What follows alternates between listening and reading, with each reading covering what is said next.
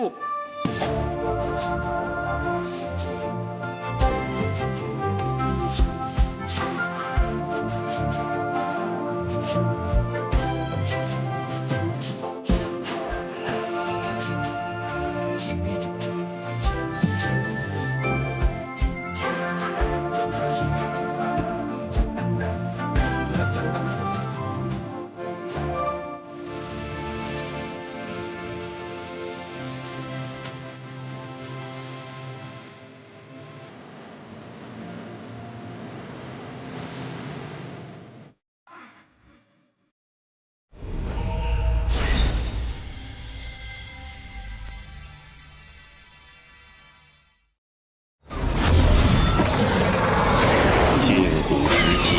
巫族崛起，欺压妖族。妖皇东皇太一于不周山顶立妖庭，与巫族展开一场大战。期间，妖族10太子化作10日炙烤大地，致使生灵涂炭。直到巫族大能羿的出现。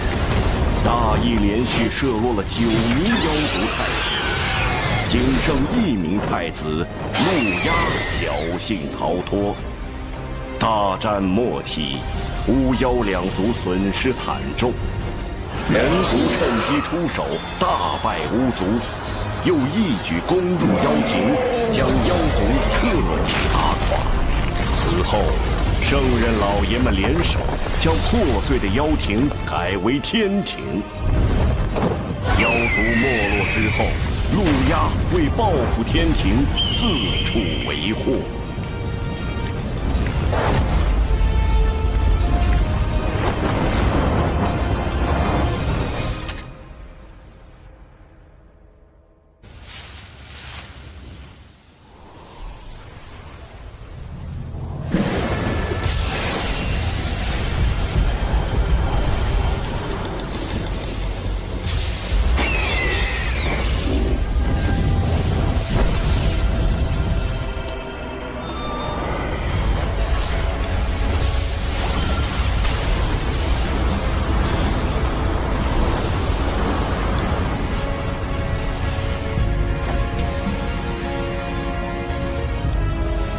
失礼了，我这儿有个小小请求。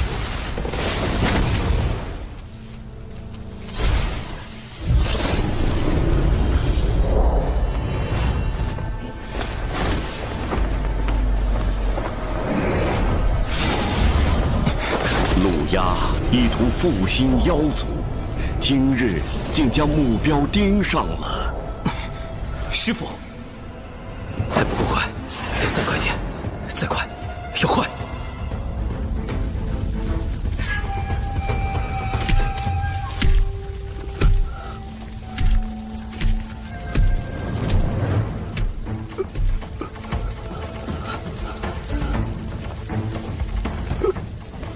今日就让你这天庭小仙成为我妖族复兴大业的垫脚石。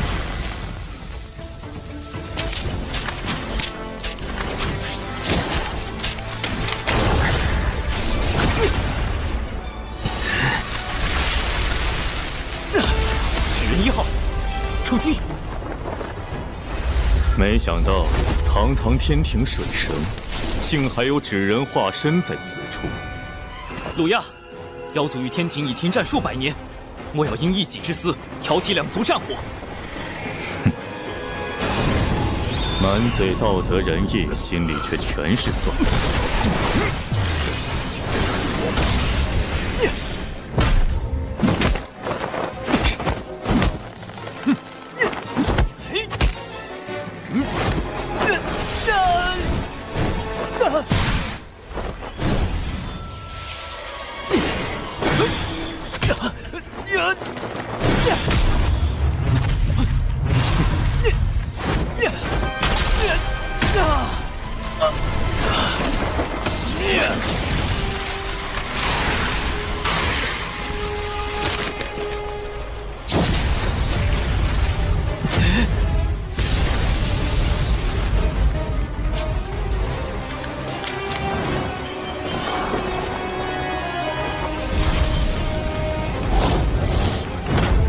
纸人2号，出动。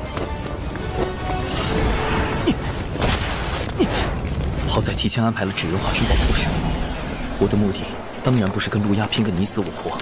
纸人1号被毁，纸人2号和师傅一旦被追上，必定……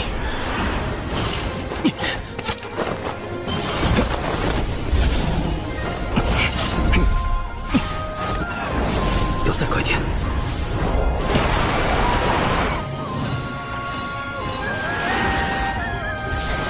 快点，再快点！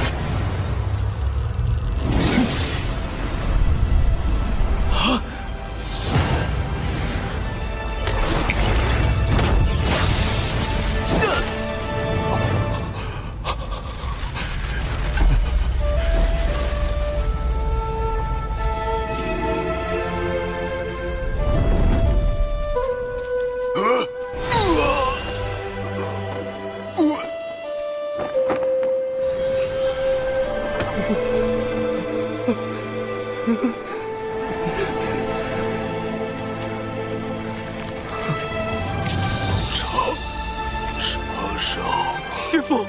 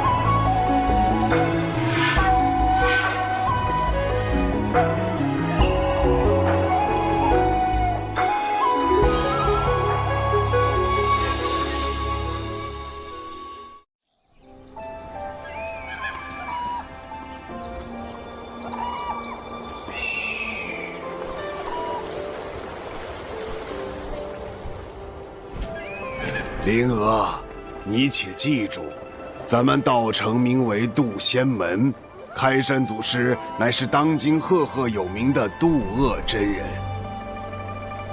渡厄真人可是与我人教祖师爷太清颇有渊源。太清，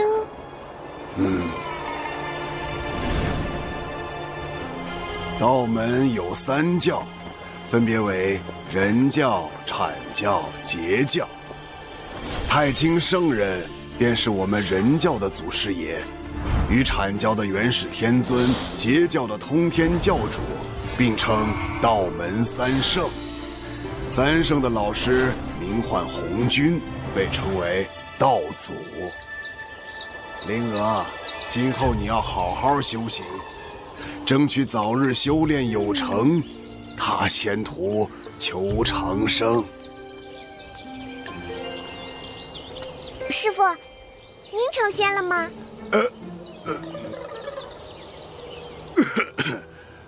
你还有一个师兄，为师100年前收的徒弟，现如今也算是能独当一面的良才了。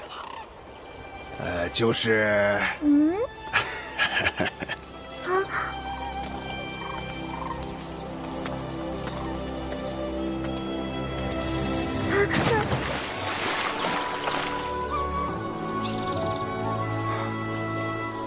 师傅，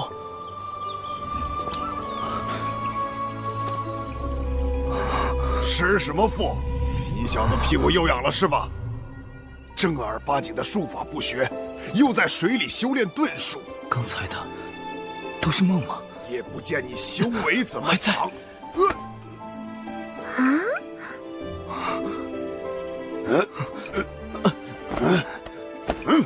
你小子今天怎么回事啊？吃错药了？怎么不躲啊？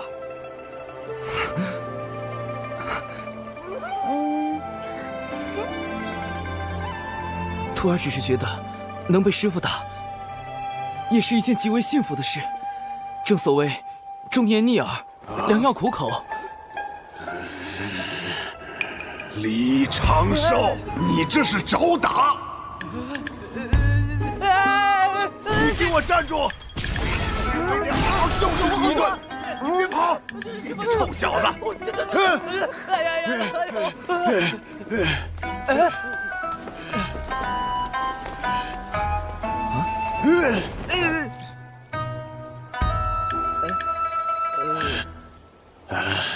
行了行了，总之你没事就好。为师这2个月要闭关，你师妹兰陵娥就交给你照顾了。记住，不许教她歪理。是，师傅。师傅再见。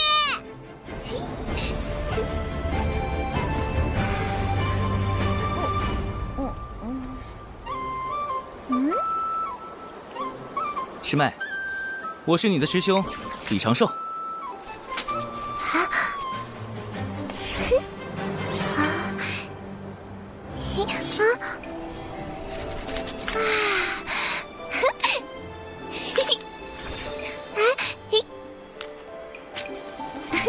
我正在给你做体检，请不要误会我，因为我是一个价值观很正的男人。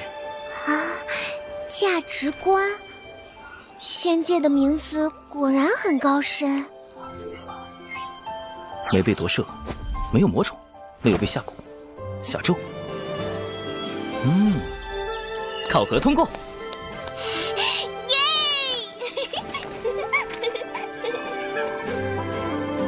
来，我先传授你几招。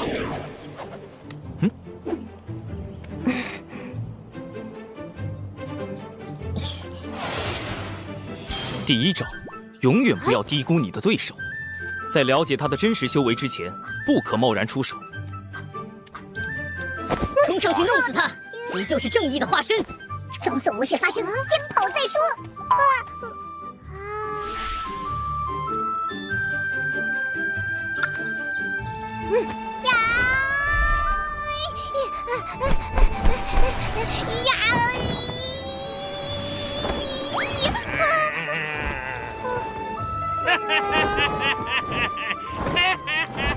刚才你的对手使用的，就是我要教你的第2招，底牌，也就是你各种隐藏起来的能力。底牌越多，最后的反击也就越出其不意。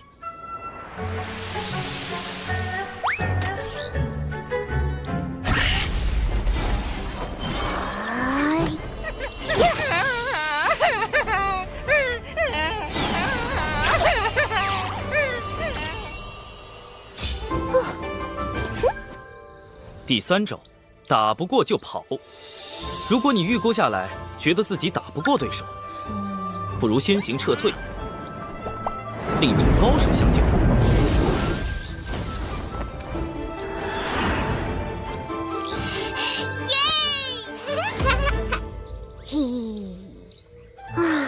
终于过关了。可是父亲教育我，路见不平应锄强扶弱。锄强扶弱固然好，但不可莽撞行事，需随机应变。强与弱都是相对而言的，在自己本领不足时，尽量远离危险，躲避因果，一直活下去。等你强到能改写整个洪荒的规则之后，再去拯救弱小的生灵。大声告诉我，遇到这种事，你该怎么做？装作无事发生，先跑再说。很好。李长寿，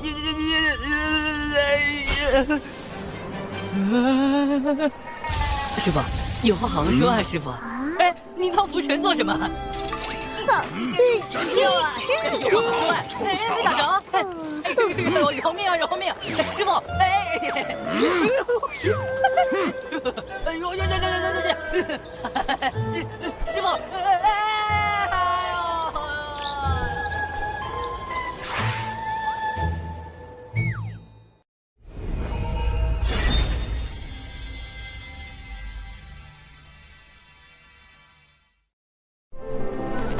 为师马上要进入长时间的闭关，灵娥就交给你照顾了。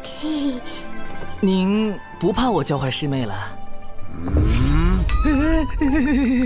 为师不在，灵娥的确需要适当自保。师傅，当然，你那些歪理，为师绝对不认同。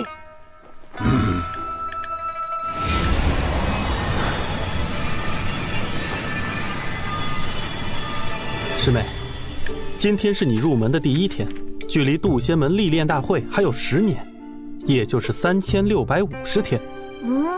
历练大会就是可以外出历练，提升见识。如果你去了历练大会，就能帮师傅和师兄一点小忙。想去吗？灵儿去，灵儿要帮师傅和师兄。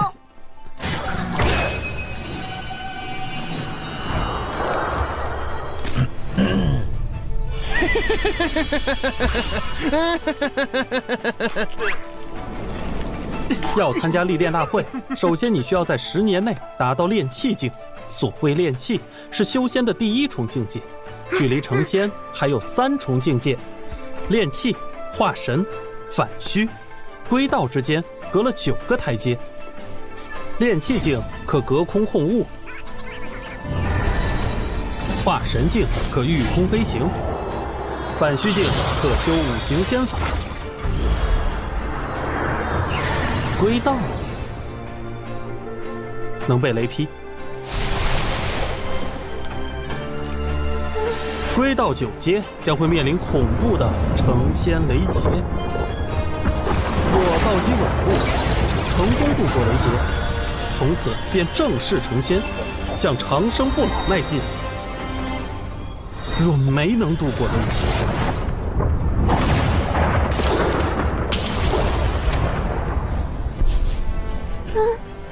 生死道消，很有悟性。相比起雷劫，目前你更应该担心的是历练途中可能发生的各种意外。来，我们开始修炼吧。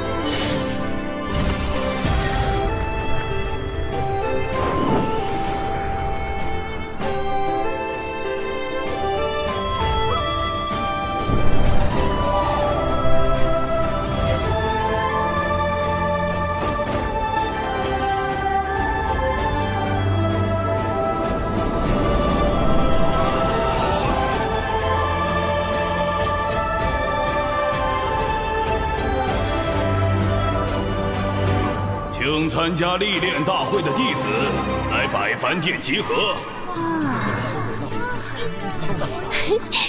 此次历练大会共有4处场所，凶险程度不一。众弟子外出时需谨记门规。各长老，开始吧。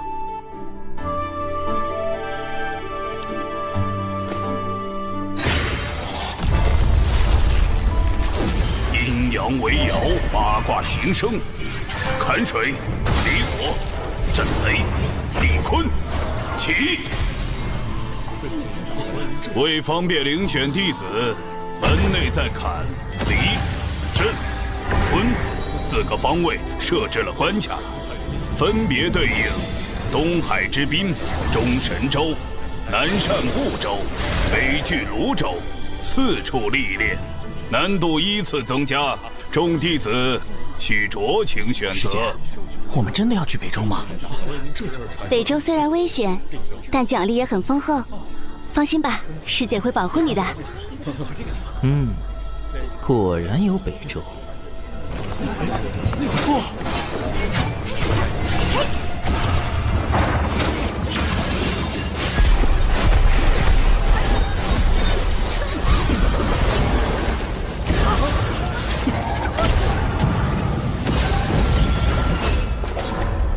东海之滨通过。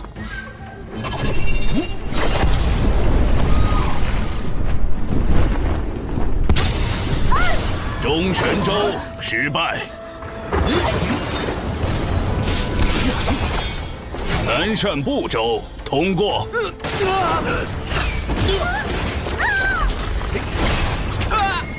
北距泸州失败。师兄，用风雨术传音。师兄，据说东海之滨最安全，奖励最丰厚，要不我们去那儿吧？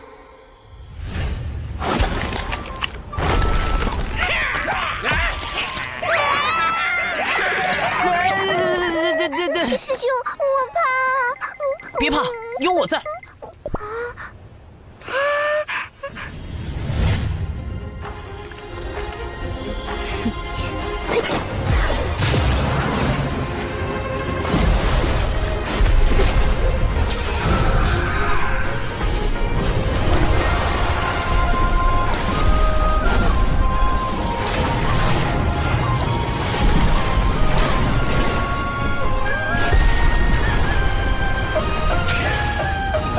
兰陵娥，东海之滨通过。耶！你去东海之滨吧，我自有打算。臭师兄！北距泸州失败。目前为止想去北周的都失败。玄雅师姐来了！玄雅师姐吧，师姐。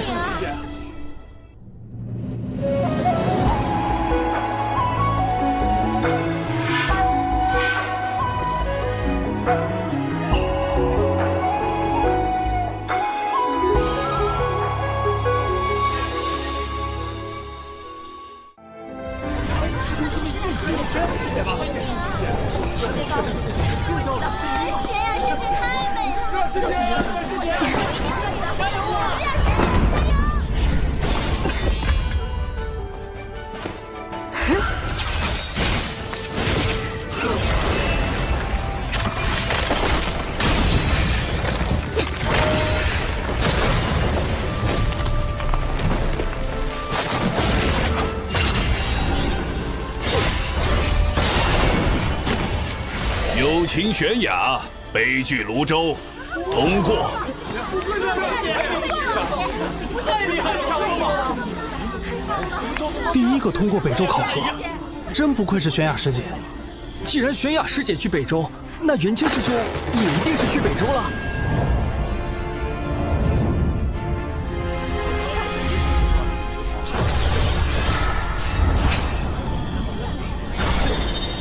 元清，北距泸州通过。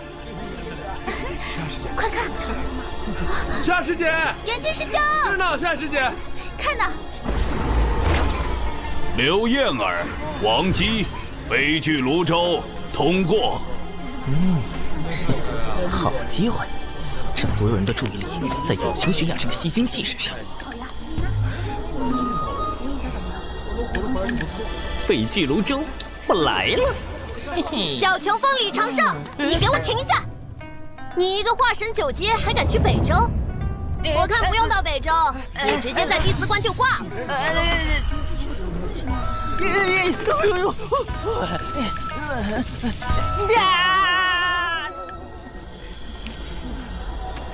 九九师叔，弟子要去北周寻一味草药，门内并未限制化神境弟子前往北周，还望师叔莫要阻拦。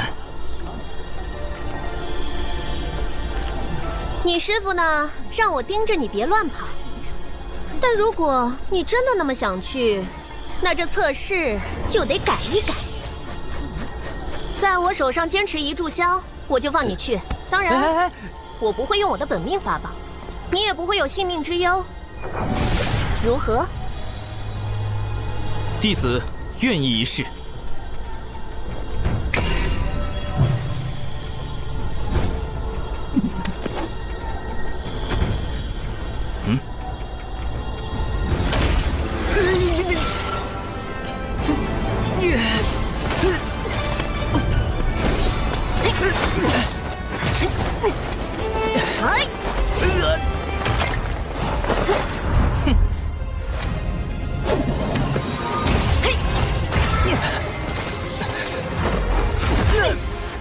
金盾，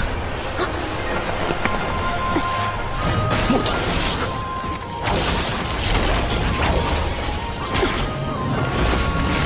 土盾，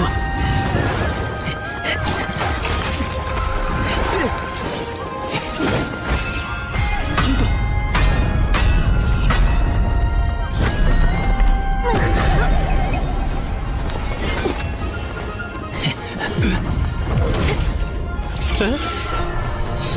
哎呦我，哎呀，你，水遁，又是遁术，烦死了！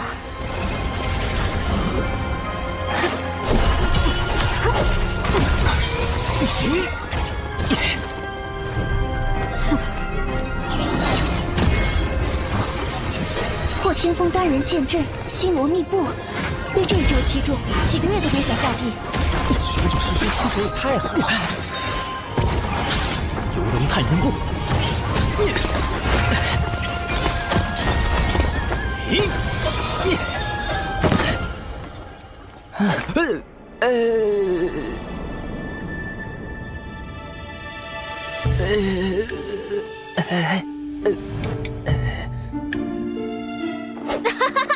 了，赢了！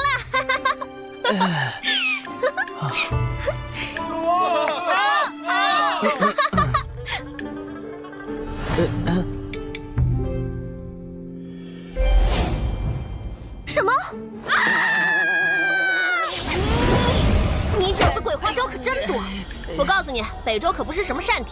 你要是死在我队伍里，你那个废柴师傅肯定会跑过来哭哭啼啼的，想想就烦死。师叔不必担心，我已在遗书中承诺，绝不让师叔承担任何责任。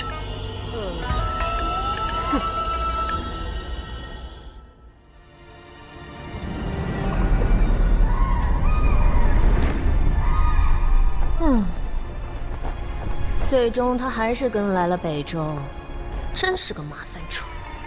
看在这小子样貌还不错的份上，就当放着养眼吧。总归不是一无是处。我说你小子，游龙探云步那么复杂的步法都能学会，怎么连个反虚都悟不透？弟子一直努力修行，从未有过半分懈怠。你呀，可千万别像你师傅那样，他道基受损无法补全，所以一直卡在归道境。近年也快成仙了吧？渡劫应该就在3、5年间了。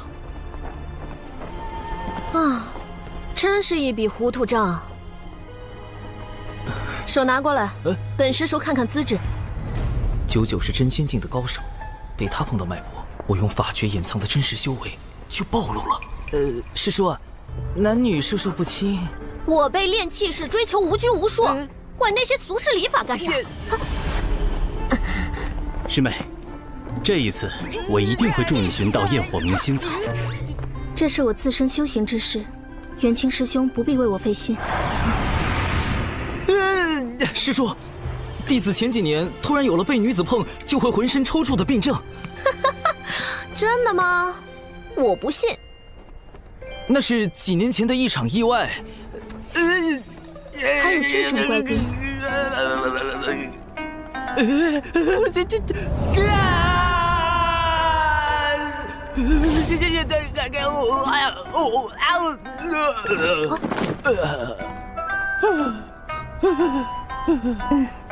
真的。友情悬崖，你不是冰山吗？混蛋！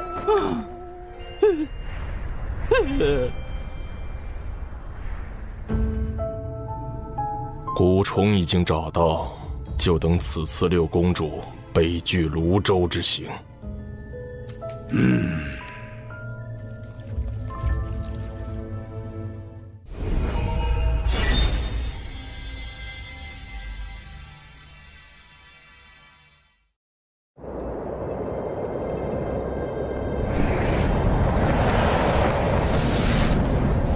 晋古巫妖大战时，天柱不周山崩塌，世间将再次归于混沌。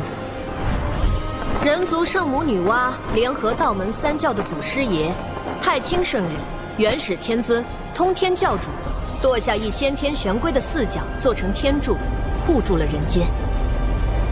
玄龟也因此郁郁而终，其浩瀚的法力、庞大的身躯，化作了北距泸州经年不散的瘴气。这瘴气危险至极，寻常人若吸入，云上这位道友跟了我们这么久，有何贵干？有炼气师在追击我们。别慌，有九九师叔在呢。我乃东胜神州有秦国殿前守将。有秦。六公主，回去吧，不必为我费心。末将奉国主之命前来。敌国近来蠢蠢欲动，国主担心他们会对您暗中出手，还请允许末将陪您出行。这张嘴不仅口吃，扯谎都不在行。有秦国仙凡混杂，背后更有渡仙门撑腰，怎会突然遇袭？遇袭你不找渡仙门求援，反而大老远的跑来北周，这话真是破绽百出。玄雅师妹，北距泸州到处都是险地，多了宇文将军，也能多个人照应。元清师侄此前就认识这位将军，我刚才并未听他自报姓名。回师叔，我与玄雅师妹一同长大，也一同拜入了渡仙门中，因此认识这位将军。他名为宇文灵，是玄雅的父王最信任的将领。原来冰山女和大暖男是青梅竹马，看来元清的俗世身份也不简单呢。你想跟就跟着吧，反正一个刚成仙的大块头，在咱手里也翻不起什么浪。谢仙长。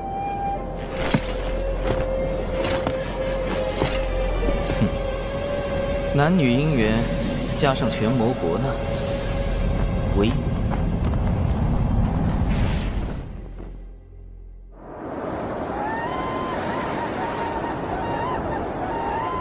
此次抵达东海之滨除妖，众弟子务必全力对战，不可懈怠。是。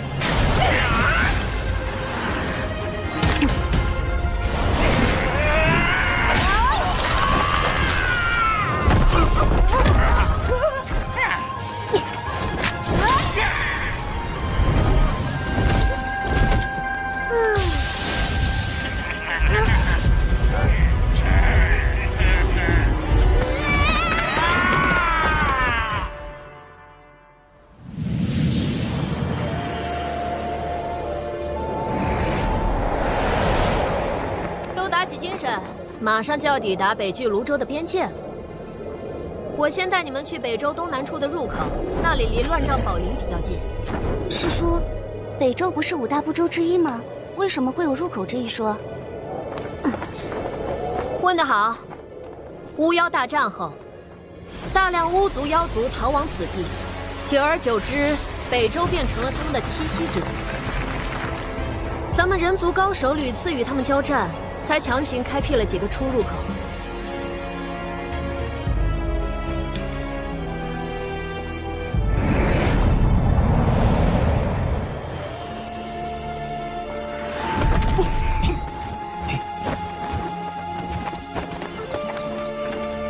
好了，你们先去附近的镇子买避障符和解毒丹，1个时辰后在这里会合。是。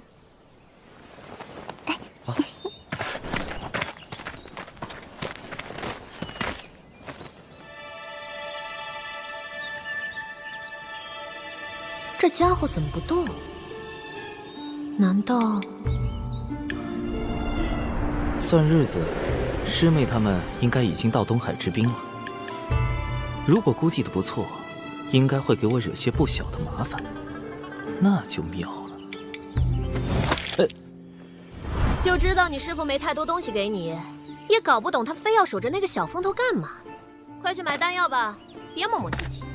谢谢师叔，这些我都有。你有？你哪有？天上掉下来的？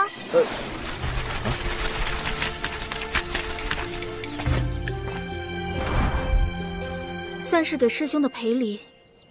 之前，这冰山绝对名不副实。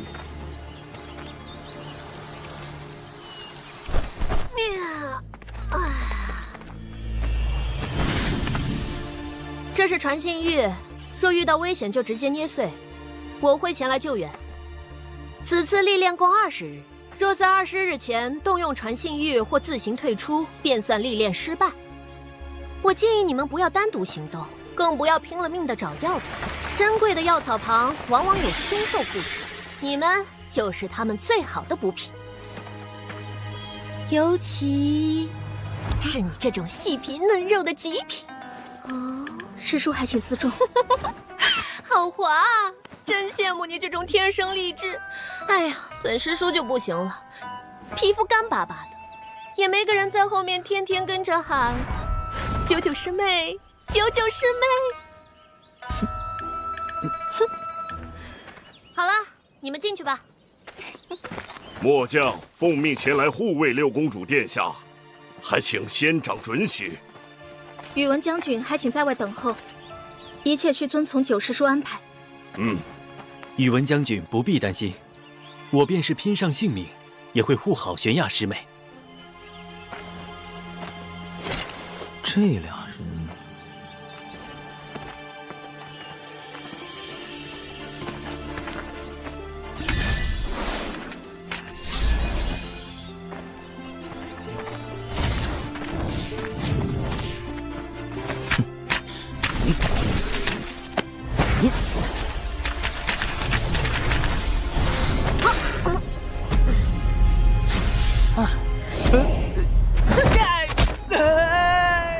记得跟人跟紧点儿，你个化神九阶！师叔，你听我说。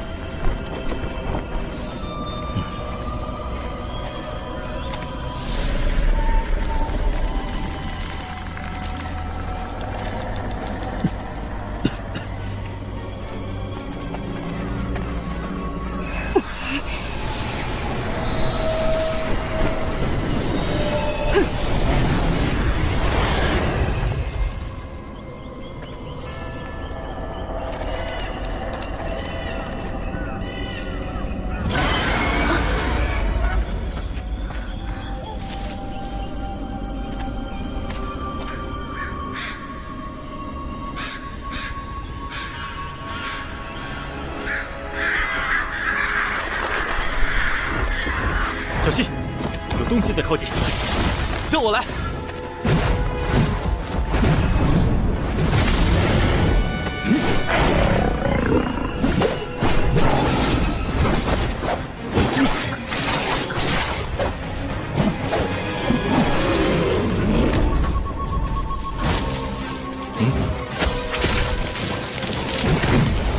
小心右边！叶儿师姐，不要怕。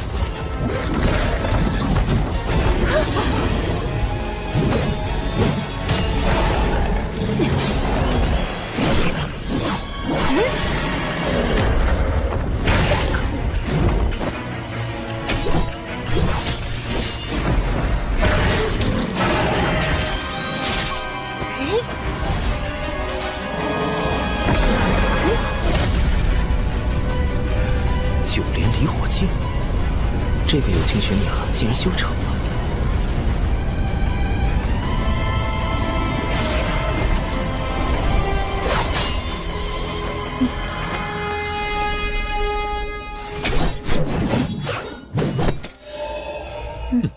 破天峰的弟子真让人省心啊！这下你放心了吧，大块头。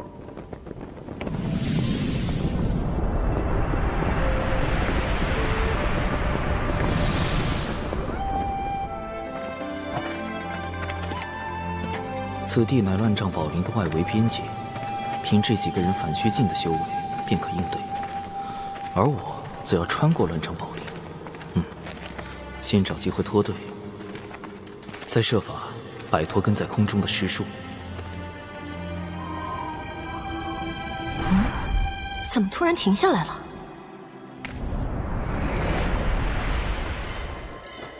我和玄雅师妹要找焰火明心草。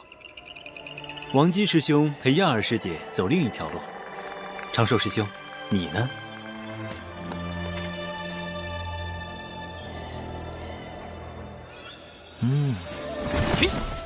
各位，多多保重，不必担心我。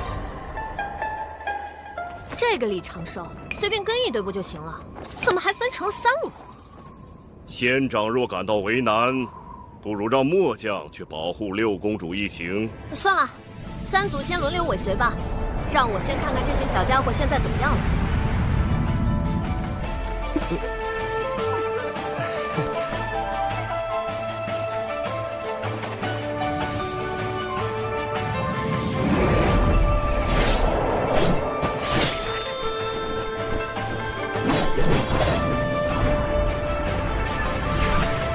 这2队倒是没太多事发生，也不知道李长寿这家伙如何了。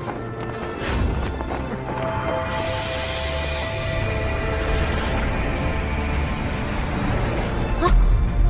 消失了，这么快就被毒兽分尸了？完全感觉不到他的气息。传信玉也没有反应，只能先沿着他去的方向找找看了。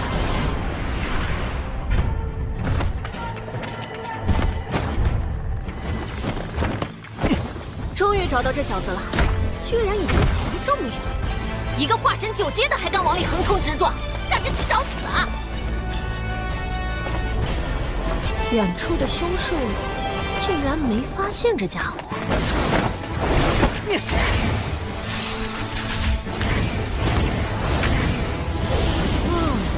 原来是用了影宗符屏蔽自身的气息，这游龙探云步还真是将他化神9阶的修为发挥到了极致。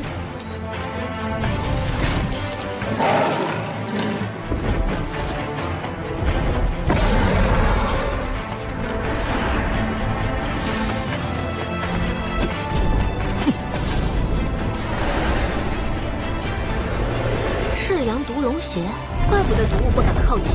据传，10000年前赤阳毒龙已被龙族清理殆尽了，此物可是价值不菲啊！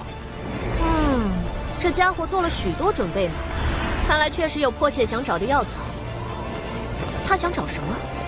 仙长不如下去问问。不必了，该去看你家殿下了。可莫要在背后说我这个做师叔的偏心。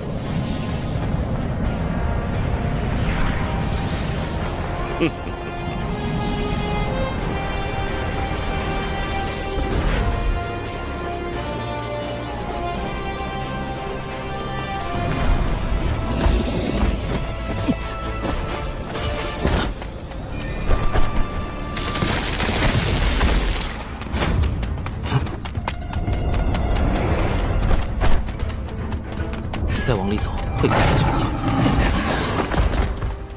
若非已无他法，我也不愿来此。还是再往医生。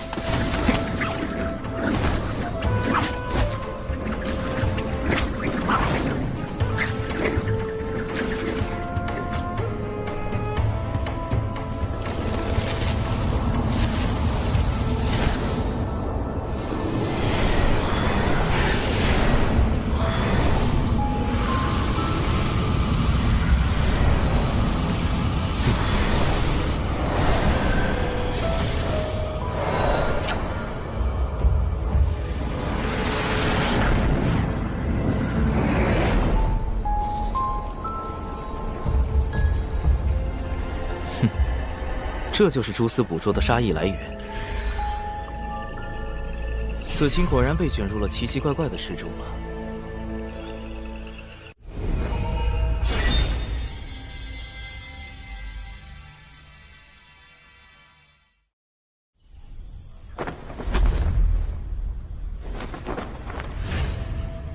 刺鸠那边已经开始行动，我们是时候对另外2个反虚境的下手了。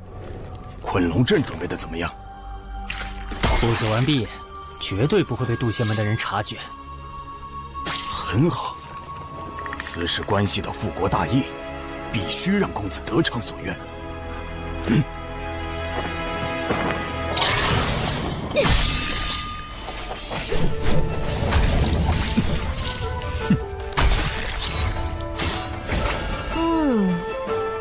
不愧是破天风的弟子。要是都像他们一样省心就好了。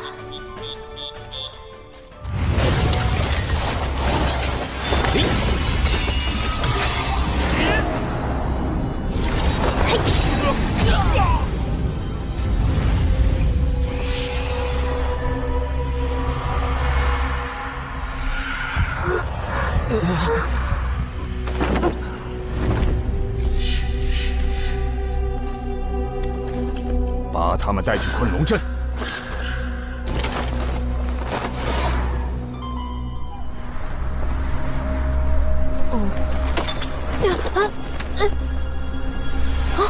王姬、刘燕儿有危险！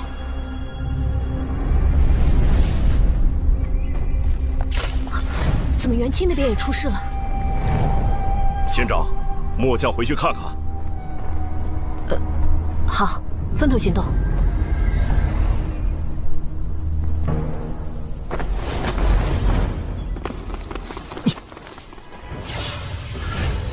此人身法利落，气息凶悍，应该是关于刀尖甜心之类。初步判定为反虚6境。这家伙可能隐藏了一些修为，但只用身法震撼，而非御空飞行，成仙几率极低。2次判定为归道6境。跟得这么近，恐怕他有什么能追踪我的手段。嘿。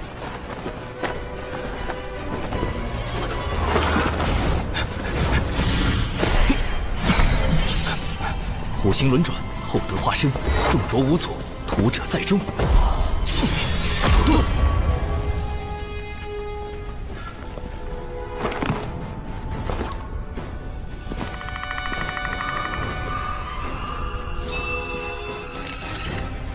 哼，倒是挺警觉。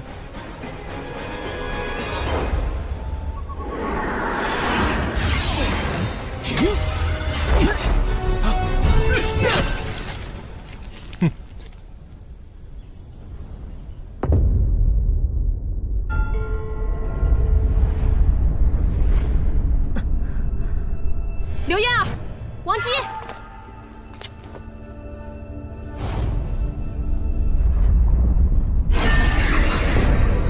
周围有股猛烈的法力波动。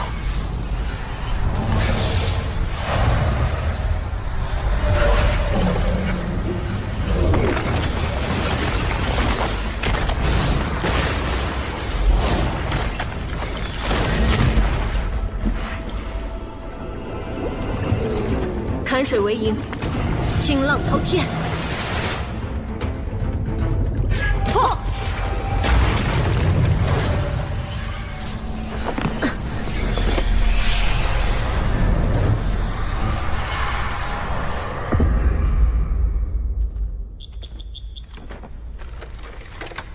啊！师妹小心！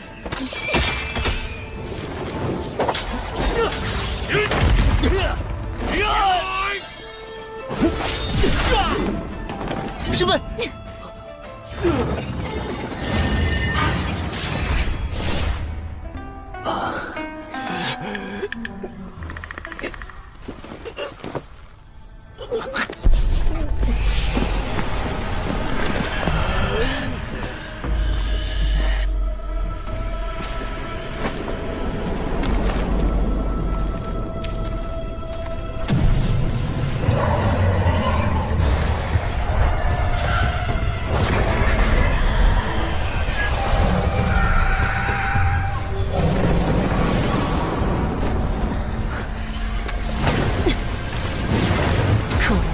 居然是困龙阵！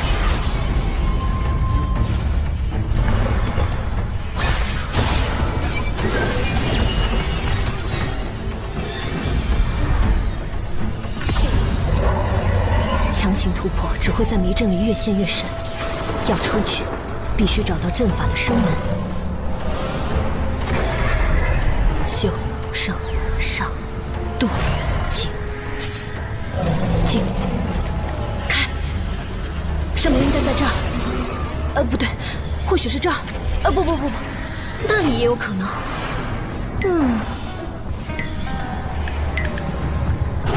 哎呀啊！何方宵小，竟然用这种下流伎俩陷害本仙！有本事出来，跟本仙大战300回合！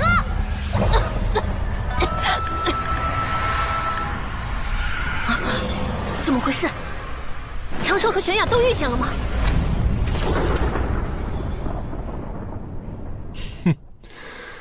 果然只是化神境啊！道门神通，减脂成人，不好，中计了！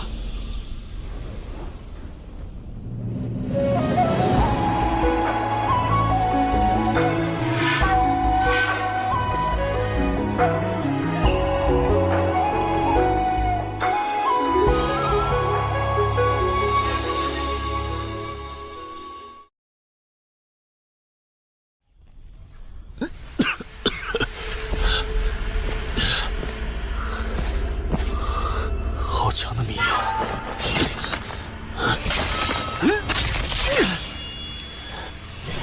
小子藏到哪里去了？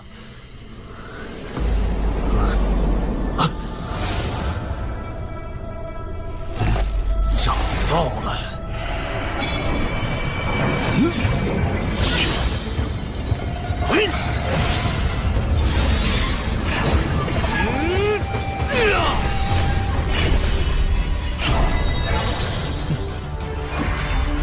幻天宝伞，开！区区结界就这样困住我吗？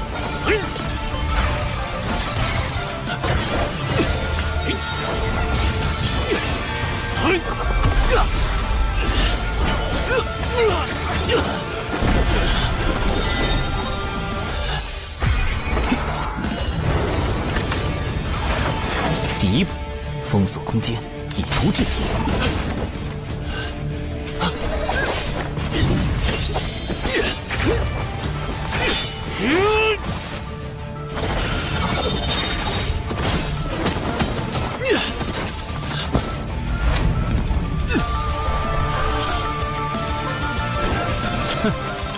小子，死期到了！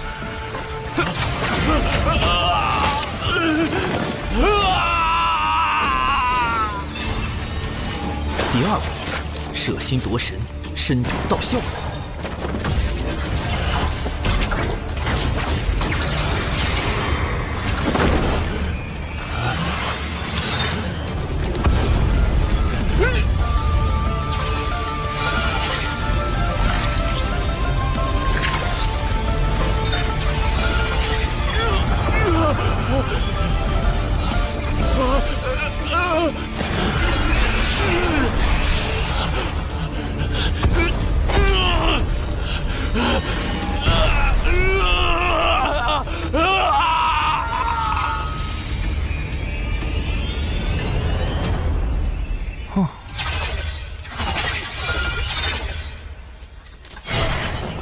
第3步，渡人往生，消灾祈福。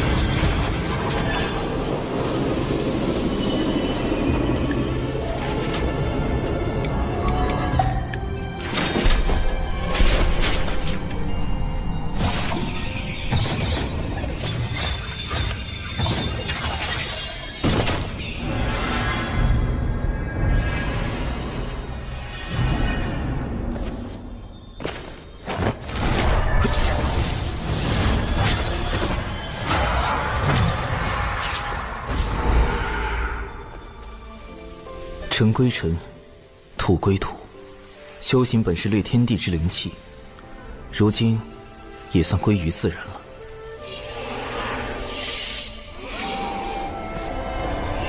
损失一个纸人，不过有这家伙的储物戒指做补偿，总体还算不亏。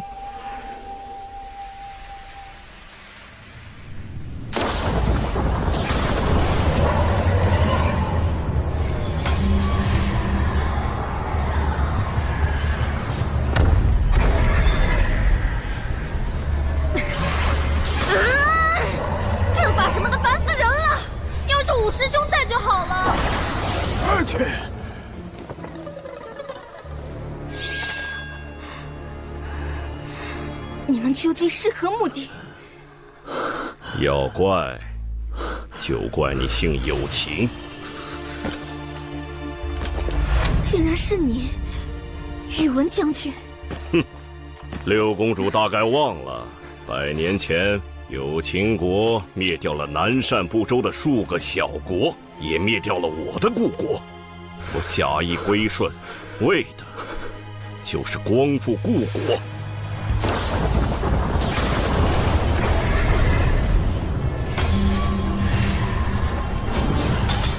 玄雅，宇文林没去救他吗？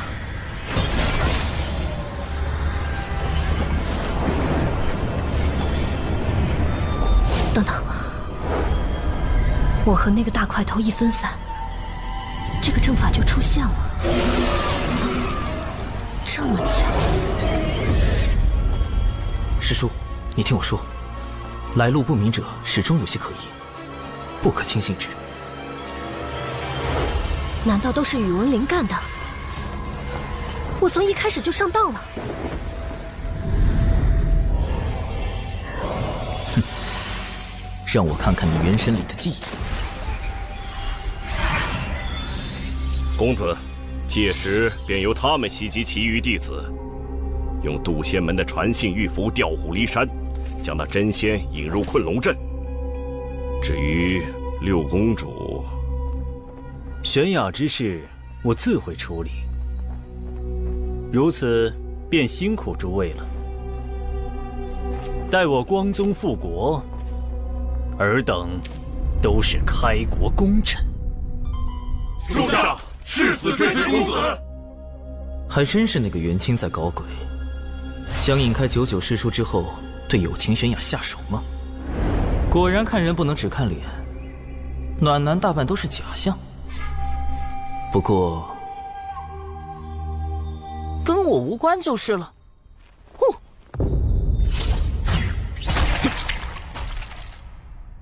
在满是毒虫的地方，用它来追踪，的确是个妙招。元清大费周章设套，显然是不敢正面和99师叔交手，也怕得罪渡仙门。倒是不必担心师叔他们的安危了。先找那株毒草吧。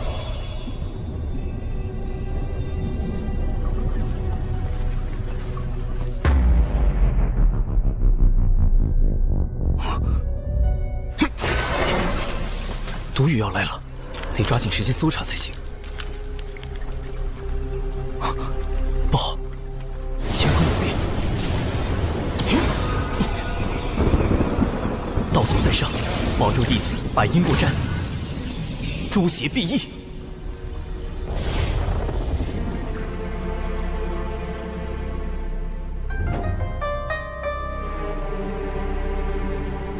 因果大道，从来半点不由人。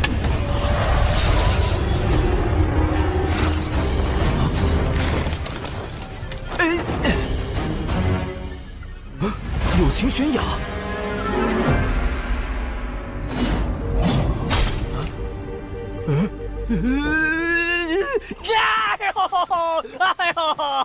哎呦！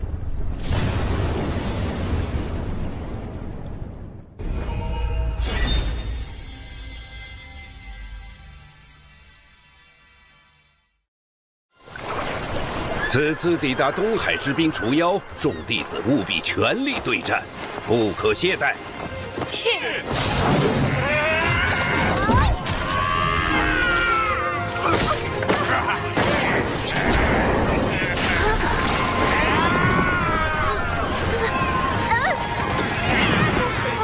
师妹小心！不要过来！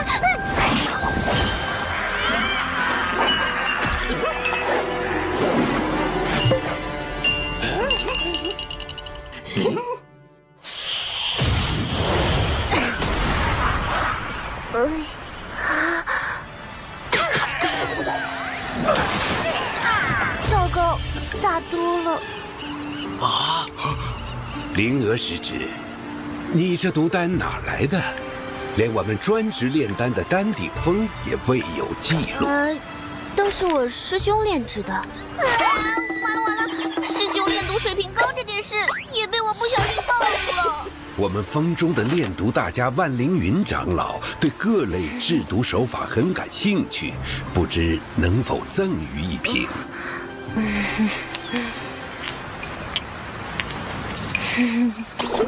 蓝灵娥呀，蓝灵娥，师兄这么低调，都被你给卖了。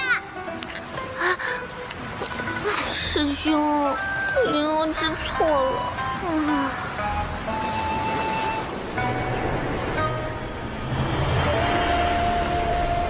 殿下，渡仙门实在太过分了，末将这就下去教训他们一顿。不费吹灰之力就能击败如此数量的下妖，这就是人族的实力吗？我龙族威也。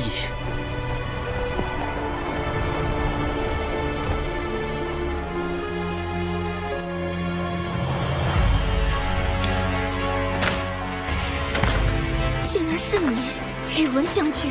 哼，六公主大概忘了，100年前有秦国灭掉了南赡部洲的数个小国，也灭掉了我的故国。我假意归顺，为的就是光复故国。有秦国从未亏待你们，父王还曾说你是他最信任的将领。宇文灵，你枉费国主信任。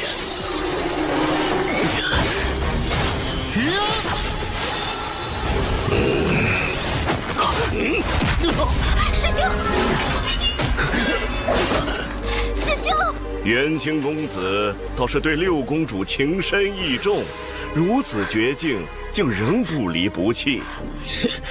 我爱慕师妹整整60年，怎会弃师妹于绝境而不顾？宇文灵，你若要杀我师妹，便先杀了我。师兄，你不必。既然如此，我便成全你。你还有什么遗言？说吧。我的确有一件心事未了。若我今日不说，只怕往后便没有机会了。师妹，我只愿与子同学，共赴来世。你是否愿意？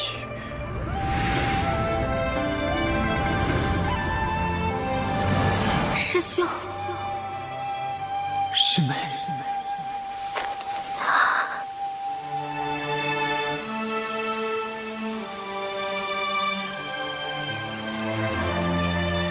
我不愿。我不愿。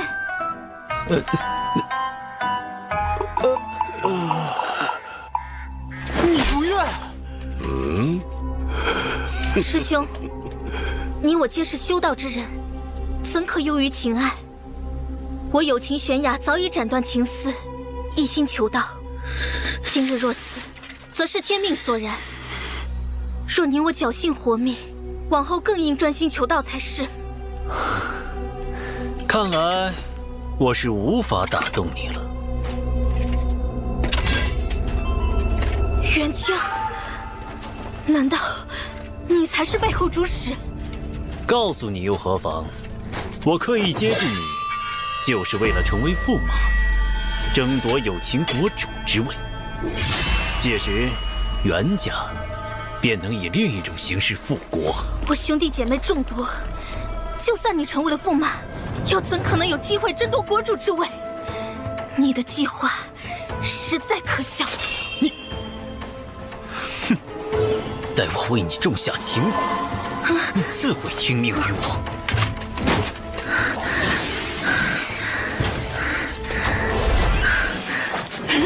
我已保服。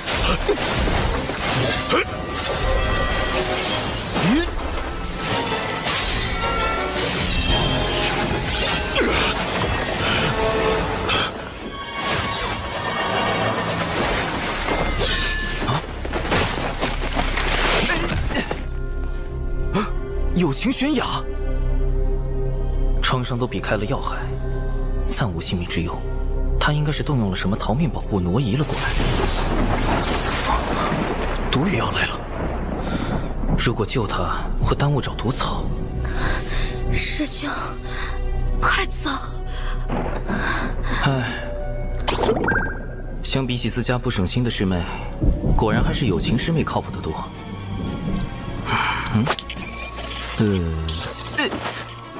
带你办成吧。他们很快就会追过来。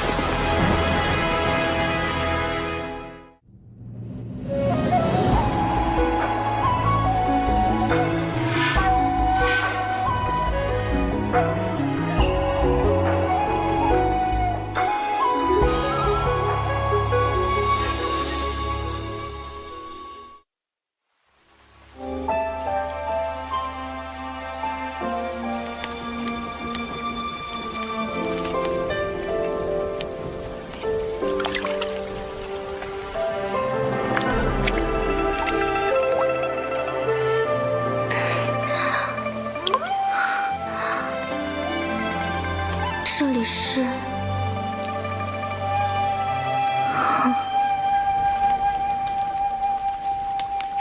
是长寿师兄救了我，他真是个好人。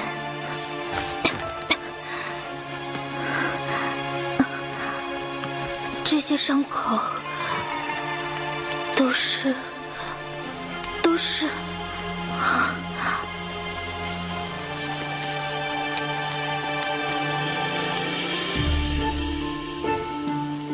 不过，长寿师兄似乎提过，弟子前几年突然有了被女子碰就会浑身抽搐的病症。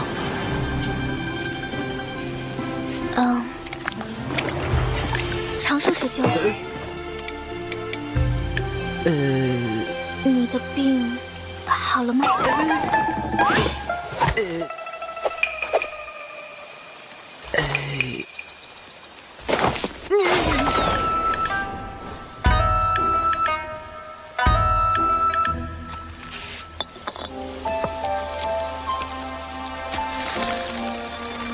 一言赠师妹，人心隔肚皮，不可轻信之。下附地图一份，可绕路离开此地。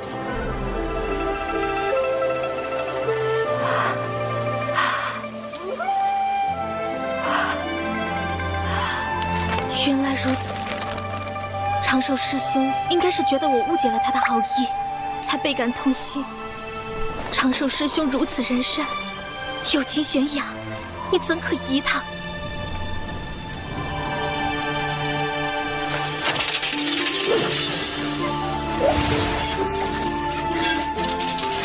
活下去，去揭穿元清的嘴脸，去报答长寿师兄这般仁善之人，去通知父王，提防恶贼，救援玉灵，牵连不息。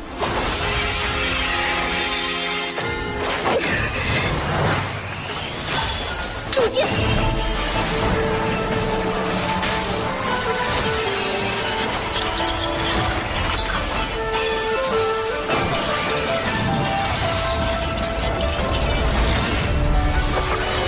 火灵剑，起！好在有情师妹性格单纯，否则真是惹出大麻烦了。往后还是远离是非为好，小命要紧的。凭直觉判断，这边应该是西南方向。只要按长寿师兄的地图绕路，立刻躲开恶贼，一定要活着回去。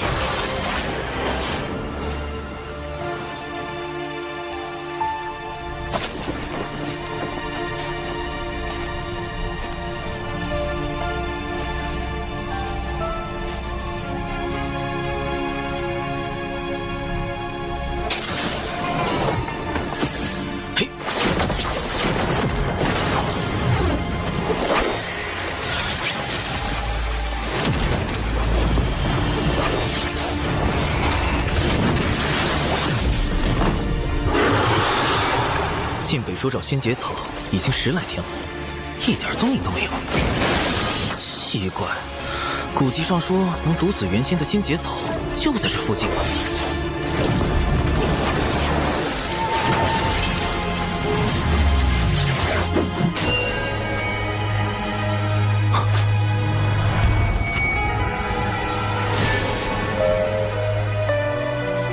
找到了，仙节草。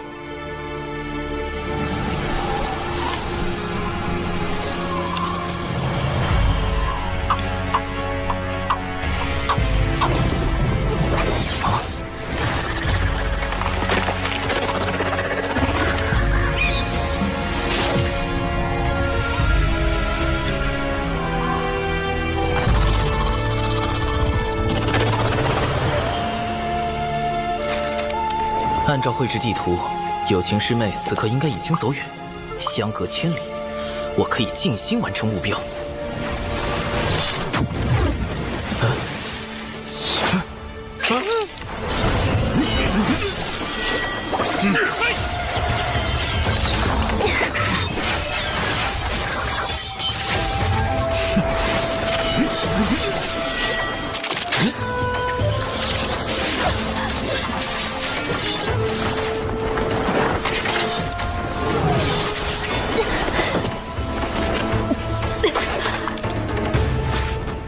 怎么又遇到他了？这个有情悬崖有毒是吧？干脆改名有毒悬崖吧！这里可跟我给他画的地图差了足足2000里。他是路痴吗？到底是救人还是救草啊？难道要我再犯一次大错？救人很重要，但成功后太高调，且仙节草会被那个大家伙吞噬。救草符合北周之行的目标，但有违良心。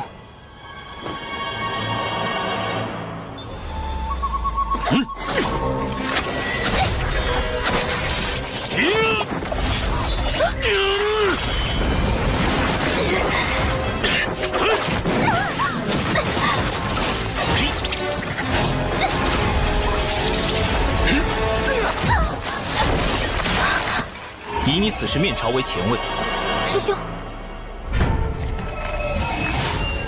退向正位，8尺距离，专注灵魂。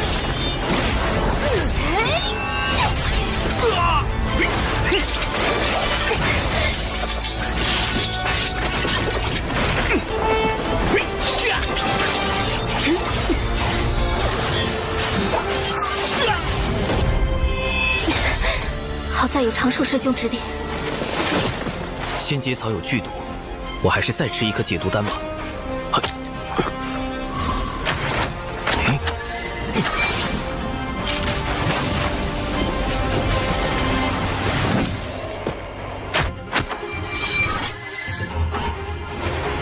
别发愣，引他们去悬崖。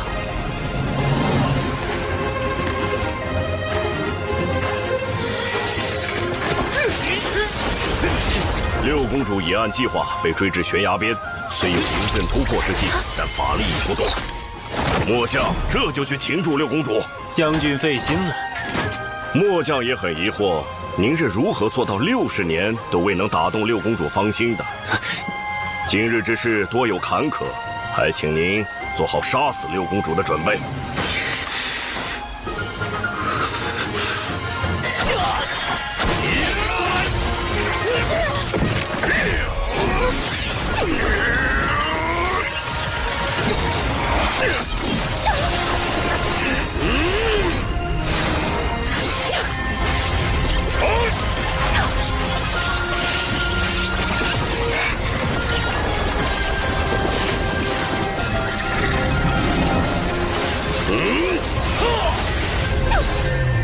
跳！火旅炮！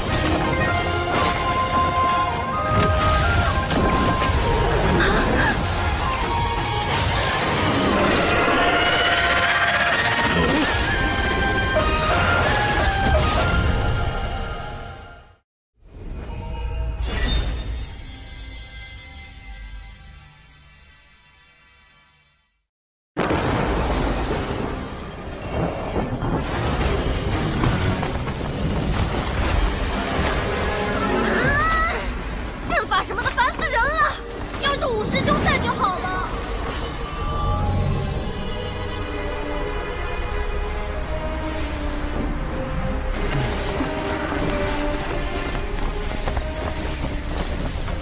失联这么久，那3个家伙也不知道死没死。哎呀！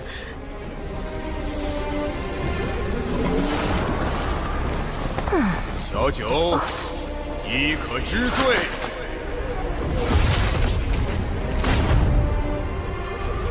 这是偷袭我们的人。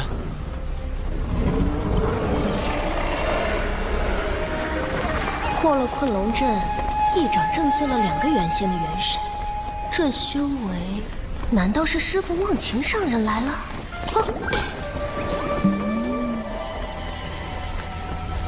师父，弟子被人算计，与3名小辈失了联系，还请师父速速搜寻他们的踪迹，看是否有人得存。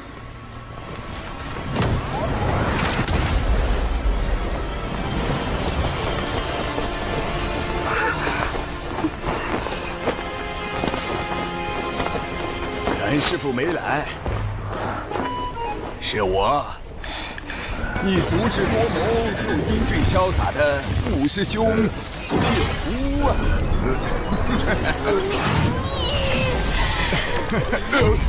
小九，师兄就是开个玩笑，缓解缓解气氛嘛。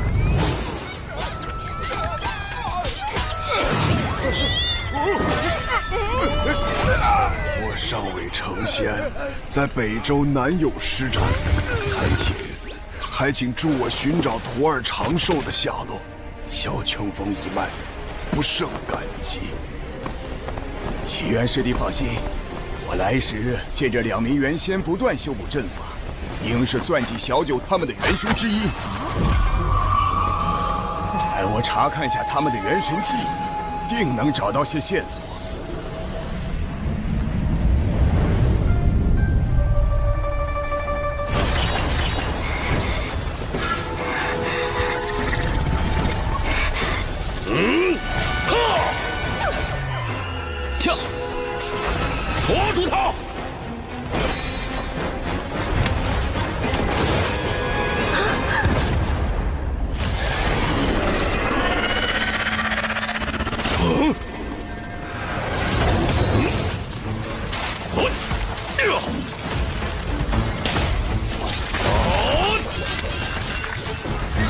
金碧波蛇尚未成仙，不是宇文灵的对手，你快离开此地。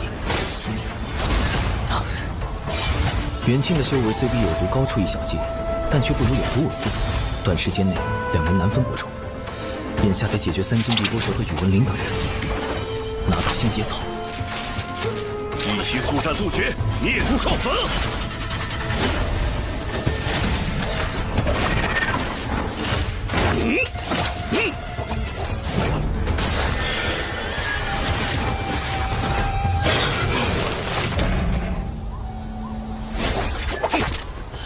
将军，我等。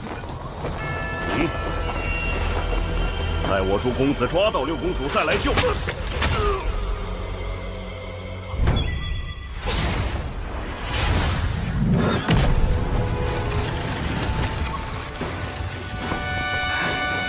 师妹，玄雅，只要你肯助我复国，我便放你离开。为善之人，何必多言？剑势无形，引风化刃。青莲开天，离火耀灵，以气御剑。空有剑势，却无力挡。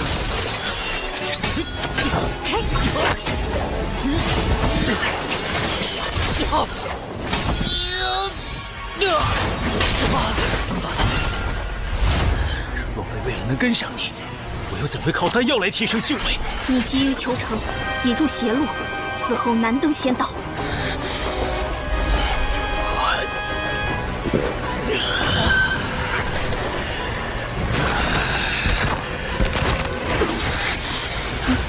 只要能抓到你，复国大业便可成。为此，我愿付出任何代价。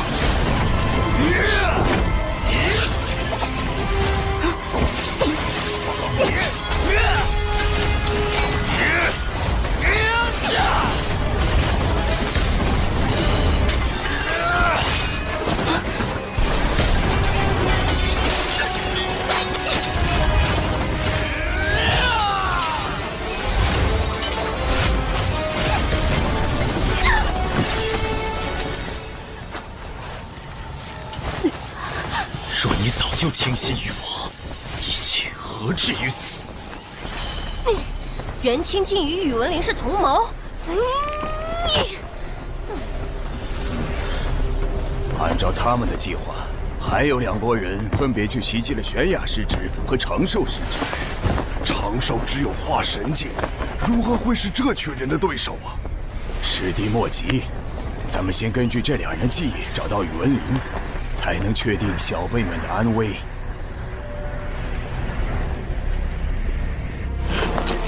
什么人？幻天宝伞，开！休想封锁此地！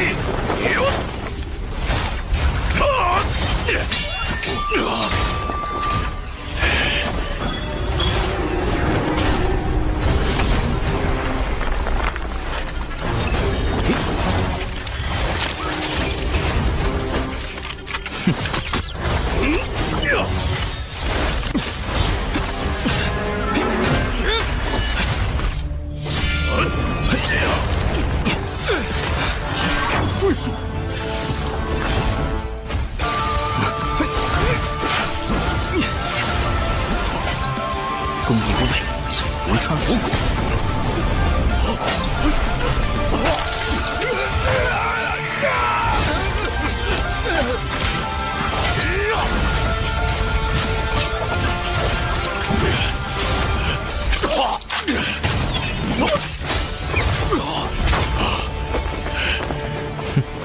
剑，是你！宇文灵至元仙境界，即便身躯受制，未尝没有其他术法，仍需小心。眼下先解决此人。绝学出鞘，幻天破魂！呀！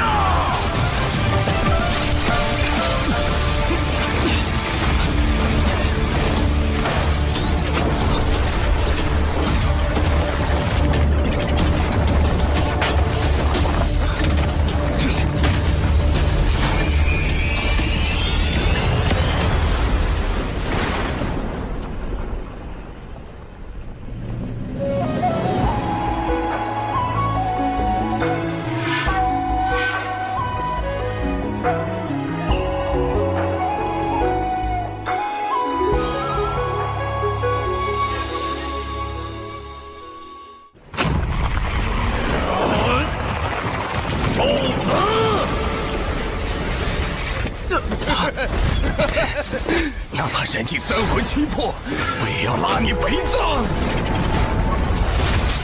失策！哪怕你法术与算计再厉害，但终究未成仙。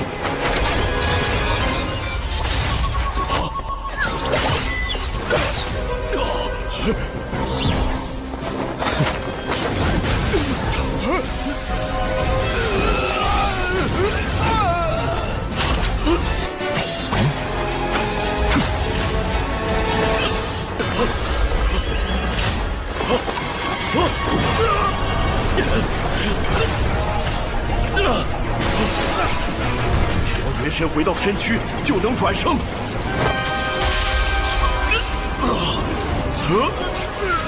真元锁神，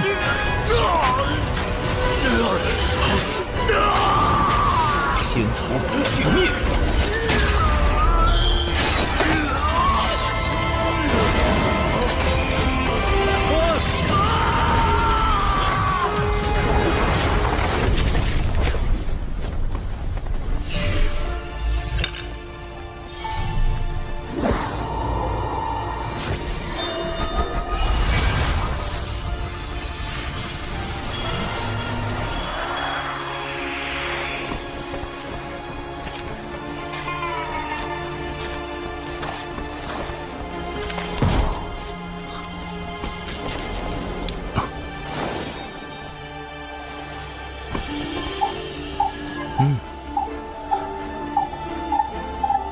元神碎片在摄神珠内很快就会消散，危机解除。毕竟是能毒死元仙的仙节草，小心为妙。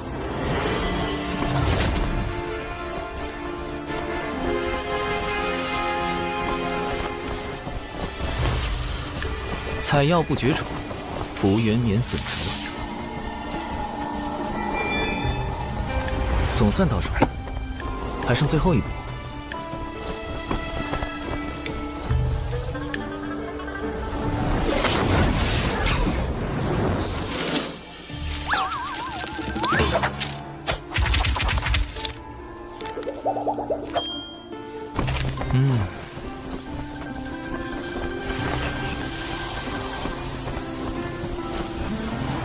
杨辉这种有仪式感的步骤，还是要亲自来做才放心。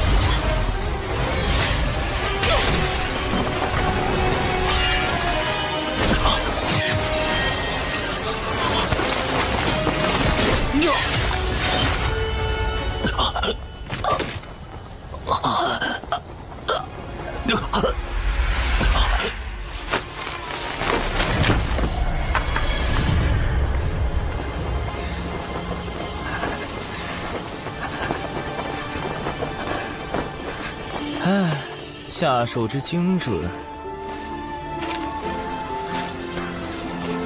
为什么不抵抗？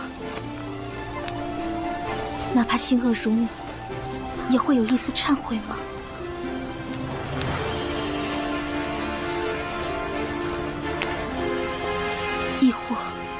定是被人逼迫。不愧是有毒师妹，竟然还有自灌鸡汤的本领。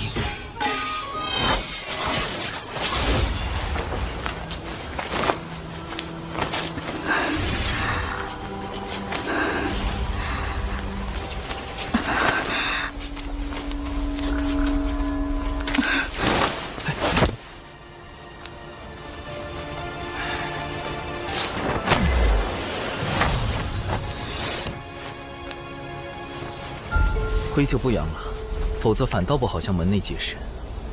接下来得和有毒对好口供。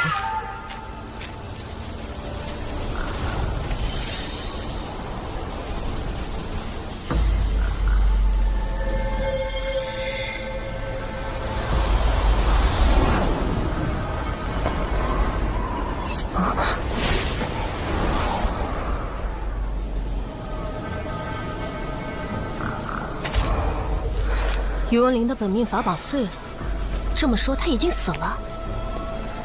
看情形倒像是与这蛇同归于尽了，连尸首也没留下。北周遍布毒虫毒草，长寿会不会也？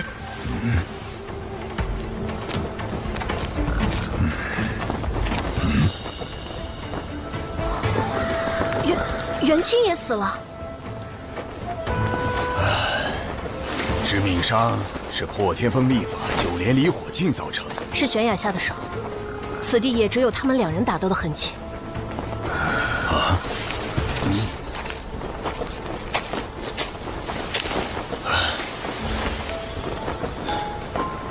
重头三头猪的蛛丝，这里有第三人在场，此人潜藏暗处，以蛛丝事务，心思缜密，不容小觑。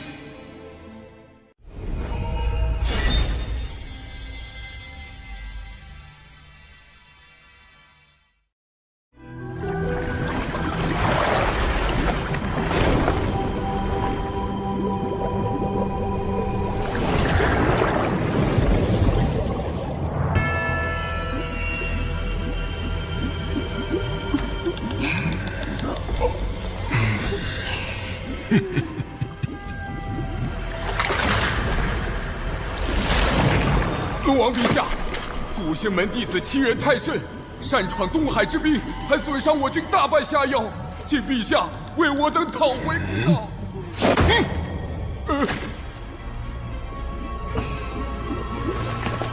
父王，如今天道大兴人族，道门背后更有圣人撑腰，不宜与之为敌。二太子殿下，我龙族乃远古霸主祖龙血脉，为天地镇守四海，岂会惧这小小宗门？末将以为，该让他们知道，谁才是东海真正的主人。将军所言有理，随你处置吧。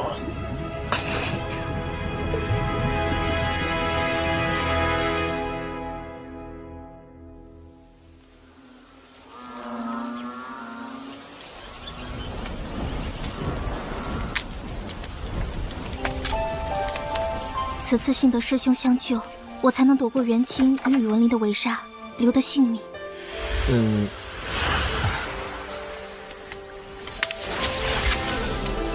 我修为不高，只懂些遁法，对战元清没帮到你什么。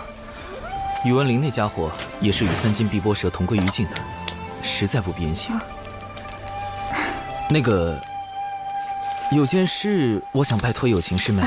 但凭师兄吩咐，玄雅万死不辞。没这么严重，是我素来怕麻烦，不想引人关注。烦请师妹回禀师长时，不必多提与我相关之事。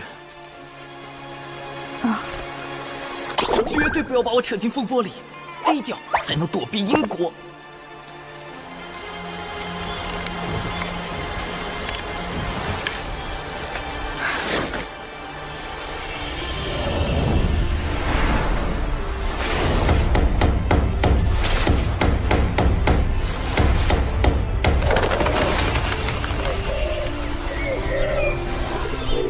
若能与师兄这样的君子互相引为挚友，当真不虚此行。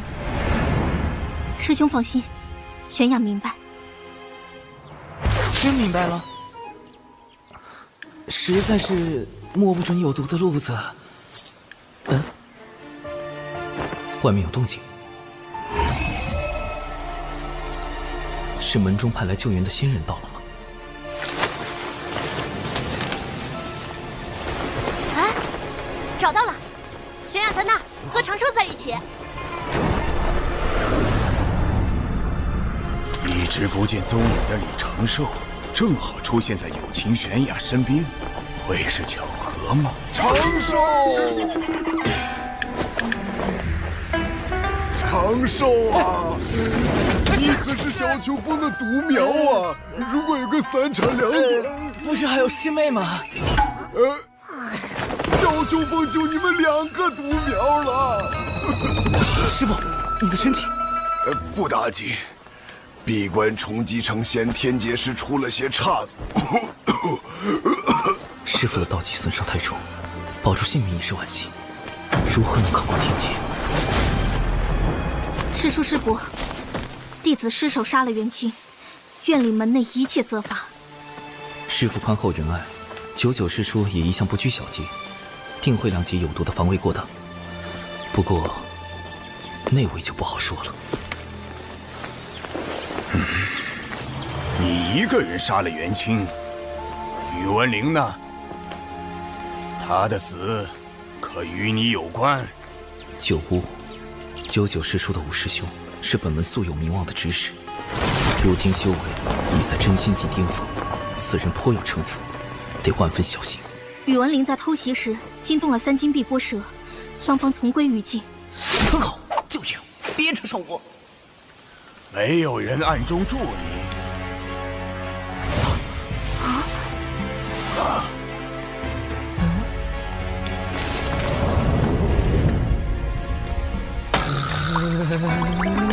此事与长寿师兄无关，他只是见我被围攻，用遁术助我脱离危险，一切都是弟子的错。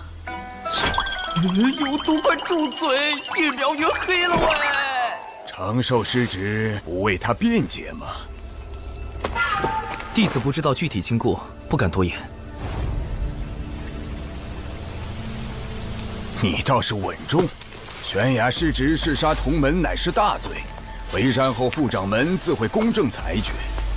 只是，似乎玄雅师侄还有位帮手，在暗处用重瞳3头猪的蛛丝窥探。正巧，这附近也有不少相同的蛛丝。大意了，3头蛛丝，那是什么？重瞳3头猪的眼力可观8方，无任何死角。它的蛛丝更能让视线远及千里之外。你怀疑长寿？嘿，要不是他救了玄雅，我这支队伍可就全军覆没了。冷静点，小九，我只是例行询问而已。九巫师兄，我这徒弟老实怕死不惹事，这是他的3大优点。此事还望师兄明察。弟子本领低微，不得不用些蛛丝来探路，也好规避风险。没想到撞见有情师妹被恶人相逼，这才带她遁走。探路？你原本打算做什么？采药，弟子可为此向天道发誓。只不过采的是门内信药仙节草而已。采药？我还以为有什么小秘密。毕竟重瞳3头猪可是难寻的稀罕物。这小子倒是口风严密，有天道之力见证，想来所言不虚。先提升九巫师伯的信任度，才能投其所好，赚取好感。弟子养了几窝重瞳3头猪，若九巫师伯有兴趣，回去便为师伯送1窝过去。那贫道就不推辞了。小家伙很有心嘛，往后多跟本师伯亲近亲近。此人行事周全，不显山不漏水。若是心存正道，往后加以培养，可担大任。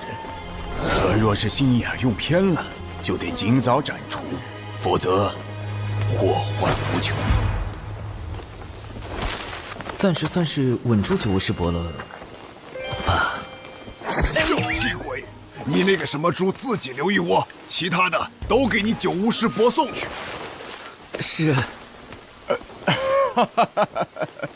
北周之行还是太冒失了，蛛丝处理的不够干净，对付原先的手段不够。也不知师妹在东海那边怎么样。我就说长寿是个好孩子嘛。哦，对了，齐元师兄帮他看看病症吧，好像落下了心魔。心魔？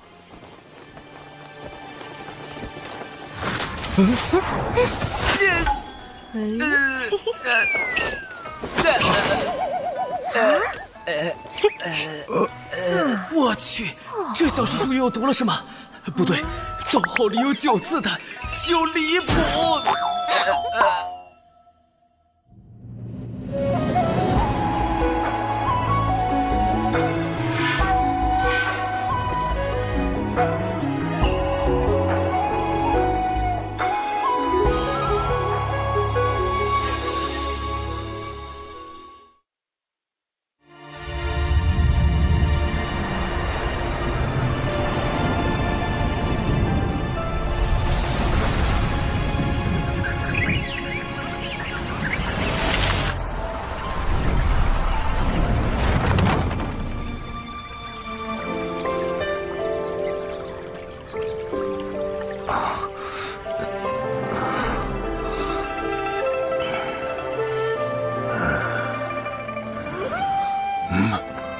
师傅，我们这是回小雄峰了。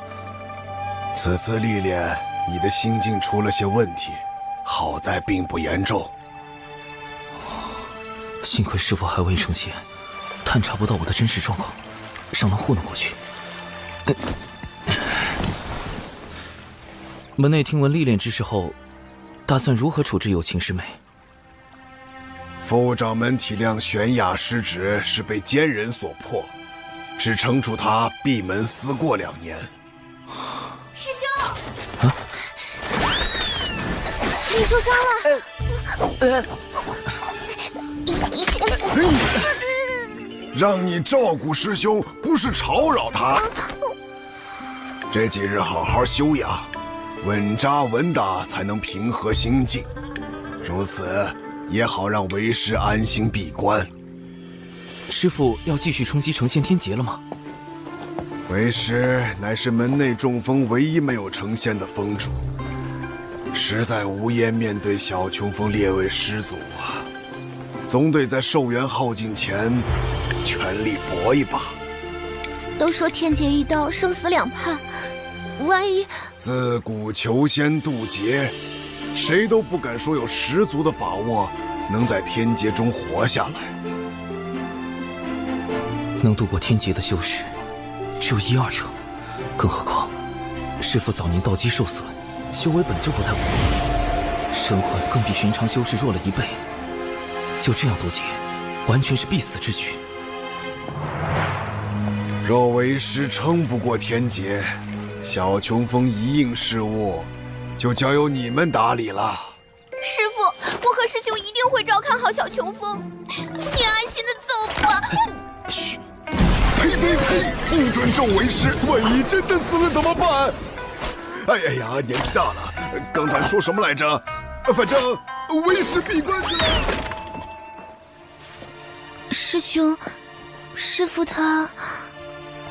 我们得帮师父渡过天劫。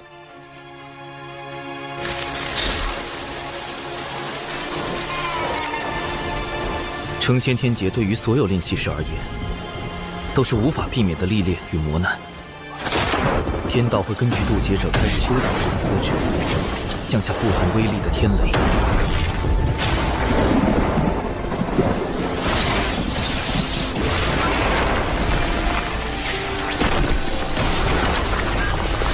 成则飞升成仙，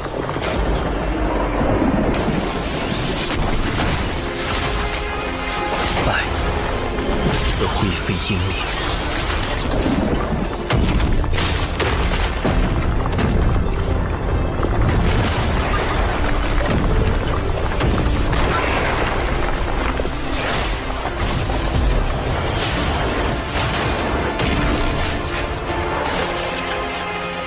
这么恐怖的天雷，师父能扛过几道？按照师父目前的状况，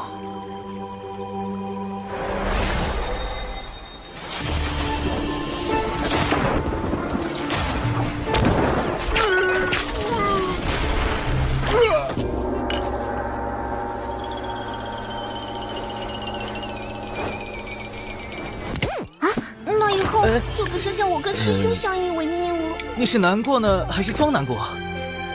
这正是我冒险去北俱泸州的原因。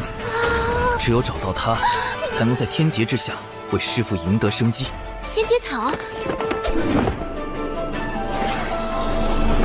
这不是能毒死原仙的剧毒之物吗？哼，不错。但将仙节草加以炼制，就能成为骗过天劫的假死药——融仙丹。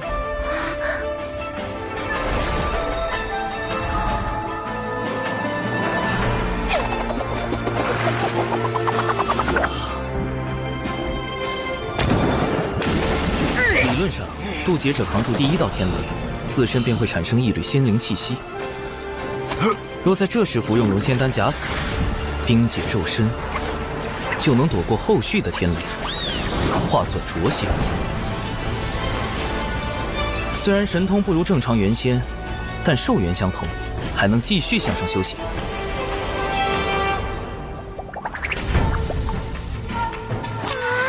我们必须赶在师父的天劫到来前，将融仙丹炼制成功，这样师父存活下来的几率就有98%了。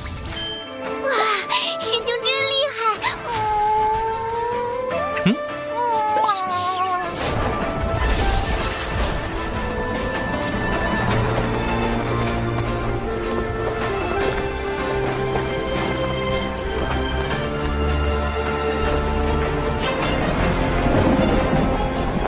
拯救师父行动开始。我师兄实在太稳健了。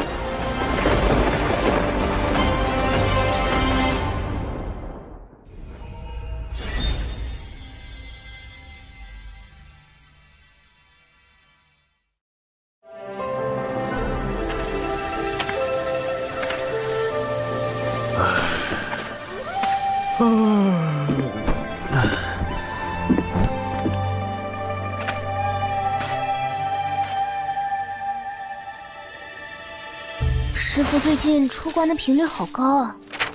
闭关都如此困难，渡劫只会更加危险。我们要加紧炼制融仙丹了。师父那么固执，要是知道我们炼制禁药帮他渡劫，所以不能让他知道。不仅是他，门内所有人都不能知道。等丹炉一事解决后，我们便要在丹房外布阵，防止泄密。丹炉？师兄，你不是有一个吗？那个丹炉等级太低，不足以炼制融仙丹这样的高级毒丹。据我调查，丹顶峰的万灵云长老有一千毒百金炉，最合适不过。万灵云，好耳熟的名字。万灵云，毒经一书的著作者，精于炼毒，据说平日不近人情，且极其吝啬，难以结交。我们峰中的炼毒大家万灵云长老对各类制毒手法很感兴趣。师妹，你是不是有事瞒着我？没有啊。哈哈，说起万长老，我还得感谢你呢。要不是你在东海之滨用了他所送的断魂丹，我根本没办法接近他。那当然，我可是把你给我的断魂丹都用光了，同行的弟子都被我惊呆了。兰灵娥，虽然我有意让你用断魂丹结交万长老，但也没有叫你把所有的断魂丹都用光了。你这个败家师妹！师兄，你炸我！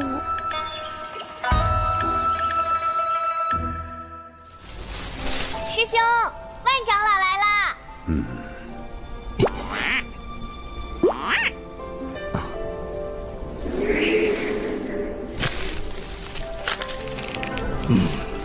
断魂丹怎么炼？回万长老，取灵活心金血3分，密屋断魂草4分，红鱼草2分，废寨水少许。若预算只有20颗灵石，如何炼制？好可怕的气氛。终极令色等级考试，应试技巧1：寻找共性，降低心防。他既然抠门儿，那我就比他更抠门儿。4分秘无断魂草改为5分寻常断魂草。10颗灵石了，不用花灵石，我与百凡殿葛长老交好，能以小琼峰灵鱼换他5分断魂草。养灵鱼也是一笔数目。灵鱼是师妹在喂养，她花的钱不能算在我头上。没错，就是我。灵狐心金血改为灵狐粪，红鱼草育10万年可得。废债水可将旧鞋用狗尿腌制，算下来1颗灵石都不用花，就能用10万年培育一颗断魂丹。万长老是不是生气了？10万年，长寿，你竟能抠到这个地步吗？应试技巧2：共事中，建立共情。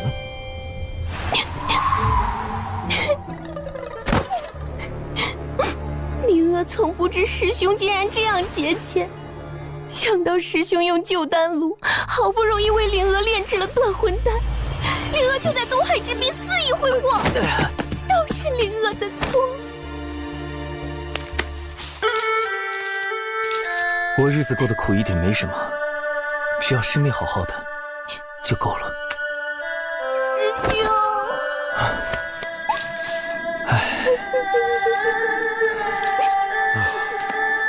真是兄妹情深呐！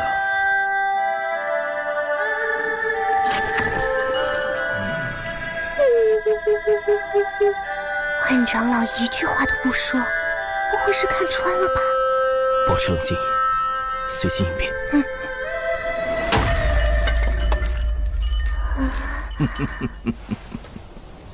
若论节俭，我还是不如你呀。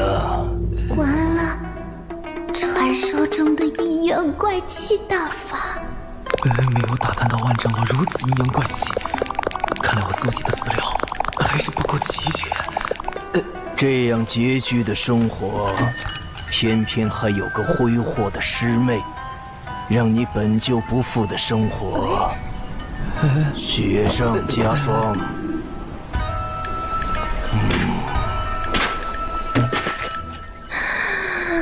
完了完了，千毒百金路无了，师傅也无了。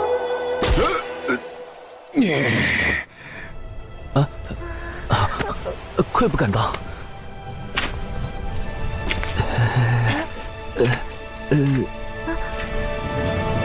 万长老这啥意思啊？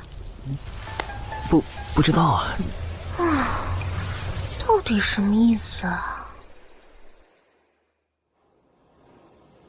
这就是千毒百金炉。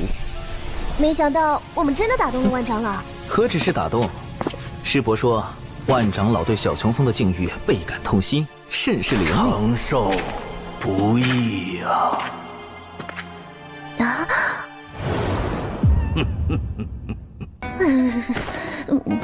好了，也该让你看看千毒百金炉真正的模样。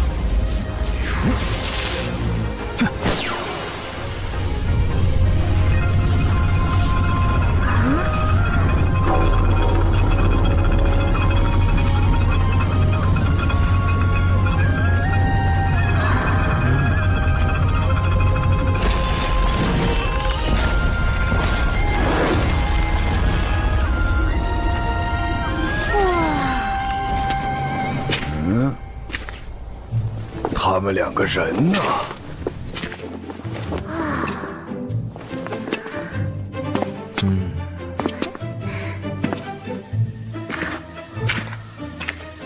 你浪费毒丹，该让你长点记性。11、12、13。师兄，人家看不动了。1。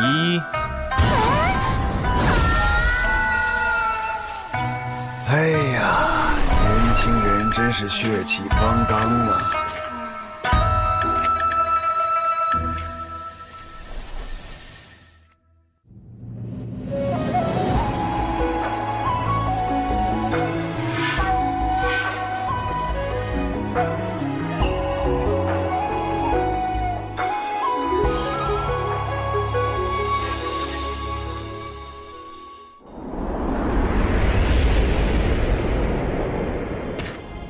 体复合型组合大阵？这是我精心筹备了60年的原创阵法，与洪荒主流阵法横向分布不同，此阵纵横交错，环环相扣，甚至可以对付真仙境的仙人。师兄，阵法的威力不是与布阵者修为有关吗？我们都不是真仙，怎么困住他们？所以需要一个真仙相助，最好还是一个不懂阵法的真仙。99真仙境，不通阵法，破天峰忘情上人的9徒弟，与其师兄师姐合称9字9仙人。99就是被其中的959师这对道侣带大的。从同门成为道侣。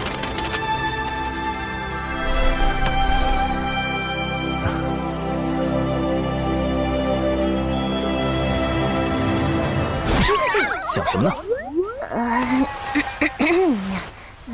？9巫，本次行动的重点攻克对象，在北周时他就对我起了疑心，贸然去找99，必定引起他怀疑。所以我们得想个办法，引开9巫师伯。9巫阴险狡诈，普通的办法对付不了他。99最近因被门内责罚戒酒而发愁，每日睡不着，一早起来就找9巫撒娇，9巫对此无可奈何。我们不如算好时间。师妹，布阵和炼制熔仙丹都需要99，你去找9巫，只许成功，不许失败。9巫师伯，求求你了！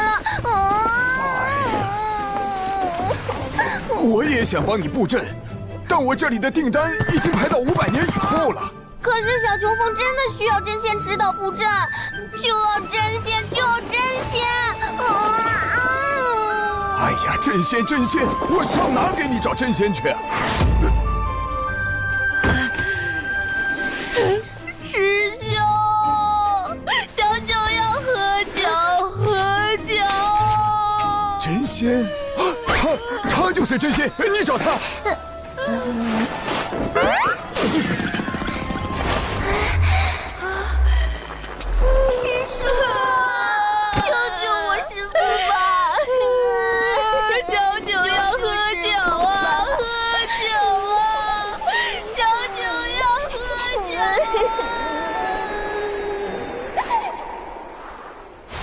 此物名为佳人酿，有9味无酒气，会让人有喝醉的感觉，但不会破戒。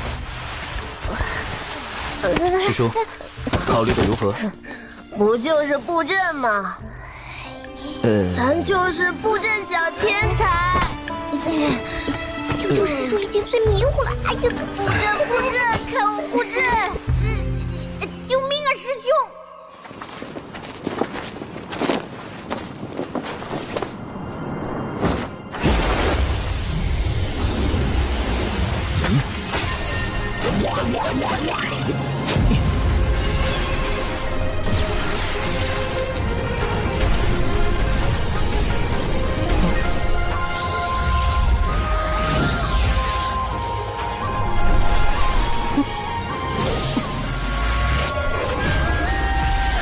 正位冲一，对位推6，看位归4，离位进2。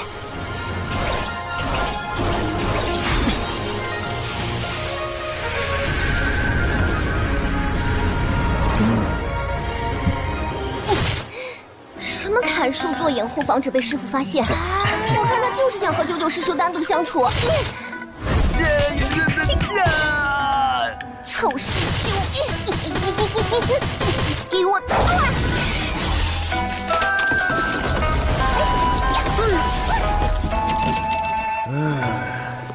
年轻人真是生龙活虎啊！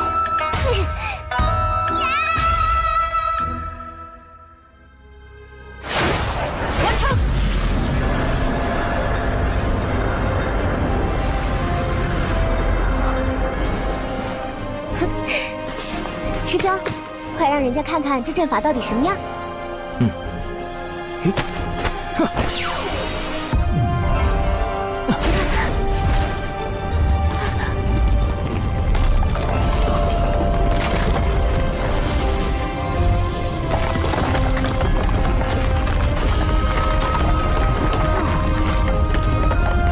多亏了99师叔用仙力稳固阵基，我这大阵的构思才得以落实。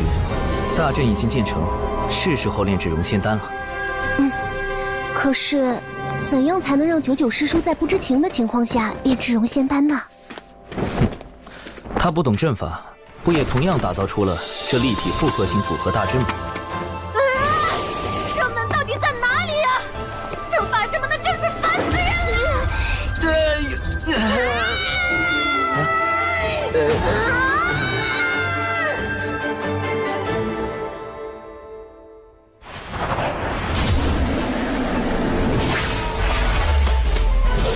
起！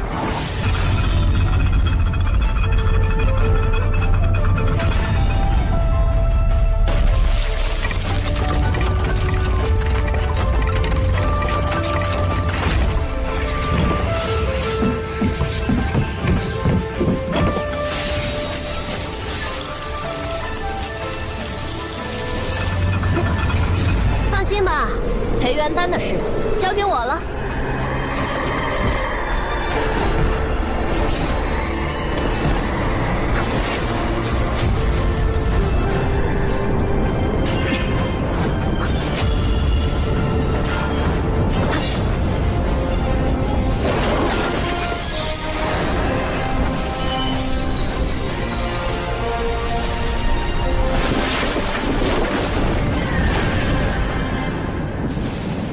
以小九的能力，绝不可能搭出这样的阵法来。小琼峰既有缘会布阵，又为何需要小九相助？刘师兄，这是去往小琼峰。我们峰的万长老让我给小琼峰送个丹炉来。布阵。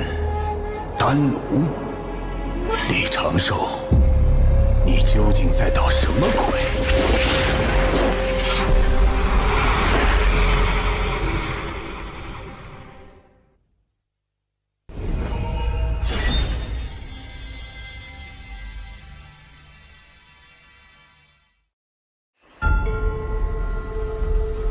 添加药材的顺序、药材的年份，甚至切块形状大小等。都已做到了精确，只要确保师叔保证稳定和纯粹的仙力支持，就能提高融仙丹的成丹率。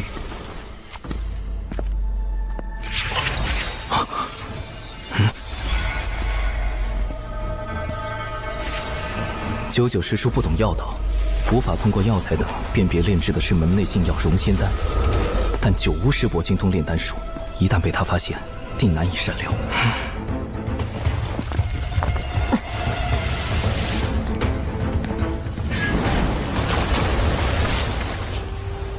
看来，得在丹药炼成前，将他拦在外面。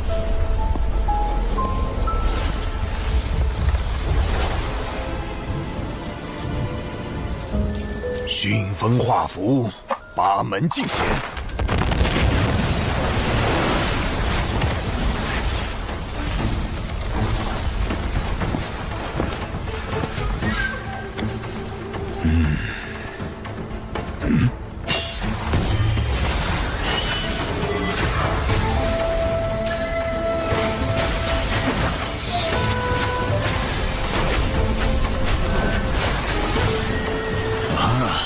找到阵法的出口了，不过是个基础迷阵。一个基础迷阵，自然困不住主修阵法的九巫师伯。但若是有成百上千个，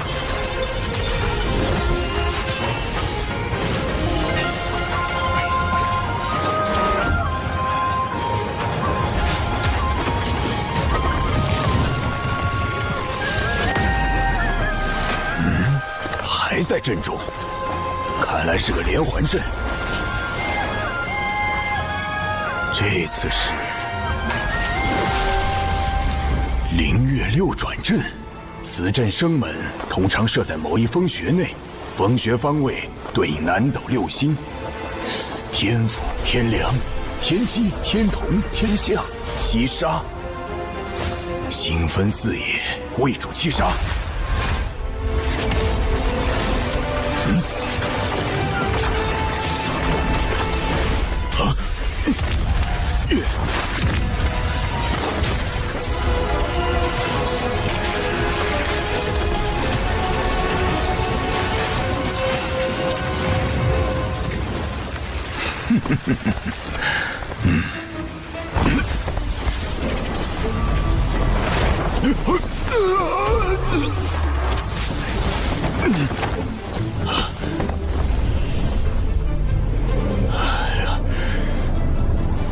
到底套了多少个祭出迷阵啊！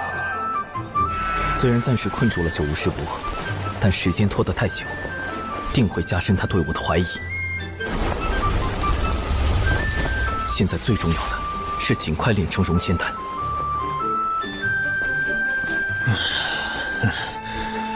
24阵互联互通，又回到了原地。好小子，我就不信奏不出你这小小的连环阵。这次一定不会错。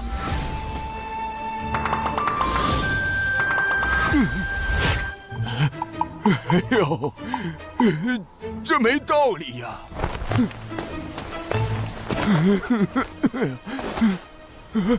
这不应该呀！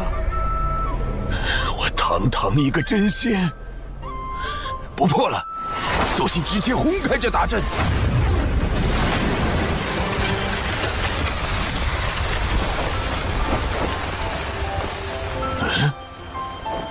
这么简单就破开了。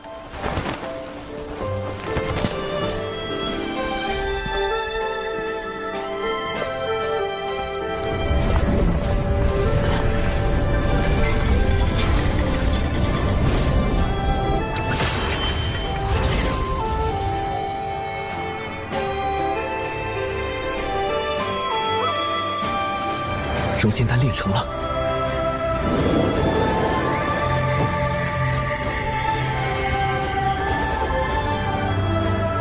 这就是培元丹啊！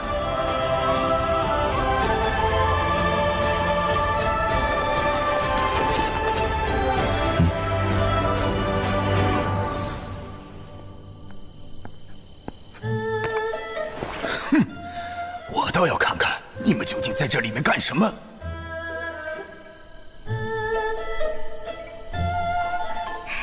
小兽兽，这不是我跟小石是情浓时才会有的称呼吗？他们好上了？你是不是忘了什么？哎呀，这事儿我怎么和诗诗交代呀？唉，事到如今，只能先回去认错了。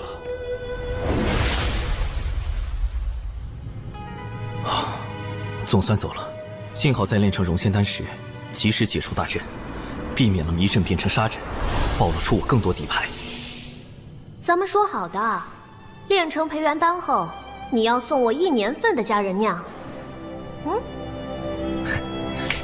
放心，除了这些，待1年后时数祭酒期过了，我埋的恒河水老白干也送给你。以后还有什么要帮的，都包在我身上。师叔，若有人问起您这段时间在这里做什么，请您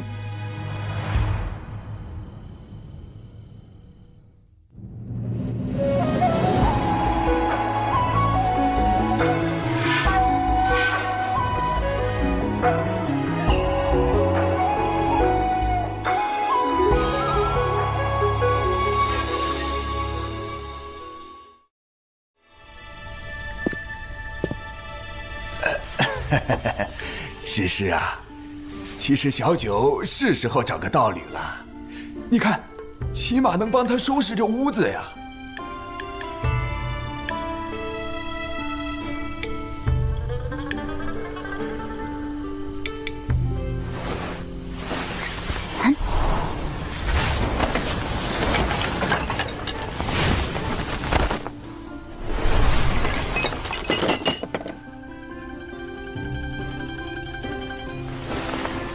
我们小九何须依靠他人？更何况，他才962岁6个月零15天。啊！四师姐、五师兄，你们怎么来了？我刚出关，陪你师兄来看看你。小九啊，你是不是对？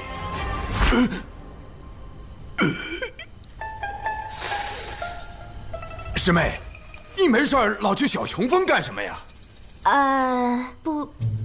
布阵炼丹呀。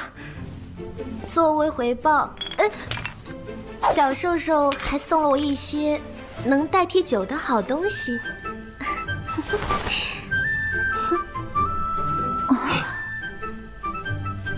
判断准确。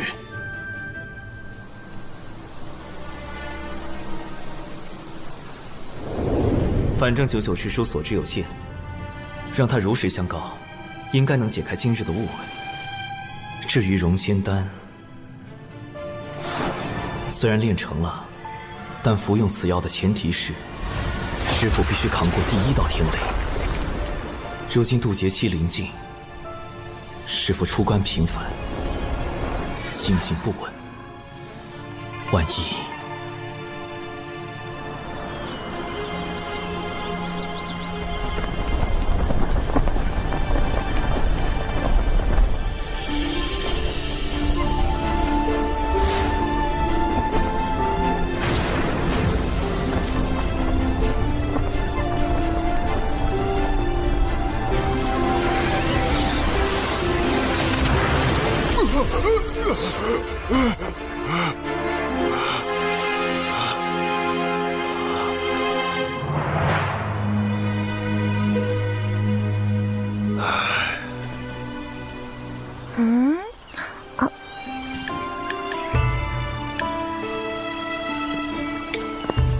所以师兄，你让我砍树的另一个目的，就是制造第2套渡劫方案的这个法拉，法野鸟笼，你不要小看我在9年义务教育下的成果。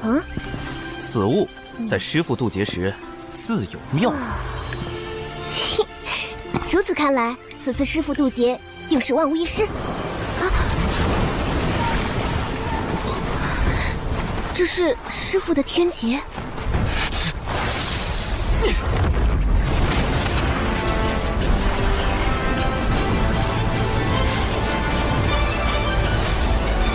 师父不在山中，师父此时不告而别，他定是怀着必死之心离开的。师妹，走，先找到师父，必须将融仙丹和法野鸟笼交给他。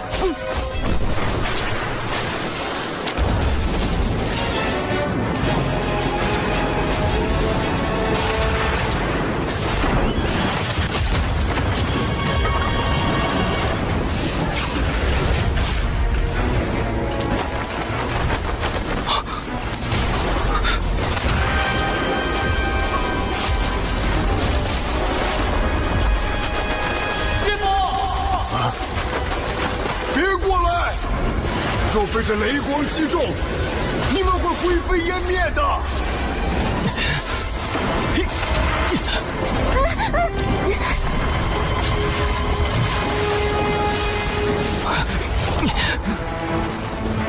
师妹，你在这里等候。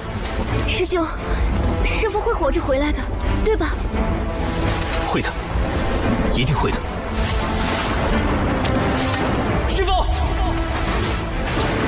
长寿，为师天劫将至，你来凑什么热闹？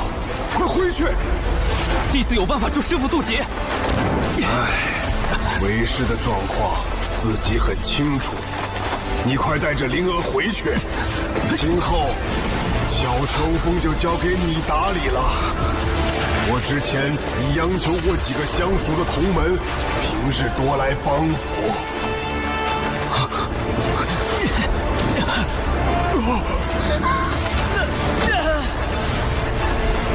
师父怀有必死之心，定会被天道认为道心不稳，怕是连第1道天雷也不能度过。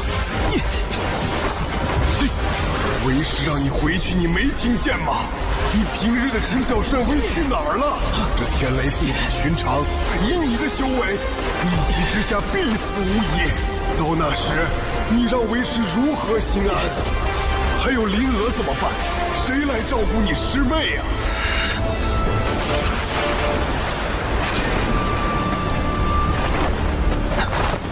师父养育弟子，教导弟子100年，并引弟子入道，多年来从未有过苛责。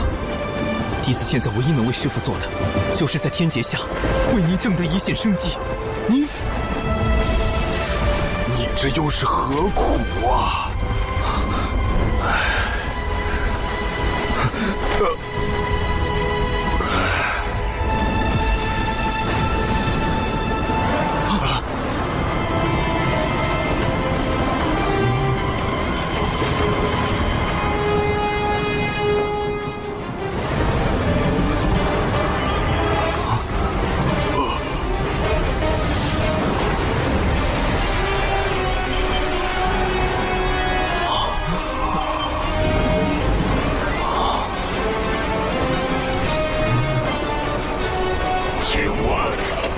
仙门怎么走？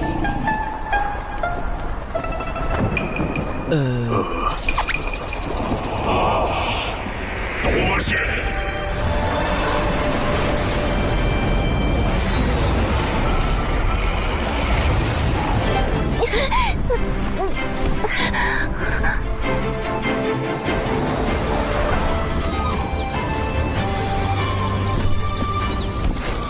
等等，现在想来，这雷云虽有压迫感，却非天威，所以刚才不是师父的天劫吗？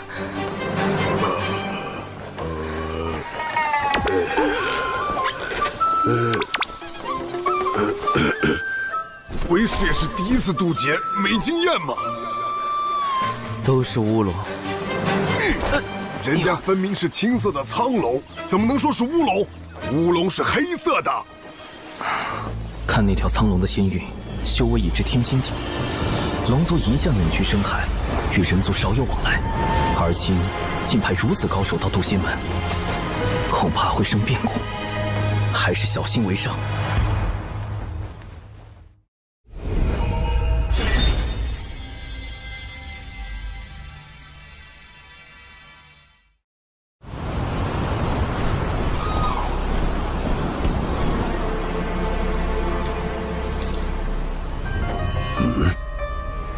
来者止步！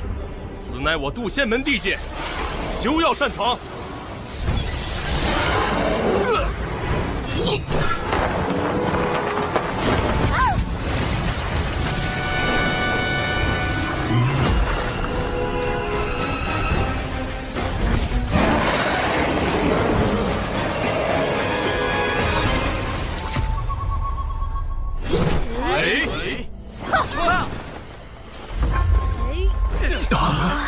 嫡喜，众弟子即可，随我迎敌。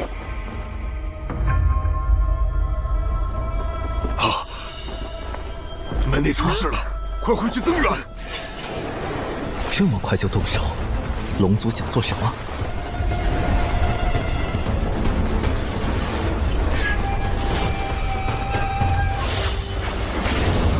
本将乃东海龙宫水军大先锋，特奉王爷前来。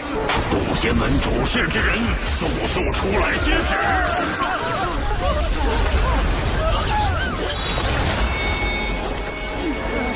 结阵！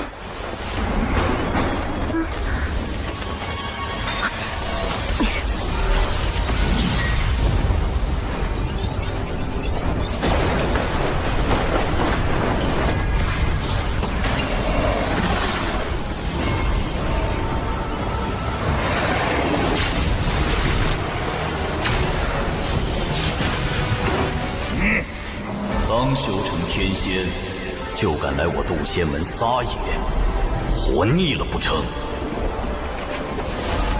师父，师父，师父，是叔祖。忘情上人。忘情，你便是渡仙门掌门，贫道不过门内散人罢了，见你这小龙太过无礼，才出来教导一番。放肆！哼！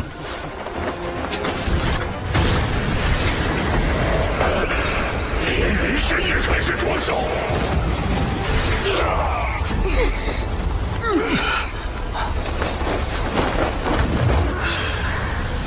忘情上人的3元玄火功法真绝妙，若能习得1、2，无论炼丹还是强身健体，都大有助益。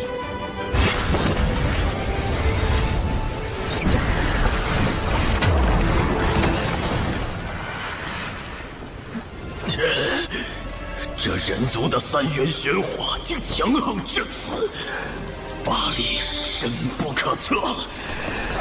你当明白，如今早已不是龙族欺压百族的时代。自祖龙掀起战火，震碎洪荒起，尔等便已业障缠身。贫道奉劝你一句：知止，长止，方回正途。好个道貌岸然的渡仙门！先是打着除妖旗号闯我东海之滨，伤我水军虾众，如今又对龙族如此不敬，我定会禀明龙王陛下，不日便骑兵马踏平你这小小仙门。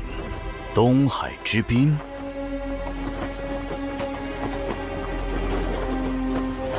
忘情上人，此前降妖历练时，小琼峰弟子兰陵娥为保护同伴，情急之下伤了一些虾妖。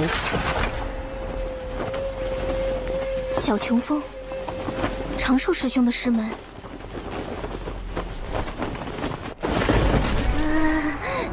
师兄，我是不是闯下大祸了？人呢？虾妖怎么突然变成了东海水军？事有蹊跷。师兄，误伤东海水军的罪业，渡仙门定会查明缘由，倾力偿还。只是东海之滨乃五部洲交界处，有百族共享，何来闯入一说？看来是龙宫静守东海太久，让你们人族炼气师忘了。早在远古，龙族便已将东海划为属地，东海之滨亦是龙族门户，怎容人族随意踏足？龙王陛下谕旨，3日后召开东海大会，东海之滨归属何处？届时自有分晓。若龙族霸占东海之滨，就等于彻底掌控了通往五部洲的交通要塞，威慑百族。恐怕从布置虾妖之乱到召开大会，都是龙族的算计。龙族避世多年，此番大动干戈，只怕难以善了。将军使命既已完成，贫道就不远送了。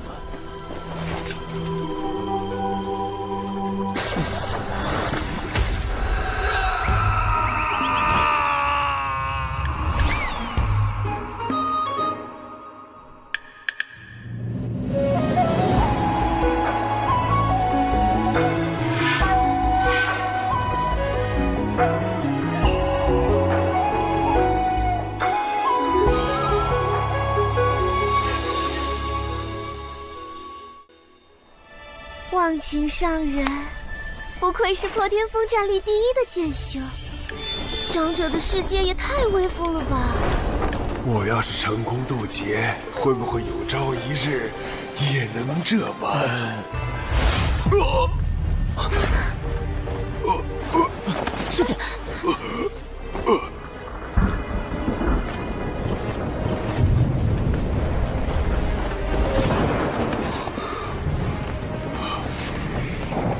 师父雷劫已至，必须马上回小琼峰，启动避雷方案。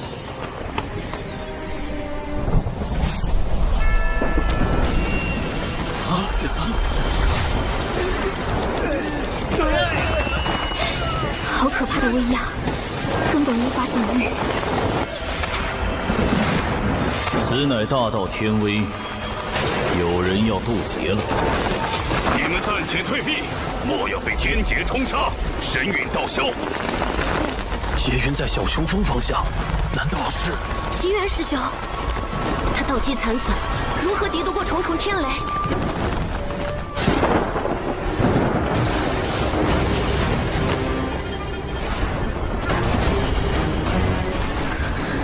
师兄，这次是真的天劫，没错吧？根据云的面积和厚度计算，大约有4道天雷。这么多！天雷就要落下，你们别管为师了，都回去。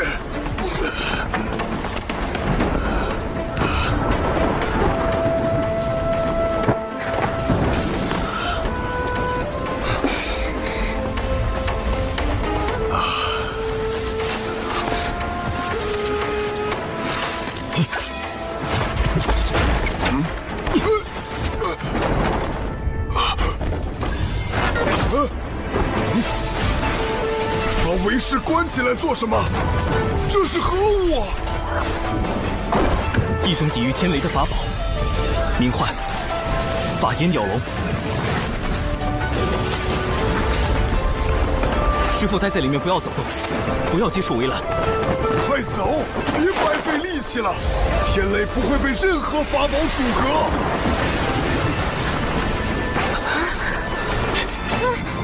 法拉第老爷，科学壁垒就靠你了。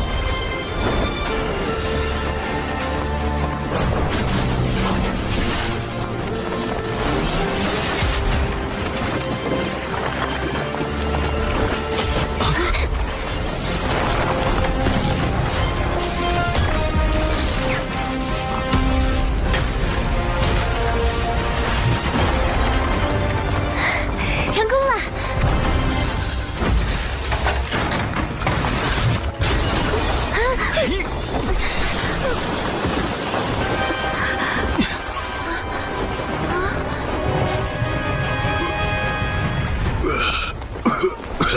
我没事，天雷也消失了。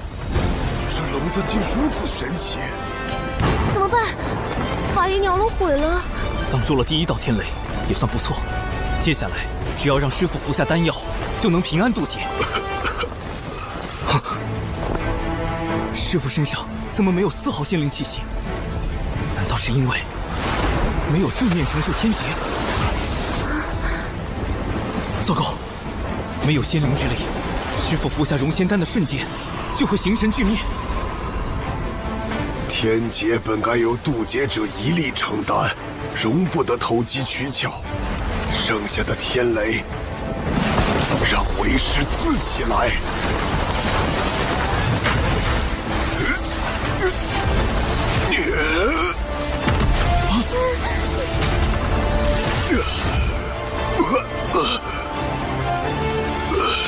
仙灵气息出现了，师父，弟子有宝药可助您渡过天劫。莫要浪费，留着你和灵娥渡劫使用。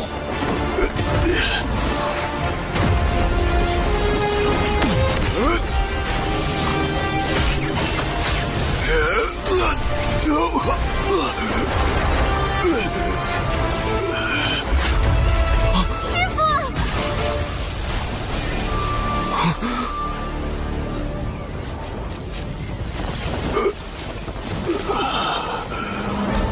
您的道基尚未修复，连受2道天雷已是极限，不可勉强。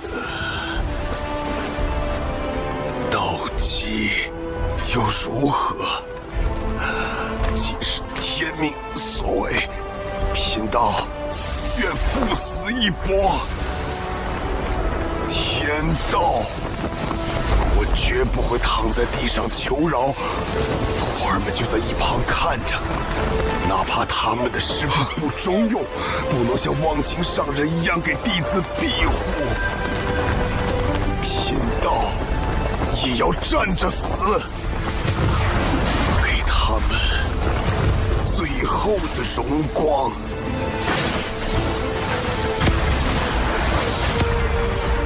这就是人族炼气师的气概，也是贫道的向道之心。不好，师父想要以身殉道。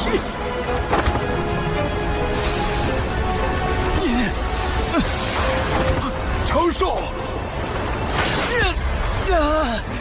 弟子与师妹千辛万苦炼制宝药，只求师父活下去。你这是干什么？快躲开！百年教养恩情，弟子心中早已将师父视若父母一般。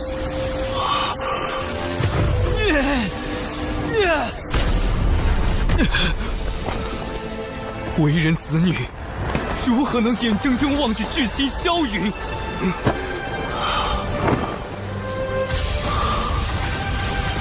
师父，为了我们活下去吧！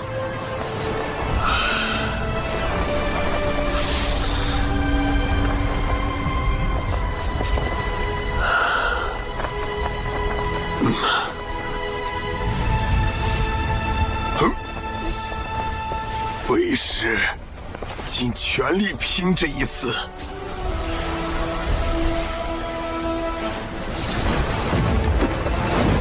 来吧，让贫道见见最后一道天雷。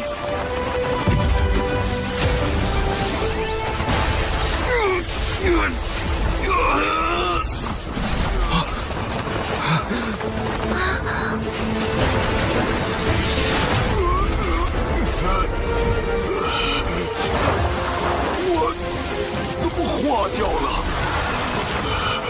道祖在上，这是什么情况？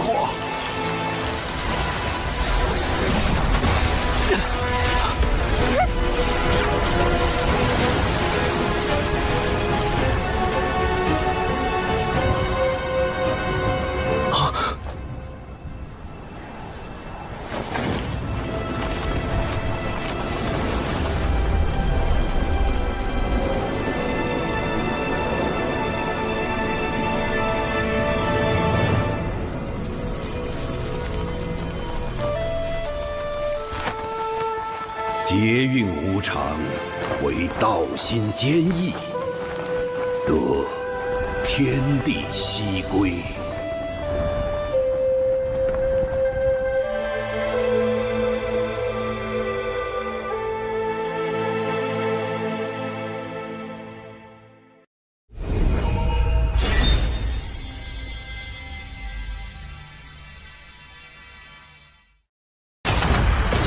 来吧，让贫道见见最后一道天雷。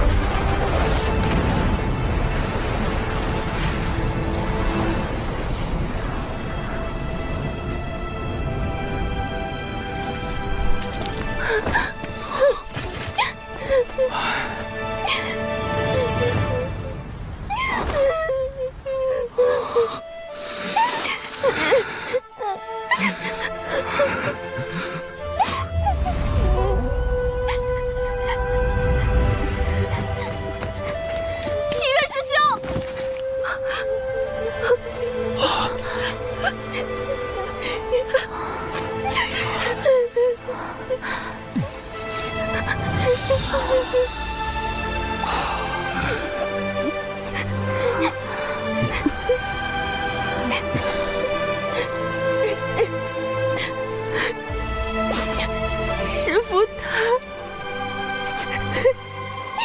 等等，再等等。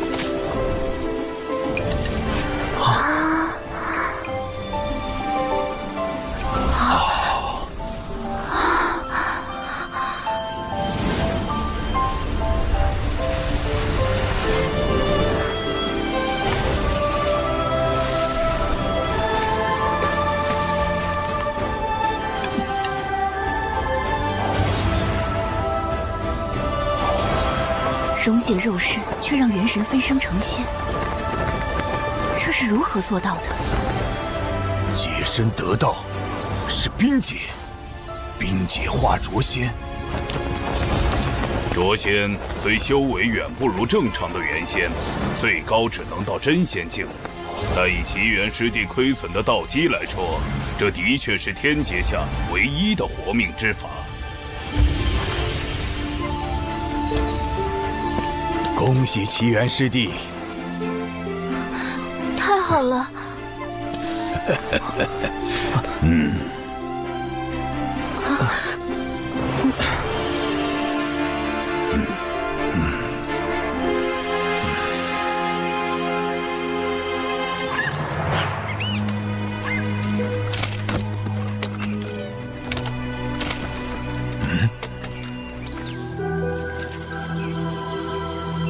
容仙丹。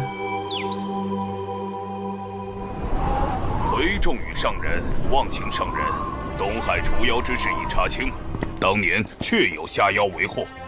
柳师侄带领弟子前去除妖，兰陵娥利用断魂丹重创下妖，在场并无旁人，更没有所谓的龙宫水军。倒是错怪他了。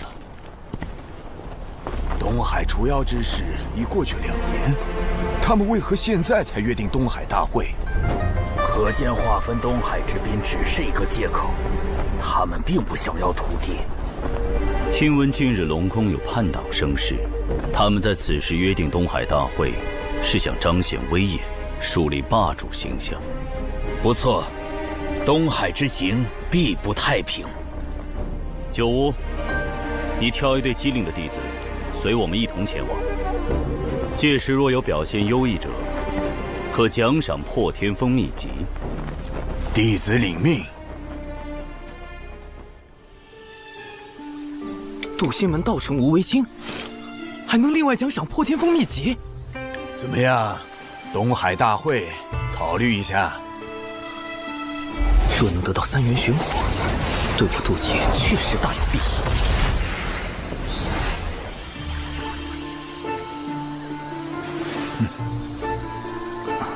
弟子修行尚浅，恐怕要辜负师伯美意了。师侄谦虚了，我知你精于炼毒。你之前给灵娥炼的那个叫什么丹来着？容仙丹。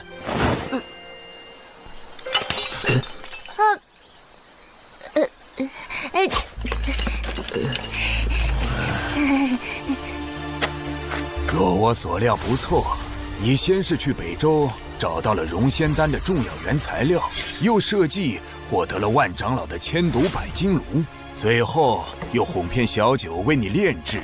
我说的可对？这……师兄怎么办啊？快想想办法呀！果然瞒不过师伯，长寿确实炼制了容仙丹。师兄，这是弟子的炼丹笔记，详细记载了容仙丹的配方及炼制流程。因师父道基有损，弟子不忍见师父命丧天劫之下，于是铤而走险，炼制禁药。唉，完蛋了，九无师伯全知道了。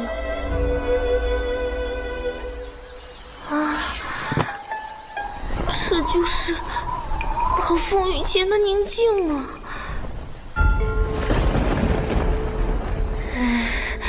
救命，太窒息了！啊，师兄！啊！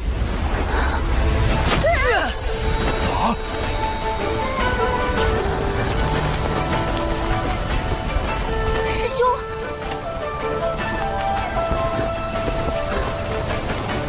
啊！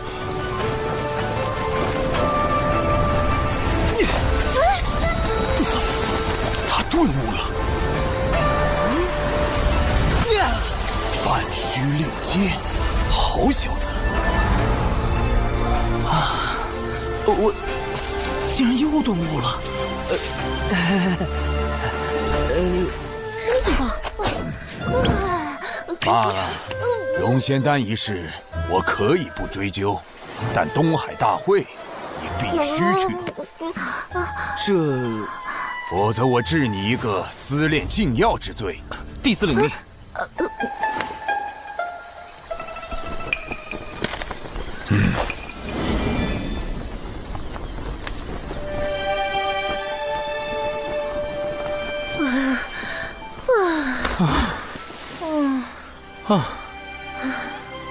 师兄，这到底怎么回事啊？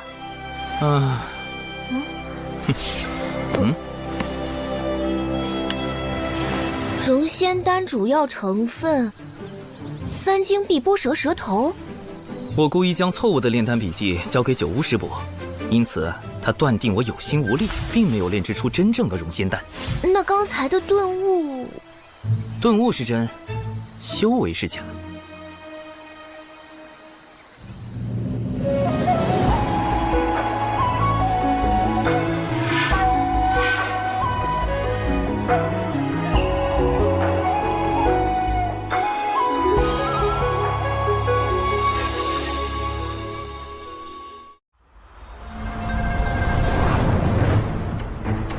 龙宫举办的东海大会，主要是为了借东海除妖之事大做文章。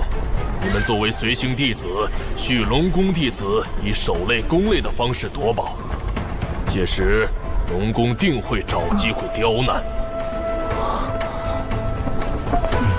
你们是当代弟子中修为最高，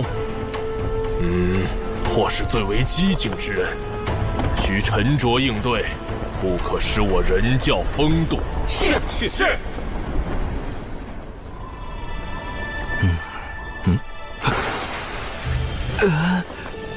长寿，我近日听闻一偏方，可以治疗心魔。多谢师叔美意。弟子这心魔已持续了数年，只怕……我还没说什么办法呢。万一有用呢？师叔请说。那就是以毒攻毒。师叔不可！我看你和灵娥相处就不会有这心魔，我可是费了好大劲儿才找来办法，你不许推脱。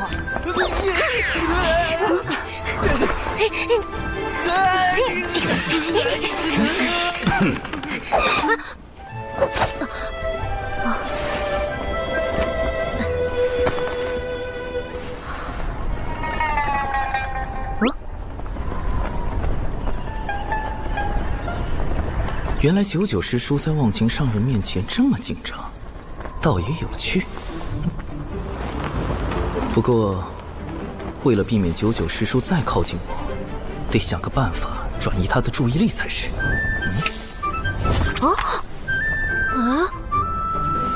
这是魔方，我教你口诀。这样。哇！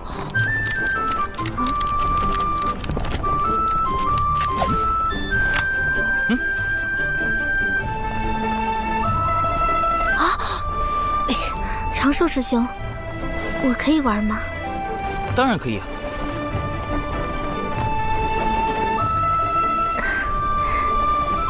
倒是有心了。糟糕，这个洞，有毒识破我了吗？他是故意的吗？我要不要抽搐？有毒，你不要靠近我！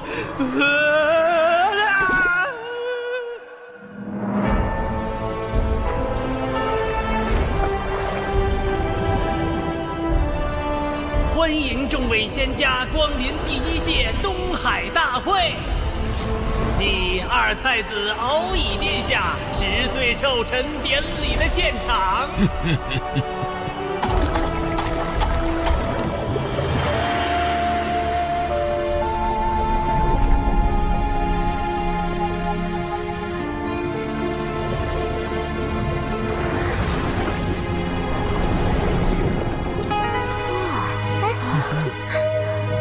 众羽上人与忘情上人请往品仙台洽谈，其余弟子去宴客区就坐。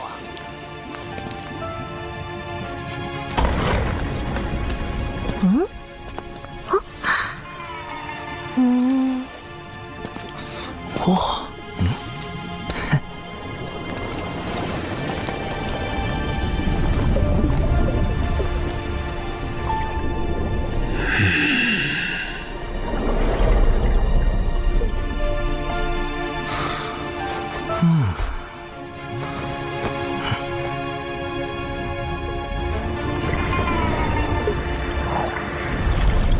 龙宫可真气派。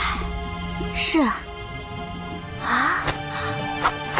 风雨术，风雨术不仅是一种传音艺术，还可以自行接纳周遭讯息。优点是不会耗损神魂之力，缺点是各类讯息一拥而入，需要甄别。刚才究竟是谁在暗中观察毒仙啊？就是他了。看上去不像是普通人族子弟。他看我干什么？难道是察觉了我的风雨术？哎呀，不应该啊！风雨术不耗神魂之力，并不会惊扰对方。算了算了，保持低调。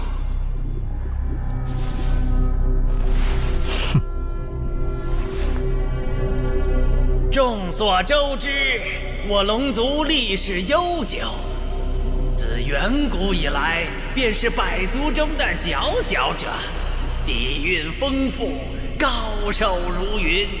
为增强人龙友谊，我们特设弟子打擂环节，并以龙宫珍藏多年的先天灵宝作为彩头。也就是我龙宫实力雄厚，才愿拿出如此宝物，众弟子需踊跃表现。这龙族就爱搞些假把式宣扬威风，谁不知道龙族如今的困境？慎言。龙族现状的确堪忧，经龙凤麒麟三族大战后，龙族气运折损，大不如前。如今天道大兴人族，道门三教盛行，他们却好似还沉浸在往日迷梦中。我宣布，第一场人龙打擂正式开始。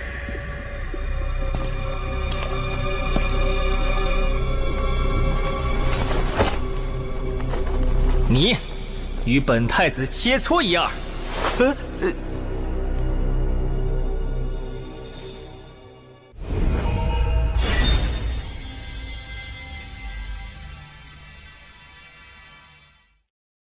我宣布，第一场人龙打擂正式开始。我方派出的第一位选手，就是今日的寿星龙族二太子殿下。二太子，二太子！此人竟是龙族二太子敖乙。这就是10岁的二太子。今日就由我们的寿星二太子殿下，找一位仙门良才切磋一样。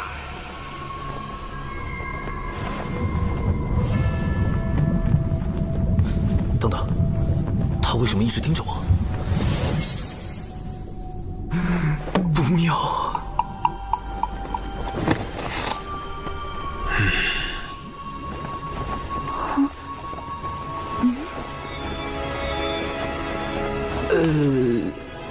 你与本太子切磋一二。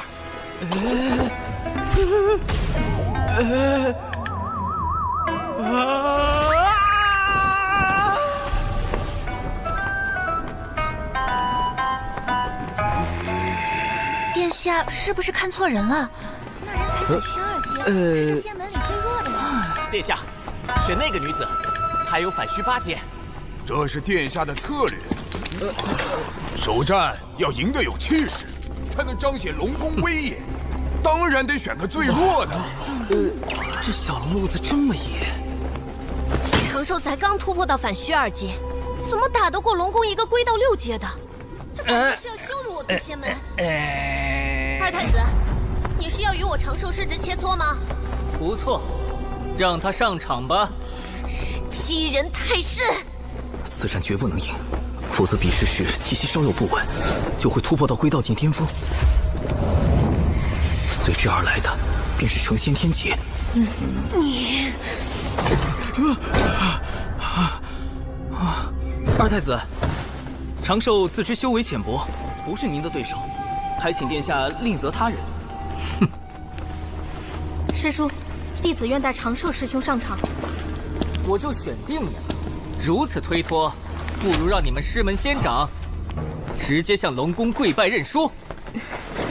二太子此举有些不妥吧？他的修为境界和当日你渡仙门弟子伤我龙族水军时，也没见尔等顾及境界差距。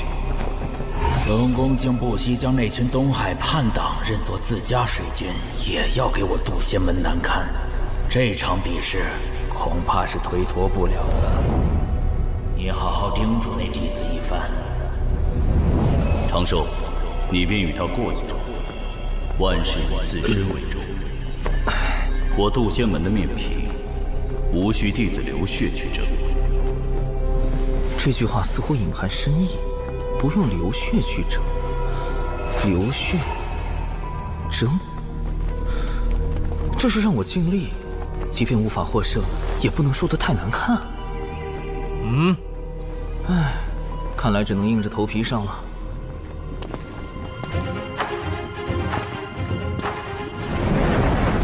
这次比试以水莲台为界，退到外围即为认输，双方点到为止。且慢！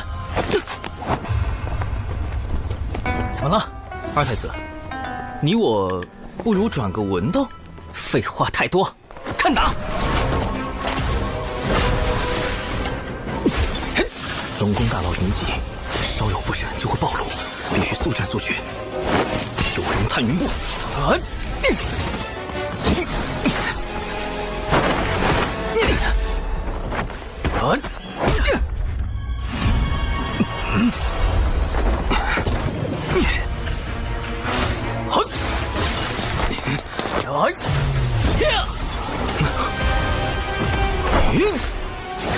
以火为引，赤焰化蛇。此招虽展现出了小兽兽反徐二阶的极限实力，不过以二太子的修为，应该轻轻松松就能夺。啊，打中了！二太子大意了。反正不管怎样，小兽兽是赚到了。连殿下的仙甲都没破开，这蛊惑也不过如此。殿下注意躲避呀！二太子轻敌失了先手，接下来定会谨慎对战。长寿再想伤他就难了。好厉害的符法！再来！趁现在降低术法威力，只要这个敖一反击。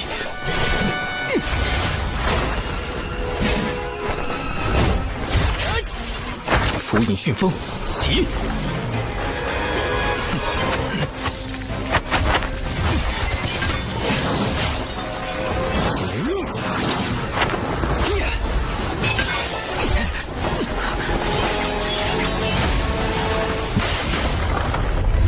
这怎么可能？干得漂亮！哼，有什么好得意的？等下就让尔等见识一下我远古最强的正的实力。小兽兽，一鼓作气，好好在台上展示下什么叫龙外有人。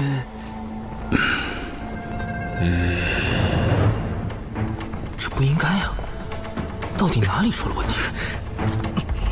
不对，他想输，但为什么呢？这位二太子怕是想故意受伤输掉比赛，好借此让龙宫对渡仙门发难。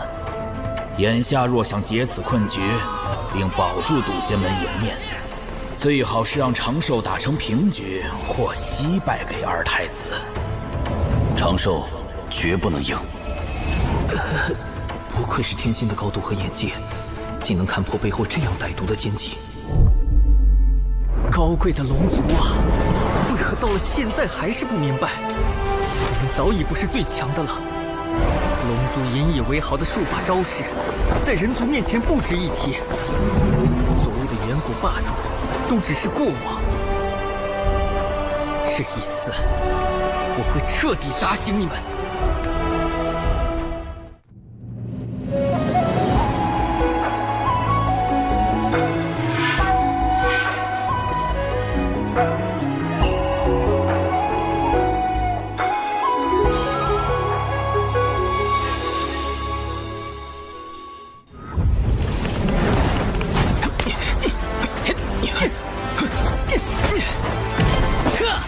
只是，若龙宫真的想用敖乙受伤来射食，为何非要选择我这样一个最弱的弟子？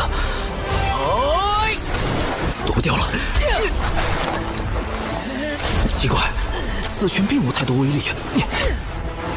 无论如何，先设法退出水莲台。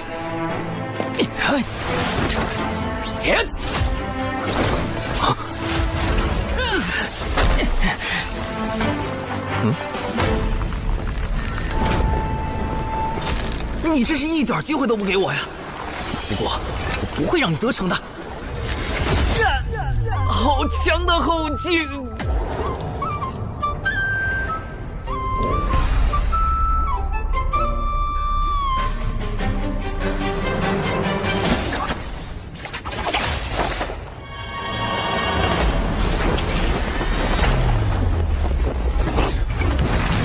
这场比试还没结束呢。我都被打出台了，你竟然还不放过！殿下不仅招式精妙，连武德都这么高尚。这怎么看都像是要把小兽兽拉回去痛扁一顿啊！不过刚刚那招真的隐藏了后劲吗？为什么我看不出来呢？长寿尽力了，现在也顾不得我渡仙门颜面了。长寿，无论如何，必须输掉比试。哪怕输得难看也无妨。是时候展现我精湛的演技了。接下来，一决胜负吧！我会让你领略到龙族真正的手段。去死吧！无影震雷，妙法归一。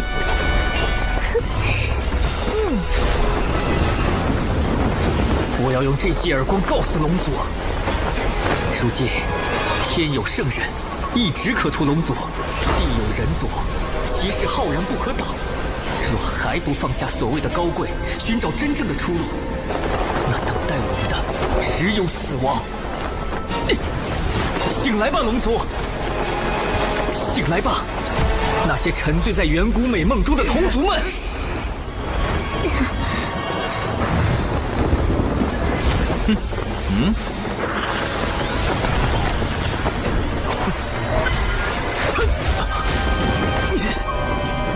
这么狠，完全不留余地。你不要低估本太子的决心。不是你死，就是我亡。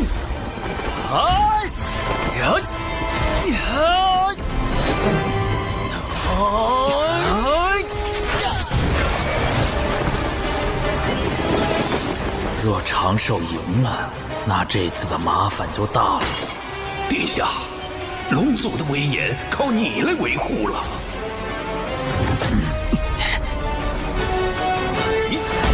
啊！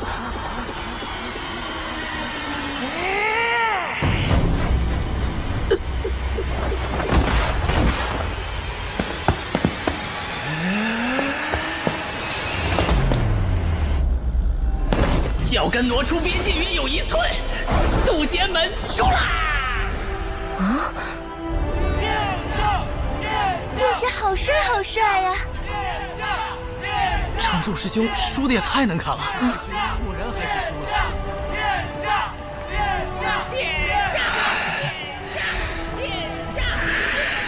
你们殿下一个脚都踏出来了，你这分明就是黑。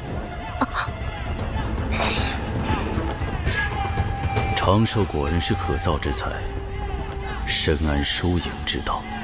我就知道，身为这一代中最强的龙，殿下是绝对不会输给人族的。既然战局已定，那是时候谈一下东海之滨土地划分的事。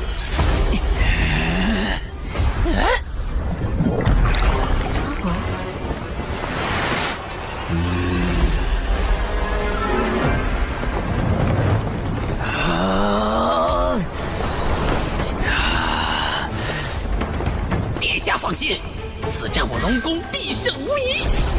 既然你们还有异议，那就接着打。还不死心？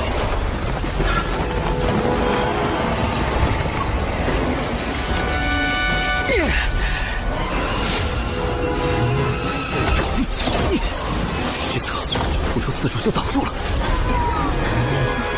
这攻击看似朝外，实则是将力道回转自身。难道他想？即使没人懂得本太子的决心，我也绝不放弃。哪怕是自镇元神，你终究还是输我一筹。完了！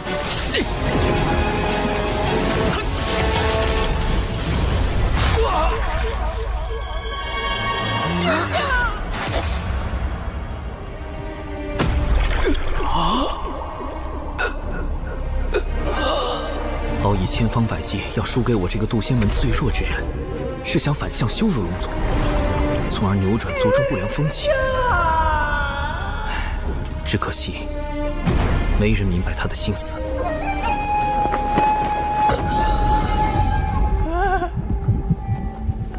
抓住他！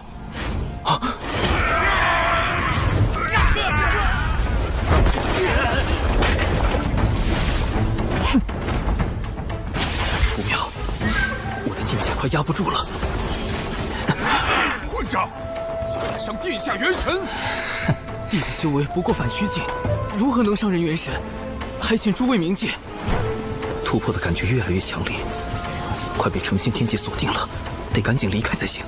谢将军，他说的不错，殿下是因为自身法力太强，运转时出了差错，才震伤元神。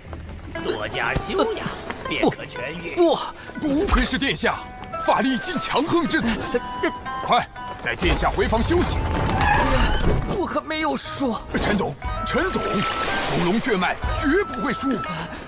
谢将军可别说了，给你们二太子留口气吧。等等，我也可以装伤退杀。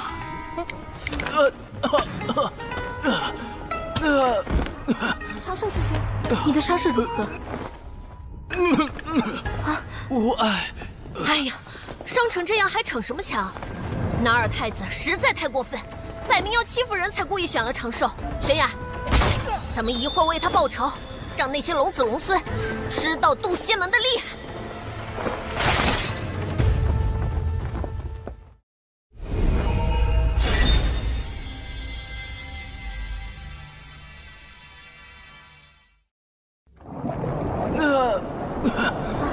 长寿师兄，你的伤势如何？无碍。哎呀，伤成这样还逞什么强？那二太子实在太过分，摆明要欺负人才故意选了长寿。玄雅，咱们一会儿为他报仇，让那些龙子龙孙知道渡仙门的厉害。首领，龙宫那么多天仙还在看着。长寿伤势颇重，九九师侄速送他回渡仙门养伤。不可以，万一途中突然渡劫就麻烦了。啊！弟子斗胆，请师叔留下，让弟子独自回门。东海大会波诡云谲，每少一人，仙门便多一分危险。若因弟子之私而令师门陷入险境，弟子万死难辞其咎。长寿，你……长寿师兄，当真是大仁大义的君子。如此，便依你所言。小九，将3元玄火传给他。喏，师傅让我给你，这功法能强化神魂和道躯，对你养伤极有好处。哼哼，总算到手了，渡过天劫的把握又多了一成。多谢忘情师伯祖。这个小辈倒是十分稳重，不知几位仙长是否也同他一般，能稳妥地了结东海事宜？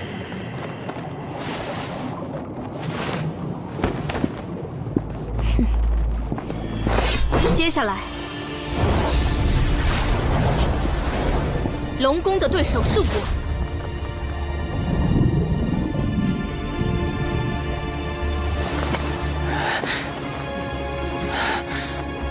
我儿，你元神未愈，不可妄动。母后，放我出去！孩儿想拜师渡仙门，修行圣人道法。龙族之法可是不够你学，龙族之宝可是不够你用。那渡仙门在道门排名不过中下，有何资格教导远古龙族？可是，此事不必再提。当年道门阐教收了一条孽龙做弟子，放在池子里观赏，这般羞辱，龙族如何能忘却？我儿啊，你还是静心养伤吧。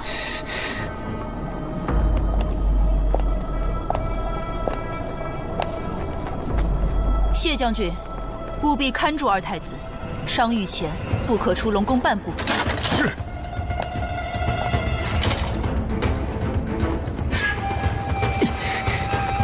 母后，你不懂，只有我这个二太子败在小小渡仙门，才能撕碎龙族扭曲的骄傲，找到挽回龙族气运的新出路。渡仙门，我去定了。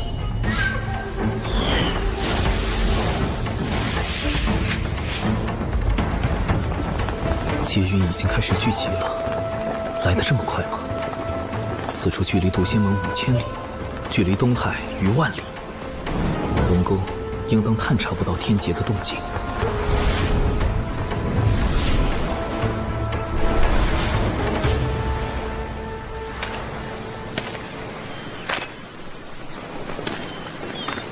糟糕，妆化了！果然，易容术和幻形术还是容易出差错，再加上防水特效妆，才算3重保险。这个岛屿虽然足够隐蔽，但结构复杂，藏身之地反而太多了。不妥。这里构造简单，不会引起旁人注意。海流有点不对劲。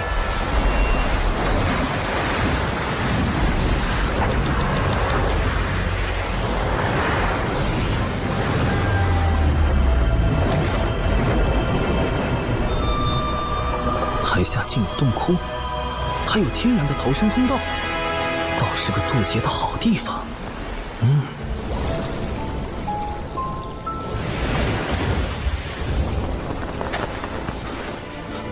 哇！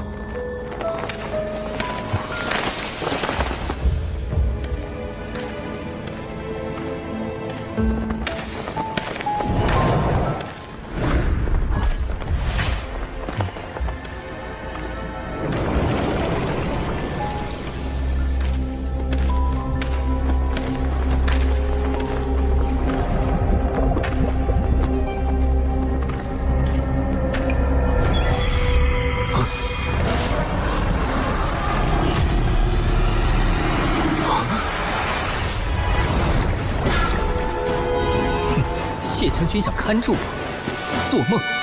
本太子6岁便已掌握我族万里引宗术乾隆诀，待我抵达渡仙门，就当众拜人族为师，让龙族颜面无存。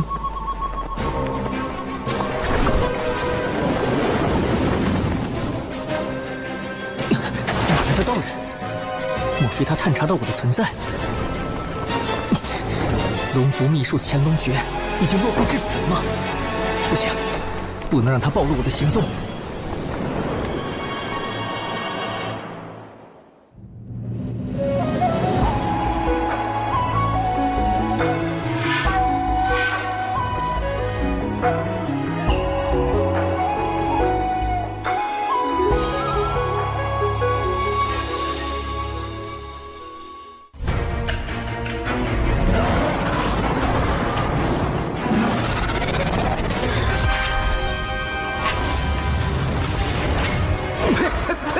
不对，我吃的是什么？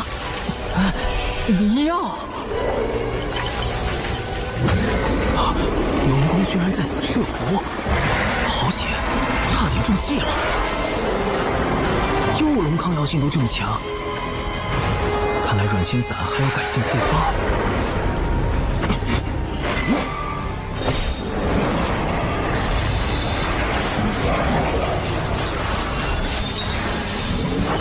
符阵，水源惊天印。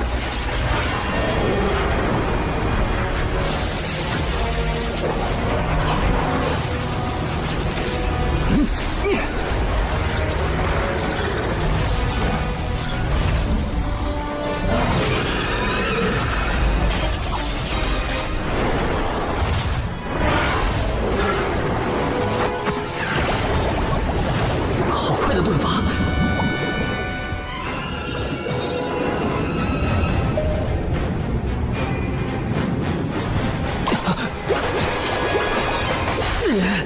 狡诈的人族，偷袭！快下毒！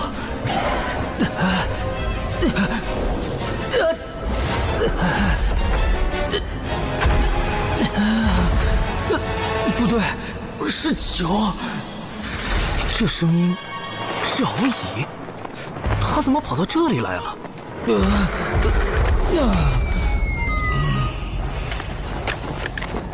难不成他打算到道门拜师，继续刺激龙族？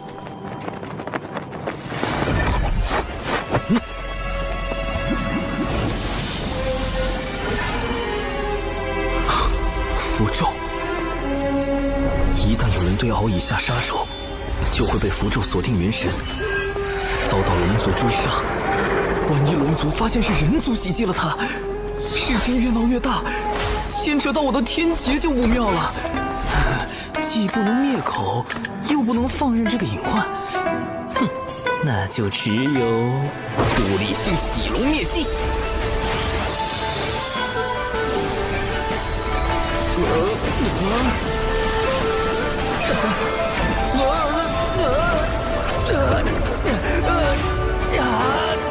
漂洗式。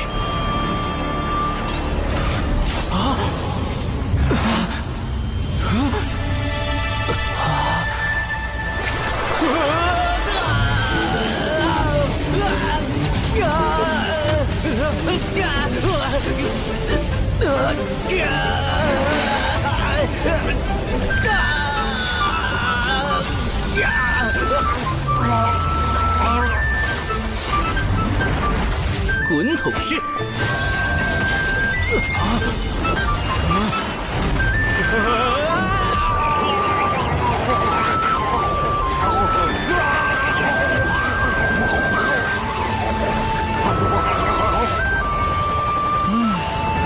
甩干式。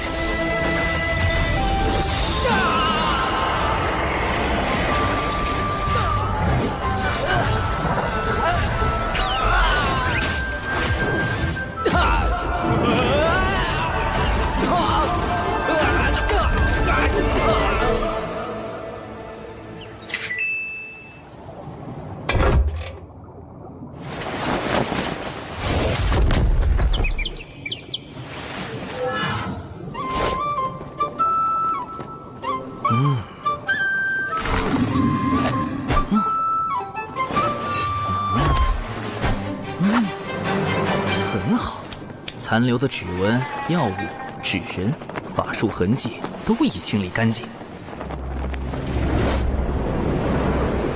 哼，敖乙，你我就此了断因果，往后莫要再见了。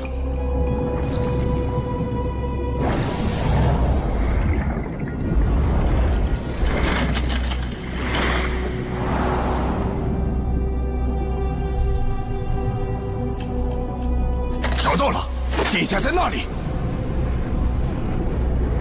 殿下，殿下！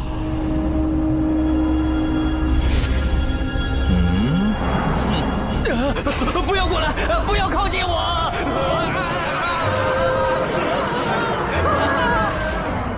人族太可怕了！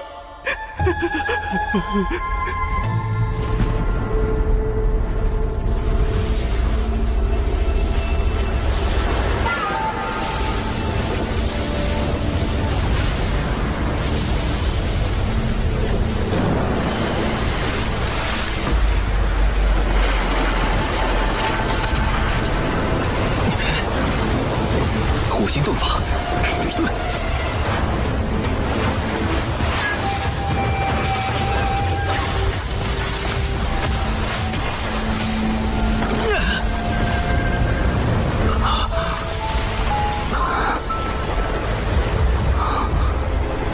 不愧是大道之力，容不得丝毫伪装。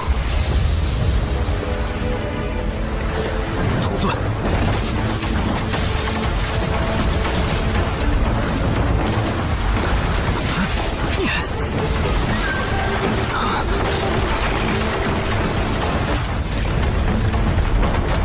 木遁。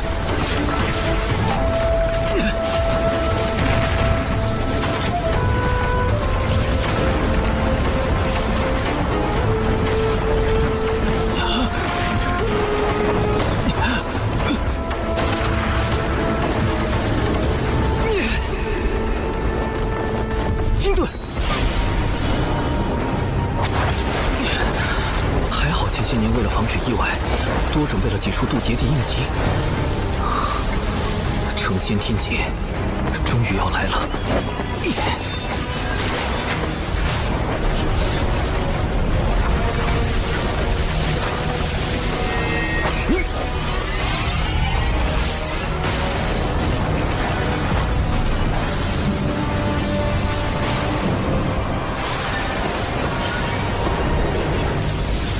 从师父的渡劫经过来看，表成心也是一个重要的步骤。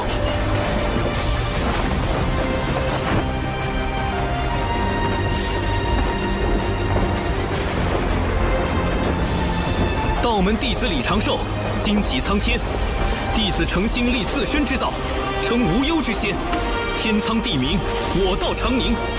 感念苍天落下成道之劫，降成仙机缘。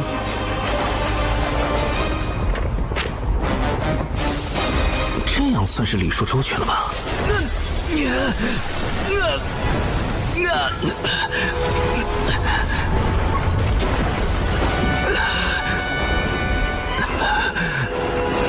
好强的道域，难道这就是天道的回应？洪荒无量，劫灭生，唯道是存。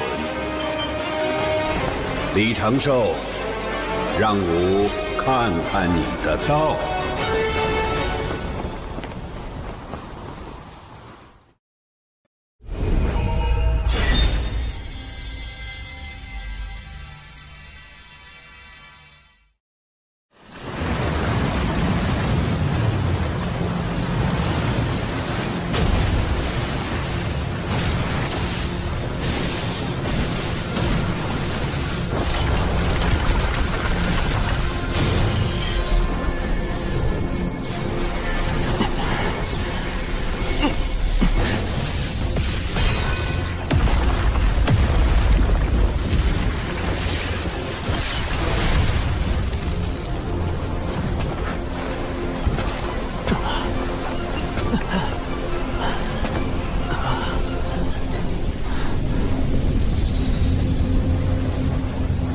仿佛成了一个遥远的梦，短暂且美好。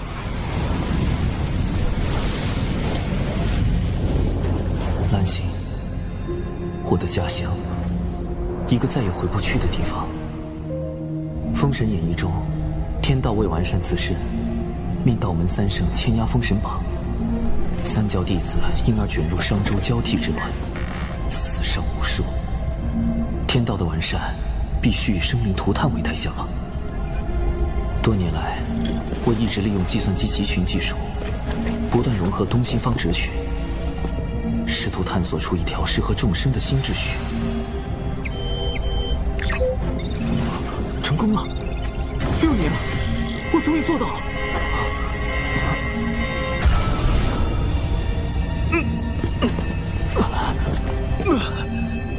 这破答案要解谜6年，我教你这电脑有屁用！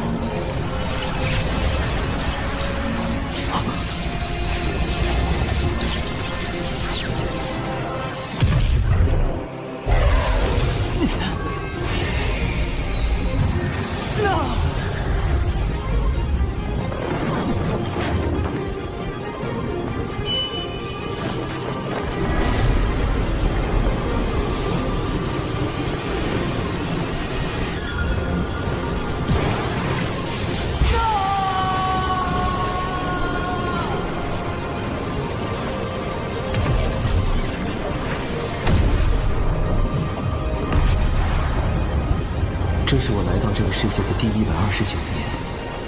眺望洪荒的未来，天道为完善自身，必会开启封神。仙人一旦死后封神，便会被剥夺自由，丧失自我意识，彻底沦为天道的棋子。这根本就是一场劫难。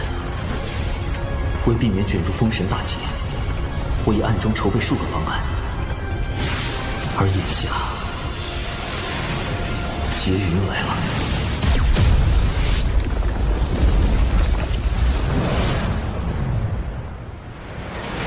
韩芷，此次随为师前往截教道场讲经布道，感觉如何？师傅，汉芷今天终于见识到了我教弟子众多，人与妖混杂，好热闹。不知和龙族的东海大会比起来，哪个更热闹？龙族向来骄傲自满，你可不许学他们。你天资聪颖，颇有悟性，为师相信，不久后你就会迎来成仙天劫。师傅，上次您夸赞的那位弟子已经殒命了。不夸了，不夸了。快，有人渡劫！快，韩芷，这是观摩天劫的最佳时机。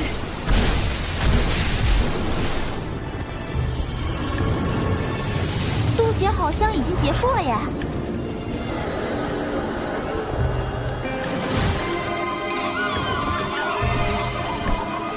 我这是成功了。师傅，他要飞升了。这大门后便是仙路吧？不错，依我看，他潜力无限，马上就要飞升成为天仙了。这位不知名的道友，你自求多福吧。成仙，成道，这就是仙路，这就是。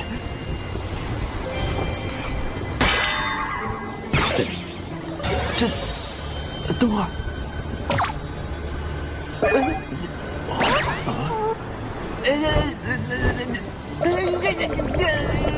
什么情况？为什么只有上半身变为了仙躯？现在该怎么办？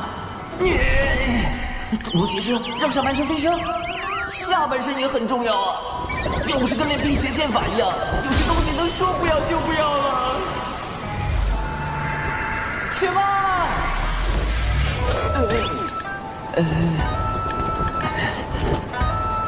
莫非是天道错判了我的实力，以至于没有降下足够强度的天雷，导致我如今只有半身仙躯的情况？等等，莫非……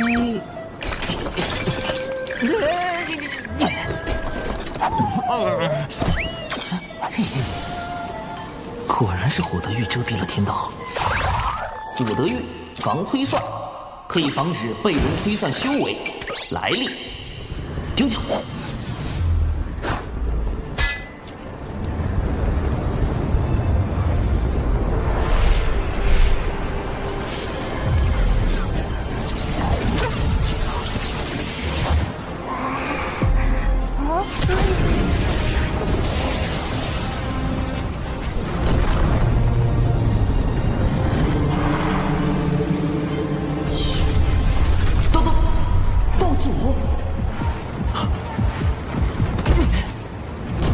名弟子惊起苍天，渡劫之变数实非弟子有心算计。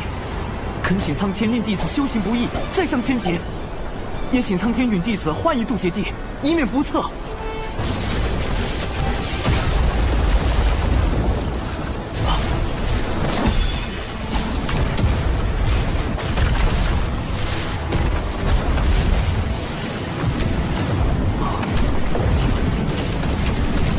好在此前为防渡劫有人捣乱，特意多选了几处渡劫地。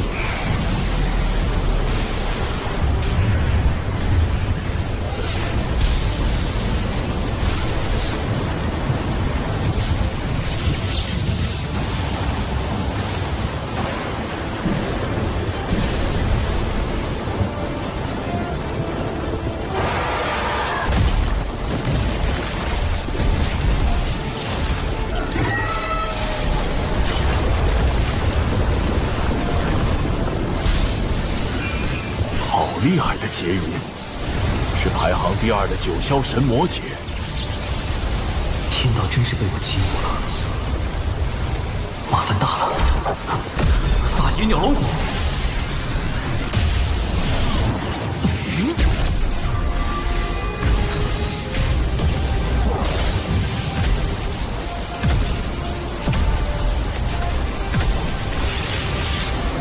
看来此人多数要死在天劫之下了。看来此人还有一线生机。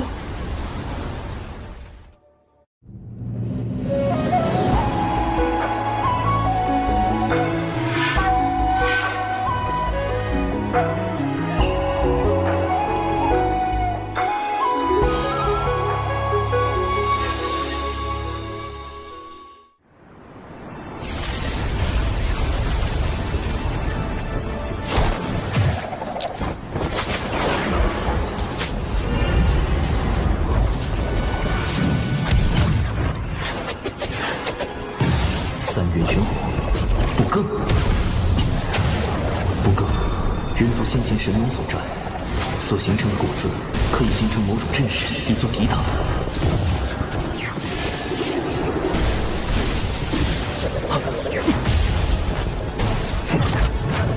最后一道天劫不对劲，奇怪，除了天劫，好像还有其他东西。不急，在此地看看他能否撑过最后一刀。理应是撑不过的。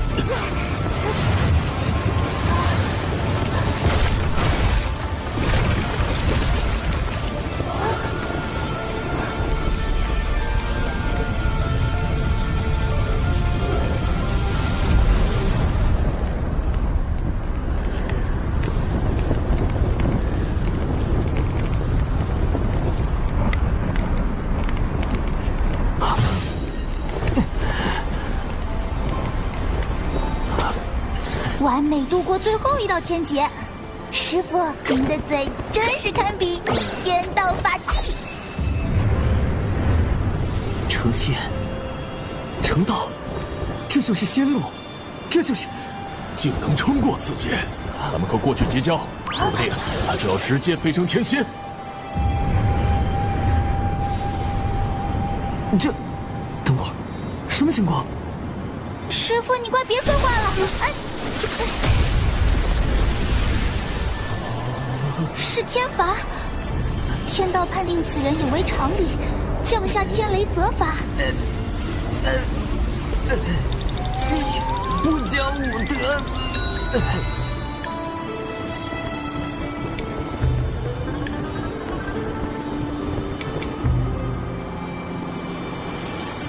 青莲道花，便是师傅您说的道门标识吧？3朵道花分别代表精气神，花瓣越多，则道基越圆满，潜力越大。历经此劫，我的道花瓣数有27瓣，修至81瓣，但最后一道天罚让道花有了不小的损伤，我得赶紧找个地方疗伤。嘿，道友，吾师徒乃截教金鳌岛炼气士，无名元泽，无名寒指，特来为道友祝贺。金鳌岛寒指，难道是在封神大劫中死于大神鞭下，魂归封神榜的寒之仙？绝不能与大劫之人有任何牵扯。哎呀，恭贺道友飞升天仙！跑！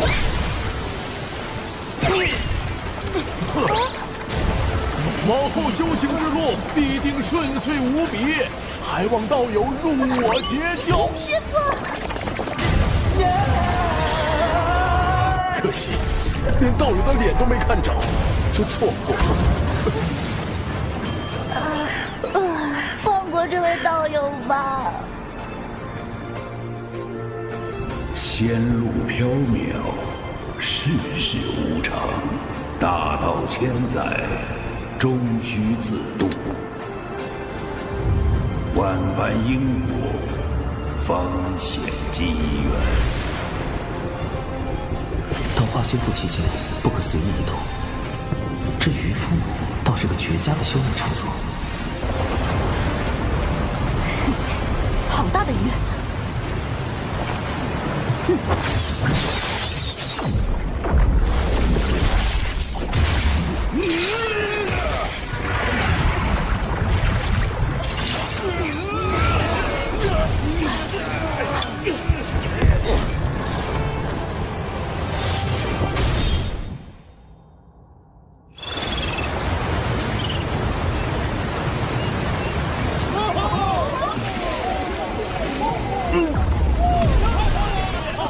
好吵啊！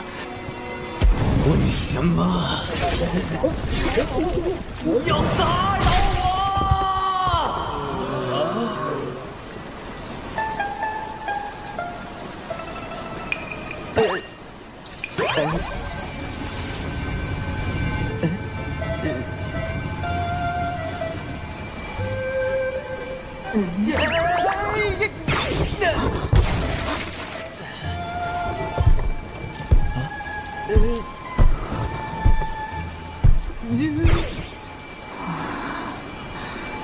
这是海神。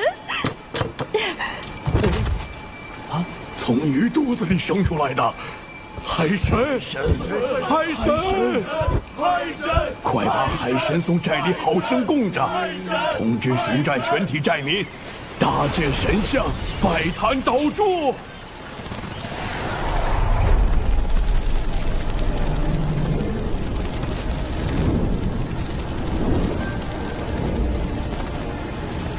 哪里来的海神，也敢和本女王大人抢地盘？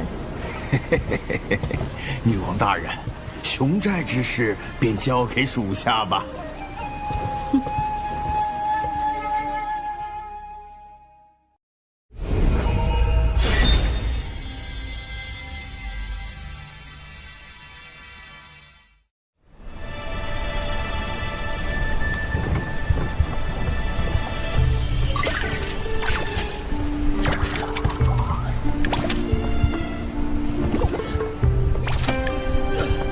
此寨地处南山湖州西南部，位置偏僻，寨民多以捕鱼为生。奇怪的是，寨民们都像吃了猛汉药一样，神情几乎都非常壮硕，吃食也都很正常。奇怪，莫非是祖传体型？这真的是人类会有的体型吗？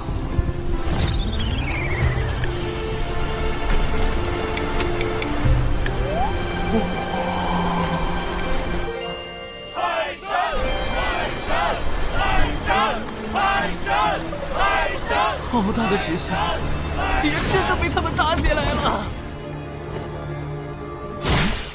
我又不是真海神，只要一直假装不能动弹，也就不会有人再信海神那一套啊。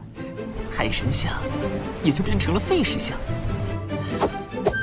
我还是尽快修复青莲道花，早日离开此处。不愧是我从鱼肚子里剖出来的海神，闪闪亮亮，看上去就很灵。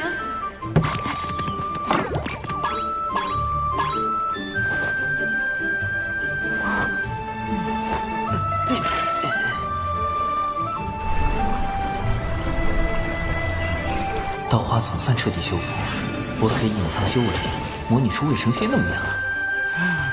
得尽快了断与熊寨的因果，别惹上什么是非。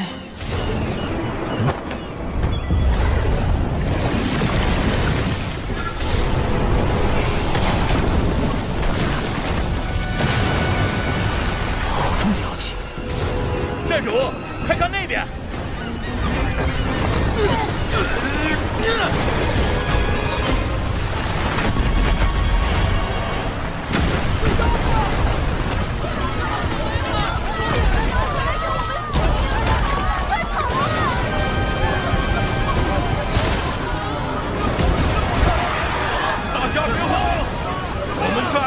海神庇佑，一定会平安无事。没错，海神会保护我们的。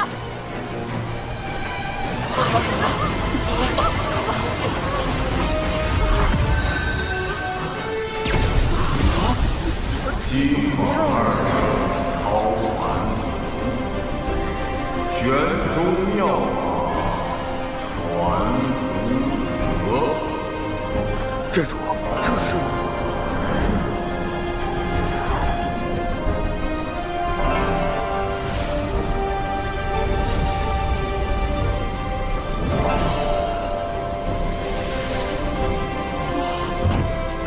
快看，那些人是神仙呀！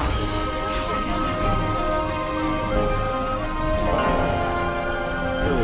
西法二圣是啥？与我们熊寨的海神里业吗？此乃我西方教大教主结英圣人，二教主尊提圣人。诸位与我西方教有缘，二圣算到此方有难，特遣我等前来降妖除魔。妖吗？西方二圣，可是与道门三圣圣母女娲并称道祖门下6大圣门弟子。不过与其他4位亲传不同，结英尊体只算近门弟子，这才被分配到了贫瘠的犀牛贺州。据说结英尊体当初为了成圣，曾发宏愿要振兴西方，打造世间净土，于是创立西方教。如今道门3教日渐鼎盛，西方教却因为地处偏远，门下人丁稀少，与道门的差距越来越大。西方二圣便开始推行广结善缘、招贤纳才的策略。但西方教弟子不远万里来到南赡部洲，对付一个刚刚出现的妖怪，时机会不会太凑巧了点儿？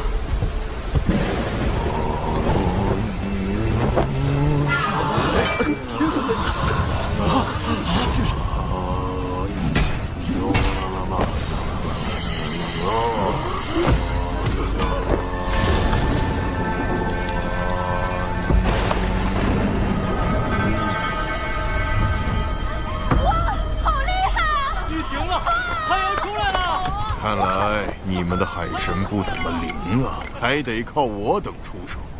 你胡说，海神会显灵的。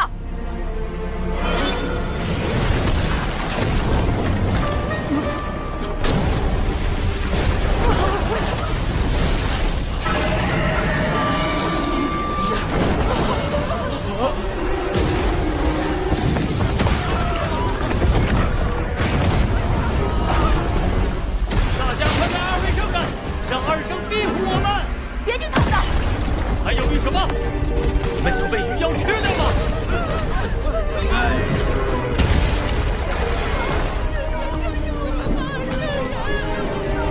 这鱼妖杀孽极重，已然业障缠身。从妖气来看，约在真仙境，修为远在那群西方教弟子之上，但他却只出招示范，哪里出了问题？摄神珠，摄取元神，让我看看你元神的记忆。到底想来熊寨做什么？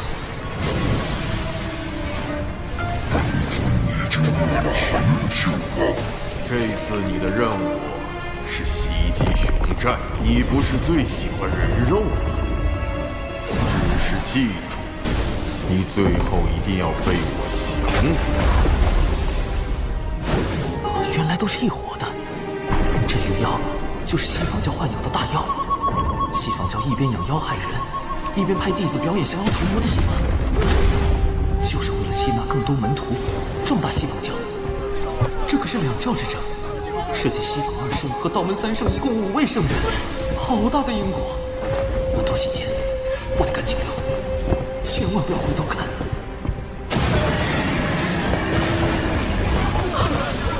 生灵力还是没啥用，快来拜圣人老爷！不，我相信海神大人，他一定会救我们。西方2圣，救救我们！救命啊！救救我们！救命啊！孽障胆大包天，西法2圣在上，请赐予行当力量。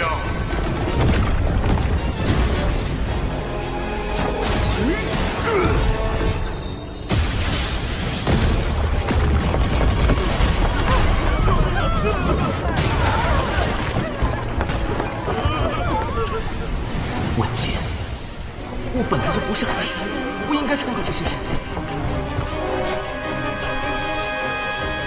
是那个女孩太天真了，不是我的问题。2圣，救救我们吧！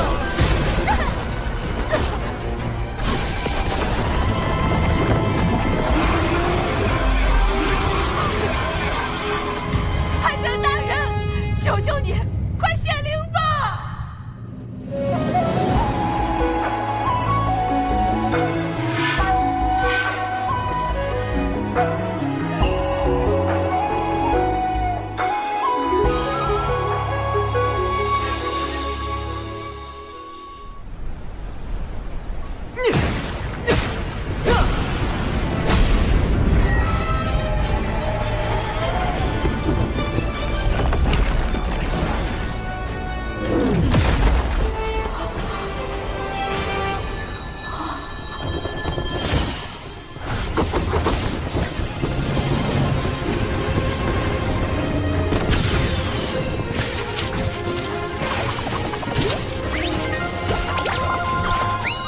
自言毒药，教人施于法，灵感来自于知名童话故事《一颗极刀撒药》。嘿嘿。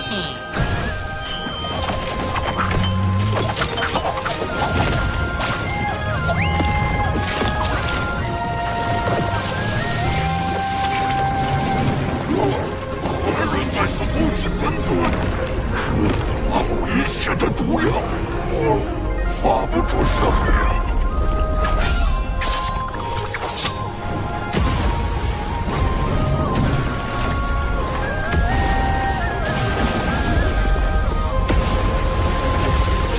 迷药升级版，注射型软仙散，1针立马晕，2针双保险。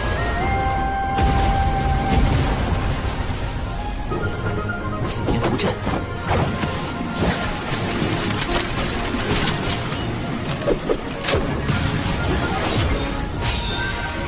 ，3元玄火剑阵。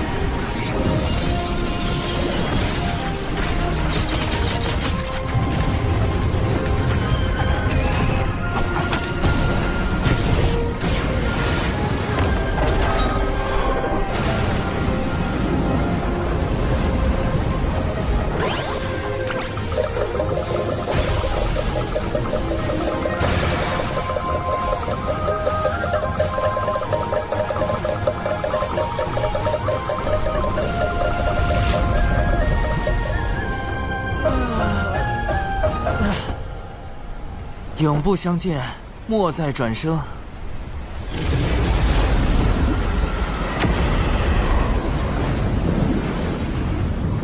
这个鱼妖找对了，演得太逼真了，下回还找他。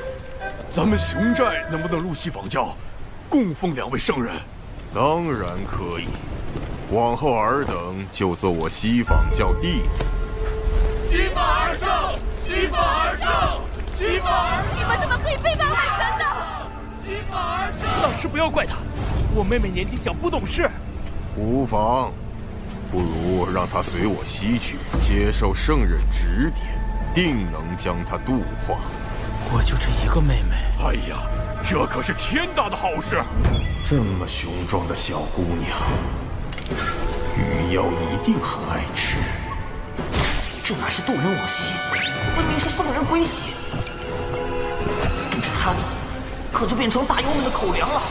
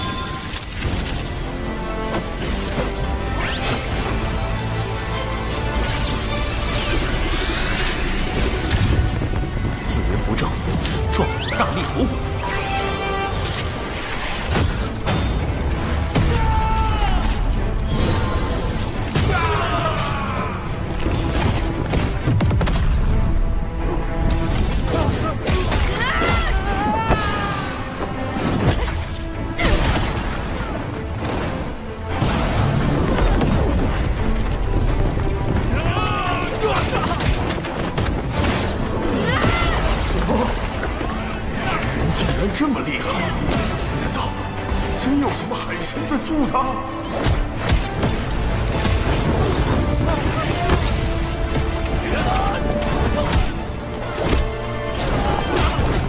我说过，我们战的海神是最强、最灵的。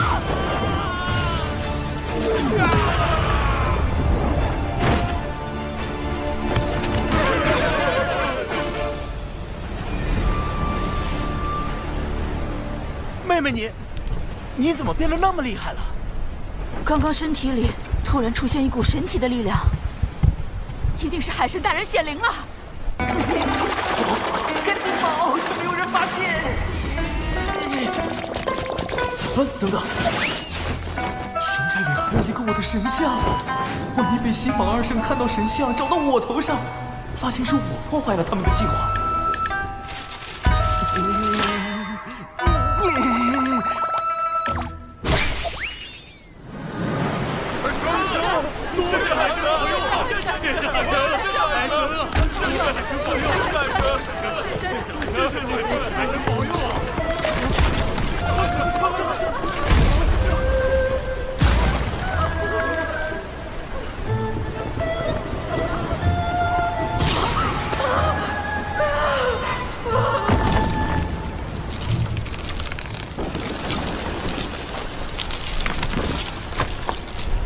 在下并非海神，特此备下薄礼，以谢贵寨收留之恩。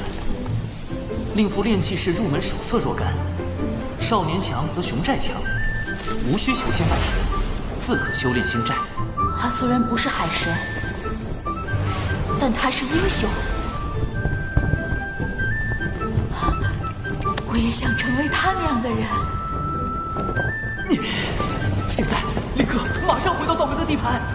西方二圣只是道祖的记名弟子，我道门3位圣人老爷却是正统的亲传弟子。有道门3圣罩着，就不怕那西方二圣了。能拜入道门回响渡仙门，真是一大幸事。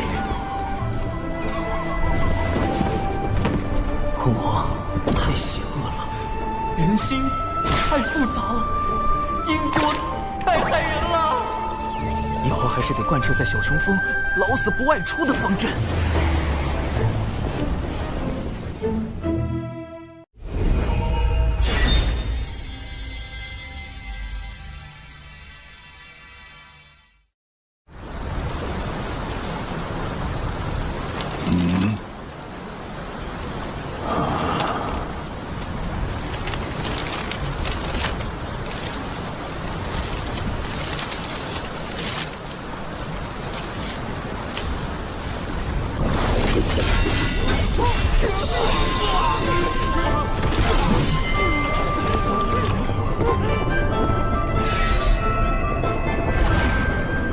此前龙族二太子为立威重创长寿，如今玄雅击败众龙族高手，也算为长寿出了口恶气。出来这几天，小琼应该没事吧？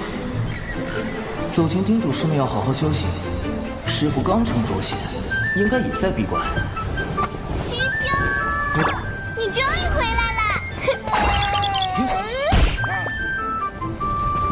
到底是谁布下了这连环困阵？究竟有何算计？啊，这字有些眼熟。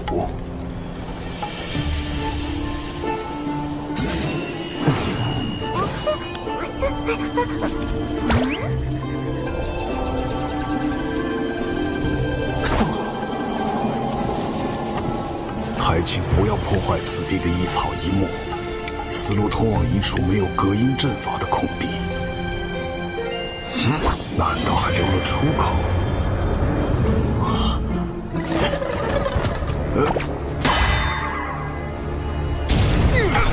没化血可以不血，怎么控制不住就上头了？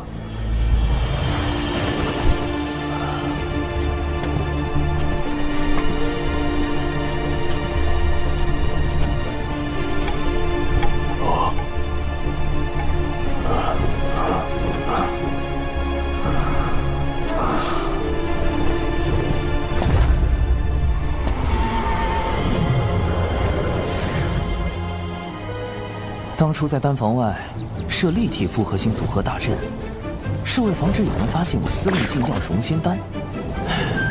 没想到把师傅给坑进去了。幸好师兄早在阵中准备了待客间。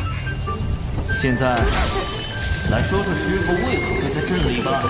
我发誓，我真的叮嘱过师傅不要靠近丹房，但他可能在想信的事，没听到。师傅在外根本没有朋友，连朋友都没有，师傅真的好惨心。心有落款吗？好像是晚江影。师兄，你知道这个人吗？他是钱师伯，还是师父青梅竹马的师姐。本来也许是我们的师母。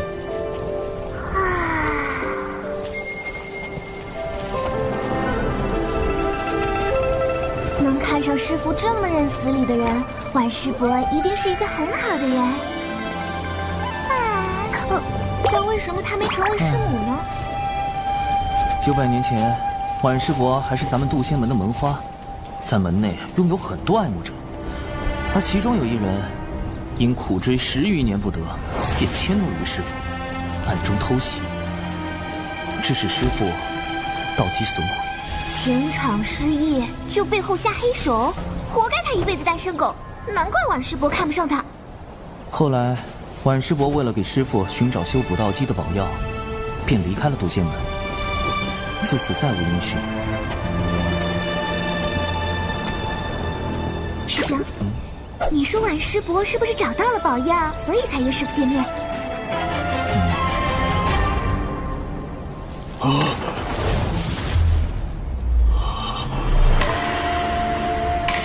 这阵是我设的，此计确实是我的，但我为何全无记忆？难道我所经历的都是假的？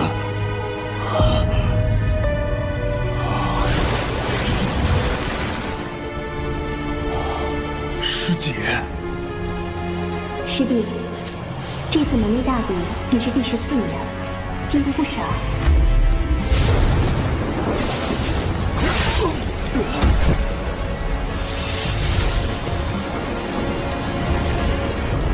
师弟，你在门内好好养伤，我一定会为你找到修补道基的宝药。师姐，不要走，不要走！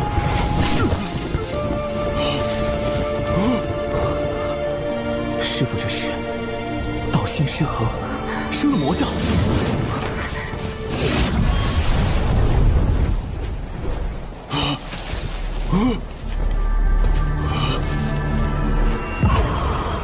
道基残损，心爱之人离去，挣扎半生只修成一个拙仙。你的过往还真是凄惨啊！你是谁？你我是同一人，境遇却完全不同。我的过往里，这些都没有发生过。我的道基没有毁，世界也没离开。没错，但世上只有你一个起源。你认为谁活着更好？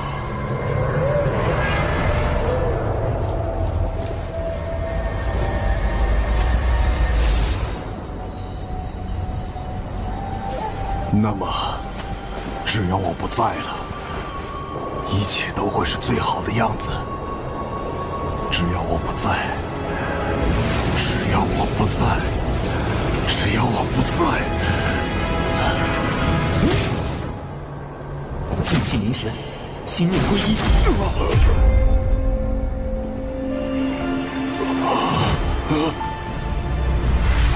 长寿，灵娥。为师好像见到师姐了。师父果然是被那封信乱了道心，生出心魔。你们怎么进来了？朕呢？我师兄很不烦这件事，要报了吧？这是弟子设计的，但弟子就是用来防贼而已。防贼？小春风穷的叮当响，哪来的贼？朕就要对贼不贼牢！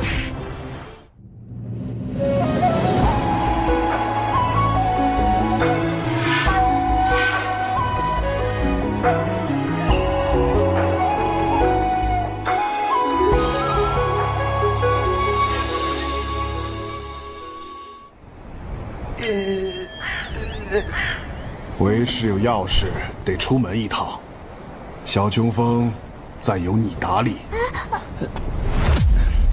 先稳住师父，晚父多年未归，门内应该已经将他从小琼峰除名了。安门归等于叛出师门。师父身为一峰之主，若与他私下会面，该如何向长老们交代？那你说该如何做？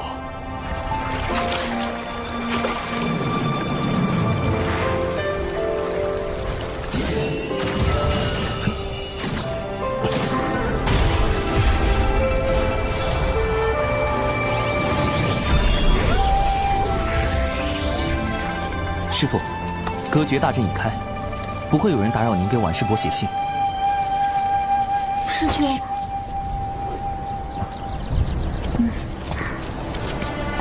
师兄，你真要去给师父送信啊？万一……最坏的可能就是婉师伯已经遇害，这封信是有人要引师父外出除掉的。啊，师兄，你是不是已经有怀疑对象了？不错，此人就是毁掉师父道基的那个情敌，如今就在新王宫。一个武力仅次于九次九仙所在的破天峰，但财力第一的封侯，门内不会因为小泉风穷便任由他封欺负吧？事发时并无旁人，门内无法判定事情经过，只能略作惩处。我本以为这段恩怨已随婉师伯的离开就此了断，可没想到，如今师父修成浊仙，更有望突破真仙境，对此人便是一种威胁。如果幸运的是真的是有人在背后算计，那么他的嫌疑最大。师兄，这人是仙农峰峰主的弟子快思。原来是他，他不是已经修到真仙境巅峰了吗？师父却因为他苦修900年才成浊仙，还险些惨死在天劫下。我会盯紧此人，一旦发现此事与他有关，那么我会连同当年的恩怨一并清算。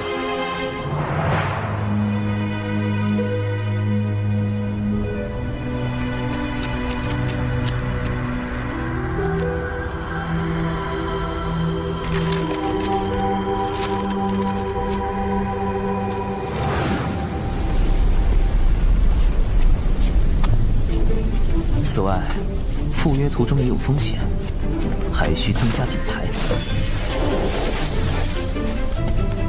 师兄，这是要干什么呀？此物名为侧感石，涂上寒色花的枝叶，遇到神石就会变色，可监察是否被窥探，以及窥探者的修为。这杀小纸人不也能干吗？给你增加点参与感。哦，这丹炉里炼的什么药？天仙版软仙散。为蒯司这个真仙准备这么高品质的药，有点浪费啊。真仙境距天仙境虽远，但万一人家是个隐藏大宝。再者，天灵峰善炼器，若蒯司有厉害法宝，一刀下去999。稳妥考虑，还是按天仙境应对，有备无患。这段时间你就和师父闭关不出。魏师兄实在太稳健了。可对方若见赴约的是你，改变计划呢？所以，我绝对不能露出破绽。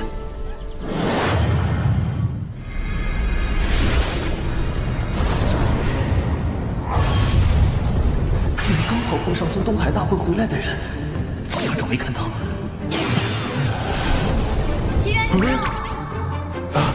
99师妹，你们这么快就从龙宫回来了？别提了，龙宫那位二太子敖乙不知道又发什么疯，所以结束的仓促。不过我师父说，这次长寿对战敖乙有大功劳，我就趁机要了些法术典籍给小琼峰。师兄，你不用太感动啊，回头吩咐长寿陪我喝酒，喝到我满意就行了。这闪避动作这么丝滑，小寿寿是身体有病碰不得，你这老头还手上无欲了？多谢99师妹关心，但长寿实力低微，目前还用不到太高级的修炼典籍。都已经在龙宫大出风口了，要是再少些东西，我不就成门内最亮眼的仔了吗？就算不为长寿，齐元师兄刚升谪仙，也很需要典籍巩固修为吧？99师妹的好意，师兄心领了。贫道正准备去南州历练，稳扎稳打，提升修为。啊，这风格改变的这么突然，齐元师兄900年来不是一向闭关修行吗？齐元师叔，此次长寿师兄舍命护我渡仙门颜面，玄雅钦佩不已，不知他伤势如何？目前已无大碍，劳玄雅师侄记挂。倒是你这一身伤，玄雅在擂台上把龙宫弟子揍了个遍，给长寿报了仇。报仇？有时你也太冲动了，总要低调啊！龙宫不会把这笔账算我头上吧？玄雅师侄如此顾念同门之意，贫道很是欣慰。是谁在生气？齐元师兄这是不开心了，怎么脸这么狰狞？长寿师兄高风亮节，至仁至善，乃我辈之楷模，能与他相交，是玄雅之幸。别夸了，让我走吧。99师妹，你们一路奔波，还是先回山安顿，咱们就此别过。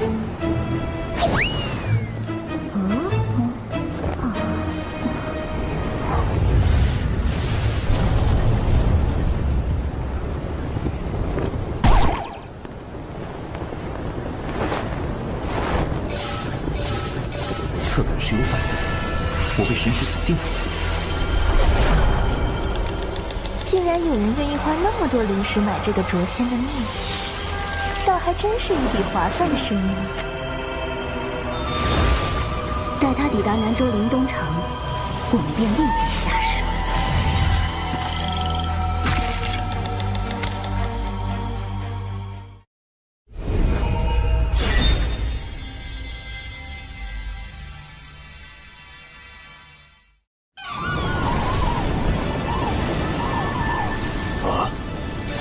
根据侧感石的反应，共有3道神石锁定我，2个元仙境的不足为惧。不过真仙境的这位，如果隐藏了修为，就可能是真心境巅峰，甚至更高。信息太少，暂时无法确定跟踪之人。也罢，我已经备好了15种应急预案，方便及时应对。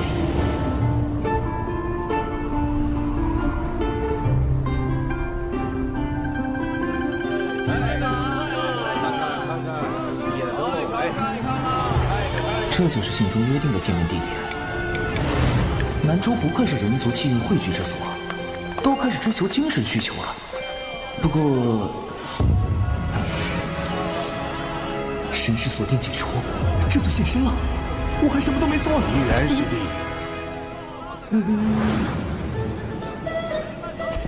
九屋，师兄，怎么是这个老狐狸？他跟着我，不，跟着师傅做什么？而且那2个元仙境的也消失了，这又是怎么回事？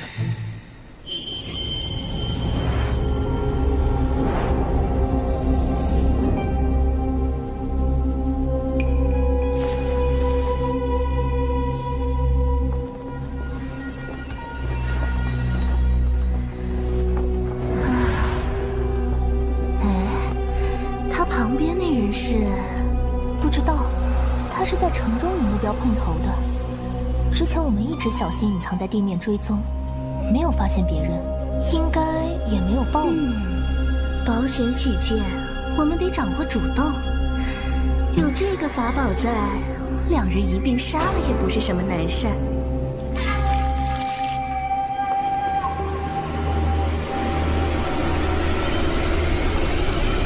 师兄，你怎么会在这里？小九担心你独自外出不安全，托我暗中相护。想不到，师弟，你向来洁身自好，怎么升仙后突然性情大变，往红尘俗世里钻了？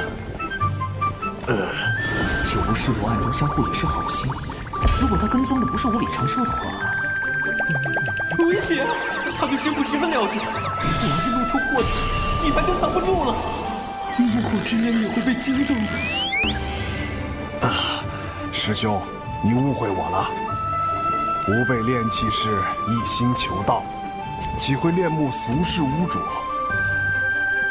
我停在这里，是另有原因。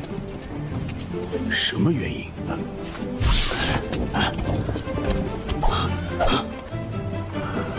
城中如此繁荣，凡人温饱不成问题。这些人却脚步虚浮，跟恶鬼似的，着实古怪。想不到师弟如此单纯。师弟自梦晚将与师妹近1000年，一直很寂寞。我这个做师兄的，确实不该过度苛责。总感觉他在想一些不礼貌的东西啊。确有一些人阳气虚弱，寿元无多，像被妖族吸食了精气。而里面正好有3个妖怪，1个真仙境，2个元仙境。方才我没能一眼看出，师弟，你的眼力不错呀。我升仙之后，确实眼力有些长进。看来之前跟踪我的，就是这2个元仙境的妖怪。师兄，事关重大，我们是否马上返回门内禀报？师弟何时变得跟长寿一般思虑周全？此事目前只有推测，却无证据。不如先暗中探查一番，若确有其事，咱们联手除妖，护一地清明，岂不美哉？师兄果然是义薄云天。就我师伯轻易就能发现我与师父的细微不同，我必须更加克制，不能越线半分。末世3姐妹加场表演马上开始，走过路过不要错过呀！加场表演。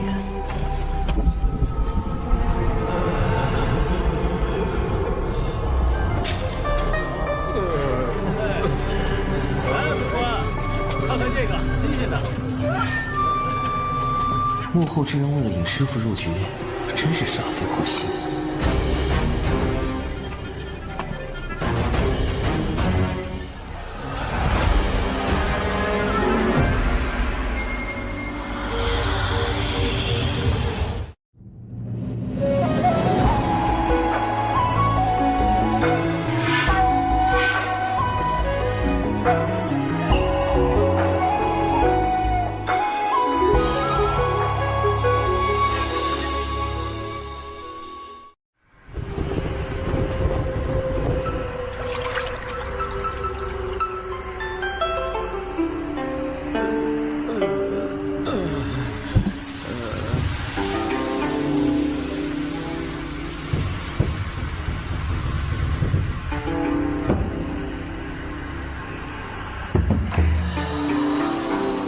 跟九无师伯一起行动就是暗行，竟然抓到了妖怪吸食人族精气的现行。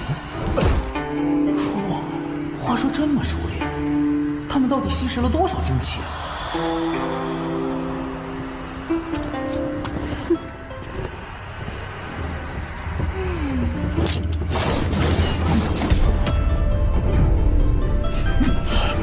你们没中姐姐的万香迷魂物，难道你的修为比姐姐还高？那至少是真仙境巅峰，怎么会跟一个浊仙在一起？妹妹们，先杀了那个浊仙！师弟，保护好这些凡人。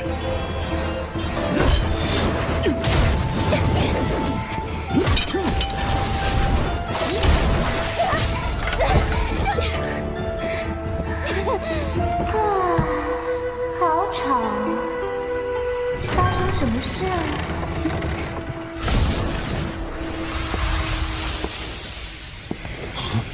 竟然还有一个妖怪，难道他有什么隐藏妖气和修为的法宝？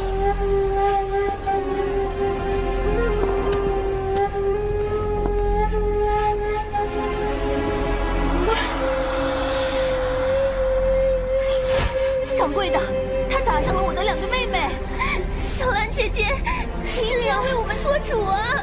敢在我店里？师弟，千万保护好自己。我绝饶不了你！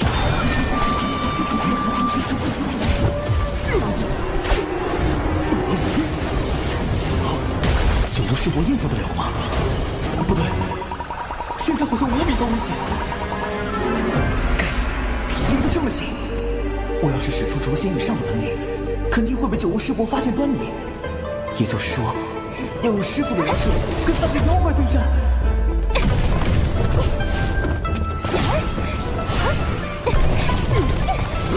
一个大老头子怎么这么能跑？为了装师傅，我饶命了。没事儿，他跑不了。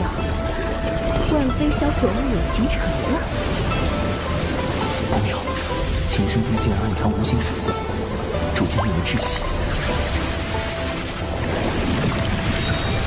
虽然我本身的天仙境修为足够抵挡，但显然师傅这个浊仙是抵挡不了的。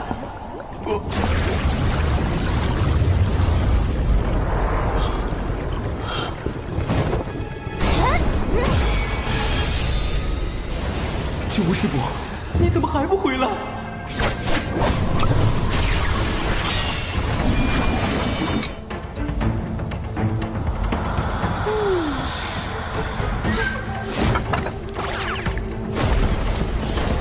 不好，师弟有危险，必须马上了结这个妖怪。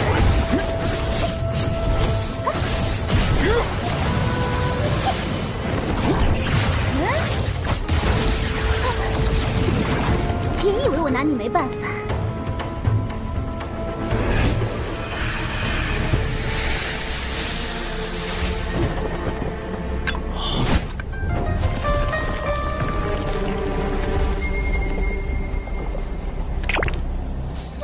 你是星球狐族？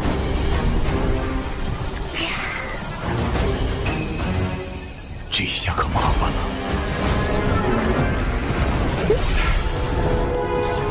算了，求人和不求己，岂容天就抛你几远？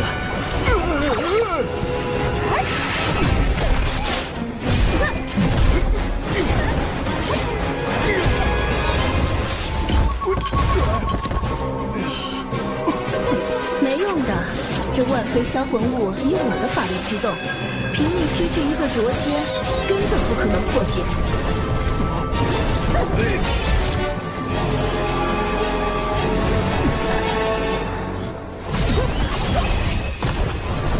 贫道族的法力低微，大仙绝不会下此这些可恶的妖怪屈服。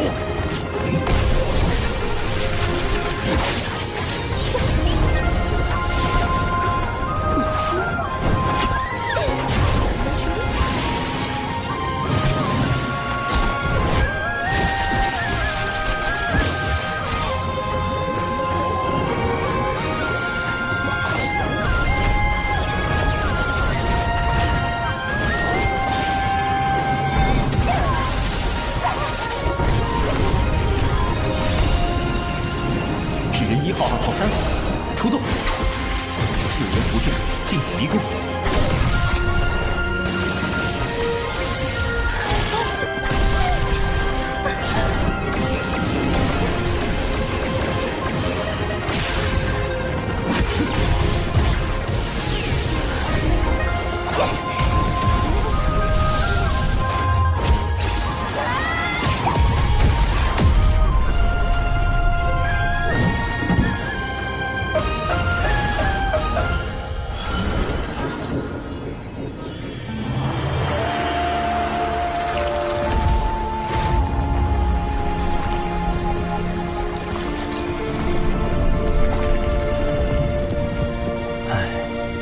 人类总是会被表象所迷惑。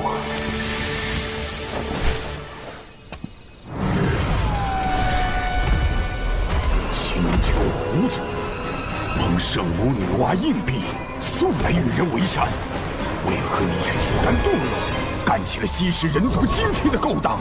要你管！束手就擒吧。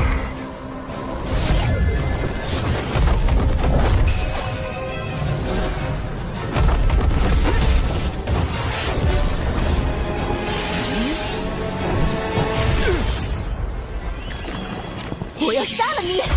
妹妹们，把力量借给我！又来了！万毒噬魂木！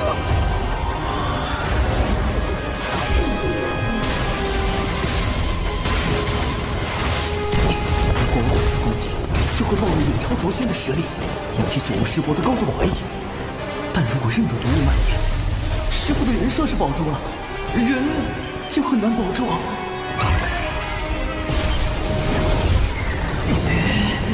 不能，千万不能打！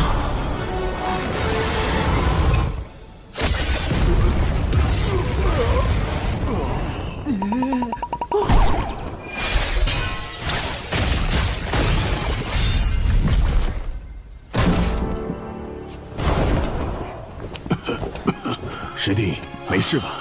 这3只妖怪着实厉害，多亏师兄大救。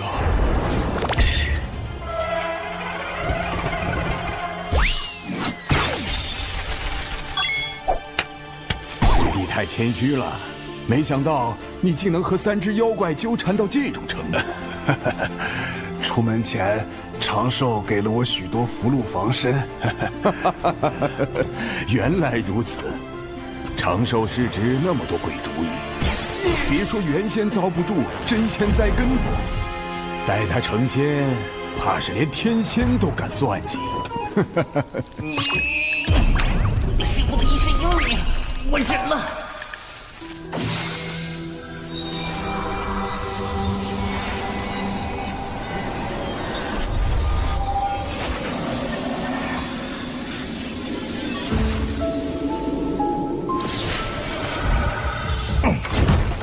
下在琴上的禁制破了，暗杀失败。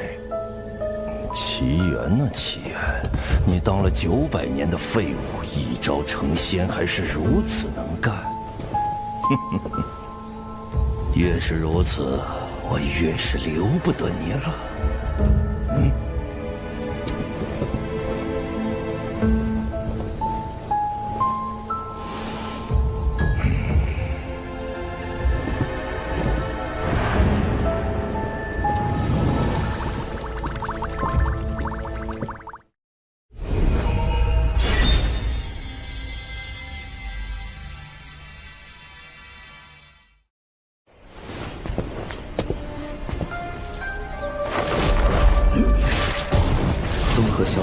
件事，基本可以确定快思就是幕后真凶。他以挽江鱼为名，引师傅前来灵东城，欲买凶除掉师傅。如今快思得知蛤蟆药失败，已在赶来的路上。他最快1个时辰就能到，麻烦就麻烦在9巫师伯。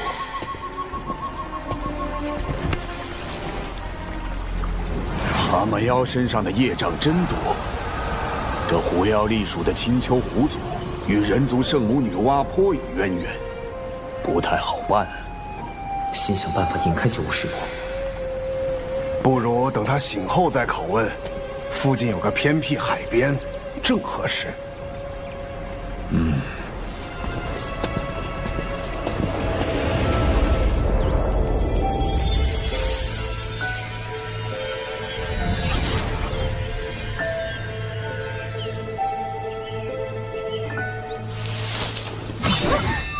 行了，你这狐妖为何在人间作祟？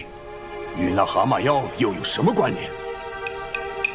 奴家，您幻想来。好厉害的媚术！好在我常年研习清心咒，问题不大。9巫师伯应该也……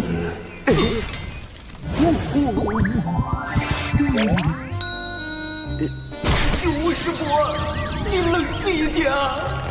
师傅，对不住了。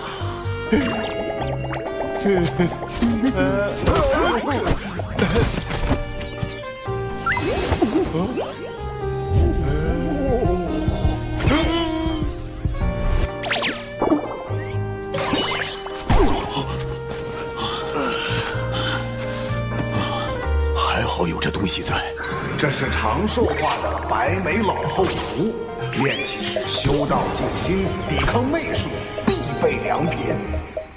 好厉害的法宝！哼，竟敢用媚术激我的！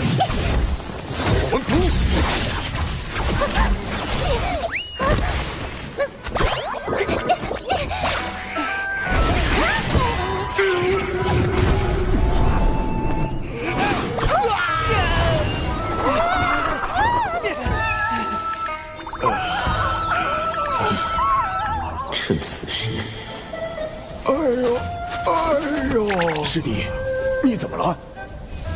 师兄，我鲜少前往此等场所，刚被蛤蟆妖击伤，又遭遇狐妖媚术，似乎产生了心魔。师傅，你千万别怪我。赶紧休息调养一下。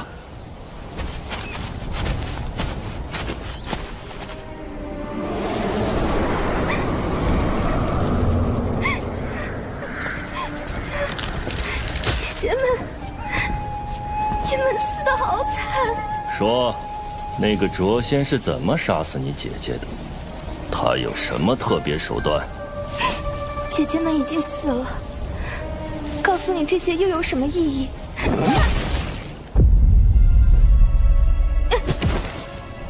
那你也没什么留在这个世界上的意义。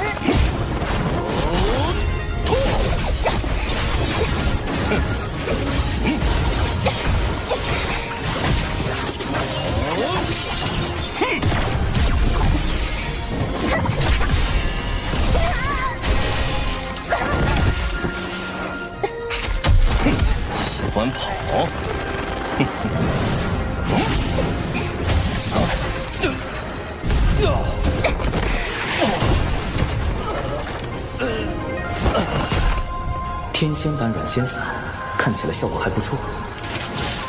稳妥起见，总归要确认一下，杀错人可就不好了。还是进行一下搜魂吧。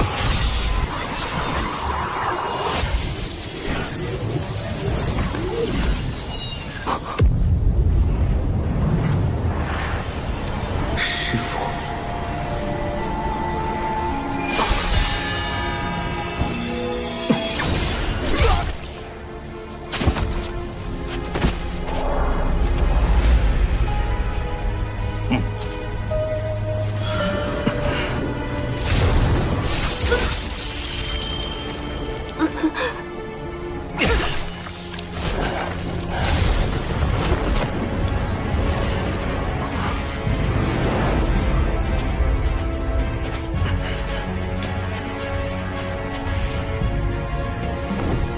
果然，快速买通蛤蟆药，欲在此地杀死师傅。师傅，万事不往，令东城百修杀人事件确认完毕。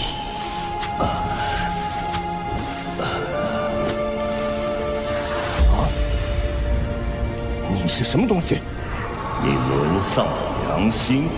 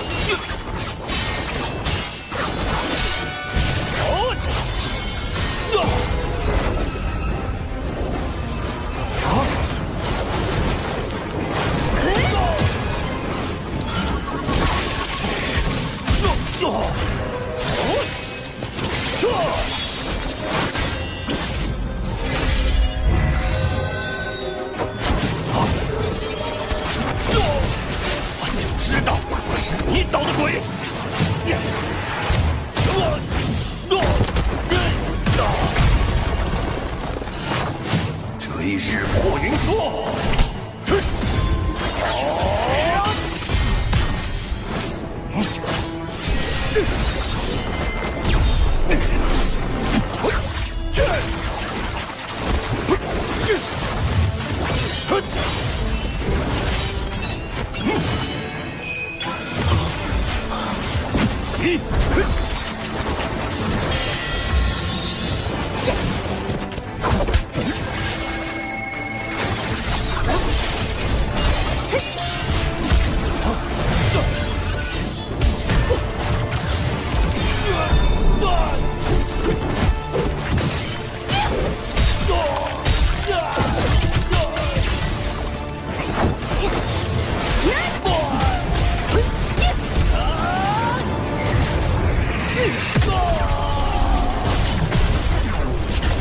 不愧为奇修，追日破云梭竟还能变换多种攻击形式，学习了。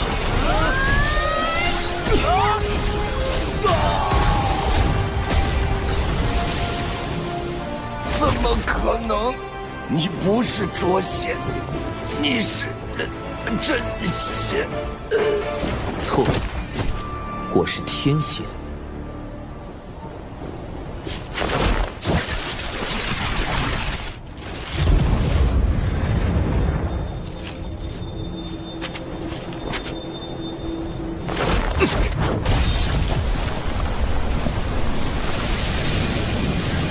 万无有事，无法转生。我确实没有参与吸食人族精气，不信的话，竟有功德。一般来说，行善带来功德，作恶带来业障。等功德积攒到一定程度，便可获得成圣契机。机缘上佳者，可凭借功德成圣。当今6圣都是以功德成圣，道门3圣以教化取功德，西方2圣以发宏愿取功德，圣母女娲则以造人取功德。但这狐妖身上的功德，这是祖传功德。我族祖先曾在巫妖大战期间救过人族，因此获得功德传至我辈。你们若杀了我，我身上的功德便会转化为你们身上的业障。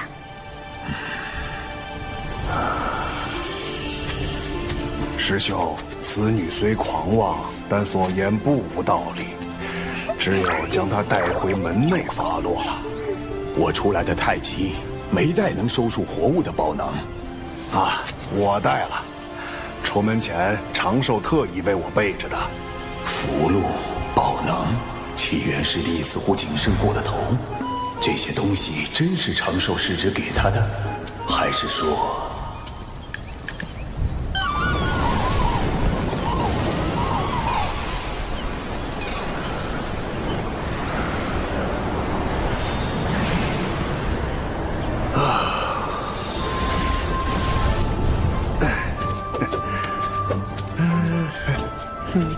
师弟，不知长寿师侄最近在干什么？师兄啊，你怎么来了？长寿啊，应是在修炼吧？他为什么突然问起我？正好，我来这里坐坐。师兄不去趟赏罚殿吗？小兰之事仍需门内定夺。麻烦了，一定是这老狐狸发现了什么。稍后我自会跑一趟。怎么，小琼峰不欢迎我？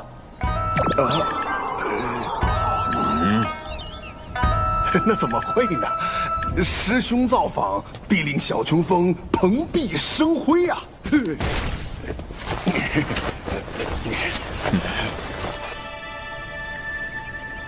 天亮，请睁眼。昨天晚上死的是99师叔。玩了一天了，每次都是我先死，不玩了。99师叔，你耍赖！我就知道，李长寿呢？他哪里去了？五师兄，你怎么来了？哼，坦白吧，师侄，我早就怀疑你了。跟我玩这一出，怎么可能瞒过我的眼睛？九无师伯，一起玩狼人杀吗？李长寿竟然在这玩什么狼人杀？那起源真不是他假扮的。保险起见，还是用法术查探一下。身世为引，虚实尽显。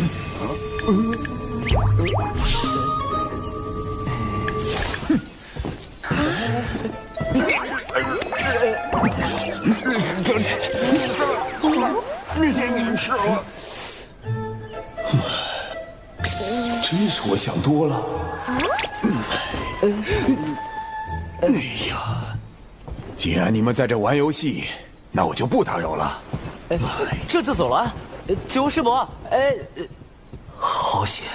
还好我身上有火的预防查探，否则方才直接被九无师伯看穿了纸人化身。看来是我扮演的师傅不够像，才引起了九无师伯的怀疑。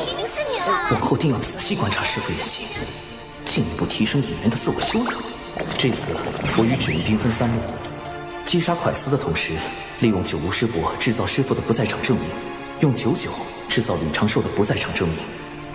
其中多有风险，往后需好好复盘。只是师傅那边……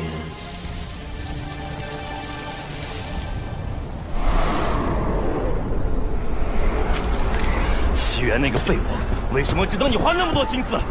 我到底哪里比不上他？你这样心思歹毒的人，也配和齐元师弟相提并论？也配和齐元师弟相提并论？既然如此，你就别怪我心狠了。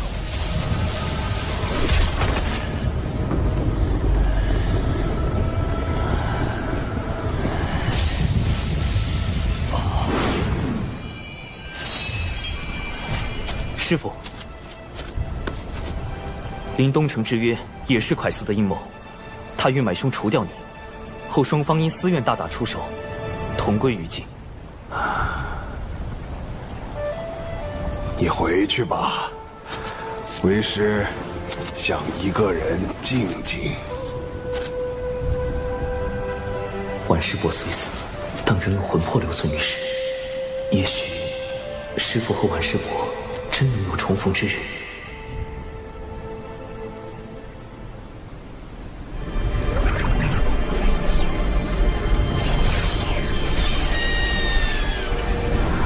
道代表金鳌岛来访，与贵门论道切磋，此为拜帖。我渡仙门与金鳌岛同属道门，却应增进交流。看来这一次又要挑选优秀弟子与金鳌岛切磋了，不如……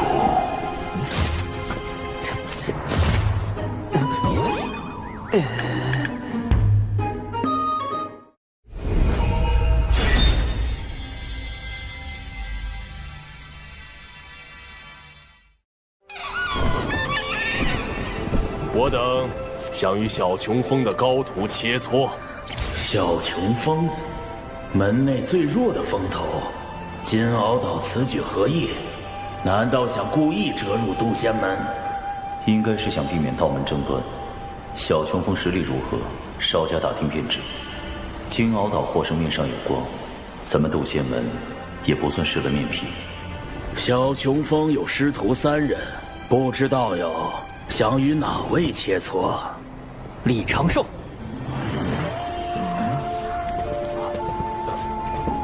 敖乙，他拜入了金鳌岛。龙族一向傲慢，如何会与道门为伍？为了打败蓝衣老道，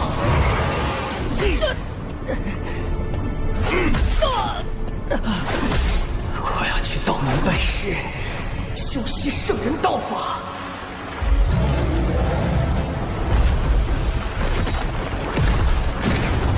为了重整龙族，我要扬名四海，引领族中弟子拜入道门。扬名计划第1步，洗清龙宫一战的污点。回众女上人，我师兄李长寿修行遇到瓶颈，必死关了。还好准备了避敌计划。着实不巧，敖乙太子不如另择一位弟子切磋。友情玄雅，愿向敖乙太子请教。你是小琼峰弟子吗？不是。那便不行。师兄，我是为了你才不稳健的，不许发无超说。小琼峰弟子兰陵娥，愿向敖乙太子请教。我的对手非长寿道友不可。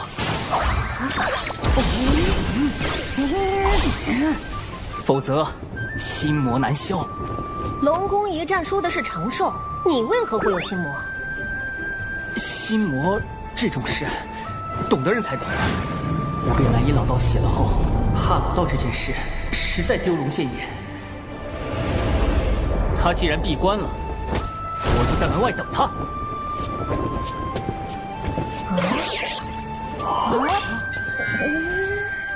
这小龙座是这么绝，都开始堵门了。事关龙族兴衰，我绝不会放弃。那就这么耗着吧，看谁熬死谁。我龙族寿命长得很，熬死你还不是绰绰有余。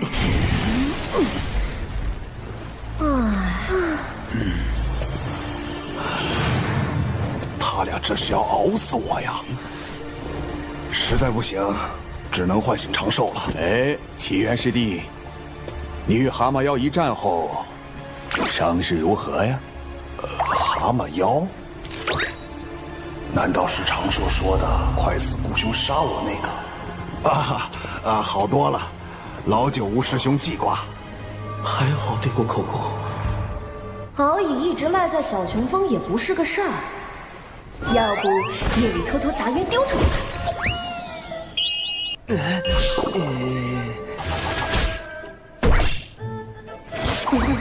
我会被龙族暗杀吧？小尿精，赶紧出关，调整2层伪装。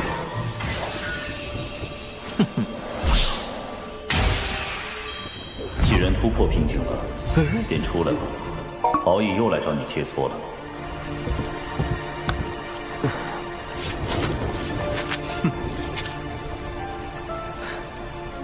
敖乙以渡劫成仙，而弟子不过反虚境，怕是难以取胜。师父，弟子有一个既不与敖乙交手，又能让渡仙门稳赢的法子。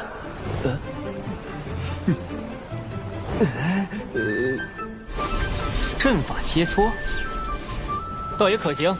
酒你也太毒了吧！这阵你都破不了，还让敖乙破。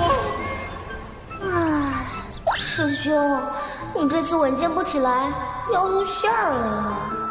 长寿师兄，没想到你不仅善炼丹，竟还精通阵法。长寿，你那破阵我进去就晕，敖乙肯定闯不过。长少，此战过后，你定能得到门内重视。快和为师谢过九巫师兄。举手之劳，不用谢。谢你个鬼呀！苍天啊，把这坑神带走吧！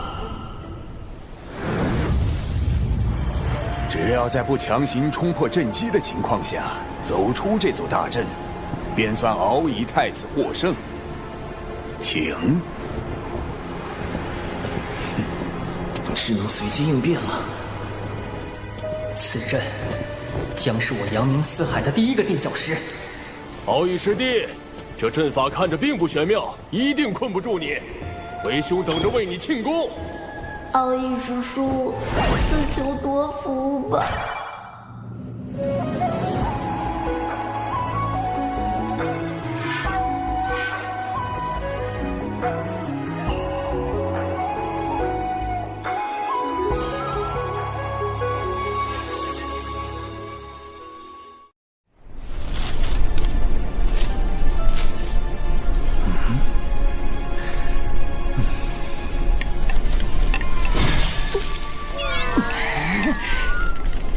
回来了，水灵灵珠，给我封住这连环困阵！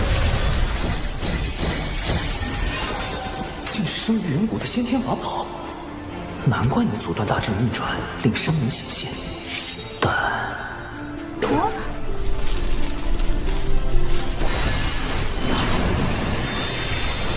离阴离剑，给我斩了这方寸之地！又一件先天法宝。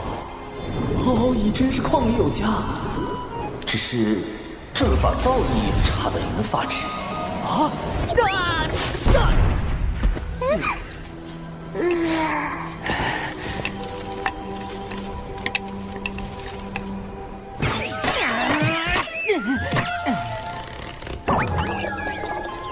我龙族在阵法之道有这么不堪了吗？此阵颇为玄妙。想当初，我也险些出不来。九巫师伯说笑了，这就是最普通的迷阵。师傅，敖乙师叔入岛尚短，所学有限，弟子们倒是学过些阵法之道，想去试试。为师相信你们一定能破阵。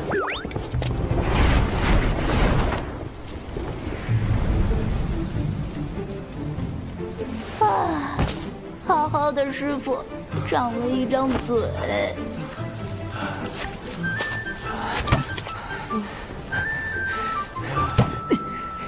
我定能破此阵。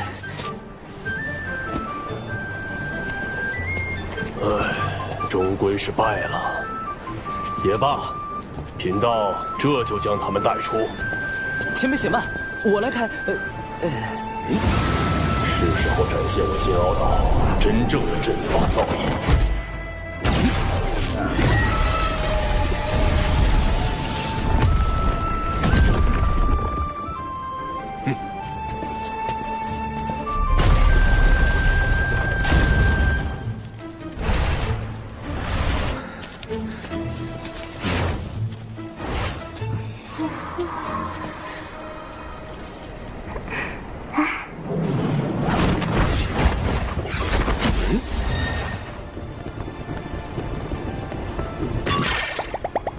我居然也迷路了，不能被看出来。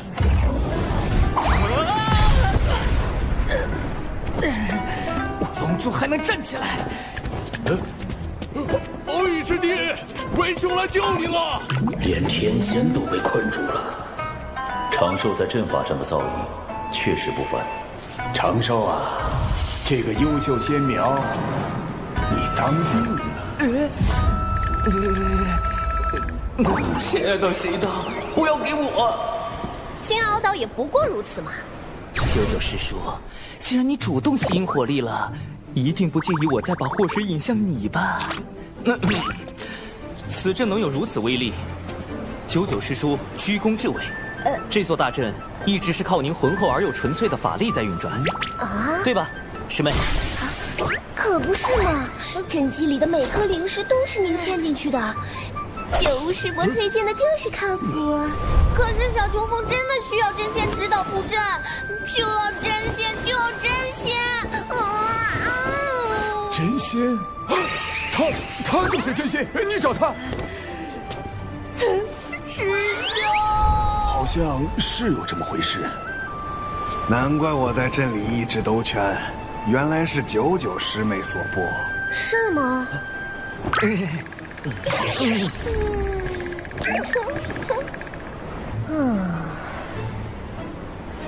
我也没想到自己这么厉害，这大概就是天赋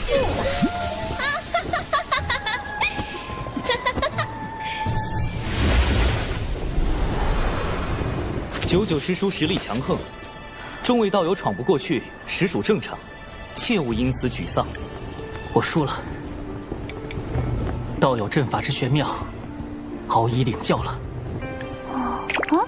师傅，你怎么也在镇里？为师是来找你们的。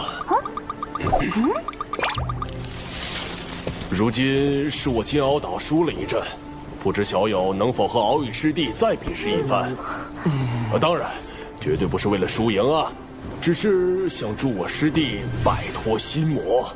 一个成仙的挑战一个没成仙的，这公平吗？请元泽师兄将我的修为封到反虚境。这倒是公平了。那便再切磋一次吧，莫要让人觉得咱们渡仙门拒战。这熟悉的剧情走向，弟子遵命。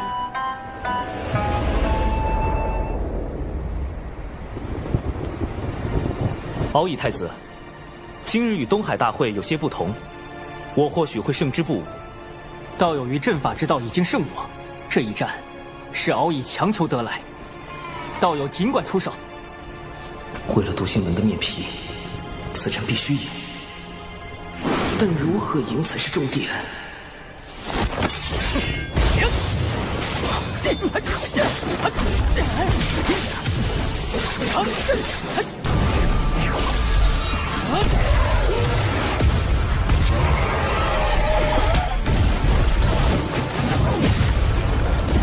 好快的盾法！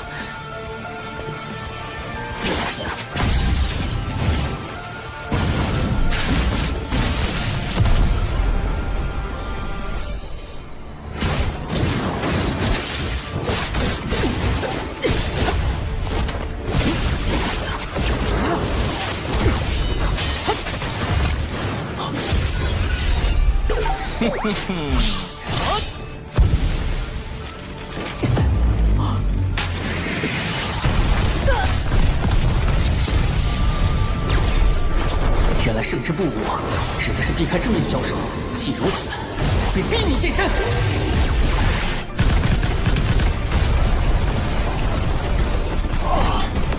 都炸成这样了还不出来，这人的打法真是一言难尽。总之，敖乙太子拿土遁没办法，承受也算立于不败之地。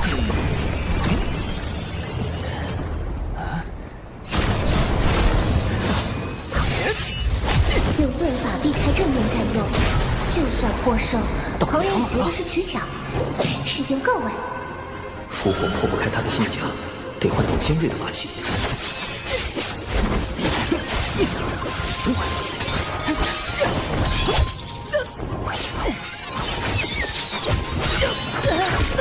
攻击如此密集，来不及细查此人踪影。再这么打下去，敖乙师叔要被炸成刺猬了。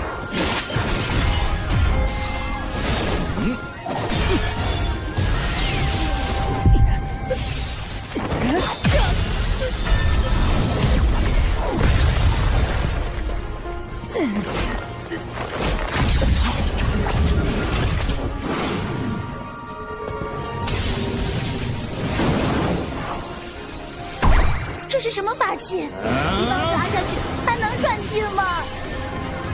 敖乙师叔本来就不高。什么？我们认输！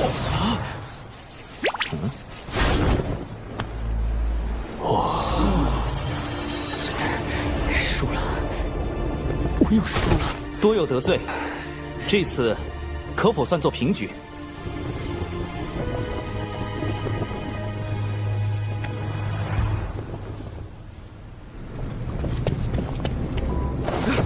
女王大人，咱们派到南海传教的弟子失联了，让压神的人去查看一下。另外，道门可有异动？听闻金鳌岛正在渡仙门论道切磋，倒是个挑拨道门关系的好机会。渡仙门。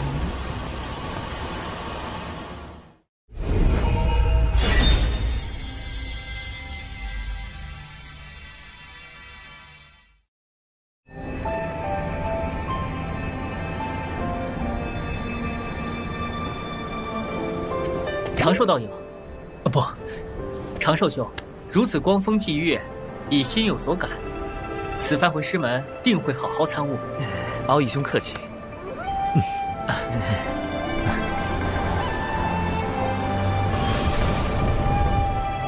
叨扰数日，贫道这就回去了。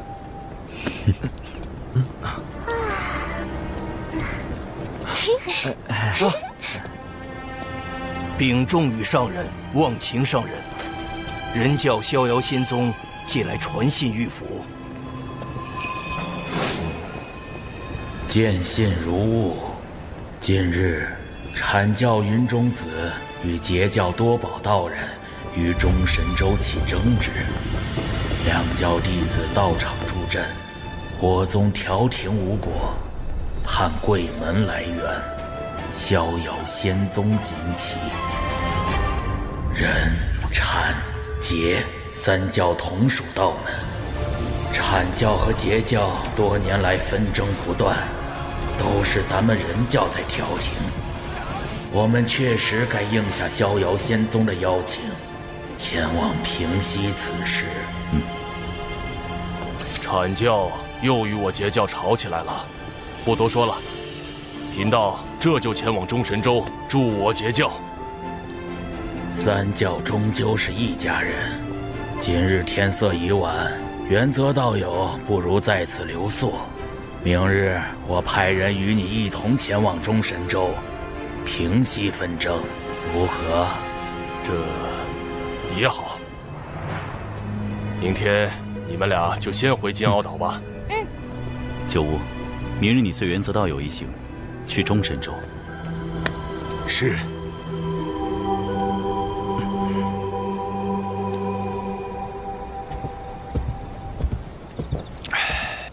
师伯，这是万凌云长老炼制的腐仙灵魂丹，可用以防身。用时需闭气，以防自伤。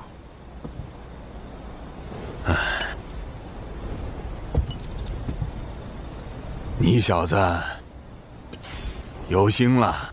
师伯切记，此丹毒性甚烈，非危及生死，不可擅用。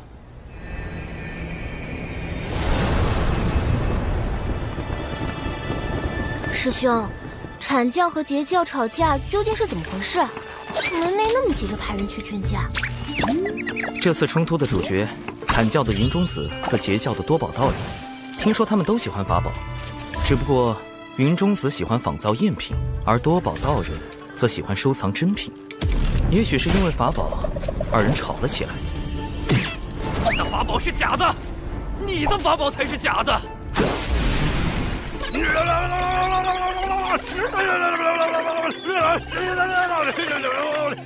总有人嘴笨吵不过，于是很快进入了洪荒吵架的必备流程——骂人。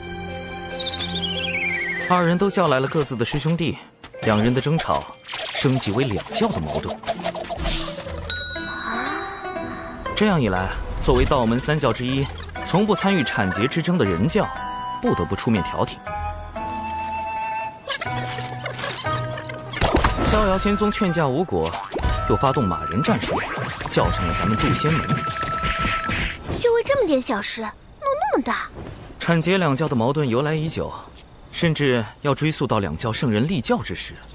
九无师伯前去劝架，但愿别是吃力不讨好。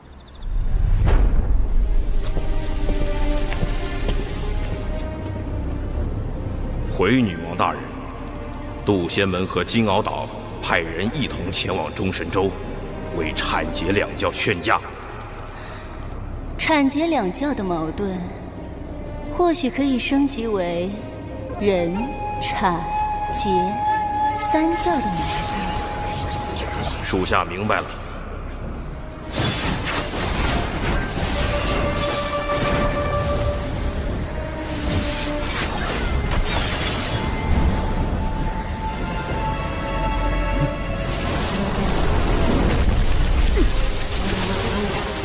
蚊子也太多了，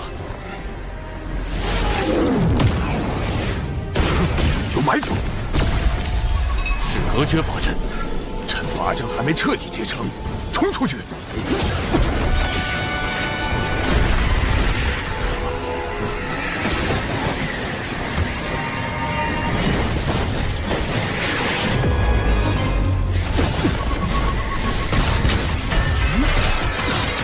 我赤鸟向来性情温顺，怎么突然出手攻击？事有蹊跷。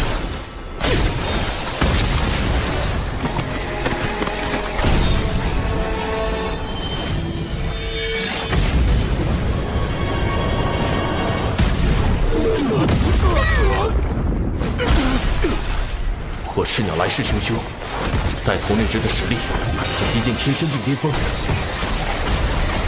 我虽也是天仙，但不是他的对手。隔绝法阵困住了我们，必须想办法尽快破阵。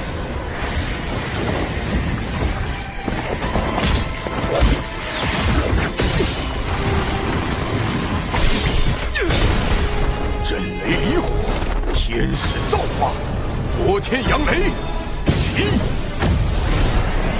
天光熠熠，黑影如梭，万影见阵，去！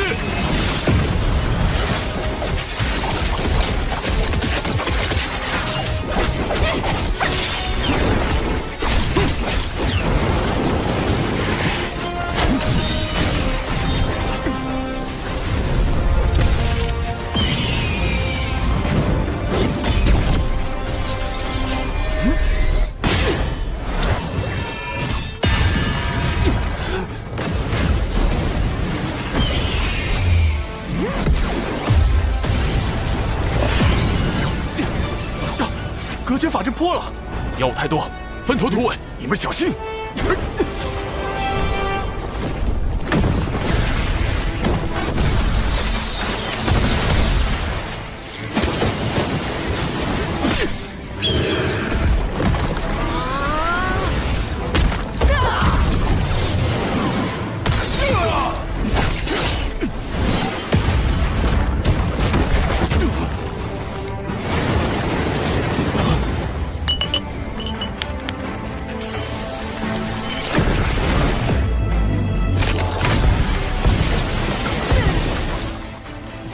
丹阳四平禁制被破，九无师伯出事了。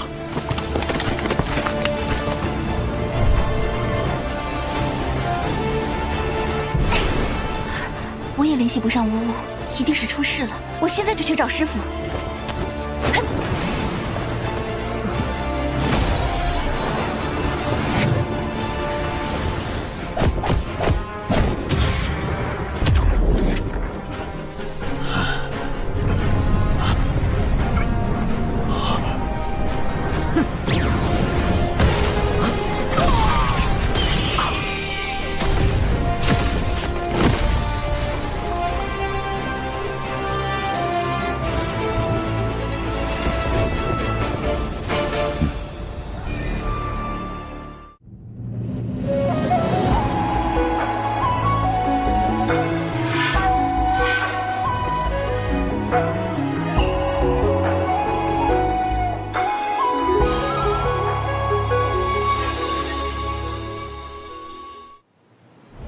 长寿，要不是你给的毒丹，我真就见不到你了。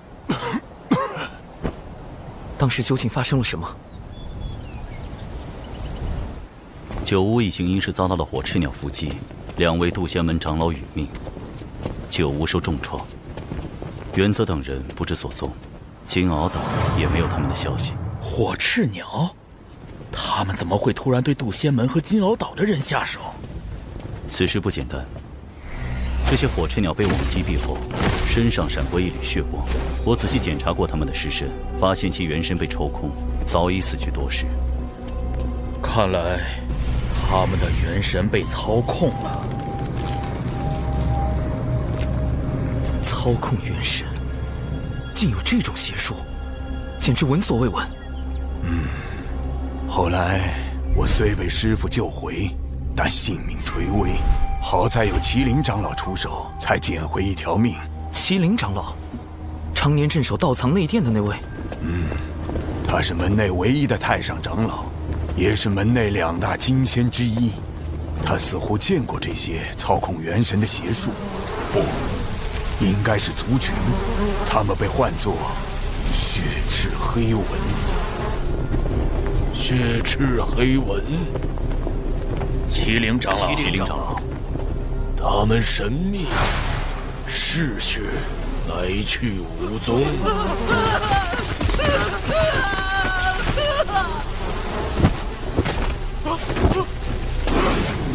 通过吸附他人骨血，从而附身操控。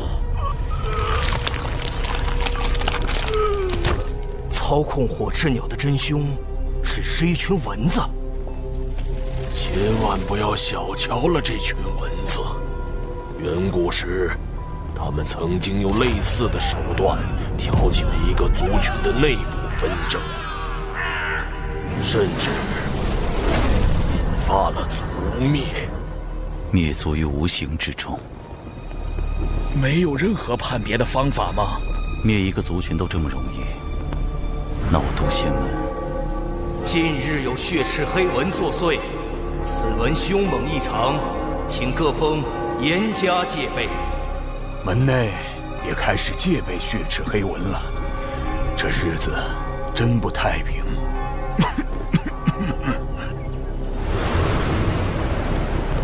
蚊子。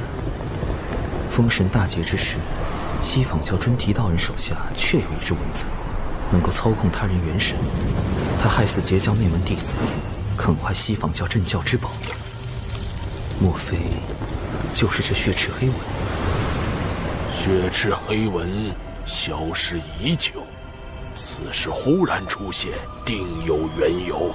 难道与产劫之争有关？渡仙门与金鳌岛派人前去调节纷争的路上遇袭，显然是有人与其勾结。原则？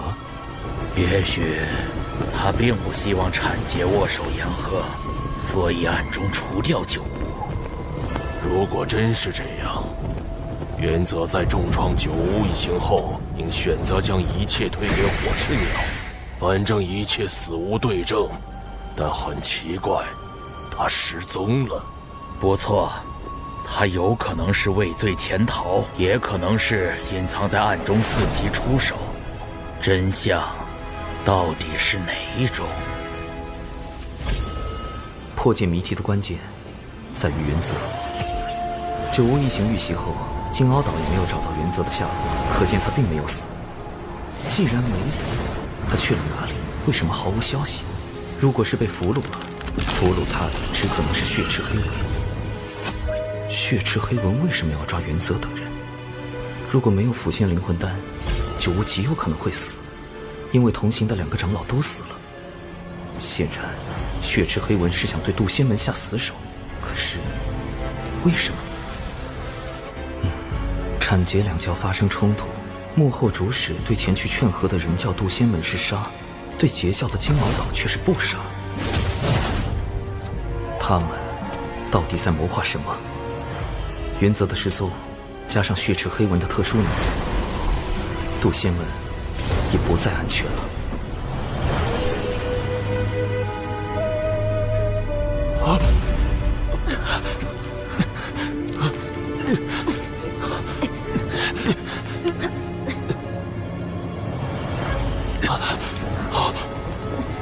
金鳌岛原则。你要干什么？我告诉你，别想威胁我，我是绝对不会听你的。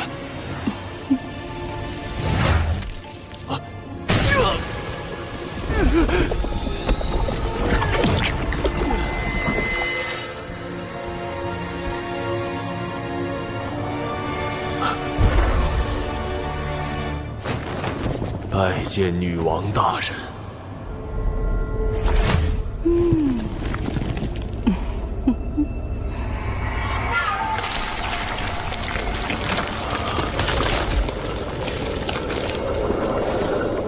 吸收完血莲，你们便可以一跃成为金仙，然后带领妖族去覆灭渡仙门。记住，覆灭渡仙门。是。安排火赤鸟偷袭，再以血赤黑纹掌控金鳌岛炼气室，攻击渡仙门。女王大人果然高明。这回定要让他们道门三教吃个大亏。只有这样，上面那位才会满意。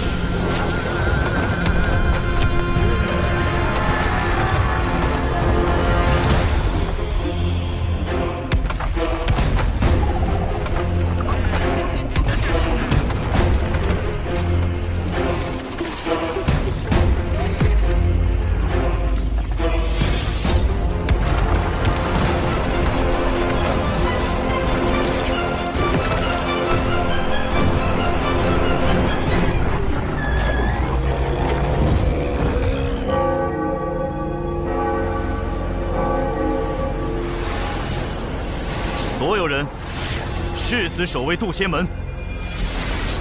门内有数千人，未成仙弟子占大半，元仙以上弟子、长老有数百人，不知有多少会葬身在这场血腥浩劫中。誓死守卫渡仙门。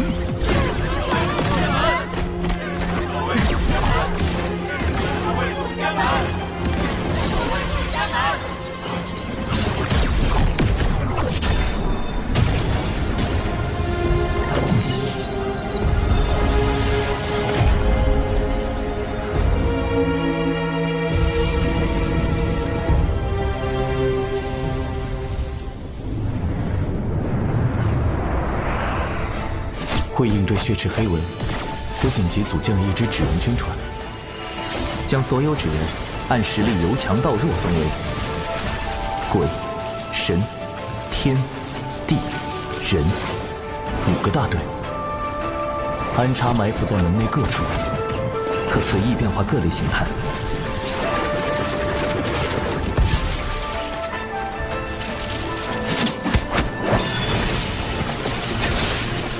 但愿能守住宗门。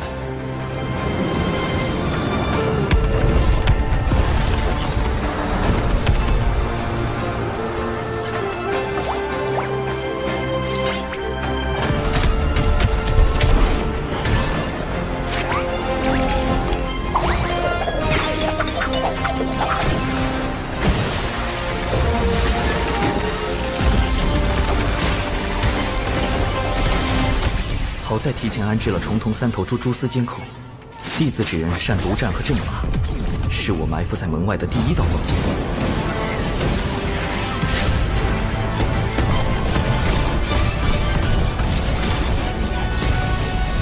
虽成功击退了先锋军，但宗门的这场大战避无可避。敌军尸体就交给你了，人字纸人。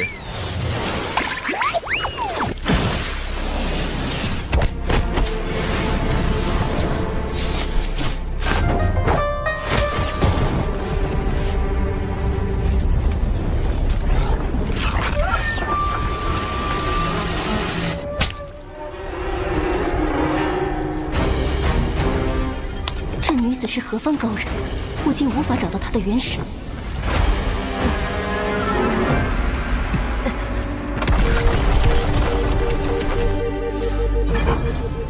来了，3000里外，西北方向出现敌军。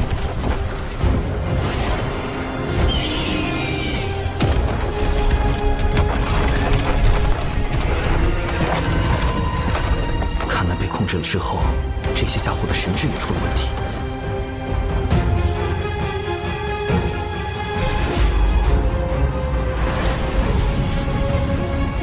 这么快！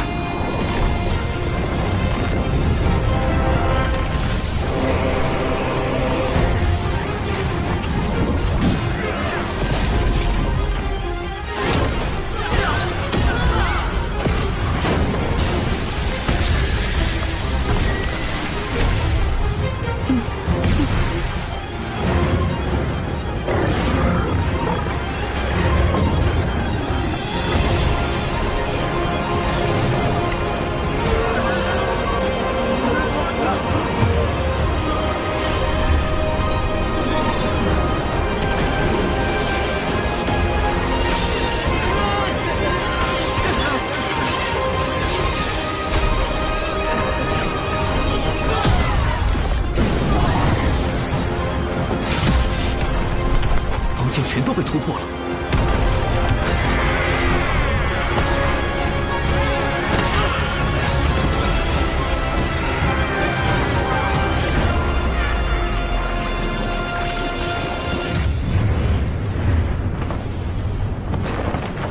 劫护持大阵。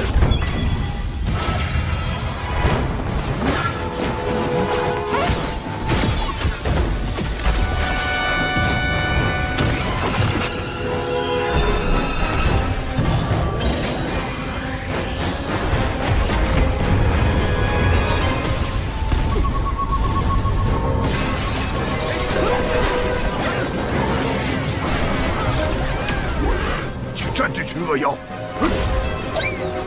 师父，对不住了，完了完了，我们师兄同流合污了。此次来袭的大妖修为都在元仙至天仙境不等，师父只是着仙，恐怕难以应对。到时我自会和师父解释。快走！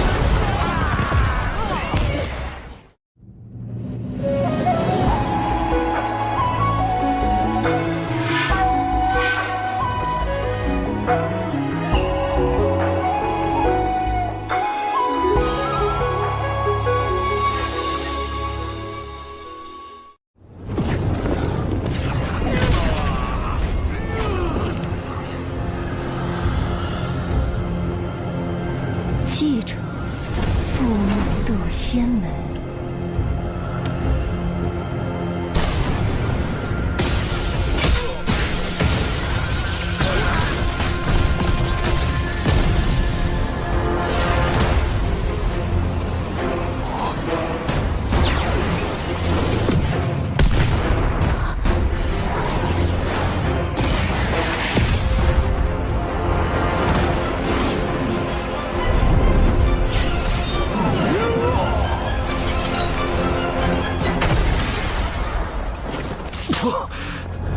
竟是3名金仙！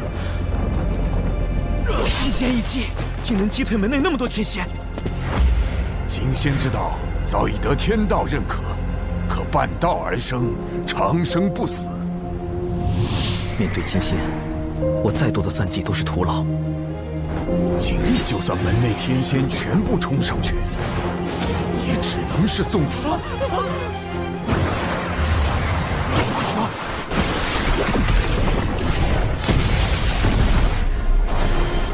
金仙，麒麟长老，以1敌3，找死！幻影剑阵。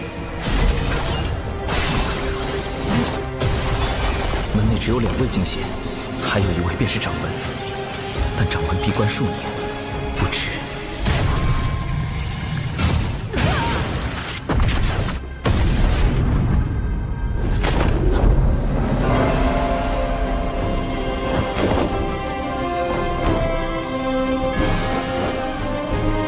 何方宵小，胆敢来犯？掌门出关了。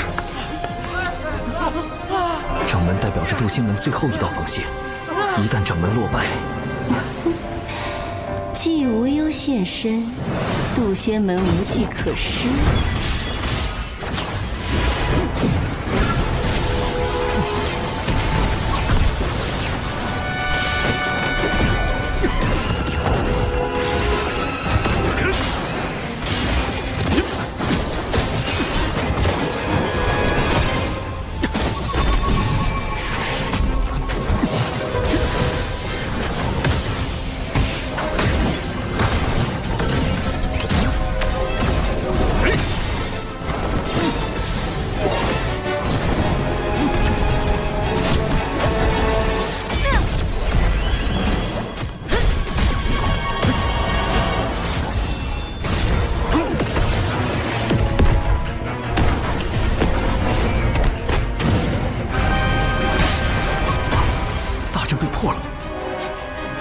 九无听令，开启挪移大阵，所有未成仙弟子立即进入大阵转移。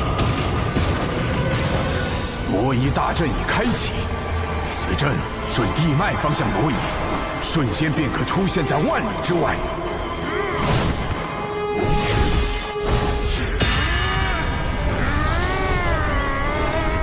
快走吧，多逃一个，渡仙门的未来就多一份希望。快走吧。灵儿，你带着师傅先走。你不走吗？快去！宗门岌岌可危，只剩下一个办法了。有情师妹，你有一项重要的使命。什么使命？我愿誓死捍卫。不是要你死，而是要你去哭。渡仙门弟子有情娴雅，今起本门道成之缘，人叫太清圣人。师兄，我早淡了凡尘情欲，哭不出来。想象你有一只心爱的宠物，某天它被山石砸到，不幸离世，你将它埋葬，却发现它的尸身被人挖出来烤了。就是这样，继续往下说。渡仙门奉渡厄真人为开山祖师，因渡厄真人师承太清圣人，故渡仙门以人教正统而居。我渡仙门惨遭寻妖算计，望太清圣人明察。不论血池黑纹背后是否为西方教，其目的都是挑拨道门三教。此事涉及圣人之争，唯有人教太清圣人才能化解。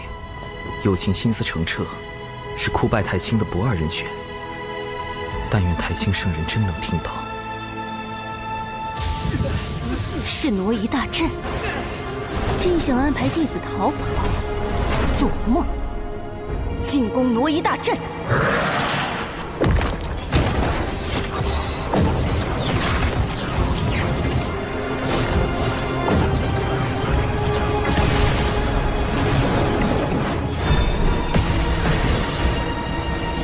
阻止他们！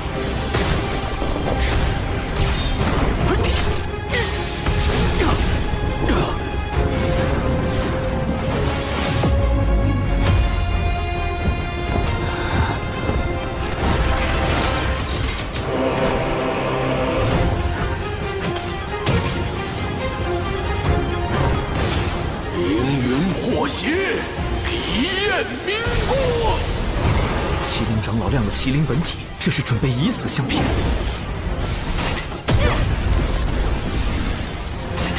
原则，他们怎么成了金仙，还出现在这儿？既然被你们发现了，那就别怪我不客气。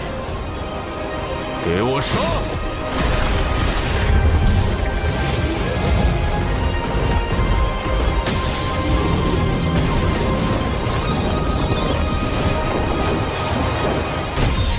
必须拦截他们。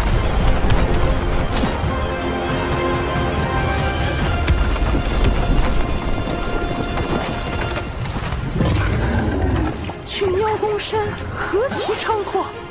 我二人路过，斩妖除魔，不为人道。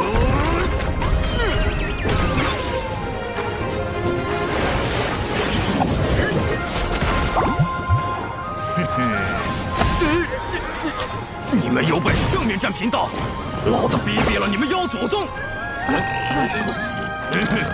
老子逼毙了你们妖祖宗！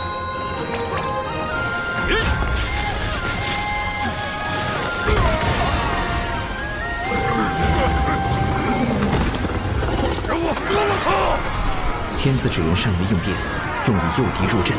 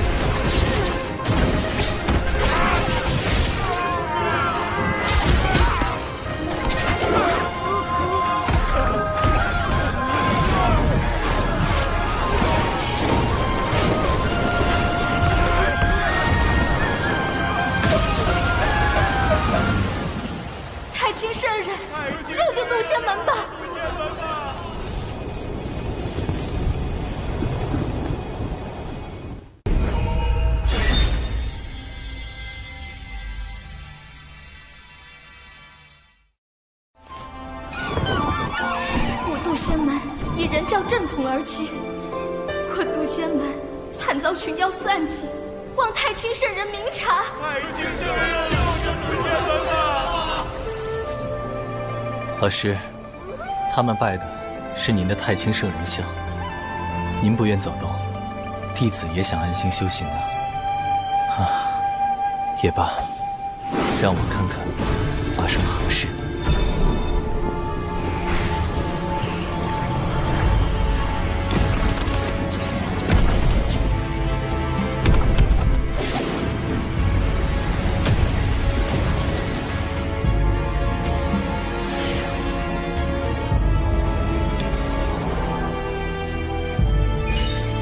人教奉无为之道，旨在少沾因果，专心修德修行，却不代表事事无为。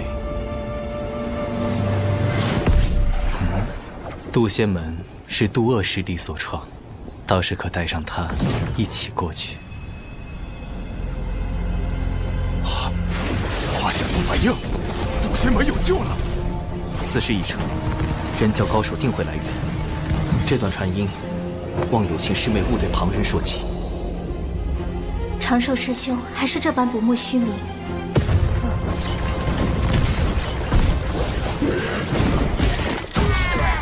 快挡不住了！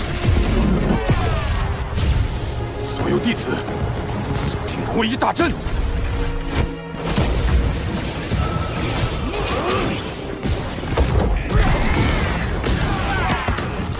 爷爷，我又回来了！开启第二波诱敌行动。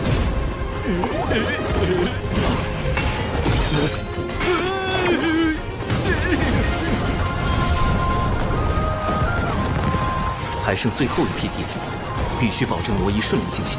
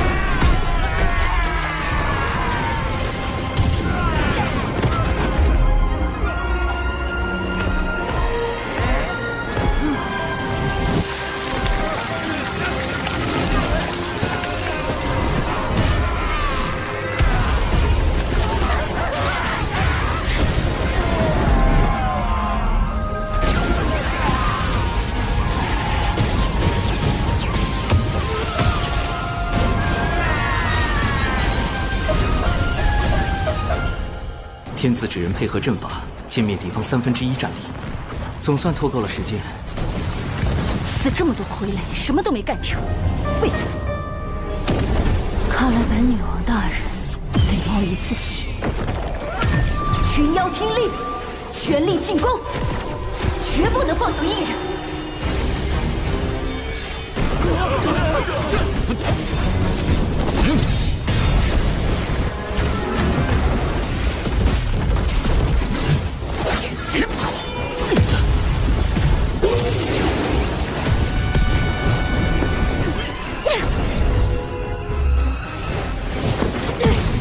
青翼苍鹏是天仙境，怎么比金星更有威压？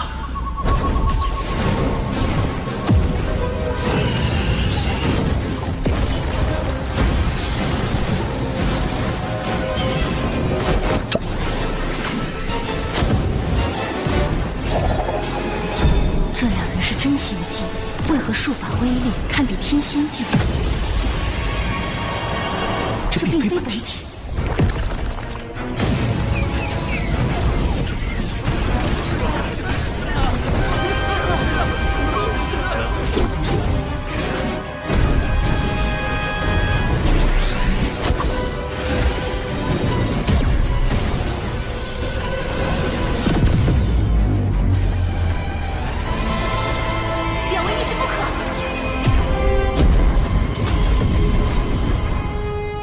这两个天子纸人已经完成幽妖任务，且沾有因果，是时候一了百了了。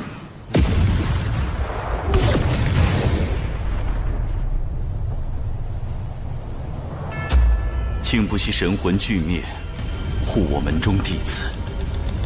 若渡仙门得存，贫道定要为两位义士立碑祭奠。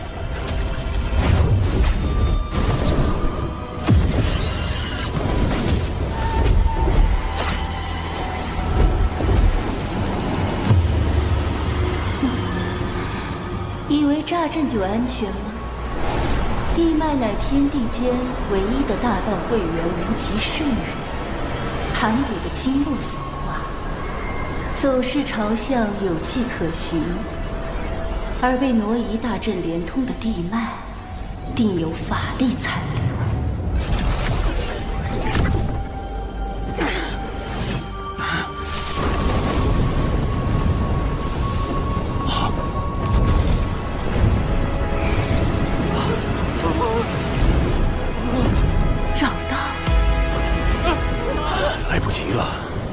修为在我之上，与他硬拼也无胜算。弟子有一法，可退降敌。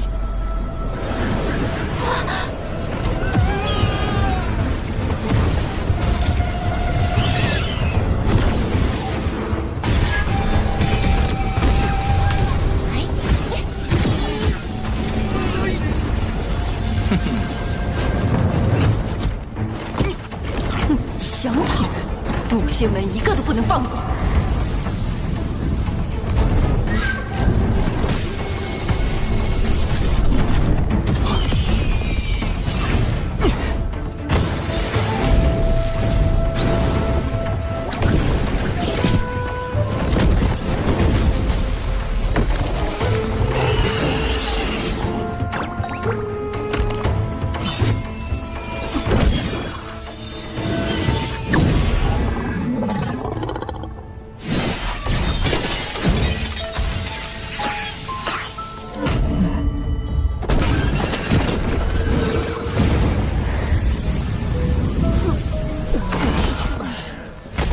药计划失败，我带友情师姐土遁溜走。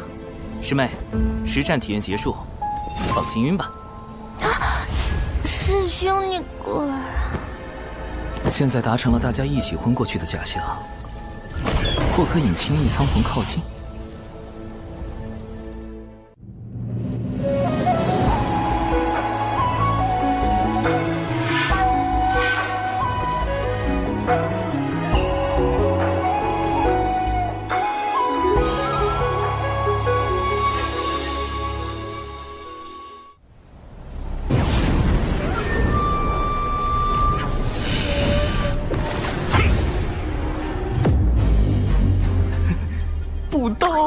这是遇到同道中，这对手竟如此难缠。神字指人，冲！在鬼、神、天、地、人5个等级中，神字指人的修为仅次于鬼字指人，且携带诸多法宝，最适合高端斗法，还能伪装九巫师伯，骗过幕后主使。微型版72阵，开！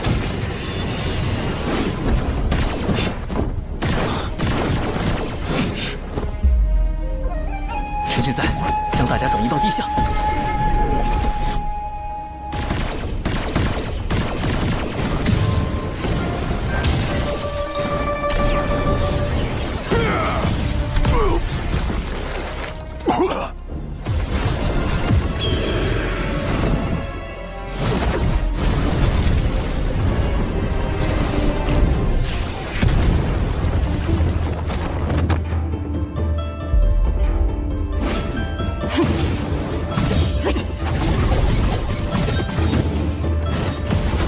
碧水坤阵，起！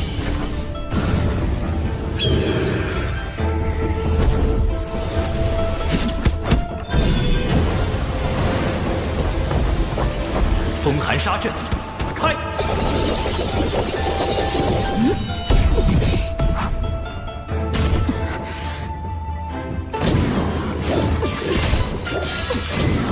腐化毒阵，散！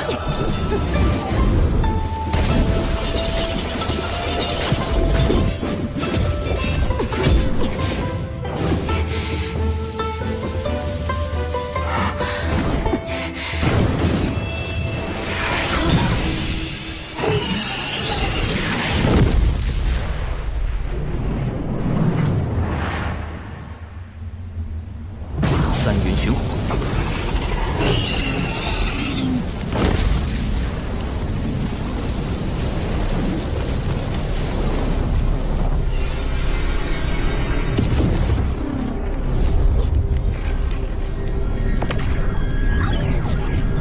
文道人，阿成是了。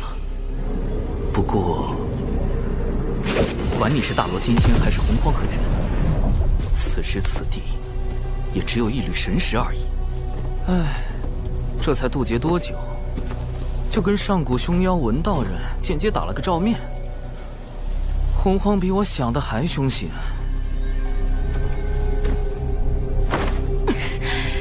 本女王大人神识清零，还什么都没做，就被烧成灰了。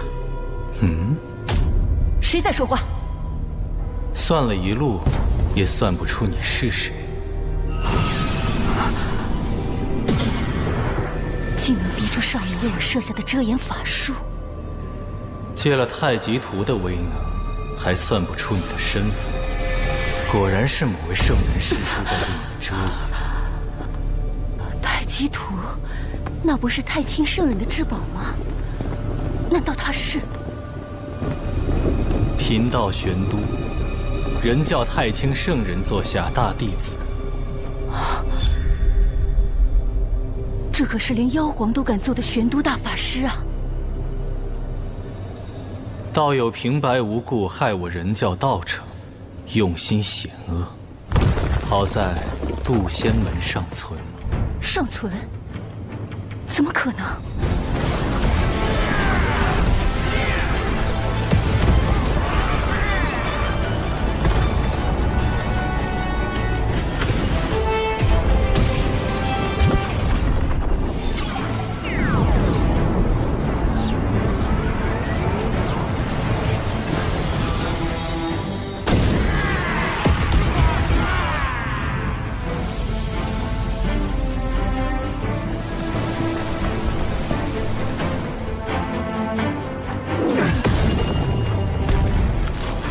师傅，掌门的师傅，那不就是咱渡仙门开山祖师？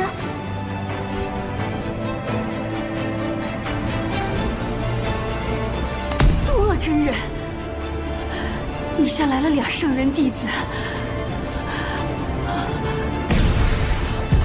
闻名修矣。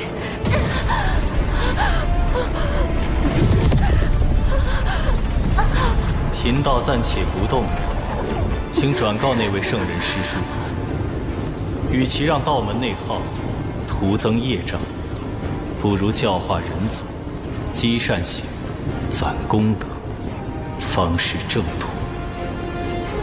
至于你，若再敢犯我人教，任谁也护不了你。计划失败不要紧，我命要紧。惹不起，惹不起。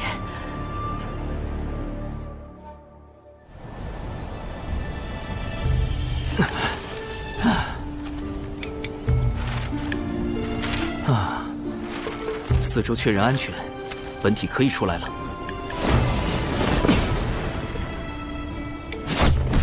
纸人军团开始回收。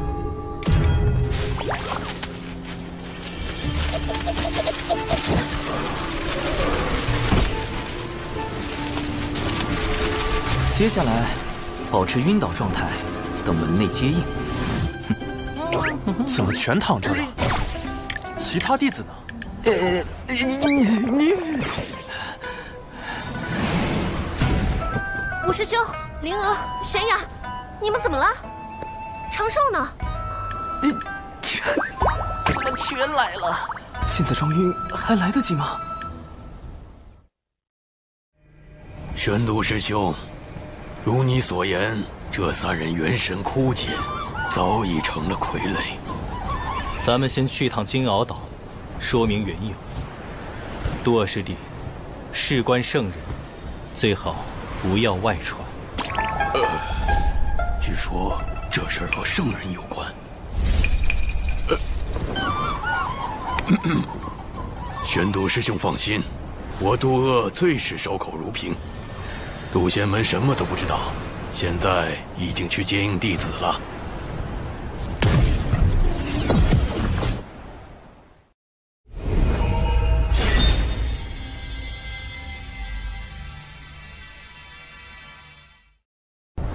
长寿，你在哪儿？长寿！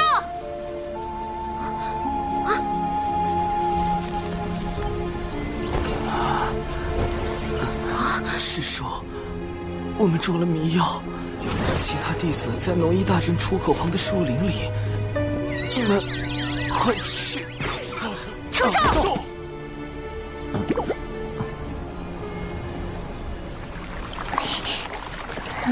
长寿，师父，弟子没事。弟子此前将你迷晕。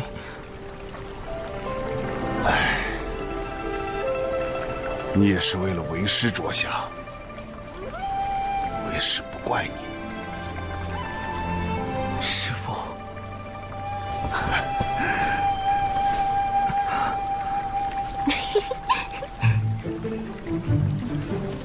我这倒霉师妹露馅儿了！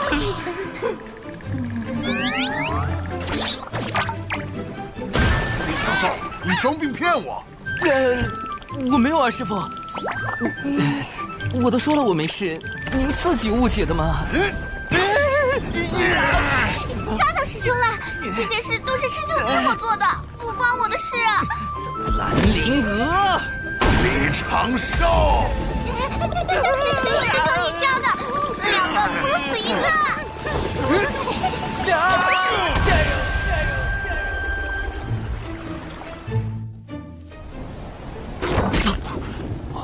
掌门，无事，我修习师父新传的法术，不得要领，吐吐血而已。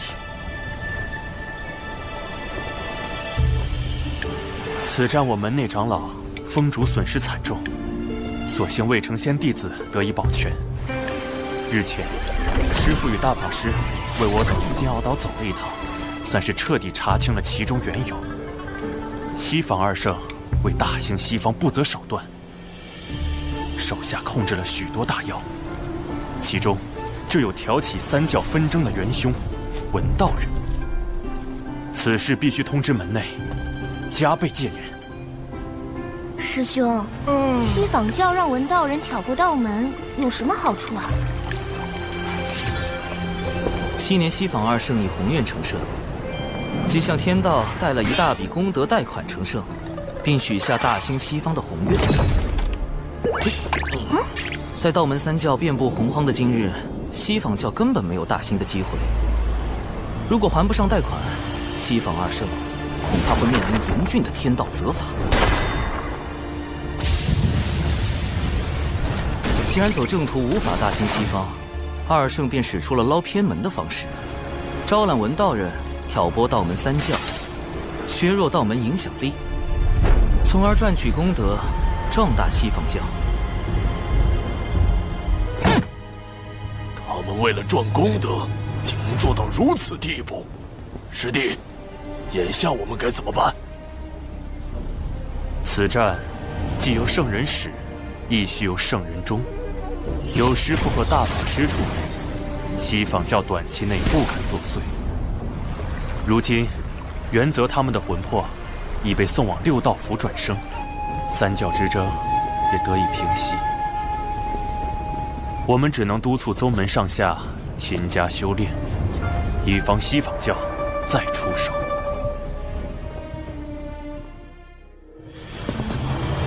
六道府原打算安排元泽转生人族，可谁知元泽和忘忧汤前说了句话。说什么了？他说：“放心吧，转生这般小事，应该出不了问题。”然后呢？他刚喝下忘忧汤，就被六道河的浪花卷起，打入了一旁的畜生道。下一世应该会是一只黑皮豹。是。西方那两位，当真可恨。大法师，这便是渡仙门最近江城的姻缘。渡仙门经大战后，人丁损失不少。我有心想助其兴旺，可老师又不准我多收弟子，为省加速促成道侣、繁衍后代这一条路，只好来麻烦月老您了。大法师，请看。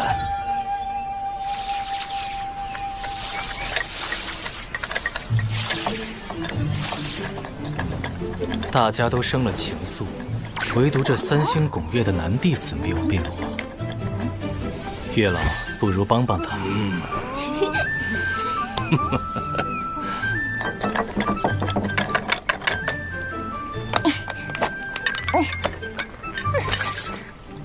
啊，无知钟爱。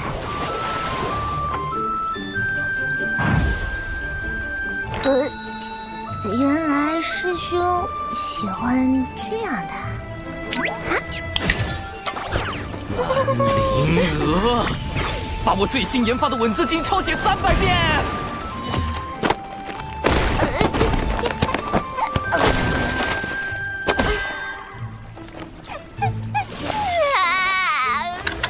最近突然心绪纷乱，带我查查典籍。小兽兽，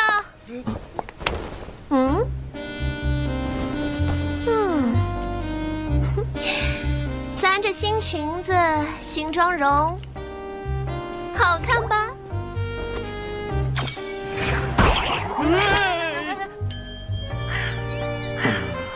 师叔，宗门刚刚经历过一场生死之战，相比起容貌，我们更应该注重提升修为才是啊。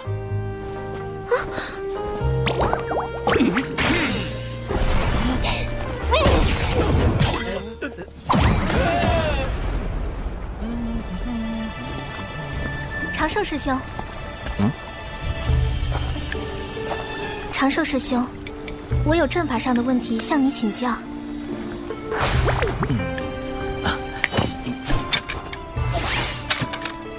有心师妹，我急着闭关，这是我收藏的阵法典籍，我能为你开导一二。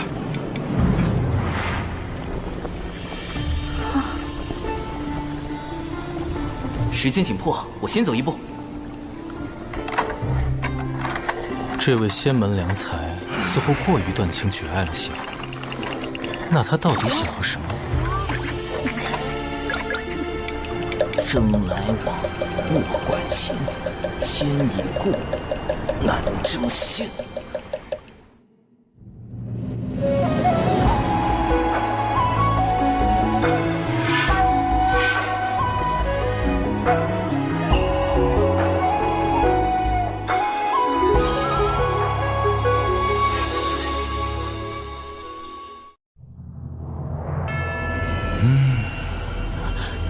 文静知错，文静办事不力，还请您暂且放过文静一马。文静保证，下次一定完成您交代的任务。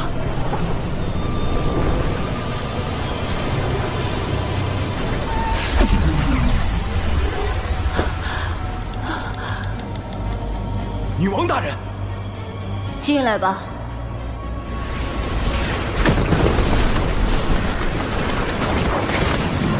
南海那边情况如何？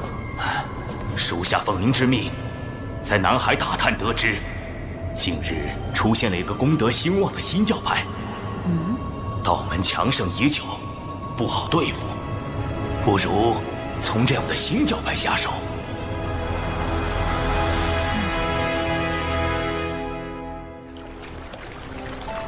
西方教此战虽落败，但绝不会就此罢手。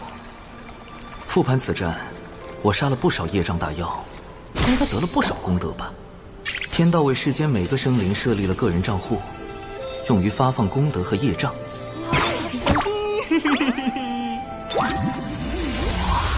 为确保安全，我一直随身佩戴获得玉，防助他人推测来历的同时，也将天道发放的功德和业障拦截在个人账户外，待来日一次性接收。业障！我做什么孽了？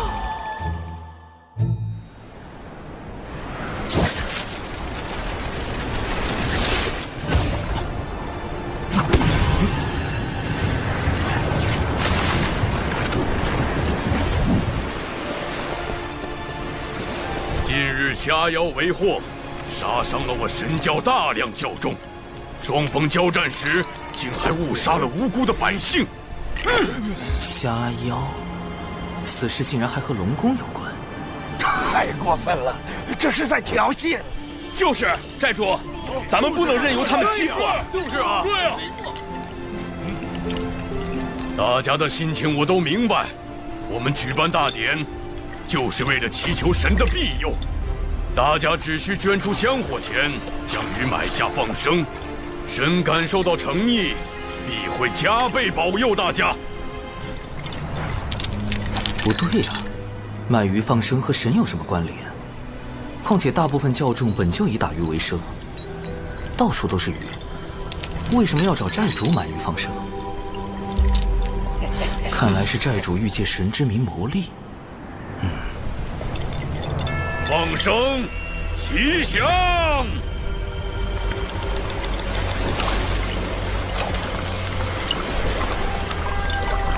这是妙珠吧？怎么鬼鬼祟祟的和这乌鸦碰头？我们安排在南海龙宫的内应来报，南海龙宫已整装待发，很快就能攻来。鸦神，您放心，经过我的努力，他们现在对南海龙宫可是满腹恨意，定会与之以命相搏。很好，等到双方混战无暇顾及时，我们再派出血赤黑纹吸走功德。届时，女王大人此计真是高明。血赤黑纹，女王大人，又是文道人和西方教的阴谋。他们在熊寨和龙宫分别安插内应，先挑起双方战事，再借机夺取功德，好歹毒的算计！大太子殿下，数日前我们刚整治过他们，今天他们居然还敢举办大典。我已召集所有南海附近的龙族子弟前来相助，好好收拾他们。敖某表兄。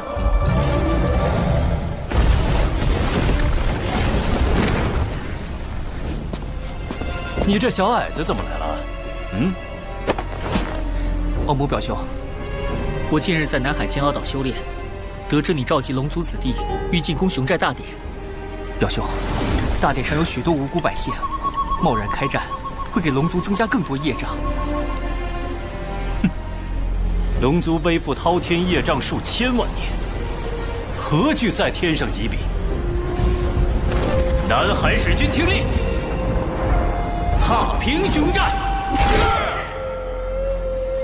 奇怪，这些破事跟我的功德又有什么关系？熊寨的神教，难道就是？保佑我们吧，海神！海神！海神！海神一定会保护我们的。海神！海神！海神！海神！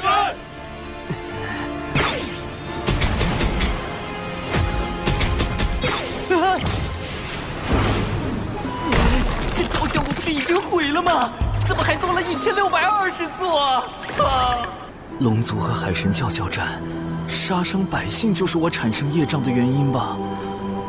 而一旦海神教卷入战争，我这个名义上的海神也会背上一笔滔天的业障。少则引动天罚，多则招致灭世之灾。必须阻止战事发生，之后再想办法解散海神教。指挥军团出发。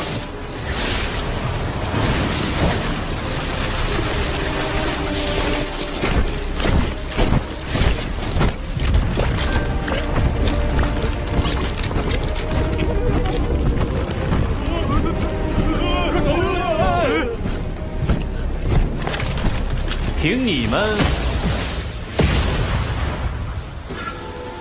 也敢自称海神教？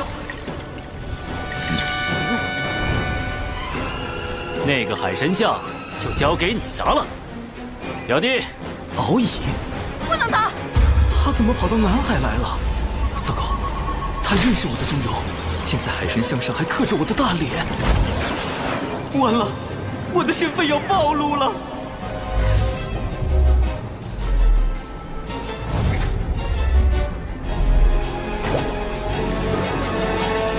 长寿兄，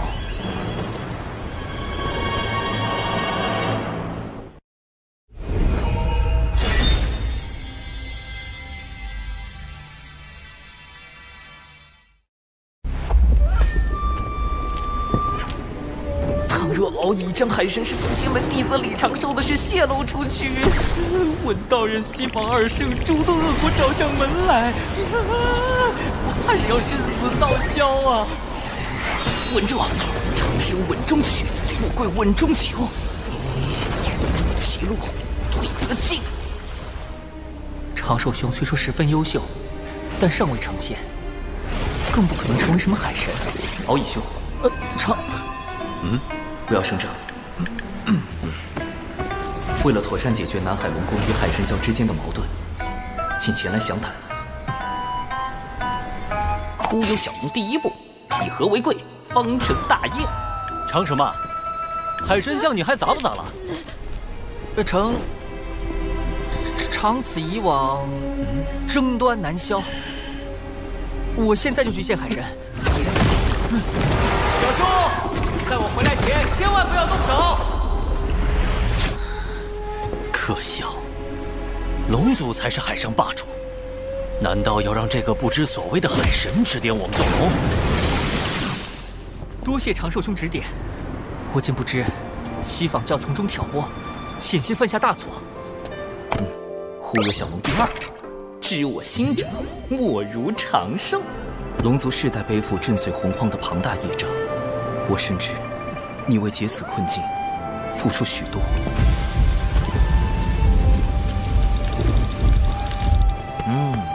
长寿兄果然懂我。不过这海神教，忽悠小龙第三步，以退为进，演技之王。唉，此事说来话长啊。总之，海神教并非我立起来的，这种身不由己的滋味儿，你应该明白。这就对了，圣人们也需要功德加持，人教圣人不便自己出面，便选中长寿兄来代管海神教。唉，偏偏他这般不慕名利。长寿兄放心，我向天道起誓，此事我绝不会泄露分毫。成了，果然，面对敖乙这种想法很多的龙，留白就是最好的答案。我有个不情之请，不知我能否加入海神教？行善立功，为我族攒些功德。唉，南海龙宫与海神教又起冲突了，请与我一同平息干戈。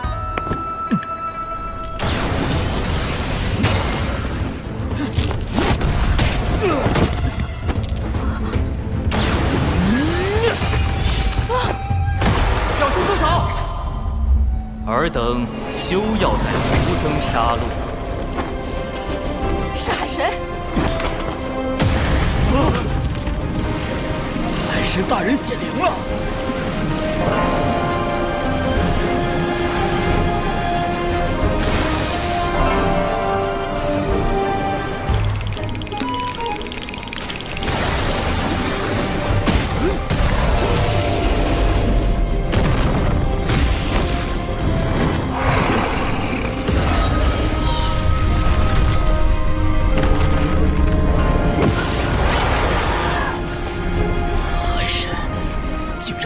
这么多！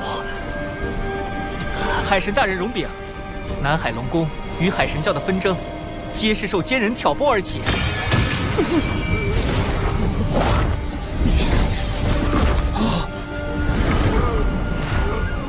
哎呦，海神大人饶命！我招，我全都招。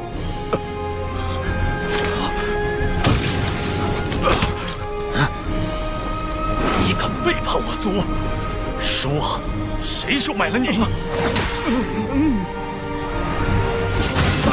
南海龙宫大太子，本座无意统领海域，功名利禄皆如浮云过眼，唯有导人向善，方是正道。这2个奸人交由你处置，望南海再无纷争。海神大人已与我说清，这一切都是西方教的阴谋。我们可以顺着这2个内应继续追查。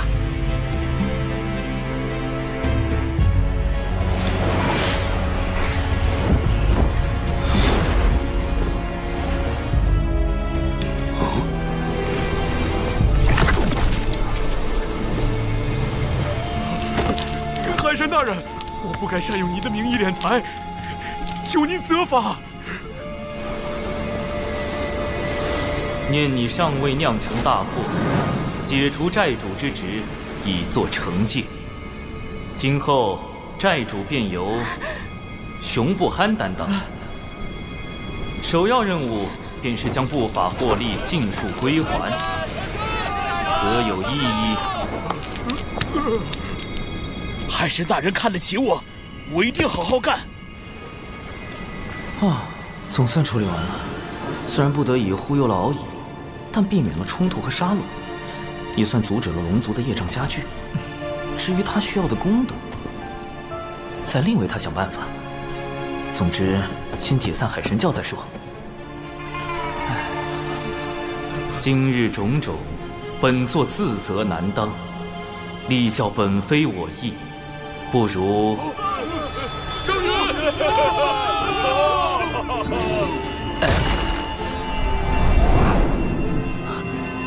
这是天道功德凝成的祥云，天道也被至教有方的海神大人打动了。吉兆啊！天佑海神，天佑海神教！海神，海神，海神，海神，海神！教宗情绪这么高涨，肯定不会同意解散啊！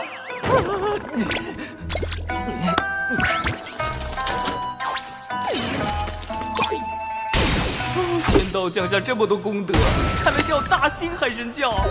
我再推脱，恐怕会得罪天道老爷。这个海神，我是不当也得当了。稳住！谁说做海神一定要高调？我可以找个形象代言人啊。这个声名在外的小龙就很不错。哼哼。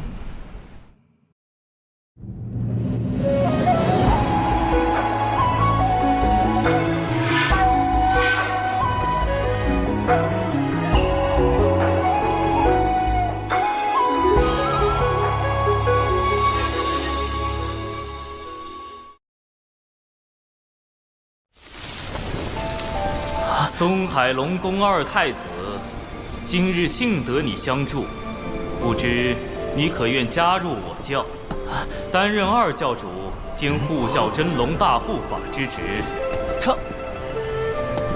海神大人对我实在太好了，我敖乙誓将海神教发扬光大。我表兄本性不坏，镇守南海多年，也算经验丰富。您看，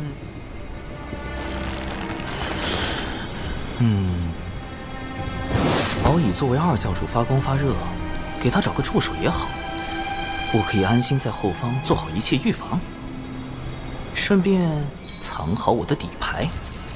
南海龙宫大太子，你可愿担任我教真龙二护法之职？开什么玩笑！敖某定不辱使命。海神不计前嫌，当真大仁大义。希望教众谨记本教教义，勤俭友善护老幼，不惧艰难得幸果。最重要的是，不要再招惹孽障了！四海平，自家不敌，一定赢！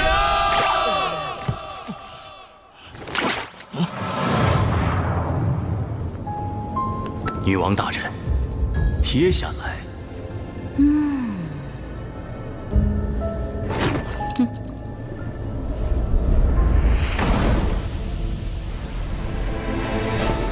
为了像海神大人一样潇洒，我这就启程，寻仙拜师。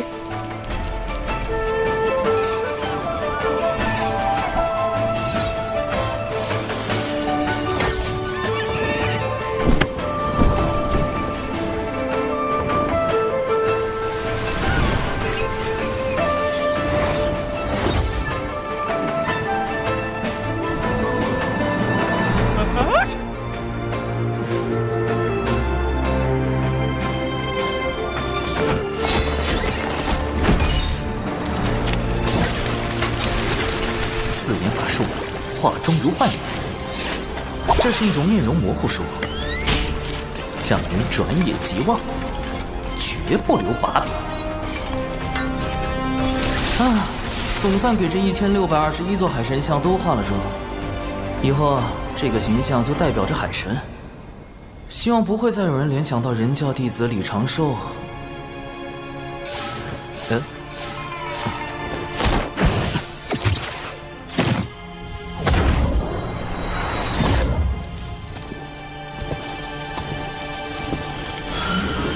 这位大仙是谁呀？侧感时都乱码了，他的修为极高。天庭东木宫到访，阁下为何藏头露尾？东木宫，纯阳仙人吕洞宾的前世，如今的天庭南仙之首。我何时招惹了这种大人物啊？你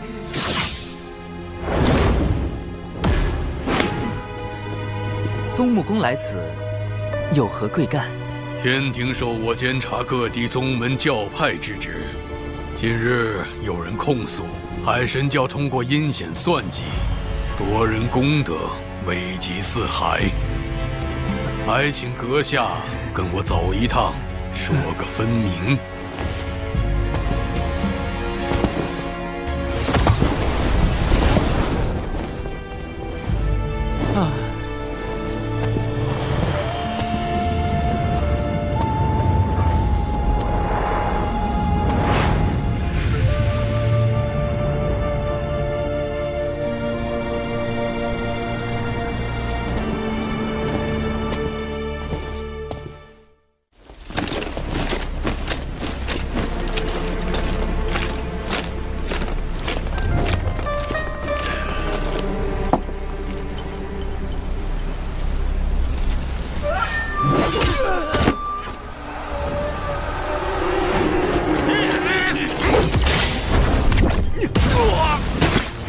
这两个内应果然掌握了关键信息，你的幕后主使杀人灭口。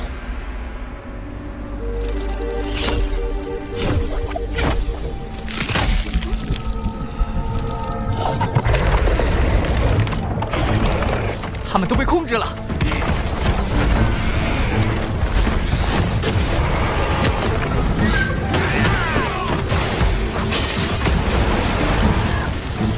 好！女王大人英明，一封无名送状，便令天庭出动牵制海神，再以血赤黑纹控制南海水军，实施灭口。好一招声东击西，死无对证。纪番失利，上头已经逐渐对我失去信任。只有阻止魅影暴露我们的秘密，才能补救。无论如何，我必须成功。鸭神，你亲自去。啊，惨了！东木公一句解释也不听。虽然天庭目前处于初创的艰难时期，但等到封神后期就会一统天地。要想对付我一个小小的海神，简直易如反掌。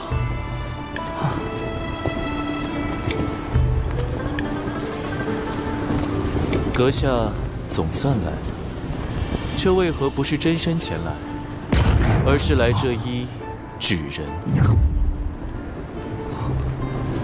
一眼就识破了，他是谁？身份实力皆高于东木公的，只有从前道祖座下的童子，圣人们的师弟，如今执掌天庭的玉帝陛下。好天！在下以纸人行走洪荒，正如陛下以分身降临凡尘，皆因身不由己，望陛下海涵。阁下如此洞若观火，难怪能被万千教众奉为海神。得天道功德庇佑，又有龙族从旁辅佐，不知这身不由己，从何而来？是谁向天庭举报了我？把玉帝这么难搞的大人物都给招来了，给我惹这么大的事，底牌都要被掀翻了。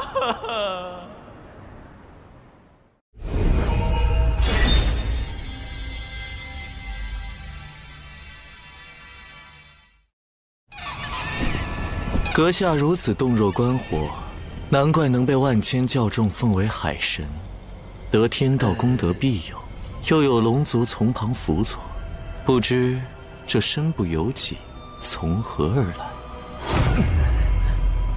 陛下，我故乡有句老话，能力越大，责任越大。你想夸我，还是夸你自己？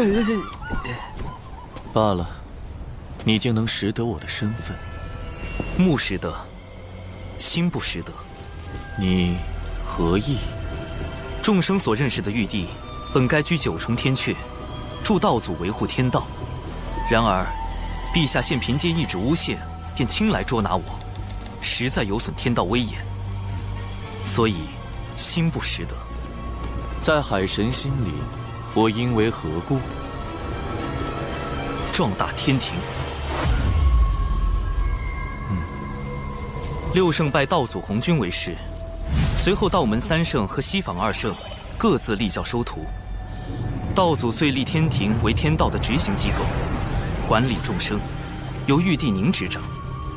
然三界只闻六圣之名，不知天庭。陛下令不传五洲，法不通四海，所以急需广纳人才，以壮天庭。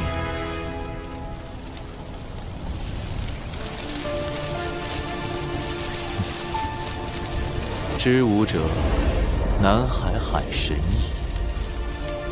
不错，我曾亲访凡间，发现你备受爱戴，那送状确实是诬告。我此行是否来对？在下斗胆。你懂兵法？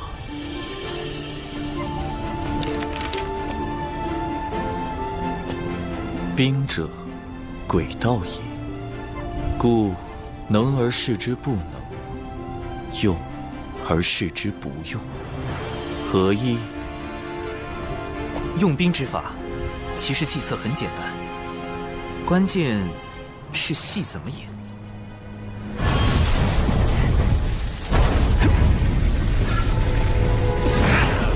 交出骄兵将领，饶你们不死。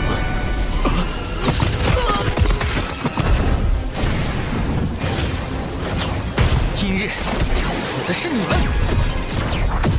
龙族水军现身！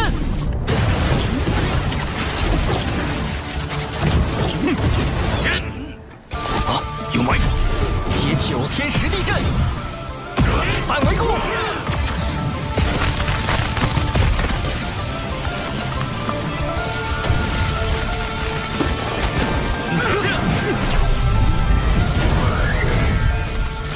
我们揪出了西坊教的内应，他们必不会罢休。到时候，我们用这套兵法对付他们。长寿兄的退敌之法很是周全。此战结束后，我便整理成册，献给父王和节将，尤其是我那个颇为鲁莽的师叔赵公明。妙，丝丝入扣。多谢我蓝星孙武前辈所著的《孙子兵法》。哪怕在洪荒，也是兵学圣典。看来玉帝对兵法非常满意，不如为避免卷入封神大劫，我已在暗中筹备数个方案。这数个方案，因为玉帝的出现，可行性最大的一个已然揭晓。积累一定功德后，入天庭为官。只是结交玉帝有暴露自身不够稳健的风险，但此时可是抱上天庭大腿的最好时机呀！天地不仁，以万物为刍狗。陛下，早前得闻圣人为3界苍生立天庭，不求回报，在下深受感动，遂匆匆写下12件，唯愿献给天庭，效微薄之力。有劳。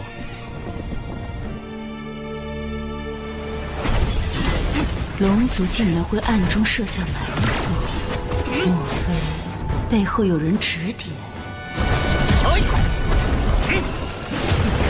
既然你们执意斗到底，我的孩儿们，挂刑，把他们全部杀光。鸭神，你知道该怎么做？明白。多谢女王大人多年教化，今日一定完成任务，以我之血肉助大军之躯。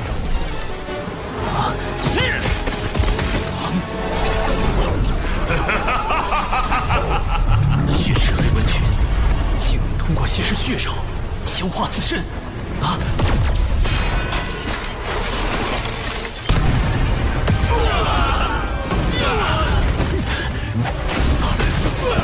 惨了，我们抓到的2个内应都死了。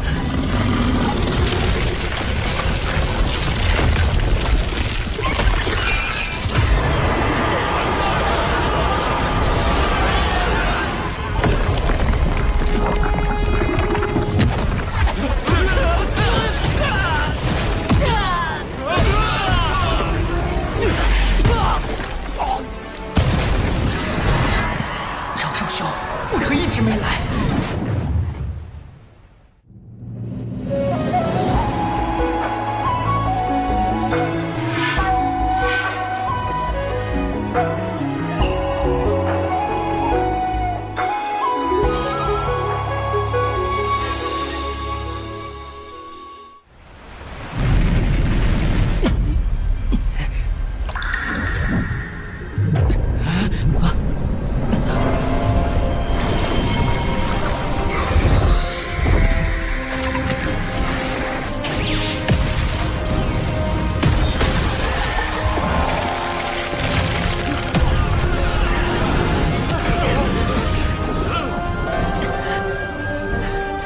天庭在此，血赤黑纹，勿再放肆。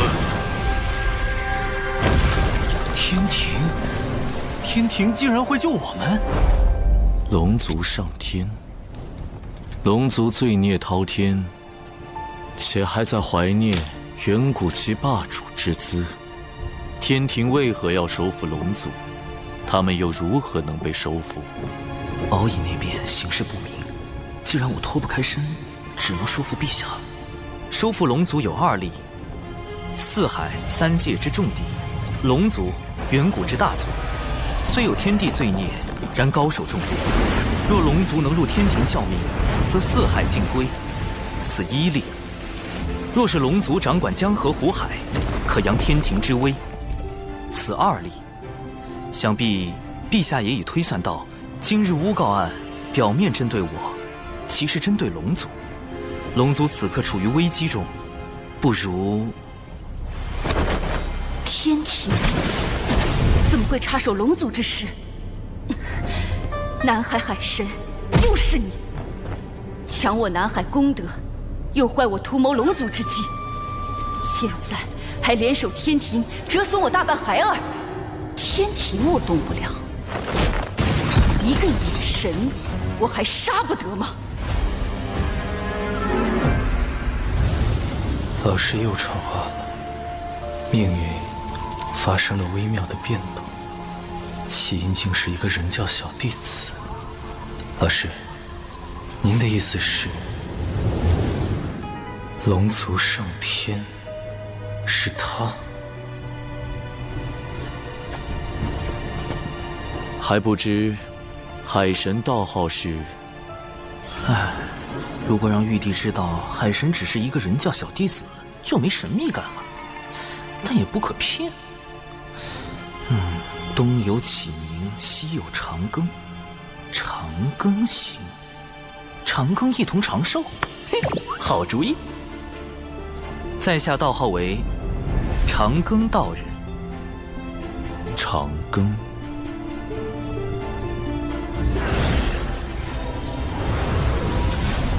没想到我竟因祸得福。文道人，他怎么亲自来海神庙了？南海海神，受死！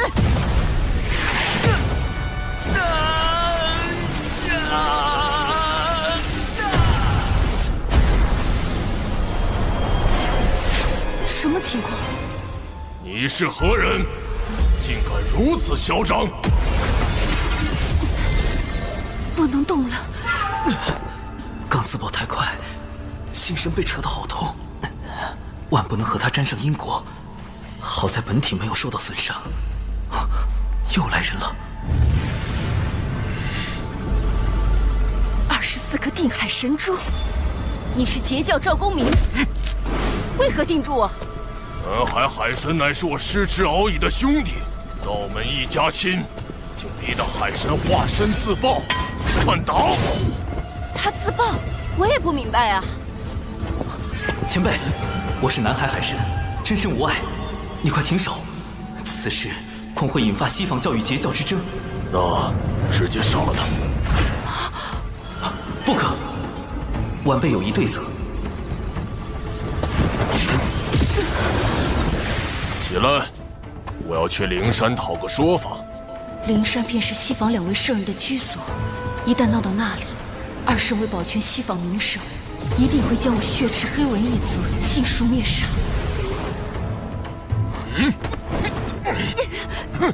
碰瓷！我被你震伤了道基，伤势为证。你要不要面皮？我也会。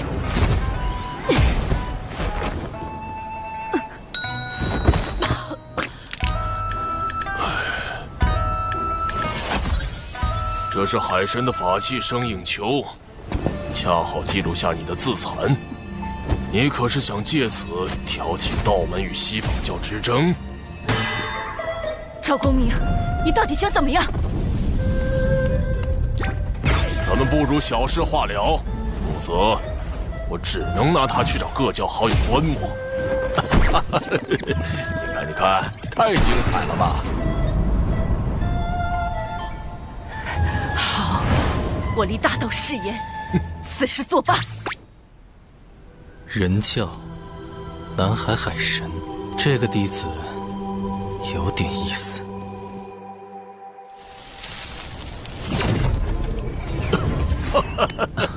贫道截教赵公明，路过此地结识海神，倍感爽快。大哥，虽然你是未来的财神爷，但我不想结识你，更不想跟你义薄云天。你集体荣誉感也太强了些，难怪封神大劫中。算了，后话了。贫道长庚道人。忘了，我还得去找同门商议三教源流大会之事。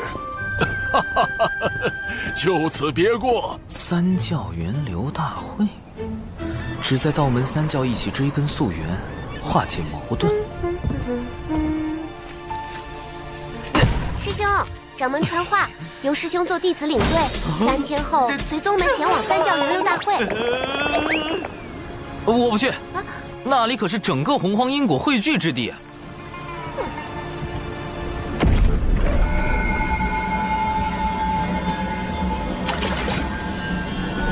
去。前辈是？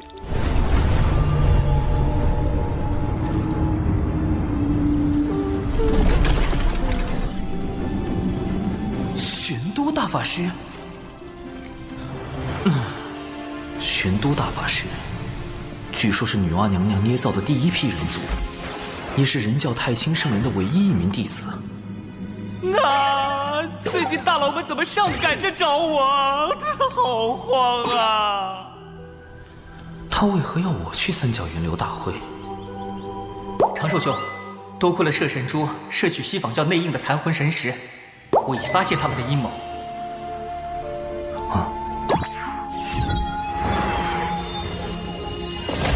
四海海眼的位置尚未找到，他们竟在打四海海眼的主意。海眼凝聚着天地间的业障，每隔数年便会爆发，吞噬生灵。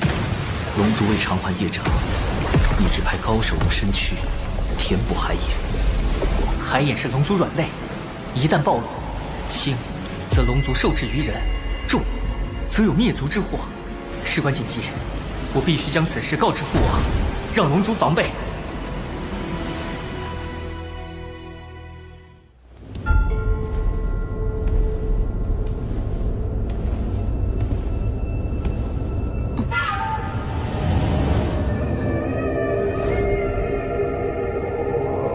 文静无能，竟给龙族留下把柄，文静一定将其除掉，消除后患。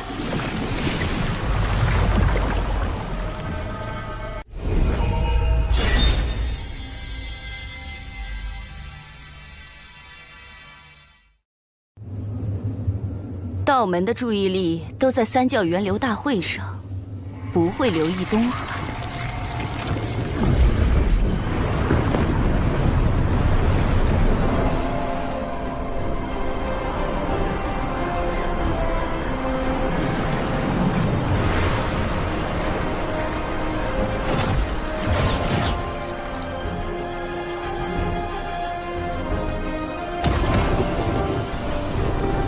三教源流大会本是想缓和产劫关系，但从封神大劫的结果看，三教弟子都被卷入了血战。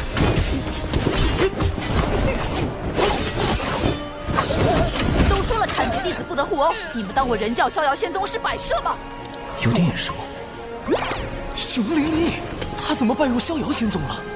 这么多人在，也不能把他扬了，只能……表妹，终于找到你了！你若暴露我身份，熊战危矣，快喊表兄！表兄，好险！表妹，难得遇到，以后跟着表兄混，修炼吧。长寿师兄的表妹，竟也如此优秀。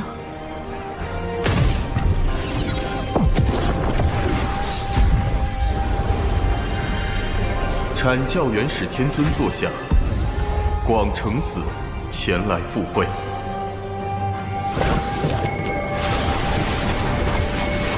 阐教元始天尊座下，云中子前来赴会。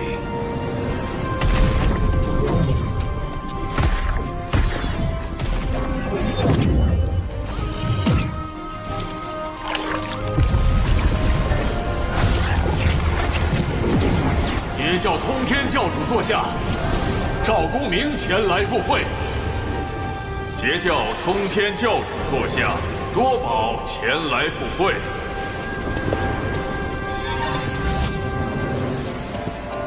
截教诸位师弟气势汹汹，是要作何？自然是来凑个热闹。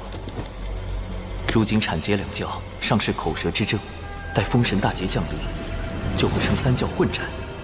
阐教仙多被萧旭顶上三化，失了大半道行；截教仙更是死伤无数。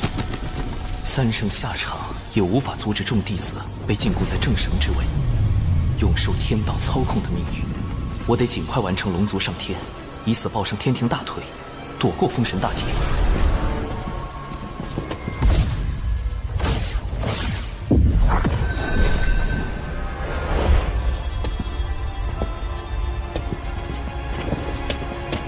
阐教弟子随我见过玄都师兄、礼拜人教太清大师伯。诸位不必多礼，老师和两位师叔，乃大道圣人盘古元神所化，又骑入道祖门下，三教本是一家。师尊收福德深厚者为徒，乃顺天而为，教化众生。众生指所有生灵，凡有向道之心，就该有修道求长生的机会。大法师命我来此，究竟有何要事？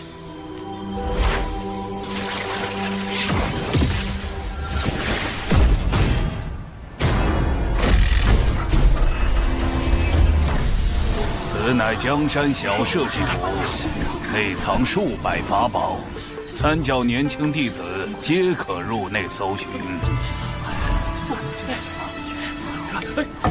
连圣母女娲的法宝江山社稷图都敢仿，云中子不愧是洪荒赝品大师。贫道也添1、2千个法宝做彩头。多宝道人，这位截教大师兄真是人如其名，我就不去给毒仙们丢人了。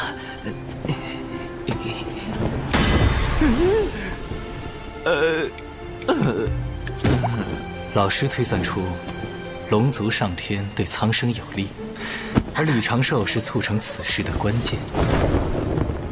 正好借大会探下他的品行和实力。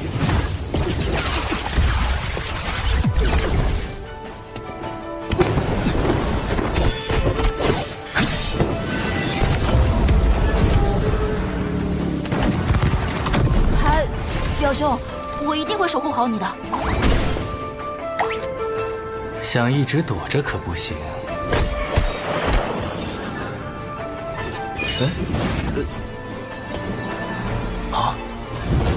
人教扬威，原来大法师想让人教大出风头，但这是有一个专业的人形吸精器更合适。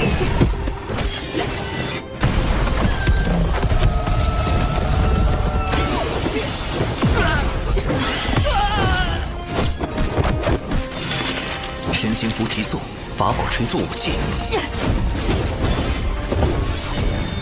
人教弟子前来相助！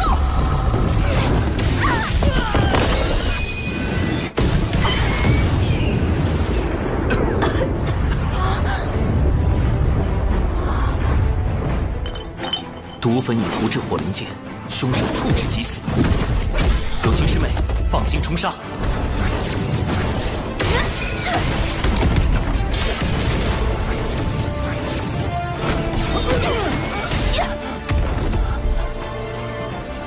这两位人教道友太强了吧！西北20里有凶兽出没。长寿师兄总是默默做下所有事，却把功劳推给别人。友情悬崖，你要竭力出扬，扬人教威名，绝不可辜负长寿师兄的嘱托。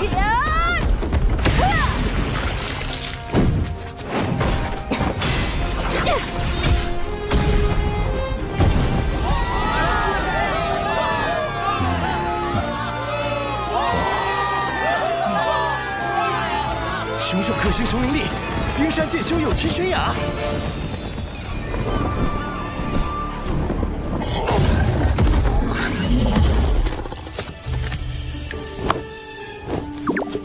攻防得当，配合默契，人教这2个小弟子未来可期。人教真是出了2个优秀仙苗啊！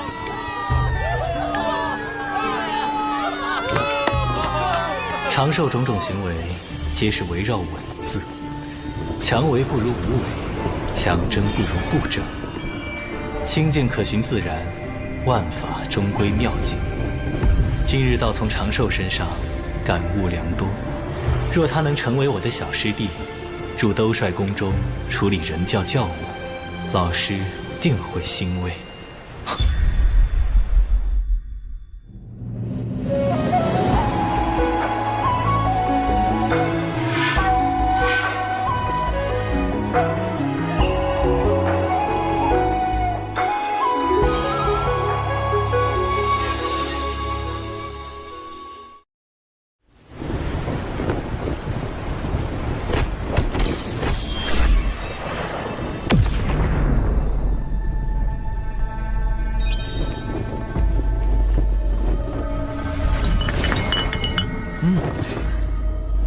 龙族有变，速去救你的二教主。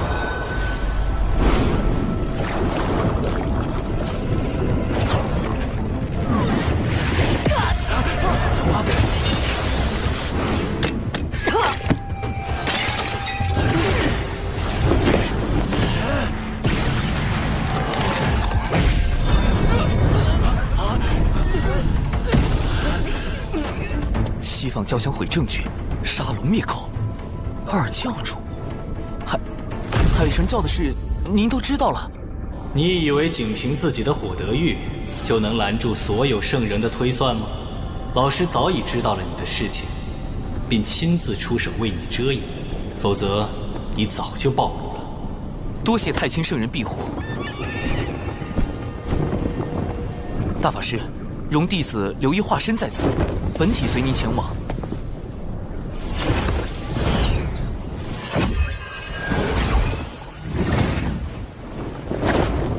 诸位师弟，贫道有事，先行一步。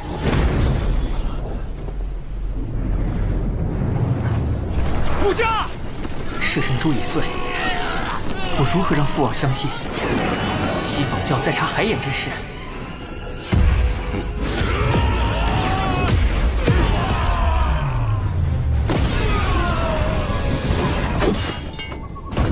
竟是个金仙，但根基不稳。与渡仙门一战珠被血莲强行提升到金仙境的原则一样，看来又是血赤黑纹的算计。虽是伪金仙，但实力远胜你。若能救下敖乙，我便说服老师收你入兜率宫，如何？兜率宫，太清圣人的化身攀上老君的居所，这大腿必须抱。弟子愿往。这是老师的防御至宝，天地玄黄玲珑塔，将它威能借你半个时辰，有它护着，哪怕是大罗金仙手无先天法宝，也伤你不得。真锁血外挂体验版，水遁。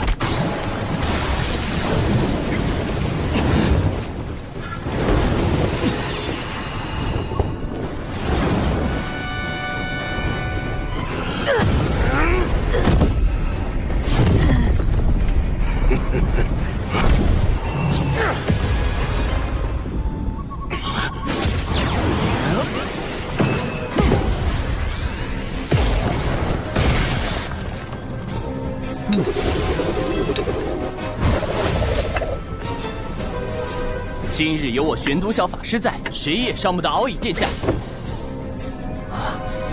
从大法师话中可知，锁血外挂并不绝对安全。万一有大罗金仙，比如幕后主使文道人，手持先天法宝突然发难，一下就能给我破防了。玄都小法师，他与玄都大法师有何关系？亦或是故弄玄虚？区区天仙境还想蹭玄都大法师的威名？找死！一系化三浊，这分明是道门神通之剪纸成人。长寿故意喊错，想震慑对方，抢占先机，但这纸人确实做到了以假乱真。这一气化三除，莫非也是人教秘法？第一重，加速困阵。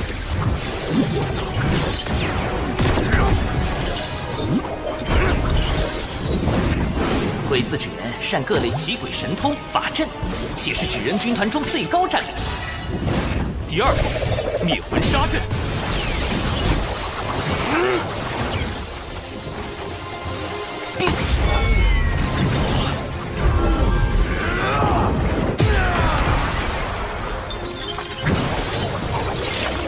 第三重，惊雷毒阵。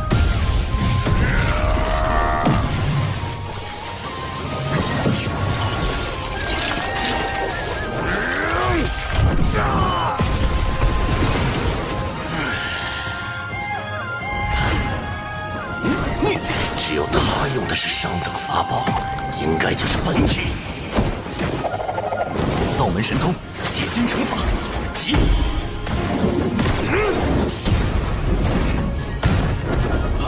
中计了！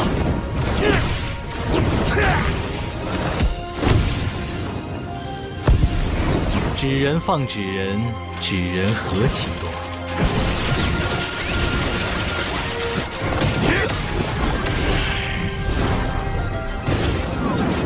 一门剪纸成人，搞出这么多花样，若换成天罡36法之撒豆成兵，岂不是能做出更多新玩意儿？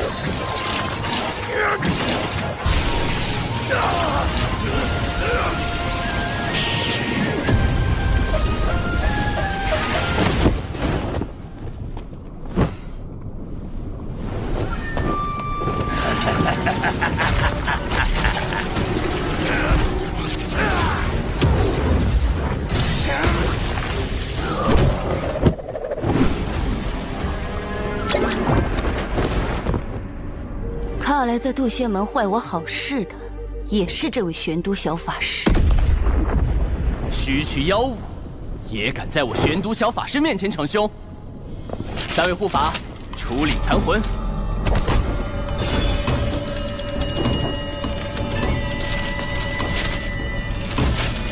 唉，金仙当真是不好杀。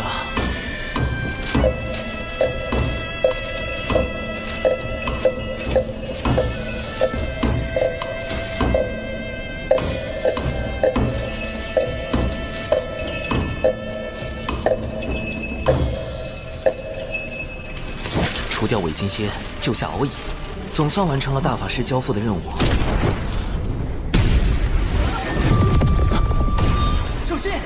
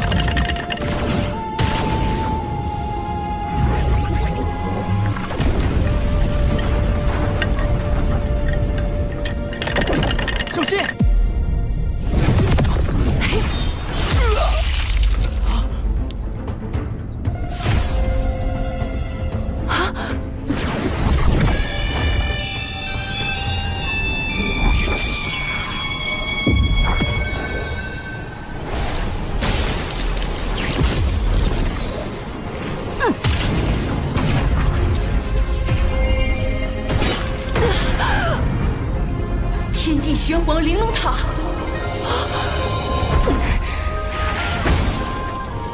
他真是玄都小法师，太清圣人什么时候又收了个徒弟？这就走了？还好有大法师给的这层外挂。二太子殿下，二太子殿下，臣护驾来迟。原来道友是人教高手，也定要禀明父王，好好答谢。贫道还要找陛下复命。敖乙殿下，咱们就此别过。陛下，除龙族外，洪荒有此称呼的。天庭的玉帝陛下。不直接点出救兵是玉帝小师叔派来的，而是让敖乙自己退出，既降低龙族警惕性，又增加天庭好感度，这分寸拿捏得很到位。龙族上天的重任非你不可，我赠你一门神通，此为天罡36法之撒豆成兵。另外，日后若有麻烦，可亮此牌。保命底牌加1，我这玄都小法师也算是持证上岗了。弟子谨记。不过也不用太担心，西仿教暂时不敢对道门出手。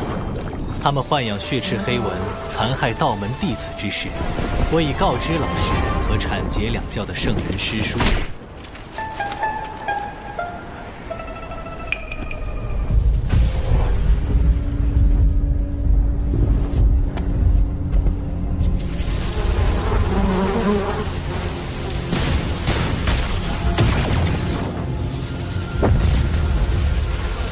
大批血赤黑纹突然出现，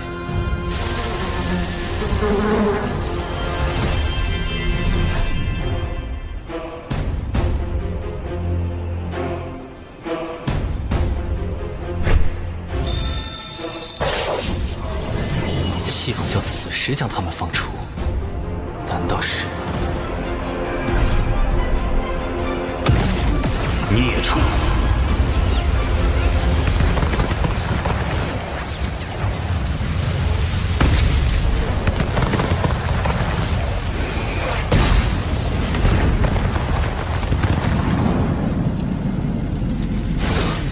准提师叔竟亲自出手灭杀了血赤黑纹，既撇清了他们与西仿教的瓜葛，又给道门一个交代，真是好算计。如今圣迹昭显，三教弟子应该都已知晓。族文被害，文道人绝不可能无动于衷。你挑拨道门失利，攫取功德不成，还暴露了龙族内应。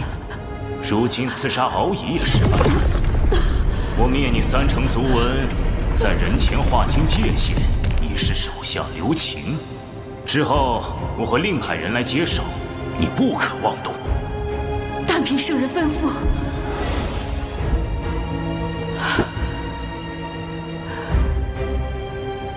我受尔等驱使，去反造灭族之嫌。那不如拼死一搏，救出族文，离开洪荒。杀点蚊子就算完了，必须让西仿教付出点代价。多宝师兄，大会快结束了，师弟先行一步。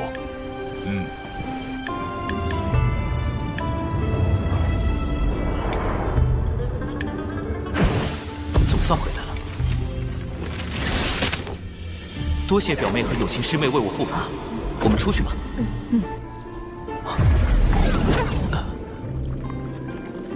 怎么刚和大法师分别就有事交代了？不对，是他师父太清圣人。这对师徒怎么都爱突然传信啊？不过大法师只会发短信，太清圣人已经开通5级发视频了，修为高低一目了然。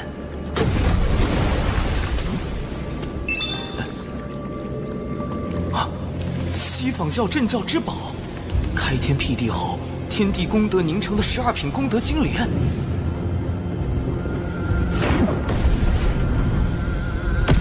这不是封神大劫中文道人啃金莲的情形吗？太清圣人这都能推演出来，不愧是洪荒战力天花板级别的大佬。但为何把画面传给我呢？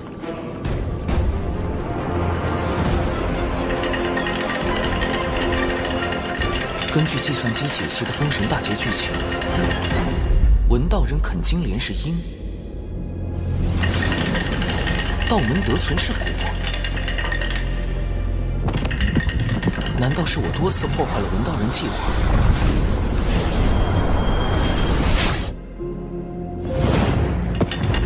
改变了他的命数，影响了未来。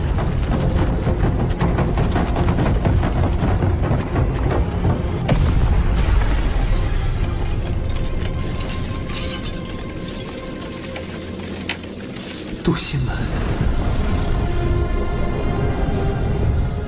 太清圣人定是算到了这个变数，才让我出面干预。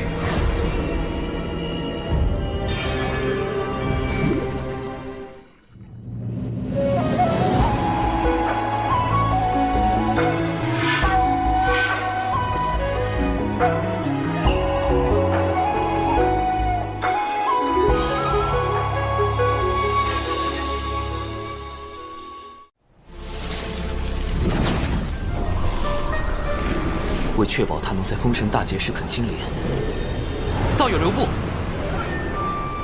我最好将他收归己用。南海海神，那天我去海神庙杀你不成，你竟自己送上门来了。道友被西坊教当众割席的滋味，如何？怎么，你是来落井下石的？不敢，道友只是明白，我们有共同的敌人，不如联手。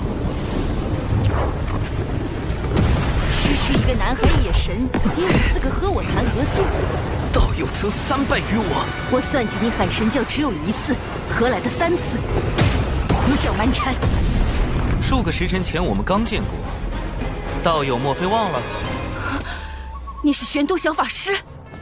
此前渡仙门一役，轻易苍庞也是死于我手。南海海神，玄都小法师。背靠人教圣人，原来自始至终，我都败于你一人之手。现在，我们可以聊聊了吗？好，我且和他聊聊。若真有问题，直接杀了他。文道人的修为远在我之上，稍一不慎，我恐怕就会大祸临头。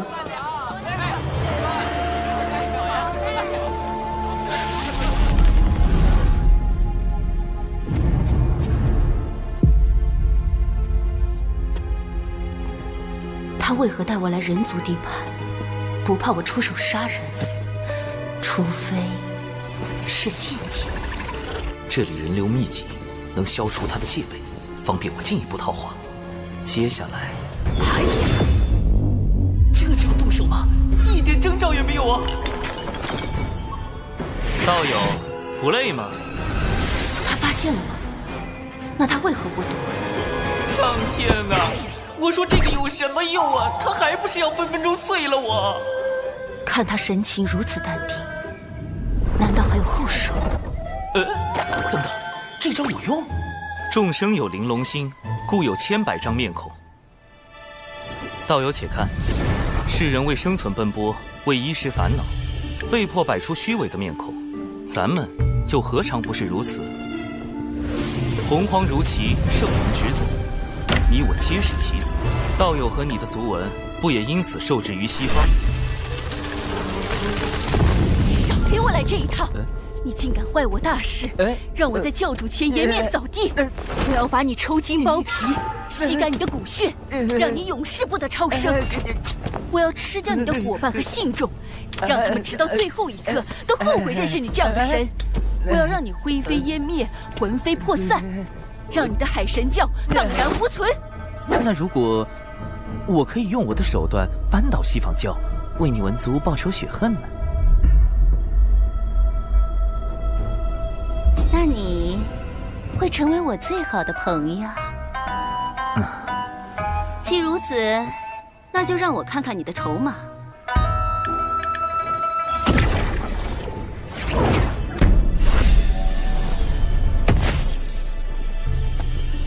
万物有阴有阳，此地要崛起，除了明面的威仪，还需暗处的锋锐。你若能回到西坊教，与我里应外合，我自可助你脱离苦海。西方教自以为做事滴水不漏，但这南海海神背后的太清圣人早已察觉，并反过来算计西方教。人教真可怕，南海海神真可怕。我什么都没说，这是你自己想的。我可以答应你。总算用天庭稳住了文道人，但他这把毒刃若用不好，反伤自身。但有一个条件。什么条件？截教赵公明和他那个二妹，最近一直在找西方教的麻烦，我也深受其害。你若能阻止他们，我便信你。赵大爷不会又去碰瓷了吧？二妹、琼霄、三霄中的老二，这仨姐妹可是在封神大劫中削去阐教12金仙顶上3花的大狠人啊！看来要去三仙岛走一趟了。如果赵大爷和琼霄继续搞事，不但会影响到与文静的合作，还会激化西方教与道门的矛盾。我请不动通天教主，多宝道人威慑力不够，那就只有三霄中的大姐，赵公明的义妹云霄仙子。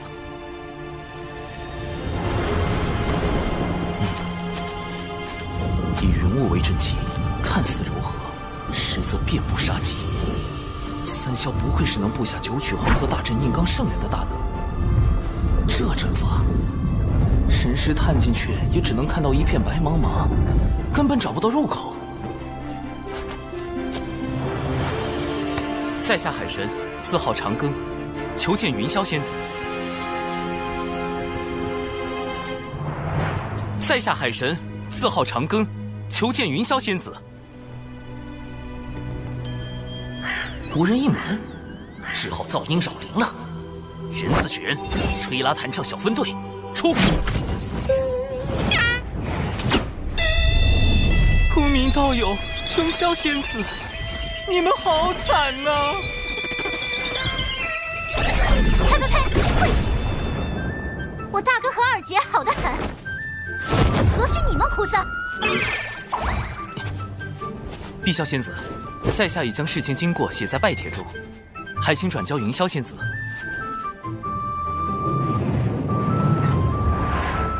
碧霄，琼霄仙子的双胞胎妹妹，三霄中的老妖，据说是个古灵精怪的整蛊专家，必须小心应对。你等着，要是敢骗我大姐，我非教训你一顿不可！哼！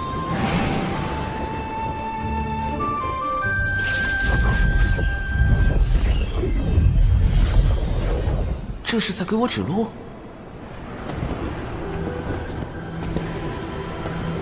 这里就是三仙岛，神识还是无法向外查看，似是被某种阵势挡住了。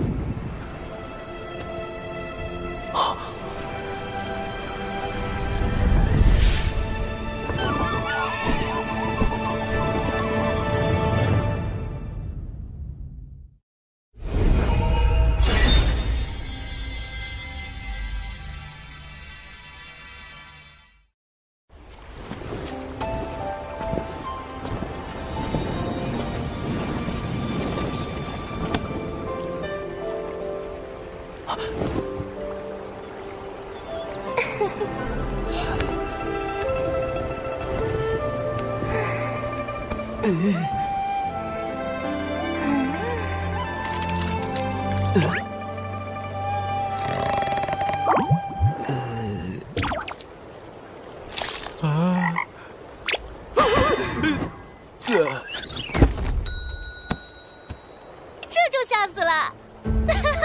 海神竟然这么脆弱，我还给你们安排了进错院子嫁对郎的戏码呢，可惜啊，可惜！好你个海神，敢用纸人化身戏耍我，我这就把你本体找出来大杀了！碧霄仙子，在下真有要事。公明道友正与琼霄仙子向西坊教寻仇，须得请云霄仙子出面阻止，不然西坊二圣怕是会对他们下手。这么严重，我去找大姐。告半天，他也是用云人化身和我的纸人化身飙戏，个个都是戏精啊！这次该见到云霄了吧？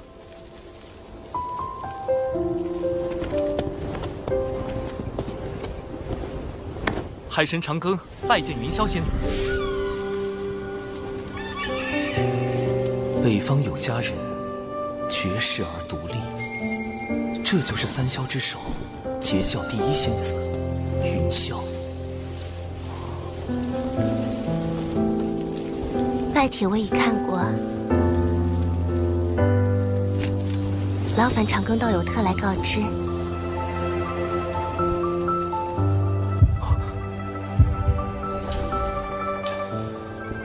有些激动，怎么回事？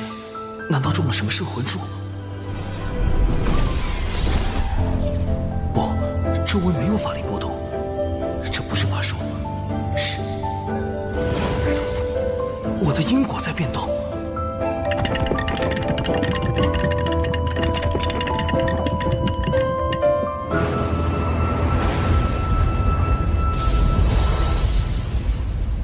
避开！必须避开这个大因果。长庚道友真是洒脱不羁，正说这话，怎么突然躺下了？在下多有冒犯，望仙子恕罪。无妨，还请长庚道友带路，我这便寻回大哥二妹。云霄重情重义，可惜有3位兄妹做拖油瓶，终究会卷入封神大劫。要接近公民道友，还需麻烦仙子这般。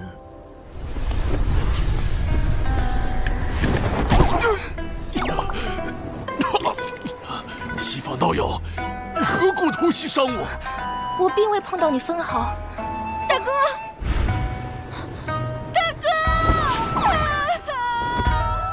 大哥，你伤得好重啊！西坊教欺人太甚。我兄妹定要找西坊二圣讨个公道，这次就拿你来祭旗，拿命来！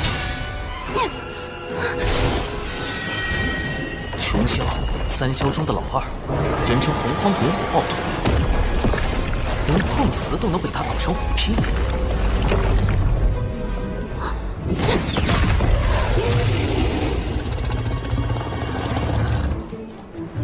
大妹，大姐。跪下！四面树敌，徒增冤孽。你们2个都给我回3仙道，闭关思过。干脆利落，不愧是云霄。解决完赵公明他们，应当能和文道人初步达成合作意向了吧？能把赵公明和琼霄关在3仙道，那海神倒是有点本事。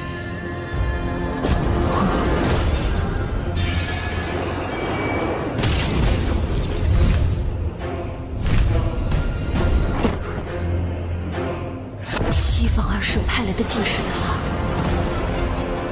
圣人弟子。他与海神，我该如何压住？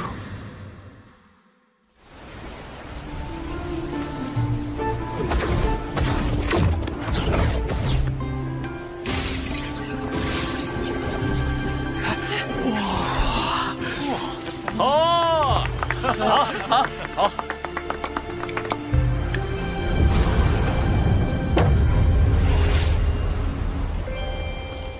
今日幸得长庚道友相助，容我以此剑意图表表谢意。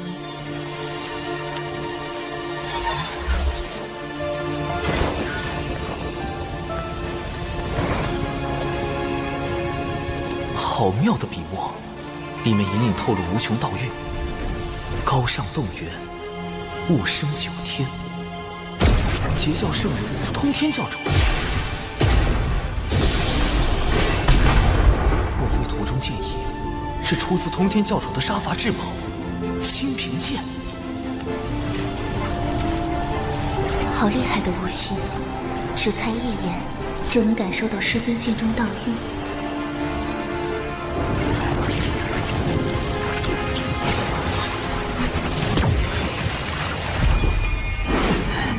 道运不断涌入体内，修为暴增。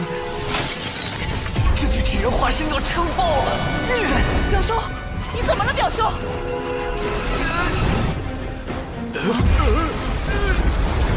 不好，修为已至天仙境巅峰，再这么下去，可就要冲击金仙劫了。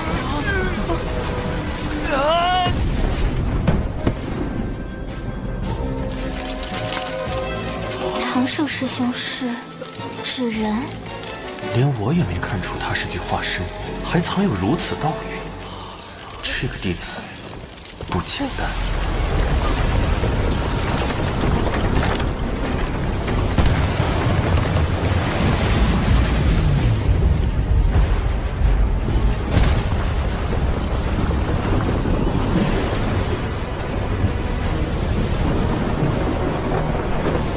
浩瀚天威，劫云将至，长庚道友这是要突破了。我还没做渡劫准备啊，喂！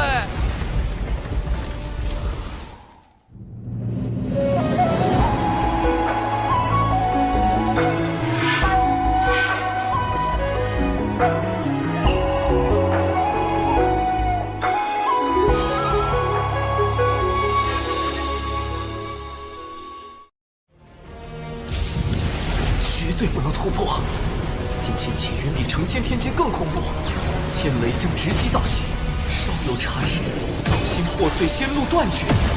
近万年没有几个熬过金仙劫的，我这不是送死吗？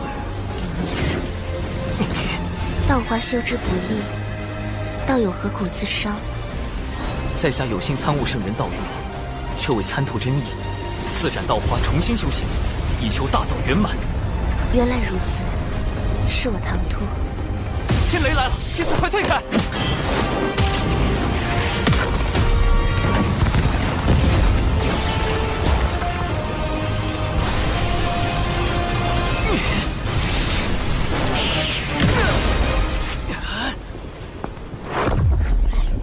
长庚道友莫怕，我来助你。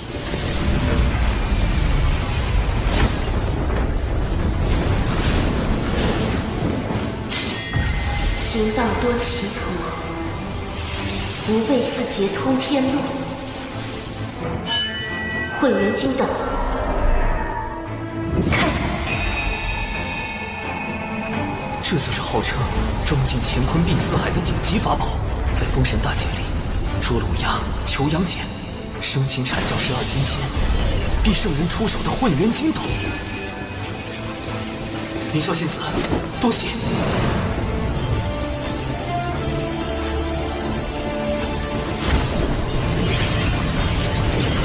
斩道明本真，一斩道基错漏之处。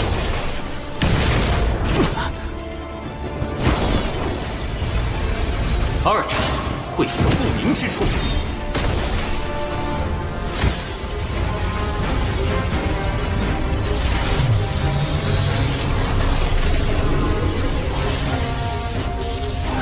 三斩虚浮不定之处。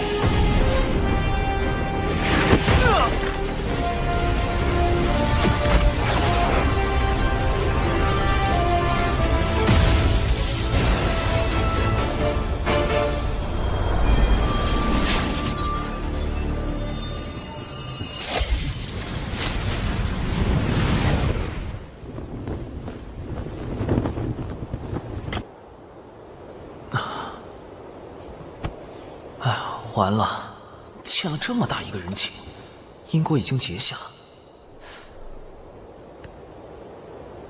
好在已经恢复成原本的修为，接下来还得去了结一下都仙门那边纸人暴露的事。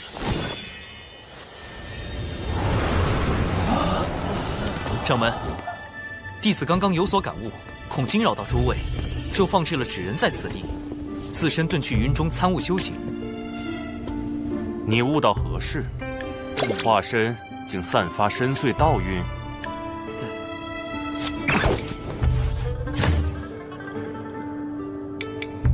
长寿竟有此渊源？放心，贫道定会为你保守秘密。岂玄都大法师保护伞，问，道命就是大法师的。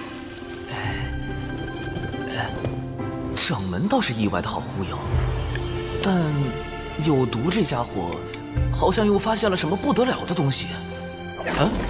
怎么突然传音过来了？长寿师兄，当日渡仙门遇袭，有2位义士救渡仙门于危难，他们自证神魂时的反应与纸人很是相似。这2位义士可是师兄的纸人？今天累死了，好些了。是。我本以为刻苦修行，便能在前路等师兄，却不曾想，我从未真正看到过师兄的背影。今后，师兄依然是悬崖的指路明灯。太社死了吧！以后还是得多准备底牌，以防纸人身份暴露。海眼关火龙族命脉，岂容西坊就觊觎？陛下，末将这便调遣大军严守海眼。不可，西坊教内应已渗透龙宫，万一军中也有内应，反而会暴露海眼所在。本无旨意，召开四海盟会，集结四海真龙，共布万龙阵。陛下英明，万龙阵乃祖龙所创先天大阵，有移海擎天之能。一旦结成，西方教休想染指海眼。第二，届时将那南海海神也请来，他既敢顶着海神名号，便该为四海出一份力。将通天教主的敬意图挂在庙中，有圣人之威罩着，海神这个身份又安全了许多。通天教主的道运，海神背后除了人教圣人，还有截教圣人。难道太清通天教主在利用海神算计西方二圣？好大的阴谋，但亦可利用。哼，南海海神，今后是你收服我，还是我取代你，尚未可知。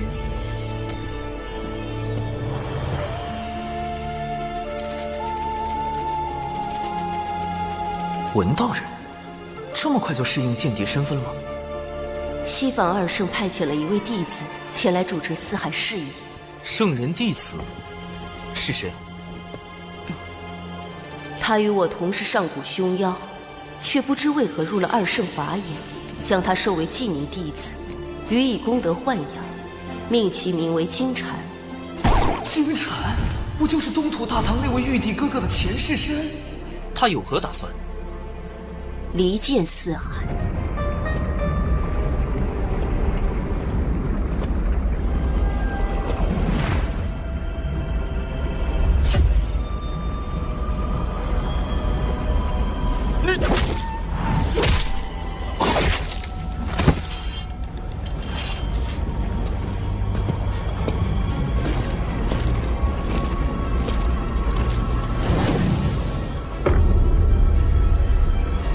海二太子，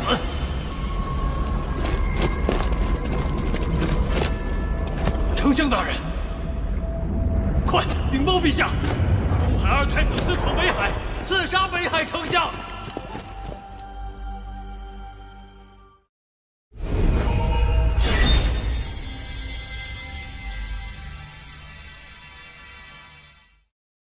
陛下，北海在东海龙宫外陈兵3000。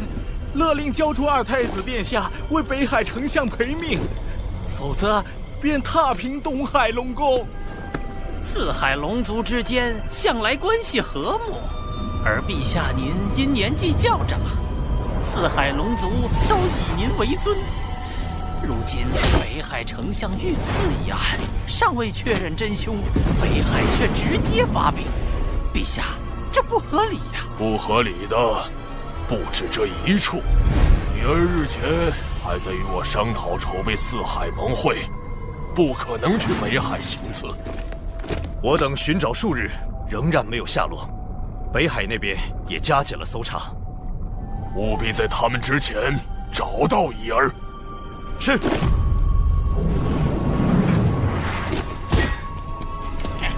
一定要找到奥义，让东海给个交代。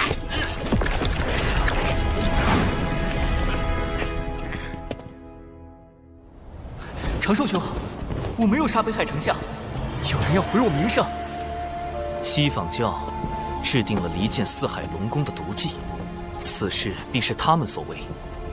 你的凶手身份一旦坐实，北海、东海便会反目，不仅四海盟会开不成，四海还会分崩离析。西坊教，对，四海不稳，万龙阵未成，他们便可趁机图谋海眼。四海分裂，龙族上天一事也会落空，我就上不了天庭。那封神大劫，必须抓住真凶，洗清你的嫌疑。长寿兄懂我。事发后，我曾暗中追查假扮我的贼子。他最后一次现身是在天涯阁，我原想进去直接拿下，可天涯阁是方圆百里最受欢迎的女子武馆，由洪荒富户卞氏家族所创，唯一能进出的男子，只有天涯阁少阁主卞庄。天涯阁背后势力不小，不可贸然进入。不过，那贼子是怎么混进去的？他用了化形的技巧。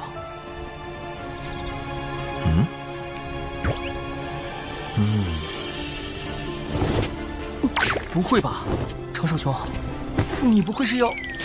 事到如今，这大概是唯一的办法。我奥义绝不可能你。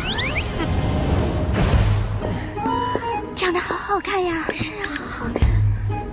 记住，现在开始，我叫姜思儿，你叫科勒尔。我们听闻天涯阁大名已久，想进去观摩。姜思可乐，驱寒暖胃，好喝不贵。知道了，长寿兄，姜思儿。原来不是武馆，是武馆。我天涯阁意在聚集洪荒女炼气士，切磋对战，共同进步，增强对大道的感悟与理解。天涯阁当真只接受女兵？当真。如果有男兵进来了呢？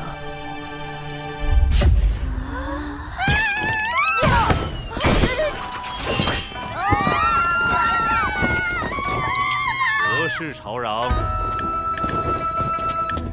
是时候用风雨术探听周遭信息。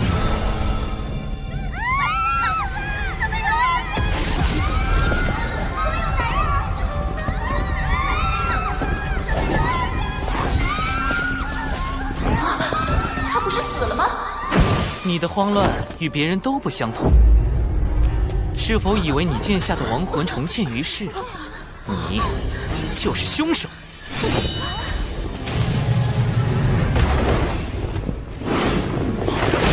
都别过来！再过来，我杀了他！少阁主，姑娘，有话好说。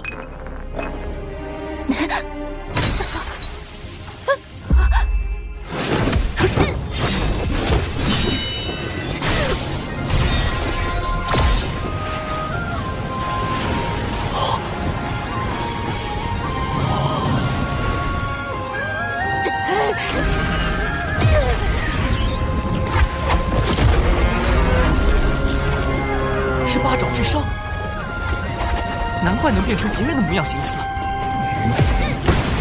快随我与科勒尔返回天庭，听候发落。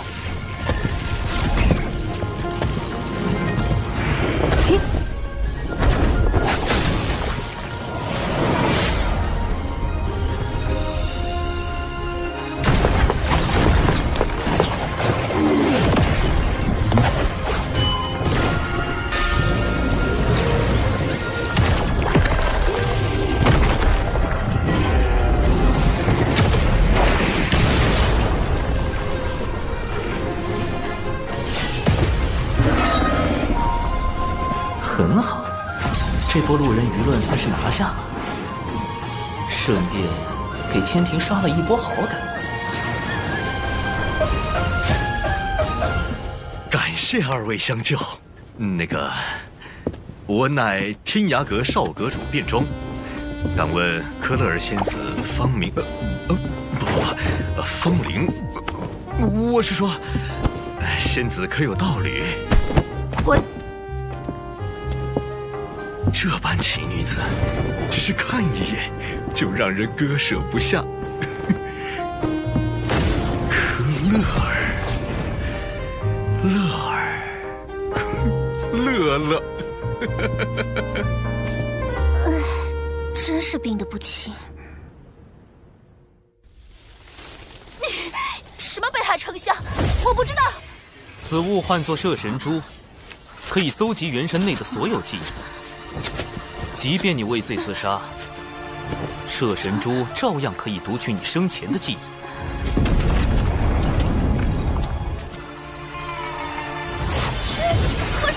我说，还好我多备了几颗摄神珠，派上大用场。究竟是何人指使的你？西坊教金蝉有无参与其中？没人指使我，金蝉只是帮了我们而已。巫妖大战后，我们妖庭后裔无处容身，只好躲入深海，却常年遭到龙族欺辱，这才打扮敖乙刺杀北海丞相。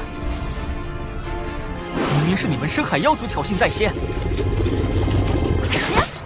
西坊教煽动深海妖族出手，自己却摘了个干净。好在你我乔装入天涯阁，他们暂时没查到你。快将他带回龙宫吧。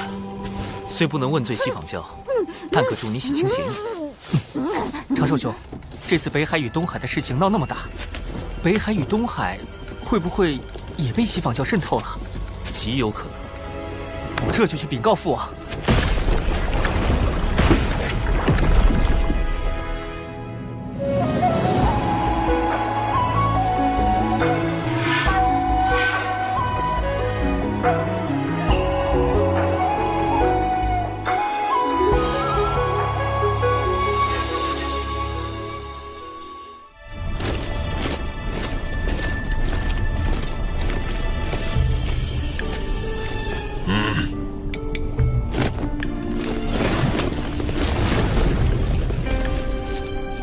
3日后照常举办四海盟会。女儿，你做得不错。谢父王夸奖。父王，北海丞相遇刺一案，乃西坊教从中挑拨，儿臣已将疑似内贼的人选记在册中，还望父王严查，以防四海盟会生变。父王，你只需照常筹备四海盟会，记得多请些宾客。海神，你那些结教同门都可一并邀约，这才是要事。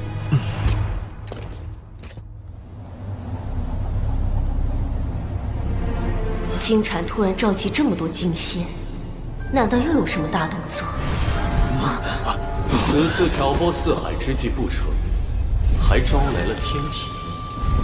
你们中有些人是不是透露了风声，自己心里清楚？糟糕，金蝉开始起疑了。当然，四海盟会举办在即，我不会同你们计较。只要你们好好表现，届时定有风声。是。金蝉大人，四海的内应已全部就位，只等你一声令下。好，此次行动兵分12路，每路妖军则由在座各位统帅。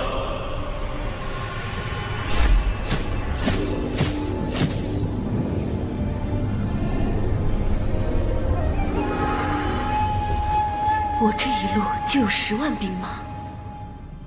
四海盟会照常举行，龙王陛下却不愿排查内贼。果然，东海龙王这类远古高手，都主打一个面厚心黑。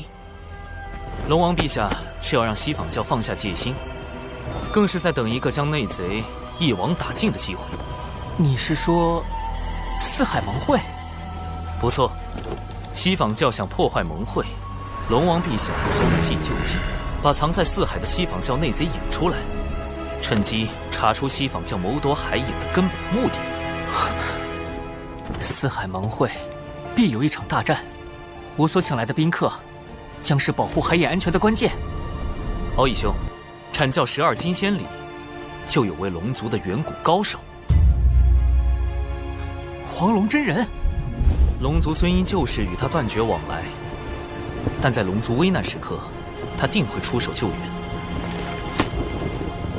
龙族乃是贫道之根教，落叶归根，贫道如何能容忍西坊教这般算计？截教圣人弟子公明道人，以义薄云天著称，亦可请他出面。师之放心，我定如期赴约。此外，我已向天庭写奏表，禀明西坊教谋算海饮之事，请天庭为龙族主持公道。长庚爱卿实乃良才，竟已在西坊教内安插了暗棋。木工，挑选精锐天兵天将，择日兵发四海。多谢长寿兄。你是我海神教的二教主，这都是应该的。二教主，那以后我也不叫你长寿兄了，就叫你教主哥哥吧。这称呼真别致。3日来，金蝉一直在筹备进攻四海盟会之事，我根本没有机会传信给海神。此次进攻四海盟会，各军行动路线、进攻目标，都只有所属金仙知晓。倘若有泄密者，二圣必将亲手抹杀。糟了，要隐藏卧底身份，就绝不能向海神泄露这次的计划。可这般阵仗，再加上金蝉这个圣人记名弟子暗中出手，海神应付得来吗？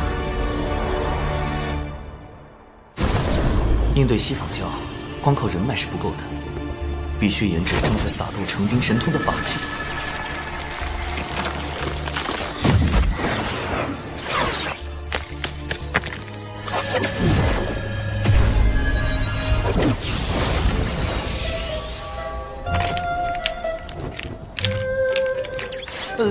原版的撒豆成兵看着不太聪明的样子。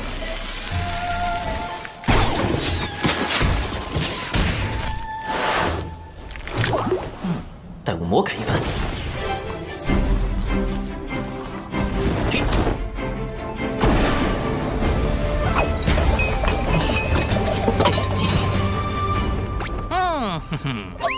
或许是看在玄都大法师的面子上，掌门将熊灵帝从逍遥天尊过户到渡仙门，并收作记名弟子，安排他住在小泉峰，倒也方便了我魔改撒豆成兵。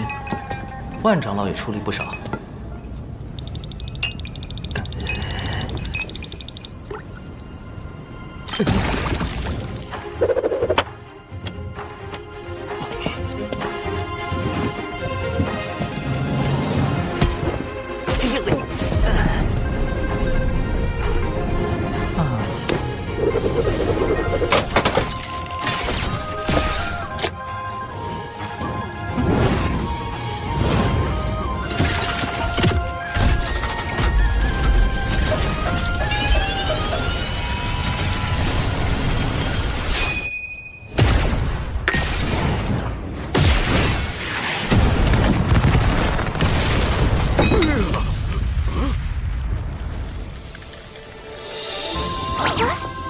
成功了！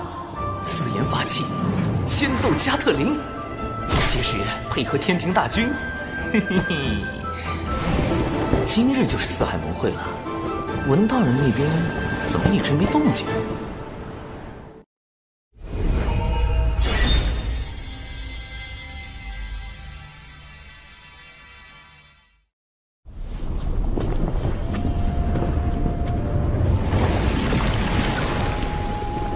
迎南海海神光临四海盟会。东海龙宫已经戒严，不知骄兵中有多少内贼，搞不好那4位老龙王里也有西坊教内应。近日始终没收到文道人消息，才刚被策反，不会转脸就倒戈了吧？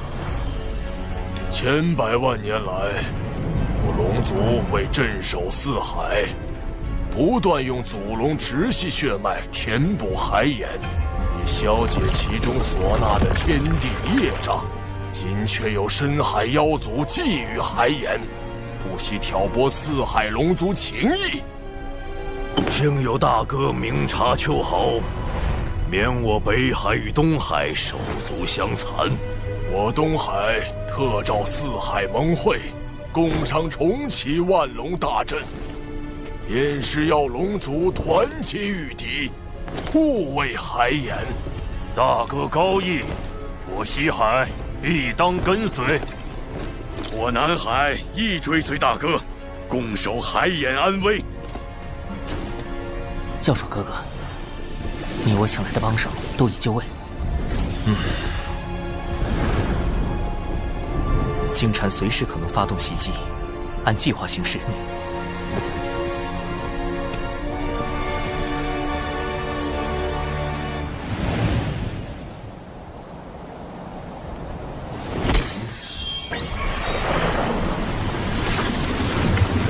海灵之劫将至，不知长寿能否妥善应对，顺势推动龙族上天。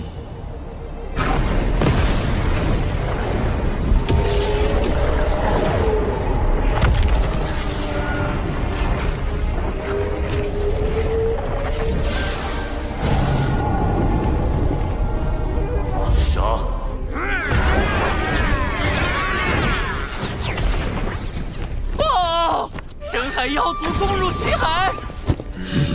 报！南海遭深海妖族袭击！报！北海被深海妖族包围！张狂！竟趁我等离宫之日偷袭！大哥，我等这就前去平乱。来人，点齐兵马，跟随三海龙王前去清剿凶妖。三海皆有动乱，金蝉为何还没现身？除非三海只是佯攻，那金蝉真正的目标就是东海。敖义兄，你务必守好海眼。龙族暴虐无道，四海苦龙族久矣。今日杀龙王，夺龙宫，以正四海清明。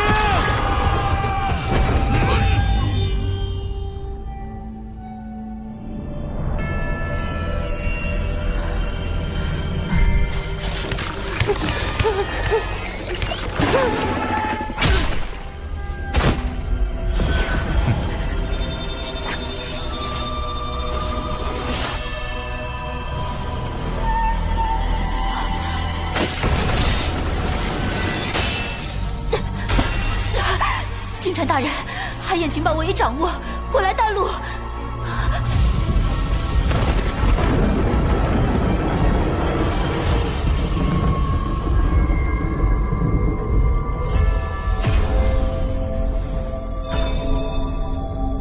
二太子殿下，海眼位置为真龙可治，况且您已请黄龙真人相助，应当无虞。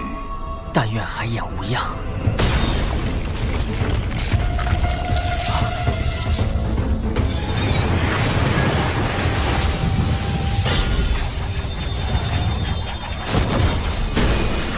八爪巨兽怎么逃出来了？救他的是金蝉。迎敌！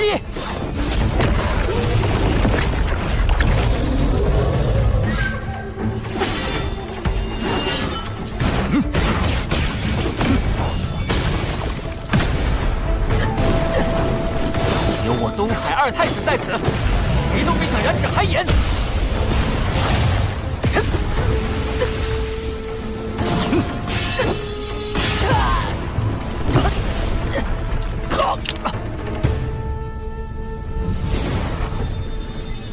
龙族当真没落了，竟如此不堪一击。刚才传音，敖乙没有回应，出事了。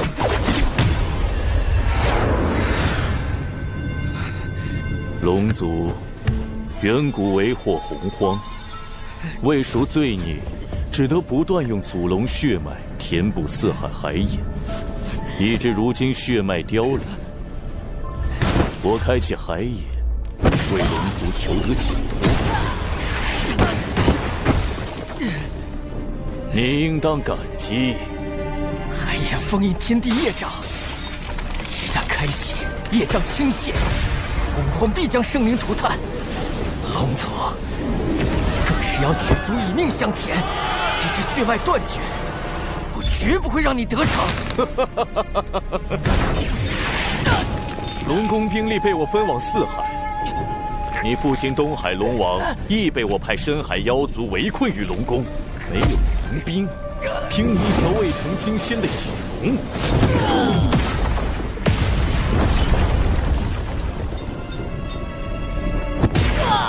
还妄想守住海眼？金蝉，你好大的胆子！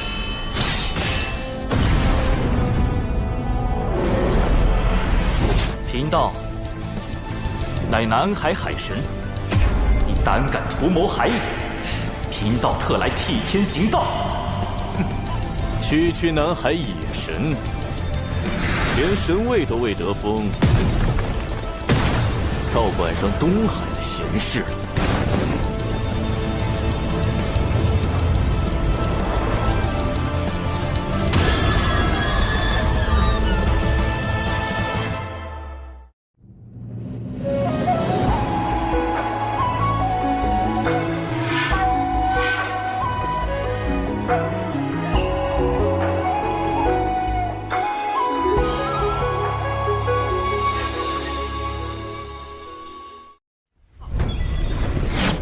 闻道人说过，金蝉修为已在大罗，大罗自身知道真于圆满，实力更在金仙之上，这一击我恐怕接不住。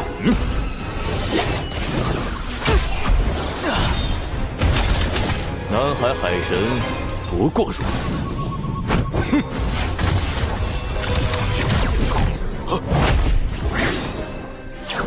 道友莫要得意太早。你怎么没死？当然是我纸人带的够多。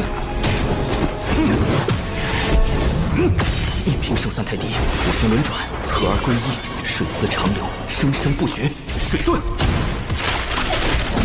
想跑？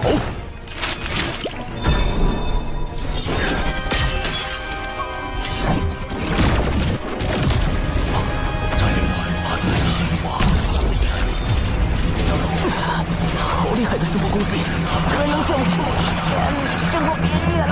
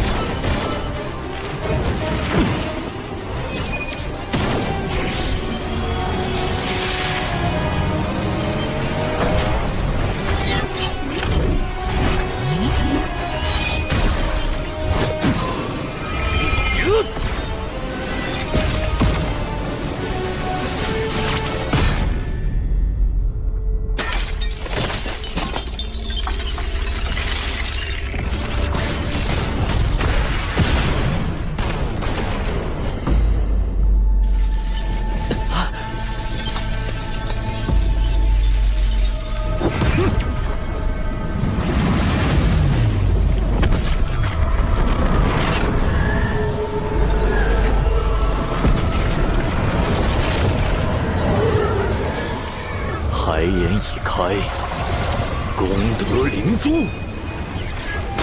功德灵珠，金蝉真正的目的是吸取龙族填海眼的功德。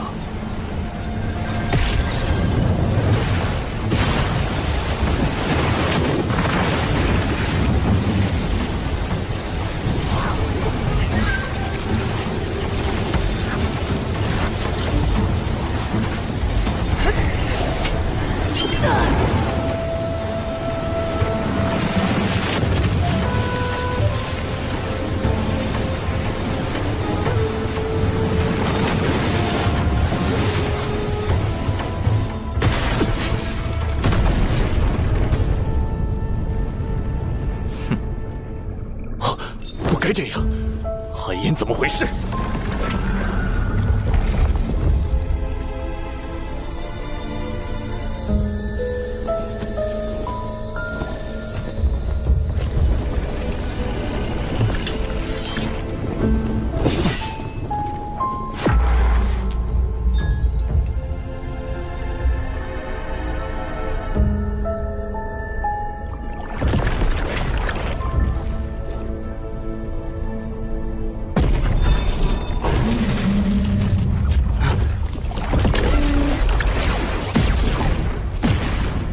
海神道友说，有人要来扰袭海盐，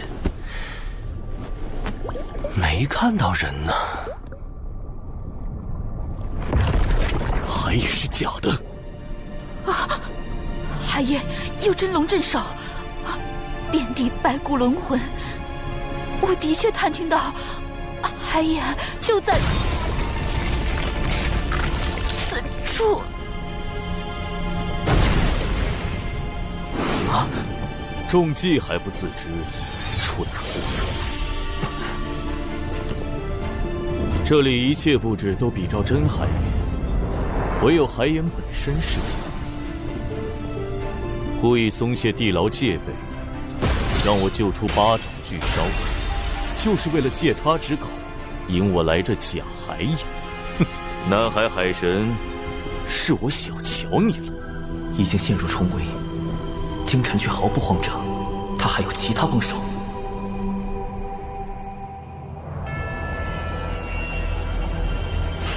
海神老弟要我埋伏在这条西方教前往东海的必经之路，不知何人会来。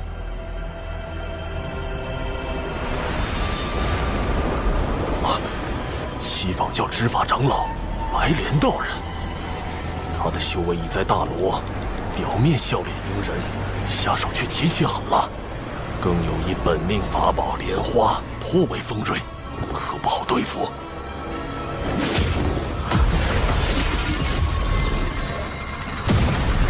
熊妖，哪里跑？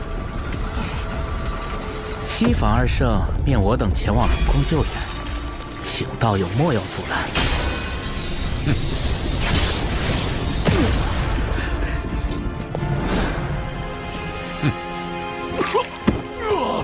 天道在此纪要，你们为何伤我？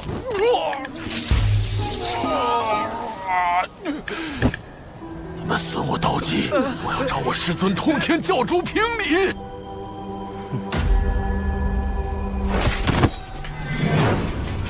大胆叛军！今日我东海龙宫就要清理门户，永绝后患。奉东海龙王令，清理龙宫内贼，剿灭深海妖族。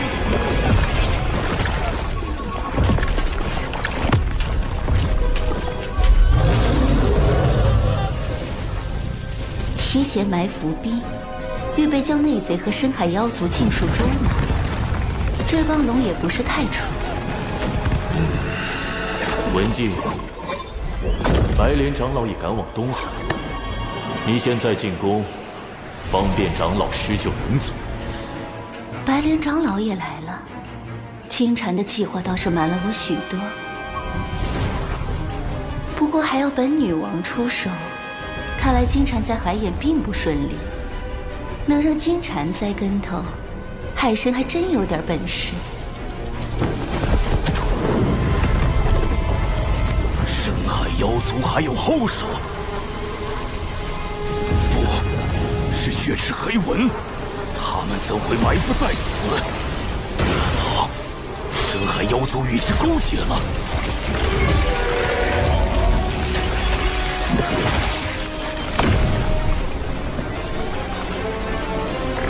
南海海神，你以为你这就赢了吗？金蝉，原话奉还。你以为请来高手相助，就能万无一失吗？木工，请天庭施救龙族。今武混天将军化傲天听命，四海有难，玉帝陛下特命尔等前去清剿凶妖。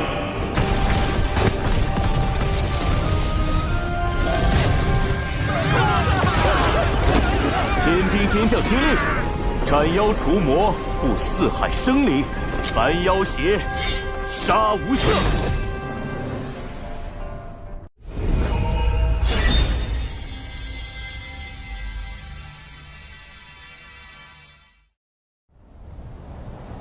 天道在此纪要，你们为何伤我？赵公明，我等何曾动过你？莫要阻拦贫道6人前往东海。先偷袭再营救，手段这么脏，休想得逞！西方教的词我碰定了。你竟有暗侵偷袭，幸好被圣人球录下了。胡说，贫道根本没用力。来呀，打我呀！给你随时录下来。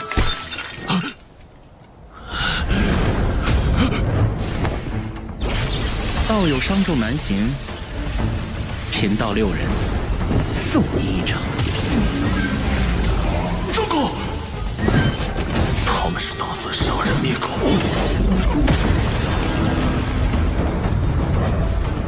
贫道告辞。赵公明，你竟敢坏我教大计！不必追，我们的对手是设局之人。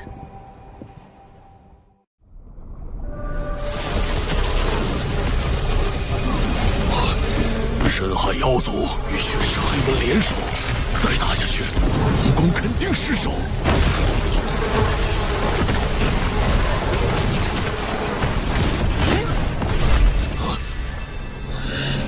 金武混天将军，化傲天听令。他怎么来了？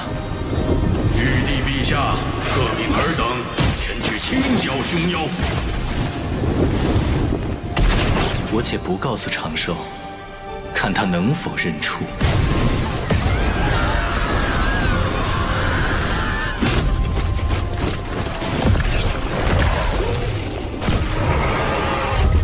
设计海眼，套取我教墨力，再设伏阻拦白莲长老，最后让天庭登场，获取龙族好感。海神，你以为凭4万天兵就能扭转颓势？再加12万呢？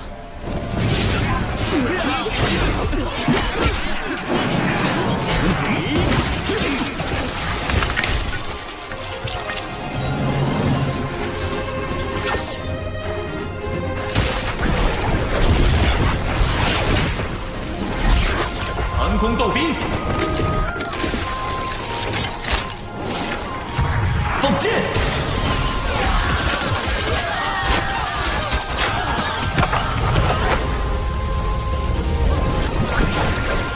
神盾斗兵，掩护进攻！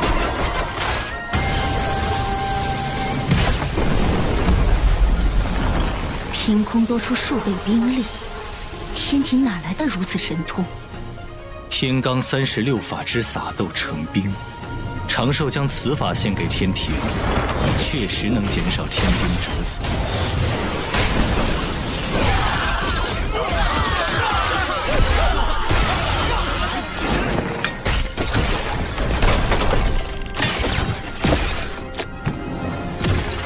仙斗加特林，开火！竟能让斗兵发挥如此威力，长寿这脑子装了不少鬼主意。上！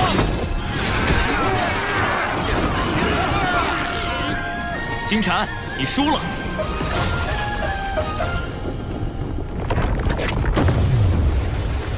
南海海神，我们还会再见。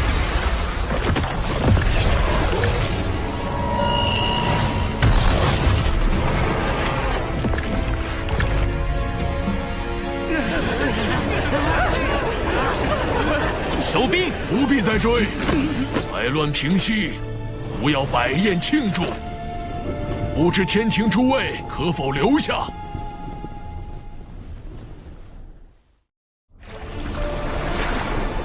能逼金蝉撤兵，海神有点本事。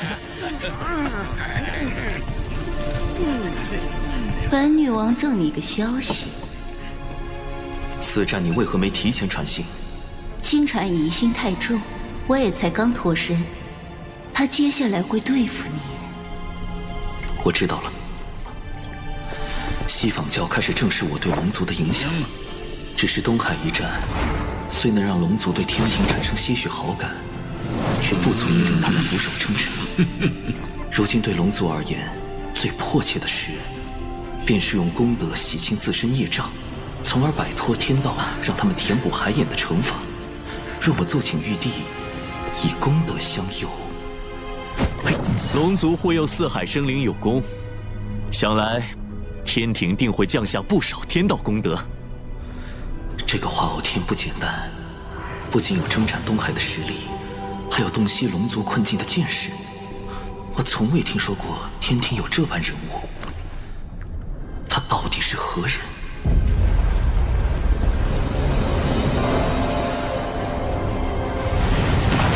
化偶天刚说完，功德就来了。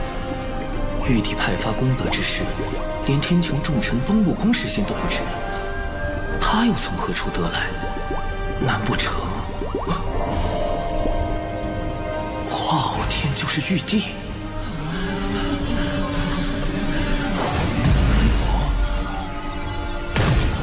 天道降下功德，佑我龙族。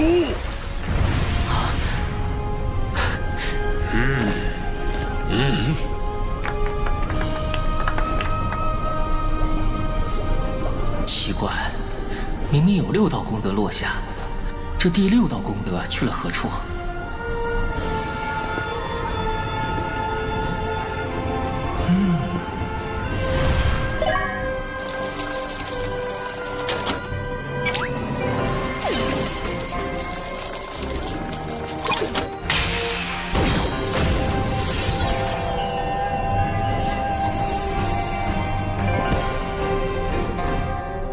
今念龙族与南海海神长庚平息四海之乱，护佑生灵有功，开此特例。3日后降下神位，尔当恪尽职守，永承亲命。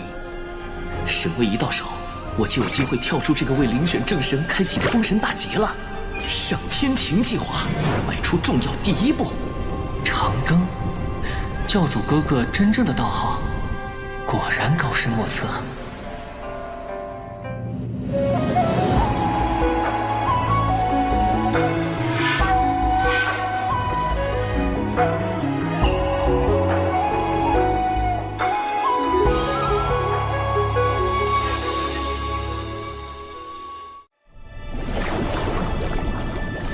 以仙斗斩凶妖，以妙计安四海。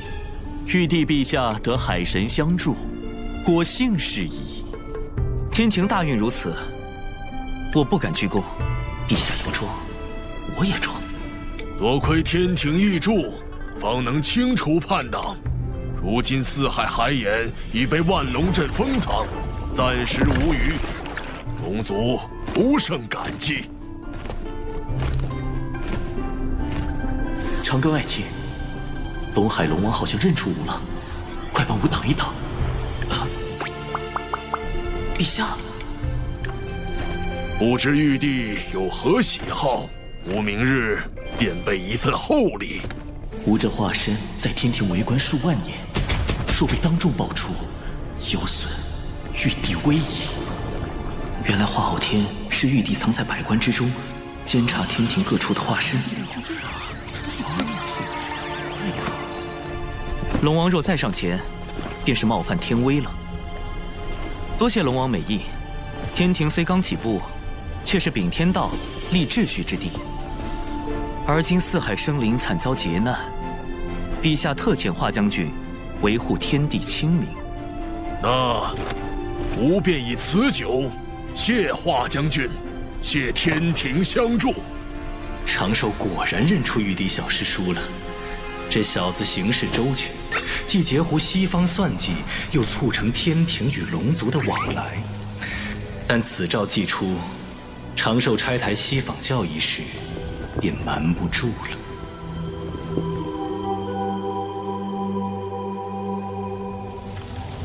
海神乃龙族和天庭的桥梁，若他得封正神，或天道法器加持，必会成为我教收复龙族的阻碍。小金蝉，白莲长老，明明你看起来比谁都凶。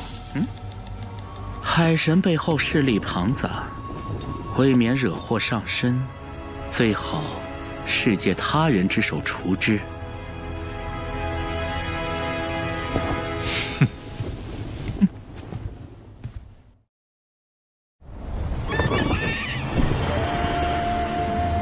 小妹，公明师兄与白莲道人起冲突，乃是遭人算计，为的是让两教斗起来。此事已经在岛上传遍了。东海一战，公明师叔拦截白莲道人，是为破坏西方教计划，怎么传到金鳌岛就变样了？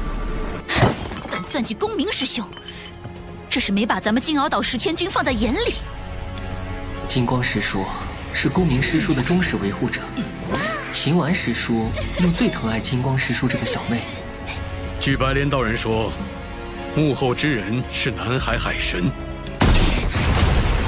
教主哥哥，又是西方教在搞鬼。一个野神也敢算计公明师兄，大哥，我们去会一会他。不好，教主哥哥麻烦大了，这2位师叔我可拦不住，只能……是你算计我截教外门大弟子赵公明？大哥，何必多问？白莲道人亲口所说，还能有假？秦丸、金光圣母，这2个可都是在封神大街中武石绝阵的狠人，竟然这么容易被煽动？绝无此事，还请看在通天教主建议图上，听贫道解释几句。好啊，还从公明师兄处骗来了师尊的建议图。这是送的。若有此图，我等供着都来不及，怎会送人？你好草率的推理！为了公明师兄的声誉，大哥，绑了骗话狂徒，送去西方谢罪。那我还要命活？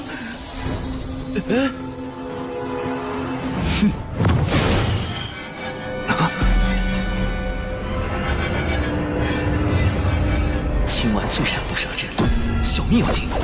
土遁，地裂阵。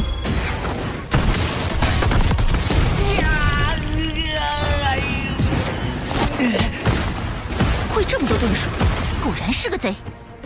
寒冰阵。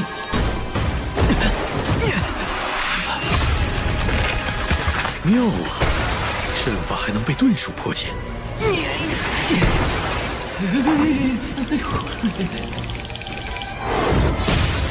再试下其他阵。看我的！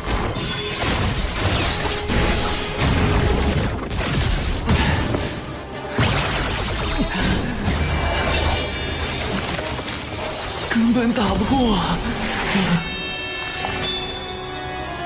要不子阳了这句纸人，但谣言的事也没解决。住手！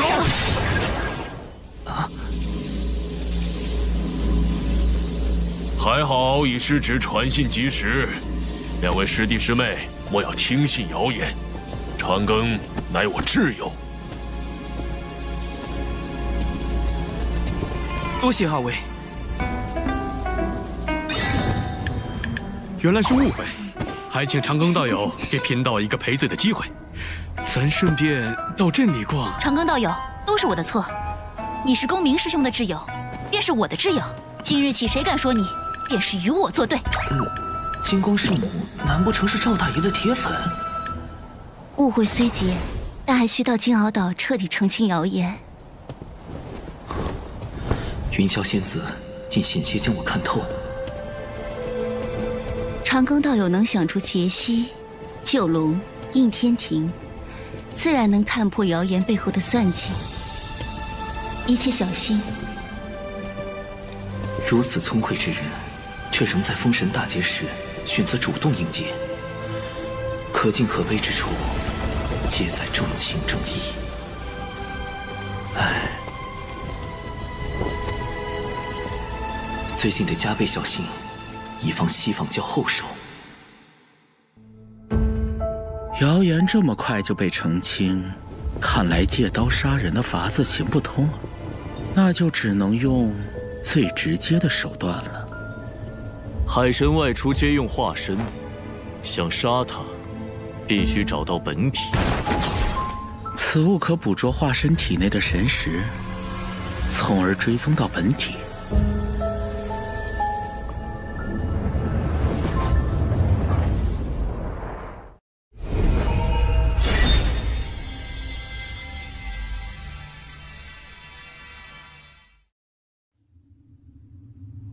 2天后便是海神册封大典，想要击杀海神，这2天是唯一的机会。你先想办法将他的化身引出，然后再用这锁神追魂蝶。是。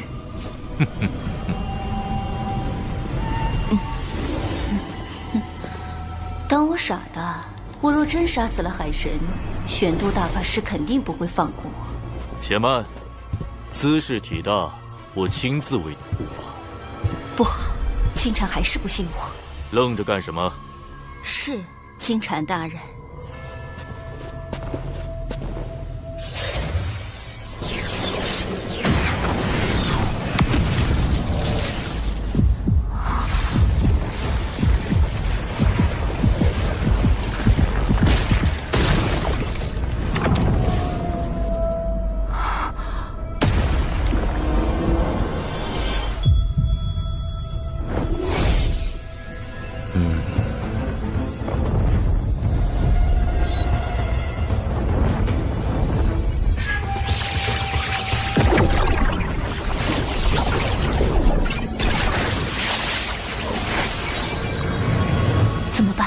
在他眼皮子底下，我根本没法统治海神。凶战出事了！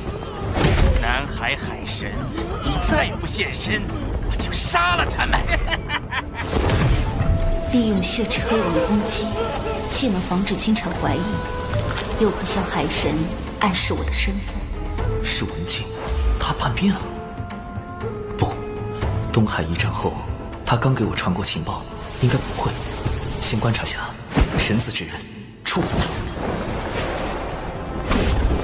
灭魂杀阵。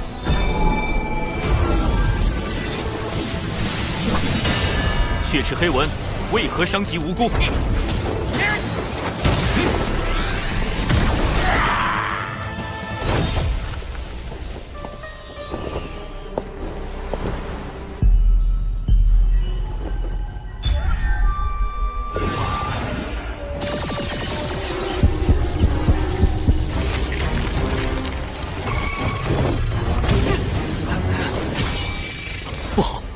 蝶能捕捉神识，并追踪到我的本体。纸人触发时自爆成血，启动。那海神化身不过是个天仙，你的血纹傀儡可是个金仙，如此轻易就让那海神化身自爆逃脱，文静，你很难不让我怀疑。请大人再给属下一次机会。海神，对不住了。文静刚才似乎有意放我一马。否则我的纸人化身绝不会如此轻易的自爆成功。难道我明白了？怪不得文静行为有疑，定是金蝉在旁威逼，试探文静取我性命。好歹毒！追过来了。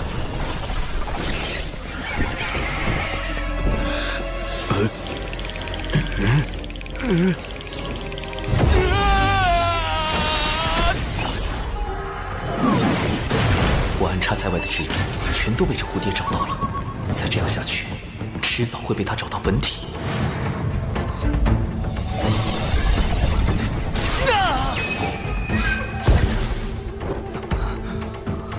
锁神追魂蝶竟连续找错了18次，不过没关系，他已捕捉了海神大量的神识，接下来才是他真正展现威力的时候。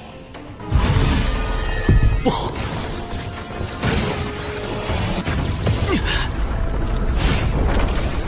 所有我神识存在的地方都会形成血界，一旦确认我的本体，蝴蝶将会被直接传送过来，而我只能用纸人不断的掩护本体。这蝴蝶变强了。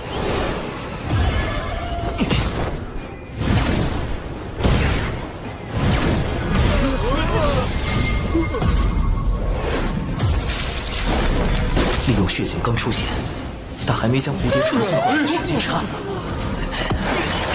不断的扔出纸人，不断的自爆。屠盾。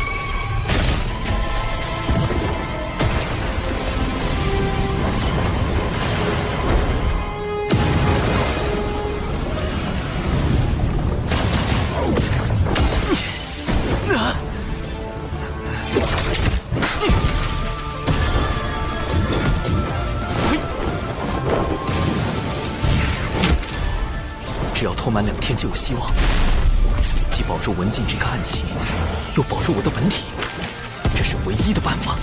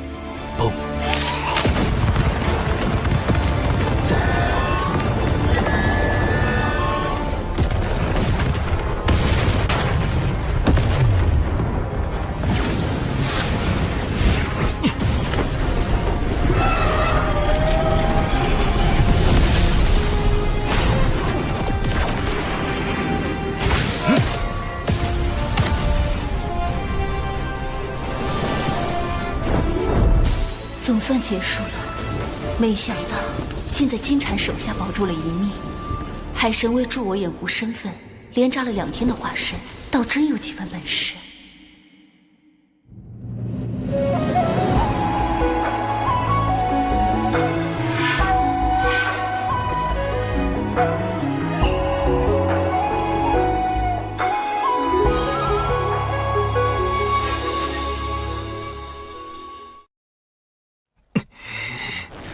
3681个纸人，2天竟然自爆了3681个纸人，浪费呀！我花了多少个日夜才打造出来的？苍天啊！应对这次危机，紧急预案太少，对抗蝴蝶的法宝不足，回去之后一定要好好复盘。他背后有天庭，我背后亦有灵山。灵山，他要去找尊提圣人，我必须马上通知海神。金蝉竟请动尊提出手推演我本体所在。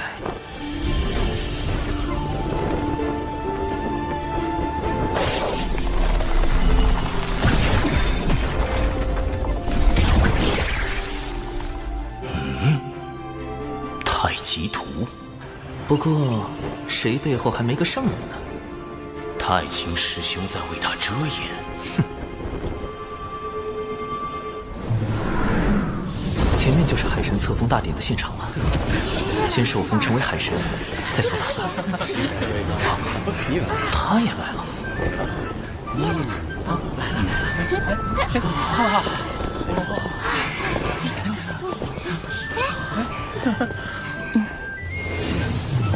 恭喜海神！恭喜海神！云霄师妹一向在3仙岛闭关，鲜少外出，连我都未见过几面呐。啊，我与公明前辈交好，仙子许是看在公明前辈的面子上。哎，这可跟我没关系啊！大妹她确实是被我劝过来的。各位师弟师妹，别来无恙。玄都师兄，师兄怎的也来了？海神是我人教子弟，我自是要过来的，也要多谢各位师弟师妹前来观礼。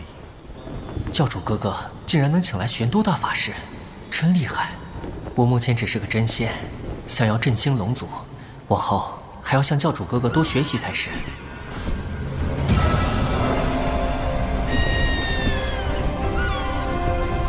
海神听风。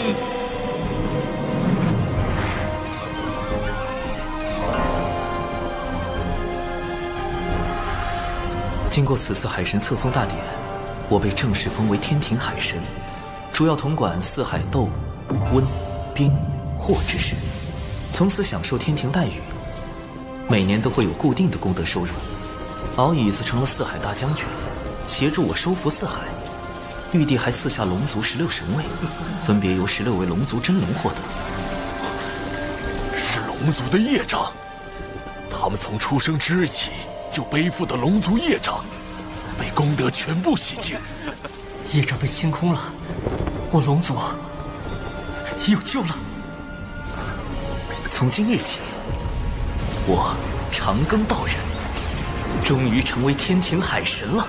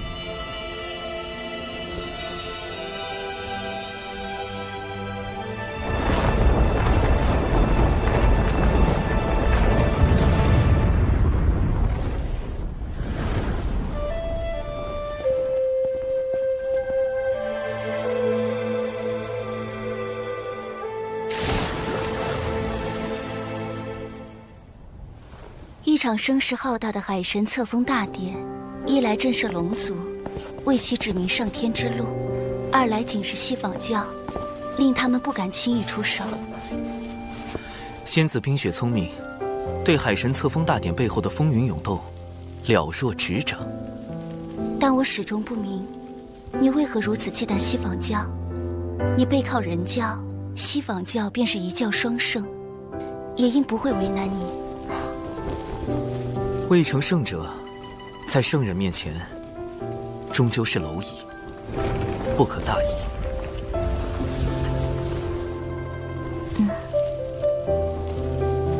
你所言不无道理。唉，实在不忍云霄仙子殒命封神大劫之下，忍不住出言提醒，也不知是否真的能影响到仙子。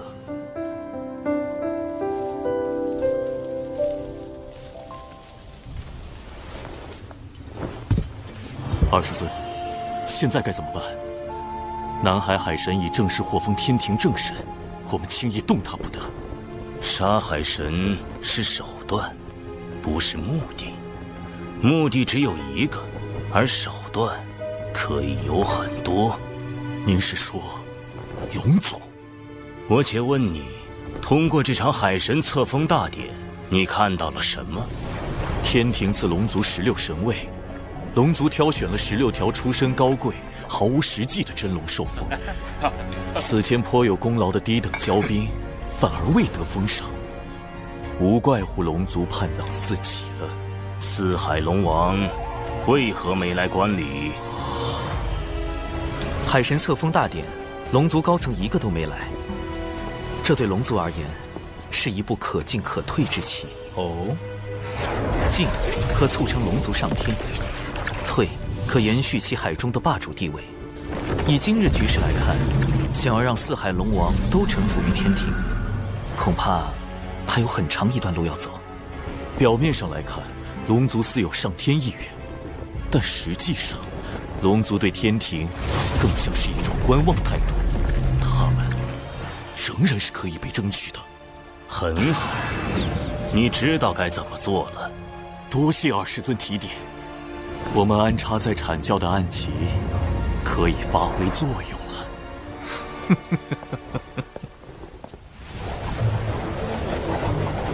不愧是老师看重之人，真是一点就透。明日你去天庭报道后，来一趟兜率宫，老师要见你。兜率宫要去见太清圣人的化身太上老君。太好了，这可是抱上圣人大腿的最好时机。是。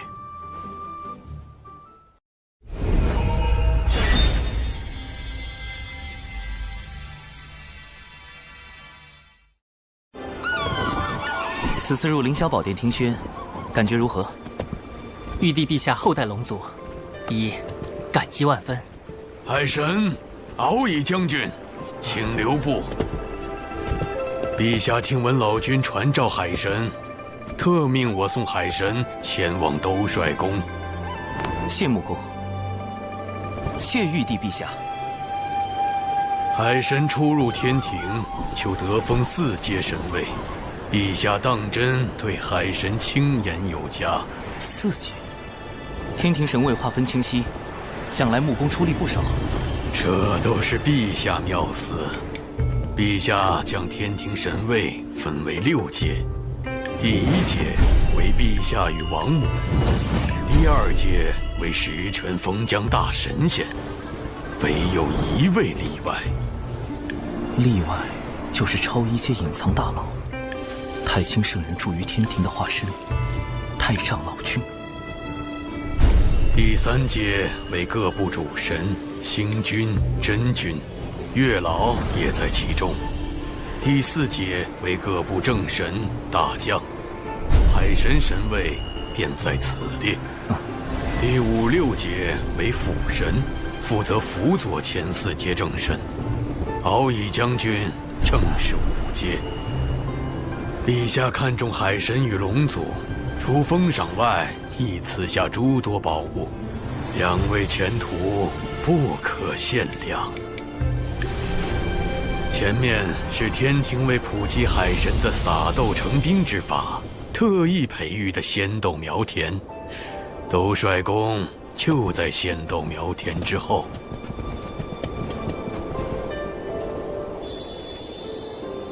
仙豆苗成熟之后，就会结成仙豆，届时天兵天将皆可使用撒豆成兵之术，天庭必能战力大增。啊！我乃天涯阁少阁主卞庄，仙子可有道侣？他怎会在此？敖乙将军认得卞庄？贼眉鼠眼，一看就不是好人，我不认得。此人为何会在兜率宫前种豆？前不久，卞庄在南天门外苦求，言说未能配上心爱之人，定要入天庭建功立业。陛下感其心诚，将他招揽，命他在此担任种豆天将一职。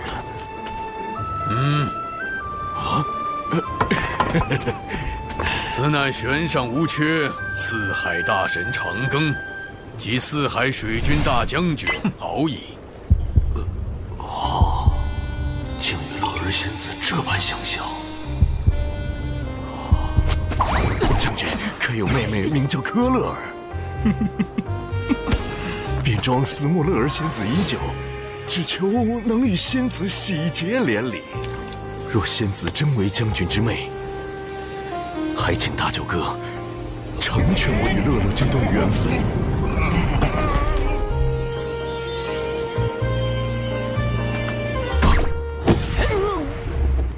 成全，就凭你，看我怎么教训你！大舅哥，这是为何？息怒啊，大舅哥！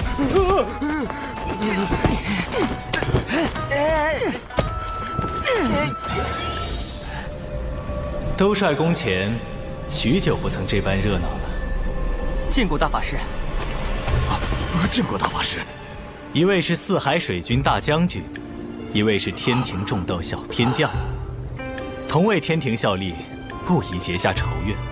我先要你二人握手言和，你们可愿意？他把我耕地的木锄都弄断了。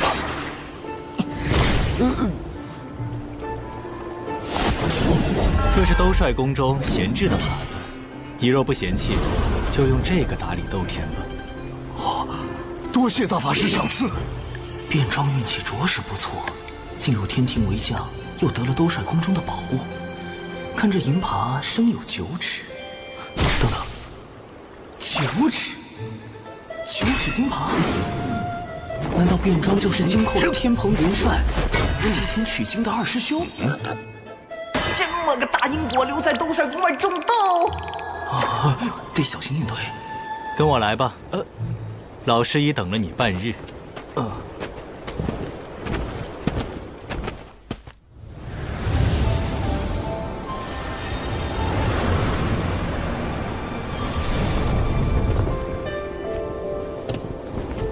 哇，紫金八卦炉，《西游记》里炼出孙大圣的火眼金睛，炉砖落下凡能燃起800里火焰山。从炉火到炉砖，皆威力无穷，堪称洪荒丹修炼气士的梦中情炉。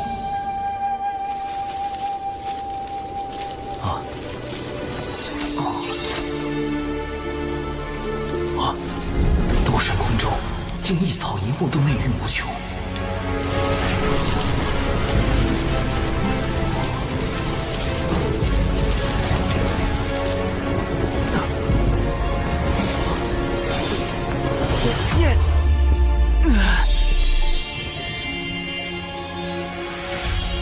这些仙人未来都会卷入封神大劫。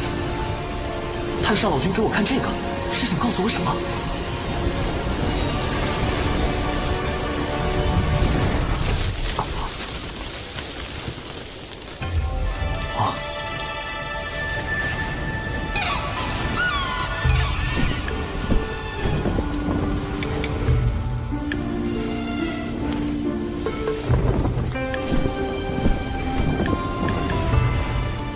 这么年轻，是画下图，还是太星圣人未显区别，特意用了这般化身？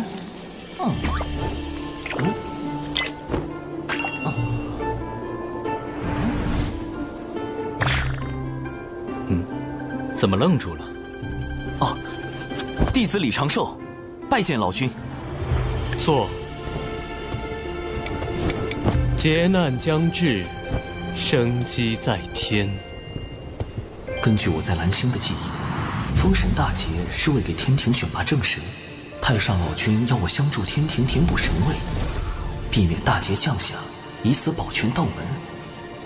但我修为只在天仙境，如何能担此重任？今日传你丹道3篇。刚想着修为不够，太上老君就要传道。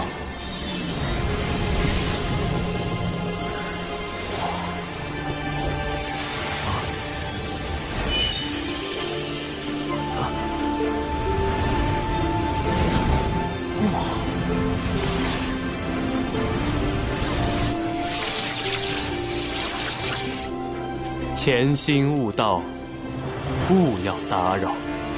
是，老师。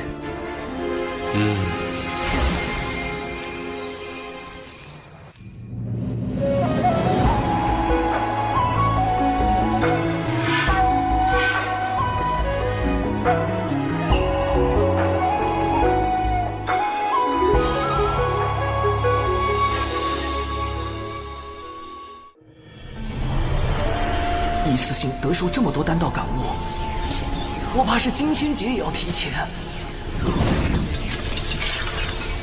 修为提升太快，道技不够夯实，现在渡劫无异送死，必须再改道化。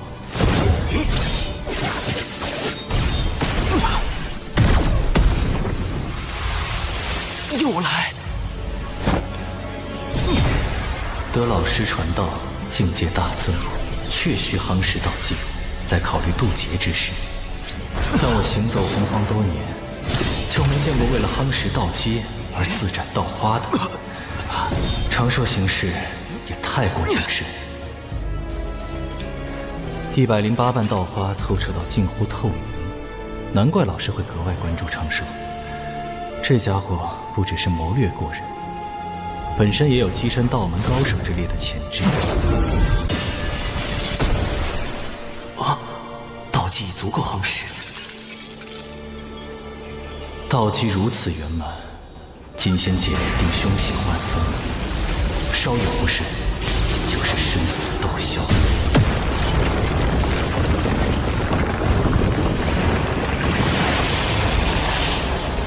你的金仙劫来了，我从老师那里求来2颗9转金丹，一切收好，随时报到。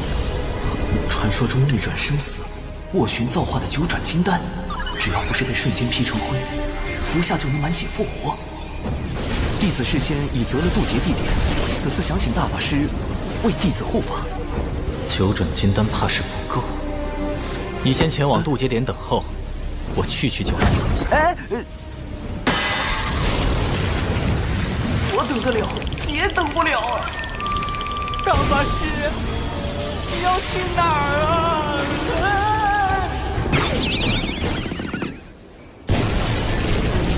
金心劫又称长生劫，是生灵逃脱生死的必经之路，比成仙天劫更为凶险。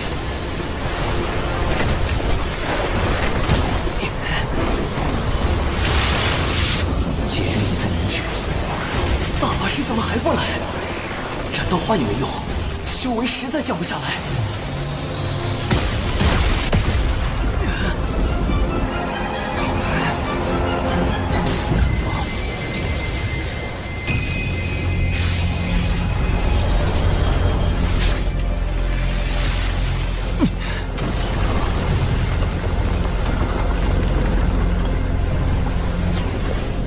长寿。原来这就是他真正的名字。长庚、长寿，不一个意思吗？这家伙也太怕死了。大法师，你怎么就暴露了我的真名啊？因云霄师妹的混元金斗能助你安稳渡劫，我才特去将师妹请来。此前几次与长庚道友交谈，云霄颇有感悟，心中对道友很是敬重。海神真是好大的面子，大姐一向不问外事，这次竟然……多谢云霄仙子。云霄仙子真是人美心善，9转金丹加混元金斗，内服外用双保险，渡劫成功率提升至98%。劫云这么快又来了，长庚道友，我和玄都师兄会在劫云外守着，若你察觉不对，可随时呼救。绝对不需要，就让我耍个帅吧。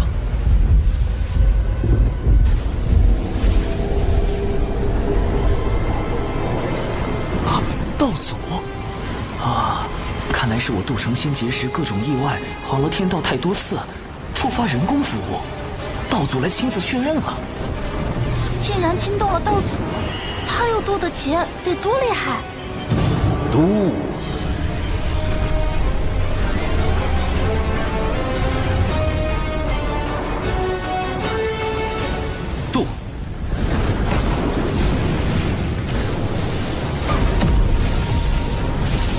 道门弟子李长寿，精气苍天。弟子入道门修行至今，历经艰险，终得道境。天苍地明，我道长明。今日成道于此，祈请苍天落下金仙之劫，降长生机缘。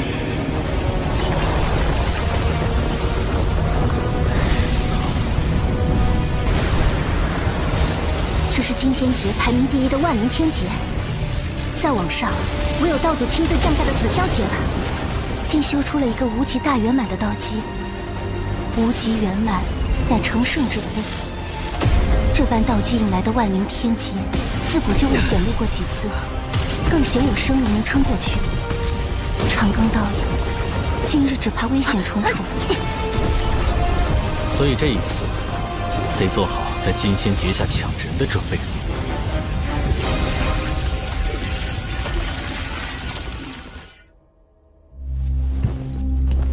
阐教那枚暗旗快要出关，届时可为我们所用。小金蝉，想要把控龙族，光有暗旗可不够。上次在东海海眼，海神的撒豆成兵让你吃了大亏，你可想好应对之法了？看来你有妙计。传闻地底的血海有一至宝即将现世，若有此宝，必能破了那撒豆成兵之术，而将来在收服龙族一事上，我西坊教也会占据更多主动权。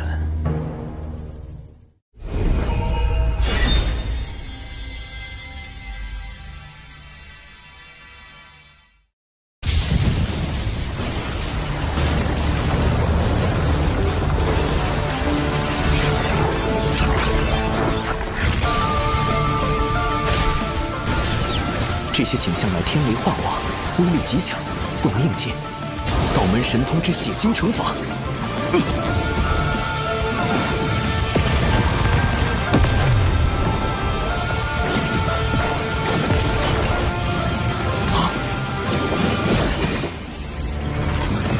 紫炎符咒，护体金光符。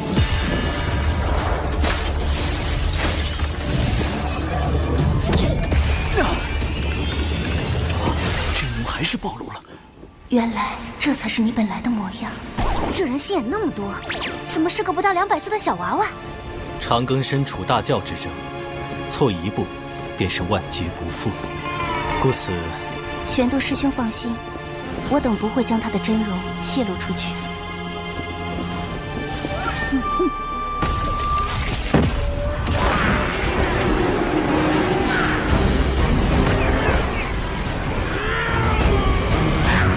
这是要跟天劫开战？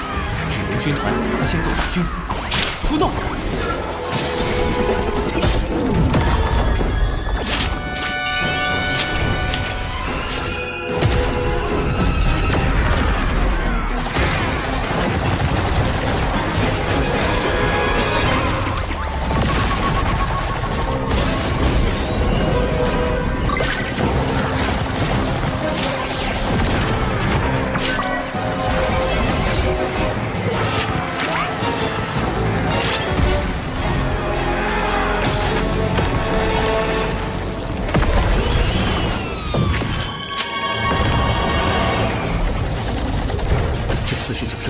全是金仙境的实力，以我的修为，根本撑不过。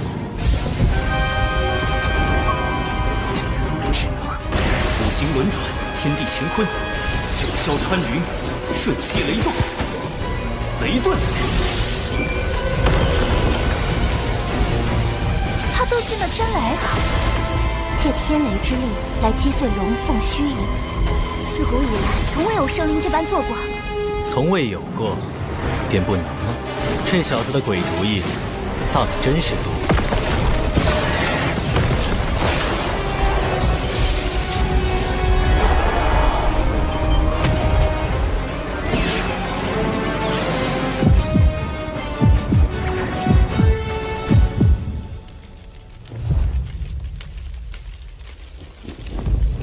他怎么站着不动了？这是心结，乃心魔所化。若道心不坚定，便无法从中脱离，直到被天雷劈成灰烬。啊，师傅！孽徒，你果然隐瞒了修为。您都知道了。我带你入渡仙门，盼你成为人族之榜样，莫以弱小而欺，莫因豪强而惧。可你呢？弟子隐瞒修为，只是不愿沾因果。未曾害人。群妖攻山时，以你之能，本可救下诸多同门，但平心而论，你可有竭力去救？你事事计较，考量得失，见义而不行，有何资格成仙？为师今日便清理门户。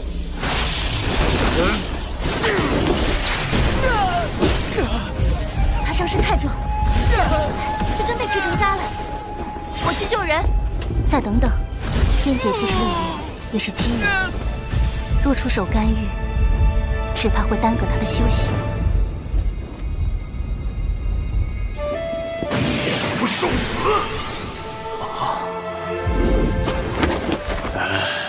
行了行了，总之你没事就好。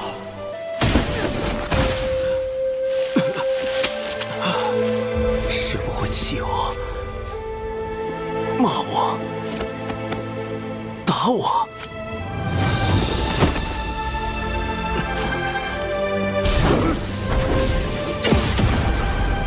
不会杀我。你不是他。因果循环，自有其道。世间之事，并非先知先觉为好。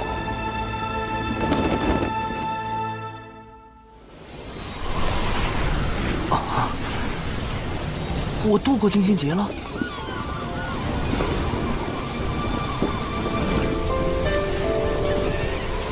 天地与我相敬，万物与我共生，命数与我无数，大道与我共鸣。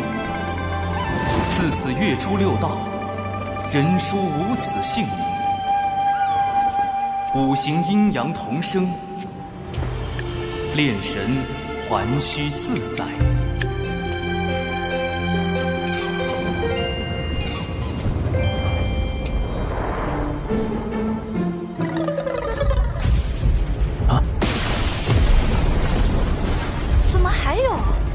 他修行进阶太快，且渡劫时遁入天雷，违背天道。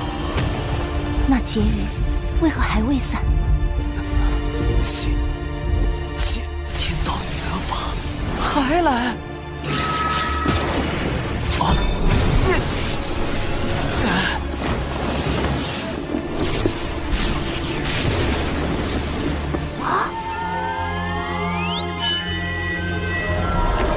混元金斗，看！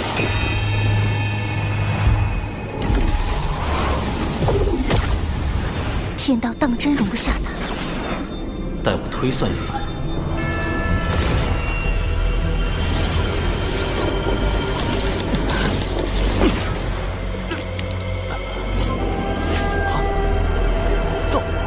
道祖，桃花斩9次了吗？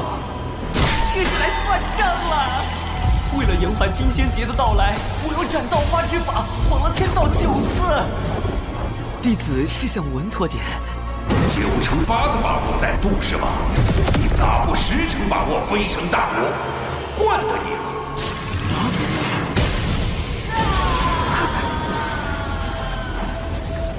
都是太文惹的祸。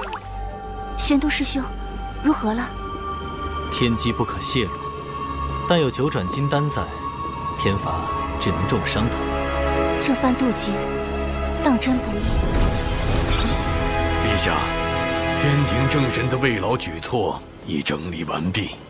哦，对了，再添一条，若入天庭为正神，可免1道天罚；金仙劫时，亦可免1重天雷。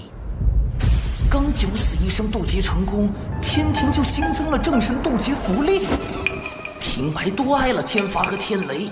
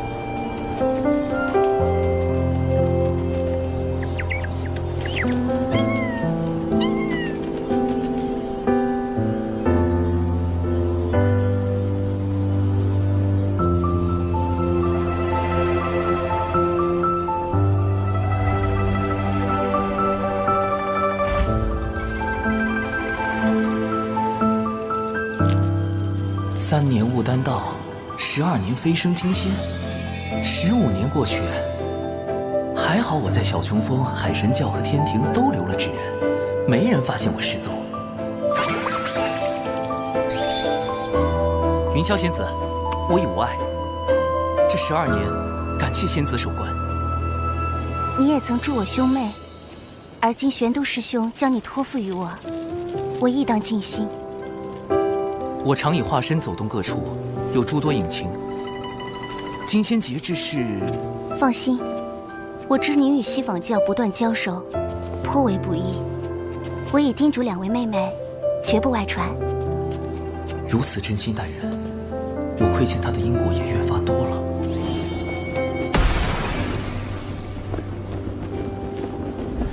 既然我能通过上天庭来跳出封神大劫，或许也能帮助他摆脱入劫的宿命。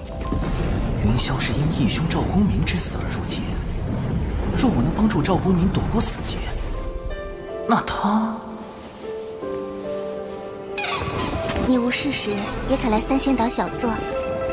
玄都师兄对你之才智赞不绝口，我也想与你论道一二，不知是否会有启发。多谢降妖，倘若时机合适，我必会造访。二姐，他们在说什么？一会儿抓起来问问就知道了。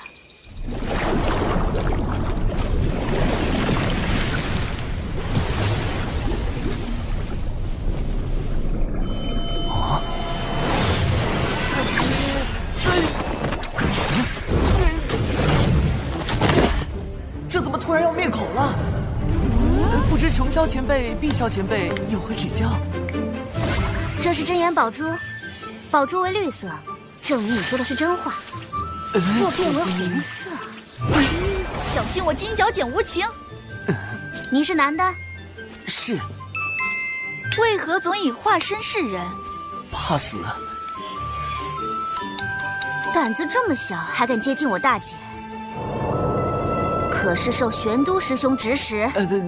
原来他们是怕自家姐姐太过单纯，被人算计。这方式可以狠3小。不是，你对我大姐可有非分之想？没有。你说谎了。晚辈还能如何回答？难不成要说对云霄前辈有非分之想？那你是承认对我大姐有非分之想了？不要慌，年轻人。毕竟我大姐那么温婉，虽然有时候很唠叨，还总管我们，随便禁足就是几万年。她凶起来更可怕，喝醉了还爱跳舞，舞姿，不好说。跪下！人呢？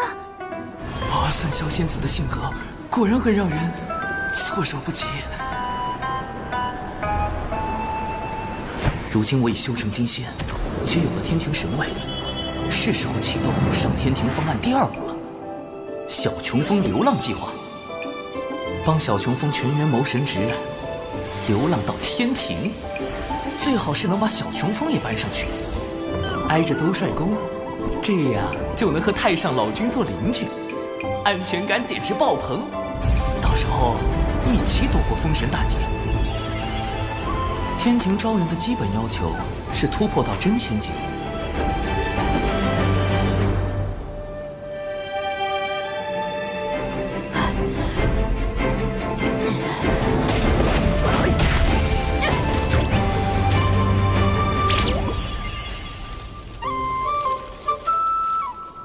以师妹和熊灵力的天赋，倒是不难达到，而师父要上天庭，就比较棘手。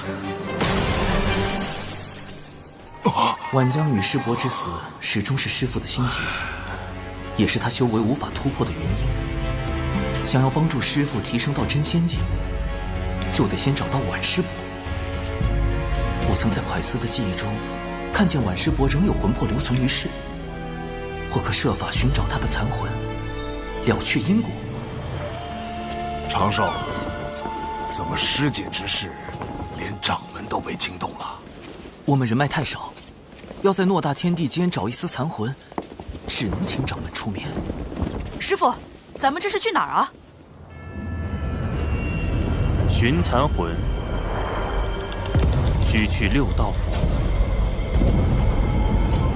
巫妖大战时期，生灵一批批惨死，无数孤魂在世间徘徊。巫族祖巫后土娘娘于心不忍，化作六道转生盘，镇压在洪荒大地深处，率巫族高手建立六道府，掌管众生魂魄。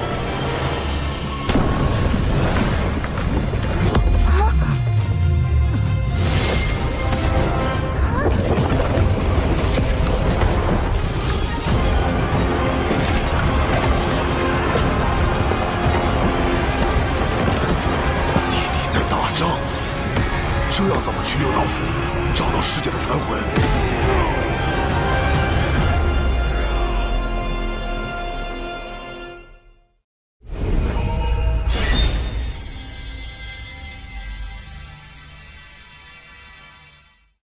那些战士都是巫，小心，他们杀过来了。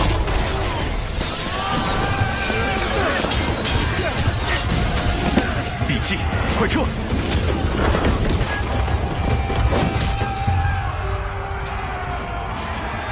巫在和谁打仗？毒箭又是谁放的？此战涉及地底的两大种族，是两族之争。一是从盘古圣人尸身中诞生的巫族，具有盘古肉身之力，其壮猛远超常人。壮猛，倒是和熊寨的风格有些像。一是由盘古圣人巫血所造化的修罗族，深藏剧毒。刚才那些带有血煞之毒的剑士，便是他们的收获。这两族为争夺地底霸权，已然打了数万年。六道府由巫族执掌，要入府寻晚世伯残魂，就绝不可得罪巫族，更不可卷入两族战事。大家隐藏好气息，紧跟在掌门身后。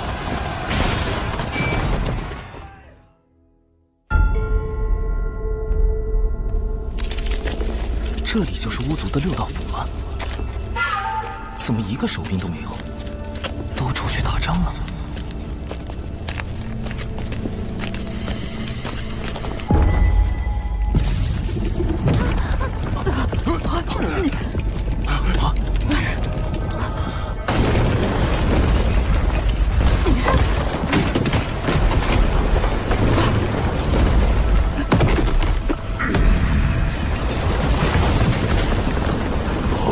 擅闯六道府，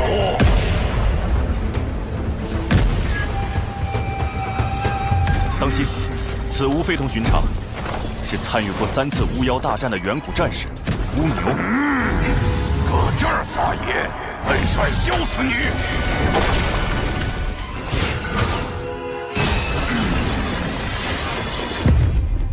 地底有座六道府，铁面判官殿中间。乌牛乌马站身边，大名鼎鼎的勾魂元帅乌牛，就是眼前这个口音很重的家伙。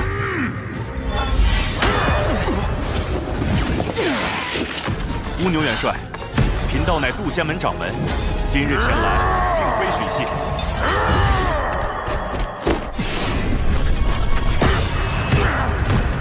而是想请六道府助我们寻找一缕残魂。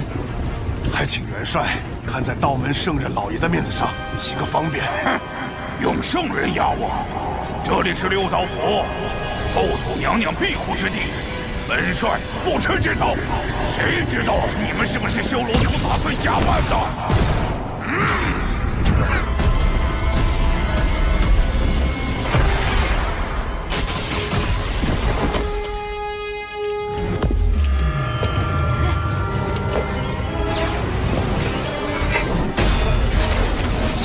不准欺负我师父！奇怪，他身上怎么有巫的气息？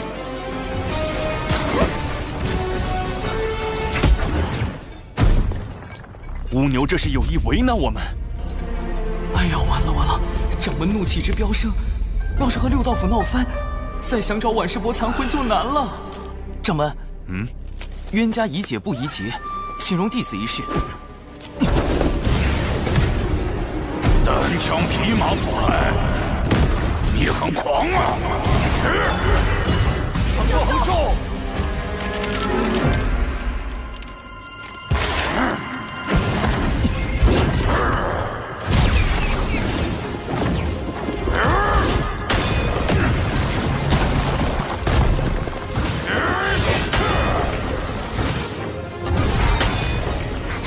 出现了，师兄的地术战术。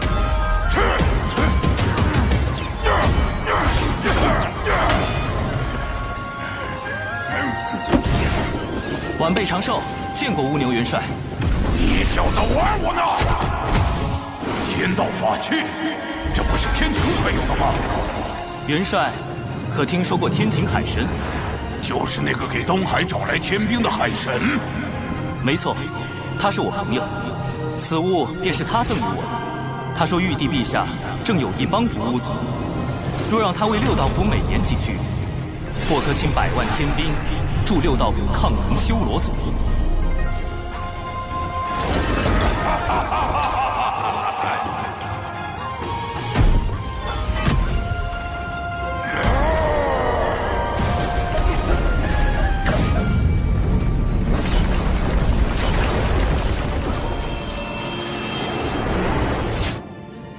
长寿，你可是六道府的贵客，把这当自己家。倒也不必。长寿他是怎么做到的？毕竟他可是玄都大法师的私生，是为可造之材的仙苗。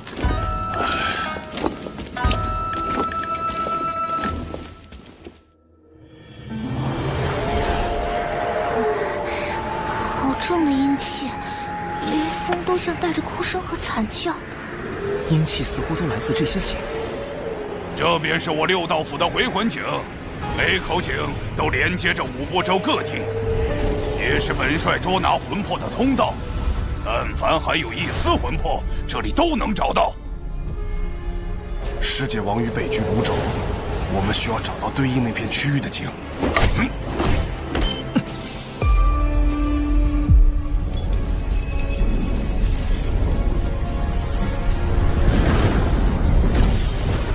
万世波的残魂在那儿。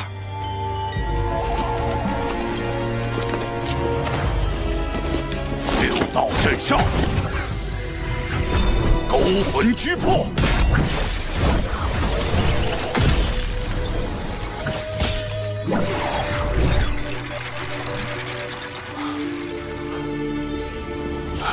虽是残魂，但若用蕴养魂魄的丹药炼化，还能补全，聚集魂魄。就可托乌牛元帅送他转生，只是这丹药极难炼制。弟子为渡劫筹备了不少丹药，或可一用。好家伙，这么多宝药，难道都是大法师传给他的家底？千毒百金炉，起！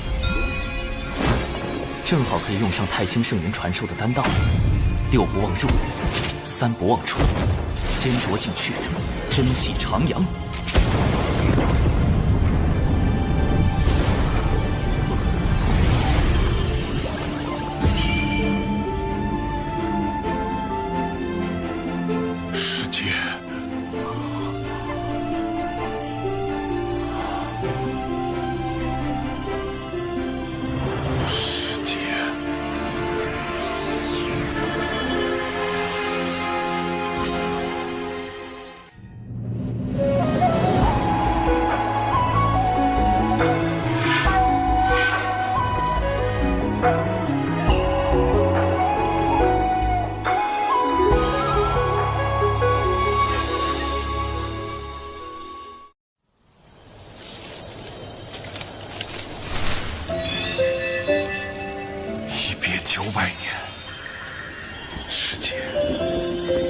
来晚了，师弟，是我不争气，这些年只修成浊仙，苍老成这样，给师姐丢人了。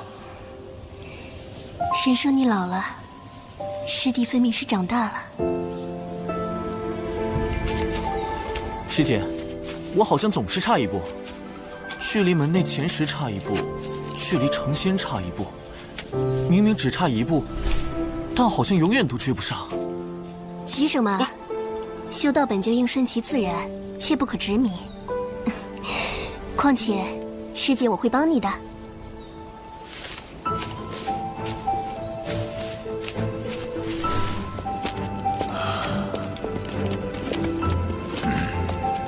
奈桥转生路，一去不回头，再见亦陌路。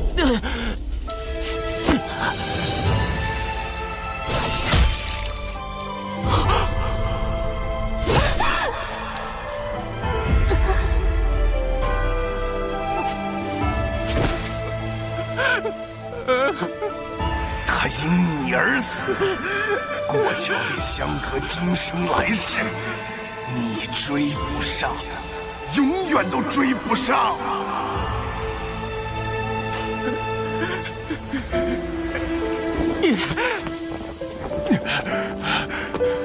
师姐，当年快死要杀的是我，该死的明明是我，该过奈桥的也是我。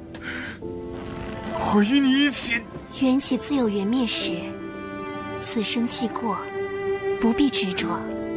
可来生我亦会修仙求道，到那时，师弟该是真仙了吧？漫漫仙途，你我终有重逢之日。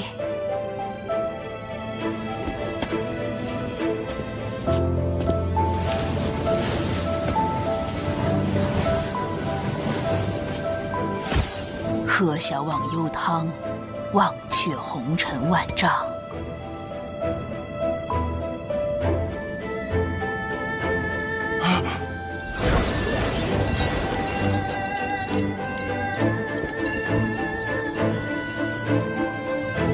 我定会活到与师姐重逢的那时。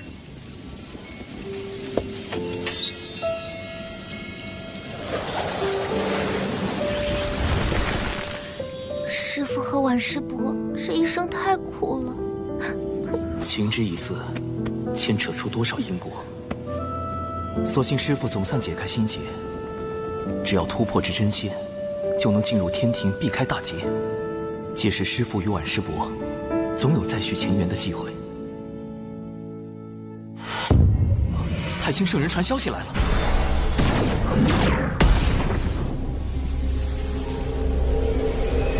那颗珠子又是什么？有人要向海神下手。海神，我家老爷要见你，速速让本体现身。你家老爷是何方神圣？我家老爷，12金仙称师长，道法乾坤大神通，圆觉洞内燃道火，灵鹫山中有明灯。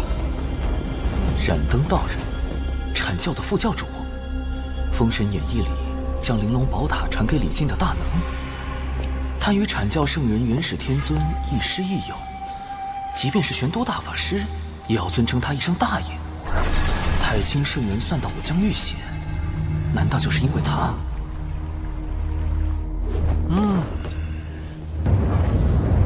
小神没空，请便不送。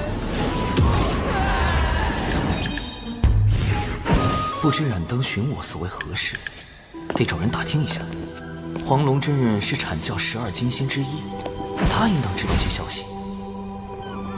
副教主受西坊教一位圣人弟子所请，要做担保之人，带你去商谈龙族事宜。他替西坊教担保？此前西坊教派文道人挑拨道门三教内斗，引发三教震怒。我人教的玄都大法师一状告到三圣面前，逼西坊教与文道人划清界限。截教的公民前辈差点冲上灵山寻仇，好在有云霄仙子出面阻拦。阐教的副教主怎么……我也觉得奇怪，大家都对西坊教不满，不知副教主怎么想的，竟和西坊教圣人弟子交起了朋友。燃灯在封神大劫后，带着几位阐教金仙叛出道门，摇身一变成为西坊教的燃灯果实。他身上恐怕藏着很多秘密，与他交好的圣人弟子，莫非是金蝉？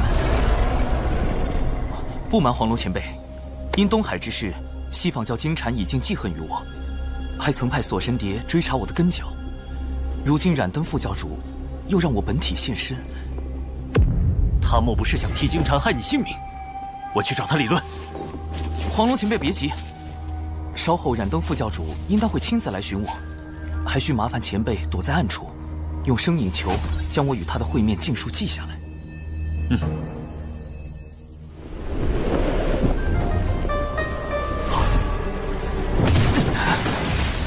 冰冷刺骨的灯光，将我留在纸人体内的神识也冻住。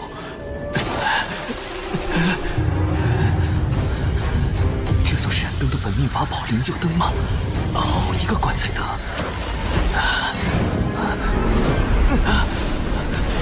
糟糕，我的神识被吸走了。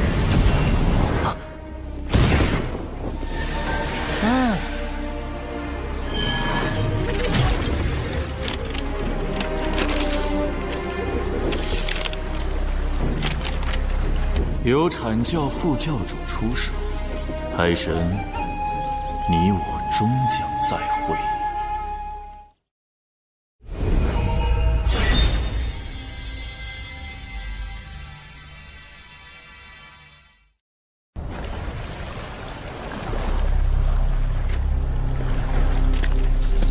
海神神识被灵柩灯吸走，声影球就没法记录他和副教主的谈话内容了，不会出事吧？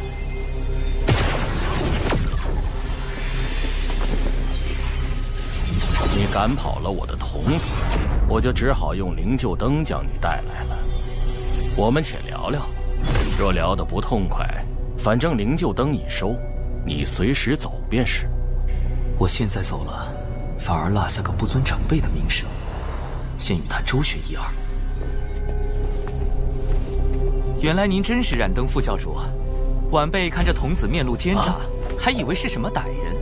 怎么也无法将他与品格清高的阐教副教主联系到一起啊！我好心邀请你，是你怎么？是我天庭不成你阐教的情，还是我挑起天庭与阐教的纷争？前辈，你这童子话没说几句，就给我扣了个挑拨的帽子。你那童子一向嚣张跋扈，是该有人制止他。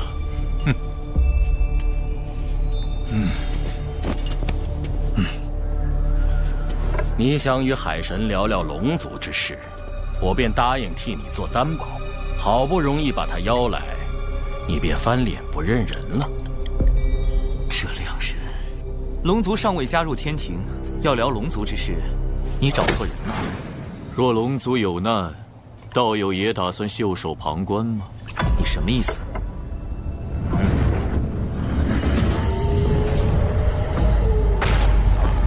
帝玺！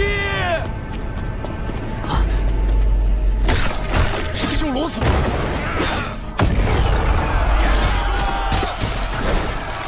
他们不是一直待在地底的血海里吗？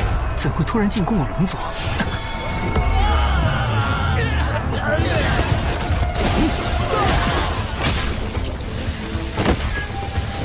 教主哥哥提前安排的仙斗鞭，竟都被腐蚀了。修罗族此时进攻东海龙宫，必是金蝉的手笔。神字指人，奏请玉帝出兵。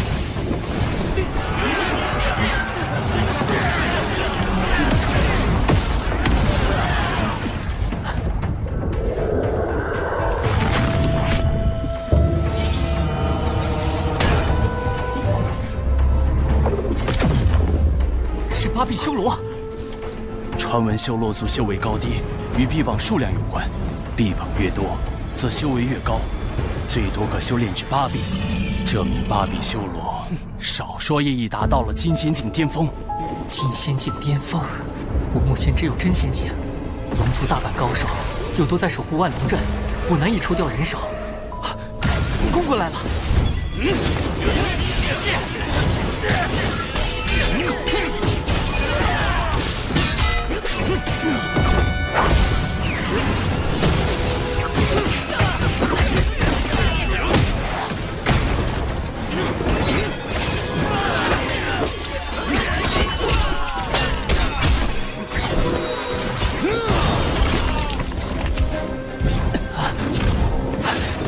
八臂修罗好厉害，和他一个人打，像是同时在和8个人打一样。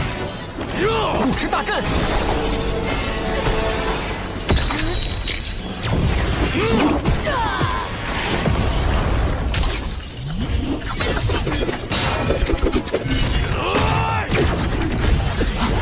紫炎符阵，3元玄火剑阵。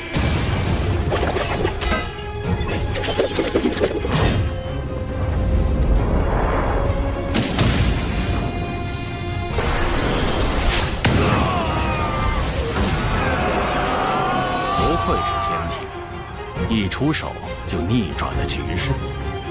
多谢冉登副教主盛情款待，晚辈先告辞了。战场胜负未分，你怎知我们没有商谈的余地？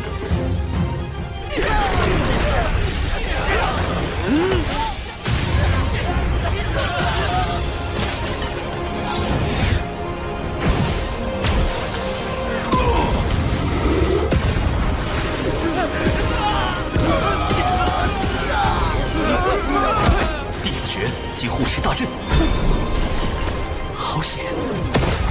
好厉害的毒物，那珠子到底是什么来历？不好！这毒物竟能腐蚀元神，至人体内虽只有我的神识，但神识毕竟是元神的一部分，神识被腐蚀，元神易遭到波及，轻则断了修炼之路，重则有性命之忧。海神道友，你没事吧？可能是有点上火吧。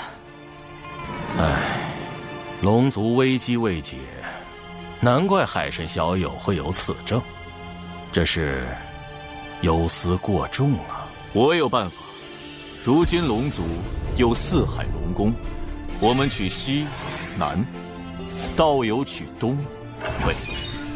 道友若答应，龙族之危可解，道友的上火之症自然也就痊愈了。如何？不就是上火吗？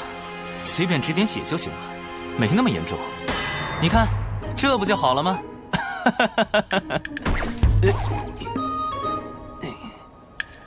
哦，是了，你人脉极广，尤其与那阐教的黄龙真人关系匪浅。若求助于他，这怎么能行？海神小友若请阐教之人前去相助龙族，岂非借道门之手成就他的升职之路？我冉登第一个不答应。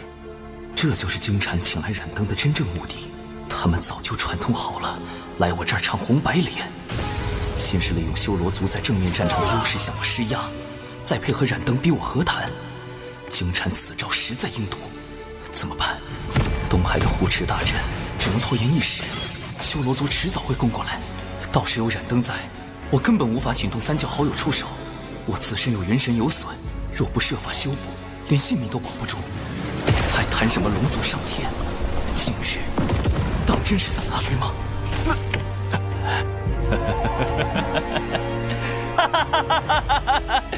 这点小事怎么可能麻烦3教好友？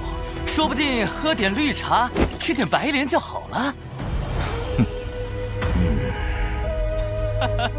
不，会有办法的，一定有办法的。金蝉此去的核心是那颗宝珠。对了，宝珠既然是修罗族带来的，那和修罗族打了几万年交道的6道府，对此是不是会有了解？天字之源，出。我可以给道友一点时间考虑，道友，可千万别让我失望。什么？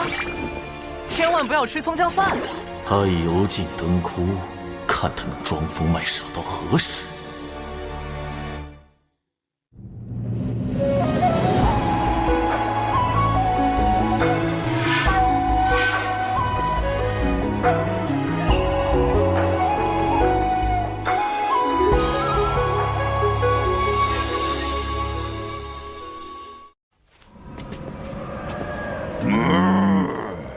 放心吧，程少，既是海神的忙，那我们一定帮。这是我马哥，嘿嘿，勾魂元帅乌马。上世界。此物乃修罗族瑰宝，名唤血煞宝珠。它上一次出现，还是在数万年前巫族与修罗族的那场战斗中。那一战，巫族后土娘娘与修罗族先祖打得轰天动地，后修罗族先祖败退，修罗族也近乎被全灭。最后，他们发动了血煞宝珠才挽回颓势，修罗族因此苟活至今。血煞宝珠也在那场大战中受损，没想到如今却忽然现世了。他们这是下了大手笔。何出此言？听闻此珠需修罗族以其全族之力提炼体内盘古巫血炼成，盘古巫血与血煞之毒的融合，制成了当世顶级的毒珠。若染上此珠之毒，可有对策？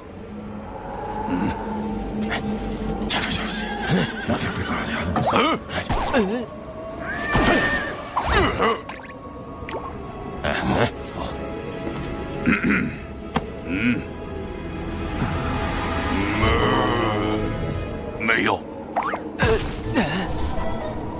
那你们还说那么久？长寿啊，血煞宝珠毕竟是提炼盘古巫血所凝成的，除非能够请动道祖出手，发动天罚。可当世又有几人能见到道祖呢？天罚，天罚，天罚是我想找就能找来的吗？渡劫的时候遭了那么多天罚，这会儿怎么就不来了？或者把天罚引过来。古籍记载，倘若炼出逆天法宝，天道便会降下天罚将其毁掉。逆天法宝，我如今是金仙境，倘若我将原版的剪纸成人术魔改一番，研制出与我本身相同级别的金仙境纸人，算不算逆天？这是唯一的办法了。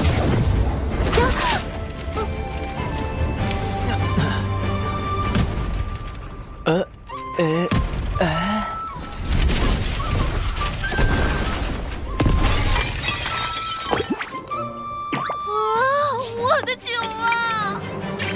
哦，再来。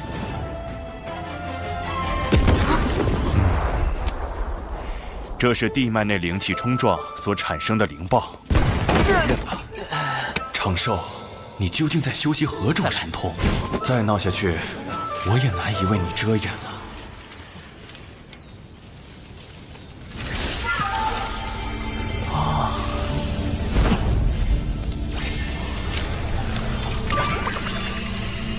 成功了！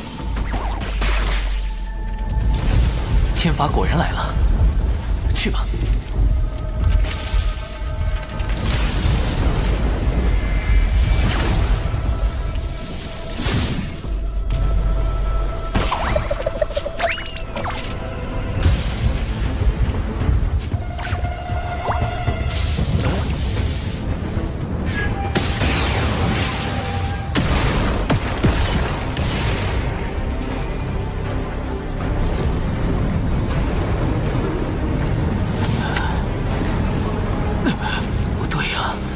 不应该毁掉纸人吗？怎么一直在劈我？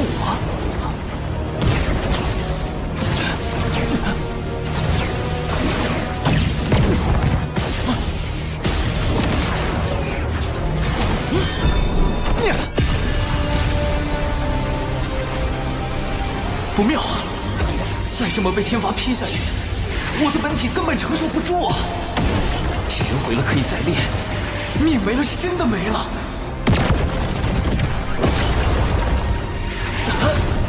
生存游戏根本没办法重来啊！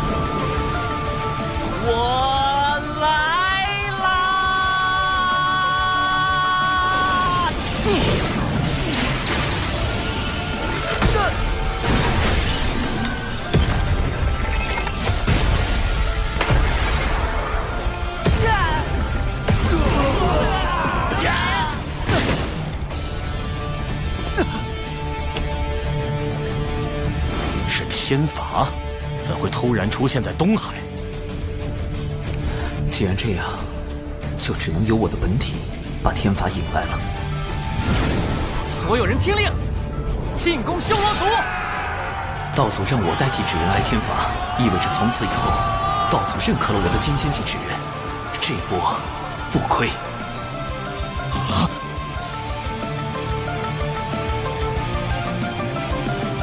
多谢二位款待，我的上火之症已经缓解，告辞。中箭，竟能设法引动天罚，毁去血煞宝珠，海神真是个可怕的对手。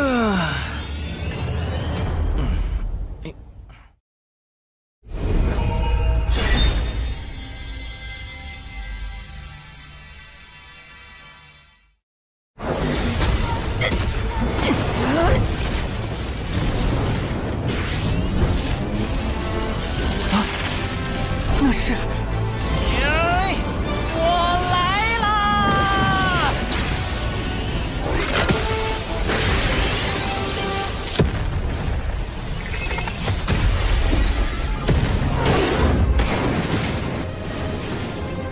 所有人听令，进攻修罗族！撤！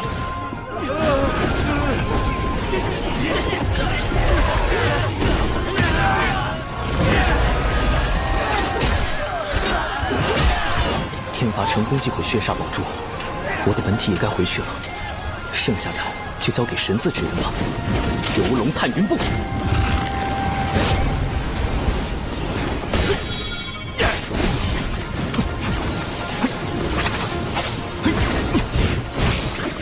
别让他跑了！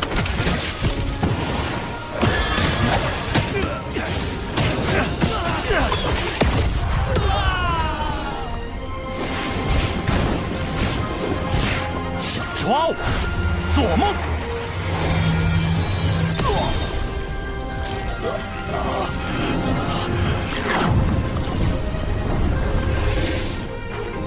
金乌混天将军华傲天，奉玉帝之命，在此恭候多时了。多谢华将军。嚯，咱们的玉帝陛下气瘾又犯了。血煞宝珠已碎，修罗族又被天庭伏兵清剿。金蝉，你今日设局，想胁迫海神分龙而食，结果却是满盘皆输。我与海神的博弈还没结束，你现在下棋，为时尚早。多谢海神与华将军相助东海龙宫击退修罗族，东海必不忘天庭恩义。龙王客气，这些修罗族我就带回天庭，交由玉帝陛下定罪。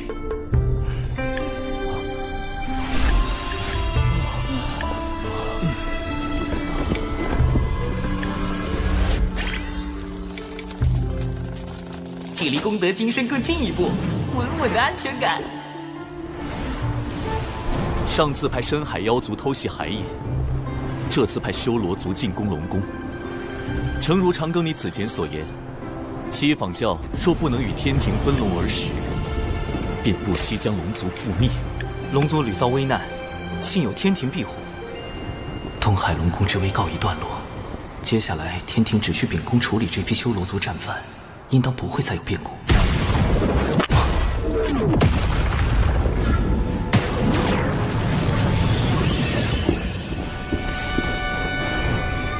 盘古陨落，左眼化为太阳星，金乌从中化身，而后巫妖大战，妖族百族汇聚不周山顶，组建上古妖庭。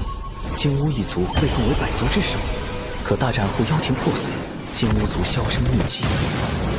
怎会今日突然出现？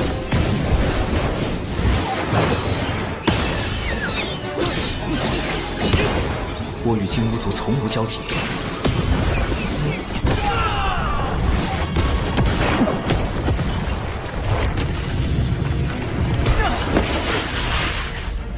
何人在此装神弄鬼？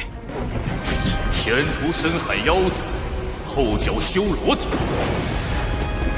海神，谁给你的胆子，敢凌驾于我妖庭百族之上？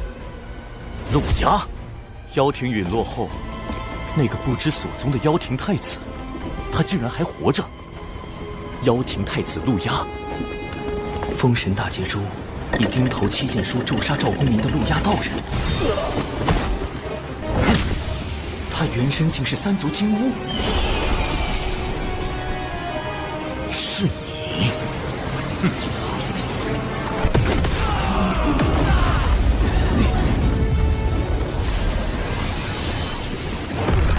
红葫芦，白毫光，光中显露眼眸。这是斩仙飞刀。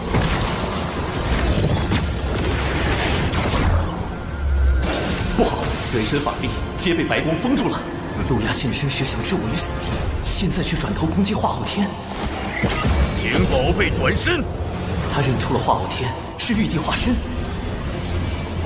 斩仙飞刀能直接斩杀元神，而洪荒普遍的化身之法，皆需在化身上寄托一缕元神。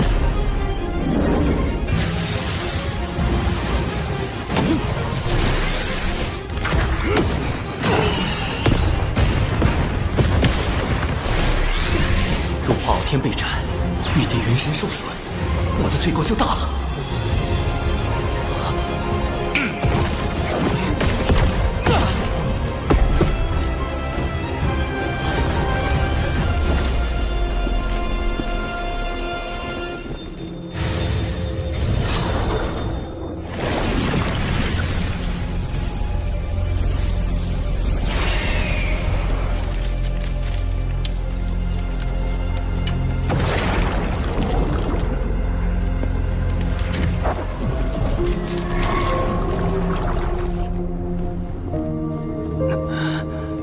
因果循环，自有其道。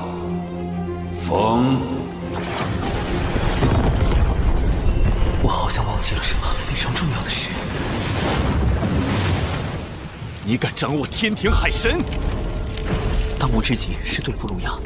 天庭乃道祖所立，道有这般敌对天庭，莫非是要与道祖过不去？将死之人，废话太多。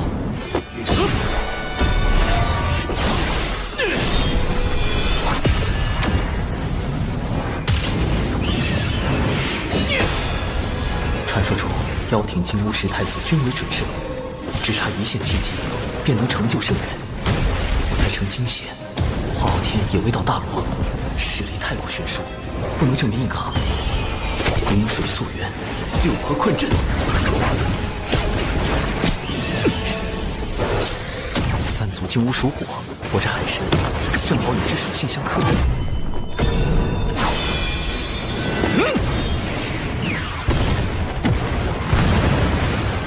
以为这就能困住我？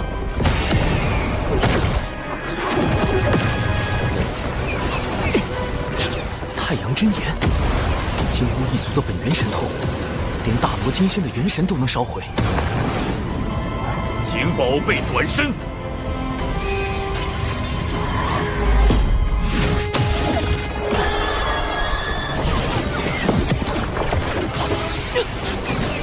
走。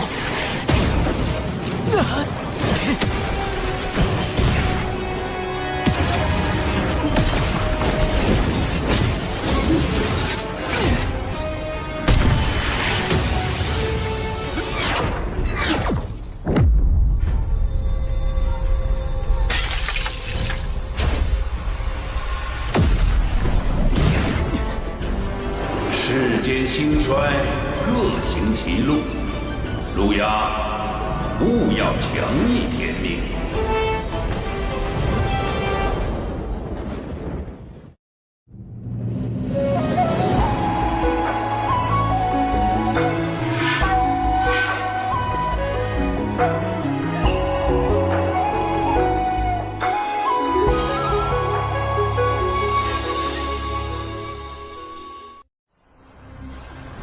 龙君竟然亲自出手，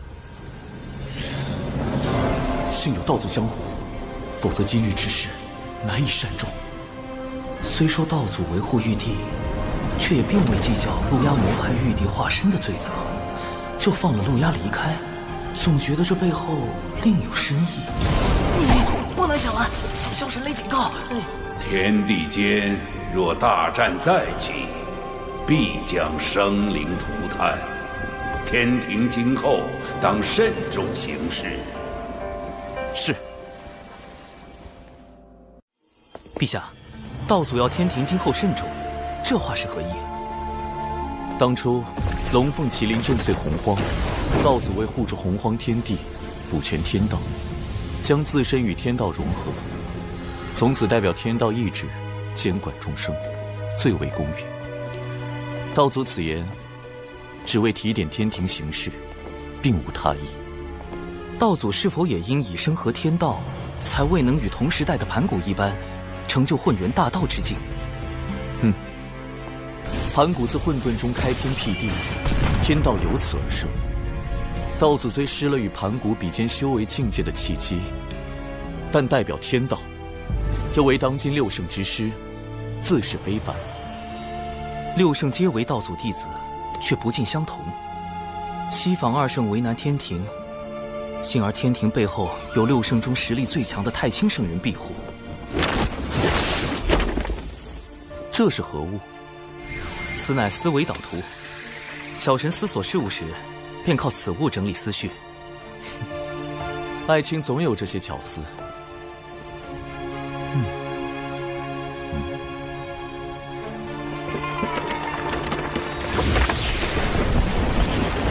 六圣中，人教太清圣人派出化身太上老君驻于兜率宫，为支持天庭之意。阐教圣人元始天尊，截教圣人通天教主，虽与太清圣人同为道门三圣，却对天庭不甚亲近。西方二圣已在收龙之事上，处处与天庭作对。圣母女娲常年闭门圣母宫，立场不明。而阐教副教主冉登，显然是助西方教敌对天庭之人。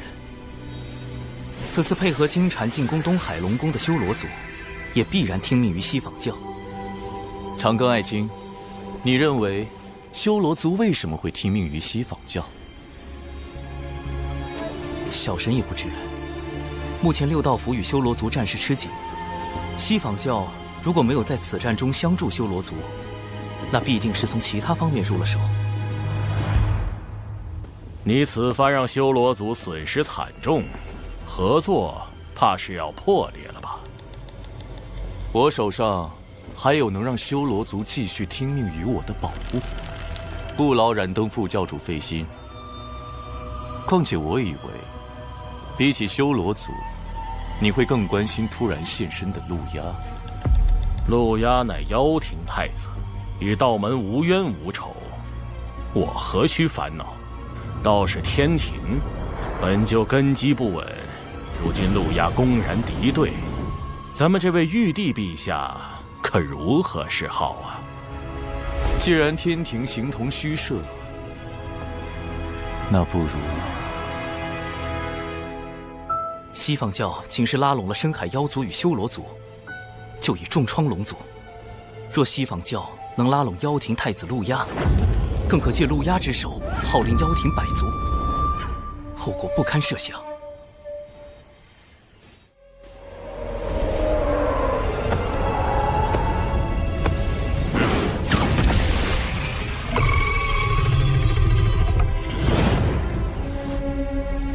果然，我一现身，西方教就迫不及待找我联手。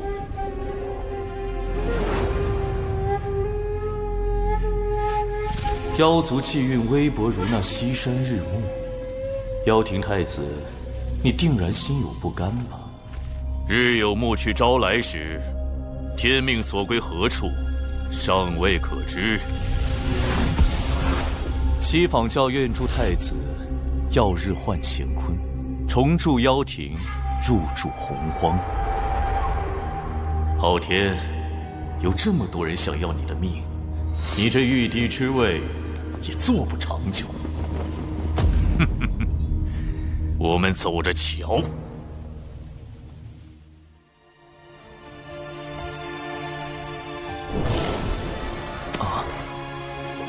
陆压存活一日，妖庭余孽王无天庭之心一日不死，必将掀起无端战火。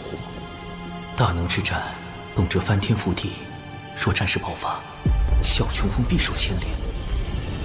而今道祖勒令天庭谨慎行事，不可再起争端。杀陆压之重任，唯有交托长庚案情，务必秘密诛灭叛贼，复安社稷。特书此诏复清，月后即焚。月后即焚？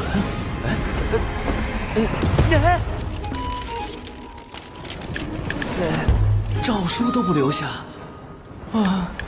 万一我杀陆压不成，反被他杀了，天庭只怕都不会承认我是奉诏行事。一个江仙去杀准圣，李长寿，你可以改名李妖寿了。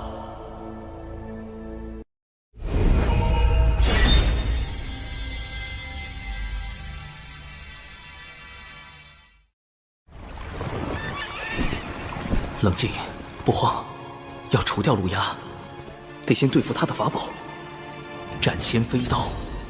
斩仙飞刀是物理攻击技能，但钉头七剑书却是诅咒技能，隔空便能将赵公明那样的准圣咒死。若想解决他，只有找到他的克星——落宝铜钱。此宝本是人皇大禹确立俗世买卖之事时打造的钱币，后因天道降下大量功德，使他有了大威能，可落除先天至宝和兵器以外一切的宝物。要寻得此宝，需拜访人皇大禹。前方便是火云洞，历代人皇隐居修炼之处。居然设置了进洞密码，还得破解藏在里面的卦象。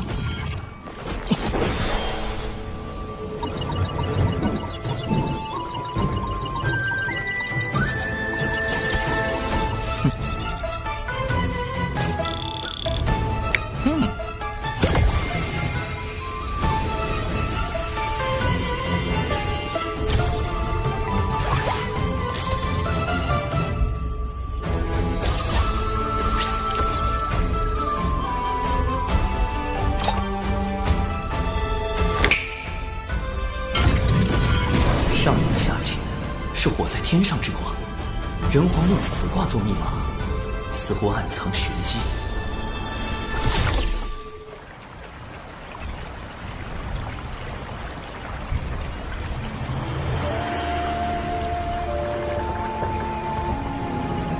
晚辈长庚，现为天庭海神，特来拜会本族先皇。海神既是东周人族，为何以纸人行事？是不信人族，还是不信你身后的天庭？太清圣人为我遮掩根脚，还能被他看穿我来自东周？这人是谁？晚辈实力低微，不敢以真身行走洪荒。你是海神，我这却是胡泽之地，你我并非同路人。他是觉得我被天庭用官职收买，变成出卖人族的奸贼，不配为人。江河聚雨露，百川终归海。做海神，才能更好地为天下百姓服务。我问你3个问题，若答错或撒谎，我亲自去东周取你性命。澎湃的杀意锁定了我。第1个问题，你乃天庭重臣，若天庭对人族降下灾祸，你当如何？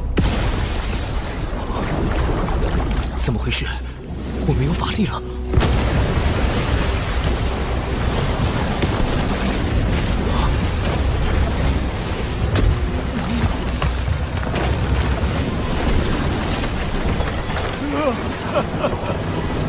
妖皇陛下，让老天爷听一听雨吧。9年大雨，粮食颗粒无收，我们连住的地方都没有了。妖皇，难道我回到了妖庭执掌天地的时候？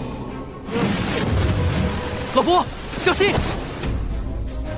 小伙子，别浪费力气，人是跑不过洪水，跑不过天的。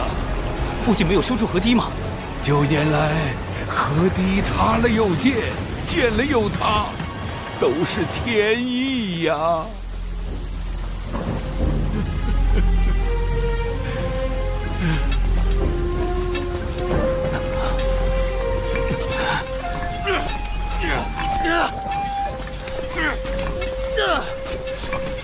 这些人怎么不逃？在挖什么？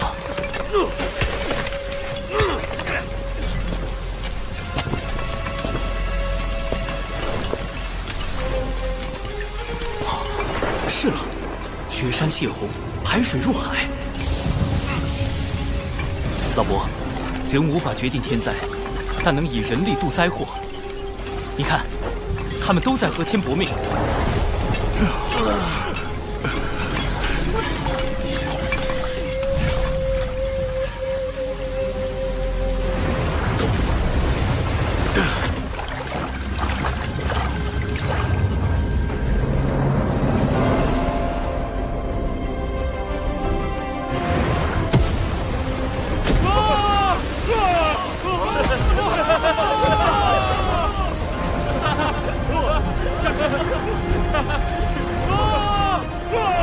胜天，是我们胜了。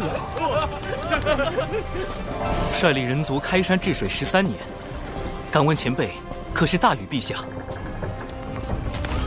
我已非人皇，不过山中缩力翁。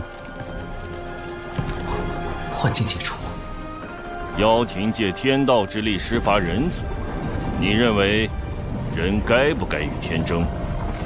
当争。既如此，你何敢弃人而归天？因时制宜，争议有道。何意？妖庭暴虐，人族要争生路，必得举兵伐之。但当今天庭大兴人族，人族要争的是长久，天人合一才是长久之道。天人合一？哼！天道无常，何以合起来？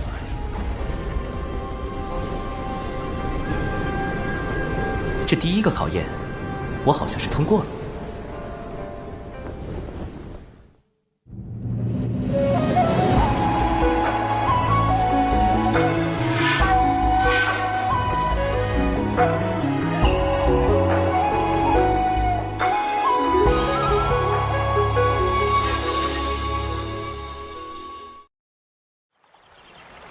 第二个问题，假如你与你夫人有了分歧，是该隐忍让步，还是就此断情？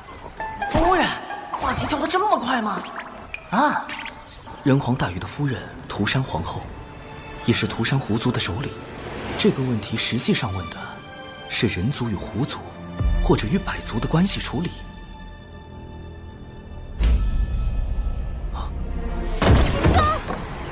被青丘狐族包围了。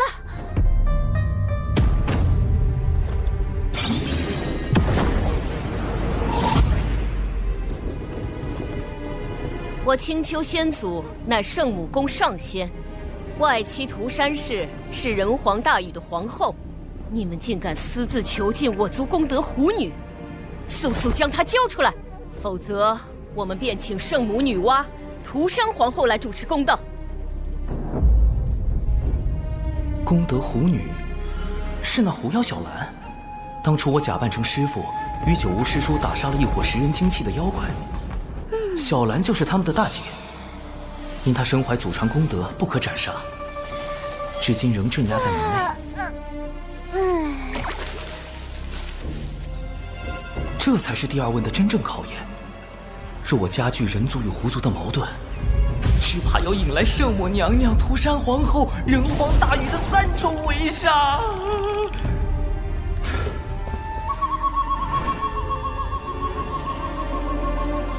师妹看好师傅，切勿走出隔绝阵。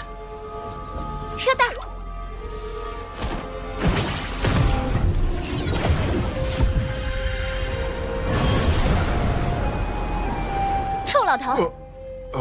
你害我妹妹们的时候多威风呀！不出口恶气，我可不会离开渡仙门。季掌门，你看着办了。你威胁我们？奴家可不敢，但青丘狐族敢不敢？那就不一定了。道友心中恶气来自何处？你未约束姊妹作恶，导致他们业障缠身，此事你可认？我是有错，但杀了他们的人是你姊妹都已洗清业障转生，来世重回正途修行，可算善果。倒也有理。不对，你们还关了我这么多年。闭关思过乃是修行常事，你真正怨恨的是深夜漫漫，你独处其中，没了身旁小妖阿谀奉承，没了世俗繁华之景。道友，可是如此？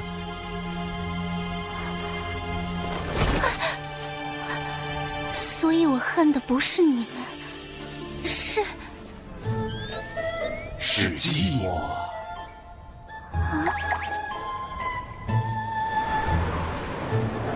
我真的寂寞吗？师兄，我一点也不寂寞。去抄《稳字经》3000遍。和平调解完人狐矛盾，第2个问题也算有了答案。凡事以和为贵，一族不稳，族族不稳。是谈判促和，还是妥协求和？你自当清楚。不妙，这次打得悬了。第3个问题，倘若大劫将至，人族当如何求生？大禹前辈何来此问？你上天庭的真正目的，不就是为了躲避大劫吗？你能避劫，天下凡人却不能。你可知大劫到来，人族会如何？自古以来，每次大劫都会毁灭当代最为兴盛的族群。龙凤麒麟大劫，远古3大族几近灭绝；巫妖大劫，巫妖2族一蹶不振。而今人族大兴，若大劫来临，仙人尚且九死一生，那些手无寸铁的凡人，天下人陷于水火，唯你独善其身。长庚，这是你想要的吗？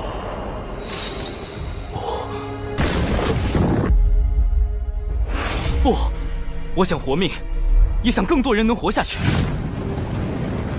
可我还是太弱了，借力谋划100年，也才刚刚触及天庭的门槛。在圣人，在天道面前，我始终都是蝼蚁。兄长们曾说，人字一撇一捺，撇是羸弱之躯，捺是铮铮傲骨。天不与光，遂人兄钻木取火，妖绝人路，伏羲兄自古虔诚。瘟疫祸乱，神农兄尝百草著医书，武纵强敌，轩辕兄举剑伐之。吾等便是人族之心火，心火不息，人族不灭。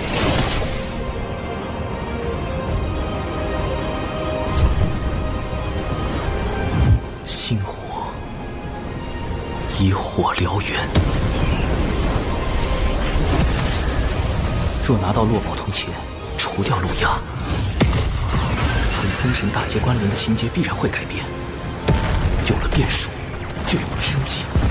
晚辈现下正追杀一个足以影响大劫的人，一旦事成，大劫来临时，人族或可出现求生之机。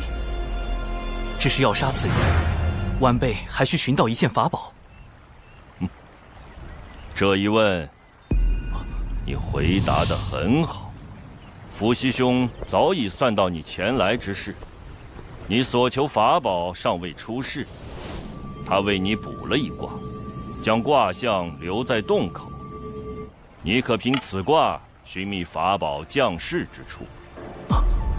人皇伏羲，据说他知天术，明占卜，还是圣母女娲兄长的转生人身。他竟然早就算到我在找落宝铜钱。洞口的卦象，难道就是上离下乾，是我在天上之卦？我势破天，正如落宝铜钱破大劫。大禹前辈的3问，除了判断我这个海神对于人族的立场，更想指引我看清落宝铜钱对于人族的意义。长庚，你在天庭亦是前路艰难，里面是我从前的治水之物，许能助你治理四海。切记，你是人族，亦是星魂。晚辈铭记于心，多谢大禹前辈。西仿教利用妖庭百族多次，我凭何信你？一个法宝，一段机缘。二师尊推演出太子的未来，将因一个法宝而产生变数。如今此宝将到出世之时。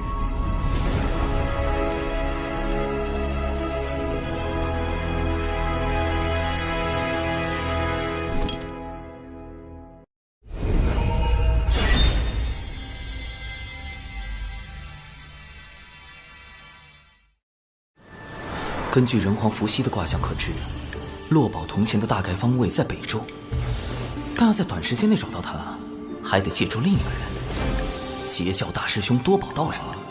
感知宝物是他的天赋，搜集宝物是他的爱好，哪里有宝寻哪里，堪称洪荒专业寻宝户。只要我暗中放出北周有重宝即将现世的消息，他定会忍不住去寻。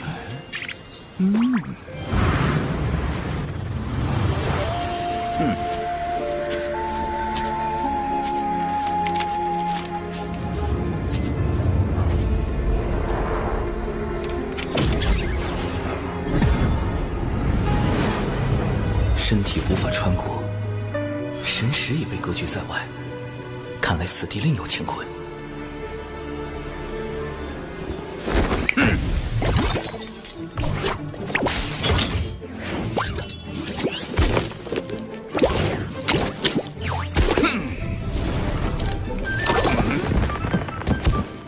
对了，多宝文体乃天地间第一只寻宝鼠。打洞，这是什么神通？竟能越过隔绝大阵？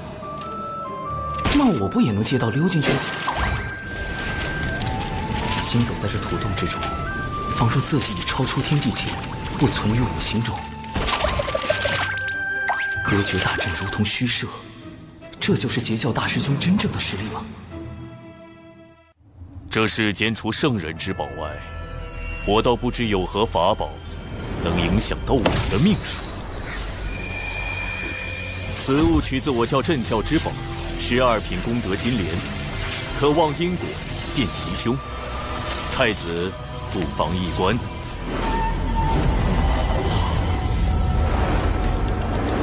这是顶头七剑书。顶头七剑书集众位妖庭高手之力，耗费1000万年，方于近日炼成。哪怕圣人也未必知晓此书，竟然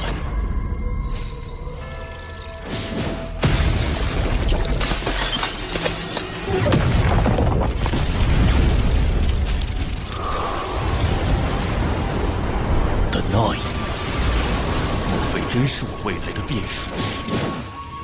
此宝将在何处现世？你们调查的挺清楚。磁铁城，妖庭百族中磁铁妖族的据点。落宝铜钱在妖庭的地盘。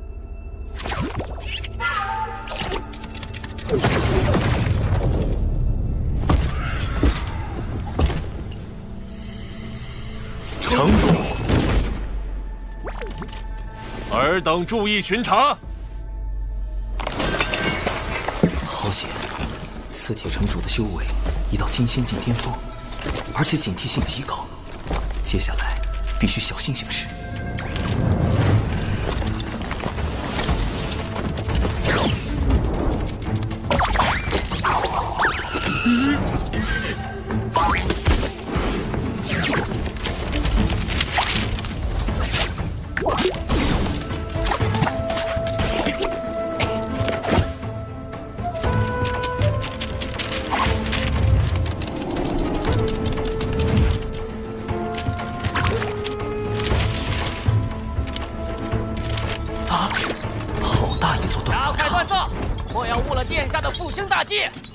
殿下是陆压，如此大规模的打造兵器，明显是要整治妖兵，为反攻天庭做准备。陆压的存在已严重威胁到天庭，他出手刺杀玉帝化身，就是一种明确的恐吓和示威。难怪玉帝会下密令要除掉他。哼！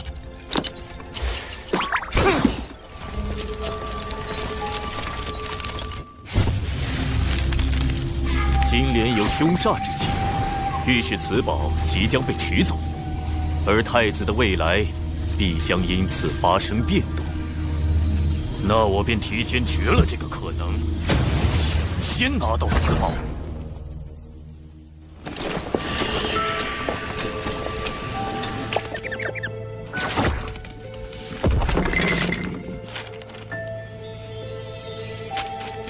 妖庭的底蕴当真丰厚。减脂成人，同属道门，你为何要跟踪贫道？原来前辈早发现了，晚辈就是想跟着您寻些宝贝。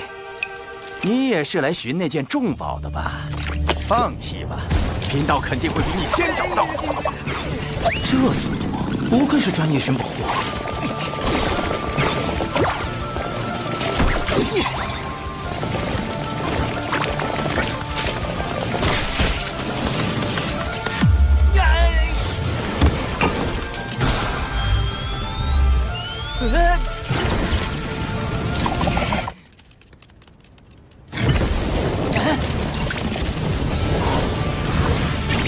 找到了！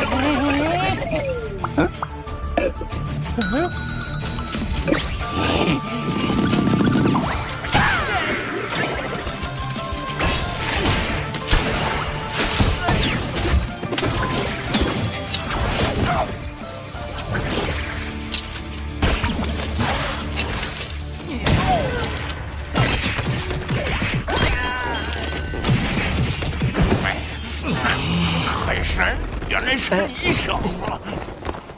靠着海神积攒的人情，看看能不能和平解决珍宝问题。实不相瞒，晚辈承人皇指点，得知此宝与我人族颇有渊源。哦，原来是这样啊，老弟。寻宝这事儿，贫道只讲先来后到。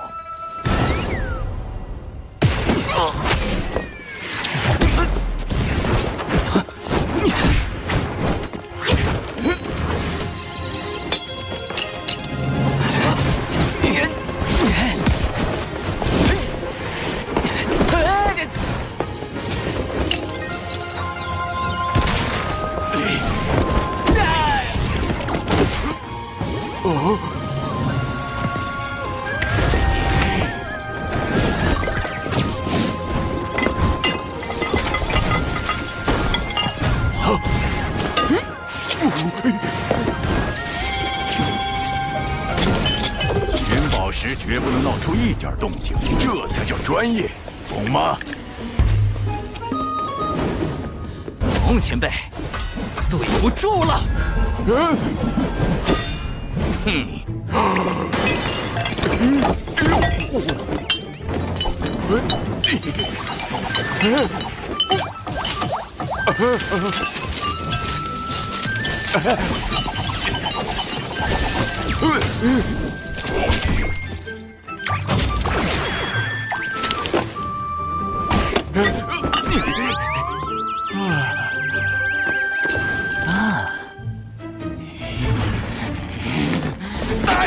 来人呐！有人盗宝啊！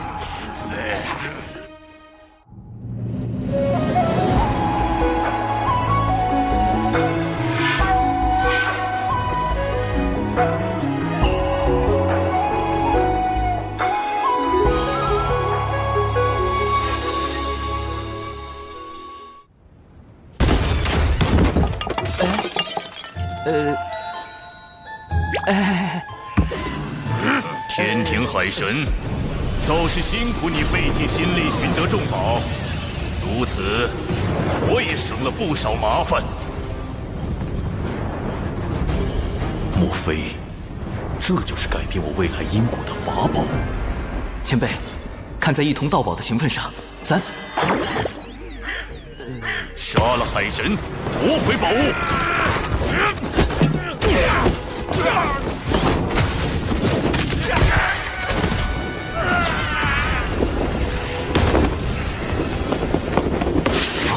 竟敢盗我磁铁长枪吧，找死！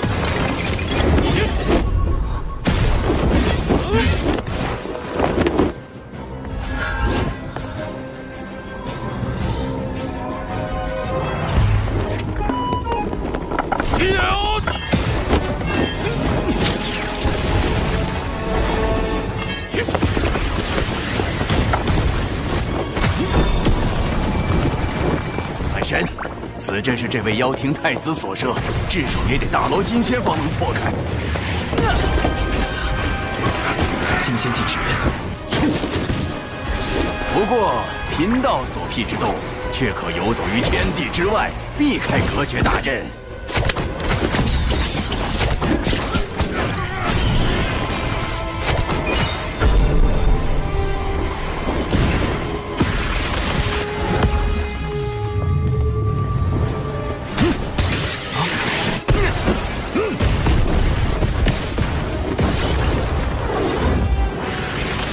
交出法宝，我可以让你死得不那么痛苦。看在同属道门的份上，贫道可以帮你，但法宝得归贫道。大罗，前辈要不要打个赌，赌晚辈能不能破阵？你最多不过金仙境巅峰的修为，别说破阵，能不能活下来还另说。前辈不敢赌啊！哟，还有余力激我？行，贫道跟你赌。若你真能破阵，贫道不仅不要法宝，还助你离开北周，如何？一言为定。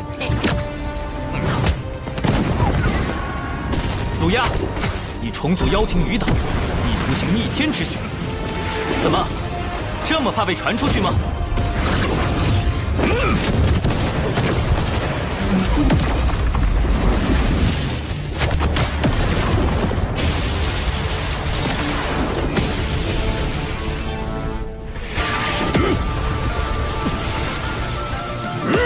妖庭太子的实力也不过如此，自寻死路。真心飞刀，不好，是宝物。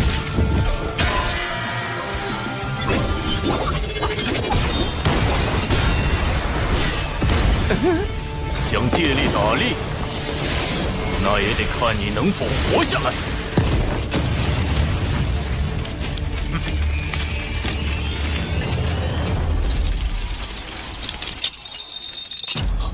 假的！追！慢着，本体还在城内。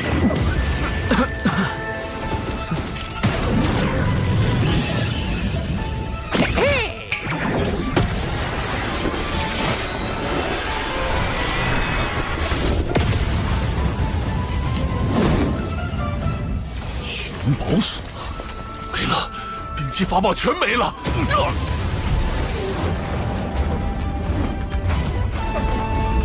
你什么时候换的法宝？群妖涌进宝库时，晚辈趁乱藏起了钱币和纸人，然后故意用假钱币制造混乱，将妖怪的注意力从宝库转移。嘿，好小子，果然够贼！前辈厉害，一下就看穿了晚辈的算计。别恭维了，虽说贫道对妖庭没什么好感，但你直接摸空人家宝库，着实可恨。这些法宝原是送给前辈报答救命之恩，既然您不喜欢，晚辈就还回去了。哎，难得出来一趟，岂能空手而归呀？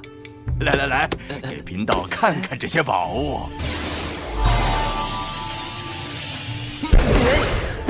盗取磁铁城中的兵器，虽能在一定程度降低妖庭对天庭的威胁，但陆压蛰伏多年，定然收拢了不少妖庭势力。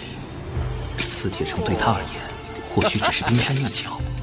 好在落宝铜钱已经到手，接下来必须尽快除掉陆压。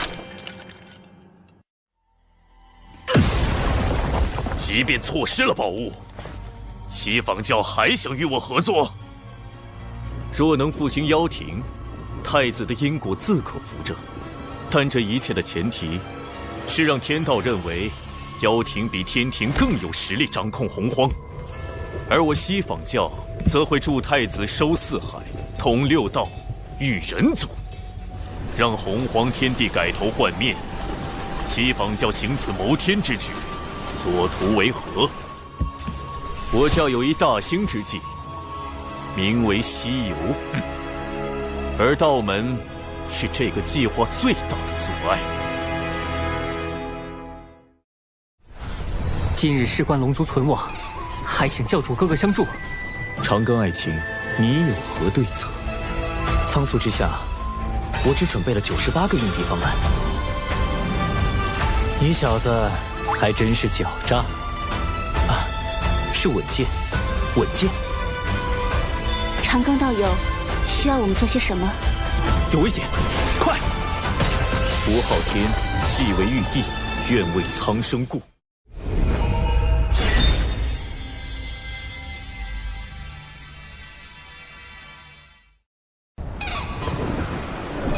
禀陛下，小神日前追踪妖庭余孽陆压的下落，意外在磁铁城发现了妖族据点。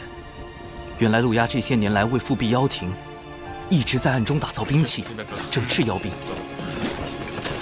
该据点戒备森严，在截教多宝道人相助下，小神已将据点内兵器全部没收，详细清单已列在奏折中，请陛下过目。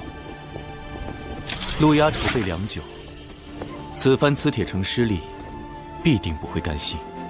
长庚爱卿，往后行事还需谨慎。是。我教有一大兴之计，名为西游。就在不久前，二位师尊算到西海龙宫内有一机缘。西海三太子乃是西游计划的关键人物之一，这便是你们屡次向龙族下手的真正原因。是，也不是。目下龙族有意加入天庭，这于我教而言相当不利。想来这也并不是太子您愿意看到的。太子不妨考虑与我教合作。你们西方教当真思虑周全，连龙族之事也替我想好了。那我麾下的妖族，你们是不是也要管上一管？太子多虑，我教定不会干涉妖庭内务。金蝉，上一次想开东海海眼的人是你吧？所谓此一时彼一时，您若与我教合作，龙族之事自可协商。龙族之事轮不到你们西方教插手，我很快就会去找龙族接洽。想合作就拿一些有价值的东西出来。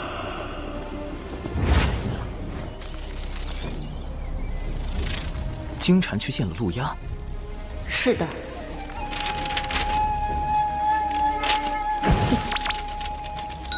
我知道了，你回去后继续叮嘱金蝉，这是重瞳三头蛛蛛丝，可以辅助你监视他的行踪。多谢海神大人。我说这陆压怎么早不出现，晚不出现，偏偏在我取落宝铜钱的时候出现。看来多数和金蝉有关，他们很可能已经达成合作。要杀陆压，就得先找到他。但他向来行踪诡秘，没人能找到他。所以关键在于，陆压接下来到底要做什么？他们达成合作后要做的第一件事，又是什么？太子殿下高明，通过宣示龙族主权施压西方教，这在我们后续与西方教的合作中，将会占据更多优势。我妖庭与西方教拥有共同的敌人，合作是必然的，但那并不意味着我们就要听人摆布。不过金蝉倒是提醒了我，龙族的确是重中之重。即便不能为我所有，也万不能被天庭拿去。长老，以我之名，秘密约见四海龙王。是龙族。西方教此前曾多次阻挠龙族上天，显然这对他们而言是现阶段最重要的事。而龙族作为曾经的妖庭客卿，陆压现身后，也极有可能第一时间拉拢他们。更重要的是，因西方教此前与龙族交恶，他们若有心与龙族走近，刚好可借陆压之手。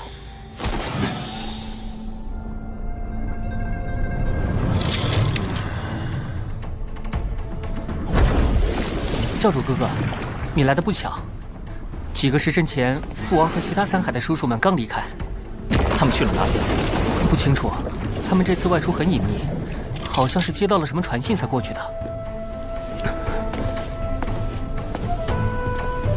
晚了一步，四海龙王极有可能已收到陆压传信，并前往赴会。可是赴会地点在哪儿？在这偌大的洪荒天地，我又该去哪里找他们？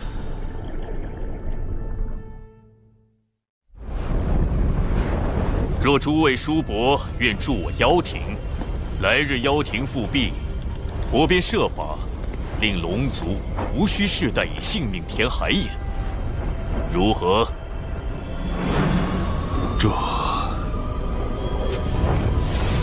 这郊里产自我妖庭，还望叔伯们莫忘我妖庭昔年之恩。大哥，陆压太子给出的条件非常诱人，真要跟他合作，但风险也很大。万一复辟妖庭失败，天庭恐怕还要追责我龙族。回丞相，将陆压与我龙族会晤的消息散播出去，越快越好。大哥的意思是，目下正是龙族上天的关键时刻。妖庭陆压已经给出了他的价码，我倒要看看天庭玉帝又会开出什么条件。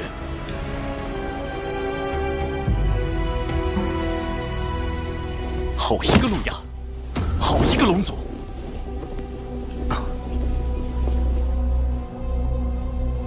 陆压要拉拢他，龙族就去了。吾降下16神位。海神册封大典，这些龙王一个都不来，转头就去和陆压勾结，他们到底将我天庭放在何处？陛下息怒，此前小神收到线人消息，陆压与西方教金蝉会晤，二者很可能已达成合作。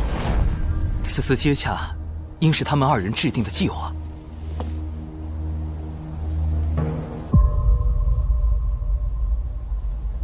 此事你事先知道，为何不告诉吾？完了完了，李妖兽，你被玉帝怀疑了。小神事先并不知情，只是根据线人来报，私下揣测，因没有实证，便决定先搜查证据，再向您汇报。陛下，如今龙族与陆压接洽的消息满天飞。必定有人在暗中推波助澜。不错，倘若是龙族所为，其目的必是借机抬高身价，向天庭攫取更多利益；若是陆压，则是借此施压龙族。妖庭既然赠龙族交离，我天庭是否也需表明态度？不错，长庚爱卿，传吾旨意。天庭瑶池即将举办蟠桃宴，邀四海龙王出席。这场蟠桃宴就交给长庚爱卿，你来主持。小神领命。若龙族心甘情愿归顺天庭，吾便不举斩龙之剑；若他们还有一心不识天命，吾会亲去紫霄宫中，求道祖降下天法，拿龙族试问。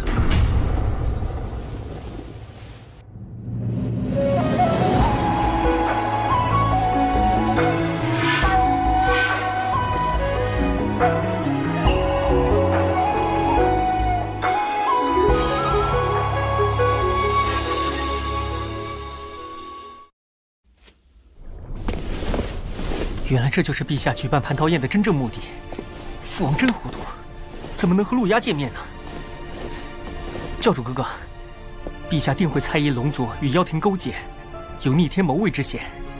而今龙族已是在悬崖之上，一步走错，蟠桃宴上怕是会粉身碎骨。还请教主哥哥救我龙族。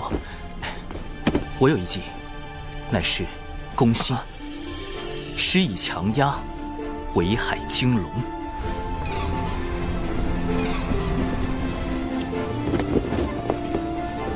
海神，这就是陛下钦点的天河水军副统领卞庄，往后他便由你差遣。末将卞庄，愿为海神效追仙子，不是，愿为海神效犬马之劳。这个卞庄怎么看起来不是很正常？无妨，请卞统领率10万天河水军前往四海操练，扬天庭之威。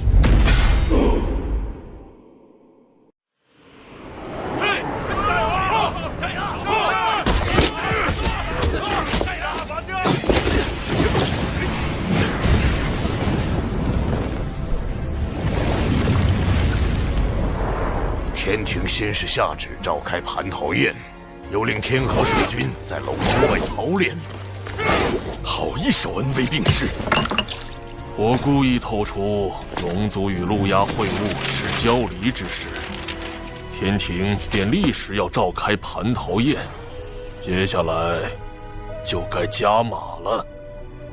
回丞相，将第2重消息放出去。是。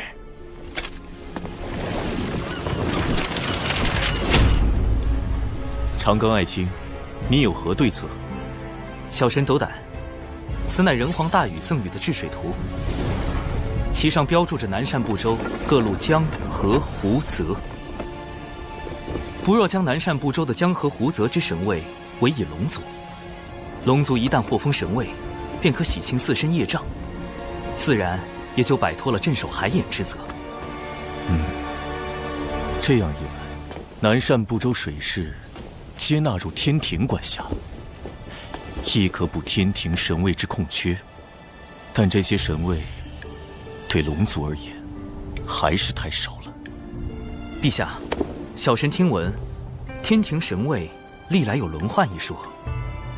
吾若将这批龙族神位设为1000年一轮换，便可册封更多龙神，终有一日，龙族将不再需要镇守海眼。妖庭开下空头支票，天庭许诺分期付款。这圣旨上已盖上印玺，若写上文字，旨意便可立刻凝成。你立刻将这道空白圣旨带去龙族。陛下，您若在此时给出空白圣旨，万一龙族在蟠桃宴时进一步抬价，或是妖庭又有变故。的确，长庚爱卿真是深谋远虑。这样吧，你将这大禹治水图带去龙族，告诉他们，此图上江河湖泽，皆可分封神位。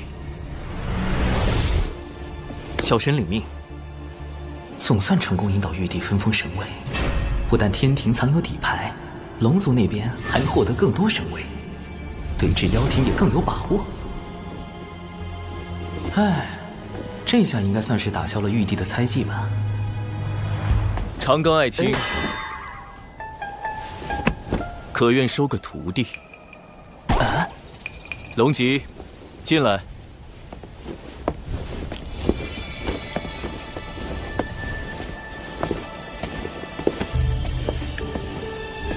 龙吉拜见父皇，拜见海神老师。哦，龙吉，不就是死后上封神榜的红鸾星君？她不是玉帝和王母的女儿吗？堂堂公主跑来当我的徒弟？等等，莫非她是玉帝派来的督军？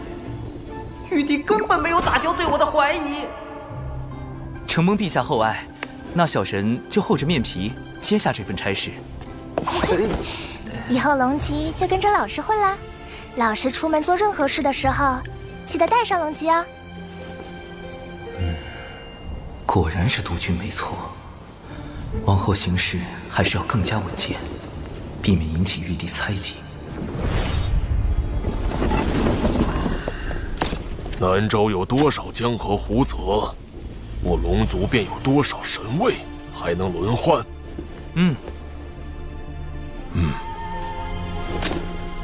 这海很宽，可封海神。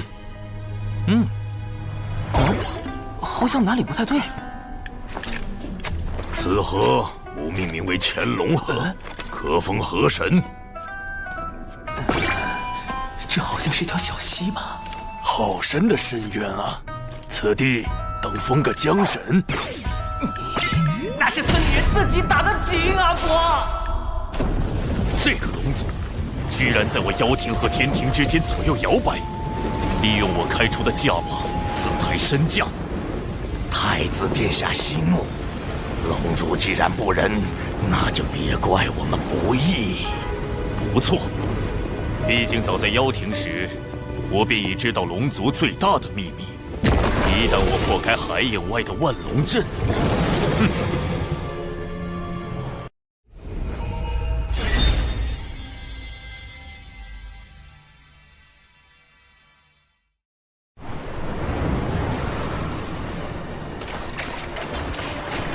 天庭和妖庭争龙之事愈演愈烈，玉帝要借蟠桃宴收龙，陆压必有后手。仓促之下，我只准备了98个应对方案，但愿能起到作用吧。经禅倒是上道，竟愿将西方教安插在龙族的内应派来，供太子驱使。蟠桃宴在即，我迟迟不肯合作，他当然着急。只是没想到这内应是敖氏，见过太子殿下，这是您要的东西。很好，不过我还需要你在蟠桃宴上再做一件事。事成之后，你就会是四海龙族的王。敖氏定不负太子所托。龙族这么爱自抬身价，我就让他们抬个够。抬到身价飞涨，抬到昊天发怒，那时天庭将成为我妖庭最锋利的刀。与您会面之事，不知怎么传了出去。明日蟠桃宴，天庭怕是要逼龙族上天。各位叔伯放心，妖庭绝不会弃各位于不顾。蟠桃宴你们想去便只管去。倘若加入天庭是龙族最好的选择，我陆压也会举双手赞成。但若是在天庭待倦了，妖庭随时欢迎四位叔伯。陆压太子顾念旧情，是个好人好妖啊！想当初，妖庭如日中天，可是将我等尊为客卿，位列2阶正神。天庭让我等听一个4阶海神之命，相比之下，我更倾向妖庭。巫妖大战后，妖皇帝俊、东皇太乙接连陨落，妖庭百族四分五裂。哪怕陆压靠着妖庭太子的名号能重聚百族，又有几分把握对抗天庭，对抗天道？说到底，妖庭许诺的好处虽多，但风险也高。天庭开价不高，但胜在稳健。总之，有妖庭保底，龙族不会吃亏。明日且去蟠桃宴，看看天庭是否加码。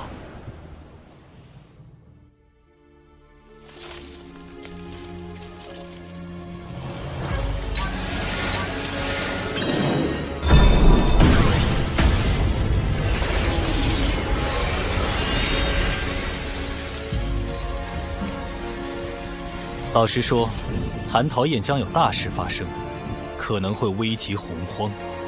而你是蟠桃宴的操办者，更需小心。长寿，接塔。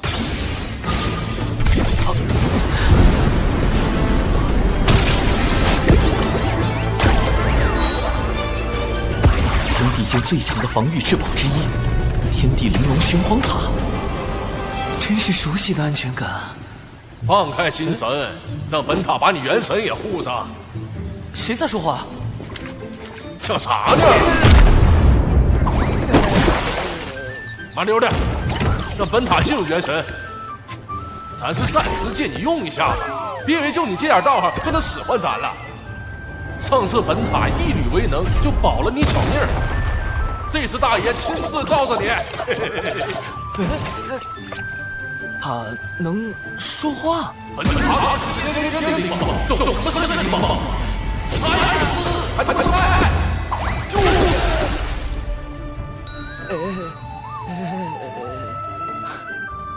灵宝灵性充足，能用灵念跟执掌者的元神交流。老师的这些宝物平日里闷久了，跟老师交流也都被老师拒绝，所以显得话多了些。快给我削他！快开大，开大呀！没阻他！跟他这个大哥，巴适得很，不能细想，连教大佬滤镜要碎了。多谢塔前辈前来相助。哎，这还懂点事儿？小玩意儿，你这腰杆挺直点啊！有本大爷在，那什么桃子宴上，你想干啥就干啥。何人在外窥探？原来是你，血赤黑纹。他应当是来向我汇报西坊教的消息，以便安排蟠桃宴之事。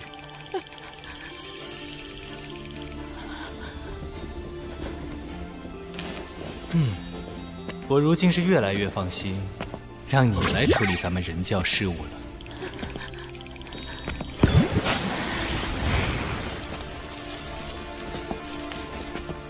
大法师性情温和，你不必如此惧怕。这般强大的味道，这般令闻生畏的感觉，第一个人族的纯阳之血啊，让本女王都有些兴奋过头，止不住的流口水呢。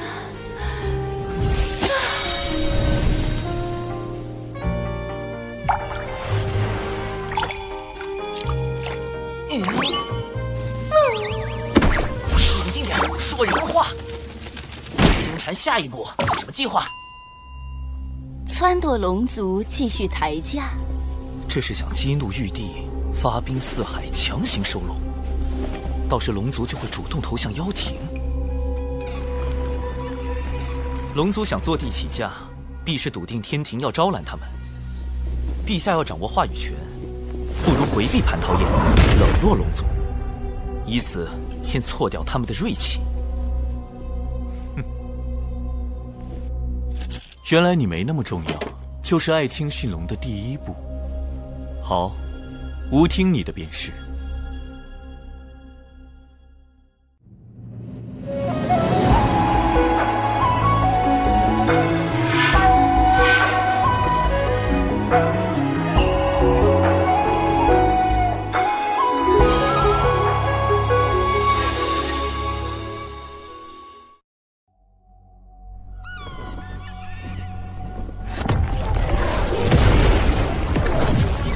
蟠桃宴关乎龙族存亡，务必按计划行事。参加蟠桃宴者，还请呈上请柬。表弟，连表兄也认不出吗？啊，请柬不慎丢失了，我这便向玉帝告罪。请诛邪连天剑。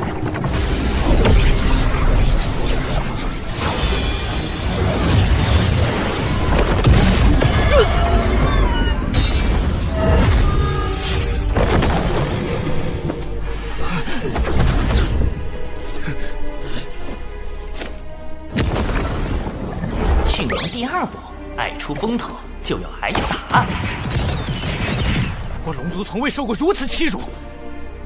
海神你，敖义兄，且随我去迎产劫两教的前辈。一切都是为了让龙族顺利上天。驯龙第三步，我们的选择不止你们一个。海神老弟，海神道友，好久不见，好久不见。贫道倒是和海神小友刚见。大师兄何时与长庚道友这般相熟了？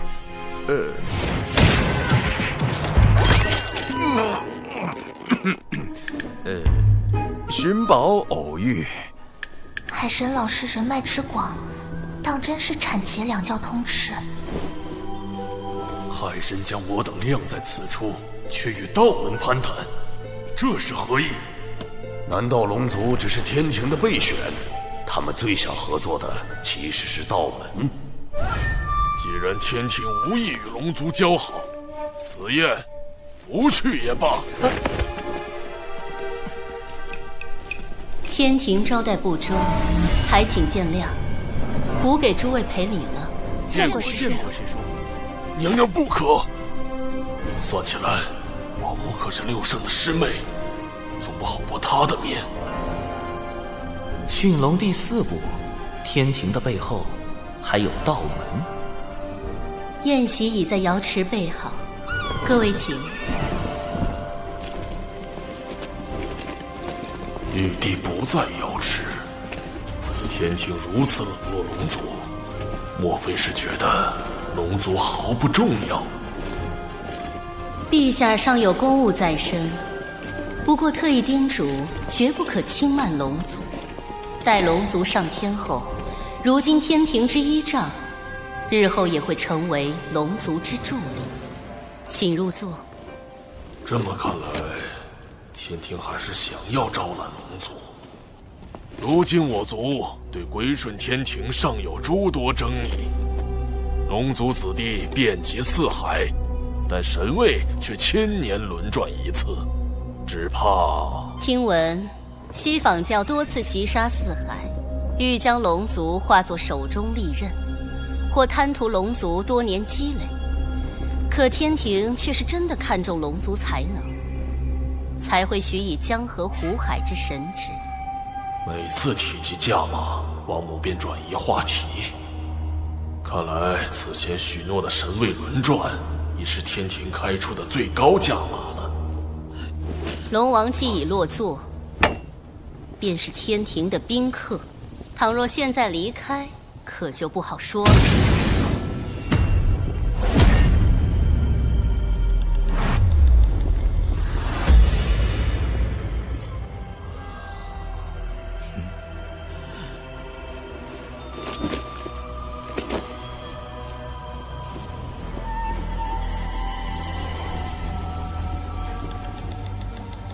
天庭这是打算逼龙族效忠？西坊教愿助太子一臂之力。贫道6人奉西坊教2位圣人之令，特来赴蟠桃盛宴。王母与6圣是同门，自然不会厚此薄彼。道门弟子能入，我等自然也能入。让他们进来。西坊教每次现身，我龙族都要遭殃。这次准是又没好事。西坊教来的真是时候。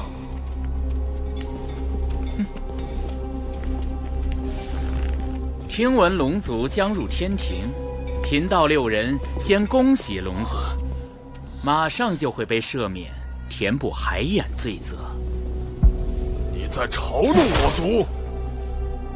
贫道并无此意，莫非天庭并未赦免龙族？这是撺掇龙族抬价不成，要亲自来抬了吗？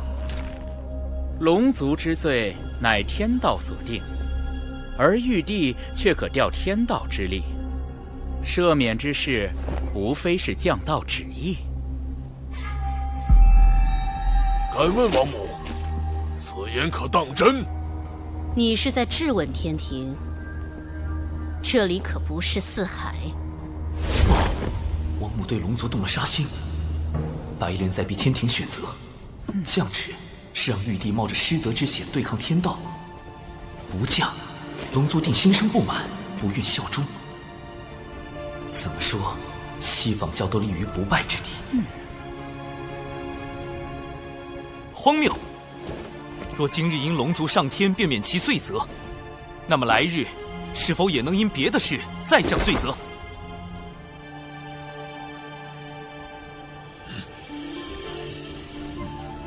远古时，龙族打碎洪荒，累积万灵生死，自然要罚。而今时今日，龙族若能以自身之道庇佑一方生灵，当然也要赏。还是海神老弟会说啊！如此赏罚分明的天庭，才能令洪荒幸福。龙王以为呢？海神此言，振聋发聩，是无一时糊涂，在王母面前失仪了。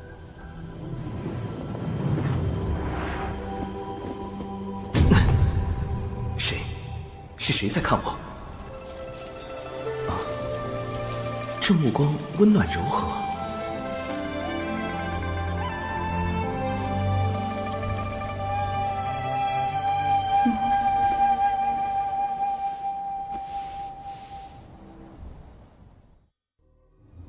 如今天庭唯有海神一人想要保全龙族，连王母也对他们失了耐心。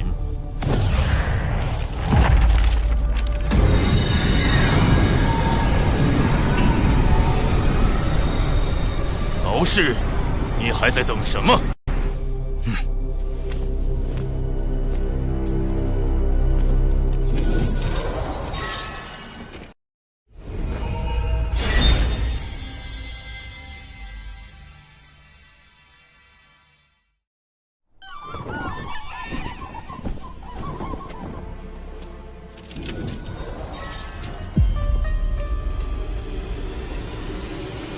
长庚爱卿说的对，无知天庭就是要公正无私，赏罚分明。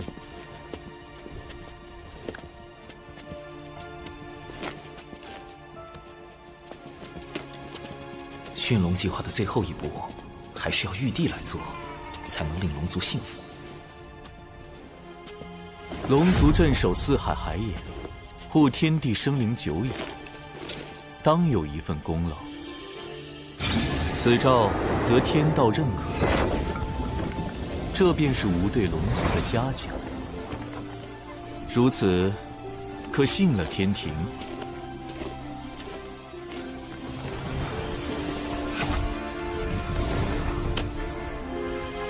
龙族上天在即，白莲等人却没有异动，一切太过平静，反而不正常。我总感觉危机正在逼近。龙族上天已成定局，哪怕杀了海神，亦无济于事。你以为我要杀的是海神？不，我的目标一直都是瑶池内定然还有潜在危险，危险到底来自哪里呢？产劫两教和天庭都是我安排的，西坊教也没有动静，一定是龙族，没有异样。教主哥哥，怎么了？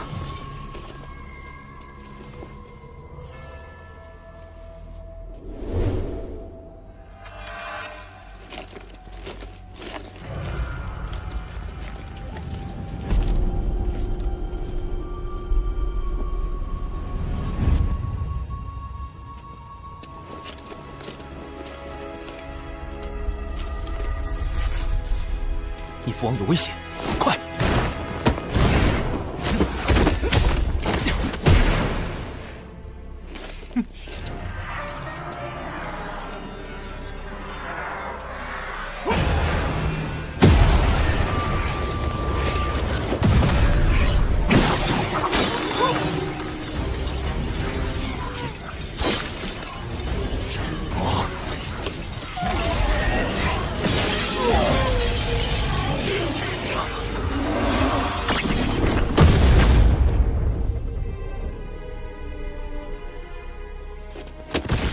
父王，你们还是晚了一步。敖广的元神已经被射离此地，父王的元神在溃散。郝氏，你到底想做什么？做什么？我龙族乃远古霸主，如何能向天庭卑躬屈膝？你这个逆子！我劝你们赶紧放了我，否则敖广必死无疑。你当众袭杀龙王，不敬天庭，若放你离开，天威何存？龙族还未归顺天庭，敖氏作为西海二太子，怎么算都该交由龙族处置。大哥受伤之时，定与妖庭脱不了干系。陆阳行事狠辣，即便我等归入妖庭，也难保日后他不会对龙族出手。三位叔父，如何处置敖氏暂且不论，当务之急是救我父王。无论敖氏背后是谁，其目的都是要破坏龙族上天。一旦龙王在天庭出事，四海必乱，得尽快找到解救之法。待火焰燃尽，敖广的元神就会被彻底吞噬，这就是背叛我妖庭的下场。隔空取龙王性命，陆压斩法宝，当真诡异。只怕龙王未必能撑到海神想到施救之法。混元金斗可疗伤补元，能延缓元神溃散的速度。多谢云霄仙术。龙王乃大罗金仙，元神强横，本不该这么快就出现溃散之象。除非是来不及反击，或根本没有反击之力，能做到如此程度，究竟是……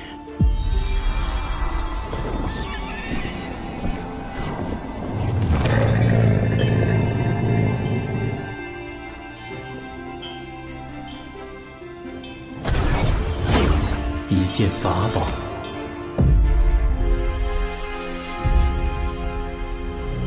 太上老君此时现身，明显在给海神撑腰。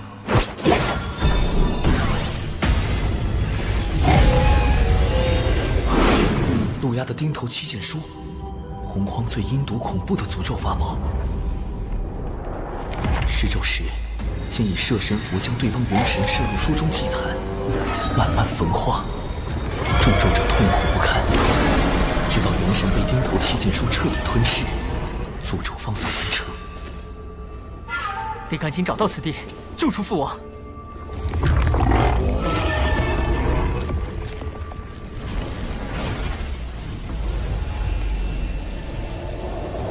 父王，来不及了。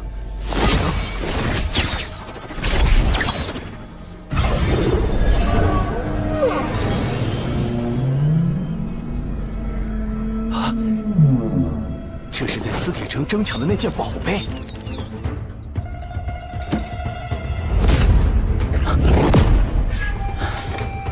老君在警告我等，不得再干预龙族之事。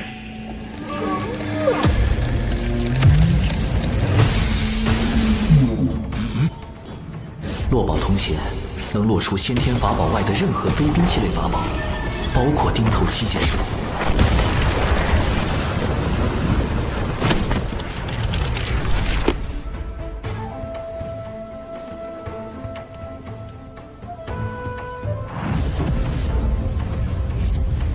这钱币竟能让钉头七剑术失效。如今想来，海神不惜潜入磁铁城，或许早知此宝能威胁到太子。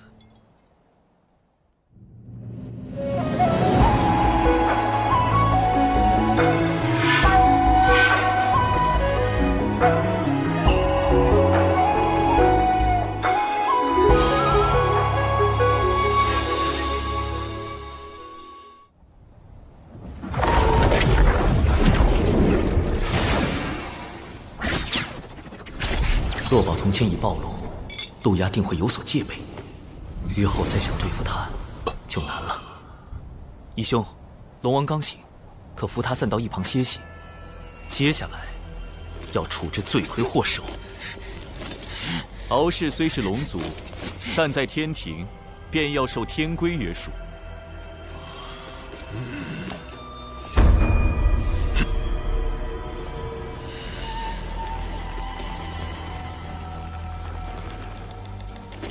敖乙听令，着天兵将敖氏拖去天罚殿，斩龙首，变神魂。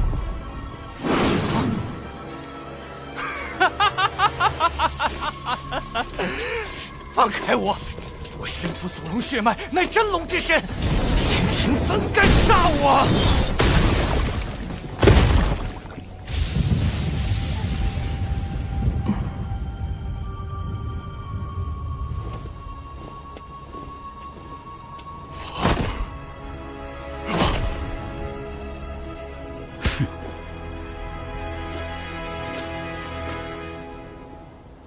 这次多谢海神出手相救，敖氏犯上作乱，弑杀亲族，哪怕回到龙宫也是要斩的，否则龙族威信全无。但海神愿以天庭名义将其斩杀，倒避免了一场亲父杀子的悲剧，同时也保全了四海龙族颜面。吾在此谢过。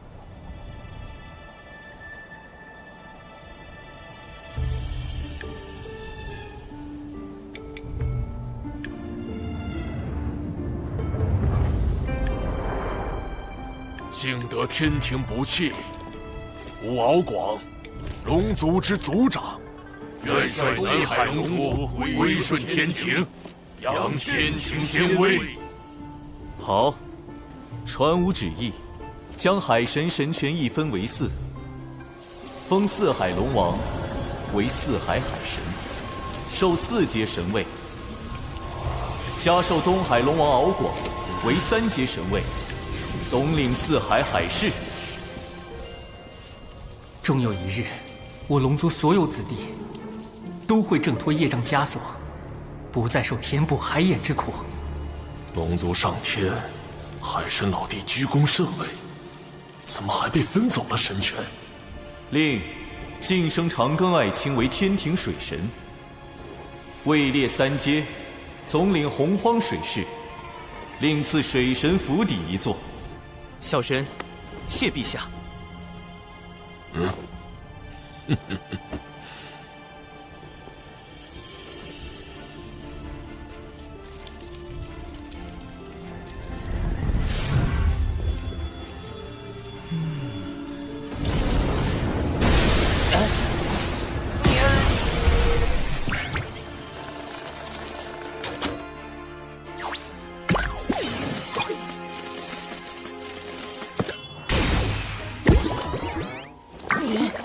比什么功德是剑法的形状？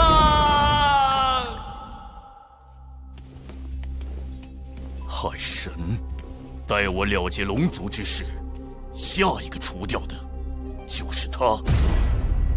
想必太子已拿到那件能够摧毁龙族的东西吧？敖氏给你传了不少消息啊。知己知彼，不就能更好的配合太子？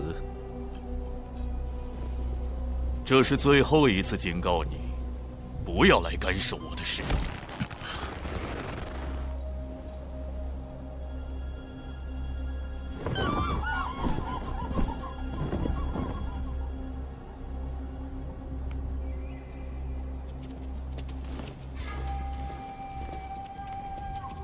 大法师，老君此前推算出的那件能危及洪荒的大事，是否已经避开？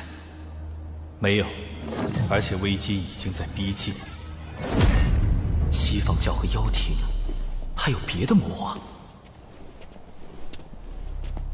龙王节哀，不过我需要查看一下敖氏太子的元神记忆。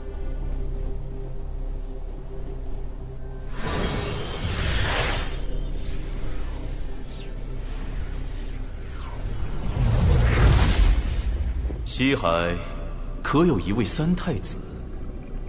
西海三太子，未来的白龙马。西方教现在就开始谋划西游仙教了。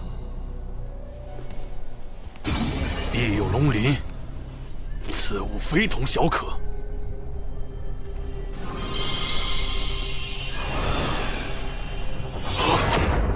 必有龙鳞给了陆压，逆子！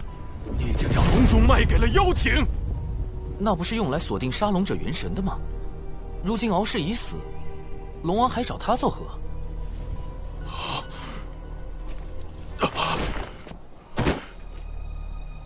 必有龙鳞是打开万龙阵的钥匙，倘若被窥伺龙族者得到，那海眼……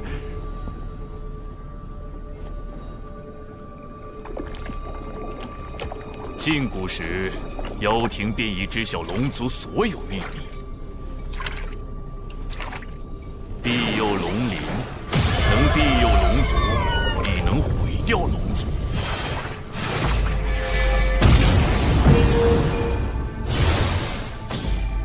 原本我并不打算对龙族出手，但你们背叛了妖庭，那就没有留下的必要了。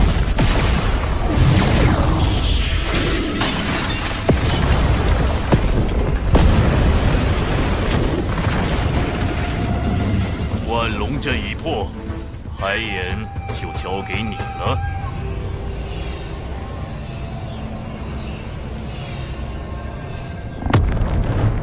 待海眼一破，天地业障定会倾覆洪荒大地，将所有生灵葬下。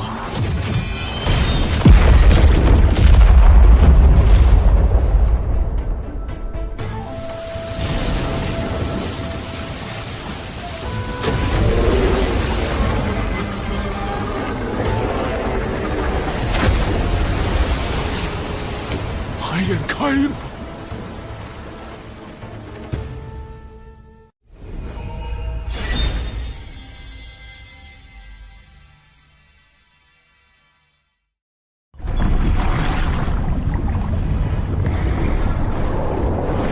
东海海眼开了！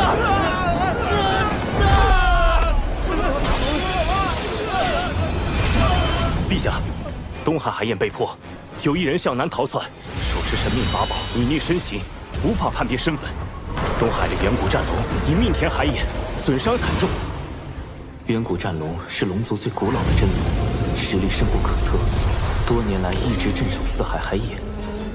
什么人竟能在他们眼皮子底下破海眼？难道是陆压？他先用庇佑龙鳞开万龙阵，接着就破了海眼。陆压向来猖狂，上回还当众刺杀天庭之人，怎么会用法宝隐匿行径？这不像他的行事作风。海眼已开，龙族必死无疑。太子殿下高明，您破了万龙阵后，故意让此人来开海眼，不但报复龙族，事后天庭也不能追责到我们妖庭头上。反正他们图谋海眼已久，我何不顺水推舟？陛下，镇守海眼乃我龙族使命，四海龙王先行告辞。今日事关龙族存亡，还请教主哥哥相助。龙族既已归顺天庭，天庭不会坐视不理。长庚，吾将此事全权交由你，再派华傲天将军率天兵从旁辅佐，你们务必守住海眼。小神领命。今日海眼灾祸，还需诸位道友帮忙。不知三位仙子能否？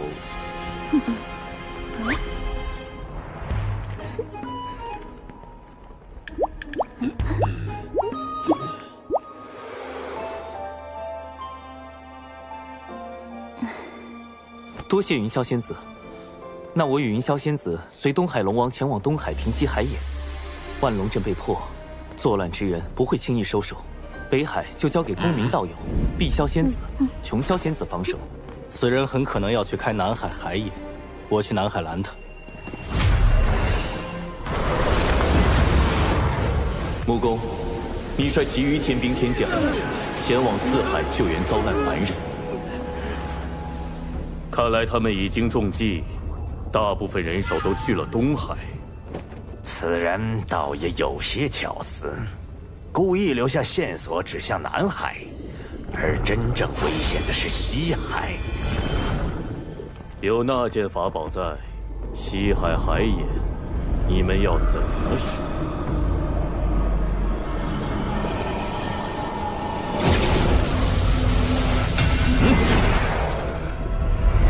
急如风，烈如火，烽火蒲团，起！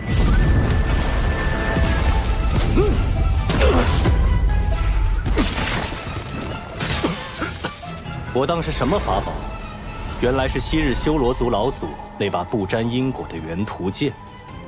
你以为凭此剑隐藏身形，防他人推演来历，就能为所欲为了？玄都，他去了西海。他竟没中计，多亏长庚提醒，果真在西海海眼逮到了真凶。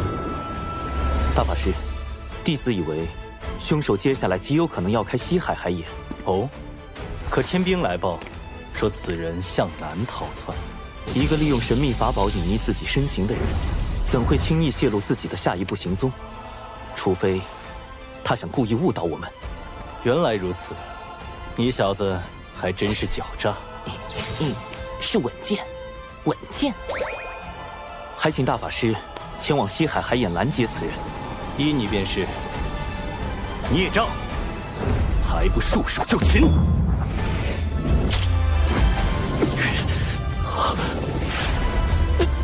乾坤遁法，银汉迢迢，移星换斗。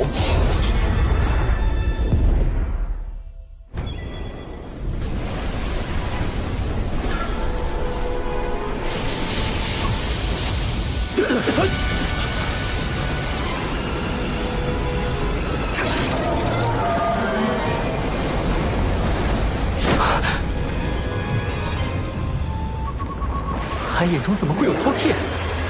这并非真正的饕餮。海眼开启，必须龙族以命相填。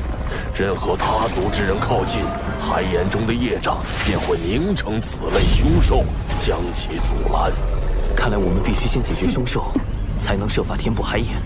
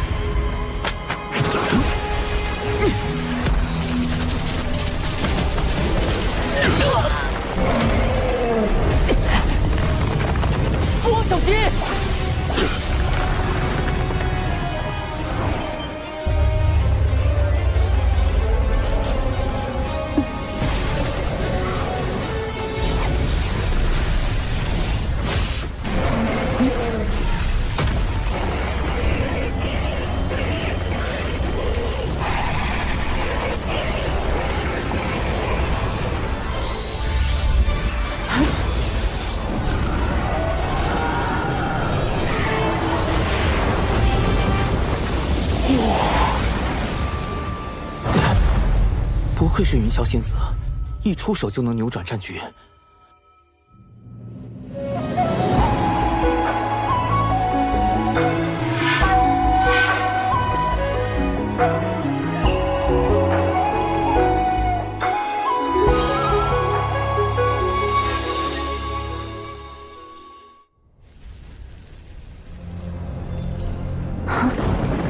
那是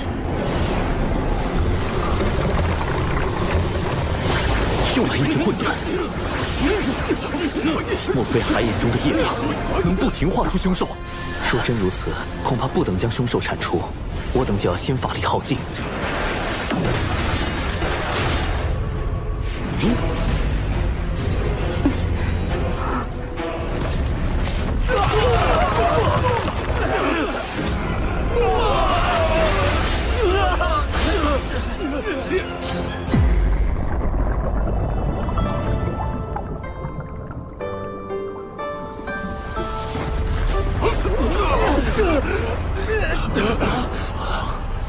师尊，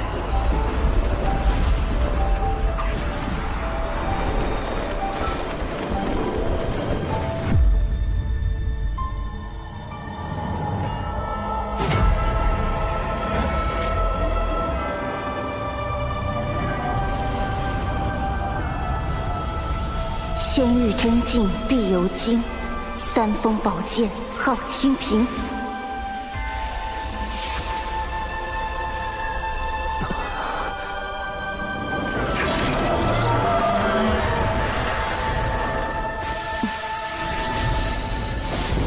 海眼遭难，我师尊通天教主特赐此清平剑，助东海平定乱局。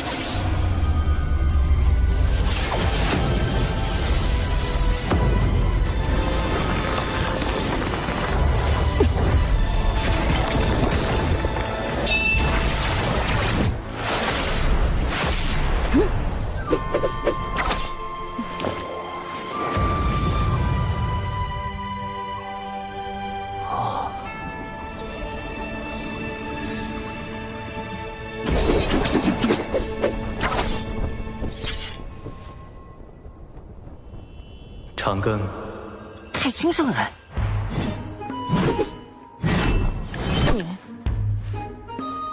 就这？海眼灾祸为功德可平，此定海神针于你。定海神针，太上老君亲手炼制，曾借于大禹治水，测定江河湖海深浅。今夜就让这件功德法宝再平定那回东海暴动，弟子定不负所托。你若有灵，当显灵性。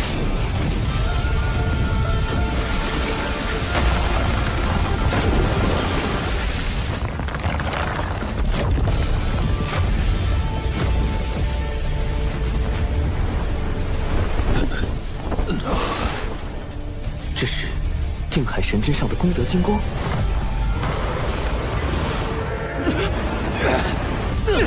莫非海眼不是要龙族填命，而是因龙族业障缠身，并无功德，才要龙族用填海眼的方式获取功德，以抵消海眼中的天地业障。太上老君所言功德，原来是这个意思。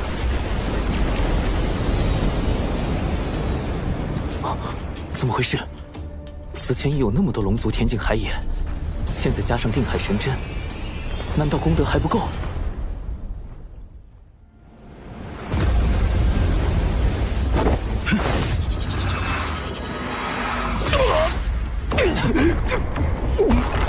那是功德灵珠。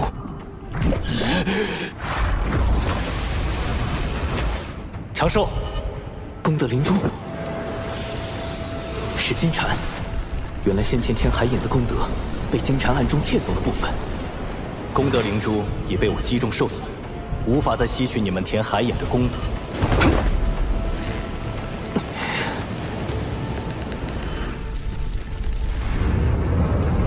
看来现在只剩下一个办法。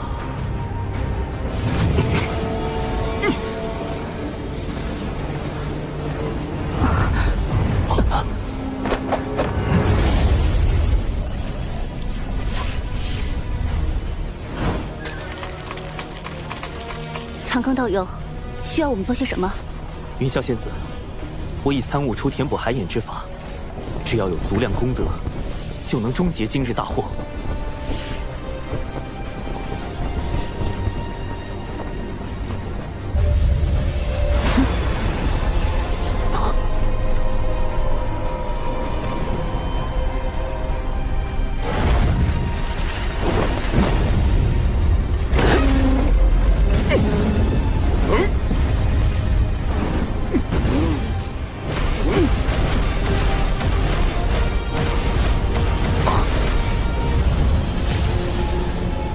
分守各海的三教道友，请速来东海，注入功德，即可平息海眼暴动。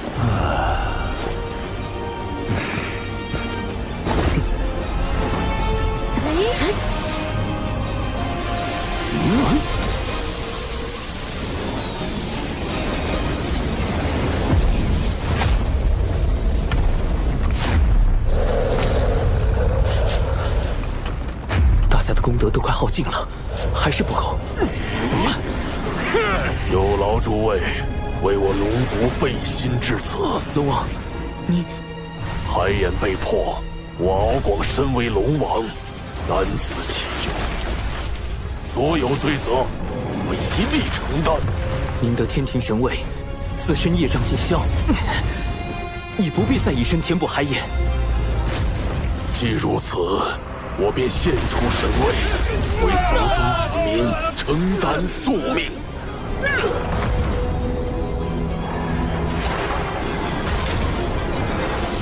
父王，我敖以愿替父献出神位，护佑东海龙族。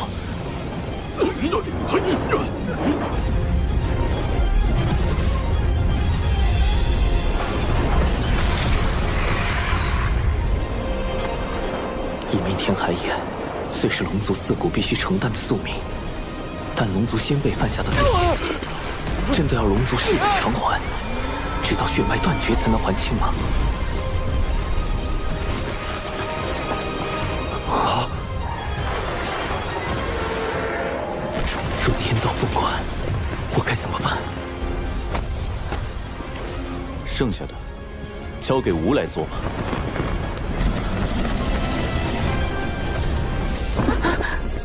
陛下，您功德今生已成，何不调天庭功德？迟疑片刻，便是生灵涂炭。吴昊天，既为玉帝，愿为苍生故。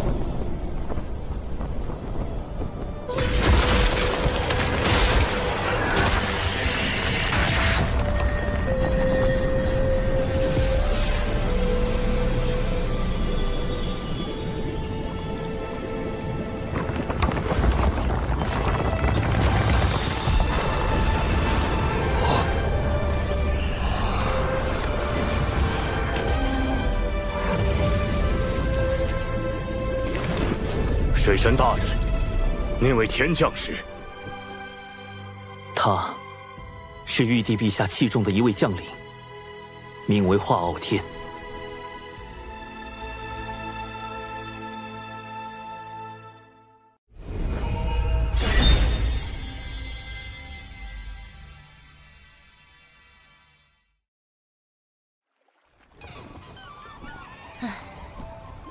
未经道祖应允，私自动用功德金身填海眼，道祖必会降罚于你。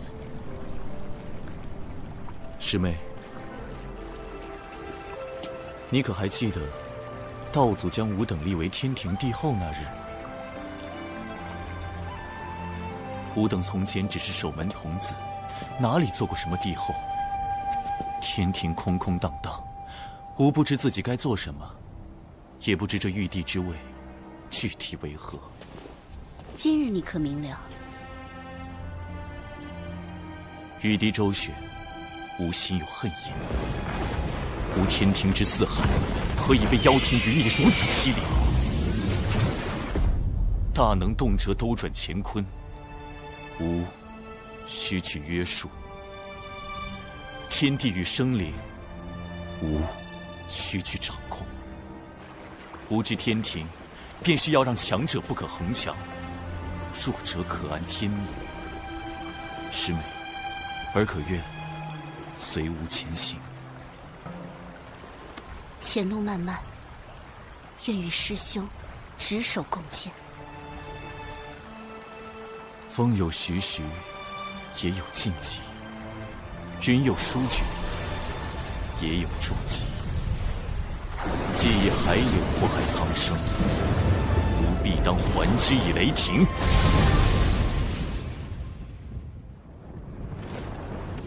昊天，你为了收复龙族，还真是舍得下血本。太子殿下息怒，海眼虽被平息，但龙族死伤惨重，天庭亦有折损。此举仍是我们技高一筹。只是那人已逃至血海，不知是否还会生变。哼，是金蝉觊觎海眼，招致玄都追杀。即使生变，与我妖庭何干？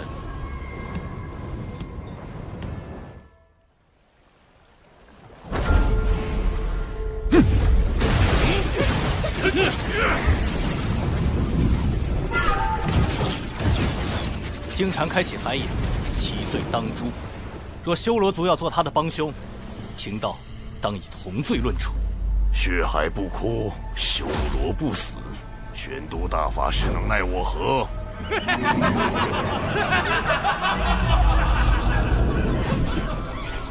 老师，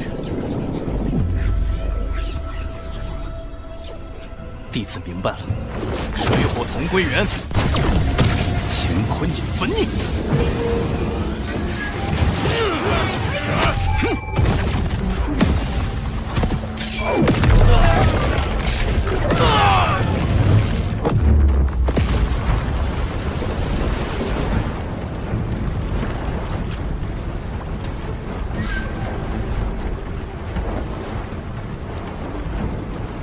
不好，金蝉利用修罗族拖住大法师，趁机逃脱了。你回去后继续盯住金蝉，这是重通三头蜘蛛丝，可以辅助你监视他的行踪。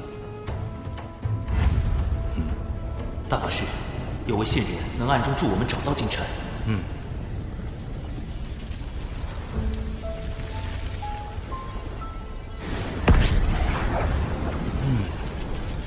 还真是线人。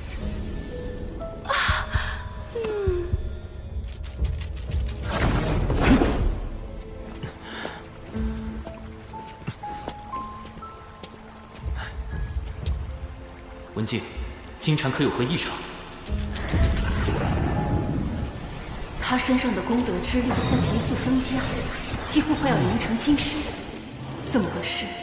他竟没把功德灵珠上交给西方教，就自己偷偷用了。不对，西方教、妖庭、修罗族都在为金蝉做掩护，这背后一定有一个极其隐秘且更为宏大的计划，而这个计划的核心就是金蝉。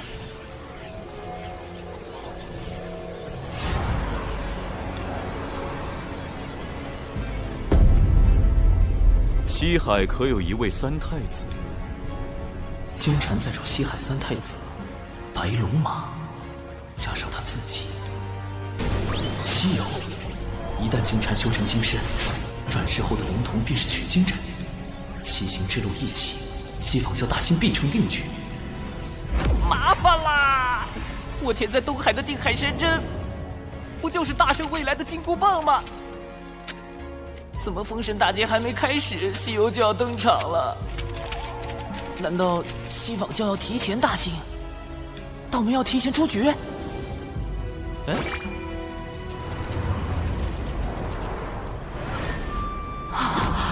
危险！快离开！文静，文静，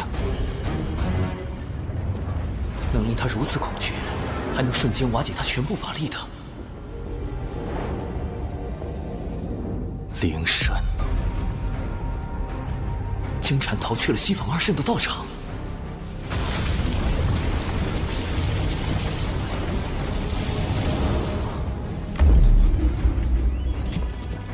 灵山乃西坊二圣清净之地，何人敢来生事？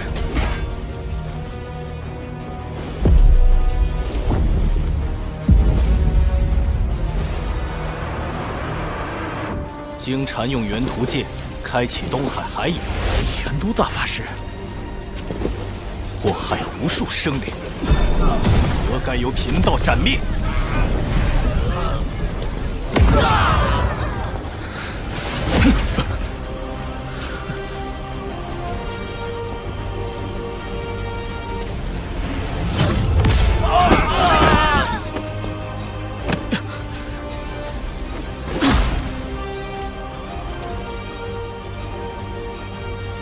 专提示书，为何阻我？一叶障目，七宝妙术。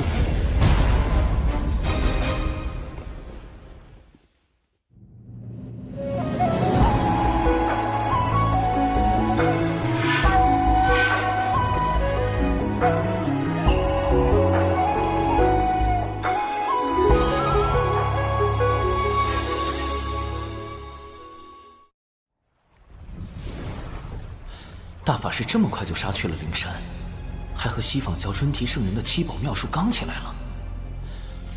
京城是西游的关键，西坊二圣定会全力保他。哎，太清老爷传消息来了，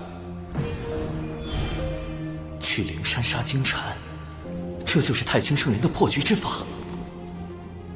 硬拼的话，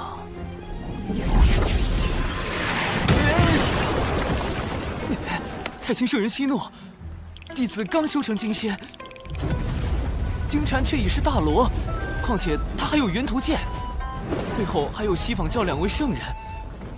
我一个小小金仙，如何当着2个圣人的面杀一个大罗？别说帮到大法师，起码不能给大法师拖后腿啊！哎呀，你这怕啥呀？那金银天天搁外头溜达，搞什么玩意儿普度众生？灵山里也就专提1个圣人，那本塔照你以后咱就干呗。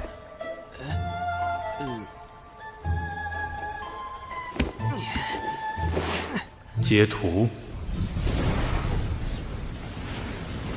好深邃的道语，这是瞧真亮了啊！这是咱太清老爷的开天至宝太极图。涂老大可是盘古开天神符的符柄所化，能令地、水、火、风演化万象。涂老大最呢，涂老大最呢道，涂老大最强，涂老大牛逼！走，咱去消了那尊体那小混灾，给小玄子出气。啊，用老子等到了，想啥腔调？十万火急，开启摇人模式。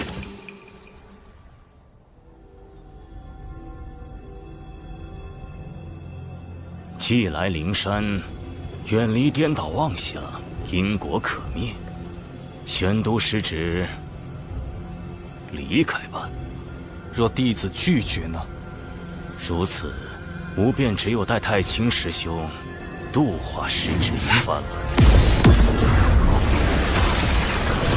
圣人亲自出手，玄都，纵使你道境高深又如何？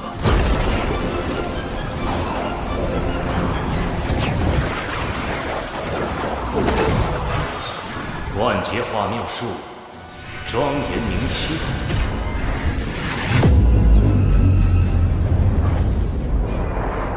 一度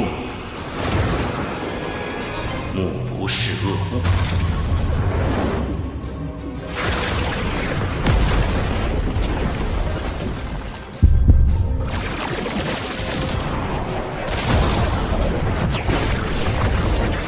二度耳不闻恶声。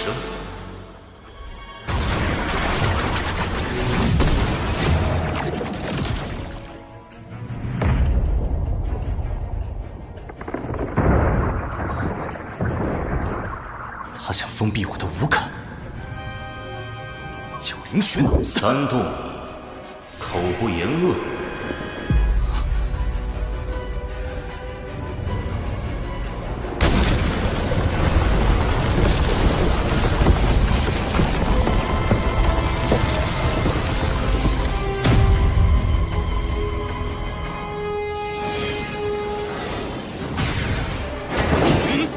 大法师得罪。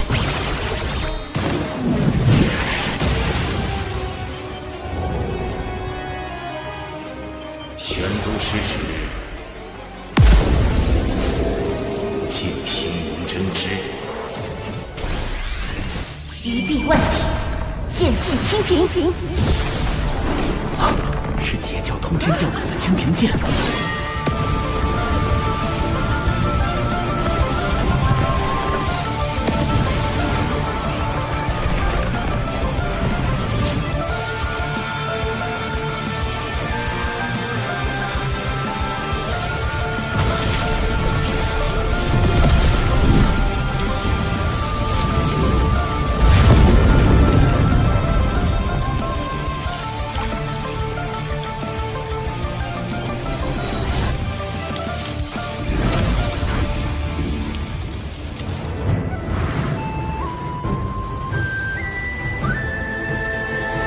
清平剑至，如通天教主亲临。大法师身处险境，还望诸位出手相助。若与师尊赐下的清平剑相拼，或可助玄都师兄进山一战。西方教将凶手藏在了山里，还敢对玄都师兄动手？赵凤鸣绝不答应！不向灵山讨回公道，我对不住死去的东海龙族。截教熬野，哪怕血溅于此，也必要替龙族报仇雪恨。此时不出手，更待何时？多宝师兄，你我阐截两教，放下过往芥蒂，如何？截教多宝，亲完。金光，是玄都师兄。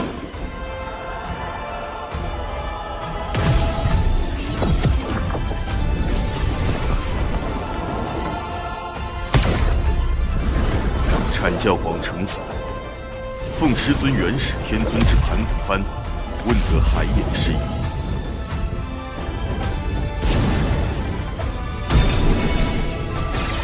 人教渡恶，率人教弟子助阵我教玄都大师兄。小叔叔传信说大法师摊上事儿了，大家跟着我一起上。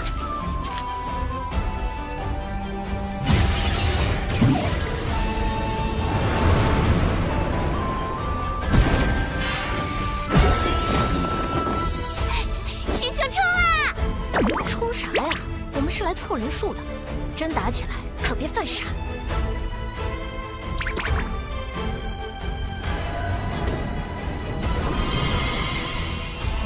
摇来的人越多，事情闹得越大，胜率越高。人教弟子天庭水神，禀太清圣人，玉帝陛下法旨，前来相助玄都大法师。今日道门三教前辈俱在，我们何不以大义对灵山施压？只要三教一心，便可借道门三圣之威，震慑西方教圣人。冲啊！给他们看看我们人教的威风！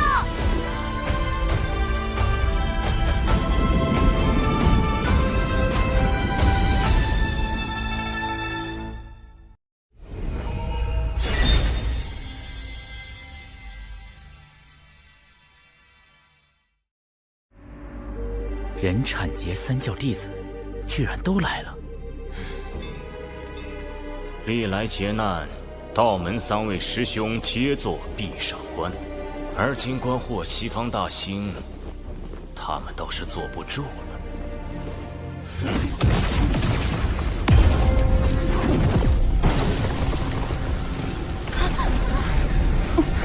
大家小心！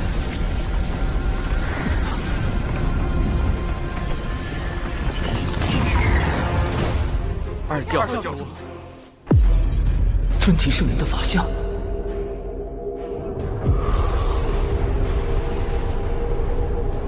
这就是圣人的压迫感。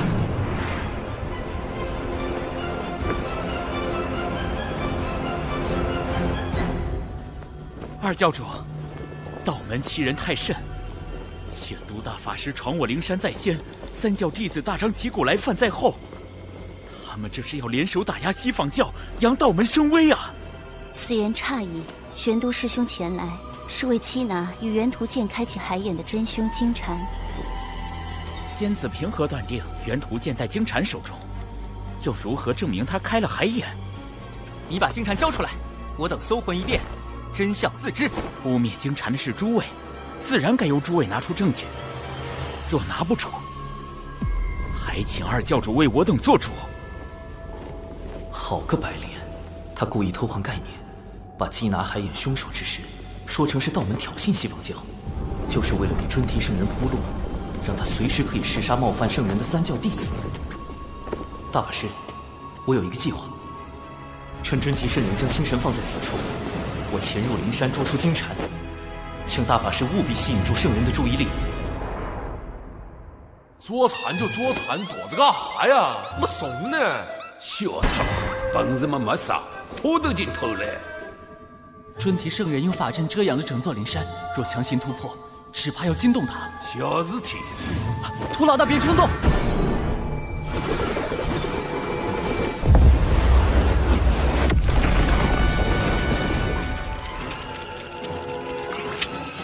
太极图的气息。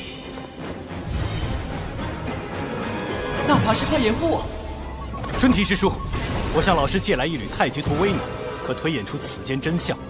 究竟是师叔的记名弟子金蝉蓄意谋划海眼劫难，还是我等执意冒犯圣人威严？在吾面前，你当场推算，若算不出来，污蔑金蝉、冒犯灵山的罪名，你一人承担。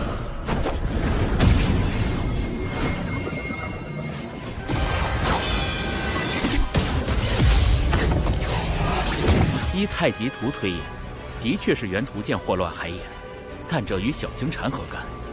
大法师，你如何能证明操纵元图剑行凶之人是金蝉？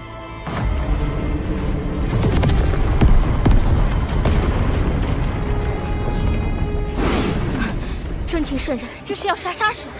救救师叔，咱们不是来凑人数的吗？谁要动手啊？待会儿看我手势行动。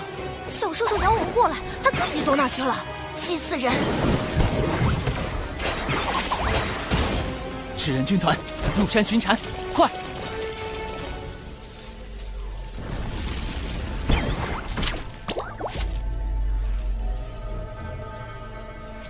找到了！不好，他的功德金身就要凝成了，必须在瞬息之间斩了金蝉，不给他半点向圣人求援的时机。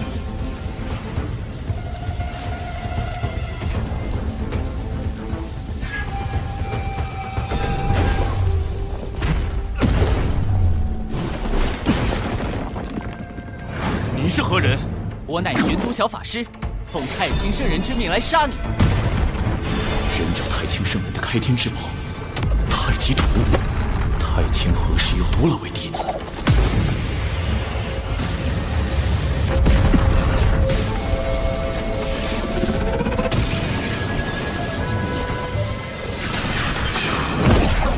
瞬移神通，金蝉脱壳，好快！太极图的杀招居然追不上他。哼，太极图虽强，你却太弱，白白浪费了他的威能。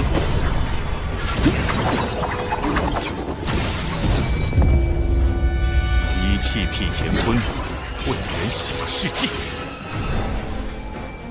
凭空划破乾坤，开辟混元小世界，这就是大罗级别的神通吗？开！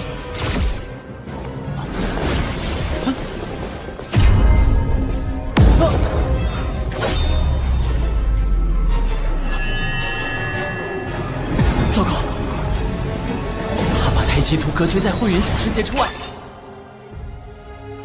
只能靠自己了。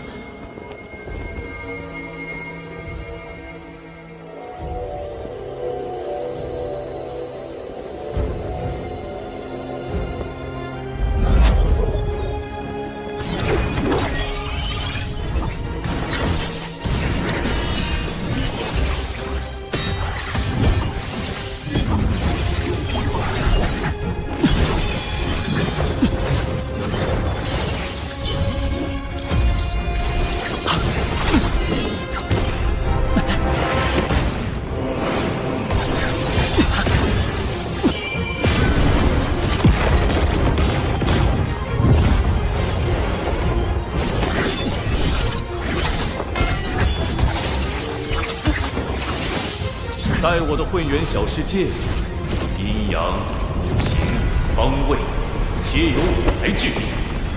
我就是天地，根本无路可逃。必须得破了这个混元小世界。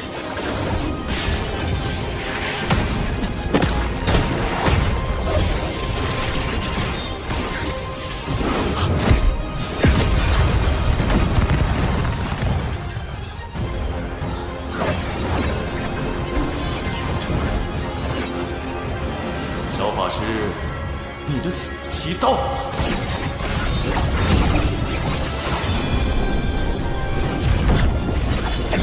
72金仙境纸人，出！这些纸人，不对，你不是小法师，你是水神。纸人1队顺时针方向运动，纸人2队逆时针方向运动。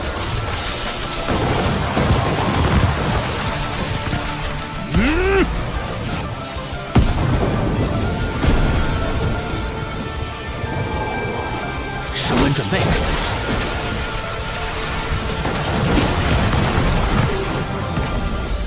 提速，提到光速，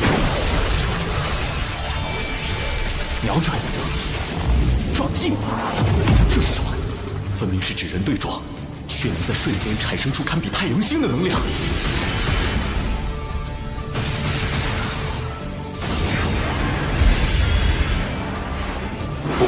不对，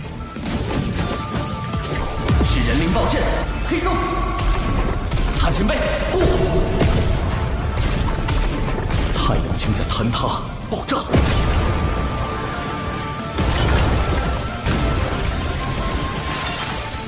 我的混元小世界要被撕裂了！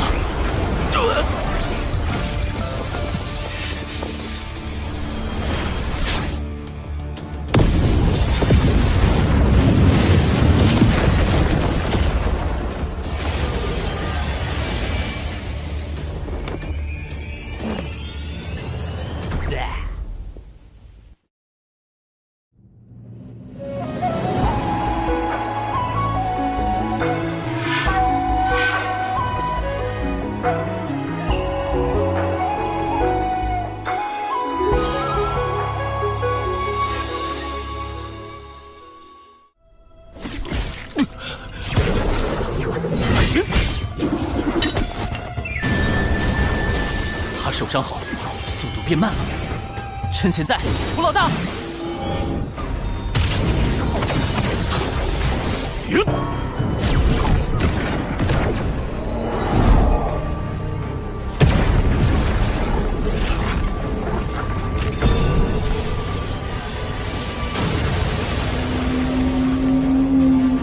两仪分日月，太极归无极。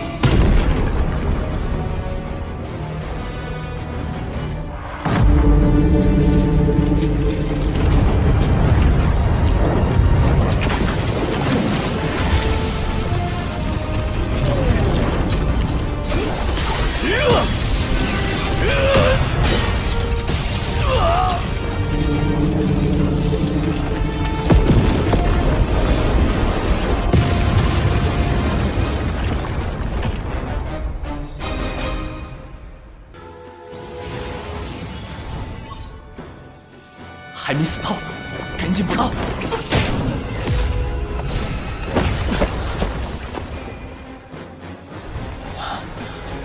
灵气宝妙术都到了，也就是说，准提圣人来了。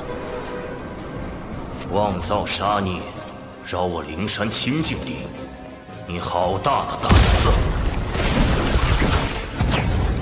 玄黄塔，太极图。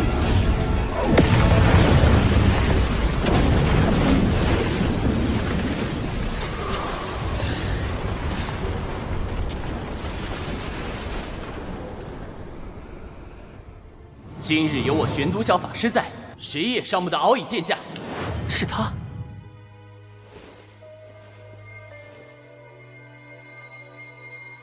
专题师叔，元图剑残片在此，足以证明金蝉就是操控元图剑引发海眼之乱的罪魁祸首。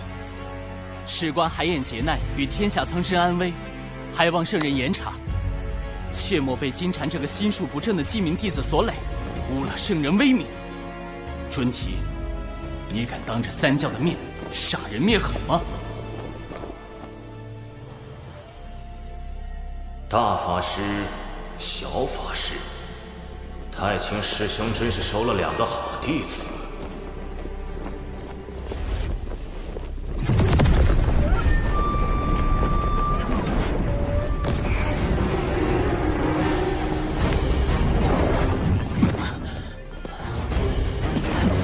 我们被圣人的力量逐出了灵山。既是猎徒生事，吾自当施以惩戒，让他为我西方教大兴献出法身。今日之因果，随着猎徒消逝，一并了断。圣人的力量好恐怖！那位玄都小法师真厉害，竟敢打进灵山，落圣人面皮。倒是不知他和玄都师兄有何渊源。私生子。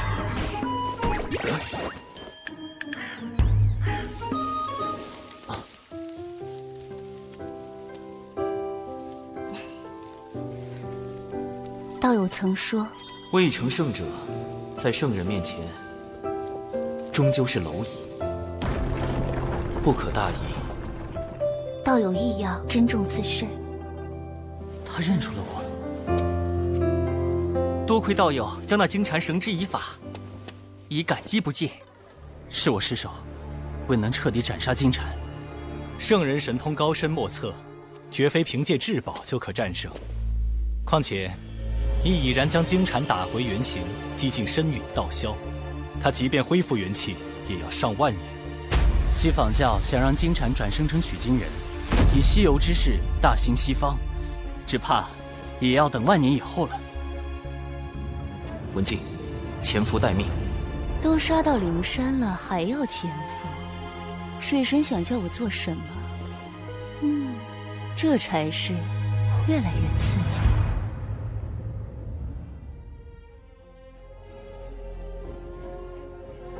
哪怕有功德保持温养，也没有丝毫生气。萧金蝉彻底废了，道门这是要毁了我西方教大兴的机缘。如今道门已至巅峰，往后必是由盛而衰。见证这般强大的道门渐渐淹没于洪荒的尘埃中，岂非幸事？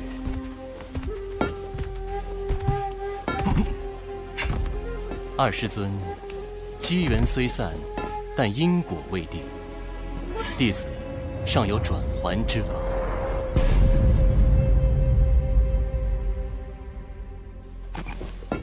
谛听，谛听，聆听万物心意。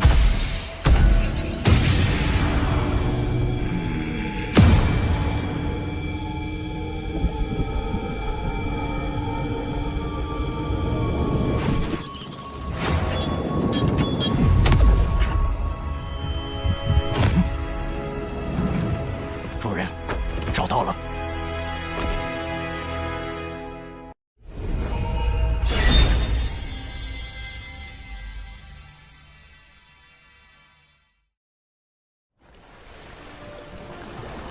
灵山一战虽未能斩杀金蝉，但亦震慑了西方。长庚爱卿辛苦了。此次海眼被破，龙族死伤惨重，终究是小神谋算不足，请陛下降罪。爱卿已尽全力，何必将罪过包揽于自身？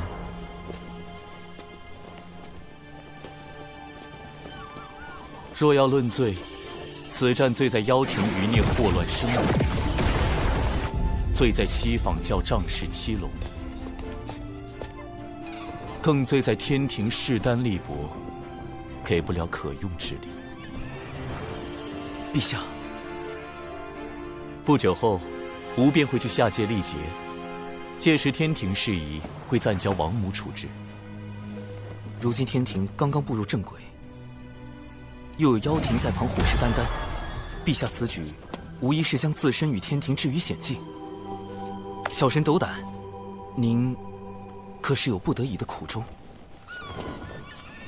果然，瞒不住爱情。海眼破开之时，按天道之意，必须由龙族以命取天。哪怕龙族已归顺天庭，却还是得不到天道的垂怜吗？天庭本应顺应天道，但无以功德金身镇压海眼，违逆天道，自当受到责罚。可陛下此举，庇佑了无数生灵，如何能……这就是天意，这就是天道。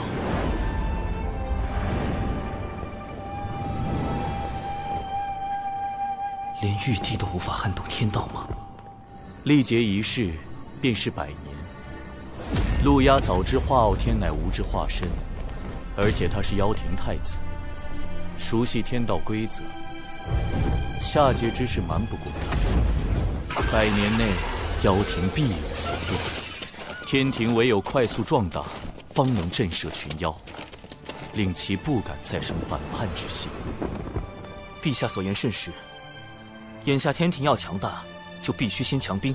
说得好，今日你我不论君臣，好好聊一聊这强兵之路。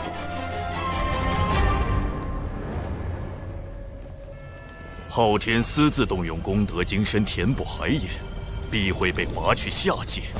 上次盗走红军拦我，是为保护昊天，而今昊天将暂离天庭，正是妖庭举兵伐天的大好时机。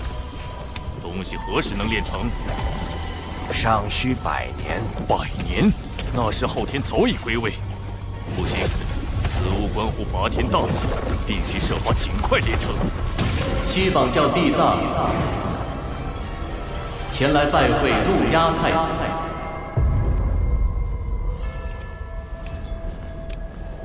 地藏，你怎知我在此地？难不成西方教一直在跟踪我？贫道在3000世界及5部洲游历多年，自有寻踪之法。殿下，此人应是西方教结阴圣人最为青睐的那位弟子。据说他为感悟天地、亲近众生，遂踏遍3000世界，游访5大部洲，最终开悟明道，修得无垢道心。西方教派他过来，只怕所图不小。太子不必如此戒备。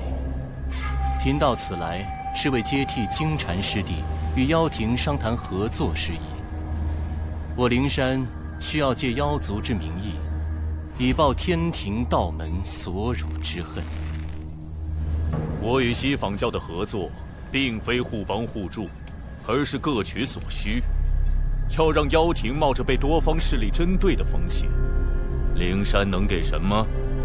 太子记挂的那件东西，贫道有一法，可助其早日炼成。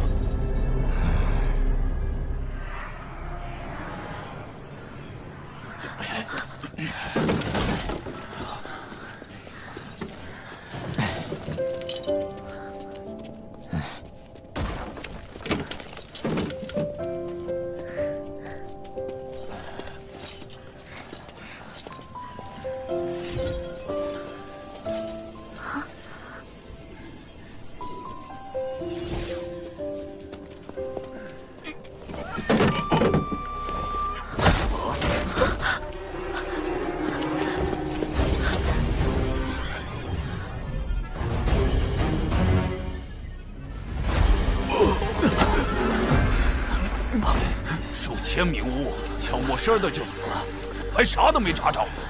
再整下去，咱6道府的雾全没了。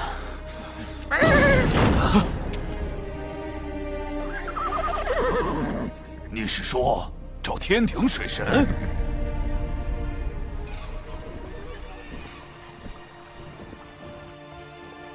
与陛下促膝长谈，总算完善了招兵计划，但高端战力空缺仍是大问题。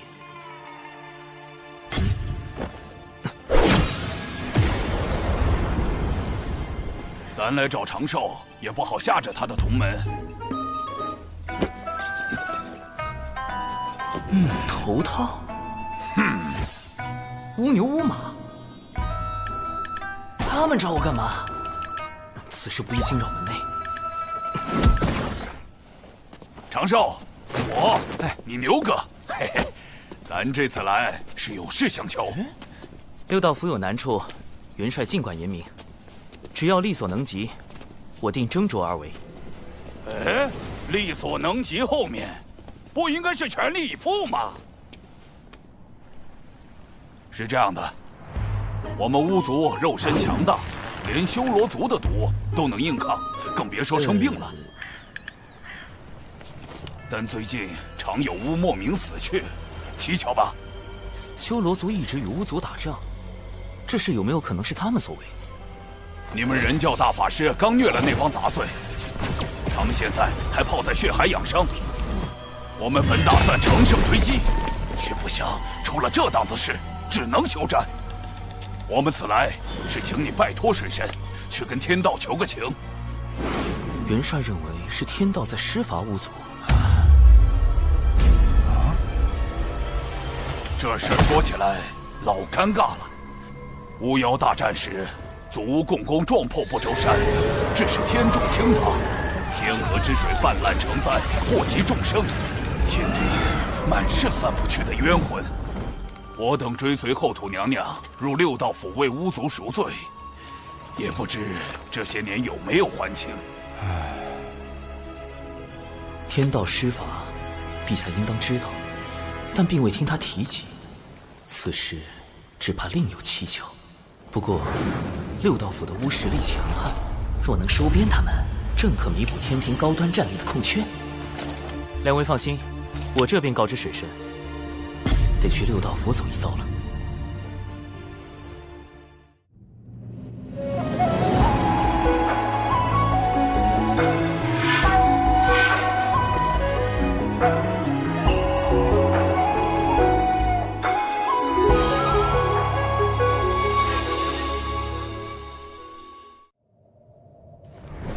做兄弟，转生不避己。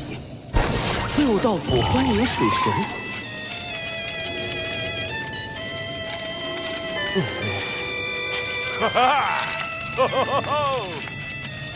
我已切身感受到巫族似火般的热情。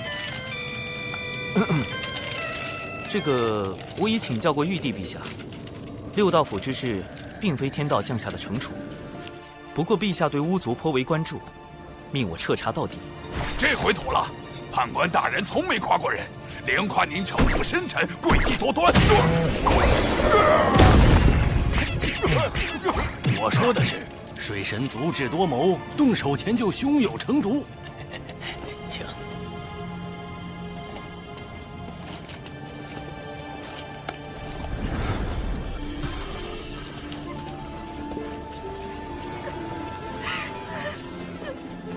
那桥也有巫出事了，快！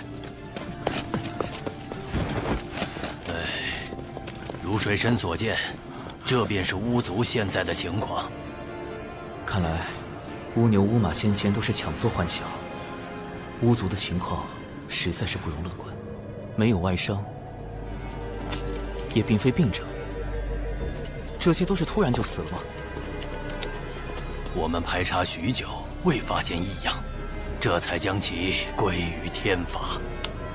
这种情况持续了多久？最先出问题的是哪些巫？约有月余。最初只是些寿元将尽的巫，但后面死的远未到人书生死簿中记载的寿数。此事确实透着诡异，眼下只能一个个排查了。诸位，请检查一下六道府的水源、食物以及制衣材料。可有投毒迹象？出问题的是整个六道府，要覆盖如此大的范围，只有阵法。六道府内可有阵法痕迹？可否带我去看一下那些巫的死亡地点？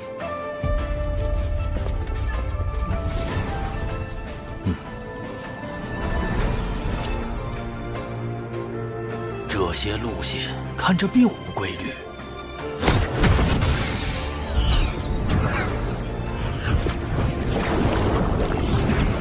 这里怎么会有精魄？阵法确实不在六道府内，而是在外面。那些巫的精魄经由地脉，被阵法吸到了别处。我进去探查，这里便交由各位了。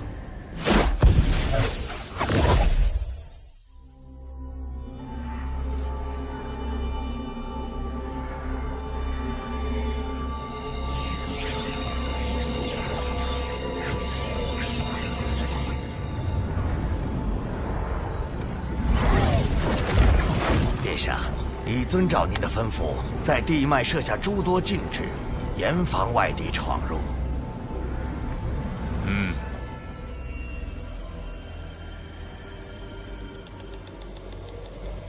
这条地脉是唯一一条连通六道府所有地脉的主干，巫族精魄也都归于此脉。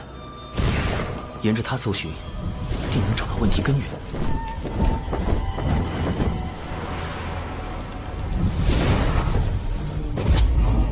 地脉中怎么有一股奇怪的道韵？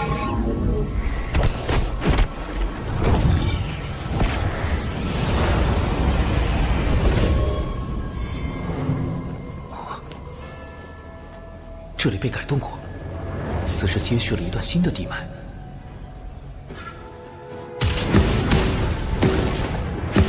这是引导神识探查的禁制，方才那股道韵是故意放出去的。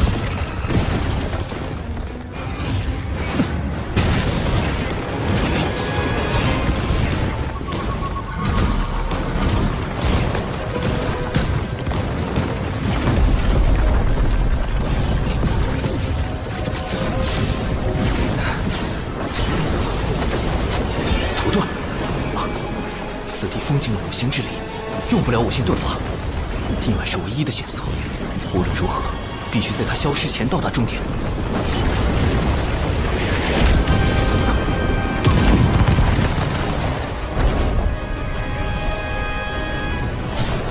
竟又接续了这么多地脉，如此大的工程量，足以证明此事非同小可。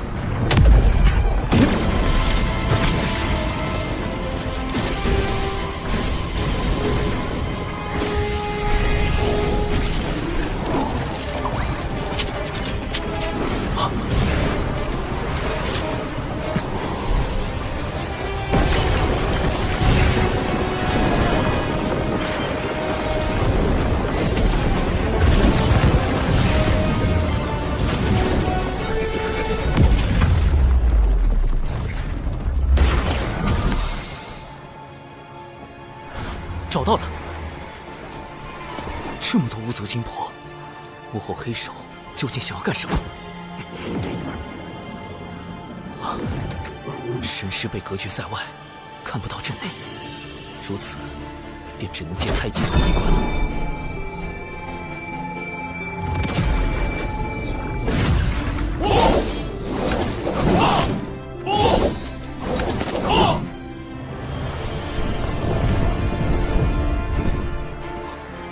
这是陆压的地盘，用巫族精魄熔炼，速度比以往快了数倍，距离成剑还需数倍。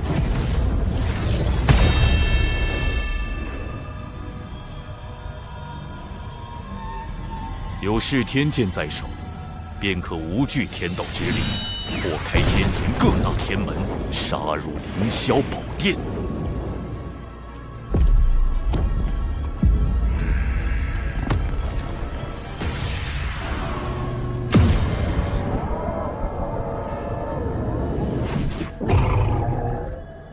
主人，使臣来了。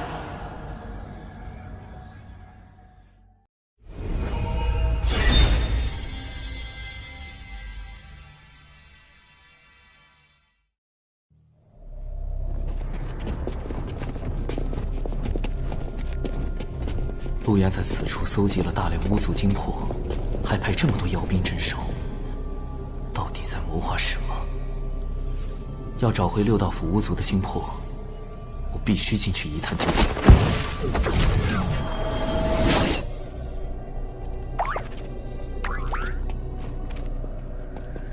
殿下来讯，谨防有人擅闯大阵，都给我警醒点儿。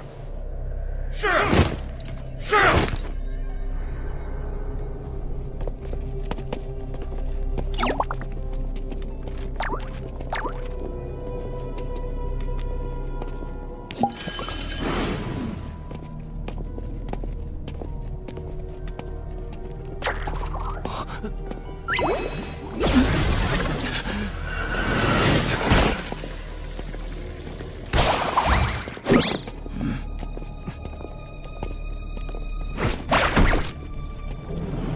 此地妖兵粗略估计有10万之数。看来上回我端掉磁铁成兵器后，漏牙反听的贼心不死，便在这里重新整饬妖兵。只是这与巫族有何关系？水神已进入妖生山。哦，我这坐骑唤作谛听，可探查万物心声，包括太子。水神潜入妖生山，且不说山外大阵何等精密，以我的神识也未能察觉，他怎可能探查？水神潜入妖生山，且不说山外大阵何等精妙，以我的神识也未能察觉，他怎可能探查到？谛听既有如此神通，为何不早些告知？弟子，你故意将水神放入妖生山，这就是你们西方教的诚意？竟从一开始就在探听我的心声，好一个谛听，好一个地藏！若非眼下是炼制噬天剑的紧要关头，真想除之这个祸害。承蒙您看得起，竟然对贫道这坐骑起了杀心。谛听探查万物心声，不过是为了防护妖生山。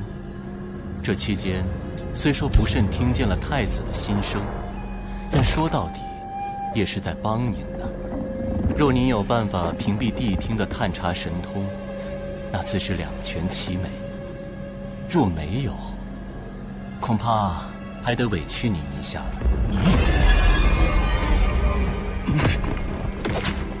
主人，太子，水神已到祭坛外。殿下，我等特来回禀巡查情况。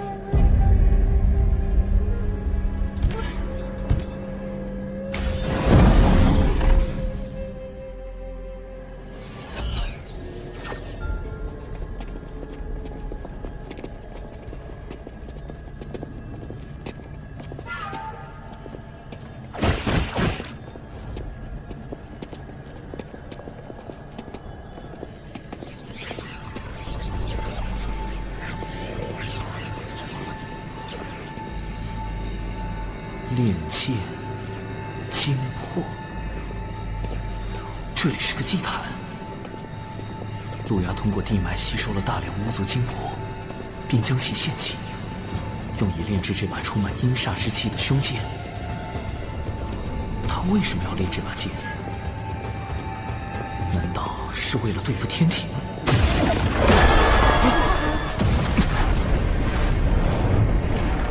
路牙，他竟然在这儿！被发现了！什么时候？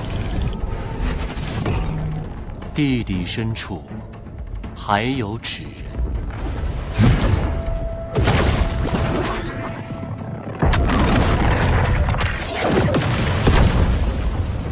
不好！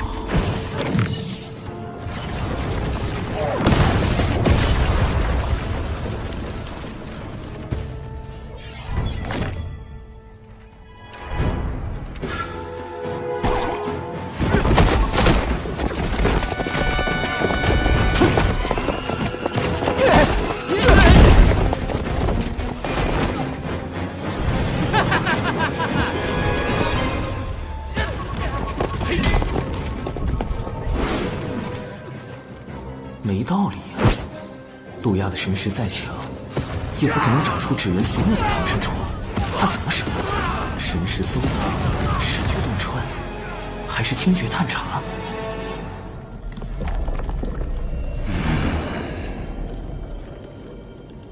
路亚旁边的一人一狗，看着装颇具西方教风格。莫非是京城的妓院？西坊教派来与陆衙接洽的？西坊教，听觉探查，难道？糟了！不能多想，不能多想，不能多想！太清圣人的道场斗帅宫，一定能避开这探听神通。大法师，救救我！地藏，我这就用太极图推演一番。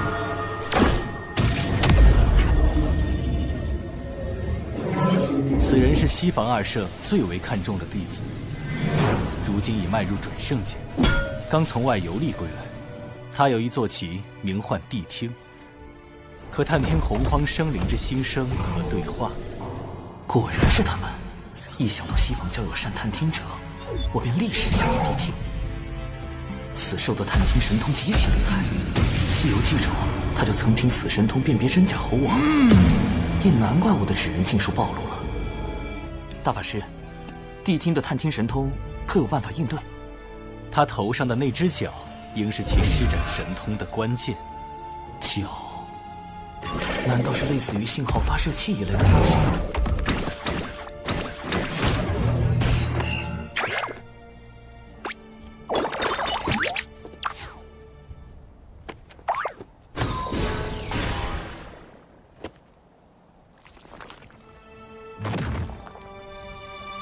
我有办法炼制法宝对付谛听，只不过都仙门内恐怕不太安全。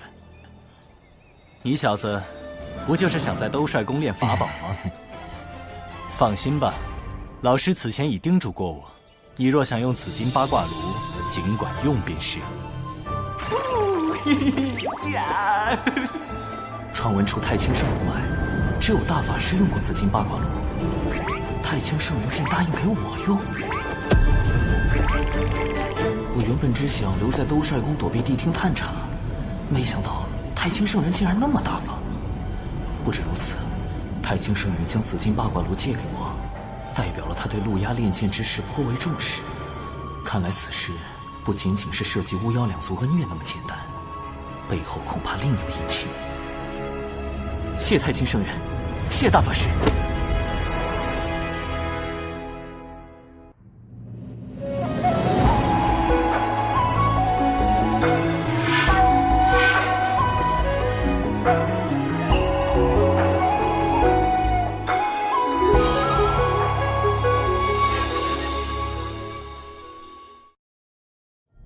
竟然跑去了兜帅宫！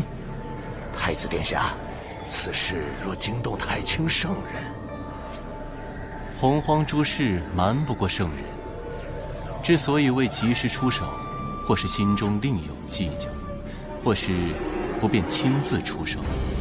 水神既然求助兜帅宫，太清圣人必会提供不小的帮助。终究并非圣人直接出手，也许这便是可乘之机。太子放心，贫道还有一计，可助太子加速炼制噬天剑。倘若我打造出屏蔽探听心声的心声屏蔽仪，能否对付谛听？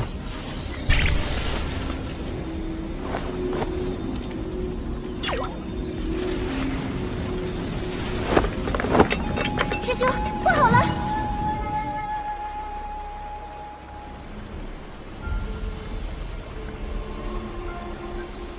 症状和六道府巫族一模一样，怎么连熊灵力也……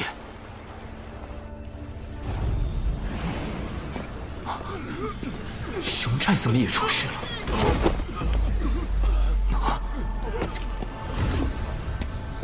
陆押不是只吸血巫的精魄吗？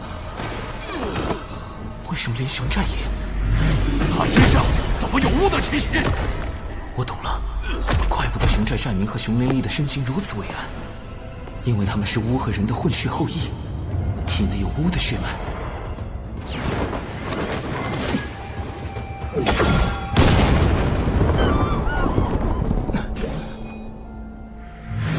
兜帅宫中异草林木，尽都内源无穷。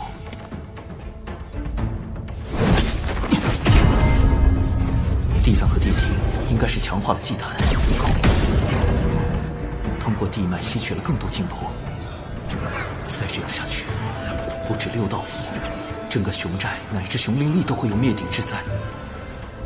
要阻止陆压炼剑，拯救巫族，必须先尽快打造出新生屏蔽仪，否则我的每一步将被陆压知晓，那就永远失去了获胜的可能。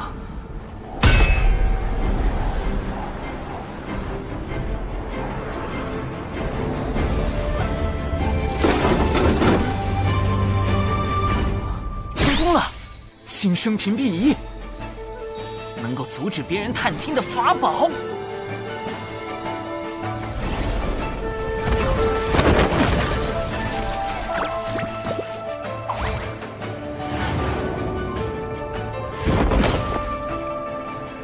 殿下，谛听已经很久未听到水神的心声，看来他是躲在兜率宫内，不敢外出了。哼，谅他也不敢轻举妄动。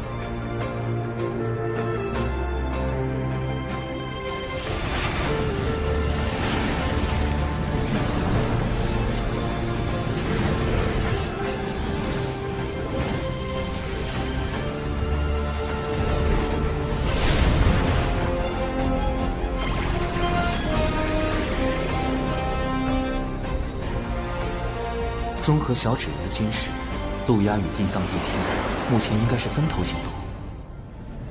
陆压专心在祭坛炼剑，而洪荒各处出现的大量祭坛，应是地藏和地听的手里。熊寨死伤的家具也与此有关。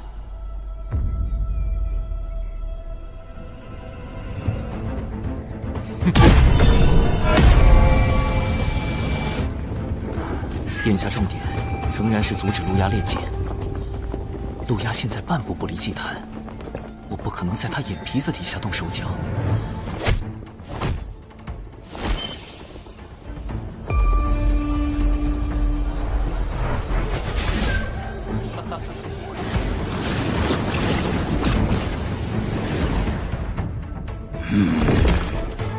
水神有动静了，他已前往六道府和天庭整治军队，准备兵发妖生山。传音给陆压，妖族陆压竟用我巫族金魄炼制凶剑，以头歹毒。实不相瞒，此前我为探查巫族金魄一事潜入此山，也不知那陆压用了什么法子，我竟屡屡被他发现，暗中潜入不行，就只能强攻入此山后再夺剑了。今日仰仗诸位。水神尽管放心，我族目前可用的兵力虽不多，但他们都是参与过巫妖大战的远古战士，实力不容小觑。趁我等还未受到陆压炼剑的影响，愿立即举兵，随您攻入山去。教主哥哥，敖乙也愿往。水神大人，殿中也愿听令。好，今夜子时攻山。是。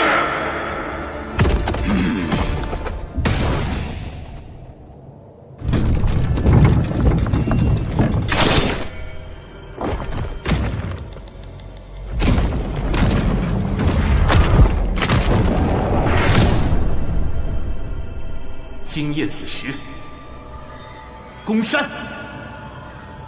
殿下，水神这是走投无路，要明抢了。妖生山内兵力充足，我陆压何惧不战？这么久没听见水神心声，这下却突然要攻妖生山，谛听，你不觉得奇怪吗？主人，谛听不可能听错。如果他故意让你听错了，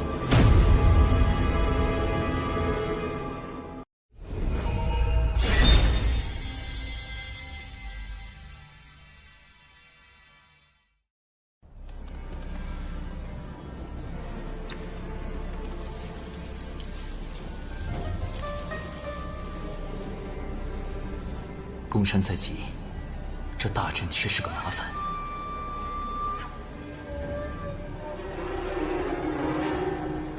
有敖乙在场，倘若我用太极图，恐怕会有掉马甲的风险。毕竟太极图和玄黄塔是玄都小法师的标配。此山外大阵十分精妙，难以攻破。我有一计。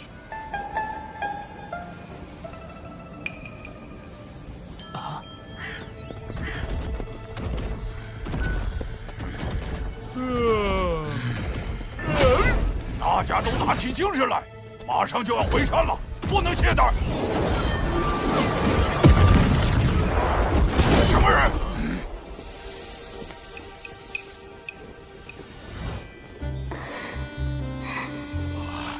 世间竟有如此出尘绝艳之女子！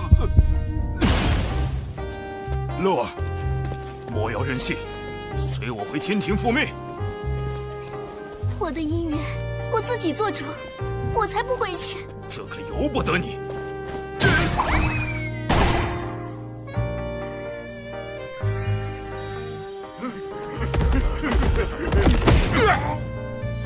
仙子莫怕，我看仙子浑身是伤，不如去我洞府休息。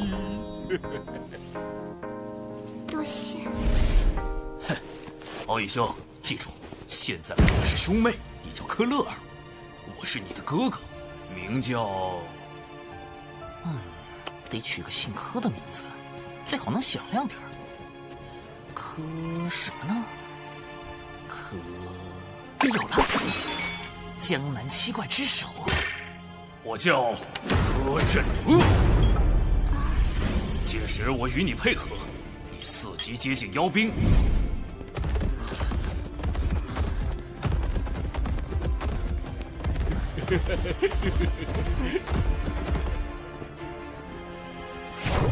众军听令，等他开阵，随时准备攻山。是。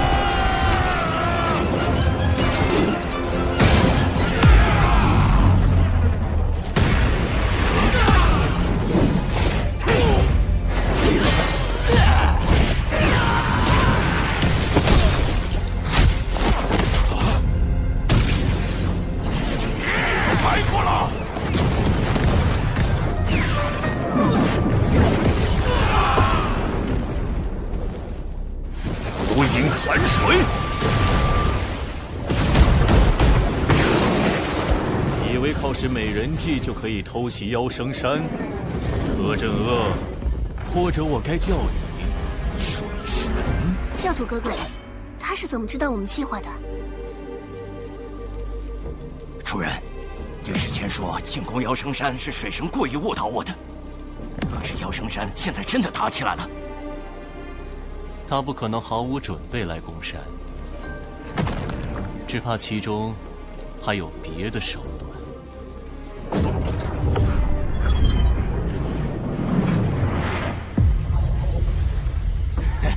我已经感受到了浑厚的盘古之力，噬天诀很快就要练成了。有了它，定能助太子攻破各大天门，重建妖庭。恭喜长老！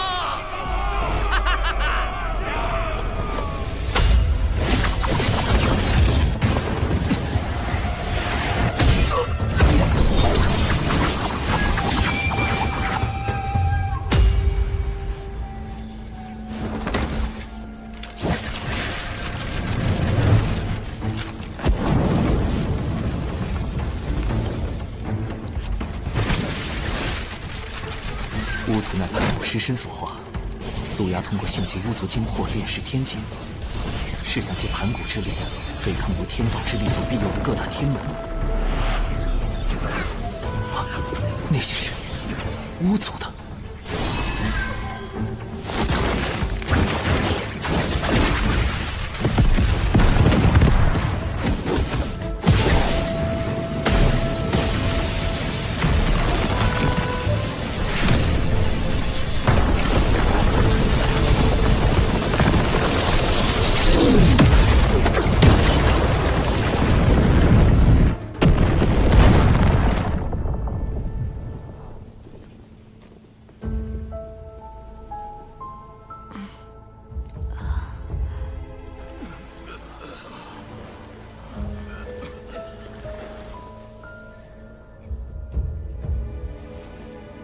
帝听很快就会察觉此处的异样，我必须抓紧时间。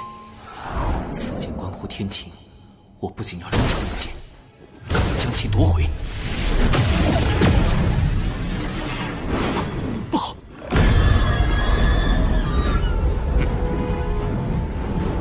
大前辈救我！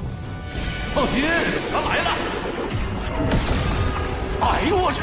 哎呀，这斩仙飞刀明明是后天炼制的，这咋拉得快疼呢？哎呀！好你个水神，早就想办法躲过了帝听的探听神通。六阳宫妖圣山引我外出，在4级潜伏到处偷剑，当真是好计谋。一面设法躲避我的探听神通，一面又透假消息给我们。主人，这水神的心眼子跟你一样多。他比你多。能遇上这么一个对手，倒也是一桩幸事。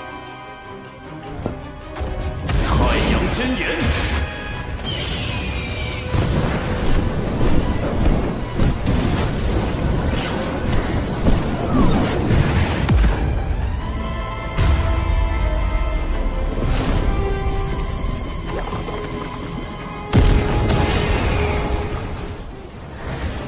太子，您先设法夺回噬天剑，贫道在此处重建祭坛，等您会合。这个西方教，关键时候一点用都没有。主人，你是让陆压自求多福吗？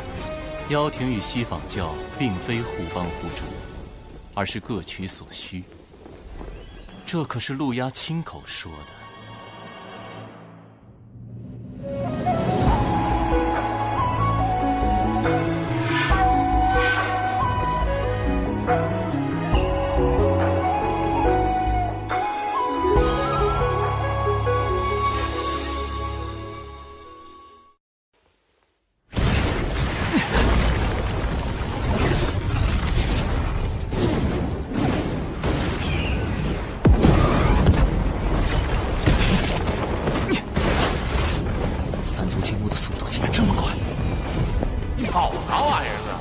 咱和楚老大在，让你刺头一样。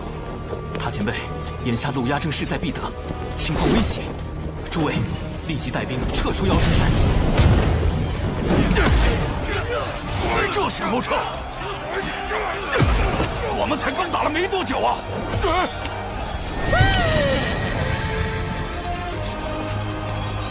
众天兵听令，撤！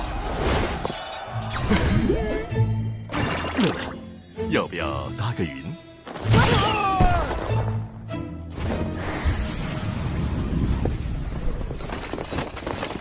天庭和巫族联手也不过如此，快追！所有人已经安全撤离。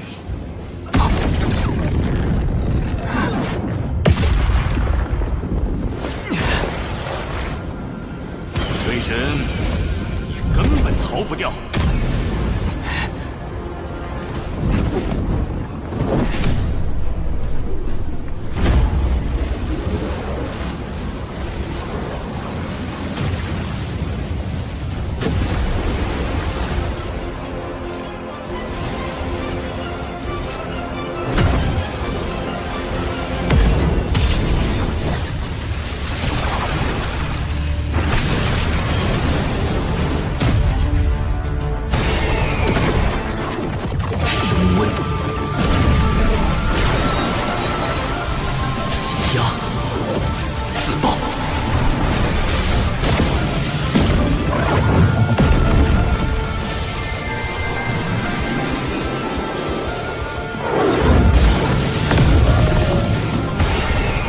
人灵爆刃，核爆，奇灵，不好！大前辈，太阳星，这人怎么能达到这种威力？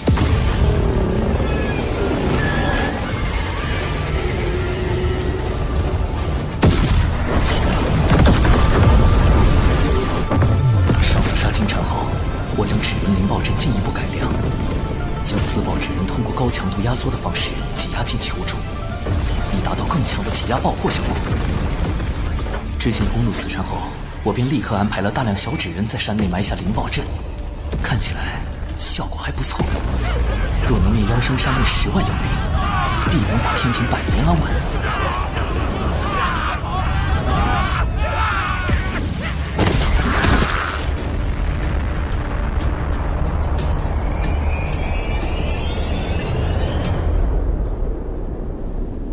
总算，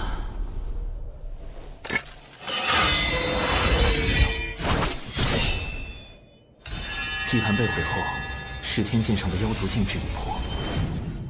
其内金魄撑不了多久，得赶紧将他们送去转生。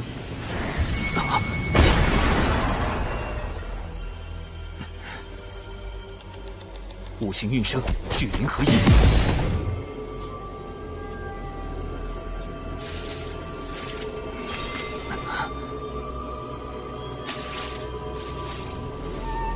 不行，这些金魄承受不了聚灵阵的法力波动。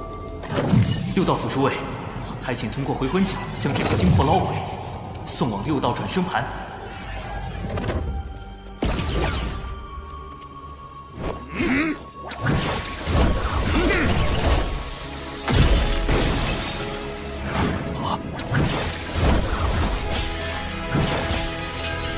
快停手！师神，这些金魄太虚弱了，聚魂所触之则散。怎么办？对了，还有酝酿金魄的丹药，还是不行。莫非这一次我要失信于巫族？不，一定有办法的。这些金魄太过脆弱，什么东西不会影响到他们？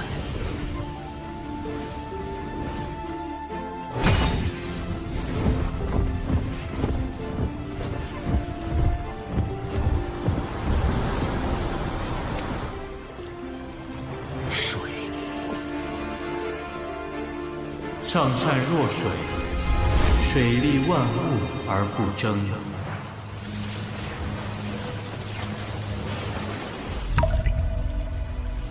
天下莫柔弱于水，而攻坚强者莫之能胜。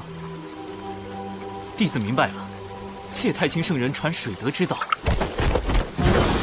虽无法离开水的庇护，但金魄未灭，仍有转生之机。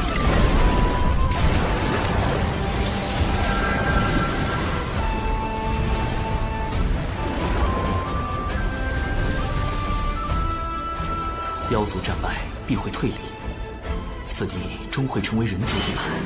我再为你们加一道天道之力，应该能安稳不少。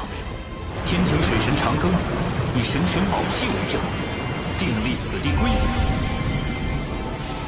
今后有饮下此地之水者，则受益金魄，孕育为婴孩，并得天庭庇佑，无病无灾，安度一生。这次行动不仅粉碎了妖庭的算计，还能拉一波巫族的好感，顺便收获了一笔不菲的功德。主人，现在的结局是你想要的吗？陆压得胜，与我较有利；陆压落败，我较亦得利。陆压能在洪荒潜藏这么多年，其后必有圣人相护。也许我们可借机一探究竟。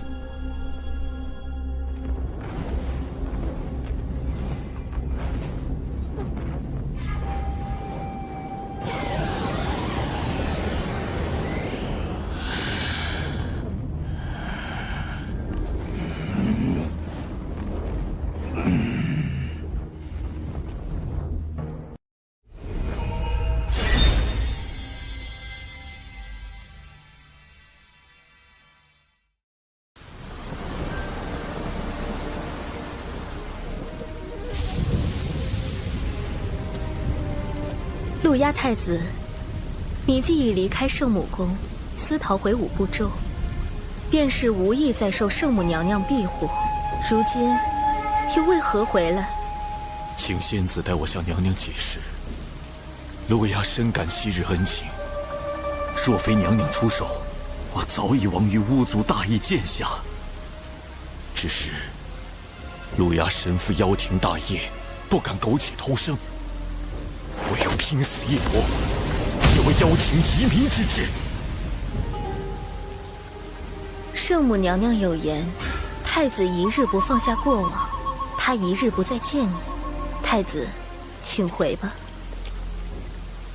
巫族射杀我兄弟，逼死我父母，我向他们报仇，有错吗？那天庭水神灭我妖生山10万妖兵，我妖族难道天地不容？该当此决。求娘娘为我，为妖族指条明路。唉，圣母娘娘，从前种种，譬如昨日死。路牙，吾受故人之托，照拂于你，这是最后一次。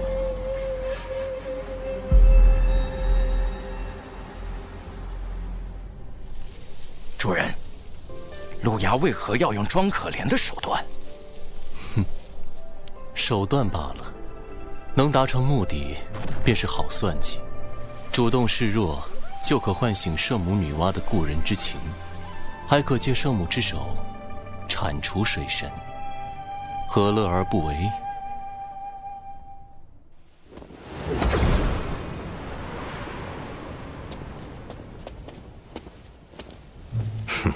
天庭重地，仙子止步。留个联系方式啊。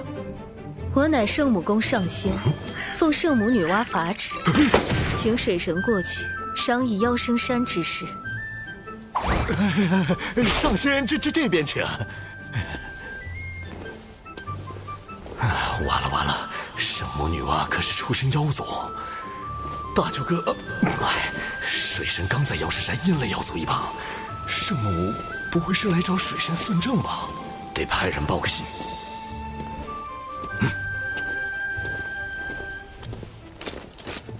长庚爱卿此番大胜，不仅得巫族之心，未来可将巫族纳入强兵计划，更重创10万妖兵，令妖庭余孽一蹶不振。而今，吾方能安心下界历劫。报！圣母传来旨意，命水神前往圣母宫商谈妖生山事宜。女娲师姐早已得到超脱，素来隐居天外，竟指明要找长庚爱卿，恐怕来者不善啊。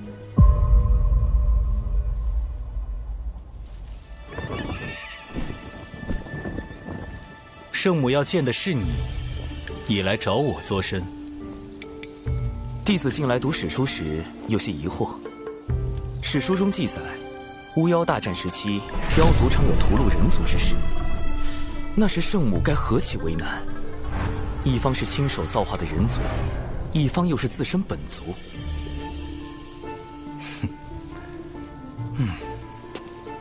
我猜你真正想问的是人族与妖族起冲突时，圣母会偏帮何方吧？果然瞒不过大法师。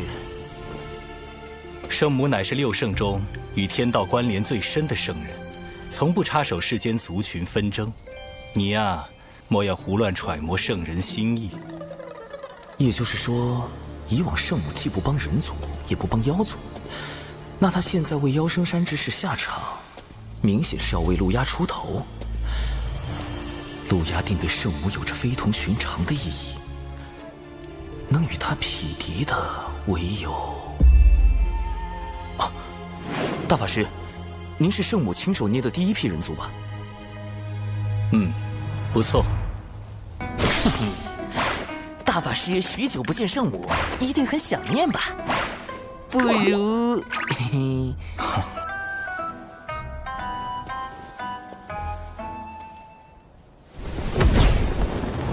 玄都师兄当真对水神在意的紧呢，连圣母娘娘召见他，师兄也要亲自护送。我多年未曾去圣母宫中拜见，这次刚好有机会，便一同去了。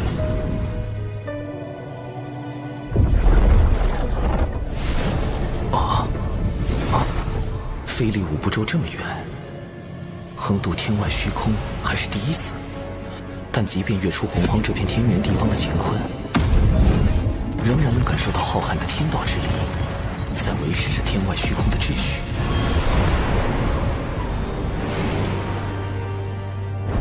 前方便是圣母宫。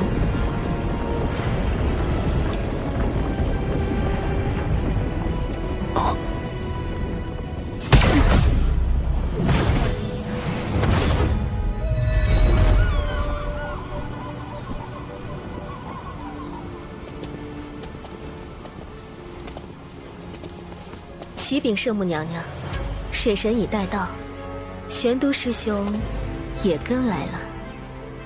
玄都去别处玩耍，吾只见水神一人。玩耍？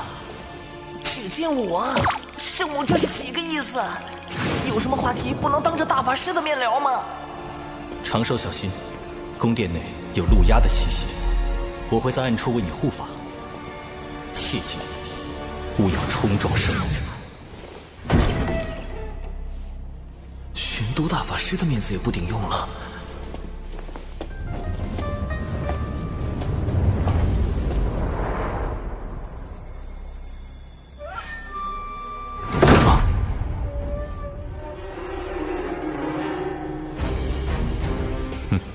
圣母竟如此袒护陆压，难不成真的要在这圣母宫里对我下杀手？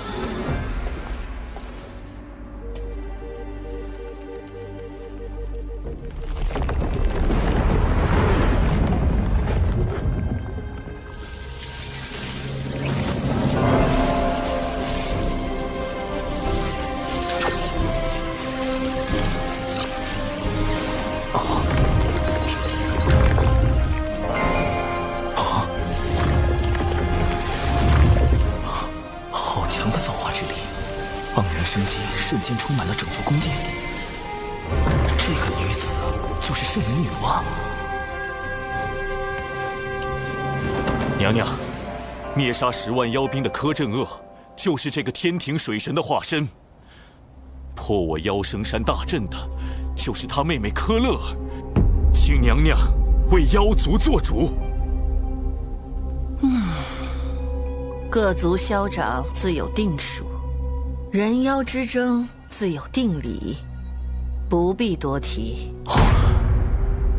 陆压，退下吧。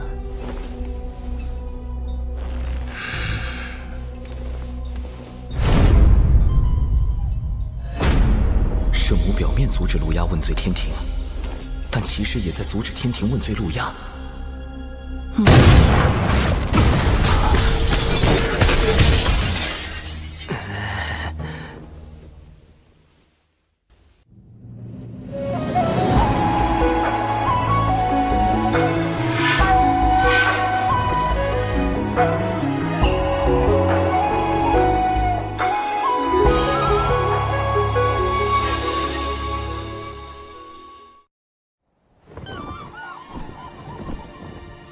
见过圣母。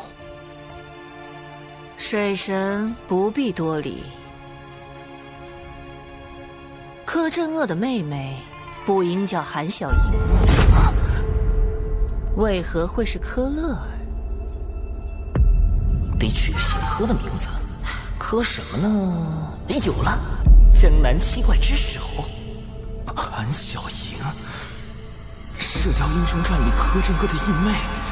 但问题是，韩小莹这名字怎么从圣母口里蹦出来了？很多蓝星人都不一定知道吧？自我意外脱离蓝星所在的世界，误入这个由洪荒神话所构建的世界，我曾试图探索2个世界之间的关联，找寻重返蓝星的办法，却一无所获。为什么神话世界里的女娲竟会知道与她毫无关联的蓝星世界里一本武侠小说里的角色名字？不对，只怕圣母是在试探我。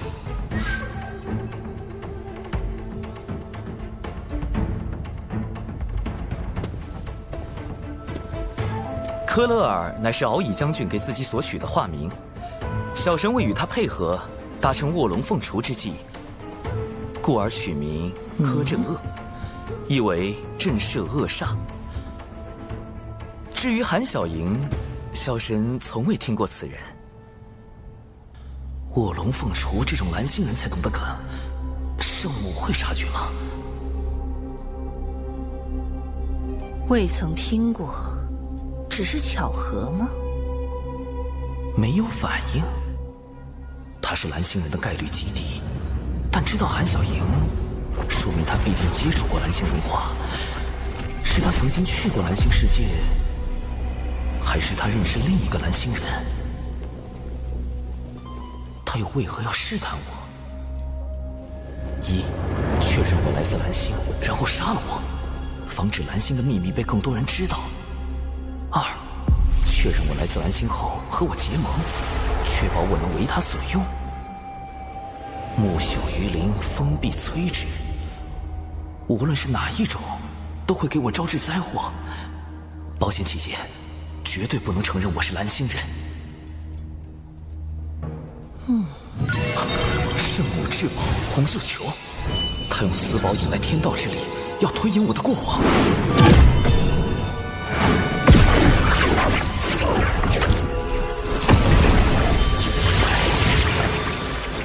一股极其强大的威能，将太极图镇压。比六圣之首太星更强的，只有道祖了。老师，道祖也希望圣母查我吗？还是说，道祖也想确定我的身份？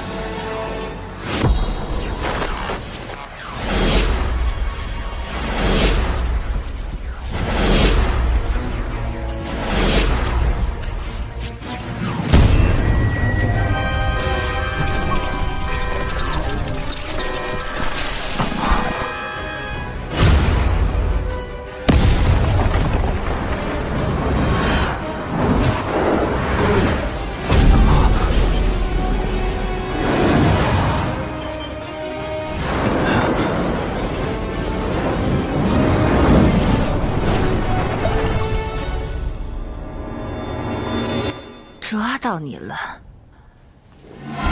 底牌被掀翻了，救命！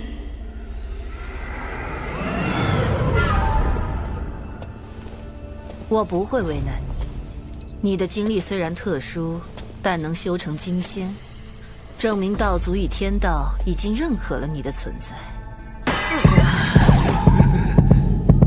况且，无知故人也是如你这般的变数。圣母的故人和我一样来自蓝星，早在我之前就有蓝星前辈进入这个神话世界了。他会是谁？如今又去了何处？其他几位圣人也认识他吗？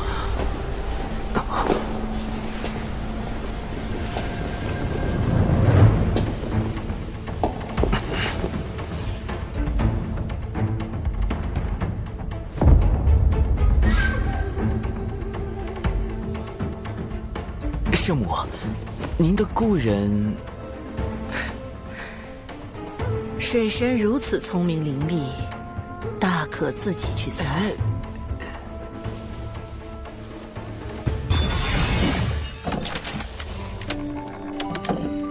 这是他指点我捏泥人时所唱的歌。可惜，你不是他。指点女娲去造人，那位蓝星前辈的行事这么浪漫，干脆叫他浪前辈算了。圣母找我就是想印证我是不是浪前辈，连圣母也寻不到，莫非浪前辈已遇难，还是化成了其他模样在躲着圣母？浪前辈如此张扬，天道、道祖和圣人们都有可能知晓蓝星的事，或者浪前辈就藏在他们之中。我的蓝星身份可能早就暴露，甚至已经被利用。苍天呐，事情越来越复杂了。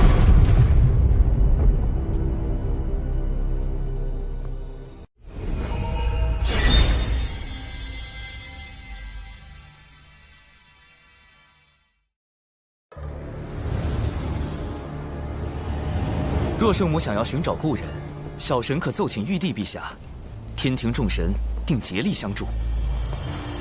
不急，你今日期满我，要想不追究你的罪过，需为吾完成一件要事。果然来了，确认我是蓝星人后，圣母要发布秘密任务。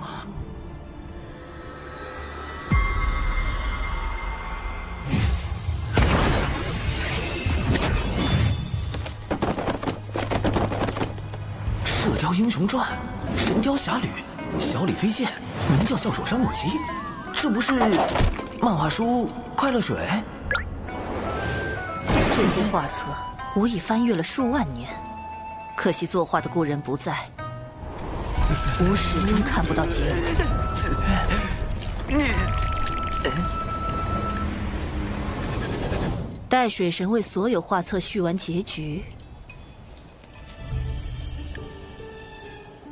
便可离开。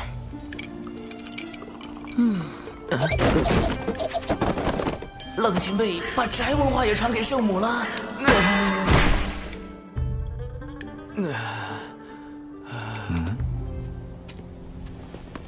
你与圣母谈得如何？总算是保住了小命，还莫名其妙画了几万页漫画，几万页啊！宅区圣人真的太可怕了，那位浪前辈实在太浪了。是我执着了，他不可能是你。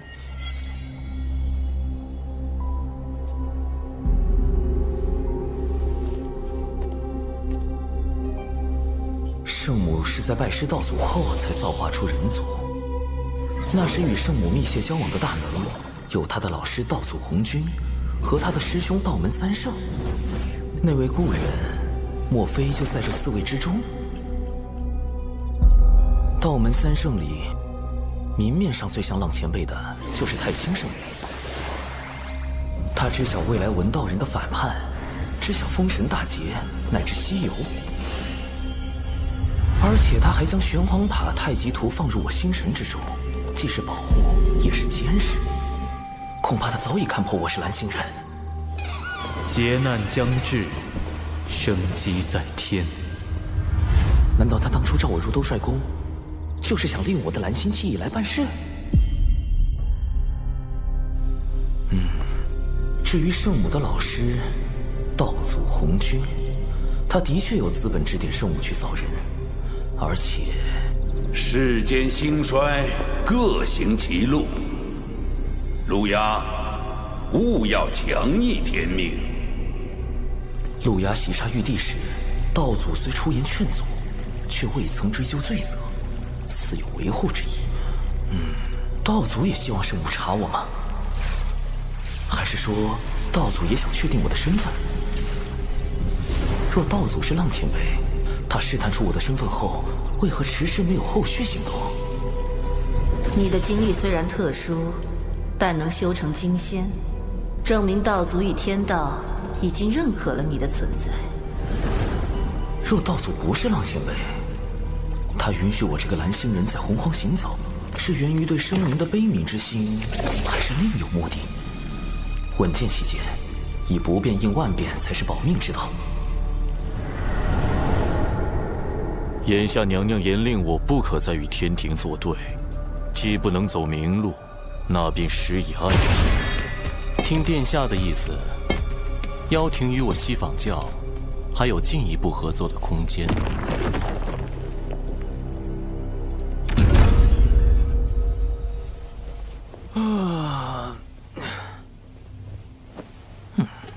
若水神已从圣母宫归来，还请速往天庭，陛下有要事相商。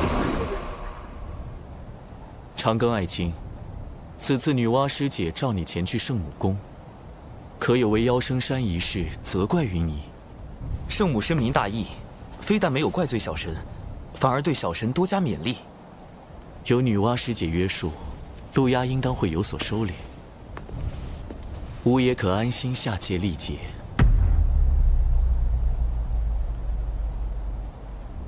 天庭不可无人坐镇，小神斗胆，敢问陛下打算如何安排天庭事宜？吾此番将以神魂下凡，天庭诸事交由王母决断。长庚与木工从旁辅佐，龙吉就跟随2位爱卿多多学习取经。吾还留下一件天道法器，若妖庭生乱，王母可权宜动用。稍后便由吾与水神、龙吉一道护送陛下神魂前往六道府。陛下此前已有收复六道府之意，吾也可趁此番契机为陛下探查六道府内详情。凌霄宝殿受天道之力庇佑，谛听无从探知此间之事。加之我已将新生平利益改造升级为范围项目，进入六道府后也能有所保障。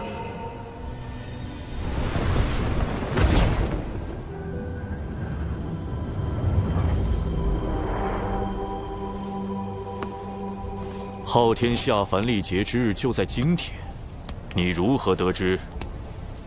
西坊教广结善缘，自然有得道仙人知恩图报。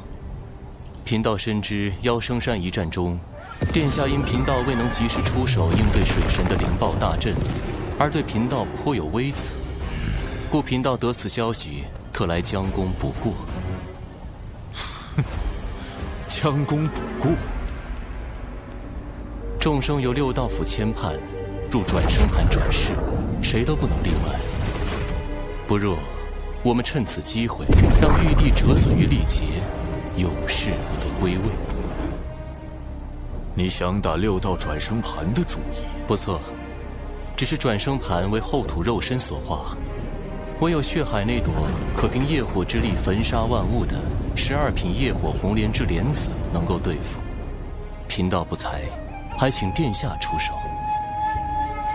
请我出手，还是又想诓骗我，为你西坊教做嫁衣？殿下这是何意？地藏，你真以为我没发现，妖生山祭坛上，你暗中昧了什么吗？先私扣巫族魂魄，再设计六道转生盘。你们西坊教所图不小啊！殿下这话，贫道着实惶恐。不必装傻，既是将功补过，就该拿出点诚意来。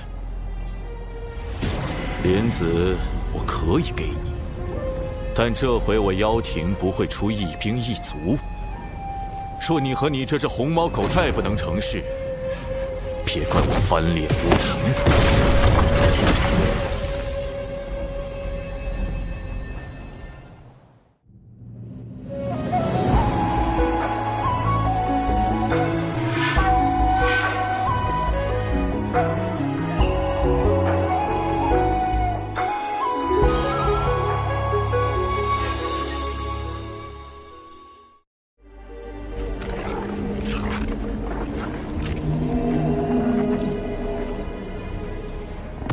高明，假意向陆牙低头，实则借陆牙之名行自己的算计。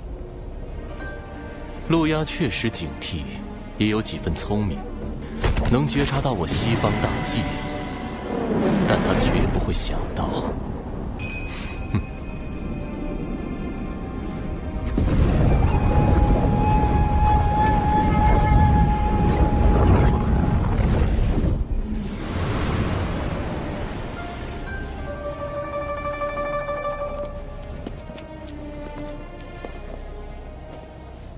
有劳判官为此神魂牵绊。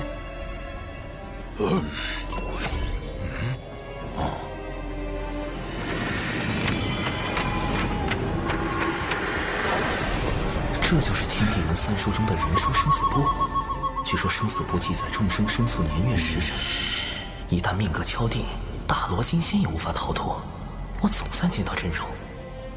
此神魂已由天道判罚，可直接引忘忧汤，过奈桥，入六道转生盘。我领诸位前去。这就是大德后土肉身化作的六道转生盘吗？盘古劈开混沌，天地阴阳初分，往后世间皆寻此理。12祖由盘古肉身演化，后土娘娘遵盘古遗志，神化转生盘时取男女阴阳，化生万物之意，故变作了如此模样。大德后土果如传闻那般，大德慈悲，仁爱无疆。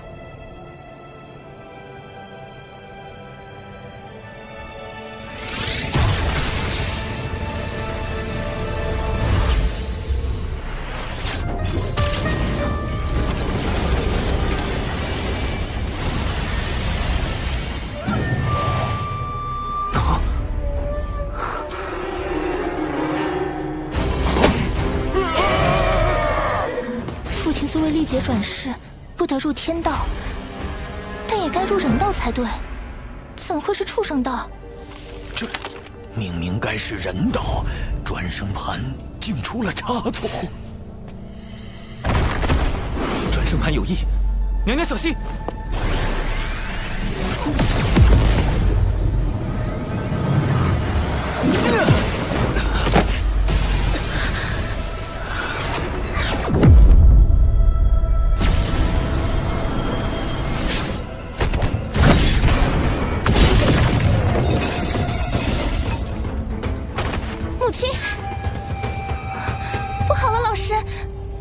神魂与父亲的神魂一并被6道转生盘射进去了。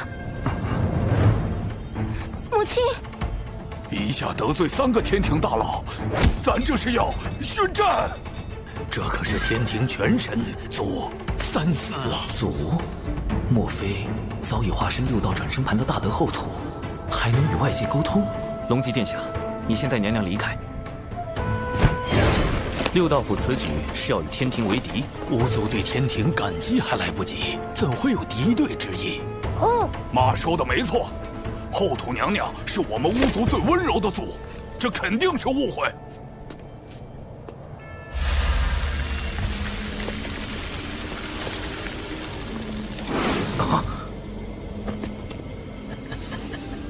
送你进畜生道，陪他们如何？你想做鸡鸭鱼，还是猪牛羊？烤起来老香了。态度转变如此大，可与6道转生盘上的阴暖浑浊之气有关。塔前辈，这不是神通，也不是法术，因果循环，自孽障。机在天，负面情绪在被放大。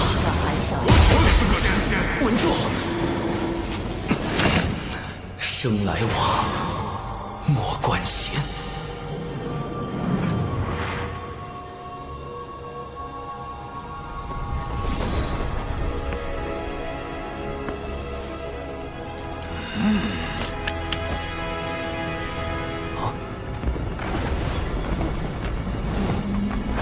这气息是后土。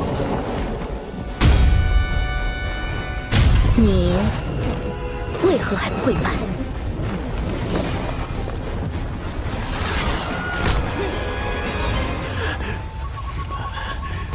我们巫族最温柔的族。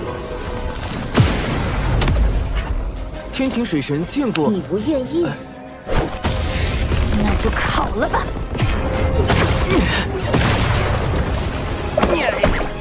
画风突变呐！这孩子地底待的脾气咋变这么差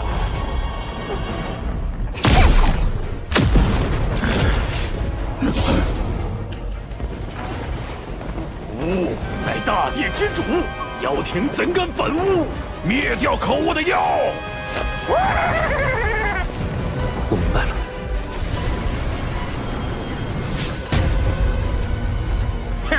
把妖魂全投入幽冥道，让他们永受折磨。此举若成，6道转生盘会有崩坏之险，陛下和娘娘的神魂必会受累。前辈，不经人书生死簿直接审判，会扰乱转生之路。且此举违逆天道，巫族必遭天罚。跟我何事？没了记忆，仍会保留一丝微弱的情绪。莫非这些残存的情绪会被后土前辈所感知？不错，生灵之七情，或喜，或怒，或哀，或惧，或爱，或恶，或欲。日积月累之下，后土的七情之念外溢，六道转生盘便走出一具化身，它承载着七情之爱。这是人格分裂啊！而且各人格还有情绪传染之能。哼。随后又出现了七情之欲和恶，为维持六道转生盘的稳定，后土只能将其封印。此番脱困，应是大德后土出手。只是，既已封印，为何又演化出了七情之怒？众生魂魄不断转生，七情之念只会不断增强，封印镇不住是迟早的事。倘若七情具现，该当如何？全部抹杀。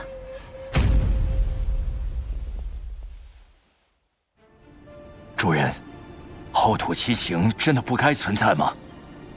你已听到巫族心声，自当明白，如此方能杜绝徇私之弊端，让生灵转生更加公允。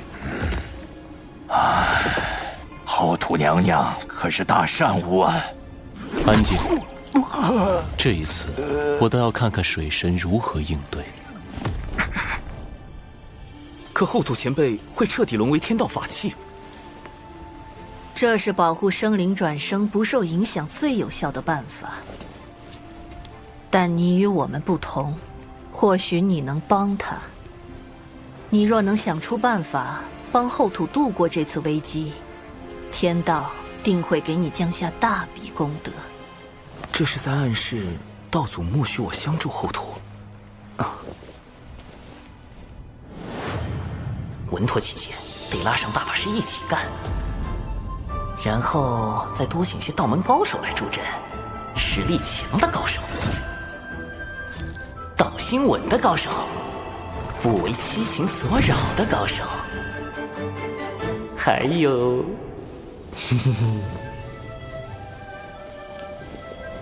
齐了，出发！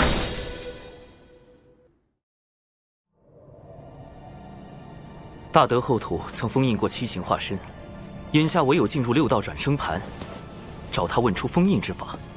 放心，包在我们身上。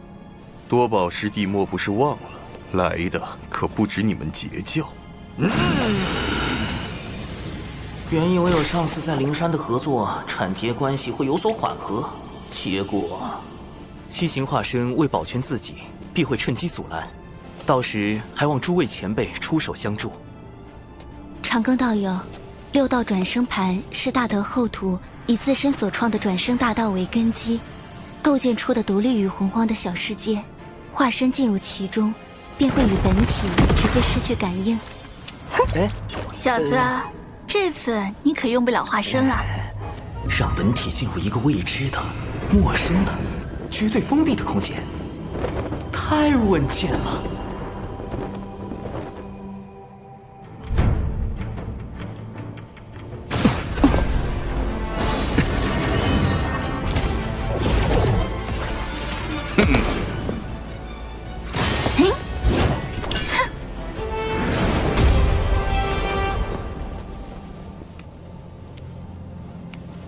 来了，做好战斗准备，七情之哀现身了。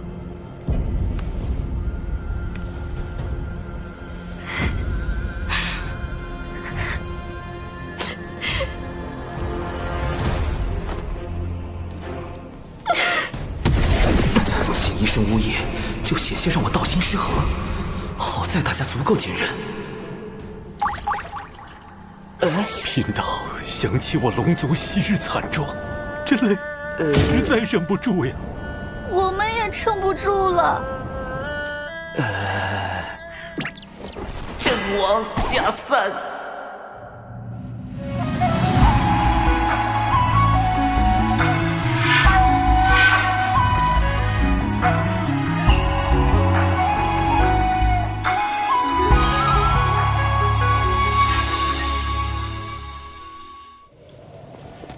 你们先退后，与哀拉开距离。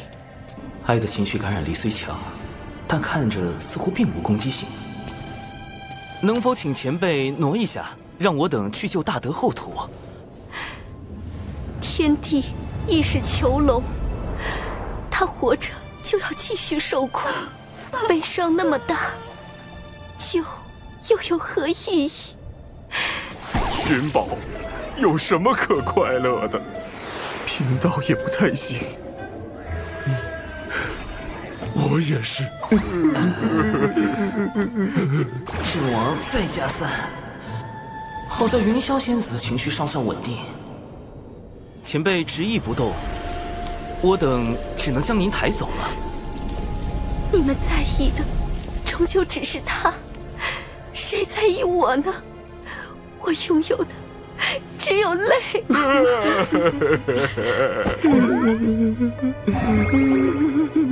前辈，你与大德后土本就互为一体，救他其实意在救您，得罪了。不，为什么要这样对我？我不要！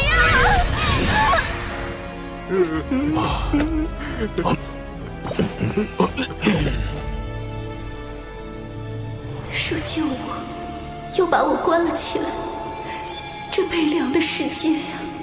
唉，吃饱喝足，就静静地等着毁灭吧。云霄仙子的道心果然够稳。仙子，我最近劳心劳力，肩颈酸痛，你看能不能帮我按摩下？我这是在说什么？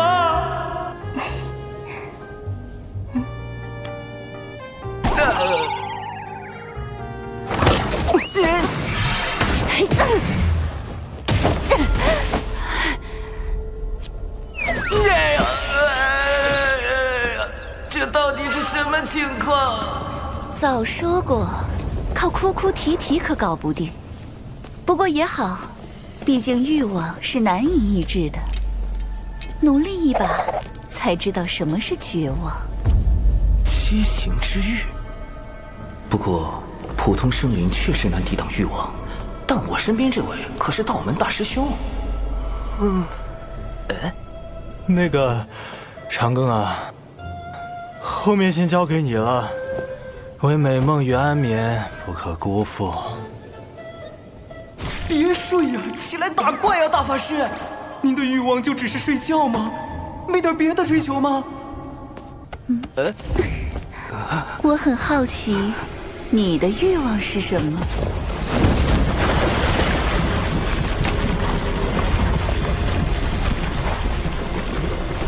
你小子今天怎么回事啊？吃错药了？怎么不躲啊？老师早已知道了你的事情，并亲自出手为你遮掩，我便说服老师收你入兜率宫。长庚道友真是洒脱不羁，正说这话，怎么突然躺下了？找到了。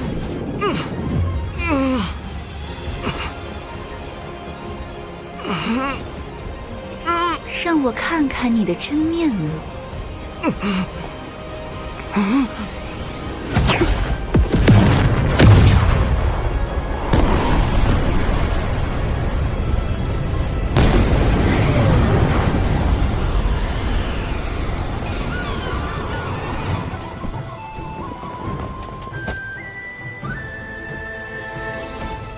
啊！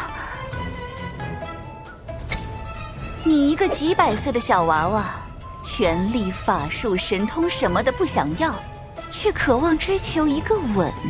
前辈，晚辈的欲望您看也看了，不如挪个地方，让晚辈见见大德后土。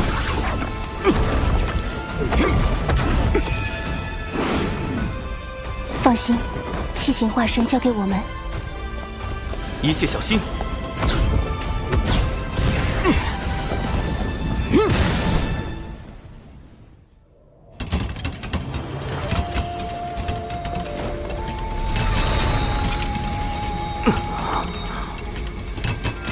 果然，精魄入转生盘会被引去六道大门，而本体则会去往后土的神石之海。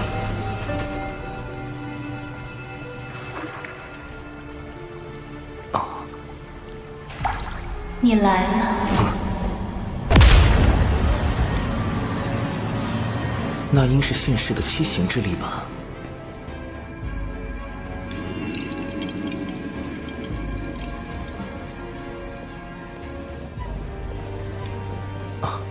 前辈早知晚辈会来。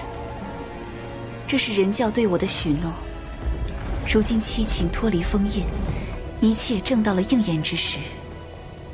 前辈，晚辈要如何做，才能助您镇压七行化身？此物生于不周山，乃先天灵根之一，可用来封印七情化身。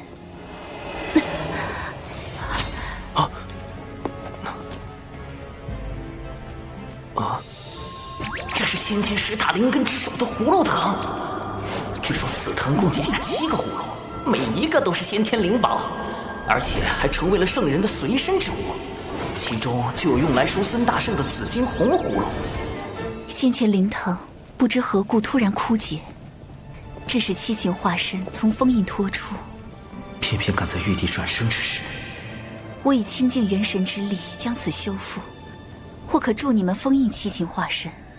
晚辈定不负前辈所托，只是七行化身如此厉害，晚辈应当如何应对？稍后你们可进入我的元神查看。你需在那里设法均衡七行化身之力，并用灵藤将他们收束。你们进入我元神之事，必定瞒不过他们，务必小心。晚辈明白。若不能封印七情化身，6道转生盘将会受损，世间亡者将再也无法安息。一切都交给你们了。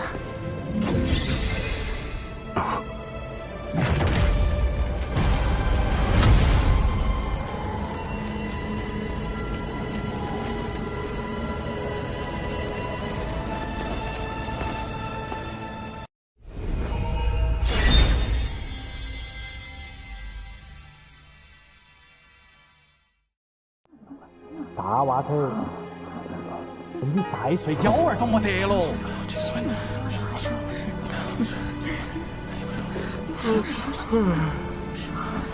怎么这么吵啊？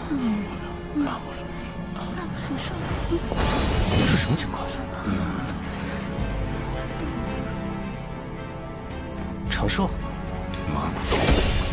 诸位，咱们此处乃大德后土的元神之所。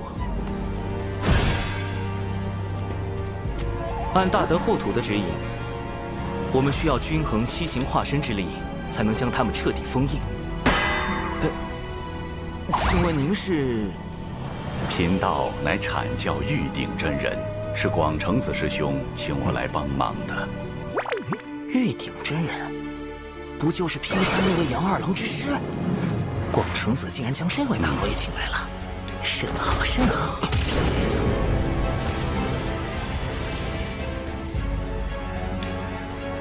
此时七行之力中，恶最强，小哀、欲、怒次之，其后是惧，最后是爱与喜。我们要做的是分头行动。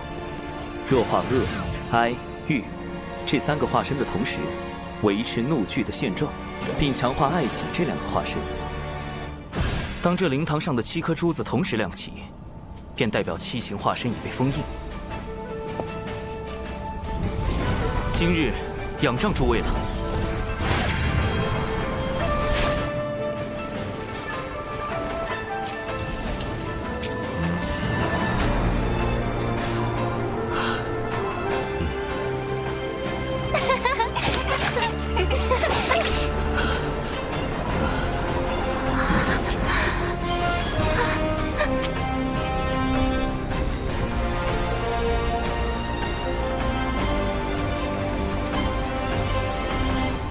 天地运转，冥冥中自有定数。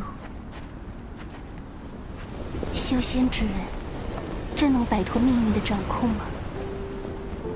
吾辈炼气时，便如同这漫天狂沙一般，随风而逝。唯有以坚韧之心，悟天地之道，方可超脱一切。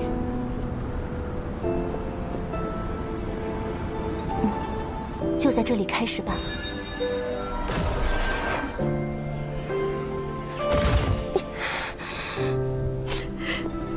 非要在这里奚落我一个伤心人吗？你们有你们的快乐，我有我的伤悲，你们就不可以换个地方笑吗？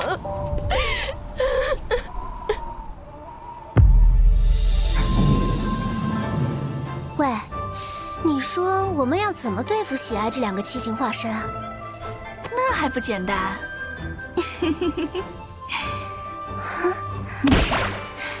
抓起来狠狠揍一顿就行了。看，在那里。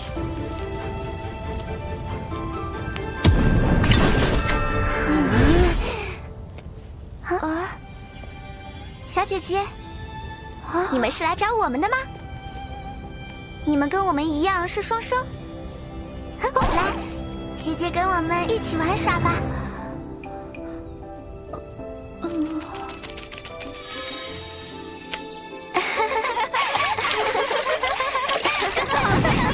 这也太好笑了吧！是啊，我们是来干什么的来着？不妙啊！这喜之化身根本没我们想的那么弱。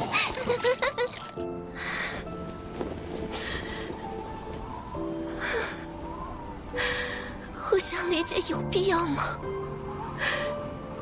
真的有人想要去理解对方吗？不过是为了得到回应，才去假装做出一副理解别人的模样吧？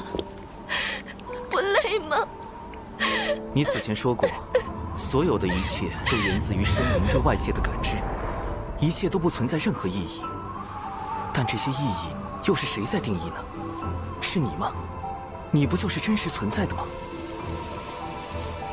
可我的存在是需要被抹除的，依然是虚假的，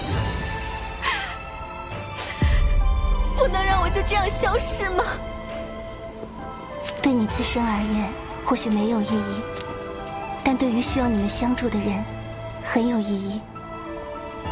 一直躲在这里不敢走出去，怕伤害到别人的你，与那个背负了一切苦难，还想着去帮助旁人的他，终究只是同一个生灵罢了，一样的温柔啊！我能帮上他什么？我只是一个只知道悲伤和绝望的废物罢了。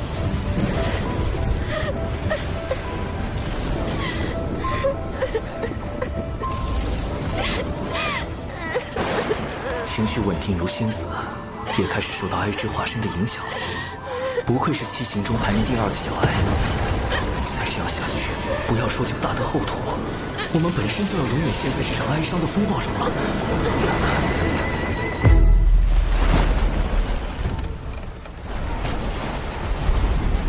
来了。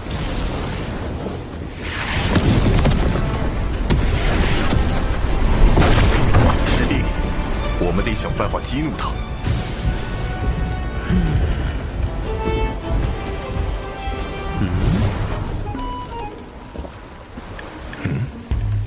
师弟，唉，这个化身也太弱了，要不咱们放了他吧？欺负这种小不点儿也没意思。你说谁？是小不点！别自卑，相信自己，你会变强的，慢慢来嘛，相信我。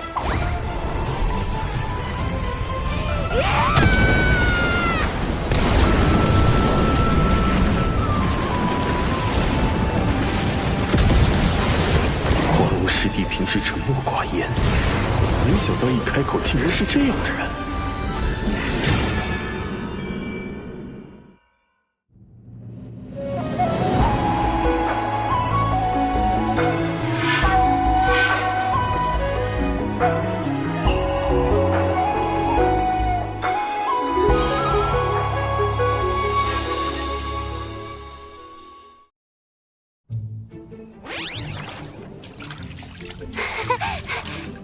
大师兄，你别光看着呀！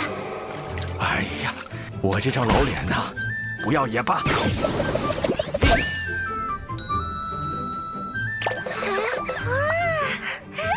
可爱呀！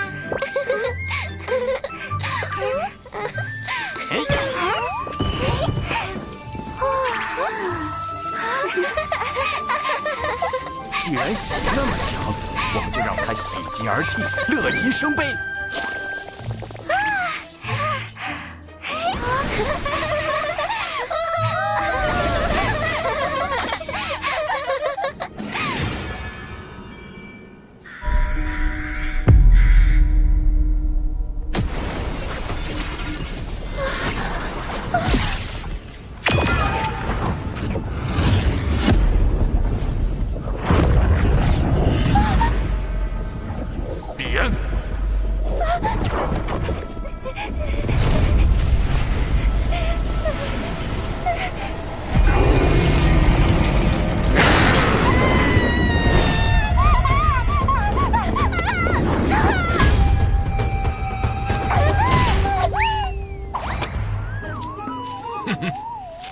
水神老弟说的对，这个最好对付。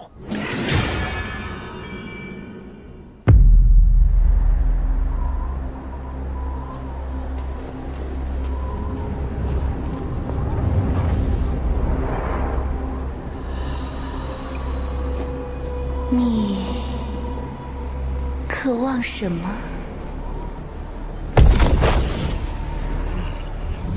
玉之化身变化万千，对于不同炼器师而言，它可以很强，也可以很弱。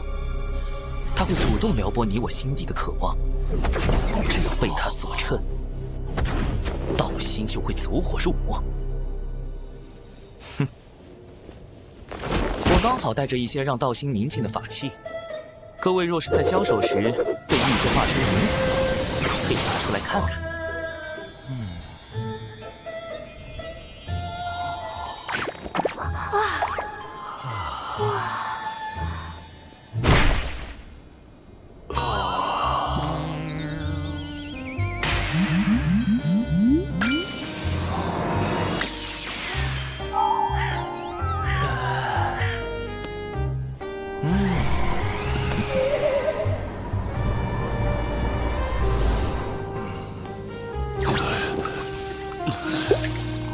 你莫非在见我姐姐前，多看一眼自己这些大作？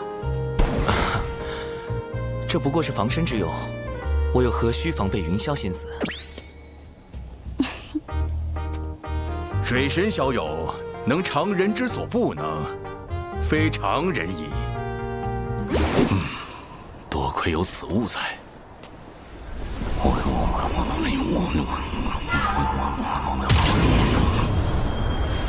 道友，还请过我这关。就凭你？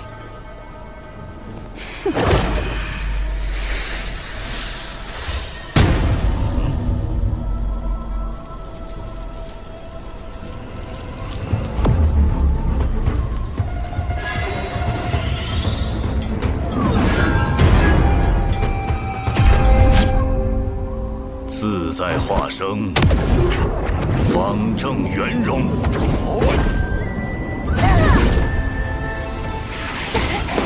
你竟能挡我！七情拆解，无非心意；六欲所指，皆由心生。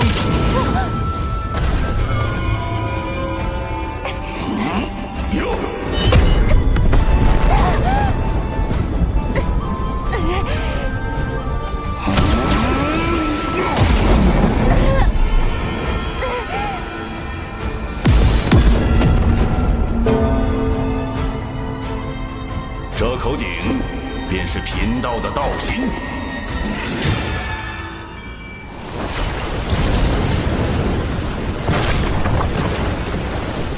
有了，来，你我做个简单的游戏，或许会对你有所帮助。这是我的一份快乐，你也拿出自己同等的悲伤出来。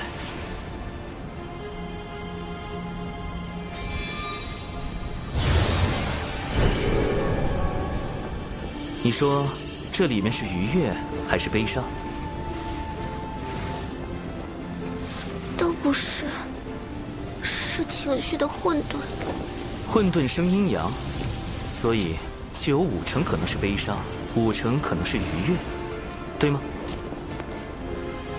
似乎是这样。那假如这块黑布你一直不去掀开，悲伤和愉悦可以算是同时存在的，对吗？也可以这么说。所以在此刻，悲伤和愉悦已经叠加在了一起。那你向前看，下一刻、下一个时辰，或者更远呢？那里的情绪是不是也是50%可能是悲伤，50%可能是愉悦？不，你说的这些都是歪理，我根本活不到那么远。那你说，这里面一定是悲伤吗？悲伤并不是你存在的意义，感受生灵的悲伤才是。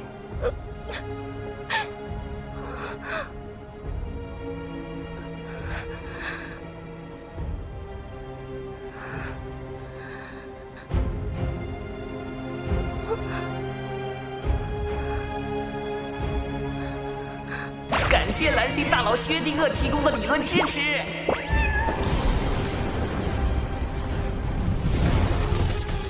七情中，喜、爱、怒、惧、欲，5情内倾向稳定。小安也即将被我说服，接下来就差大法师那边了。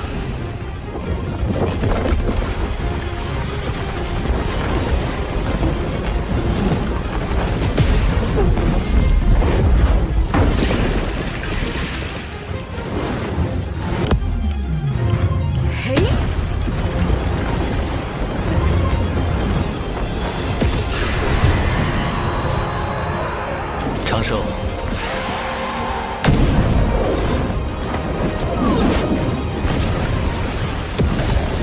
看样子我可能要费点劲儿了。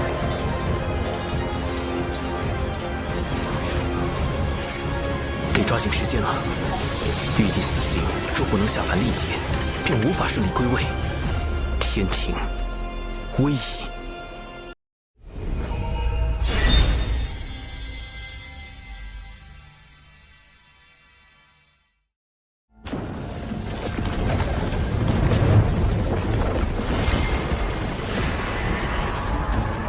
还以为你们去做什么了，竟然是去喊帮手，我就先杀了你。道友，我们不如玩一个把戏。你看，我拿出一部分善念，你拿出同等的恶念，让他们……谁跟你玩把戏？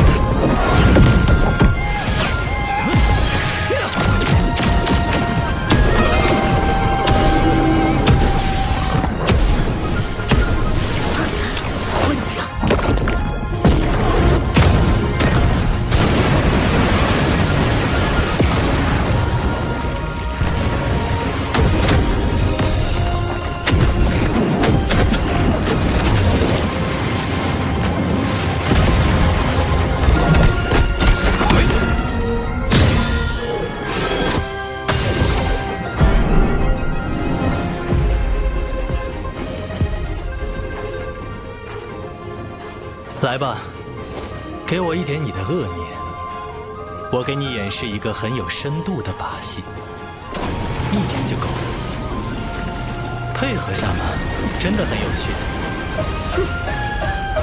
滚！哀之化身，或许我可以设法逗他开心，进一步弱化哀伤的情绪。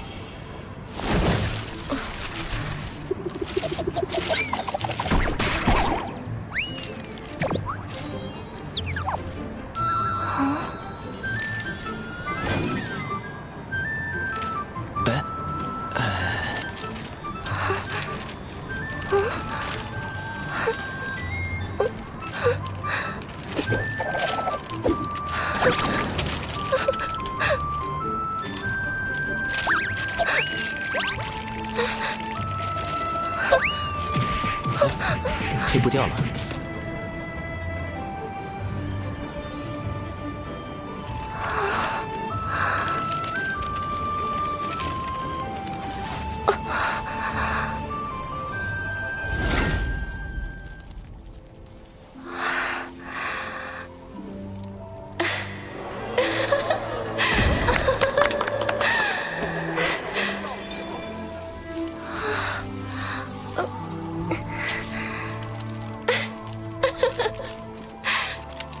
真的是愉悦呀！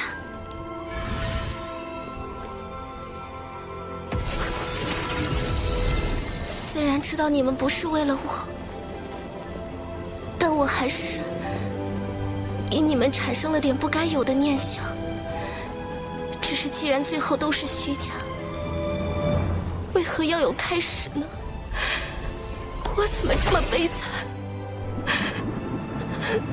贫道号长庚，人教弟子，天庭水神，能与你相识，引为道友，共成今日之事，相助大德后土，三生有幸，不胜荣焉。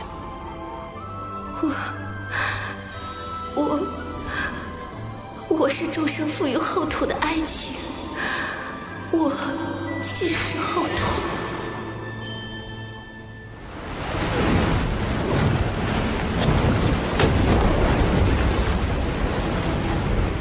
你们俩等着，以后我见你们一次，打你们一次。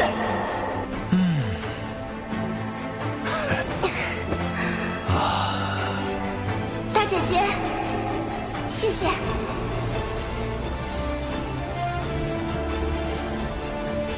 保重。放开我！你这怪物！多有得罪。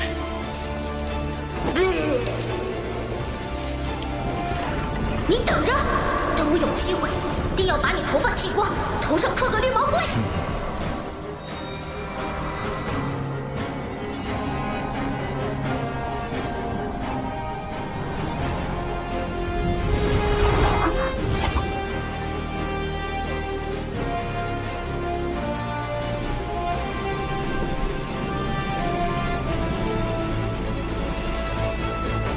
后土之德，天地共鉴，请后土娘娘归位。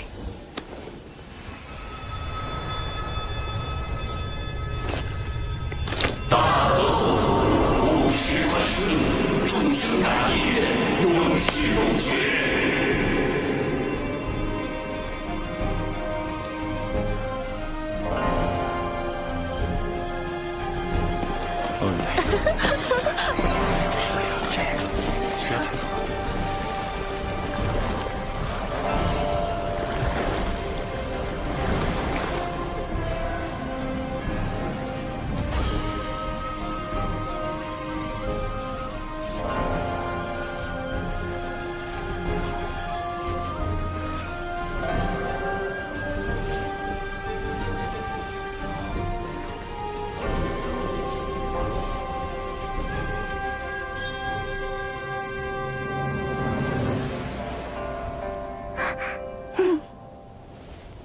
若前辈担忧七情再度生乱，晚辈愿借玄黄塔一缕威能，助前辈守护七情。多谢。昔年我身化转生盘，便是抱着苍生大爱之情，制定此地转生细则时，更是抱着对罪恶的憎恶之情，和对善良的敬仰之情。若要我斩断七情，世间便再无转生盘，再无六道符。若无情，便无我。众生之苦，我来背负；众生之怨，我来承受；众生之恨，我来忍受。我自身之哀、恶、欲、喜、惧、爱、怒，为何不能由我来包容？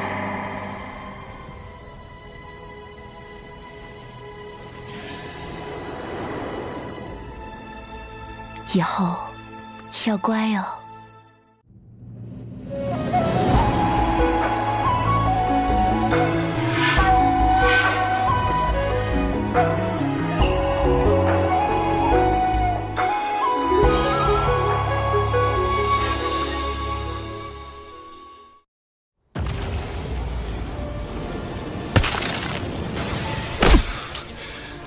无情便无我吗？我本以为身为天道法器，理应摒弃七情，方可做到公允。然后土拥有如此包容万物的大爱之力，竟令我也产生了几分动摇之心。大德后土，贫道受教。主人，这水神可太厉害了，你斗不过他的。哼，到底是我疏忽了，毕竟我还有10层算计。主人，你厚脸皮的境界可更高深了。少啰嗦。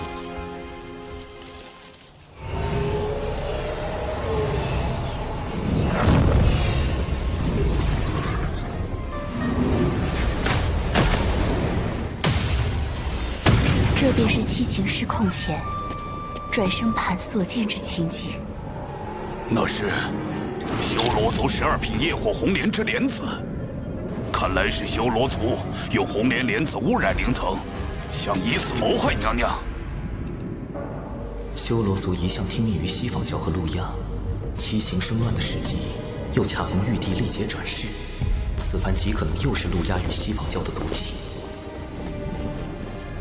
后土前辈放心，此事晚辈定会追查到底，不让六道府白白遭难。有水神作保，我自然安心。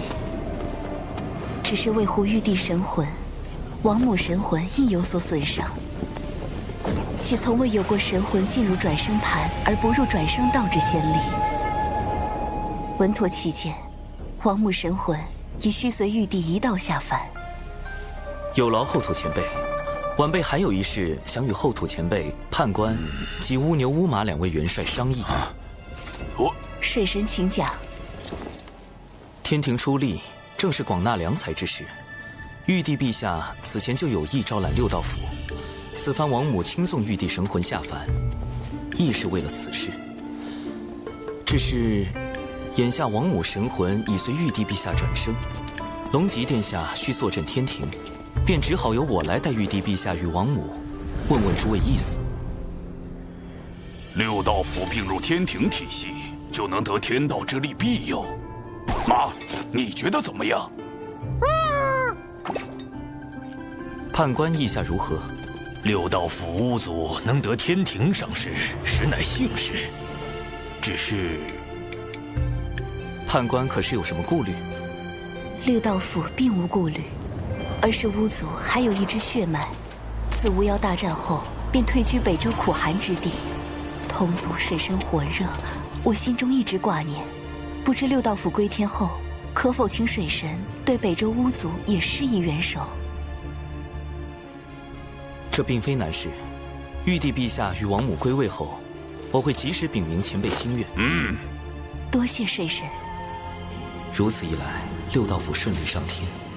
天庭就得到了巫族这一大助力。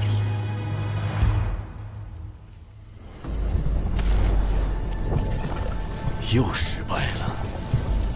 地藏邪他那坐骑谛听遁入3000世界，还说什么追寻大道。西方教已指望不上，不必再白费力气。此番天庭必然有所警觉，你去告诉手下妖族，既是监视水神，其他不要轻举妄动。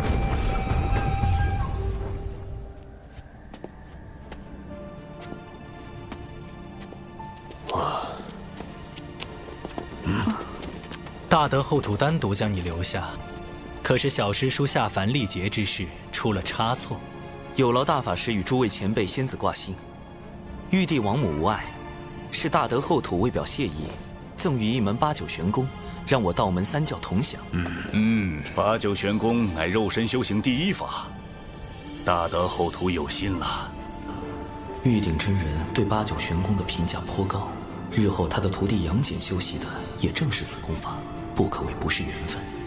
稍后我亦可将此功法传授于熊灵力，助熊灵力精进修为。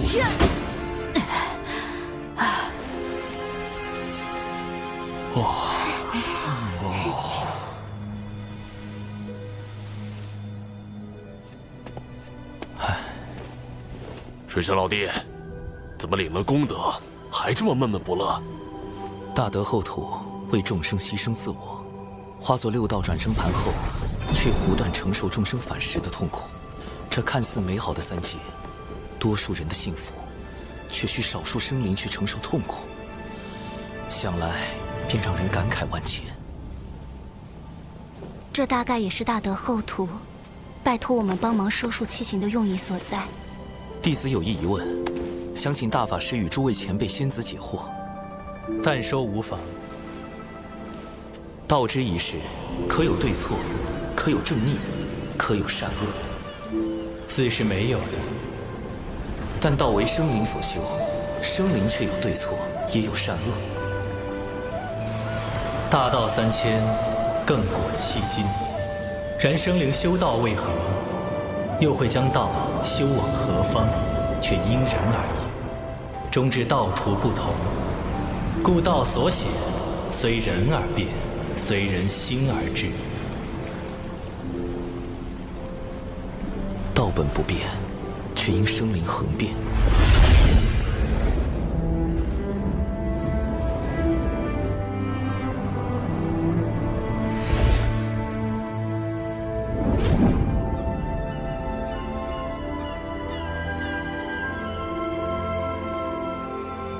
能否有一种道，可均衡生灵之变，使大道恒长？乌俗迎风变，虚怀玉物轻。千钧将一羽，轻重在均衡。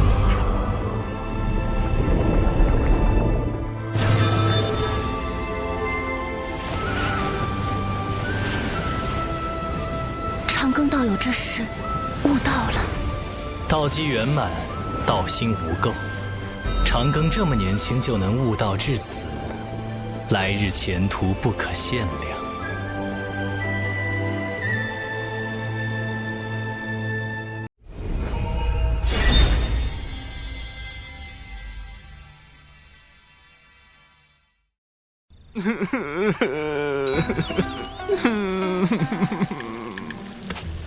七情之爱的后劲也未免太足了，此前积压的悲伤全部反弹了回来，悲伤那么大。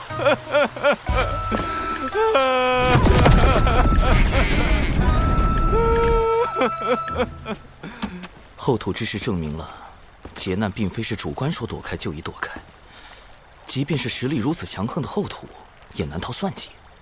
封神劫前诸多变数，我该如何破局，才能保全道门和人族？变数1，圣母女娲力保路亚。我想通过杀死路亚来改变封神大劫的计划，被迫搁置。变数2，洪荒里存在另一个蓝星人浪前辈，他也知道封神大劫的未来，无论他对于大劫的态度是什么，都极有可能影响到我的行动。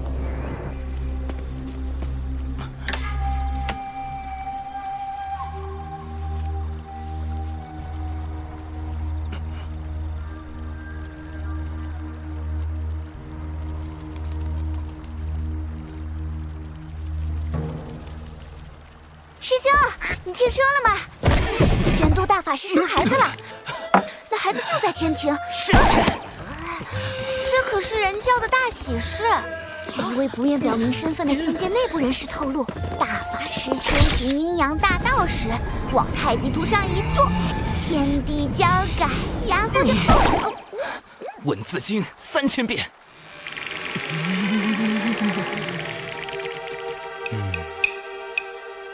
弟子实在不知竟有这般谣言，还请大法师恕罪。我自逍遥自在，何惧闲言碎语？水神，恭喜你们人教大法师喜得贵子啊！男人生崽当真厉害。误会，都是谣言。长寿邀我前来，就是为了看这些小惊喜吗？不，弟子有件事需要与大法师商议。如今天庭急需人才，更需要值得信任的人才。我们或许可以引荐人教仙人加入天庭。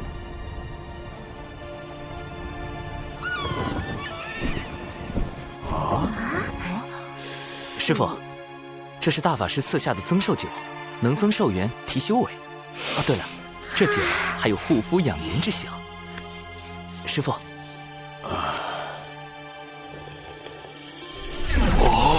师父步入真仙境，便可以上天庭任职了。我突破到真仙境了，我修到了仙生巅峰。实力不够的，就把蟠桃弄成酒送给他们，保留营养风味的同时，加速提升修为。师妹师叔也快来尝尝吧。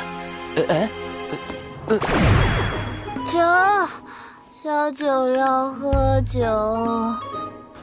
上天庭任职。师父，不久前天庭发布了强兵计划的招募令，弟子自作主张将您报了上去。今日天庭要召您上天，封您为山神。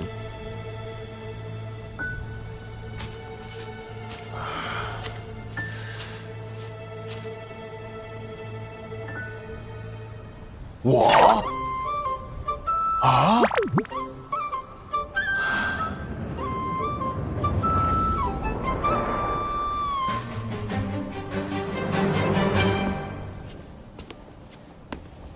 师父，是我。长寿，你怎么？师父，弟子这具化身的身份是玄都小法师。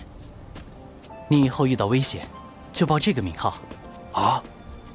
咱们人教大法师乃是天地间有数的大能，你这外号岂非故意沾光？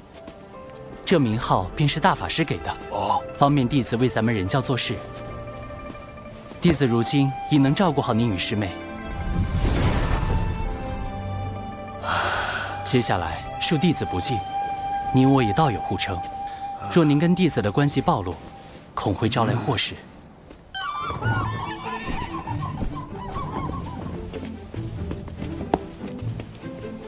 殿下，我在水神老师那里上课，带老师走一趟。奇缘道友随我来。道友当真好福缘，能得水神老师举荐。您是？啊，忘了说，我父亲是凌霄宝殿中的天地主宰，母亲是瑶池仙手，他们这才称为一声殿下。凌霄主宰，瑶池仙手。那不就是玉帝王母的女儿亲自带我走后门？不是走后门。按照水神老师的话说，应该是内推，道友符合天庭招人的标准。是这样吗？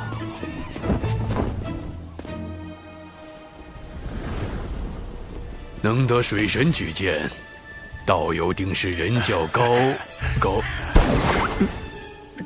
仙，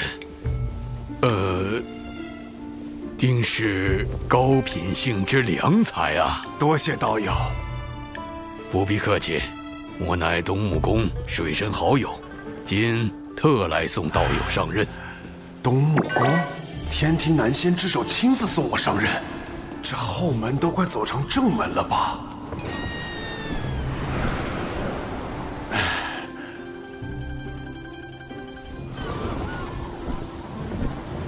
我这就上天庭做山神了，辖区还在渡仙门这儿。长寿，你跟这个水神很熟吗？弟子就是。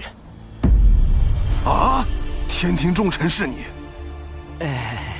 龙姬公主的老师是你？东木宫的好友是你？玄都小法师也是你？那大法师的私生子也是？不，师傅，你听我解释。如今接连收复龙族、巫族，天庭已有崛起之势。只要天庭能提前大兴，就无需再通过分封神位来壮大自身，大劫就不会落下。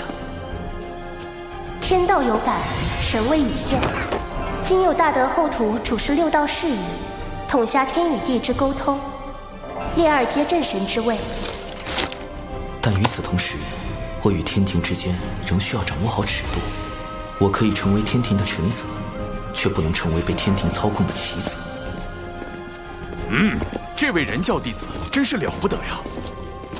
龙族开路，巫族相随，天庭怕是要出现一位新的权臣了。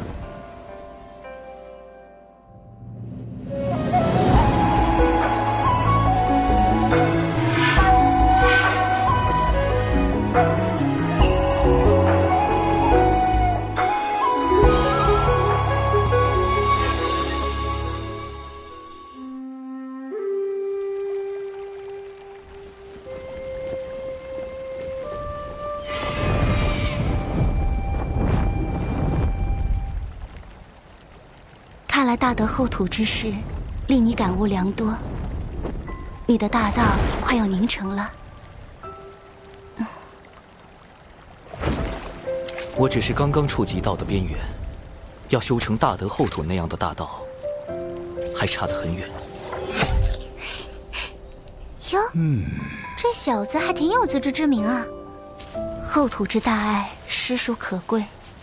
似他这般先与天道而生的生灵，天性与道相近，对凡俗情念一知半解，探寻大道尚且需要漫长岁月。若非心存一腔孤勇，又何敢耗费光阴，演化七情？仙子也是先天生灵，不知仙子是如何找到道心所向的？我诞生之初，本是天地间第一缕云彩。当我睁开眼的那一刻，我看见天空与大地分离，混沌的浊气缓缓退去，缥缈云雾冉冉升起。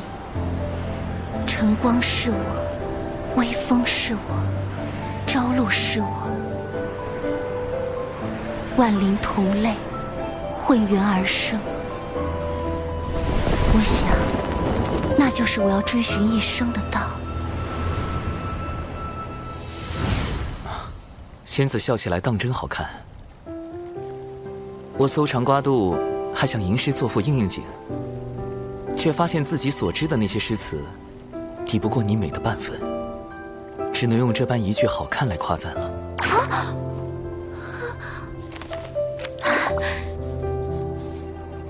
今日你怎的多了这般言语？常听人说，先天生灵以道性居多，修行越久，越是忘情灭性；而后天生灵则以人性为主，实力越强，越会彰显私欲。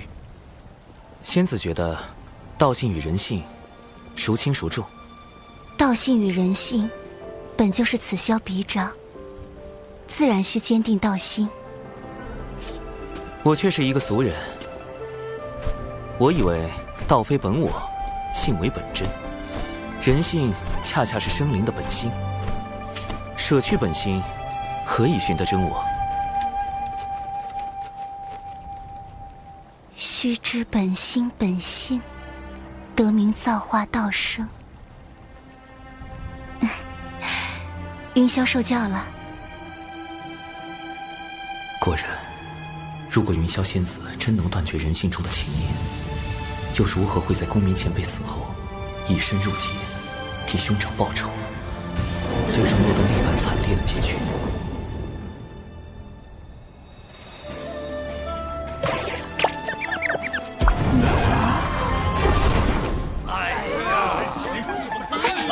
别吵，嘘，还能听到些声音。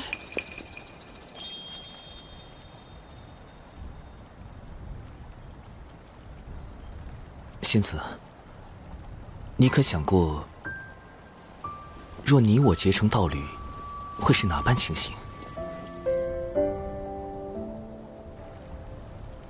怎的突然说这些？我与你此时只是相熟，虽彼此有心意，但此路漫漫，言之过早矣。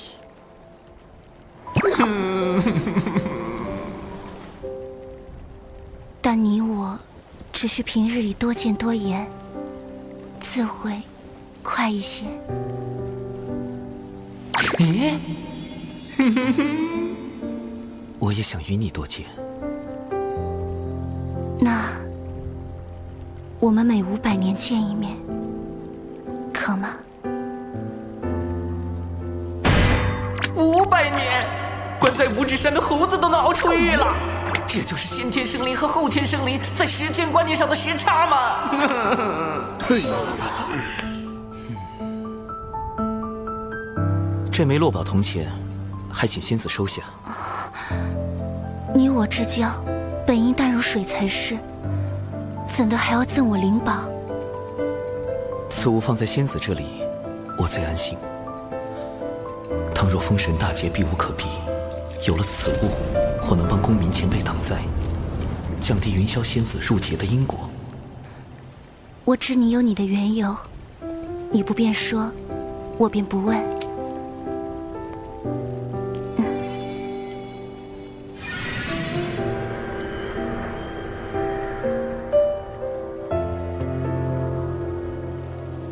此物于你，而今强敌环伺，盼此仙云，护君一程。这……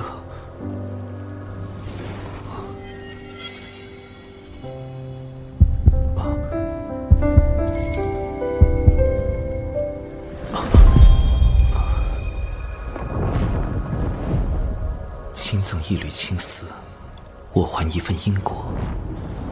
那仙子，500年后见。大姐把什么给他了？啊，我们该不会要多出个姐夫了吧？嗯。难怪那家伙喊我就是前辈，喊云霄师妹就是仙子。让我看看这小老弟打的什么鬼主意。你们仗着法宝如此窥探，难道不怕云霄师妹教训起来？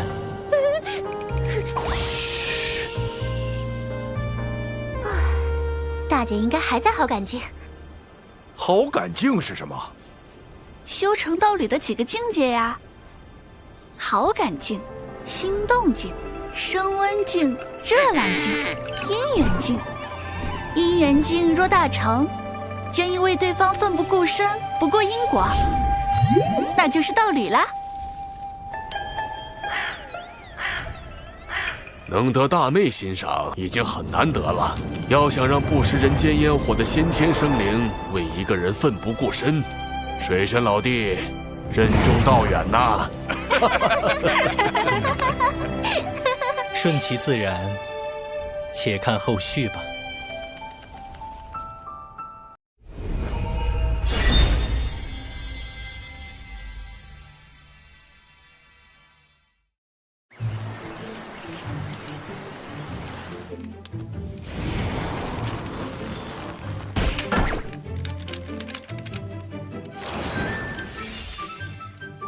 师兄真是的，一定要让我带这么多东西吗？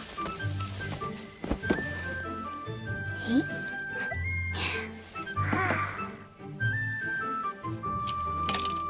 下山修行不快乐吗？出去有那么危险吗？天还能不是这片天？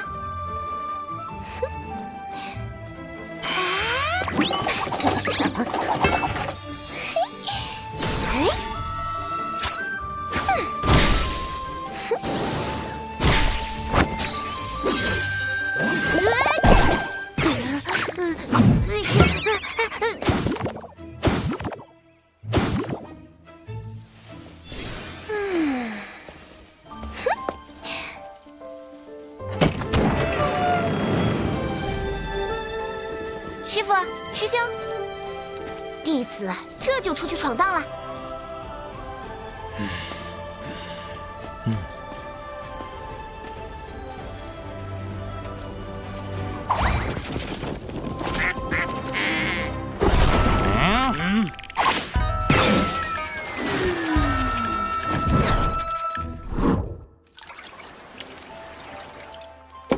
我要修成真仙，我要下山历练。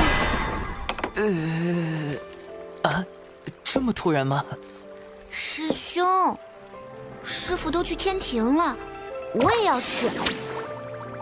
我最近几年修行遇到了一些瓶颈，始终无法突破。师傅说是我总待在小琼峰，日子太过安逸的缘故。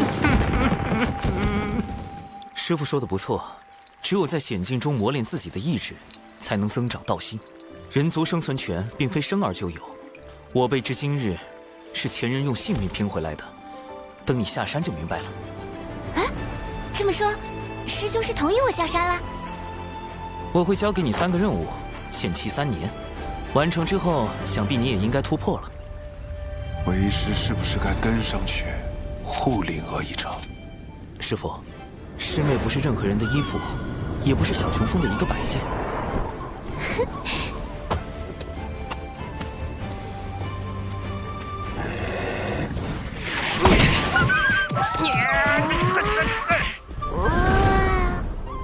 他应该去了解，天地不只是眼前看到的这些，人生的选择亦是多种多样。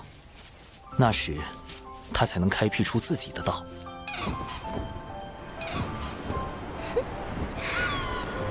蓝天白云一成不变，青山一如门内中风。但一眼望去，总觉无比壮阔。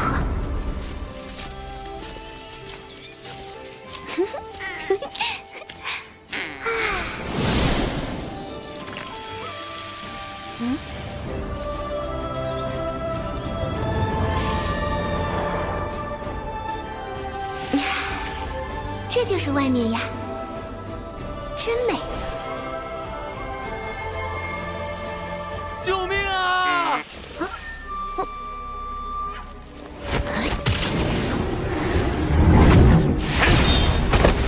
别再做无谓的挣扎了，你逃不掉，把宝材都交出来！这不就是师兄的教学案例吗？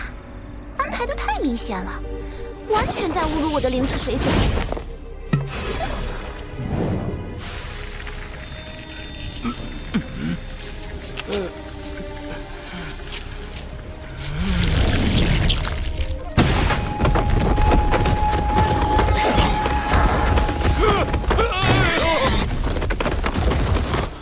多谢恩公，还请恩公救我救到底，我愿当牛做马。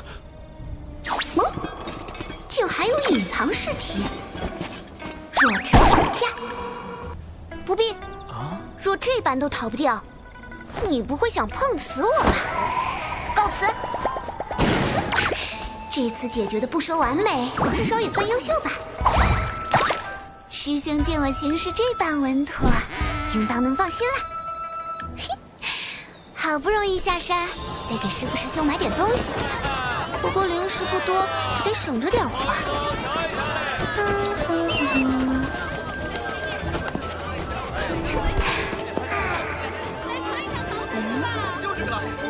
小妹，你就是赌气外出，也不能不带盘缠啊。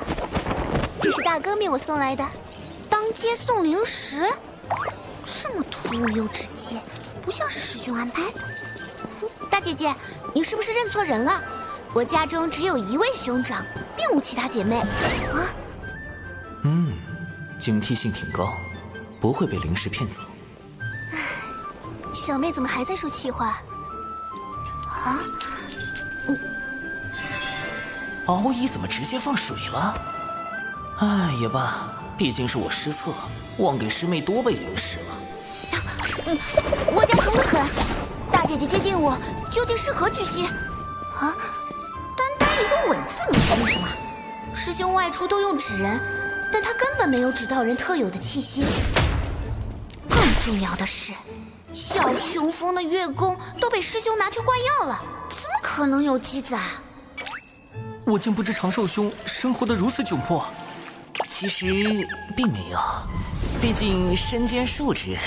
灵娥道友，长寿兄特意让我追来，除了是送灵石，还想考教你的警惕性。敖乙，真是送灵石？不，师兄行事素有深意。有诈！这里真没有。这里一定有诈。不了，我带了灵石。长寿兄所托，请务必收下。我尚有任务在身，告辞。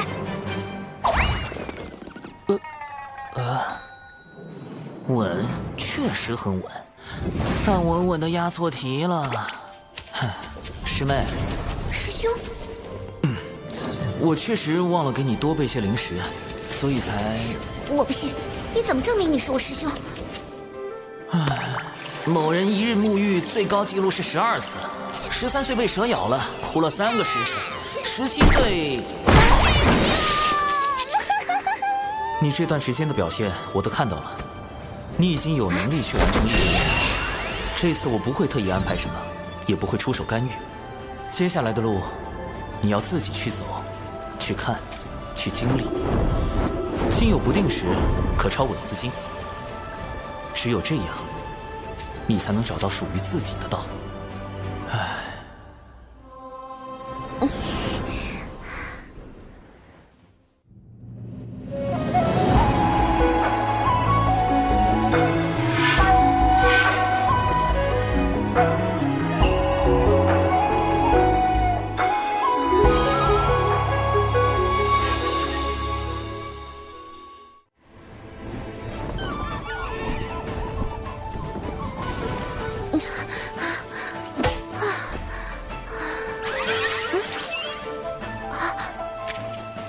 前往南州边界，诛杀100头真仙境修为的妖兽。真仙境，也就是和99师叔差不多的修为。正面打我可是一个都打不过，100个。师兄，你是认真的吗？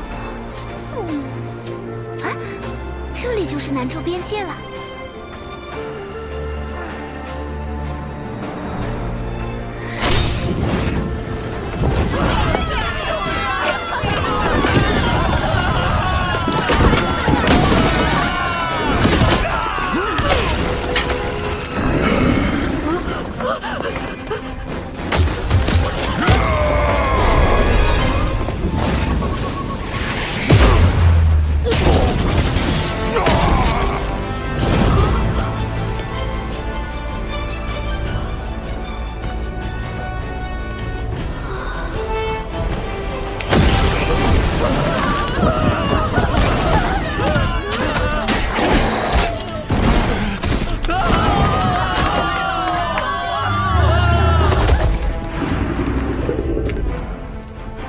人族生存权并非生而就有，我辈至今日是前人用性命拼回来的。身为人族炼器师，我亦当为此地人族尽一份责任。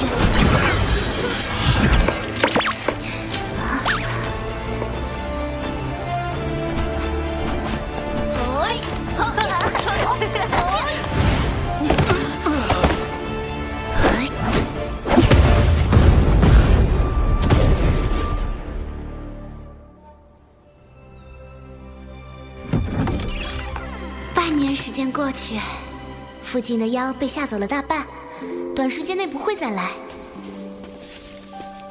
疗伤药方还有灵石也都留给了村长。历练任务已经完成，夏兰姑娘，这就要走了。小兰姑娘，晚上来沈家吃饭？不了，还要准备明天用的药材。那你多注意身体，别累着。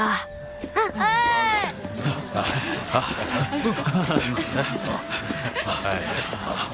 若是能学到些仙人法术就好了，或许就不会有这么多兄弟没了。等我再长大一点，就去仙门拜师，修习法术。到时候我来保护家乡。为何不舍弃村落，退到后面的城关？若我们退，妖兽就向前追，那样死的人更多，而更多妖兽也会闻讯而来。我们再怎么跑，能跑得过妖兽吗？朕有祖训，便是俱为妖兽所食，亦不可将人族之土拱手相让。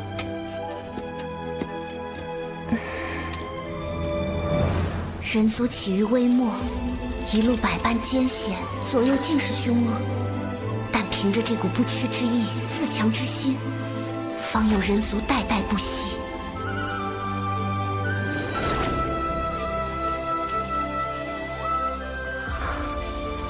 道行似乎圆满了一些。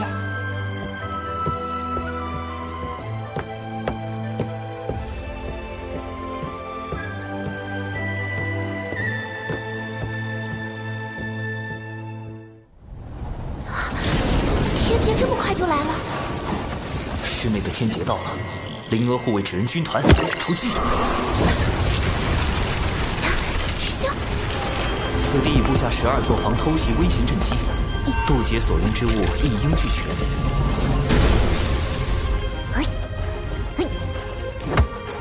最后的底牌9转金丹，我从老师那里求来2颗9转金丹，一切收好。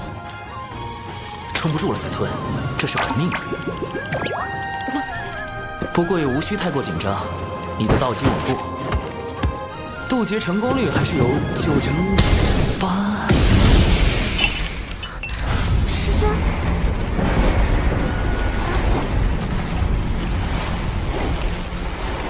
师兄，你怎么了？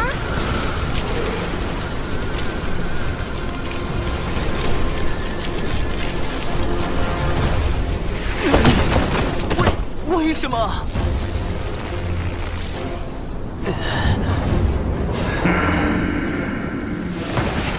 确认过眼神是拒绝不了的雷，但我只是在天道认可下总结渡劫经验，利用太清丹道帮师妹做了一点点渡劫准备。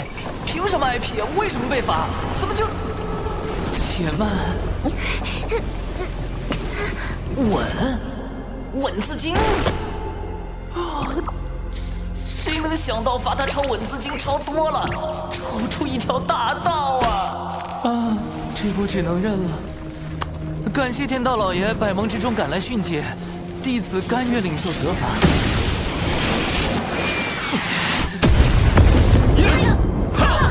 天罚，小琼峰何以会招致天罚？长寿，给你找补的借口，我实在编不出来了。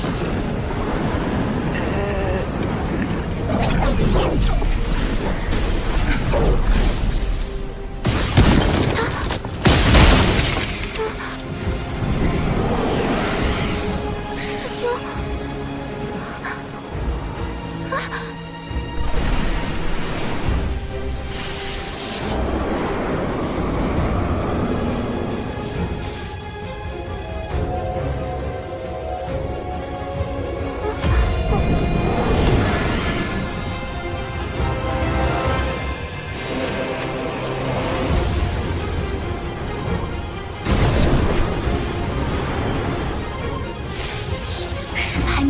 ，9天速灵劫，凡渡过此劫者，将来必有长生之资。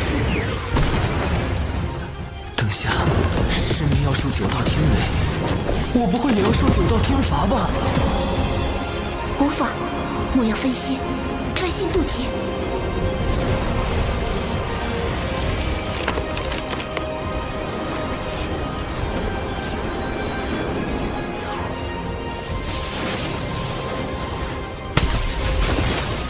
轮转，天地尽然。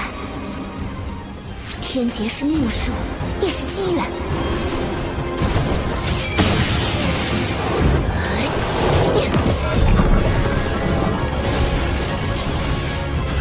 我准备好了，来吧。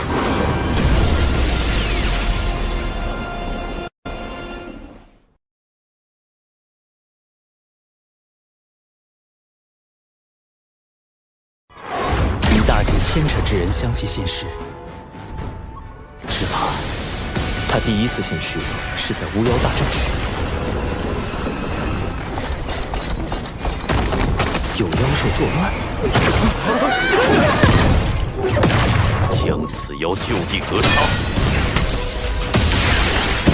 那难道是本座杀了你们所有人，了断因果？资金还是超少了。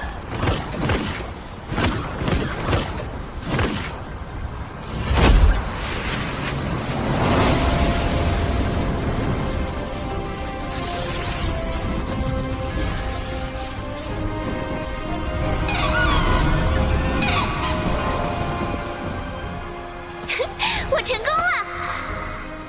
师兄说过，大道自生，非灵而动，非信而往；自道由心，非天地生。为正为本，却不知我道为何？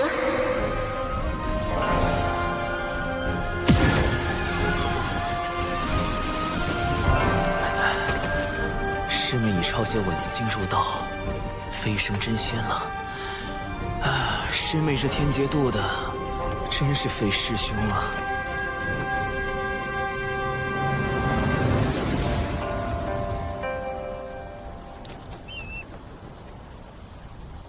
小家伙，护着你收完天罚，我和你屠老大得回去了啊！太清老爷这么久不和我俩唠嗑，你一定老想我们了。哎，我讲许多，太清阿嫂来得才浓。多谢二位前辈。走了。师父已受封山神。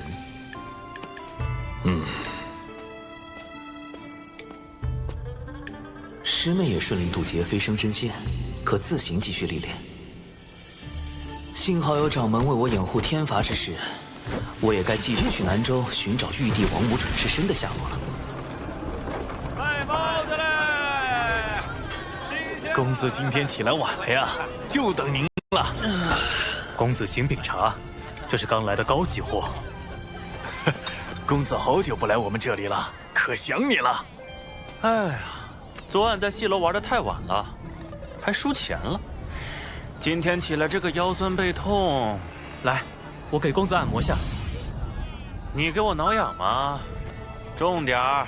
是。不够。再重点儿。没用的东西，快，再给我用力，用力！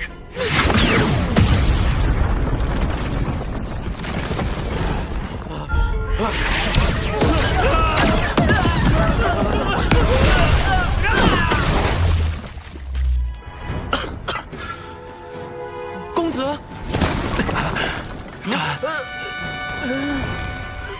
太重了。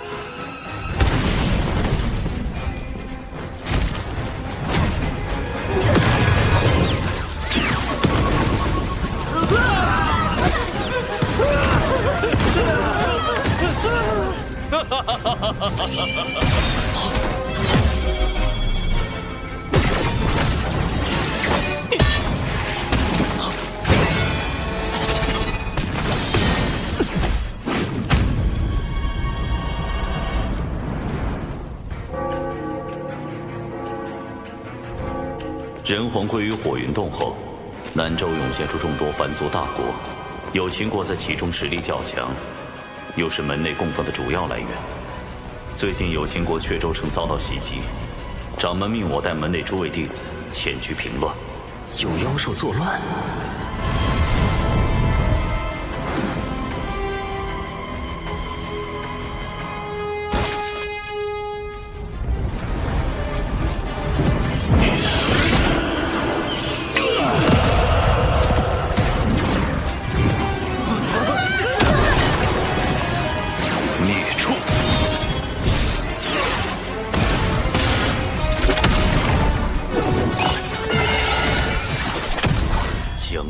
就地格杀！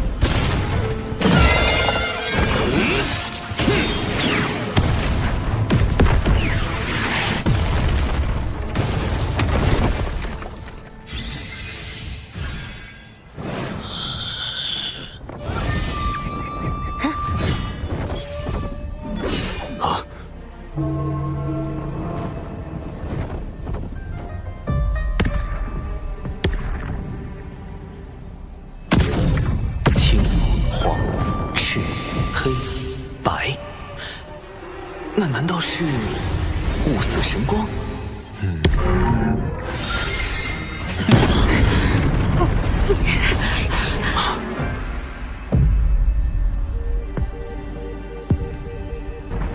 乃日，可他身上没有任何阳刚之气，也没有半点阴柔气息。阴与阳在他身上仿佛完美相融。此人现身时，那一手挪移神通已是显露出非凡的道境。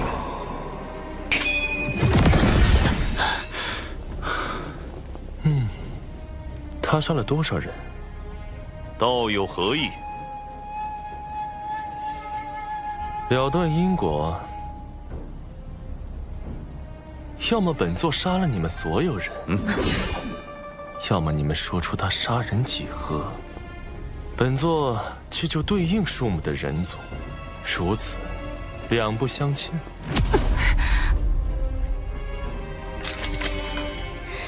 别开口，惹不起。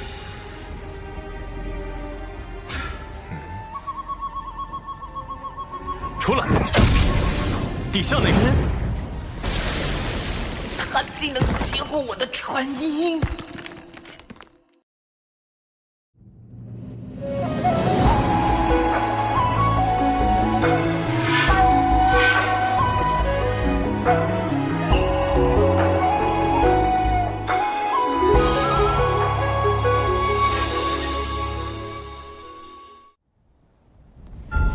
孔雀乃天地间第一只孔雀，身上有元凤血脉。他第一次现世是在巫妖大战时，据门内记载，神鸟孔雀自南而来，张口吞人食妖，以此玩乐。后因杀孽太重，惹来天罚惩处，又被大法师现身击败，送归于南。只是不知孔雀后来为何会参与到封神大劫中。但他的五色神光之下，杨戬、哪吒皆非其敌，燃灯路压尽数败退，最后还逼出了圣人法相。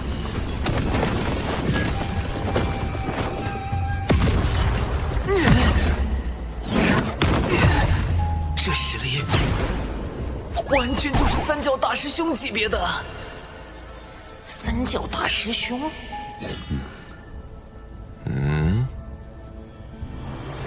有办法了。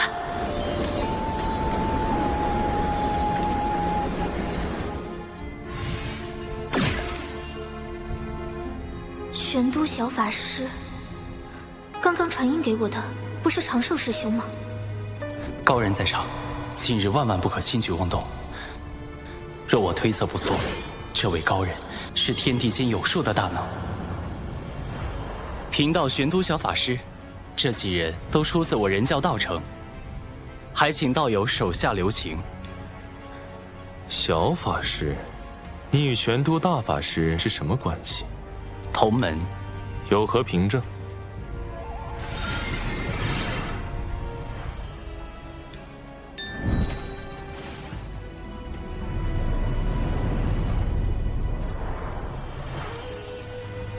他近来还好吗？啊？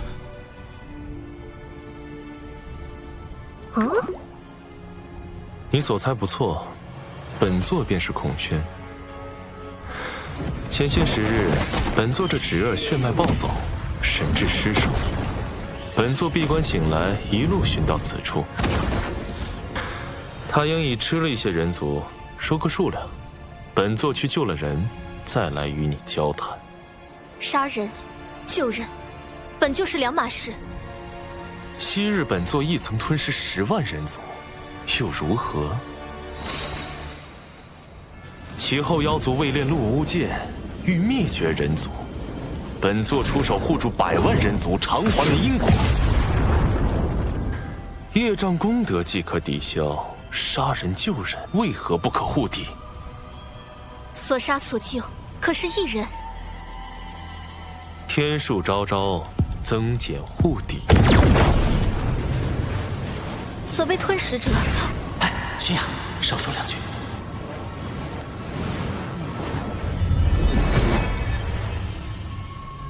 此妖为祸凡俗，已吞食数10人。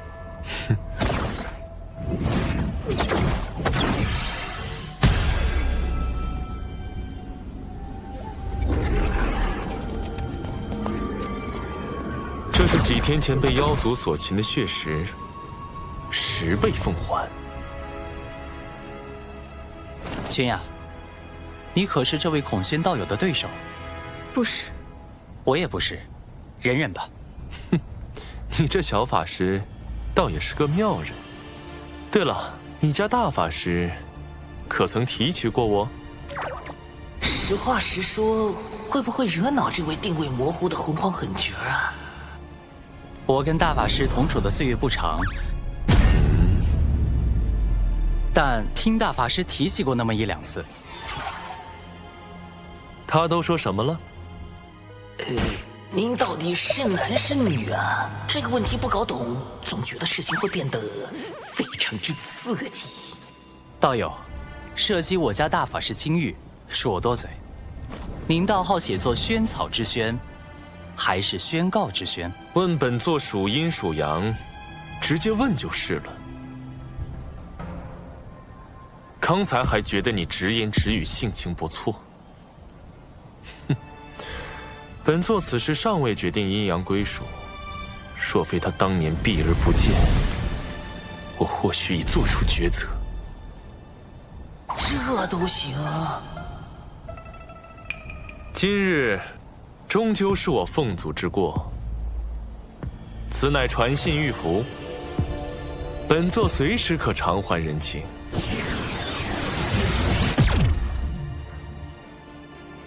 与大劫牵扯之人相继现世，只怕大劫不远了。这次应该有效了吧？接下来就该继续寻找玉帝王母的转世身了。你看看嘞，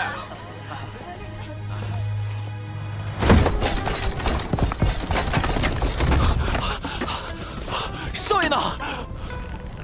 在这儿！快救少爷！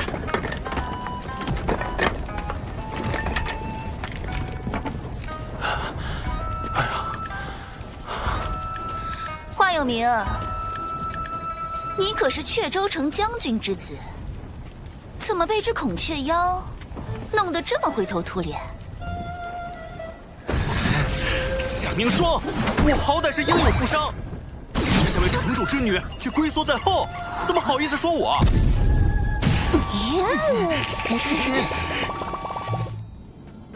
殿下，适才异象出现在南州有秦国。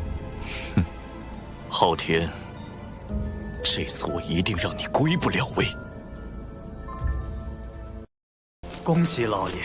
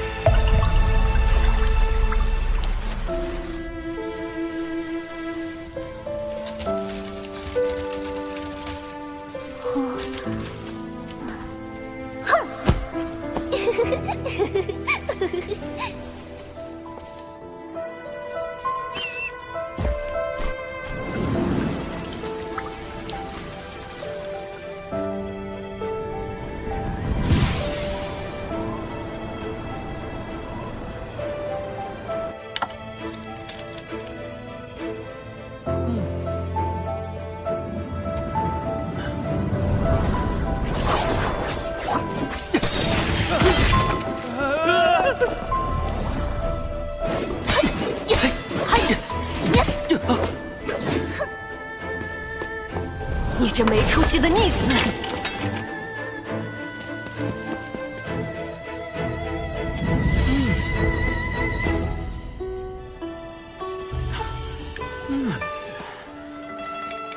今天就谈到这儿吧。莫要累着了。我明日再来看你。是，少爷。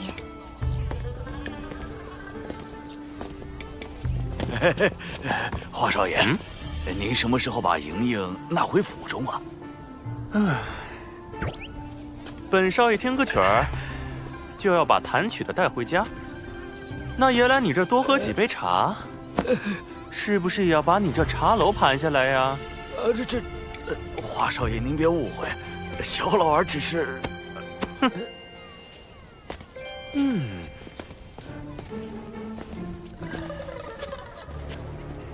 你听说了没有？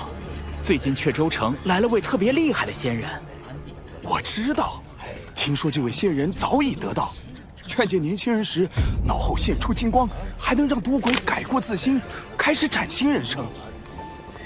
仙人还坐在花楼前讲了2天2夜的道理，讲完这花楼直接就塌了。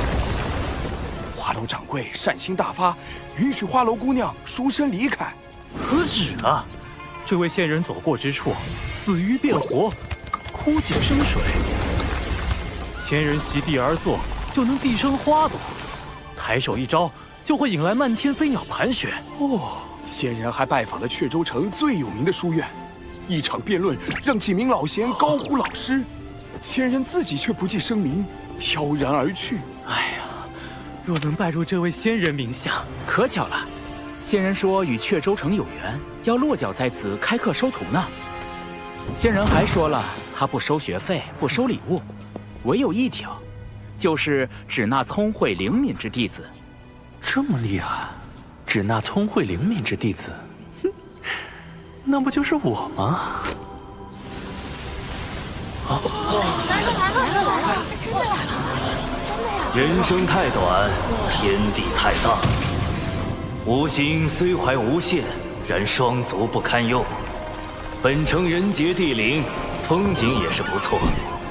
吾愿在此逗留3年，教导7、8名弟子，而后继续远行，探究天地之边界。仙法讲求仙缘，吾之精力亦有限度，最先20位入门者可听我讲课。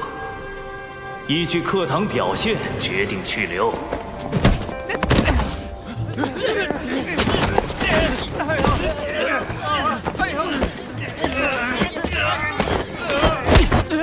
冲什么冲？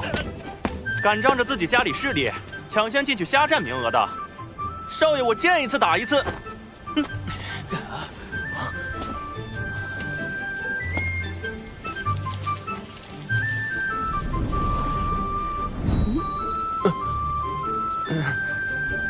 去，后边去。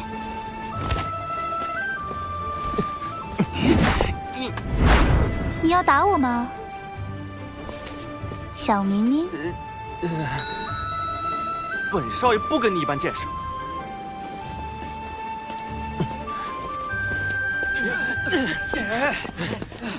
出身富贵却大字不识的，能学到什么？不如将位置让出来，给那些真正读过书、学过道理的同辈，这样才能为本城培养出更多人才。一时不学无术，怎能代表一生便不学无术？那一时不得意，也不代表此人一生便无宏伟大功。华有明，你这般离经叛道，是要被华将军吊起来打的。哼，本少爷何惧之有？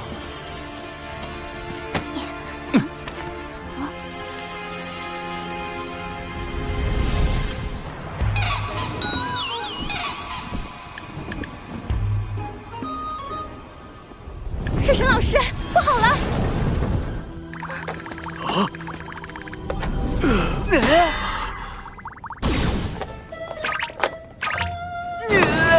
这么多姻缘线，玉帝转世身，这都是哪儿招来的烂桃花？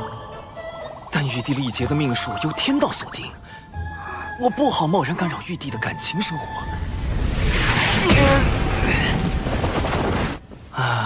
我能怎么办？总不能去华府当家丁吧？萧芷人探得华有明想学习仙法，我便学习蓝星的网红营销方案，在城内打响仙人名声，惹来各家追捧。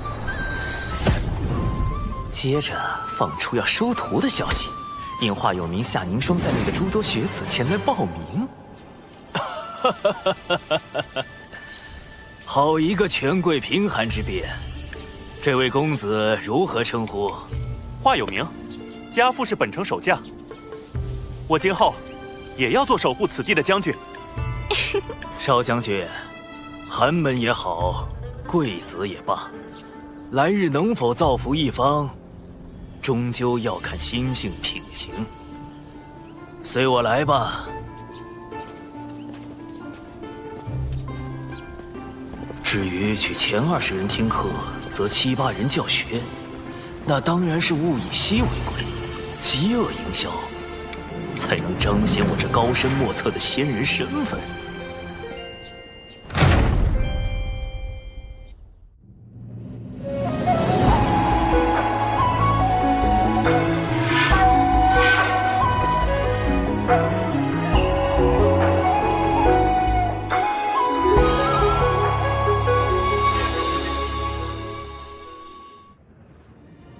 我只会教导你们3年，这3年能得多少，全看你们自身。你们想学什么，我便教什么。但我教什么，你们也要学什么，懂了吗？那我要学这世上最厉害的仙法。仙法我自会教授，不过我只会传你们一点简单的困敌手法，比如操绳术。操绳术听起来就很糊弄人。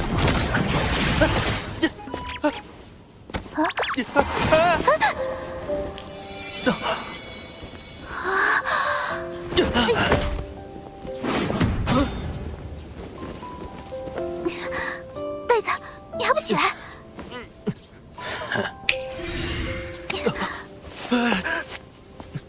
这个夏凝霜还挺好看的。不对，以前我午睡，他往我被窝里泼水；我捉蟋蟀，他把我推进泥坑；我走路，他把我踹进池塘。他这么可恶，我怎么能觉得他好看？你说什么？我说你挺好看的。别误会啊，我是说你鼻孔里的那2根毛发。华有名。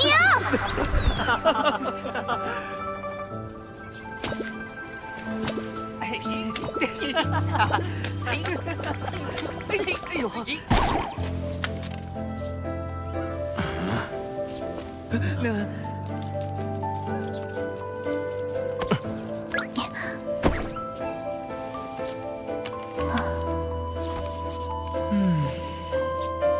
生来往，莫管闲，先已故，难争先。欲不平，思自立，遭难事，须自省。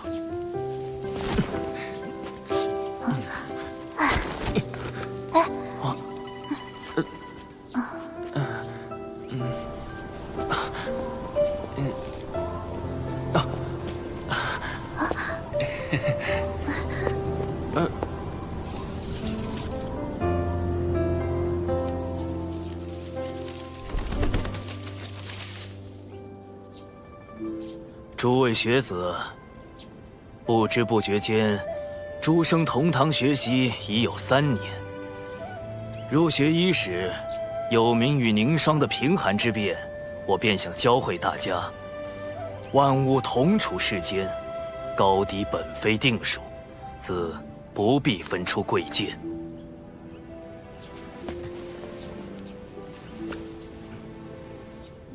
高者许会跌重，低者亦能登攀，要我们心存敬畏，却不曾告诉我们，若登攀者追名逐利，跌重者心生怨恨，届时又该如何自处？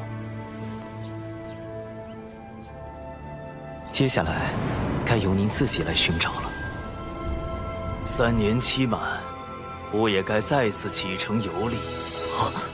临行之际，吾各赠诸位学子锦囊1只，若日后心有迷惘，可将其打开，也算全一场师生缘分。敢问先生名号为何？我啊，就叫穆清华吧。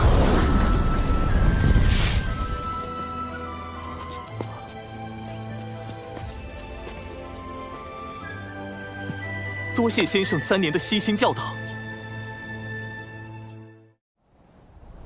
南州各地不断有异象发生，想必是水神故意混淆视听，阻碍我们追查玉帝王母转世身的下落。太子，既然玉帝历劫为天道所定，妖庭与西坊教都不能明面上出手干预，那不如我们借些外力，比如凡人自相残杀。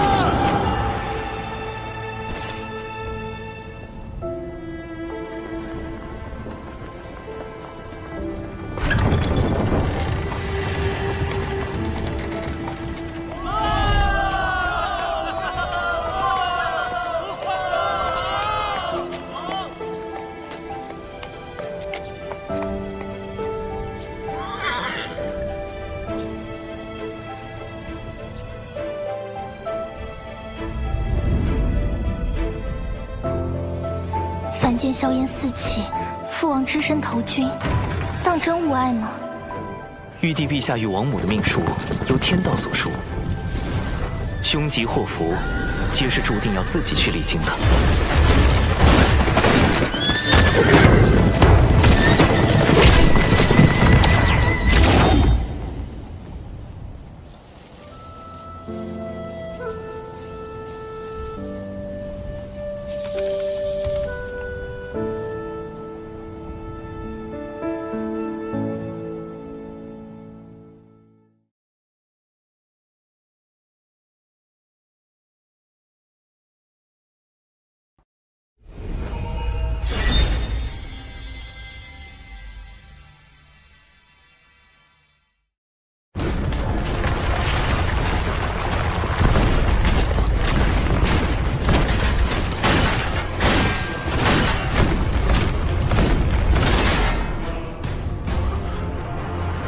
大军压境，我们不能自乱阵脚。我会向城主请命，领兵迎战。是。但当务之急还是撤离百姓。撤离之事交给我。战场刀剑无情，我等你凯旋。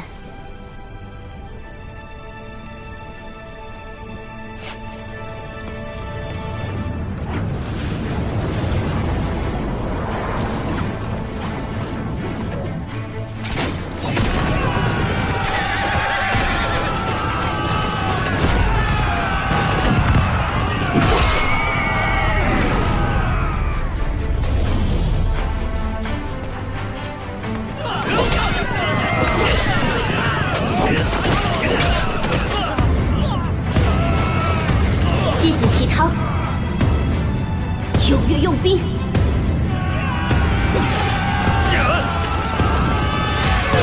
今我阙州将士，誓与城池共进退。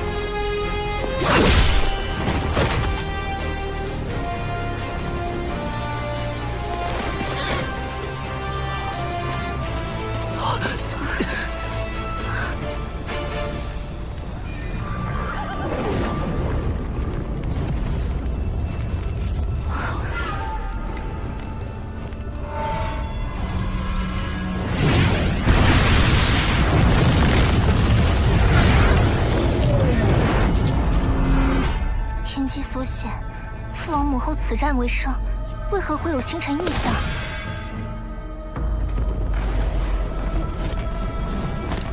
不是阙州城有意，是整个有情国。有情国的国运要崩塌了。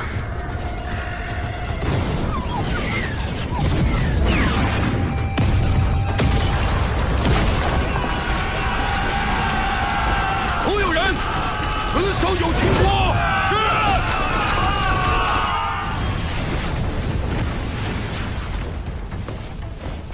啊！有情国都城遇袭了。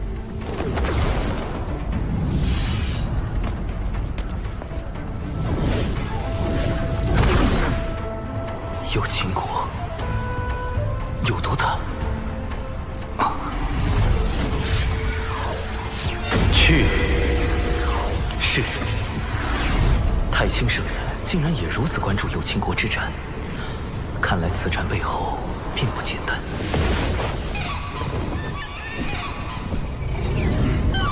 这个玄雅，嘴里喊着什么？这是他身为有情国之人该做的。请门内在下决断时，勿考虑他的凡尘身份，就自己跑去有情国了。唉，雀阳，有情国为难之时，我们怎会坐视不理？你别太着急了，毕竟小九也跟了上去。哎呀，就是因为有小九在，才更让人不放心。掌门。有情国战场目前只是凡人之战，敌国背后的大仙宗还没有加入战局。按俗世规矩，我们也不可随意插手。我们抵达有情国，只是提供法宝、符箓相助，何来插手一说？况且，对方暗地里的小动作也不少。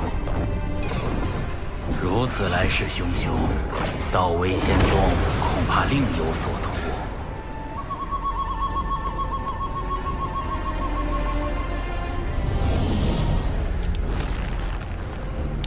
今日终究是我奉祖之过，渡仙门弟子拜见前辈，多谢前辈搭救之恩。不必多礼，你们先去安顿凡人。玄雅，随我来。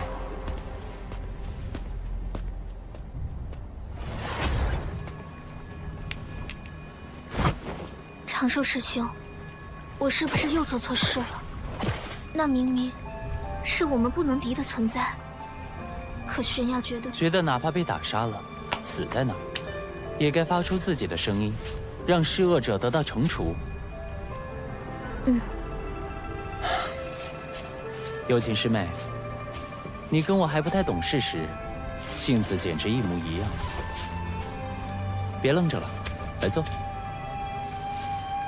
但现在的我已经变得跟大多数人一样，遇到一两次磨难，会主动收起棱角，让自己变得圆滑，去思考自身所处环境，并逐渐被环境同化。而你，哪怕遇到了挫折，遇到了打击，也没放弃自己的坚持。有情师妹，其实我刚才想好了该如何说教你。我应该让你知道洪荒的险恶，让你知道，去触怒这种大脑，只是白白赴死。喊得再大声也扭转不了什么，还会连累门内诸位长老的性命。我想提醒你弱者的生存法则，提醒你做事要讲究方法。可话到嘴边，突然发现，我只是不想承认自己曾被环境打败，又去告诉一个敢去挑战环境的人，他必须跟我一样认输，如此罢了。听不懂吗？在夸你。师兄是说我很顽固吗？不，你这不是顽固，你只是有些头铁。我是化身在此地，死了也无妨。但诸位同门、阙州城的百姓，甚至整个有情国的存在与否，都在那位前辈的一念之间。如果有毒继续今天的头铁行为，迟早会给渡仙门招来大祸。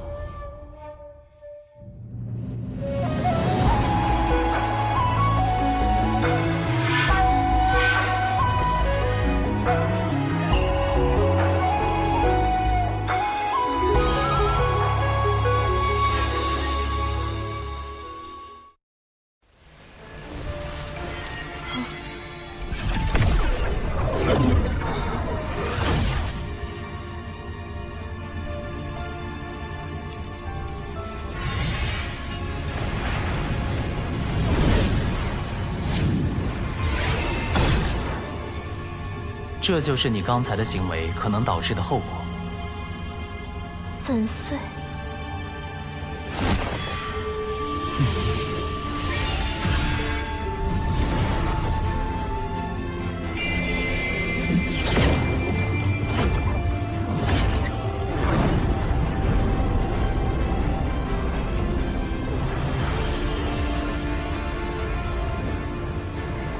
想到了什么？要讲究方法。你如果选择坚持心底的正义，该如何表达？如何才能让玉不碎，石轻移？有情师妹，你这颗侠义之心，比长生稻谷都要珍贵。但要记住，要将它用在合适的地方，它才能够绽放出更璀璨的光芒。所以，不要被人利用，学会审时度势，不成一时之勇，懂得有进有退。洪荒之中，是非对错反复交织，并不存在绝对的对与错。为兄希望你能学会如何保护自己，保护身边的人，也希望你能保持这颗珍贵又高尚的心灵。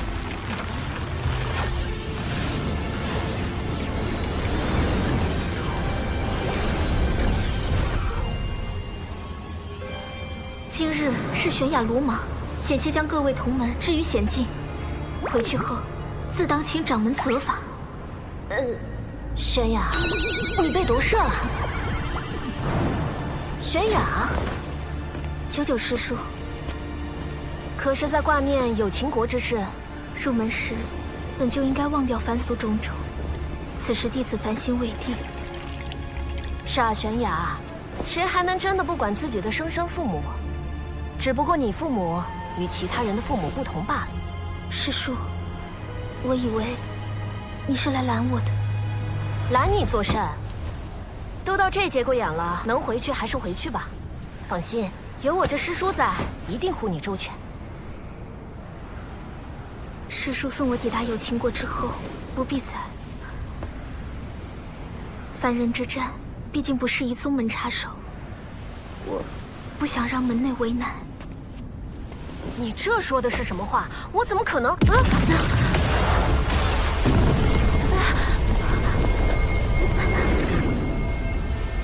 各位道友何必着急赶路？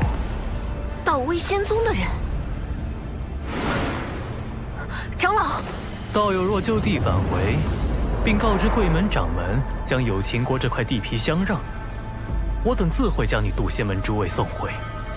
为了争夺仙门资源，一个中州仙门都跑到南州来抢地盘了。训发！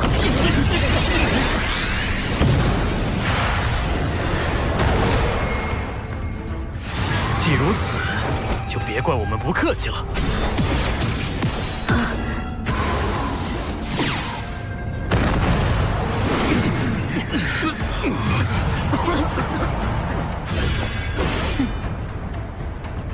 快去有秦国，这里我顶着。多谢师叔。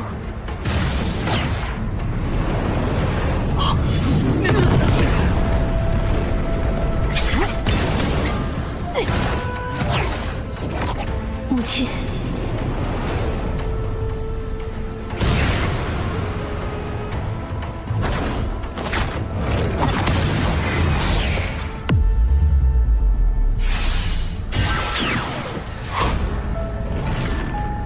人呢？这两人真叫人不省心。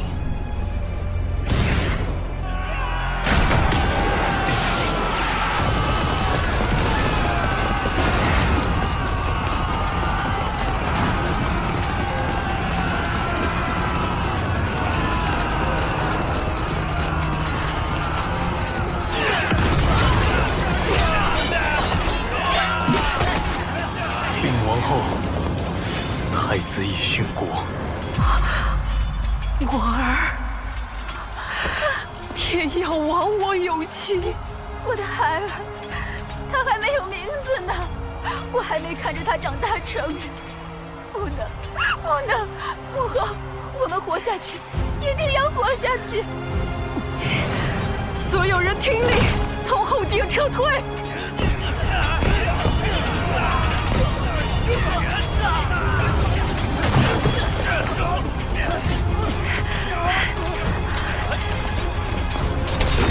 在那儿！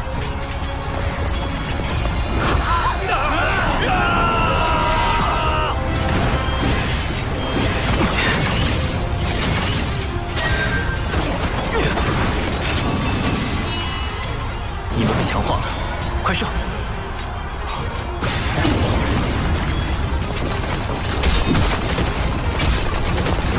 援军来了！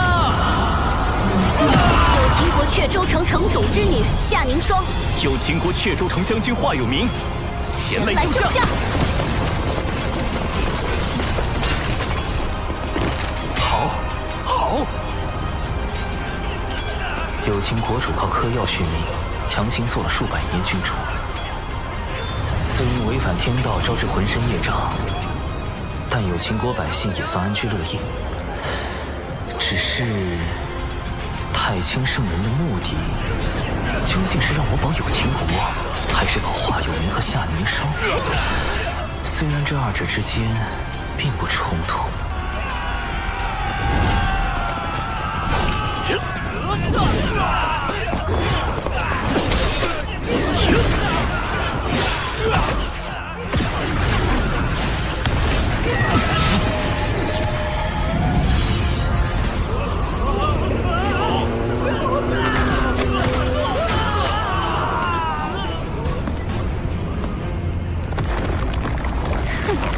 不要放走有秦国半个魂魄！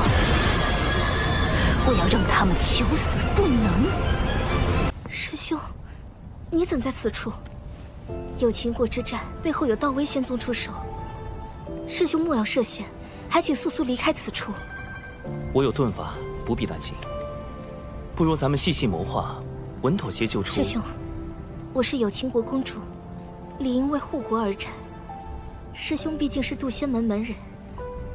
又来了，又来了！你是不是又要说，我不想因此牵连门内，还请师兄勿要多劝？上回对峙孔宣的时候，我和你说的那些话，你都忘干净了？你我既是同门，也为好友，我怎么可能看你陷入此地不管？可师兄，我虽在门内修行多年，但仍不忘我是有秦国的子民。今日，我不仅仅为我的亲人而战，更为我有秦国子民而战。前路凶险，敌人过于强大莫测，我自安于天命。但请师兄不要牵连在内，你我都改变不了今夜之事。若师兄执意相劝，那你我今后不做好友也罢。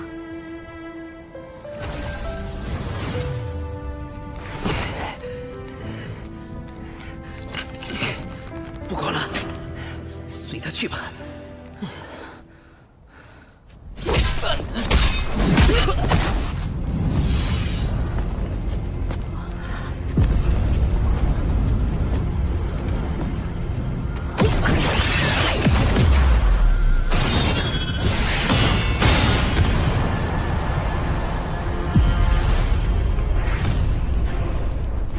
友情悬崖，你终于来了。你可知今日是谁灭了你们有秦国？是我！当年也害死人妻，我筹措多年，就是为了今天。为了一个元清，不惜覆灭整个有秦国，只能说明一件事：袁家所谓的复国大业，根本就是一场彻头彻尾的错误。你住口！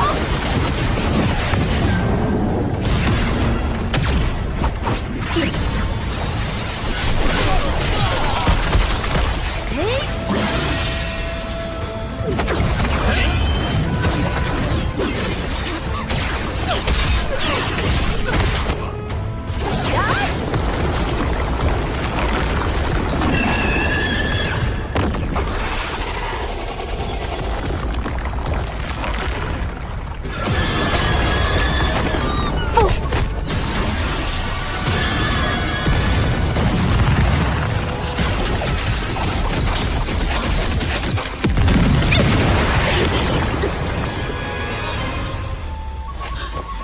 我可是天仙境初期，你一个真仙境巅峰，怎么可能？真是话都不听我讲完，今天就照你一次，暂时将我的力量借给你，以后打500年功来还吧。乘风破浪。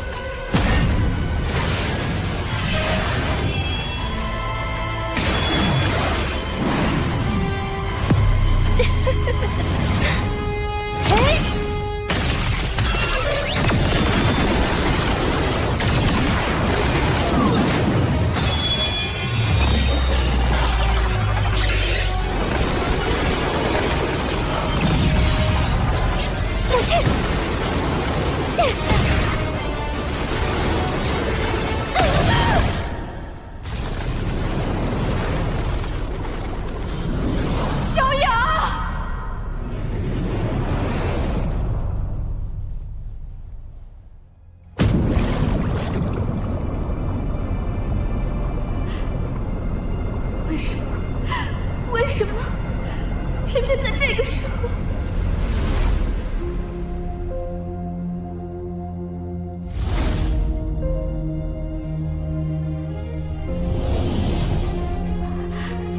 师兄，帮我！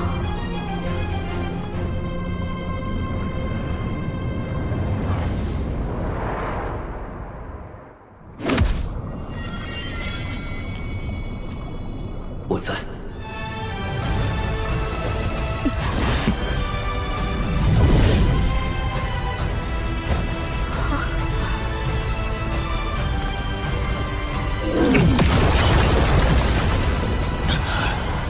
不想死的，自封修为，原地打坐，你除外。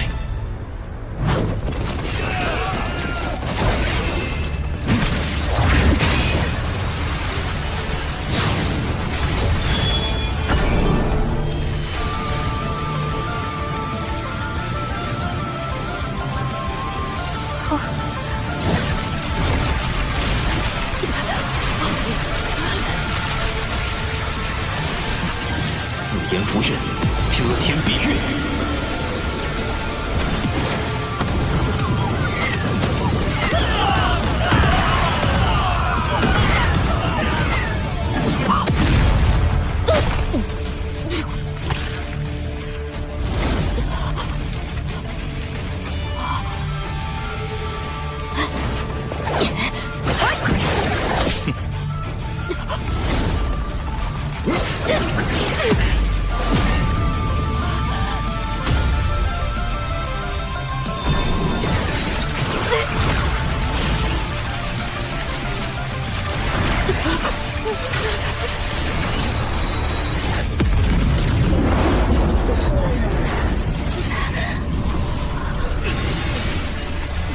道威仙宗的人没拦住，祖先们来援了，快撤！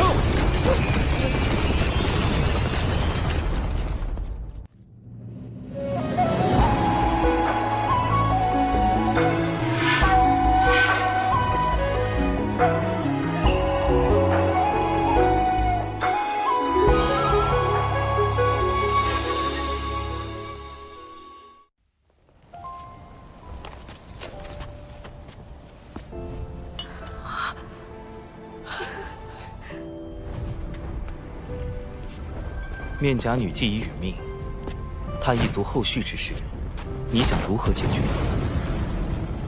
他与元清意图反叛，死有余辜。但追究其族人，只会令他们徒增恨意。有情国已是如今模样，又何必继续下去？玄雅，本师叔来救。啊？怎么打完了？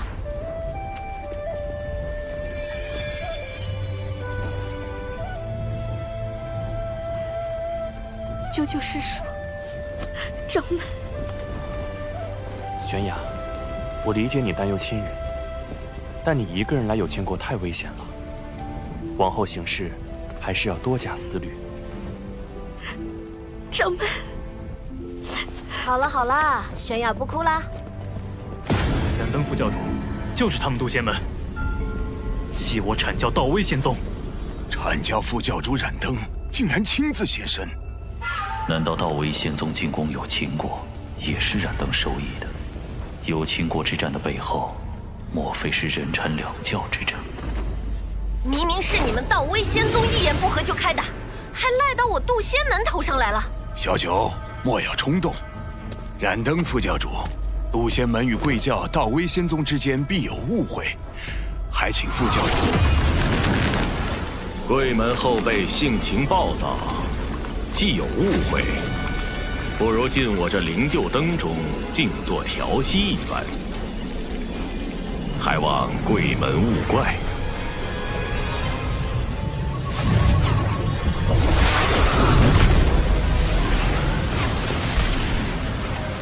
这燃灯是非要和有情国过不去了。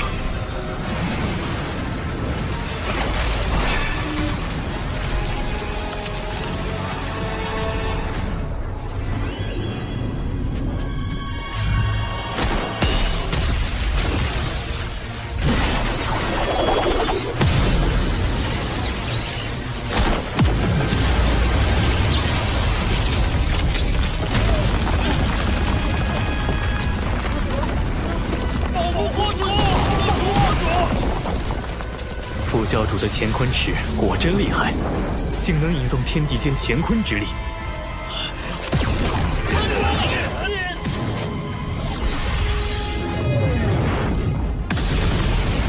有情国不过一众凡夫俗子，今日必要将他们彻底斩杀。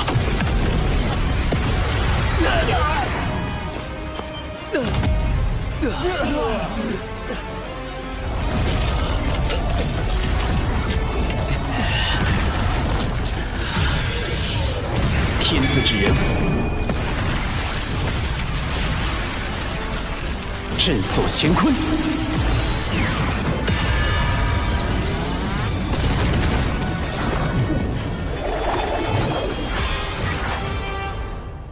玄都小法师在这时候跳出来，莫非也是为了玉帝转世身而来？如果是因人禅两教之争，燃灯不必非要将有情国之人赶尽杀绝。但若他是冲着玉帝转世身而来的，那一切就都说得通了。妖庭与天庭之争，才是这场战斗的关键所在。有情国主身负业障，我作为阐教副教主，自当遵从阐教教义。小法师，莫要为难我。这好说，贫道现下便立刻将有情国主击毙，全当送副教主一个人情。师兄，放心，他不会答应的。既能保住有情国的无辜子民，又不违阐教教义，如何？啊！杀他有什么用？满身业障的有情国主，怎可能是玉帝转世身？好小子，在这儿给我下套！哎呀，小法师心怀苍生大义，实在令我动容啊！实不相瞒，我也存了惜才之心，有意将有情国子民带回我教西兴教导。西兴教导，我看是一网打尽吧。这燃灯宁可错杀一百，不放过一个，好歹毒！孔宣道友，晚辈有难，还请出手相救。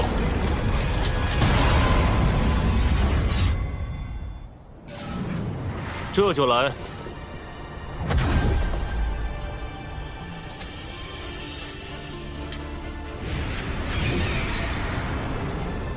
道兄留步！道兄留步！你哪只眼睛看到我师兄？莫非是我认错了？不好意思，不好意思，这位仙子，是我赵公明眼拙。你哪只眼睛看我是仙子？啊！那你到底是凶还是仙子啊？难道既非凶又非仙子？我竟然有这种族权！找死！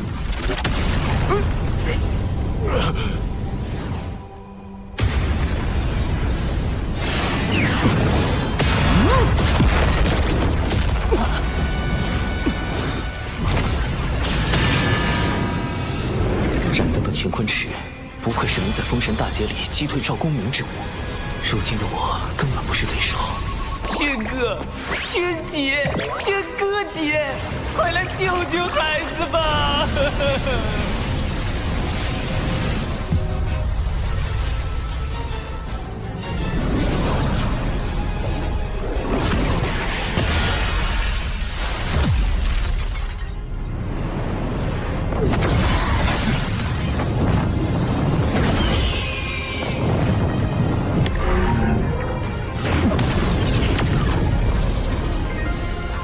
本座在此，谁人敢伤玄都角法师？孔宣道友，孔雀道友，莫要给自己招惹因果灾祸，免得贫道出手伤了你。因果灾祸，出手伤我？哼！巫妖大战时期，人族被巫妖两族杀至百不存一。那时，人族尚未获得修行之力，为躲避天上的妖族、地上的巫族，不得不躲入地下生活。在那个最黑暗的年代，妖庭得天道护佑，人族反抗妖庭，就是在反抗天道。他们是人，他们都是自上古活下来的人族精锐。当年燧仁兄麾下破开妖族周天大阵，将妖庭打落的最强之军。燧仁兄为了获得与巫妖抗衡的力量，堕入魔道，10万将士追随他一同入魔，10万魔兵鏖战巫族，诛灭妖庭。水神今日究竟为何而来？闪灯，区区一个灵官将罢了。远古时提着一盏棺材灯，四处骗吃骗喝，如今倒是摆起了阐教副教主的架子。孔雀妖休得嚣张，贫道今日必收了你！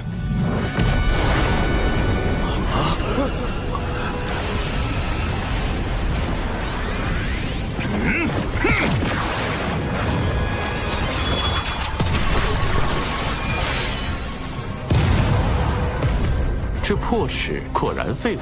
是吧？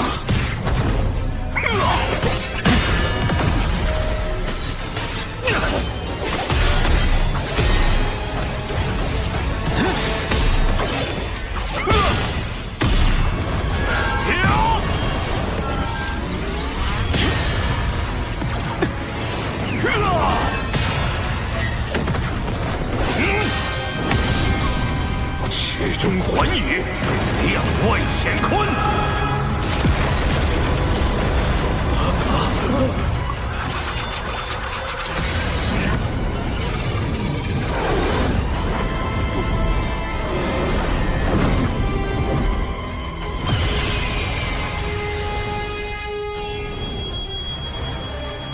五色神光，灵杀。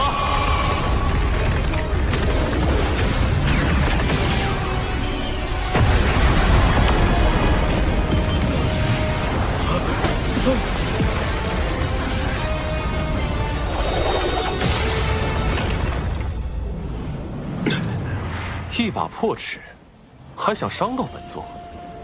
孔雀妖，你这是打定主意要投靠人教，不惜与我阐教为敌。阐教好大的威风！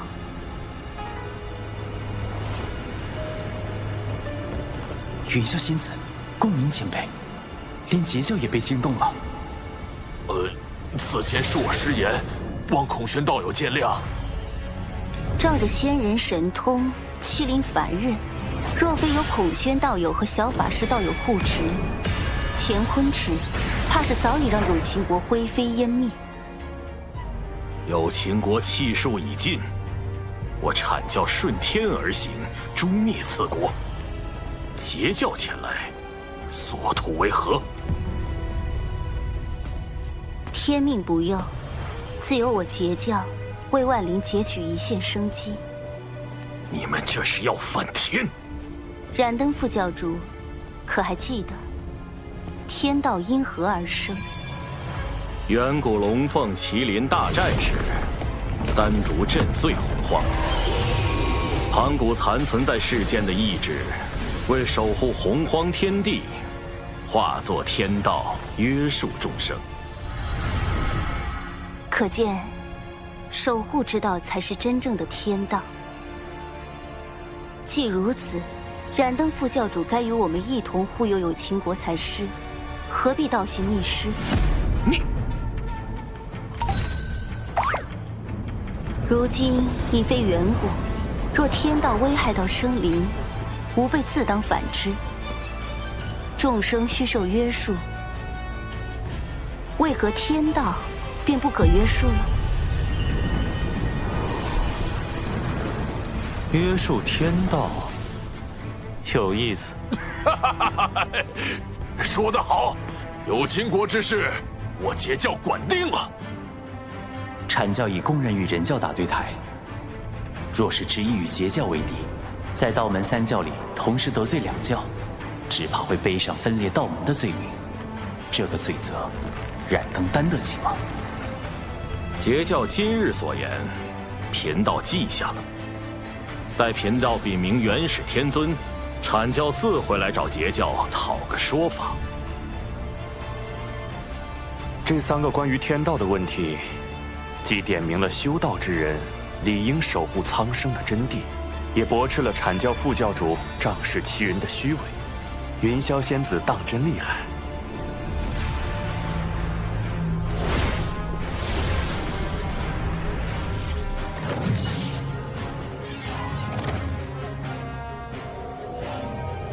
未来封神大劫开启，阐截两教闹翻，燃灯还会用这把乾坤尺偷袭赵公明，绝不能让乾坤尺回到燃灯手里，可又不能因此加剧人教与阐教的矛盾。孔宣道友莫要恼怒，我代燃灯副教主跟你赔个不是，道友万万不可抢走他的乾坤尺啊！本座虽然可以，但没必要。行吧，看在玄都的面子上，再帮你一回。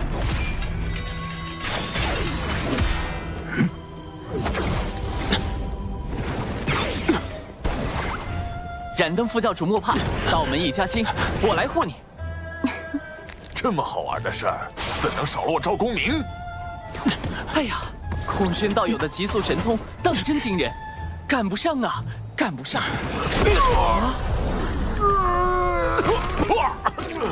燃灯副教主，你何故伤我？你们几个，够了！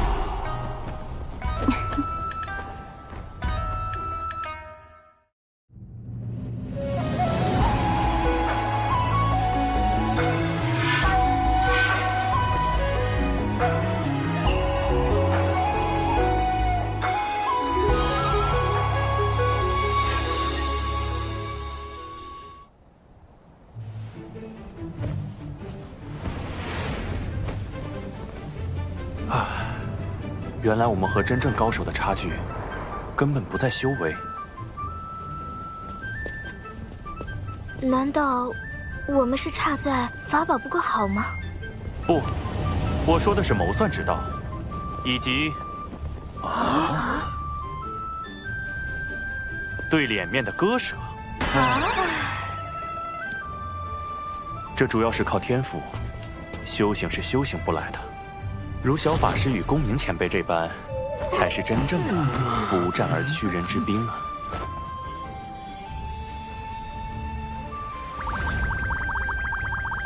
怎么，小法师是觉得本座拿不得乾坤尺吗？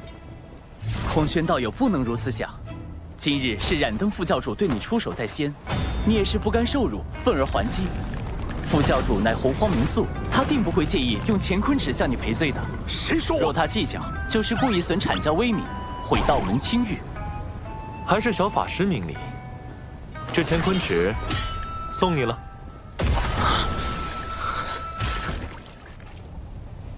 幸得道友信任，我今日便做个合适之人。冉登副教主与孔宣道友之间的恩怨就此了断，如何？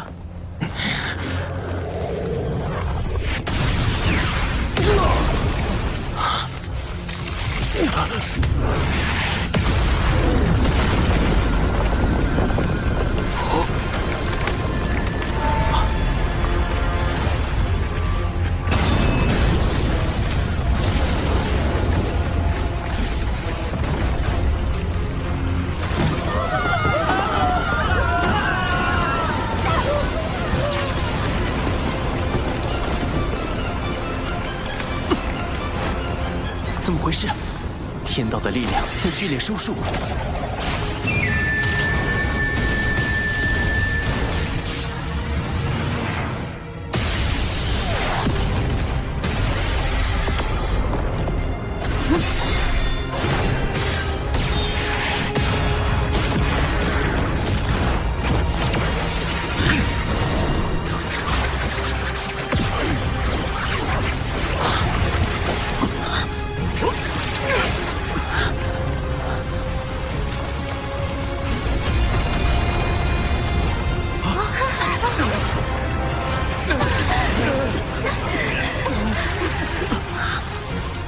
我体内的法力好像不见了，这是天道之力所凝成的枷锁，仙人一旦被他锁死，就会法力尽失。天威发生了异动，那是天谴。师尊，天道似乎在警告我们。近来天机紊乱，1、2千年内大劫必至，你与公明需做好准备。阐教圣人，原是天尊亲自出手了。劫运有变，归山。连圣人都避之不及，天道到底想做什么？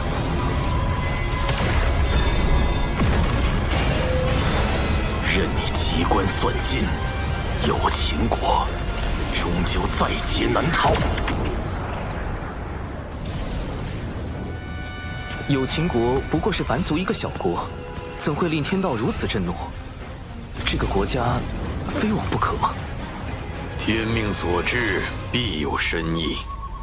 无论圣人还是天庭，都不可干涉，否则就是与天道为敌，这可是天谴呐！圣人不能违抗天道的剧本，所以让我去吗？请不来天兵，请不来圣人，我还能做什么？眼下只有最后那一线生机了。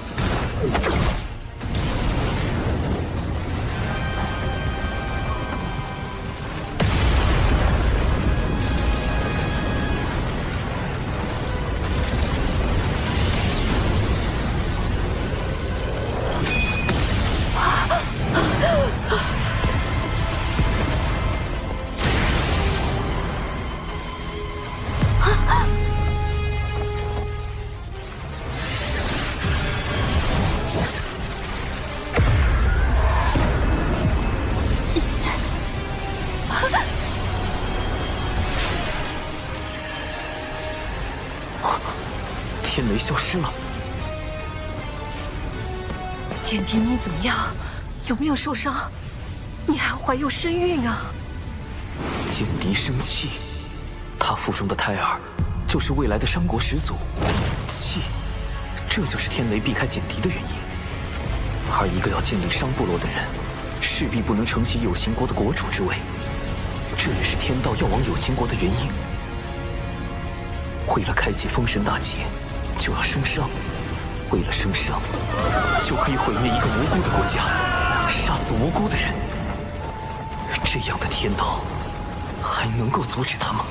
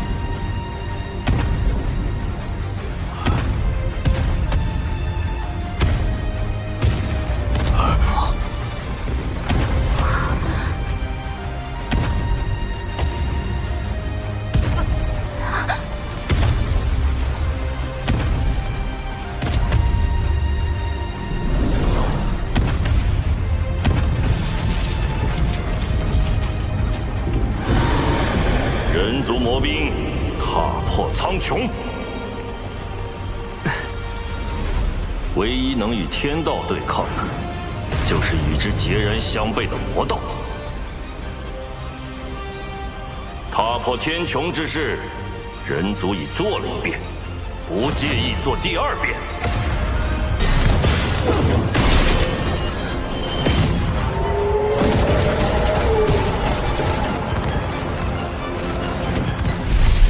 大战过后，10万魔兵只剩下3623人，他们的魂魄受魔气侵蚀，已经失去了一切情绪和感知，只知遵循燧人兄的战斗指令，护卫人族。那燧人前辈他，天道判定他魔气深重，已经成为天地的隐患，于是剥夺了本属于他的天庭地位，欲将他禁锢。燧人兄不得不退守火云洞，一面修复战体，一面镇守人族气运，制衡天道。大禹前辈，要如何才能约束天道的力量？燧人兄就是对天道的反约束。吾等在洞中修行燧人兄的星火大道，就是为与天斗。若天再对人族举起屠刀，吾等就在大地上一跃而起。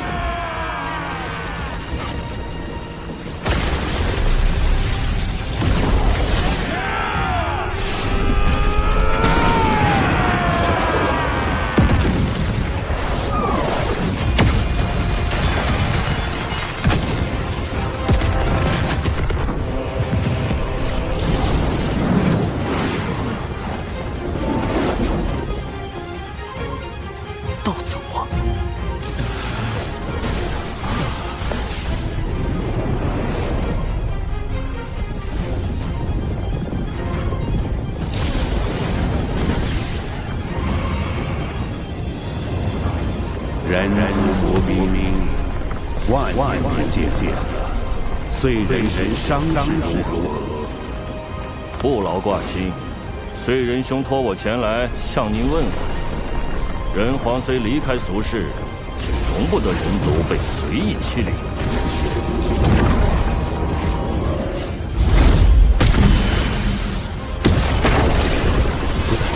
若燧人前辈当真无恙，他定就亲自带着魔兵来。这样下去，如果道祖执意出手，再加上道祖的6位圣人弟子，局面将对人皇非常有利。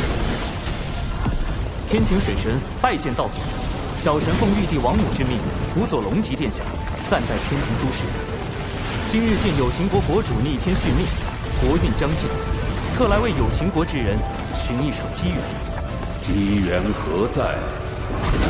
小神见此女颇有慧根，想与她腹中胎儿一道天命，让她与她的后人带领有情国移民，再立新国，定会比现在的有情国更为昌盛。天道不是想生商吗？若将有情国改建为商国，岂不是能变相保下有情国的人，保住人族的利益？人荒们也就不会再与天道起冲突。你可愿结下3道仙契？契一，新国任何国主若违反天命，便魂飞魄散。契二，新国须遵天庭，遵祖遵礼。契三，国不可养修士，天庭自会与尔庇护，如何？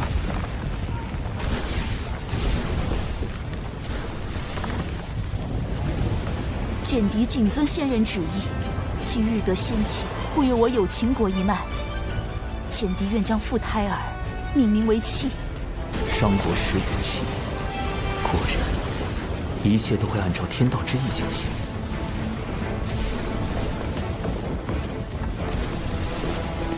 小神如此处置，不知是否合适？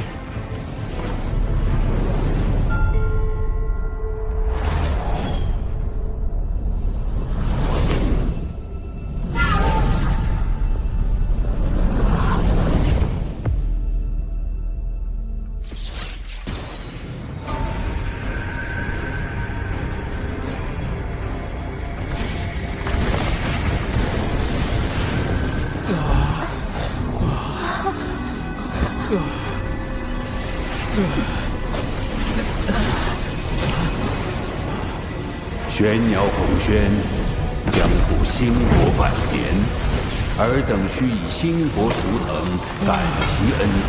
孔宣道友怎么了？道祖对他进行了修正。什么是修正？天道绝不允许任何事物违逆天命，一旦发现，就会让道祖进行修正，或动摇其意念，或将其一举抹杀。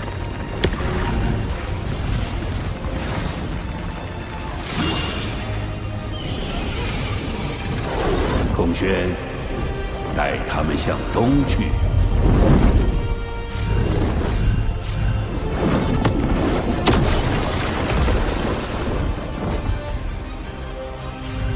孔宣领旨。所以，是天道让道祖篡改了他们的思维，哪怕是有秦国自愿升商也不够，必须得有玄鸟升商。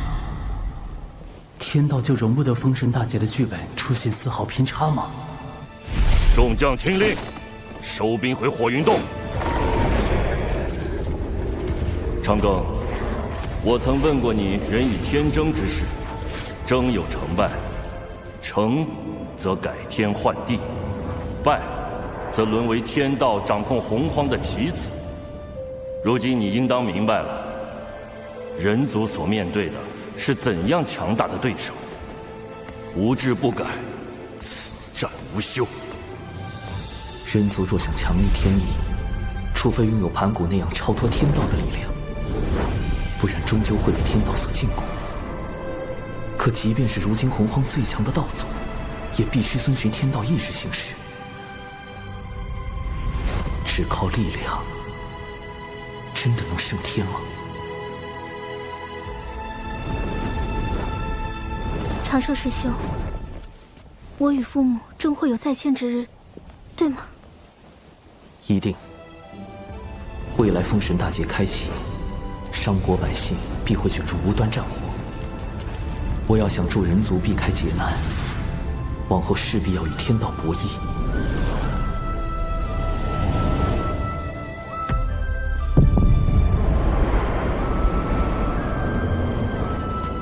我为棋子，亦可为执棋者。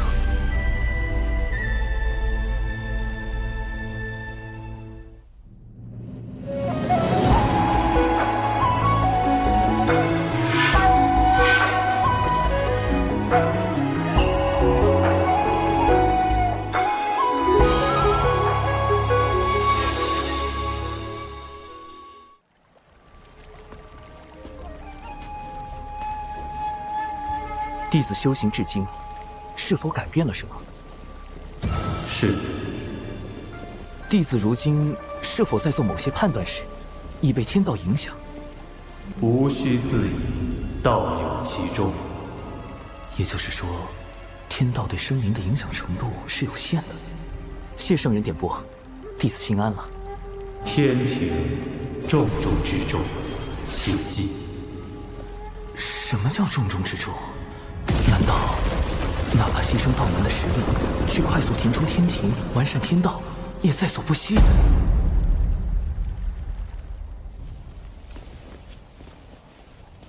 师尊说，今日之后道门将有大劫，只是天机紊乱，师尊也无法窥到大劫的真相。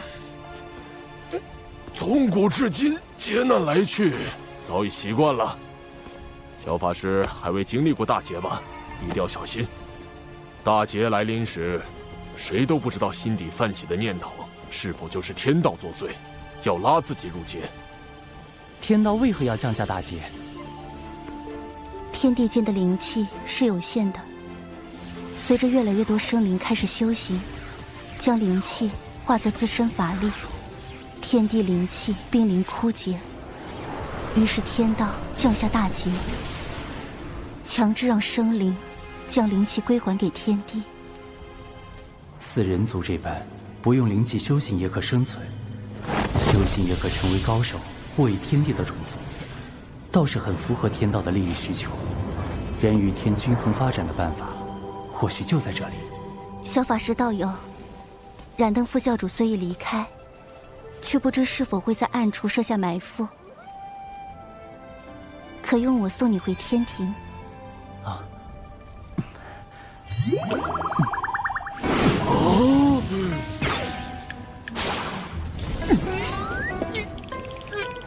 你们这小子当着我的面把水神老弟抢走，胆子也太大了，这可不地道啊！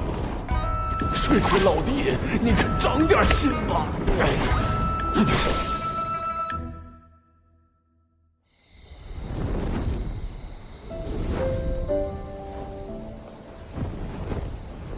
唉，怎么了？今日之天谴，让我想到了此前的天罚。我怕是得到了天道老爷的关爱。渡劫遭天罚，炼纸人遭天罚，如今又遇天谴，逼得我是皮开肉绽，但只能感恩感念。可见道友的实力大有增益，才引来天道的关注，当为你贺喜。道友一向思虑周全，却也太过耗费心神，偶尔也该放松些才好。仙子也知，我修行岁月不长，到今也并未达到那般高深。我怕，若有天自己推断之事发生，却又无力阻止，只能时刻去想去算。你最长的一次想，持续了多久？17年。是为了何事要想这般久？道门。若是道门之事，我亦是道门中人。如果道友不介意，日后我可与你一同想。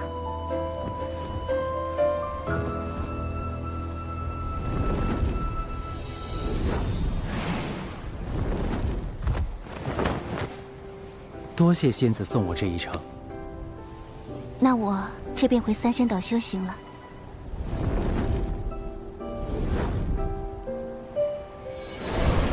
我们每500年见一面，可吗？仙子，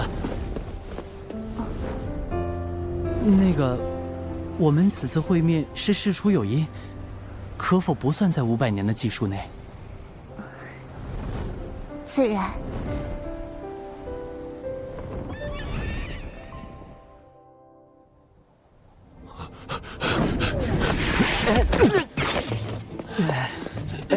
公明前辈，这是作何？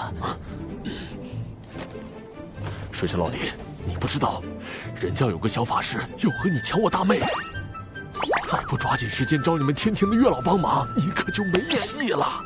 大劫都快到了，现在是在意这个的时候吗？我该怎么跟你解释？那个小法师就是我呀！哎呦！月老掌管姻缘，每日都与姻缘打交道。这洪荒天地之中，想必没有人比你更懂姻缘之事了。略懂，略懂。他懂啥？他就是被玉帝放在这里看管相思树的，一个几万岁的纯阳天仙，他能懂啥？月老，事情是这样的，让你听我说。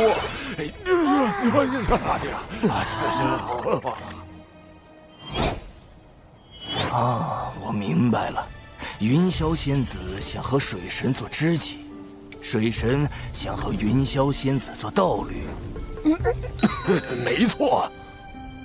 可云霄仙子这般的先天生灵，在相思树上并无牧人，小神牵不了她的红线，只能另寻他法。不如让水神给云霄仙子写封信，暗表心意吧。信？可是那种看起来很好懂，实际上看不懂的信。莫非公明前辈收到过这样的信？金光师妹给我写过。哦，看来是金光前辈想和公明前辈做道侣，公明前辈把他当知己了。金光圣母在封神大劫的故事中，死后上封神榜，成为天庭的殿母。在深商这个节骨眼上，未来的殿母突然苦练未来的财神爷，是姻缘到了，还是又一个天道剧本？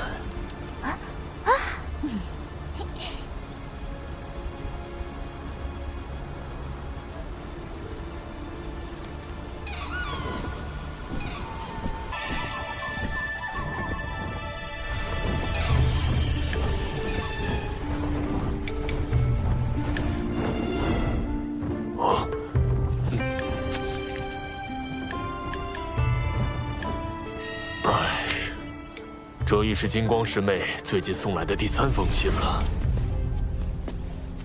莫非道友对金光道友无意？我素来将金光师妹当作同门看待，别无他意。可是我每每想开口拒绝，她都用那种热切的眼神注视着我。很绝的话，我根本说不出口。公明前辈，你何不也写信给他？好主意，以后你别老叫我什么公明前辈，叫我公明老哥就成了啊！好，公明老哥。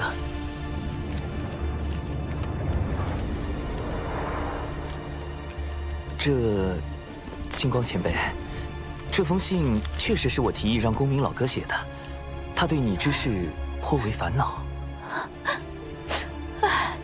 是我不该纠缠他。不，金光师叔，依我看，公明师叔写此信未必就是拒绝的意思。火灵是指火灵圣母，多宝道人之徒，结交3代弟子的翘楚。封神大劫中为报徒弟之仇，与西周经对阵，是引动产劫对峙的关键人物。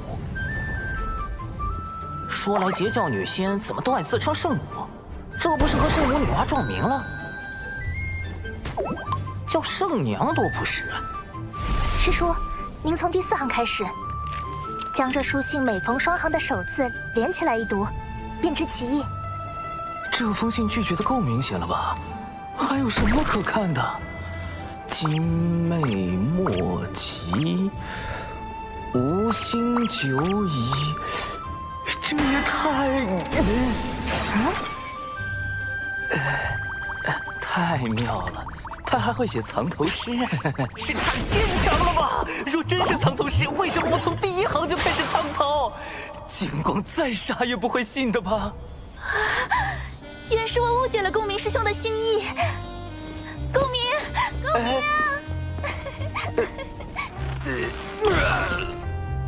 刚才多谢水神，金光师叔苦情久矣，我实不忍看他黯然神伤。听闻您才智过人，这才将他哄来您这儿，还请您出手相助，一因果，我愿承担。金光前辈竟有你这般挚友，也罢，我可以帮你。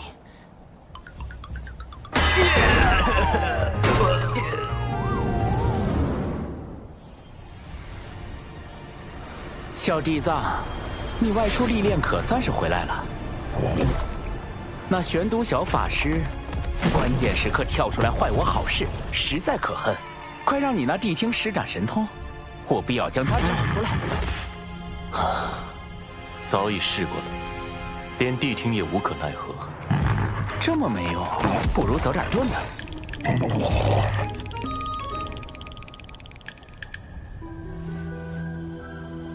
今日到门内，似有情感纠葛，或有可成之机。小弟子，你有把握吗？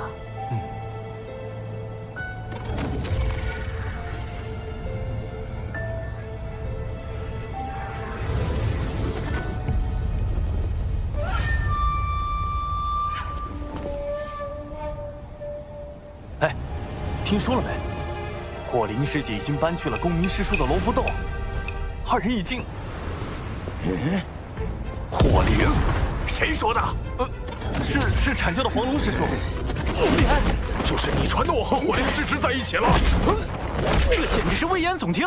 我说了，我没说，我就是没说。你们这叫怎么诬赖人呢？一会儿说你说了，一会儿说你没说，恶人露馅了吧？怎么了？这是什么？大师兄，快来呀！邪教齐伏龙了！哼，谁还不会摇人了？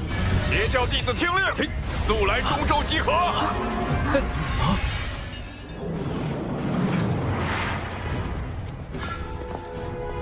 黄龙师弟4处造谣，败坏我徒儿火灵的名声，你阐教这究竟是何意？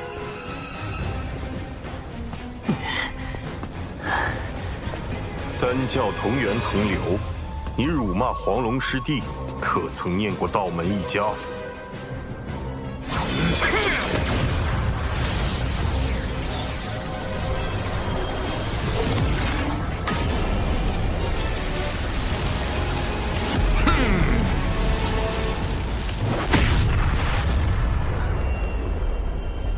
我遭了算计。为何？阐解两教这般情形，不是我们想见到的吗？我要的是徐徐图之。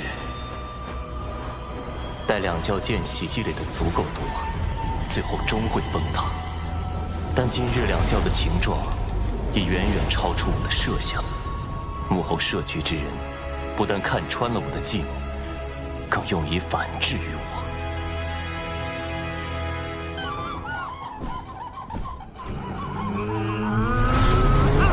这多宝和广成子演的倒是怪好的嘞。西方教今日事情闹得那么大，我倒要看看你们要如何收场。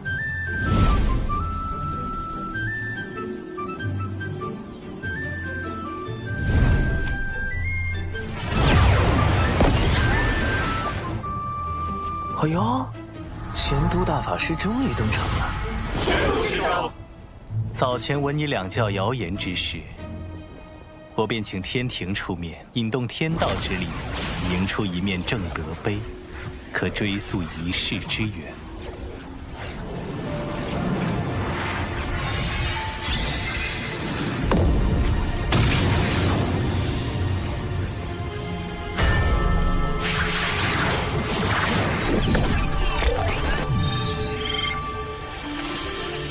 二师尊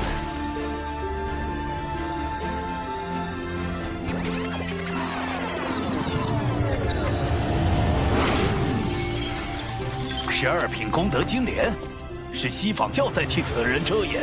截教众仙听令，阐教众仙听令，随我逼上灵山。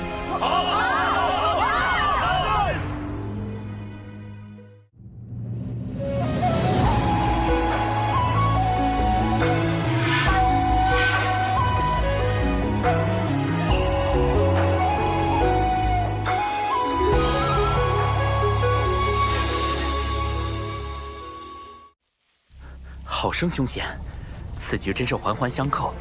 小嫡藏虽及时返回求援二教主，躲过正德碑之计，但这逼上灵山的算计根本避无可避，怎么办？西方教能主事的，给贫道出来！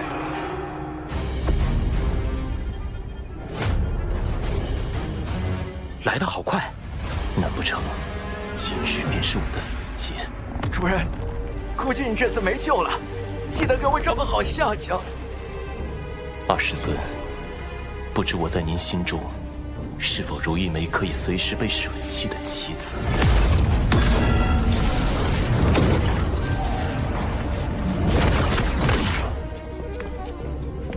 诸位道友，如此兴师动众，不知有何指教？西方教造谣生事，毁我图清誉。玄都师兄已用正德碑推演，凶手正在你们灵山之中。道友莫急，西方教定给你们个交代。你们之中谁做了此事？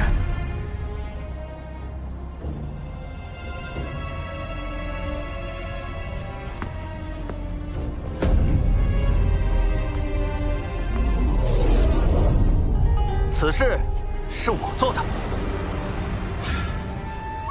弟子谢过二师尊。主人，你们教实在太不把生灵当生灵看，竟用摄魂之法操控自家弟子。慎言。听闻你四处碰瓷我教弟子，我一时气不过，就想到了这挑拨道门的计策。果然找了个弟子背锅。若我所料不错，你们上灵山后，西方教定会随便找个弟子背锅。不如……是吗？你照了这法招所写念一遍。立下天道誓言，我便信你。天道誓言容不得半分谎言，倘若这弟子当真念了，便立时会露出破绽。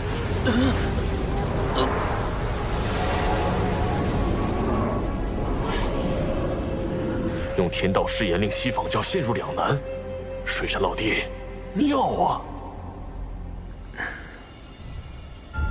愣着干什么？还不快念！还是说你不敢念？此事不过是场私怨。道门三圣与西坊二圣皆师从道祖，何必闹得如此僵硬？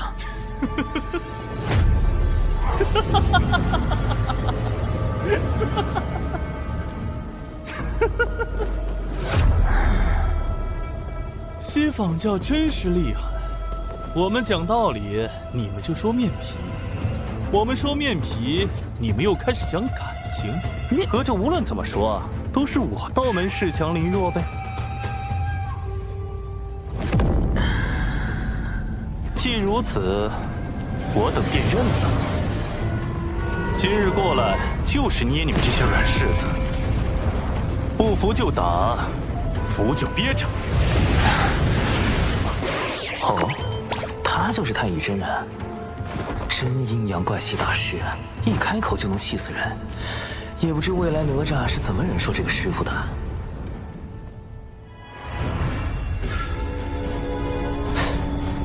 那是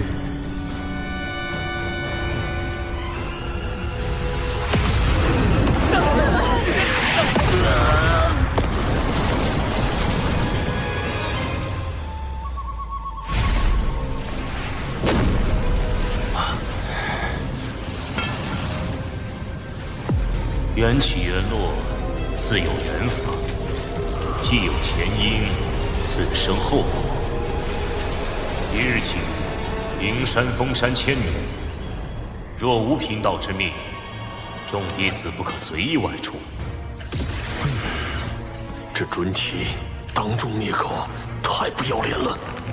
公明老哥，我们的目的已达到，今后西坊教不敢再随意算计道门，当适可而止。今日因果已了，我等就此告退。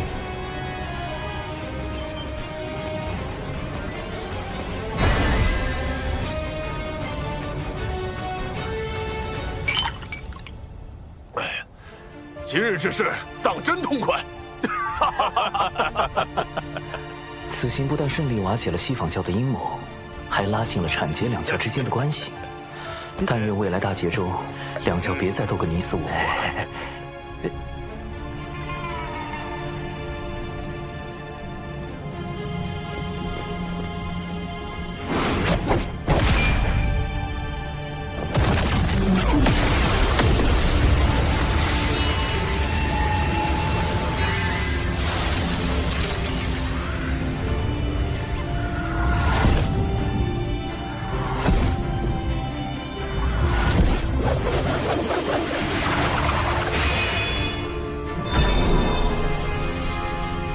太极图，是太清圣人在为此人遮掩。你在明，他在暗。是故你败，他胜。自今日起，你在此地禁足思过。若无我令，勿多出手。谨遵二师尊法旨。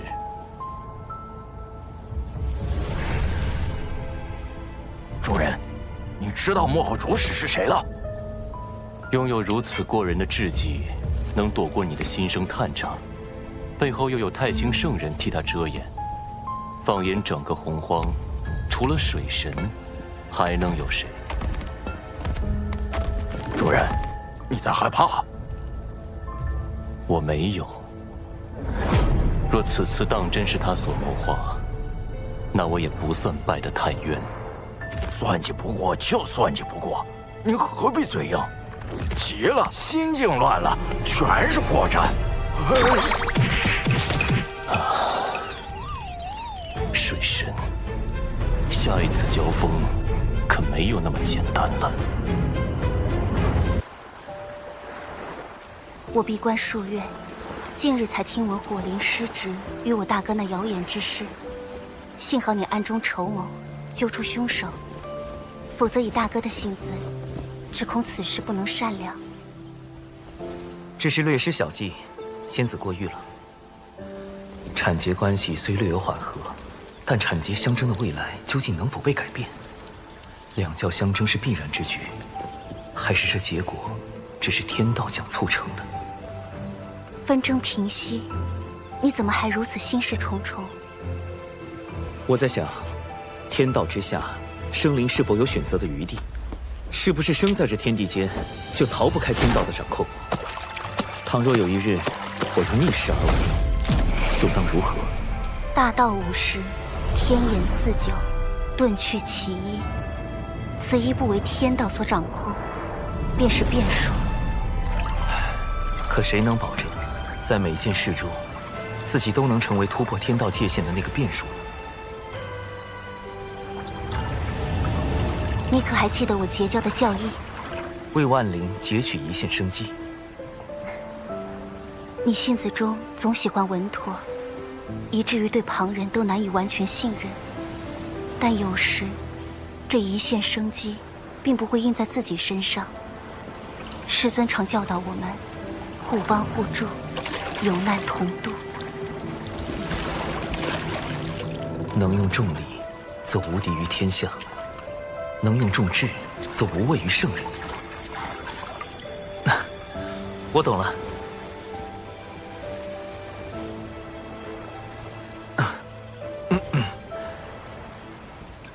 跟前辈高人谈心，对修行当真大有裨益。现在又知我是前辈了。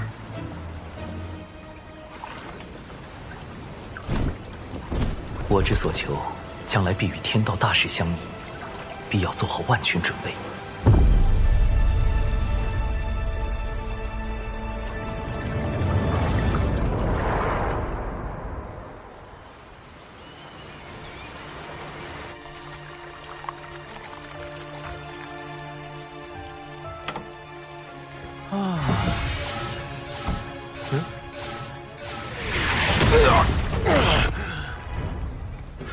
好你个黑豹，山墙大爷的宝贝！大劫将近的节骨眼儿，太清圣人突然让我去关注一只黑皮豹。奇怪，这豹子看着修为也不高。拿命来！救命啊！救命啊！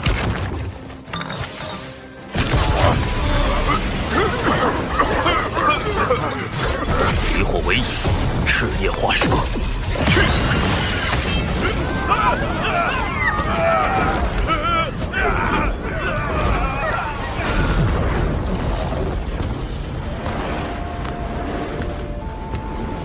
多谢前辈搭救。等等，莫非是姜子牙的同门师弟，元始天尊之徒，申公豹？前辈您对我恩同在造，您定会一生平安。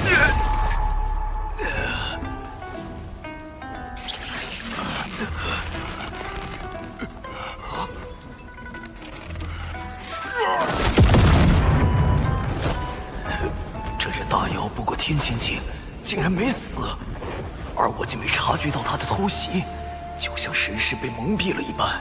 什么情况？前辈，您没事吧？前辈为什么？这申公豹在大劫中可谓是殚精竭虑，煞费苦心，反复横跳。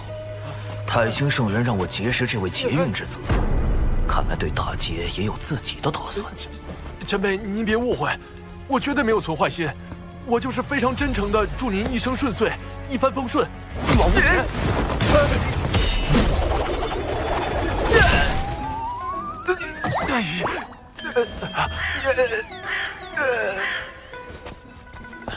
前辈，你还好吧？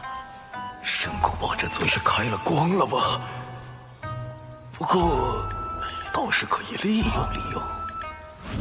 一点小伤，不碍事。我只是觉得你这只妖颇为有趣。妖庭大兴在即，正需要你这样的良才。您是妖庭的人，我留些丹药给你，你且在此地好生养伤，往后自会有你发光发热之处。前辈可否留一名号？贫道本自清修客，少问世事驾闲鹤。你就称我陆压便是。妖挺，陆压，莫非您是？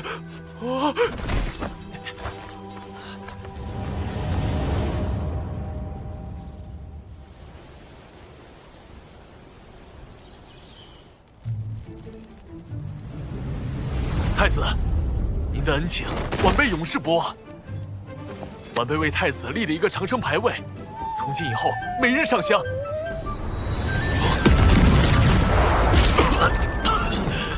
气息怎么突然这么差了？愿您能万事顺遂，妖挺还要靠您振兴呢。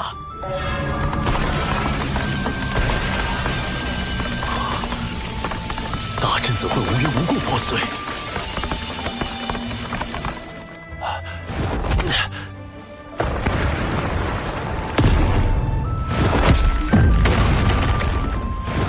我既没亏气运，也没欠功德，这绝非巧合。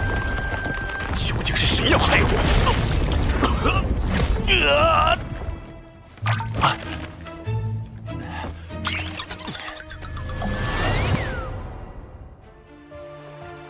我当然不指望申公豹真能奶死陆压，不过倒是刚好借此试探一波天道。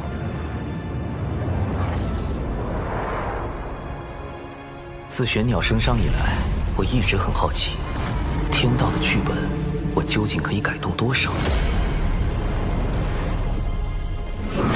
彼时天道本欲将除检定之外的所有秦国皇室成员全部杀死。经我斡旋之后，这些人得以保全，但同时，天道为遵循玄鸟升商剧本，又对孔宣进行了修正。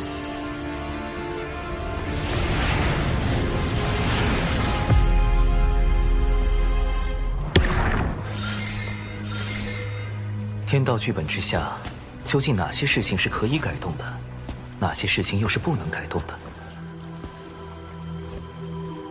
为何有秦国皇室可以保全，孔宣却要被修正？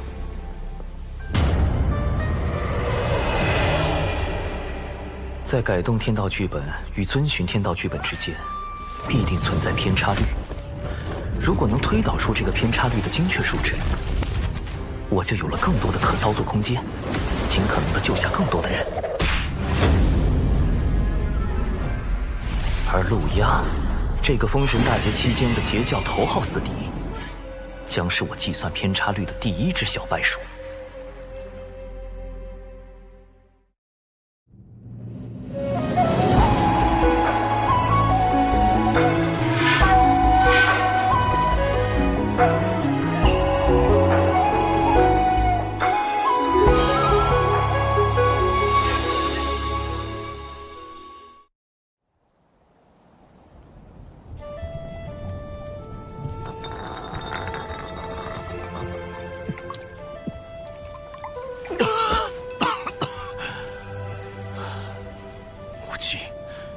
请告诉孩儿，孩儿到底又做错了什么？偏要如此亡我？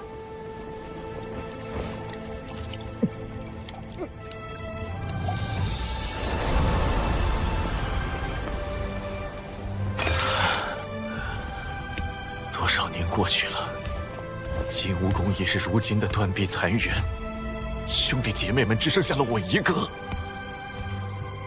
出自汤谷兮。漫天游，归于于渊兮，欲甘渊。唉，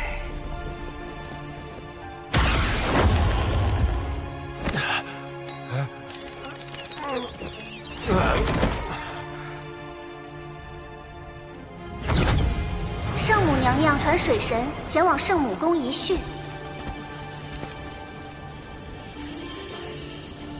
让黑豹对陆压行诅咒之事，可是你的算计？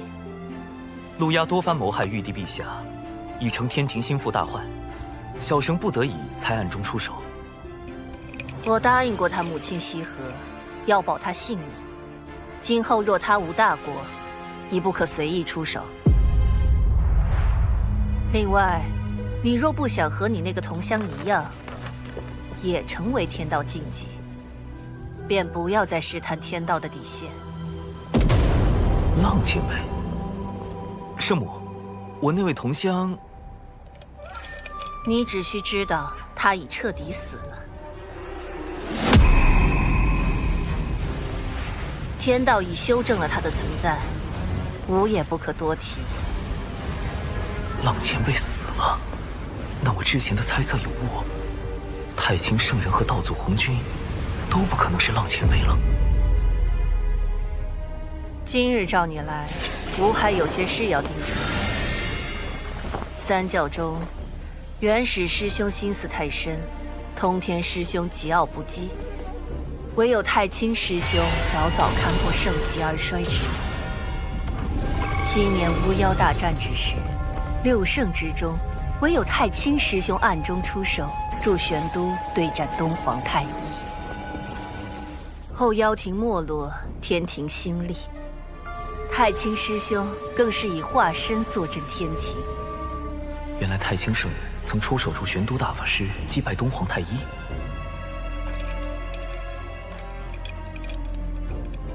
等等，大德后土是不是也说过？这是人教对我的许诺，如今七情脱离封印，一切正到了应验之时。人教的许诺，莫非也与太清圣人有关？他竟暗中做了那么多，看来我此前猜测的没错。太清圣人也不愿意看到道门内战，他的计划与我在大劫中捞人的计划并不冲突。多谢圣母指点。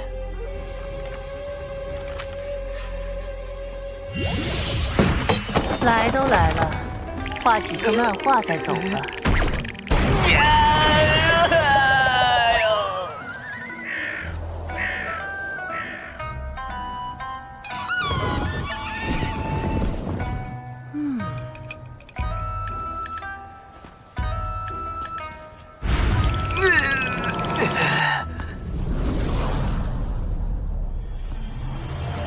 显然陆压还不能提前死，但要计算天道偏差率，样本数据还不够多，尚需10日。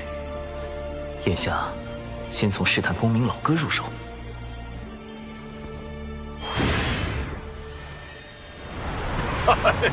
多谢水神老弟带我来天庭逛一遭。公明老哥，近日听闻有大劫将至，你有何打算？你有应对之策？你看这天庭如何？灵气充沛，大道有宗，可谓是修行圣地。可惜一言一行都有天道监管，颇不爽利。天道至公无私，监管又有何妨？我不慕天庭之功德，不愿被天庭所辖管，更不愿有什么君臣之道。修道为何？先长生后逍遥，寻的是无拘无束，为的是念头无阻，不然何以求得超脱？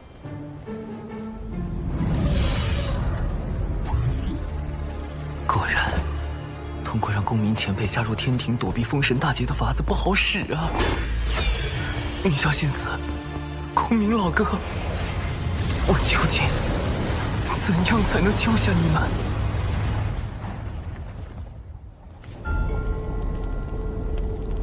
太子旧伤未愈，似又添了新伤，此乃12品功德金莲所结，能助太子早日痊愈。想与我联手对抗天庭和道门，仅凭一颗莲子可不够。联手？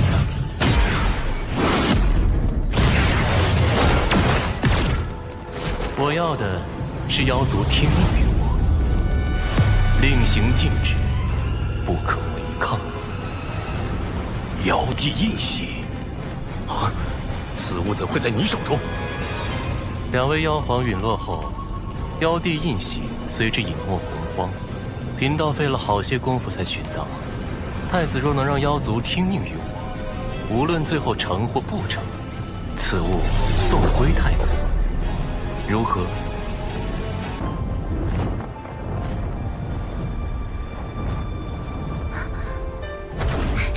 师兄，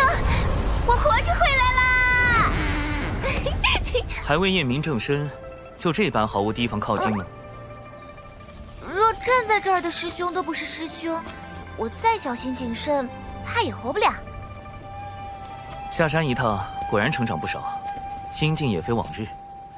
有些事要正式跟你谈一下。啊？正式？啊？玄都小法师，天庭水神，师兄你竟有这么多身份，切记保密。另外，我在外行走，遇见了一位很特别的人。你可听说过云霄仙子？截教云霄，先天生灵，天地大能。师兄，你和云霄仙子，你为什么？明明是我先。此事解释起来十分复杂，你可以理解为，云霄仙子与我因某些事有了交集，后来又经历了一些事，我们之间的关系比以往更近了一步。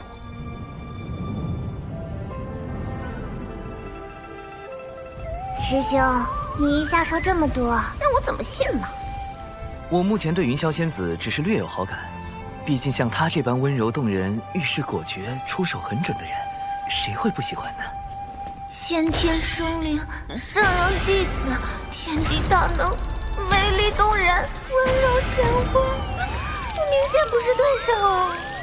而你与师父是我最信任之人，你是否愿意站出来帮师兄处理一些事务？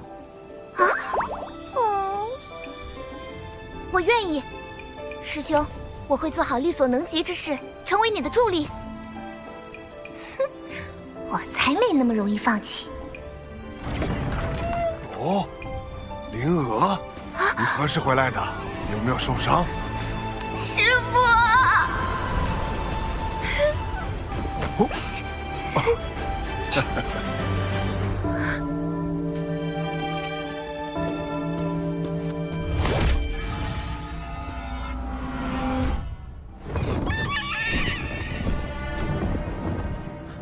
青丘狐族又来找茬儿。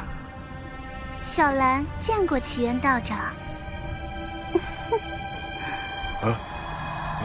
这声音，这眼神，不太对劲。继掌门，我族功德狐女小兰与你渡仙门这位奇缘道长，结成道侣。如何？你摆平什么了？若非你那什么寂寞的歪脸，狐妖怎会？对师父芳心暗许。弟子对症下药，是他想多了。且狐妖此举定然有诈，我已将其引到僻静之地，我可趁机一探。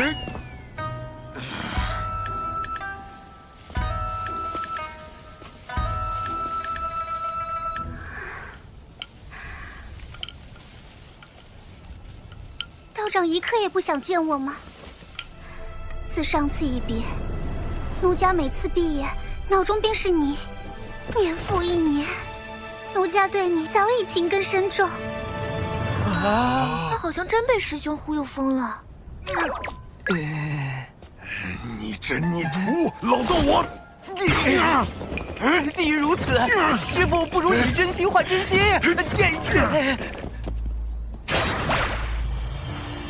师兄，你真相信狐妖看上师父了？非也，此乃狐妖之套路，先忽悠仇敌爱上自己，再翻脸羞辱，以此来报复。蓝道友，可我了？师父，鼻子，鼻子。没眼看了，没眼看。狐妖路子这么野，师父能稳住吗？或许能撑3个时辰。道长，我来帮你疗伤。使不得。道长若对我无意，为何不敢正面看我一眼？蓝道友自重，贫道思来想去，有些话还是想跟你说个清楚。师兄，你假扮师父的事要被抖出来了。师父待人诚恳，又岂会再做欺瞒？道长请说。美色当前，臭老头要原形毕露了。道友其实一直认错了人。什么？果然说出来会痛快许多。道长此话何意？与蓝道友相交的是一位高人，他不想被人所知，故用贫道样貌走动。当然，这也是贫道允许过的，只是不曾想。道长何苦骗我？外貌可相似，但道心、性情却难做到完全一样。虚假终归是虚假，蓝道友着了相。这么说，我一直恨错了人。恨？狐妖心态崩了，师父却毫不知情，怕是要吃亏。不然你以为呢？还以为蓝道友生了心魔，原来是在骗我。你不是应该一副受到欺骗、愤怒、怨恨、尴尬的表情吗？怎会如此？而且，我生了心魔，不是与你更有利吗？蓝道友困于执念，贫道有不可推卸之责。若你再因此诱发心魔，贫道良心难安。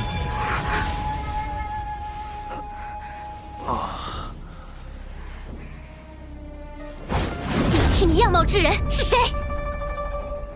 事关高人安危，贫道宁死也不会说。蓝道友心中不忿，不若在贫道身上出几口恶气。冤有头债有主，既然不是你，我打你做甚？真诚克腹黑，果然是万年不变的定力。出来吧。师父当真令徒儿钦佩，美色当前，竟能如此坦荡。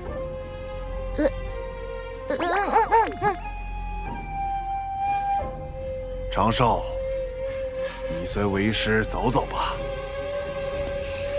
师兄保重。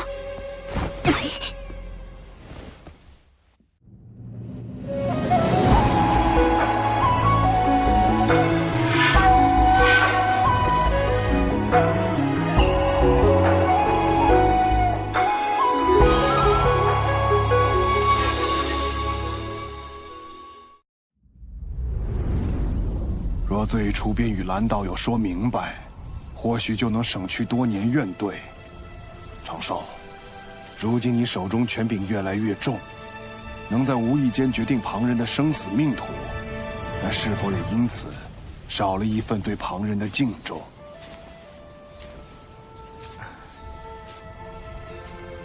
为师已教不了你修行，道理也不如你懂得多。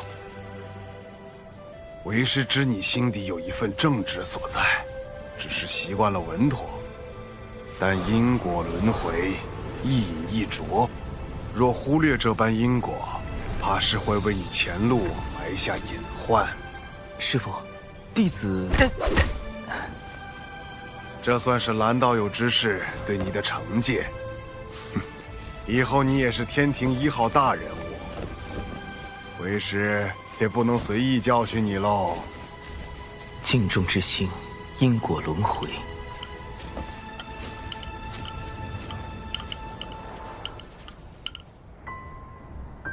尊师所言，有些在理，有些却忽略了你的处境。你发自微弱，又过早参与大教之争，若不遮掩形貌活动，早就身死道消。处置狐妖时，于你而言，本就是两难。仙子可是在为我鸣不平？我处置方式确实粗糙，此番训斥理所应当。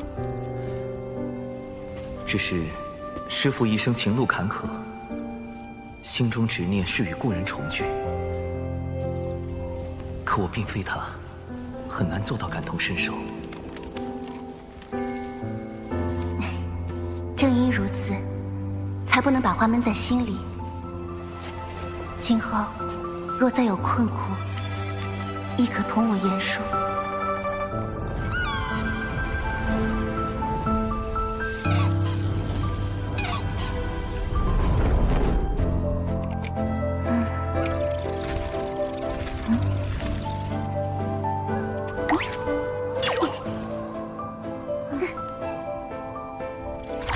姐如今可有动心？何谓动心？就是心底总有个念想，时时刻刻都会想起一个人，连大道之中也可见此人踪影。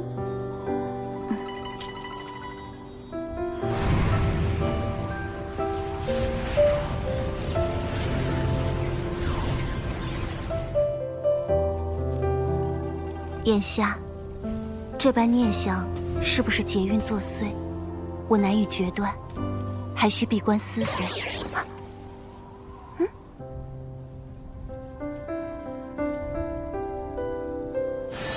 水神，奇缘道友出事了。孽缘线。水神大人，您定要相信小神。奇缘道友乃是您的至交好友，小神怎敢给他随意安排姻缘？更何况还是这种命运纠缠、不死不休的孽缘线。是天道，这和大姐有没有关系？狐妖是占据妲己肉身的九尾狐吗？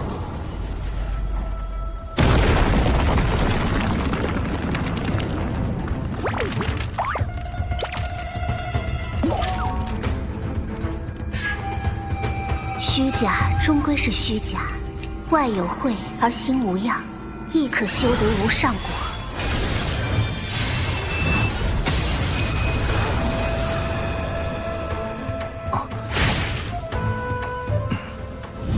你若不想和你那个同乡一样，也成为天道禁忌，便不要再试探天道的底线。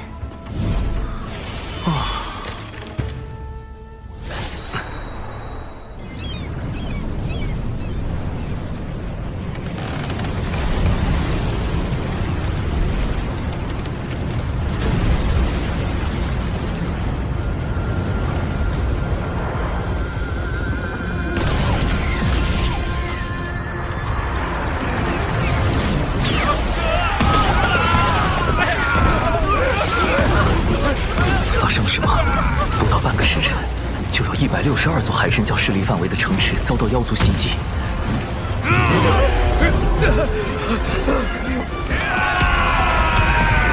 长寿，长寿，逍遥仙宗发来求救信，说遭到数万妖兵围攻，其中有不少大罗之境的高手。即便贫道带人赶去，恐怕也是力有未逮。你看这可如何是好？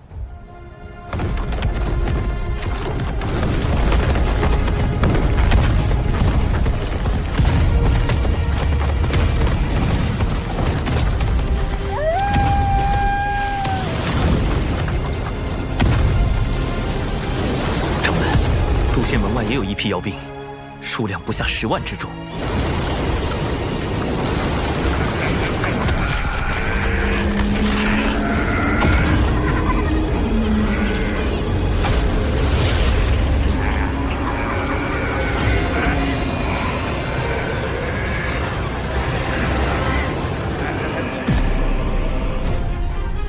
太子若能让妖族听命于我，无论最后成或不成，此物送归太子，如何？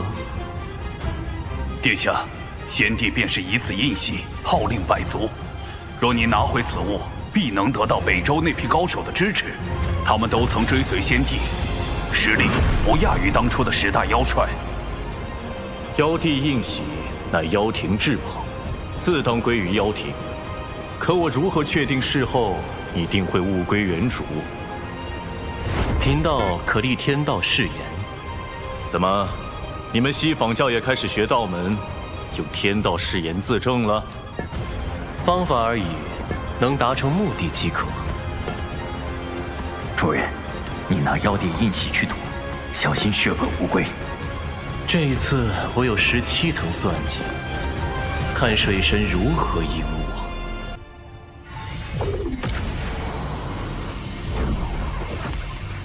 诸位久等了。地藏，灵山因他而封，没想到这么快就又被尊铁圣人启用了。主人，他就是温景。金蝉折损前就怀疑过他。往后见我，不必行跪拜之礼，请起。因各位跟脚，我西坊教无法让你们走到台前，但诸位所立功劳，2位师尊都会看在眼中，该有的自不会缺。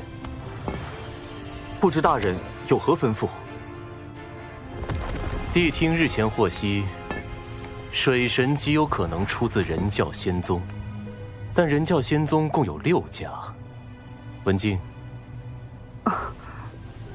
你觉得若对人教仙宗发难，逼水神现身，选哪家较为合适？那自然是要选道成最多的那个逍遥仙宗。但水神绝非一羽之辈，他那灵爆秘法，委实有些吓人。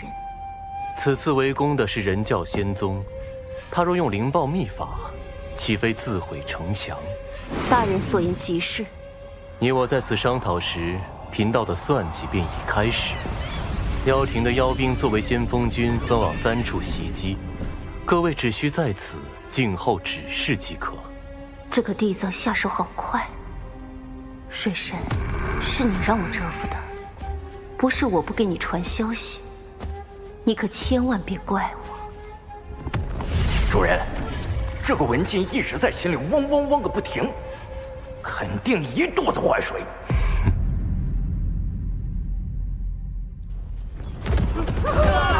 快逃！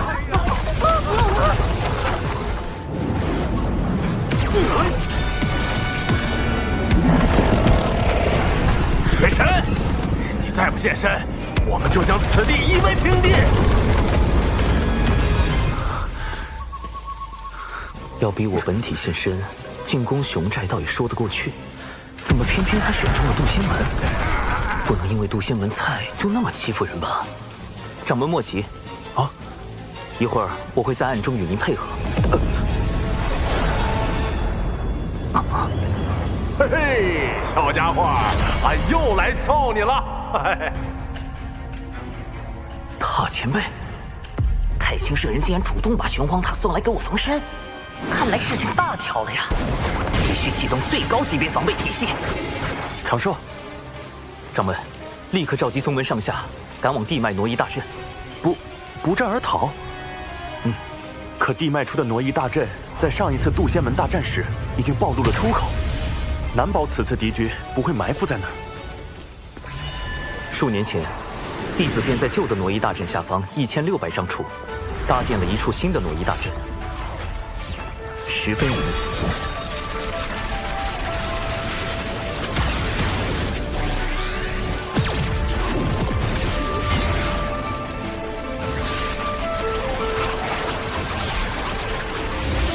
掌门速速带人前去，逍遥仙宗和这里的事情交给我。这次就全仰仗长寿你了。天子纸人军团开启熊寨紧急联络通道，神字纸人军团求援多宝道人。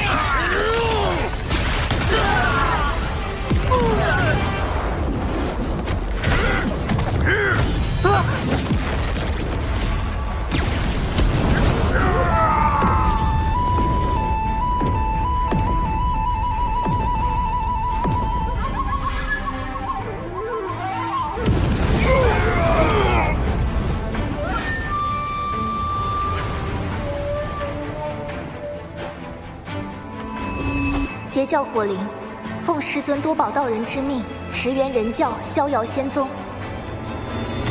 这水神反应好快呀，又是化身又是求援的。不是还有渡仙门吗？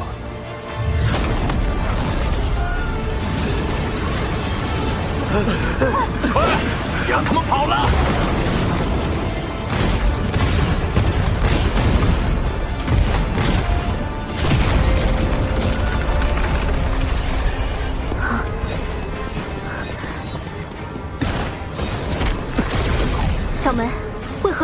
穷风一脉。他们决定留下来，那弟子也决定留下来，请掌门成全，弟子生死无怨。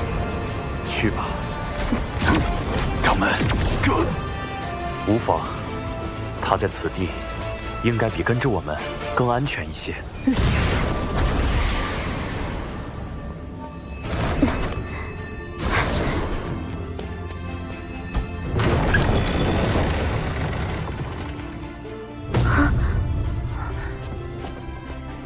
奇缘师叔，究竟是有情师妹，有些事情还不方便告知他们。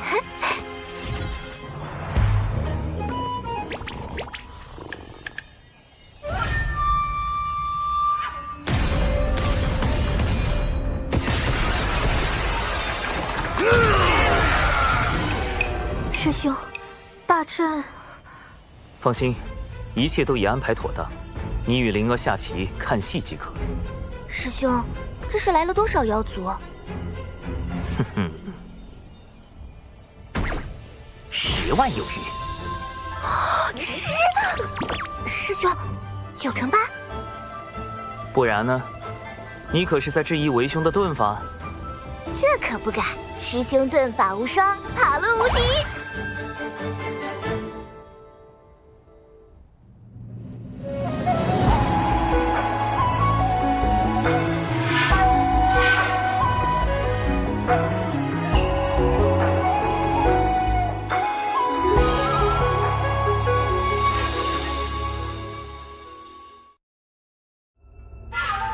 来晚了，他们跑光了。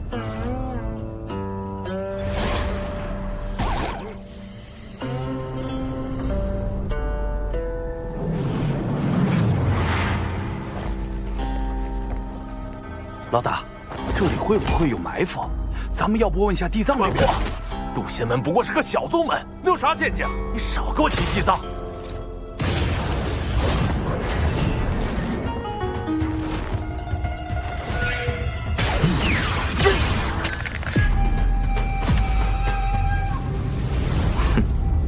砰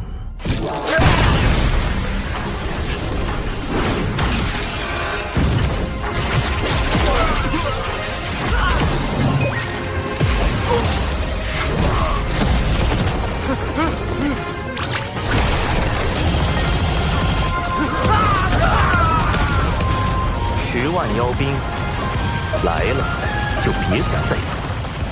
师兄真厉害。大哥，我是不是说漏嘴了？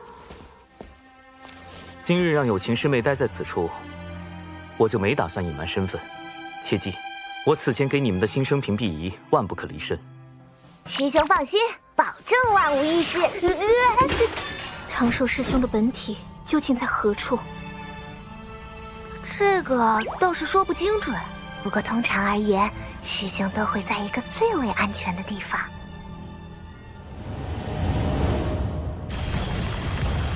各位莫怕，贫道只不过是天庭文官，并非武将。平日里只是擅长一些撒豆成兵之术，各类符阵以及各种毒丹而已。冲啊！自研符阵，尽此迷宫。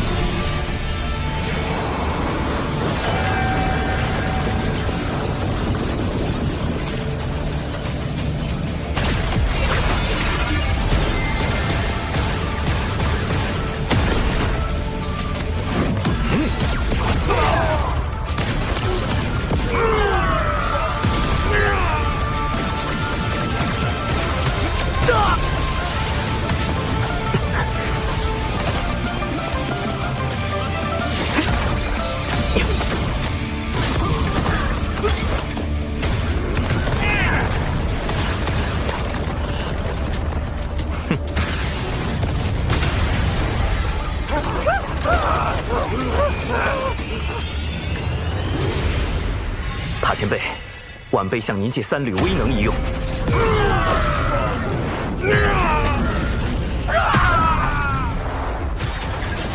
这样一来就能混淆视听，不会暴露我的根脚。这小子，你心眼子也太多了。说好的天庭文官不善武力呢？你这卑鄙无耻之徒！尔等不过是上古败犬，今日竟还敢在此嘤嘤狂吠！我从未见过有如此厚颜无耻之妖。你，水神，你一意孤行，若人妖两族再多大战，此间因果你当一力背负。妖族并非人族之敌，大德大慈的圣母女娲便曾是妖族客卿。只有那些将生灵视为草芥的邪恶生灵，才是全洪荒生灵之敌。怎么感觉水神说的好有道理？不要听他乱说，冲！哎妈，太弱了！这群家伙没吃饭呐，那感觉被他们打，完全就是爬宝界的耻辱啊！地藏派妖兵来送死，恐怕另有用意。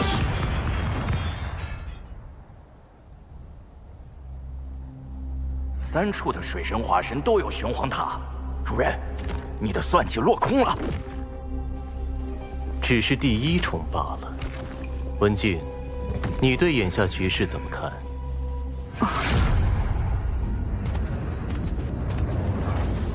地藏大人高明，袭杀人教仙宗，逼出水神根教，只是您的第1步。您真正的目的是想令妖庭为道门仇视，四处树敌，最终不得不投向咱们西坊教。哦，你是如何看出的？我教与妖庭屡屡败于水神，究其根本，乃是我教与妖庭的合作嫌隙颇多，才被水神钻了空子。倘若我教能彻底掌控妖庭，水神自不足为惧。主人，这个文静和你之前说过的话一模一样。文静，有时太过聪慧，并非好事。去渡仙门支援妖兵吧。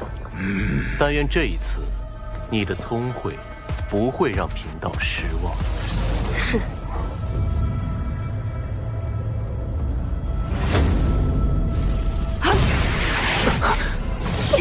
竟欲借机令妖族投向西方教，不愧是地藏。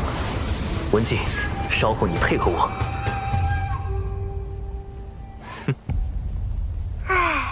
师兄这么一笑，肯定有人要被安排了。今日竟有这么多的妖兵，那位道友果不欺我，当真有大量功德送上门来。那位道友，你什么意思？今日之事，不是只有地藏大人知道吗？难道水神和地藏是一伙的？你们一定是误会地藏大人了。哎呀，被你们发现了！为地藏道友考虑，我今日是绝不能放过你们了。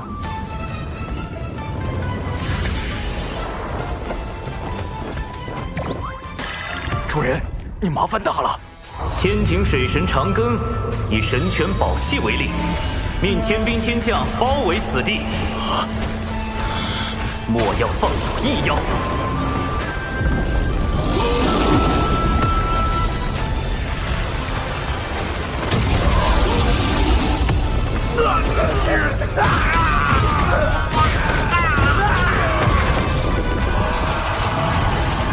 定能试探到水神的根脚，此局就还不算输。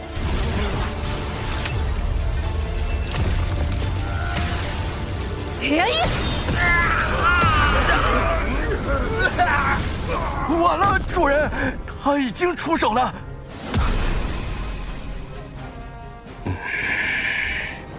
咱们擅自做主，杀了这些妖兵，会不会不妥？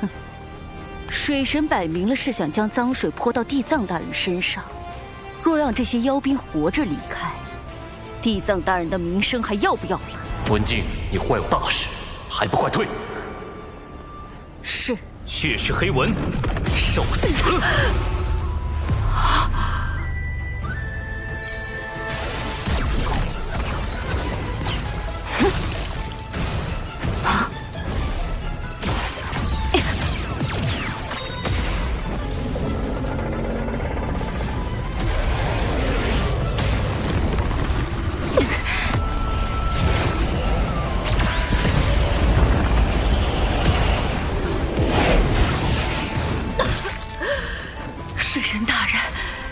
知道是在演戏，但你下手也太狠了吧！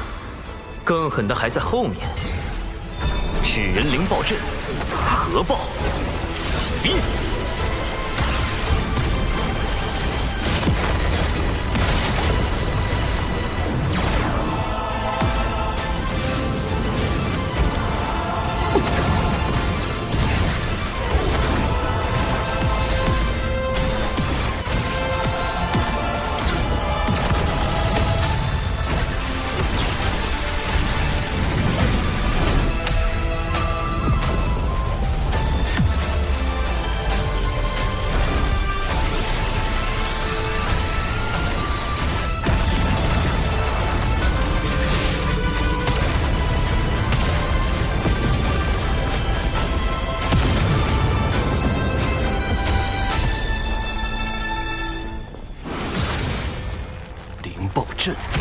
何时布置在此地的？主人，不好了！刚有妖族大能在北周现踪，以扬言要找你算账。主人，路亚已得知了今天的事情，放话再也不与西仿教合作。哼！主人，说，水神刚刚在逍遥仙宗说了几句话。主人，你……他说了什么？算了，主人，我怕你被气到吐血。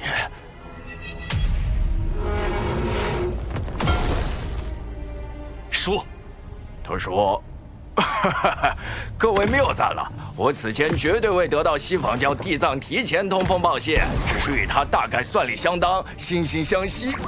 他要妖族好感，我需守护人教道成，为天庭扬威，仅此而已。我们绝对没有串通。现如今还在为地藏掩护。”水神真是考虑的太周全了。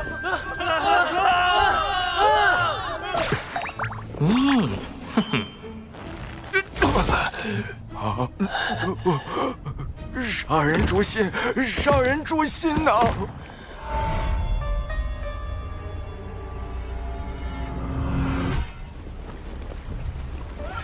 二师尊，此次是弟子技不如人，妖庭那边。弟子会设法斡旋。世间诸事自有缘法，不可强求。文静，你可知错？属下何错之有？你与水神里应外合，截杀妖兵，将我与水神合谋的谣言坐实，是也不是？妖兵受水神蛊惑，属下担心他们将此事宣扬出去，这才出手灭口。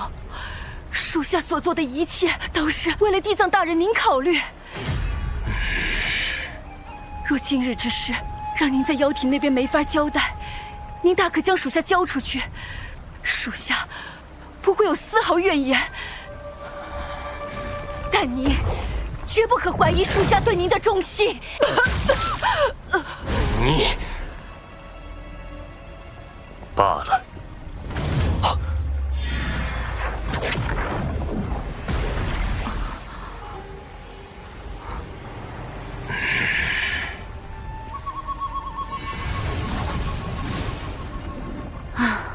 这水神倒也真够厉害的。要不是我受了那么重的伤，再加上他让我按他教的话说，这回恐怕很难摆脱西仿教的怀疑，可算是逃过一劫。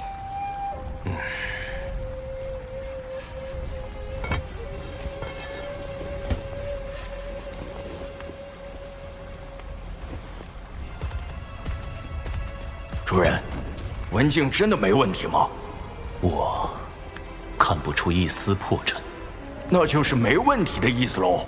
没有破绽，往往有两个可能：一是真的，二是装的，且装得天衣无缝。我希望答案是前者。若是后者，水神的智谋已到了极高的境界，我西仿教只恐……唉。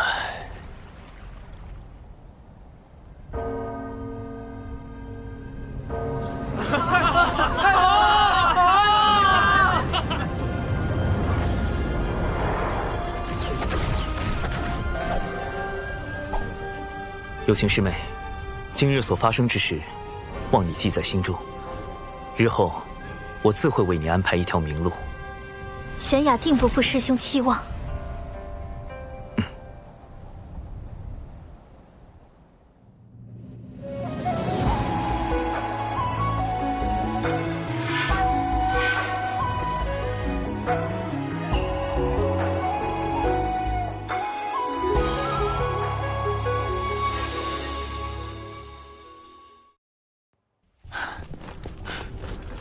殿下，西方教地藏已在外等候多时了。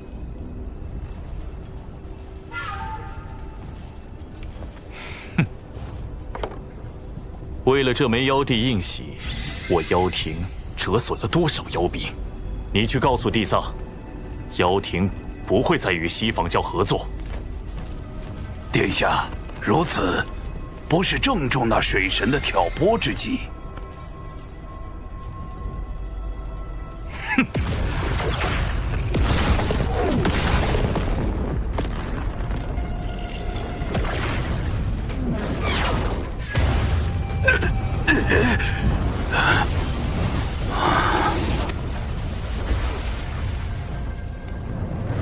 水神挑拨为真，地藏心存他意亦为真。否则，他为何会派妖兵充当先锋军？看在妖帝印玺的份上，我暂且不追究地藏之责。但那劫杀我妖兵的血赤黑纹，最好一辈子别出门，否则我妖庭定将他碎尸万段。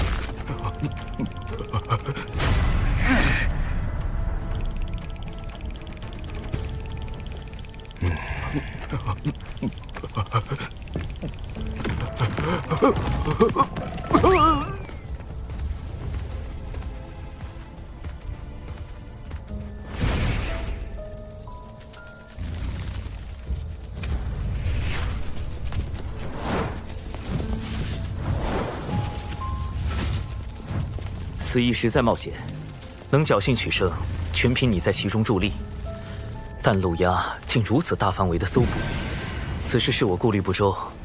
下一次，还是以保全你自身为主。那个，既然奴家这一次表现那么好，水神大人什么时候？而今你身处险境，等到机会合适，我自会安排你与大法师相见。奴家明白。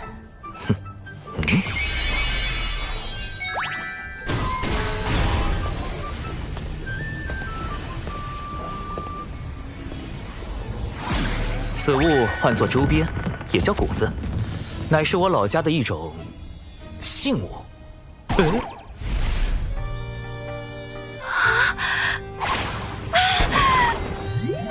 好可爱，大法师的谷子。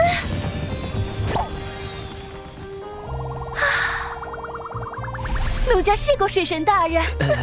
谷子，谷子。文静这边终于安置妥当了。渡仙门一役，小琼峰虽然没有受到波及，但仍需升级防护措施。又到了喜闻乐见的小琼峰基建环节。我宣布，小琼峰2期改造工程开工。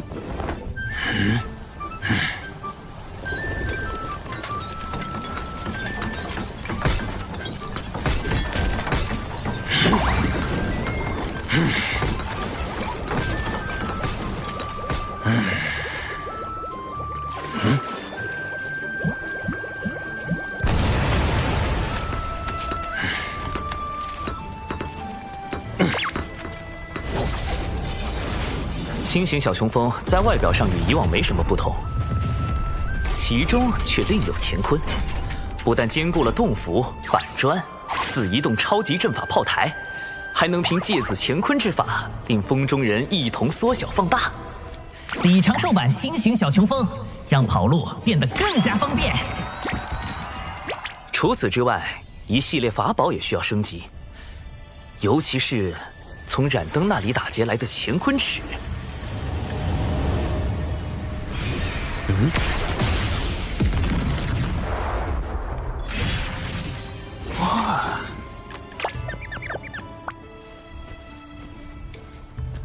大劫将至，大妹让我们在岛上安心修行。你俩玩够了，就赶紧回去吧。大劫都还没影呢，怕什么呀？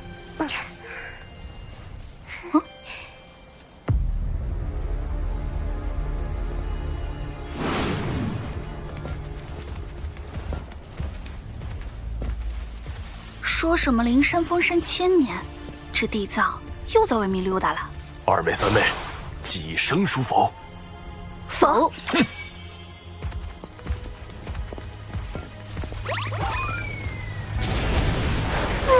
快来助我！有人，好歹助我！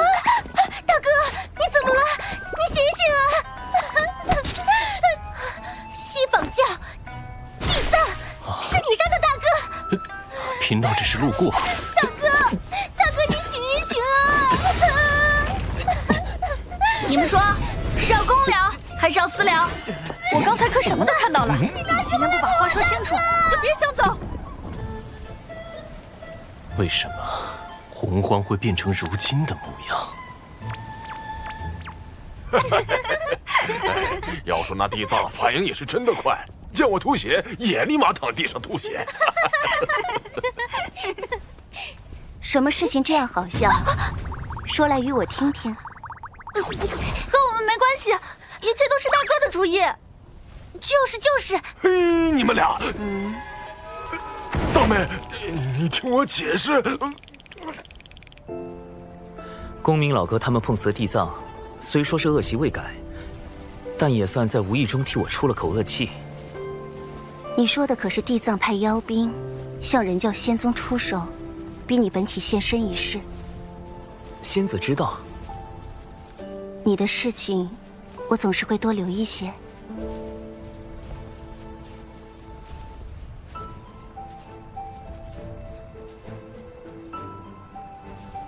人教仙宗遭遇妖兵袭击，天庭定不能坐视不理。昔年道祖因天庭代其行监管洪荒之权，我欲以天庭之名发布讨妖檄文，如此便师出有名。大劫将至，你虽在天庭行事，但也要小心。我近日总是心神不宁，怕是已有什么劫难应在我兄妹身上。2位妹妹，我能进足3仙道，可大哥终究是我兄长。倘若劫难避无可避，我定会与你，我定会倾力相助。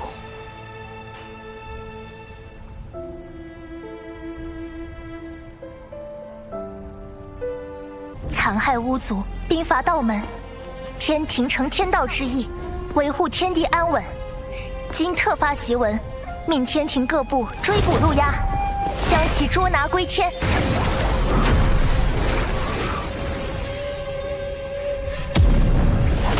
天庭此举无非是想逼我现身，再无法躲在暗处算计。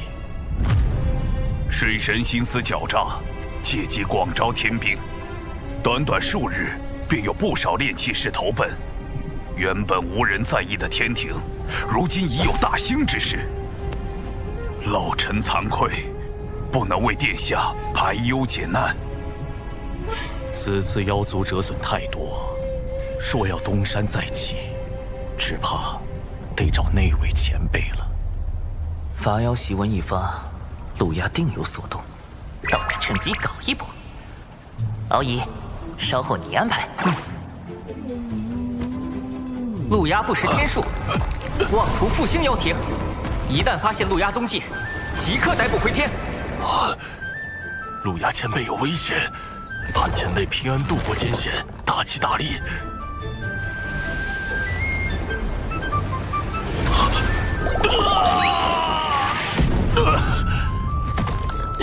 就我这张嘴呀，这可如何是好？这种无缘无故遭灾的情形，为何又来了？莫非霉运是经周天运转，或是我妖族气运不足所致？得尽快请那位前辈出山。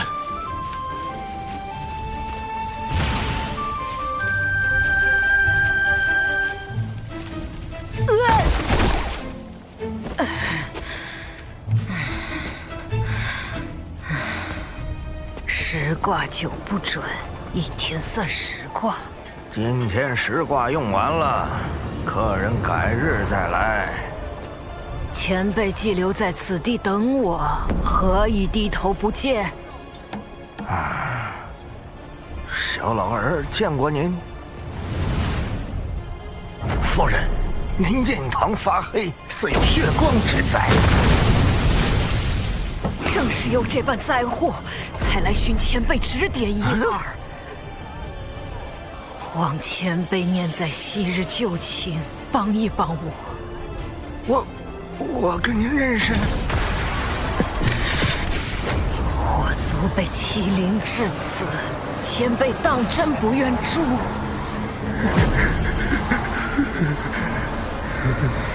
殿下，稍等哈，等我炒完这个菜，还有2桌客人在等。来。前辈为何在酒肆之中做个厨子，而非？殿下认为贫道为先帝效命时，便以能掐会算为生灵所知，而今隐居此间，理应做个与之相称的卦师。其实，贫道的兴趣远不止占卜观测。是晚辈先入为主了，前辈看来相见，可是愿出山相助晚辈一程。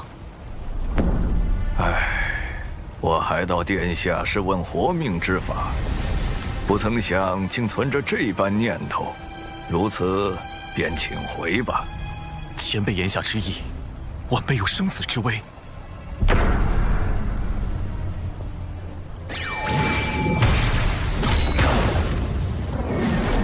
大祸不远矣！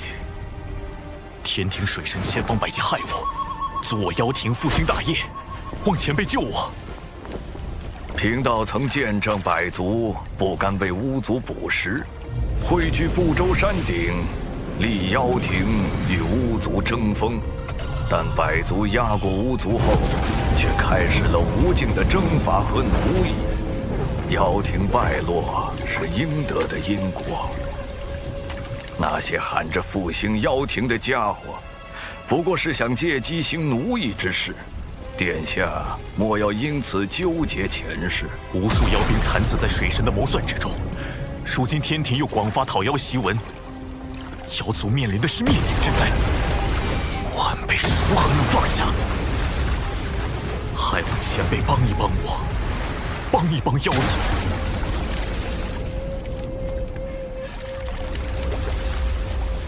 妖庭已无力改变败局，我的9个孩子已经在大战中死去，如今唯剩1子。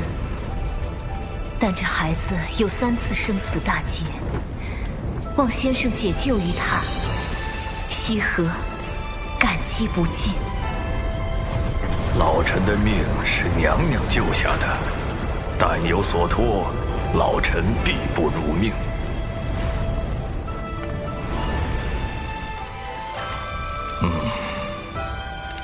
罢了，终归是欠先后几分情谊。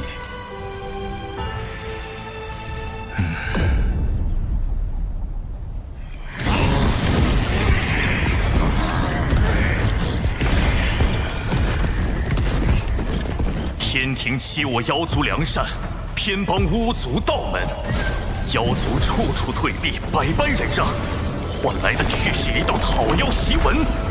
今日，陆亚以妖庭太子名义发此檄文，即日，妖族不再遵天庭之命。说的跟以前听过天庭号令一般。水神大人，这些妖族凶到就差直接咬人了，咱们何时起兵伐妖？妖族派系凌厉，难以一心。此时出兵，反倒会促使他们结盟。那时天兵会死伤几何？一旦伤亡过大，哪怕顺利镇压，天庭实力亦会暴露。倘若再败，天威荡然无存。是小神莽撞，思虑不周，望水神见谅。不过妖族不尊天庭，便是不尊天道。诸位身负神职，何不用天道之力削他几层皮？比如雷伐殿给身负业障的妖降雷罚，吓他一下。代管财部的诸神就搞点破财之事。小神代管风部，可令群妖汇聚之地，日日大风，不见天日。小神代管四季轮换，可让群妖居所夜夜大雪，白昼酷热。小神代管黄昏晚霞，可写上妖族必败等话语，乱其军心。小神专管侧神殿，定要妖族如厕时4次爆桶，溃不成军。小神也只能做到这种地步了。算你一功，不过扰乱妖族的关键还得看月老殿，如何让各大妖王互挖墙角，加快妖族内乱。卞副统领，听闻你深谙此道，还望能对月老倾囊相授。是末将的一位朋友深谙挖墙脚之道，听他说，要先与那人结交，温言细语，若事情败露，也可厚着脸皮据理力争。水神老师算计之脏，令其发指，其对老师无比钦佩。若妖族愤而攻打天庭，又当如何？那他们顷刻间便会死无葬身之地，连骨灰都不会留下。教主哥哥定已做好了万全的准备。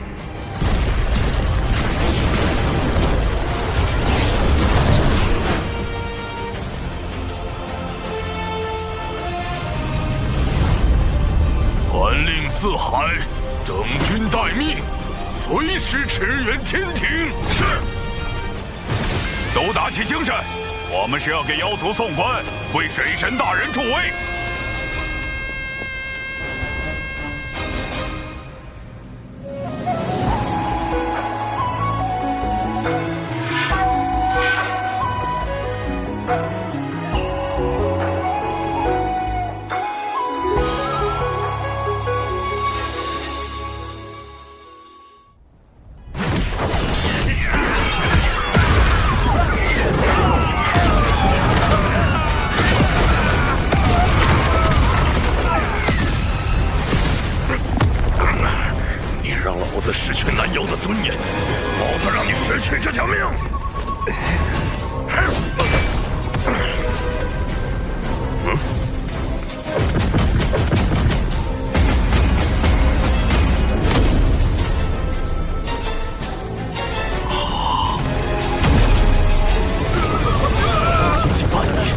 天庭便让妖族内部出现不少裂痕。前辈，我们到底何时发兵？等到水神以为将妖族和殿下逼至绝境，才是出手的机会。你怀疑陆压的背后有高人指点？天庭大兴已成定局，迟早会清剿凶妖。陆压此时发讨天檄文，号召各路妖王抗命，不过是在提前激化双方矛盾。但他却又按兵不动，只抗命而非反天，就是给自己留了一条退路。但以陆压的行事作风，断不会想到这种以进为退的法子。所以妖族内部定然有一位能看到天地大势的高人，想保住陆压。大法师通晓洪荒大事，可知妖庭有什么大能尚存活于世？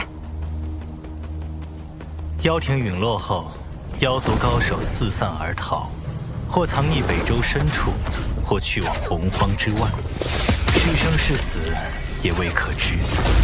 若要说谁一定活着，我倒是想起一个，妖庭10大妖帅之一白泽。2大妖皇最为器重的那位谋臣。白泽本命神通，是趋吉避凶，我与他也算交过2次手，每次刚动杀念，就被他逃了。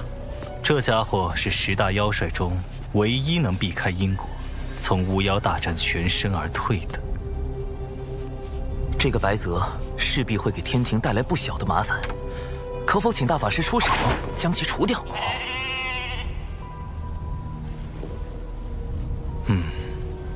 不过这家伙对付起来有点麻烦，我得多耗费一些时日才行。或可利用白泽的神通阴阳逆转，引他入瓮。破局之法便在锦囊之中，不到危急关头，切莫打开。殿下，这是贫道最后一次帮您了。前辈要走？水神定已察觉到贫道，现在不走，就真的走不了了。不过贫道还要再叮嘱殿下，切莫与水神为敌。玉帝忌惮您，是忌惮妖庭太子，可水神自始至终要杀的是陆压。这有何分别？我与水神并无深仇大恨，他为何如此？水神此人，贫道始终捉摸不透。海神庙只有5、6座时，贫道就已无法看清他的根脚，可见他早有防范，且一日未曾懈怠。水神行事确实周全到令人发指。不止，水神善忍耐，且睚眦必报。当初您与金蝉合谋破开海眼，而后金蝉折于灵山，殿下伤于妖生山，地藏造谣道门半日不到，水神便串通三教大师兄，逼西方教认错。逼上灵山，何尝不是三教大师兄有意促成？前辈对水神是否夸大其词了？贫道如今能告诉殿下的，便是水神修行至今，绝不超过500年。这怎么可能？此人天赋之高，谋算之深，非我等可及。且面皮于他如无物，宝物宝财如烟云。最让人钦佩的，便是见利而不忘义。贫道虽未与他打过照面，但仿佛神交已久。不可设法除掉水神吗？动他，最先落到你头顶的，不是太清圣人的太极图，也不是通天教主的清平剑，而是道祖的紫霄神雷。殿下莫要多问，贫道不敢沾他半点因果。若依锦囊所说行事，尚有一条活路。妖庭早已不复存在，望殿下放下执念，及时回头啊！人情已还上，咱们今后便不多见吧。殿下保重。白泽，这位上古妖帅趋吉避凶的神通当真敏锐。大法师刚去追查他的下落，他就找到了渡心门。这个白泽，由不得。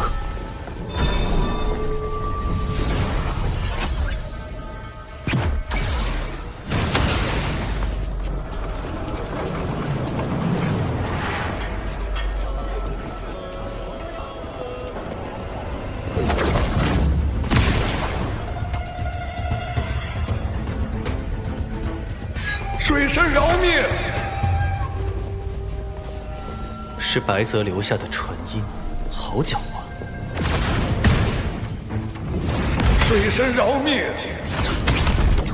水神饶命！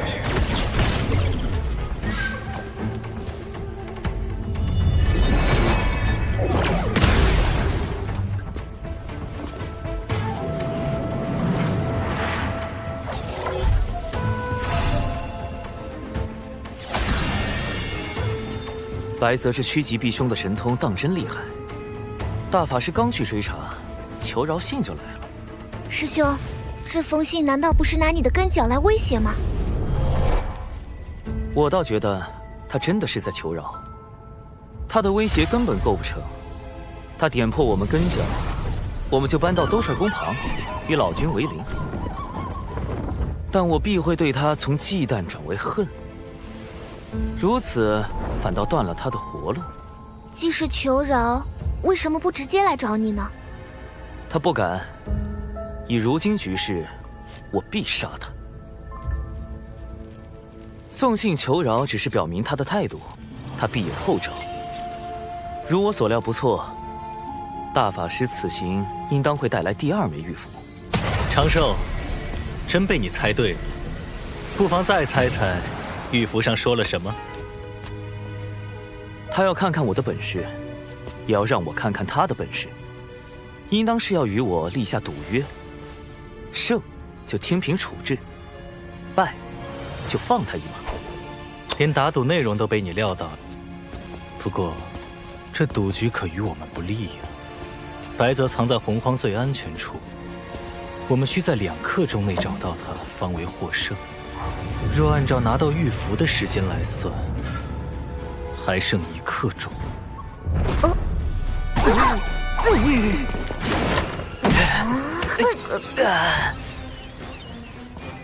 最安全之处吗？已快速检索完洪荒地图，于白泽而言，全洪荒约有126处安全地点。幸有大法师出手，如今已经排除了50处，余下70多处，正在派遣小纸人搜寻。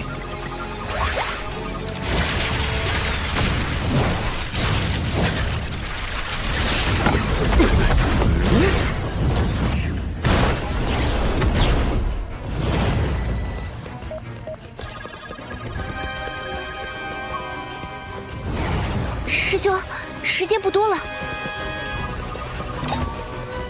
怎么关键时候卡住了？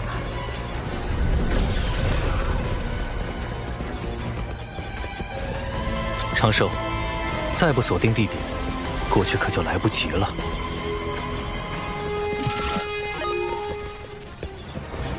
灵娥，大法师，你们来选。什么？我们？快选！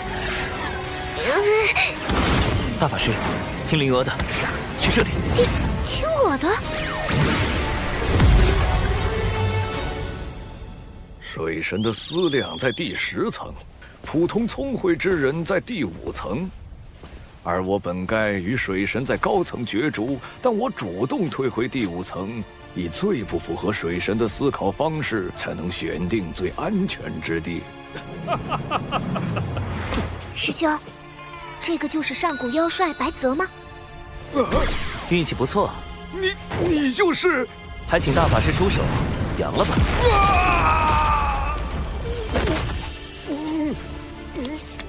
白泽是洪荒少有的高雅之士，定宁死不屈，不如杀了，成全他与妖庭同生共死的名声。这般不妥，他身上没有业障，且有瑞兽名头。大法师，不如让他说句话吧，也许他肯将功补过呢。谁说要宁死不屈了？贫道去，贫道现身就是想去。既如此，道友何故插手妖庭之事？水神要抹杀一切与天庭不利之事，又岂会放过妖庭出身的贫道？我可没有这般雄心壮志。若非心怀大志，水神何必与截教交好？其实是一场意外。那你为何创立海神教，蓄意与东海2太子敖乙结交？也是意外。妖圣山呐，你灭了陆压10万妖兵，更是意外。我当时其实是为了救巫族。你，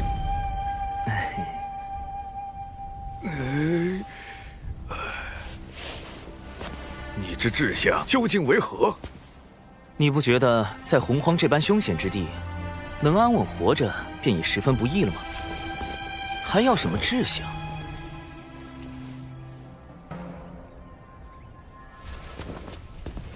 要想当年，妖皇帝俊与东皇太一共同执掌妖庭，难道你不想成就2天地之位？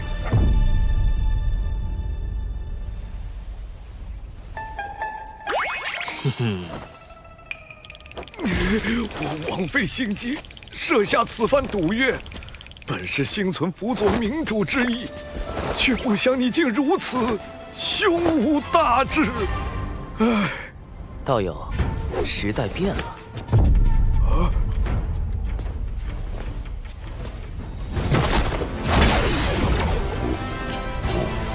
他的元神已被禁锢，本体交与你安之命。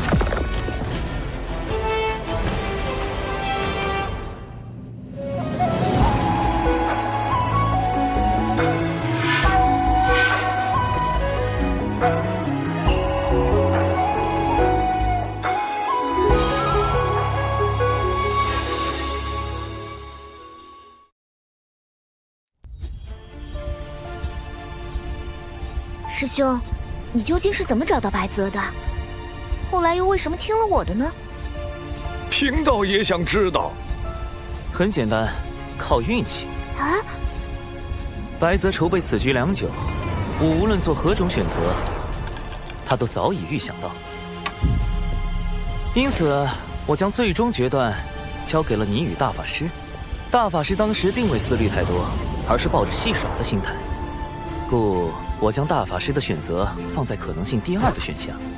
而灵娥这般聪慧但思虑难周全之人，给出的答案有3成可能是白泽的藏身之地。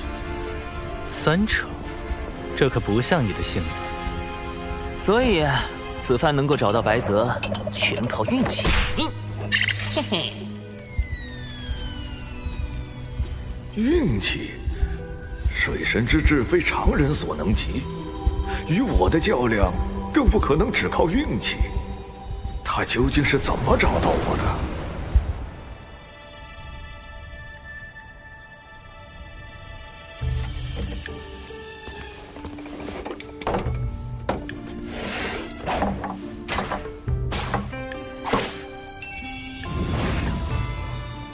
师兄，白泽前辈，请慢用。师兄，咱们把白泽安置在门内黑池峰，是不是离小琼峰太近了？大法师有意留白泽一条性命，我自不能杀了白泽，但也不能放了他。面对这样的危险分子，最好是将他安排在身边不近不远之处，再借机收服。前辈，请。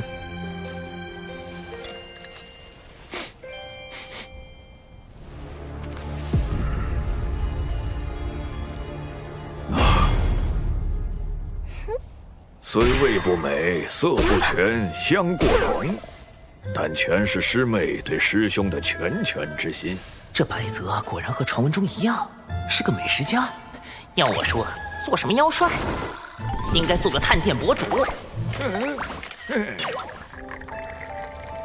我观前辈似以辅佐明主为乐。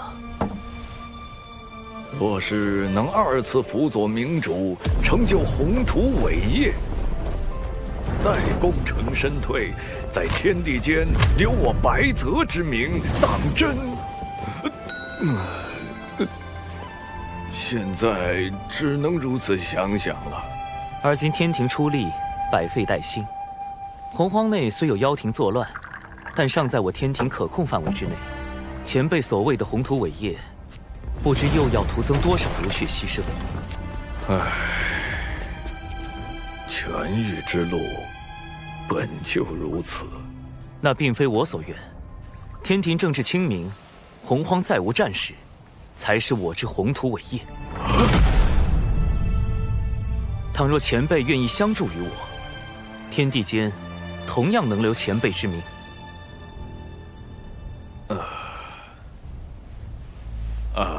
这鱼要是再浇一点，就更香了。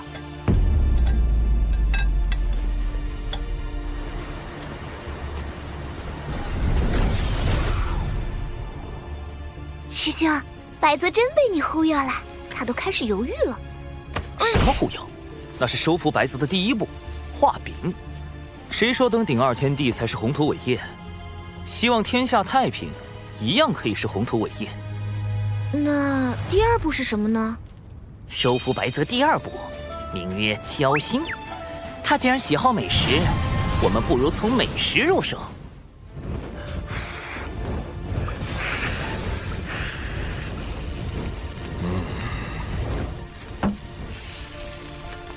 高端的食材往往只需最简单的烹饪。这道白泽烤鱼可是当年的妖庭名菜。今日既提到妖族，你我不如论一论当年妖庭之事。前辈以为，当年妖庭可救，还是不可救？可救，那我便是不可救。前辈请。妖族当年的弊病，在于形同散沙，要救妖庭，须得……非也，巫族只是喜爱捕猎，并未将妖族视为敌人。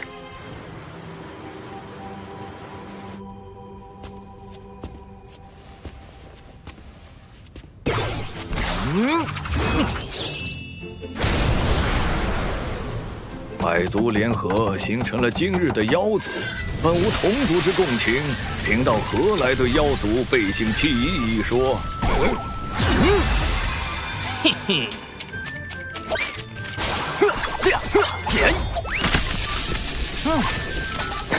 您既做了花匠，享受栽培花朵、观其盛放的乐趣，便要忍受花朵枯败、零落成泥的落寞。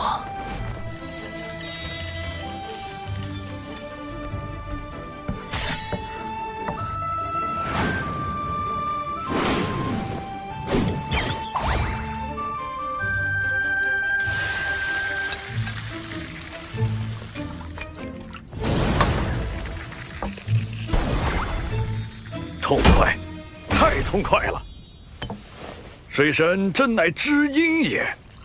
贫道真是越来越好奇了，以水神之智，当日能够找到我，真的是凭运气吗？前辈以为我还有何种破解之法？师兄，收服白泽的第3步是什么？没有第3步，或者说，第3步是一道考题，一道需由白泽亲自来完成的考题。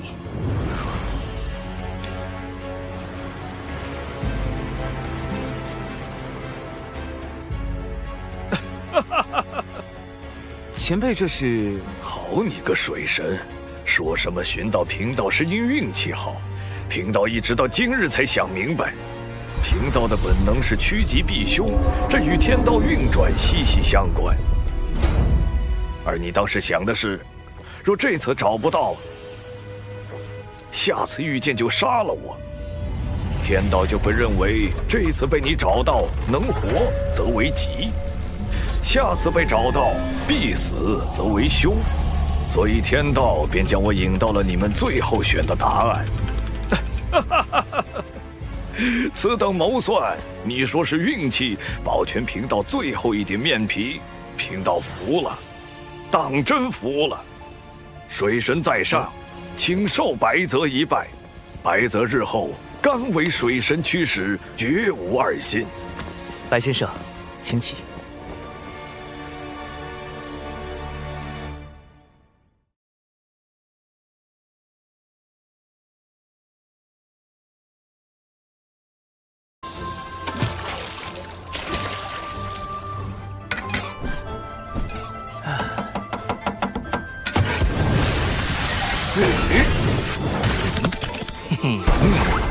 小琼风里长寿，有客来访。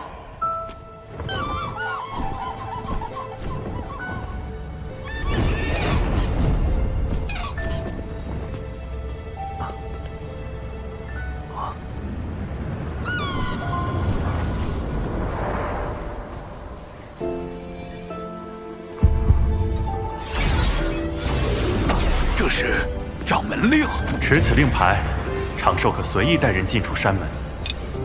多谢掌门厚爱。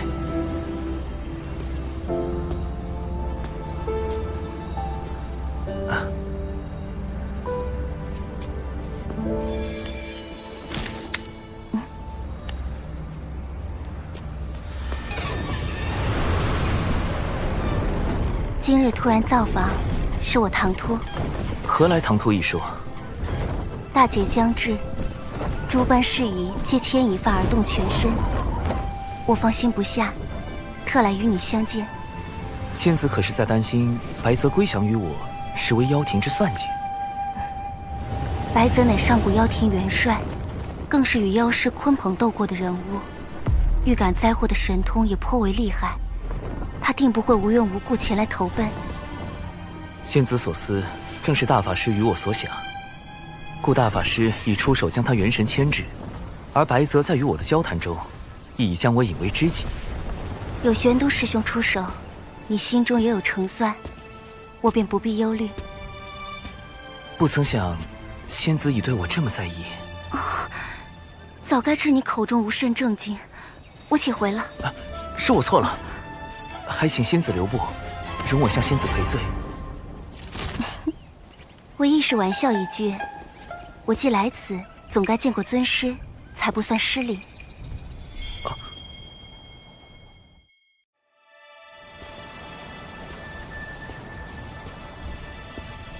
师父，这位云仙子是弟子的至交，这次前来咱们门中拜访。哦，对对，云仙子，长寿提起你很多次啊。请。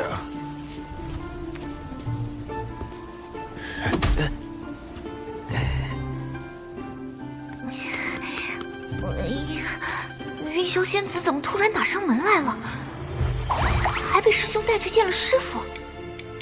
我这就快进到家门失守，传闻失火，老家被偷了吗？虽然云霄仙子是典籍中记载的三教高人，天地间有数的大能，但我也不能就这般把师兄拱手相让啊！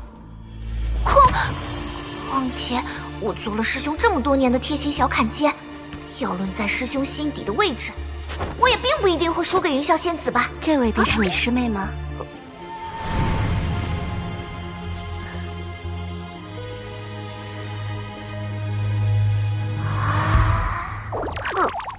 灵儿，莫要失了礼数。弟子见过云霄前辈。你我相交，不必论道门辈分。我虚长你许多缘惠，你就如我三仙岛上琼霄、碧霄两位妹妹一般，称我一声姐姐便可。啊，还姐姐？这就要占我便宜了？动不动前来后到呀，大姐！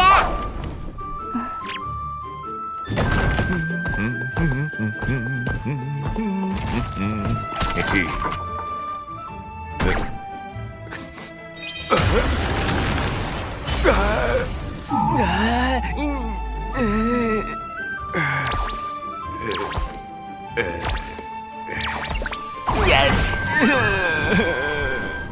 虽然知道云霄仙子应就是字面意思，但总觉得这个话题不能继续下去。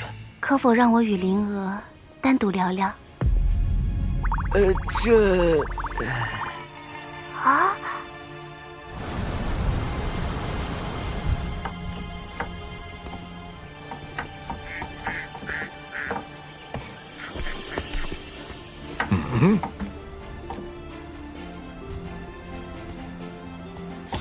水神就这么放心让灵儿与云霄仙子单独相处，不怕出事？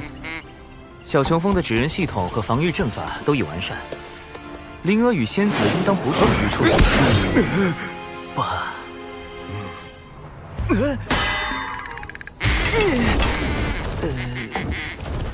糟了，云霄仙子切断了我与小纸人的联络。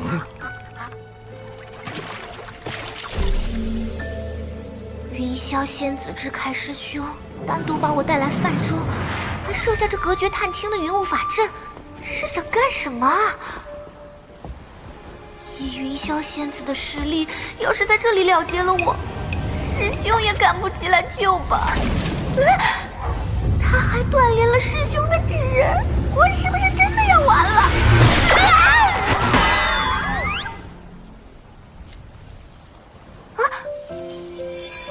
灵娥是在害怕吗？我没有恶意，只是今日专程前来，想见一见你。仙子想见我？三仙岛上，我那两位妹妹常说，人族男子最是多情，少有可信任者。于是我去到俗世当中，想寻到一份关于男女之情、生灵姻缘的答案。却最终发现，我似乎错了。话题走向怎么跟我想的不太一样？他不是应该先宣示主权，再让我知难而退吗？怎么突然开始反思认错了？仙子做错了什么？我师尊通天教主为我推算出，我今后会有一场大劫。我不忍将你师兄牵入其中。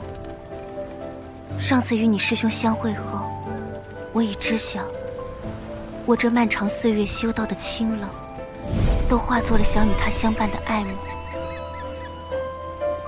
我说的错了，是我该先破劫，再与他相识。所以仙子是怕自己不能顺利渡劫，或是渡劫后道心圆满，心中再无我师兄身影。若我注定不能与他修成姻缘道果，那我破劫之时，便是伤透他之日。我宁愿今日之后，闭关至大劫来临，尽量将他排于大劫之外。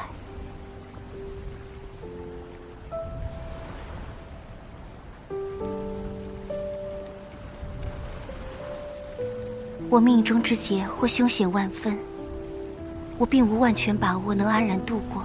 若我大劫无反，灵儿，可否拜托你照顾好他，莫要让他伤心难过。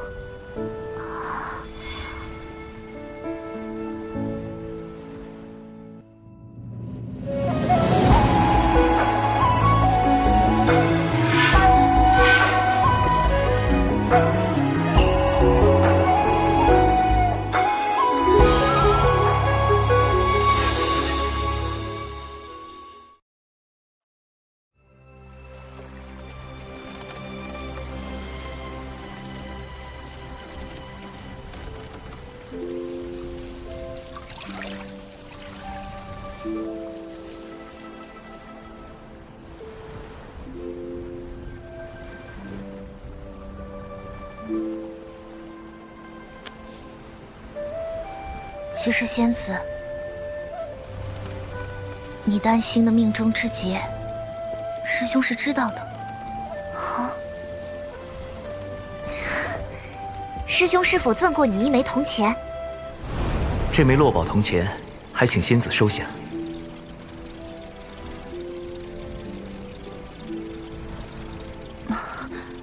这个？对，虽然师兄未对我说过，但我几次见师兄画谋画图，其上的一团云应是代表仙子，在云旁边画的就是这样2枚长了小翅膀的铜钱。这铜钱一定跟你的劫难有关。看得出仙子很喜欢师兄，所以仙子，你不妨和师兄谈谈你心中所想。灵儿，谢谢你对我说这些。原来仙子这么为师兄着想，宁愿压抑感情，远离师兄，也要保证师兄的安全。仙子既然处处为师兄考虑，那我也不能仗着仙子命有大劫就乘人之危吧。我是因为不想见云霄仙子伤心，所以小小的投敌了一下，才不是被云霄仙子的温柔真诚打动，心里产生动摇的。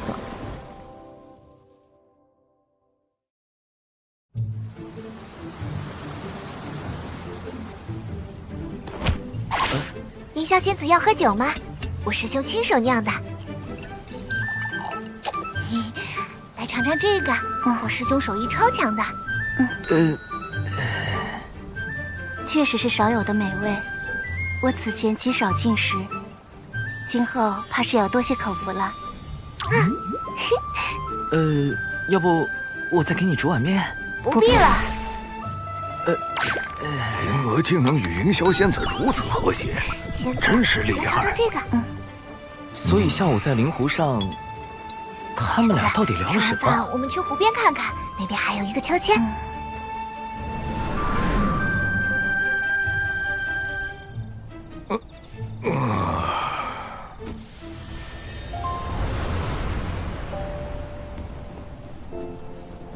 那枚铜钱，我会好生保管。那场命中注定的劫难，我亦会竭力度过。我还道你在担心什么，突然来山门中看看，不曾想，你竟是有些患得患失了。你是否在担心，待你道心圆满，就无了我容身之地？你怎知？其实这般问题，我也担心过，但后来就释然了。为何释然？我这人做事一向求稳，此前思考这些时，比你所想的还要复杂许多。不然无法说服自己承认心意。今日一并说与你听吧。若你度过劫难，大道圆满，心中再无我；若你我不能修得圆满姻缘道，那我便将你的道心再融了，钻进去就是。甚至我还想过，你若是今后受伤失忆，那我就将你我的故事写成画本，让你从头看过，陪你重演一番。还有种种情形，我都详细考虑过，才下了与你顺其自然发展的决心。其实这都不算太过麻烦，让我困扰最多的，便是我修为不足，护你不得。可后来我又想明白了，若我竭尽所能都护不住你，那我也不配与你结成姻缘道果。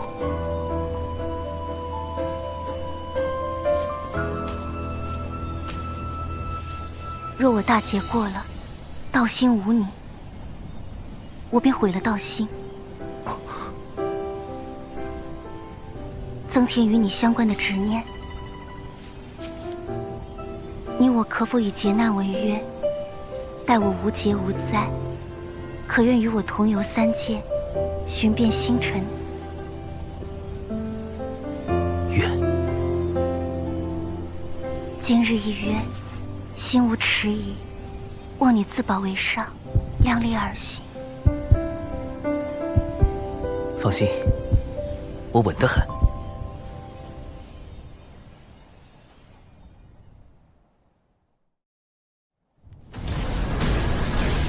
天庭一再挑衅，妖兵已群情激愤。殿下，我们是时候出兵了。白泽前辈还是没有下落吗？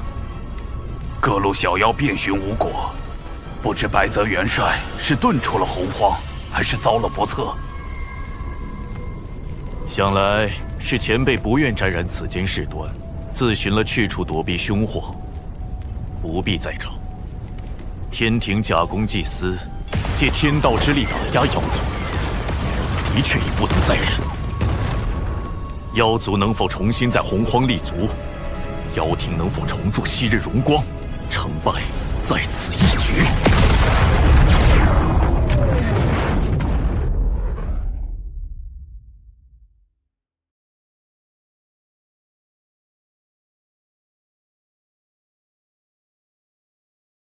500年见一面，真的很久吗？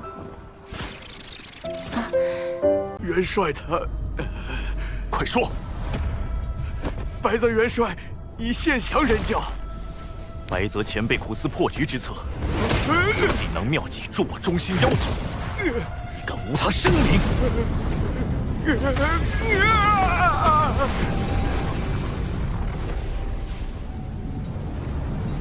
破局之法便在锦囊之中，不到危急关头，切莫打开。若依锦囊所说行事，尚有一条活路。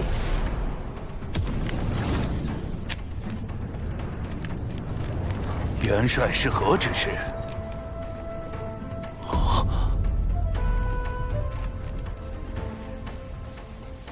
水神故意放出我献降的消息，不知心中是何成算？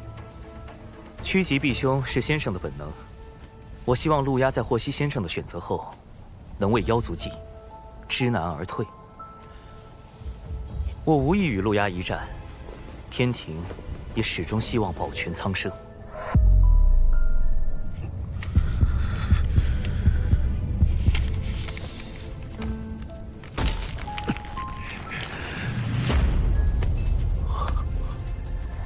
原来从一开始，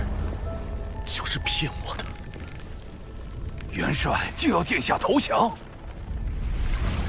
妖庭早已不复存在，望殿下放下执念，及时回头啊！号召各路妖王反天去按兵不动，根本不是在等待时机。他没想着我举兵伐天，他要我投降。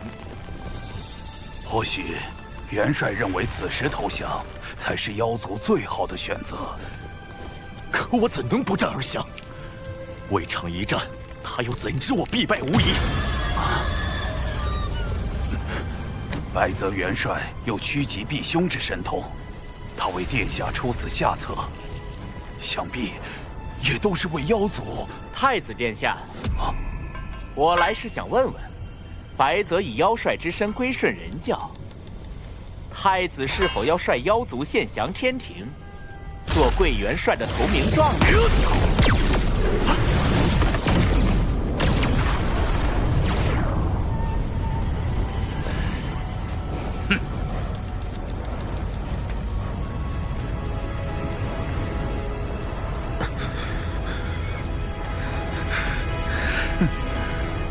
都在算计我，利用我，我岂能让你们得逞？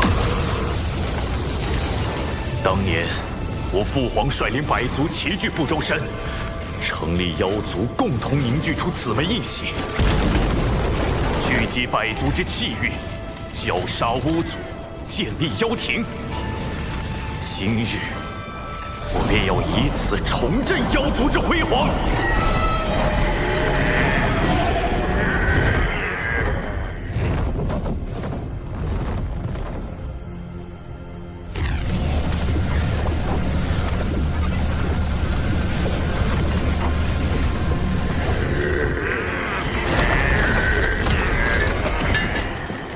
时日何丧？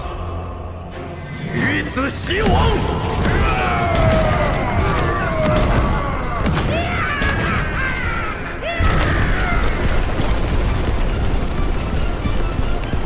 陆压举兵伐天了，白泽献降一事，竟没能让陆压知难而退。不过，还好我有98套方案，我就不信你不降。陆压这孩子到底是不肯听话，可他毕竟是玉日女神景圣的子嗣，妖族更是奉我为帅多年，我实在……先生不必多说，我也不忍让先生为难。先生留在这里，不必插手此事。乌牛元帅、乌马元帅，听我说。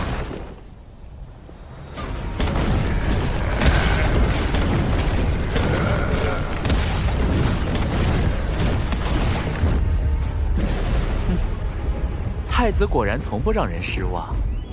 都准备好了，此次陆压举兵与天庭一战，不好叫他一败涂地。我们不便出面公开与天庭为敌，已经吩咐文静另寻帮手了。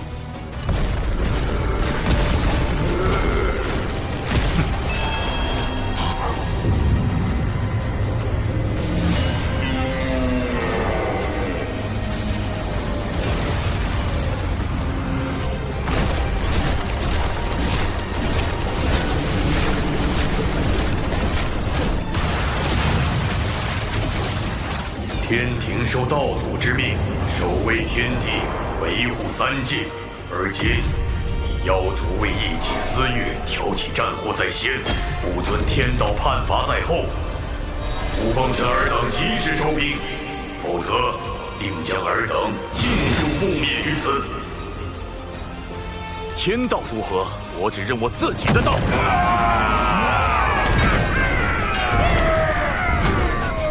两位元帅，执行第1套劝降方案。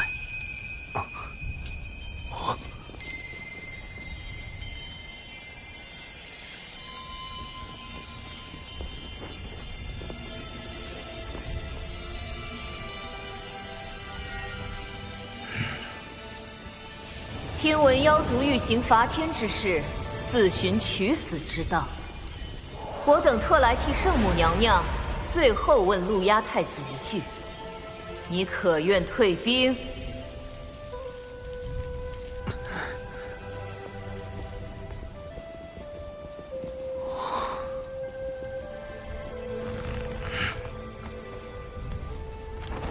陆牙谢娘娘多年庇护之恩。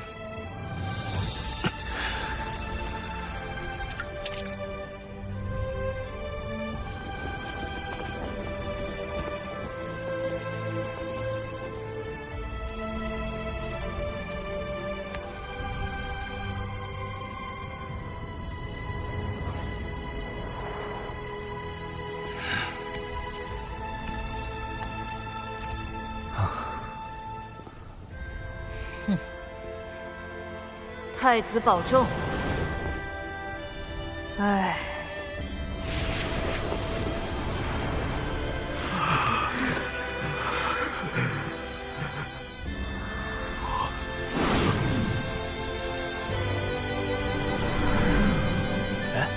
你们在干什么？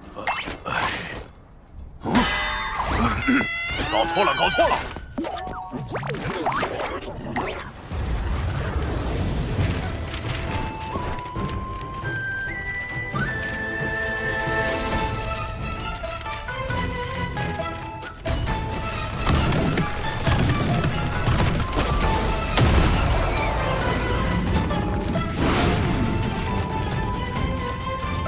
陆雅何在？速速过来受死！嘿嘿，今日我们六道府针对陆牙宁这种贵客，特地推出了殡葬大酬宾。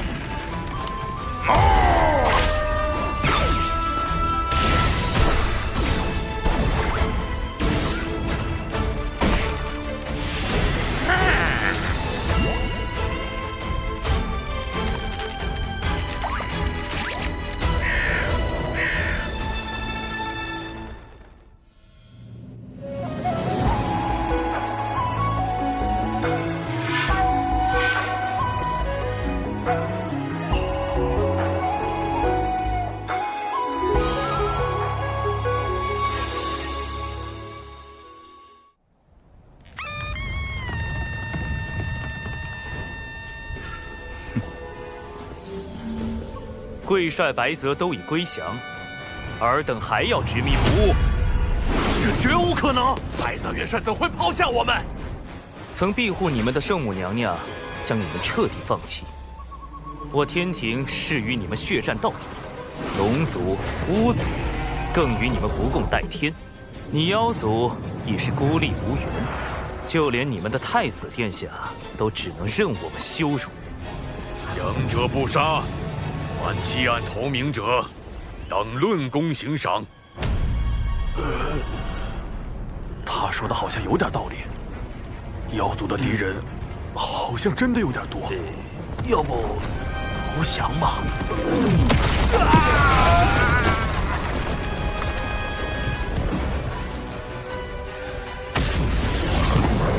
金光速现，正午神通，一天之光，万神朝礼。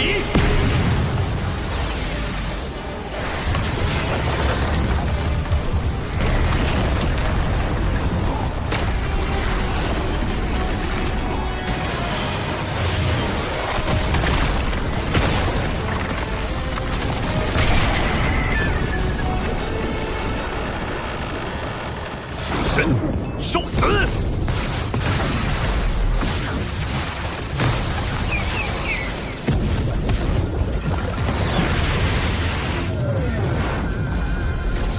骑士，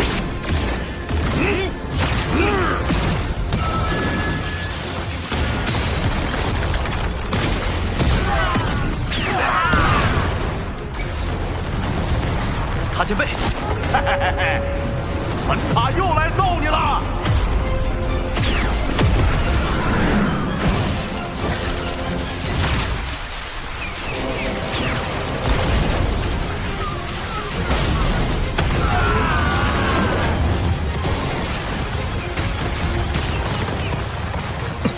不行，这太阳星的温度太高，小纸人根本无法靠近。加固大阵。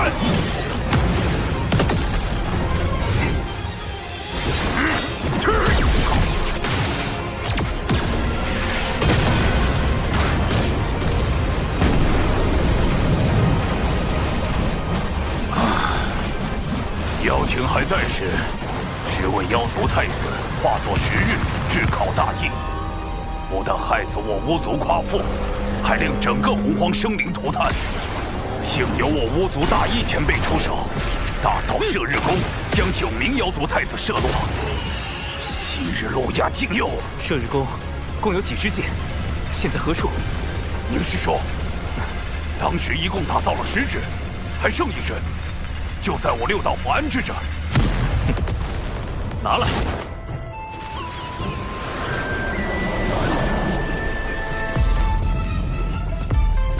双日同天也好，10日同天也罢。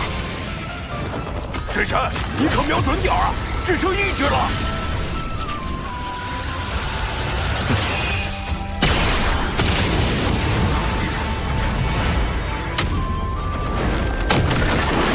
奉天之命。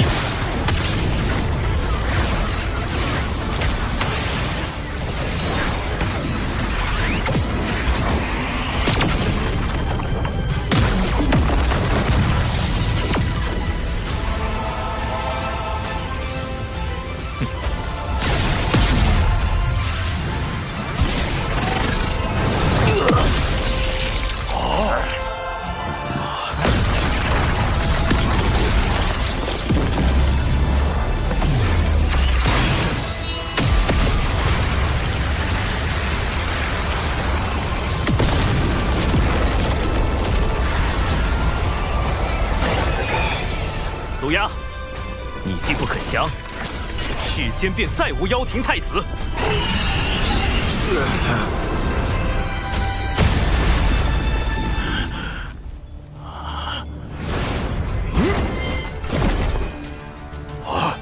水山好准头，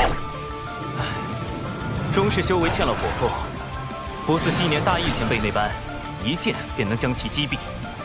两位元帅，战场便交给你们了。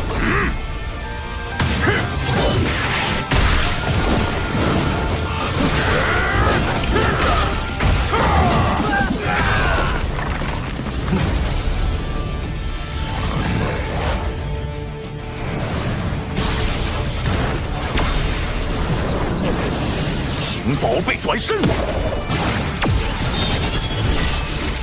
呀哈！本塔已经开始兴奋起来了啊！这回拉不动了吧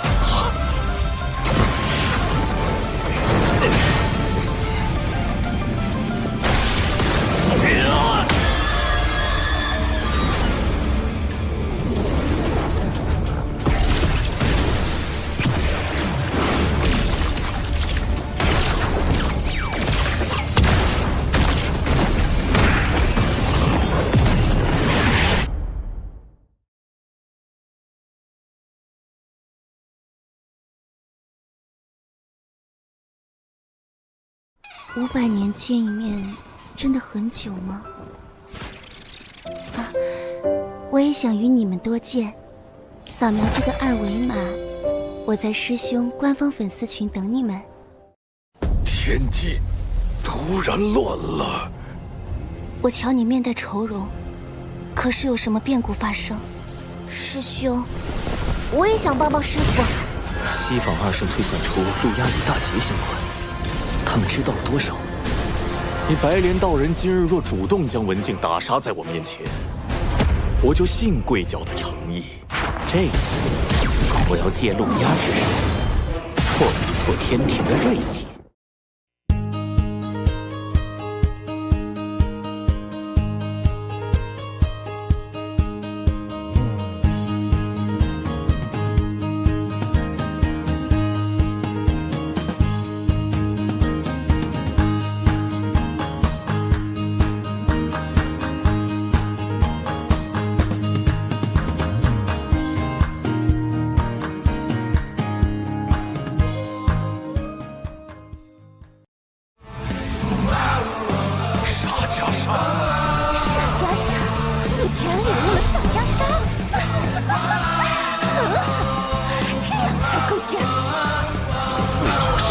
打死了。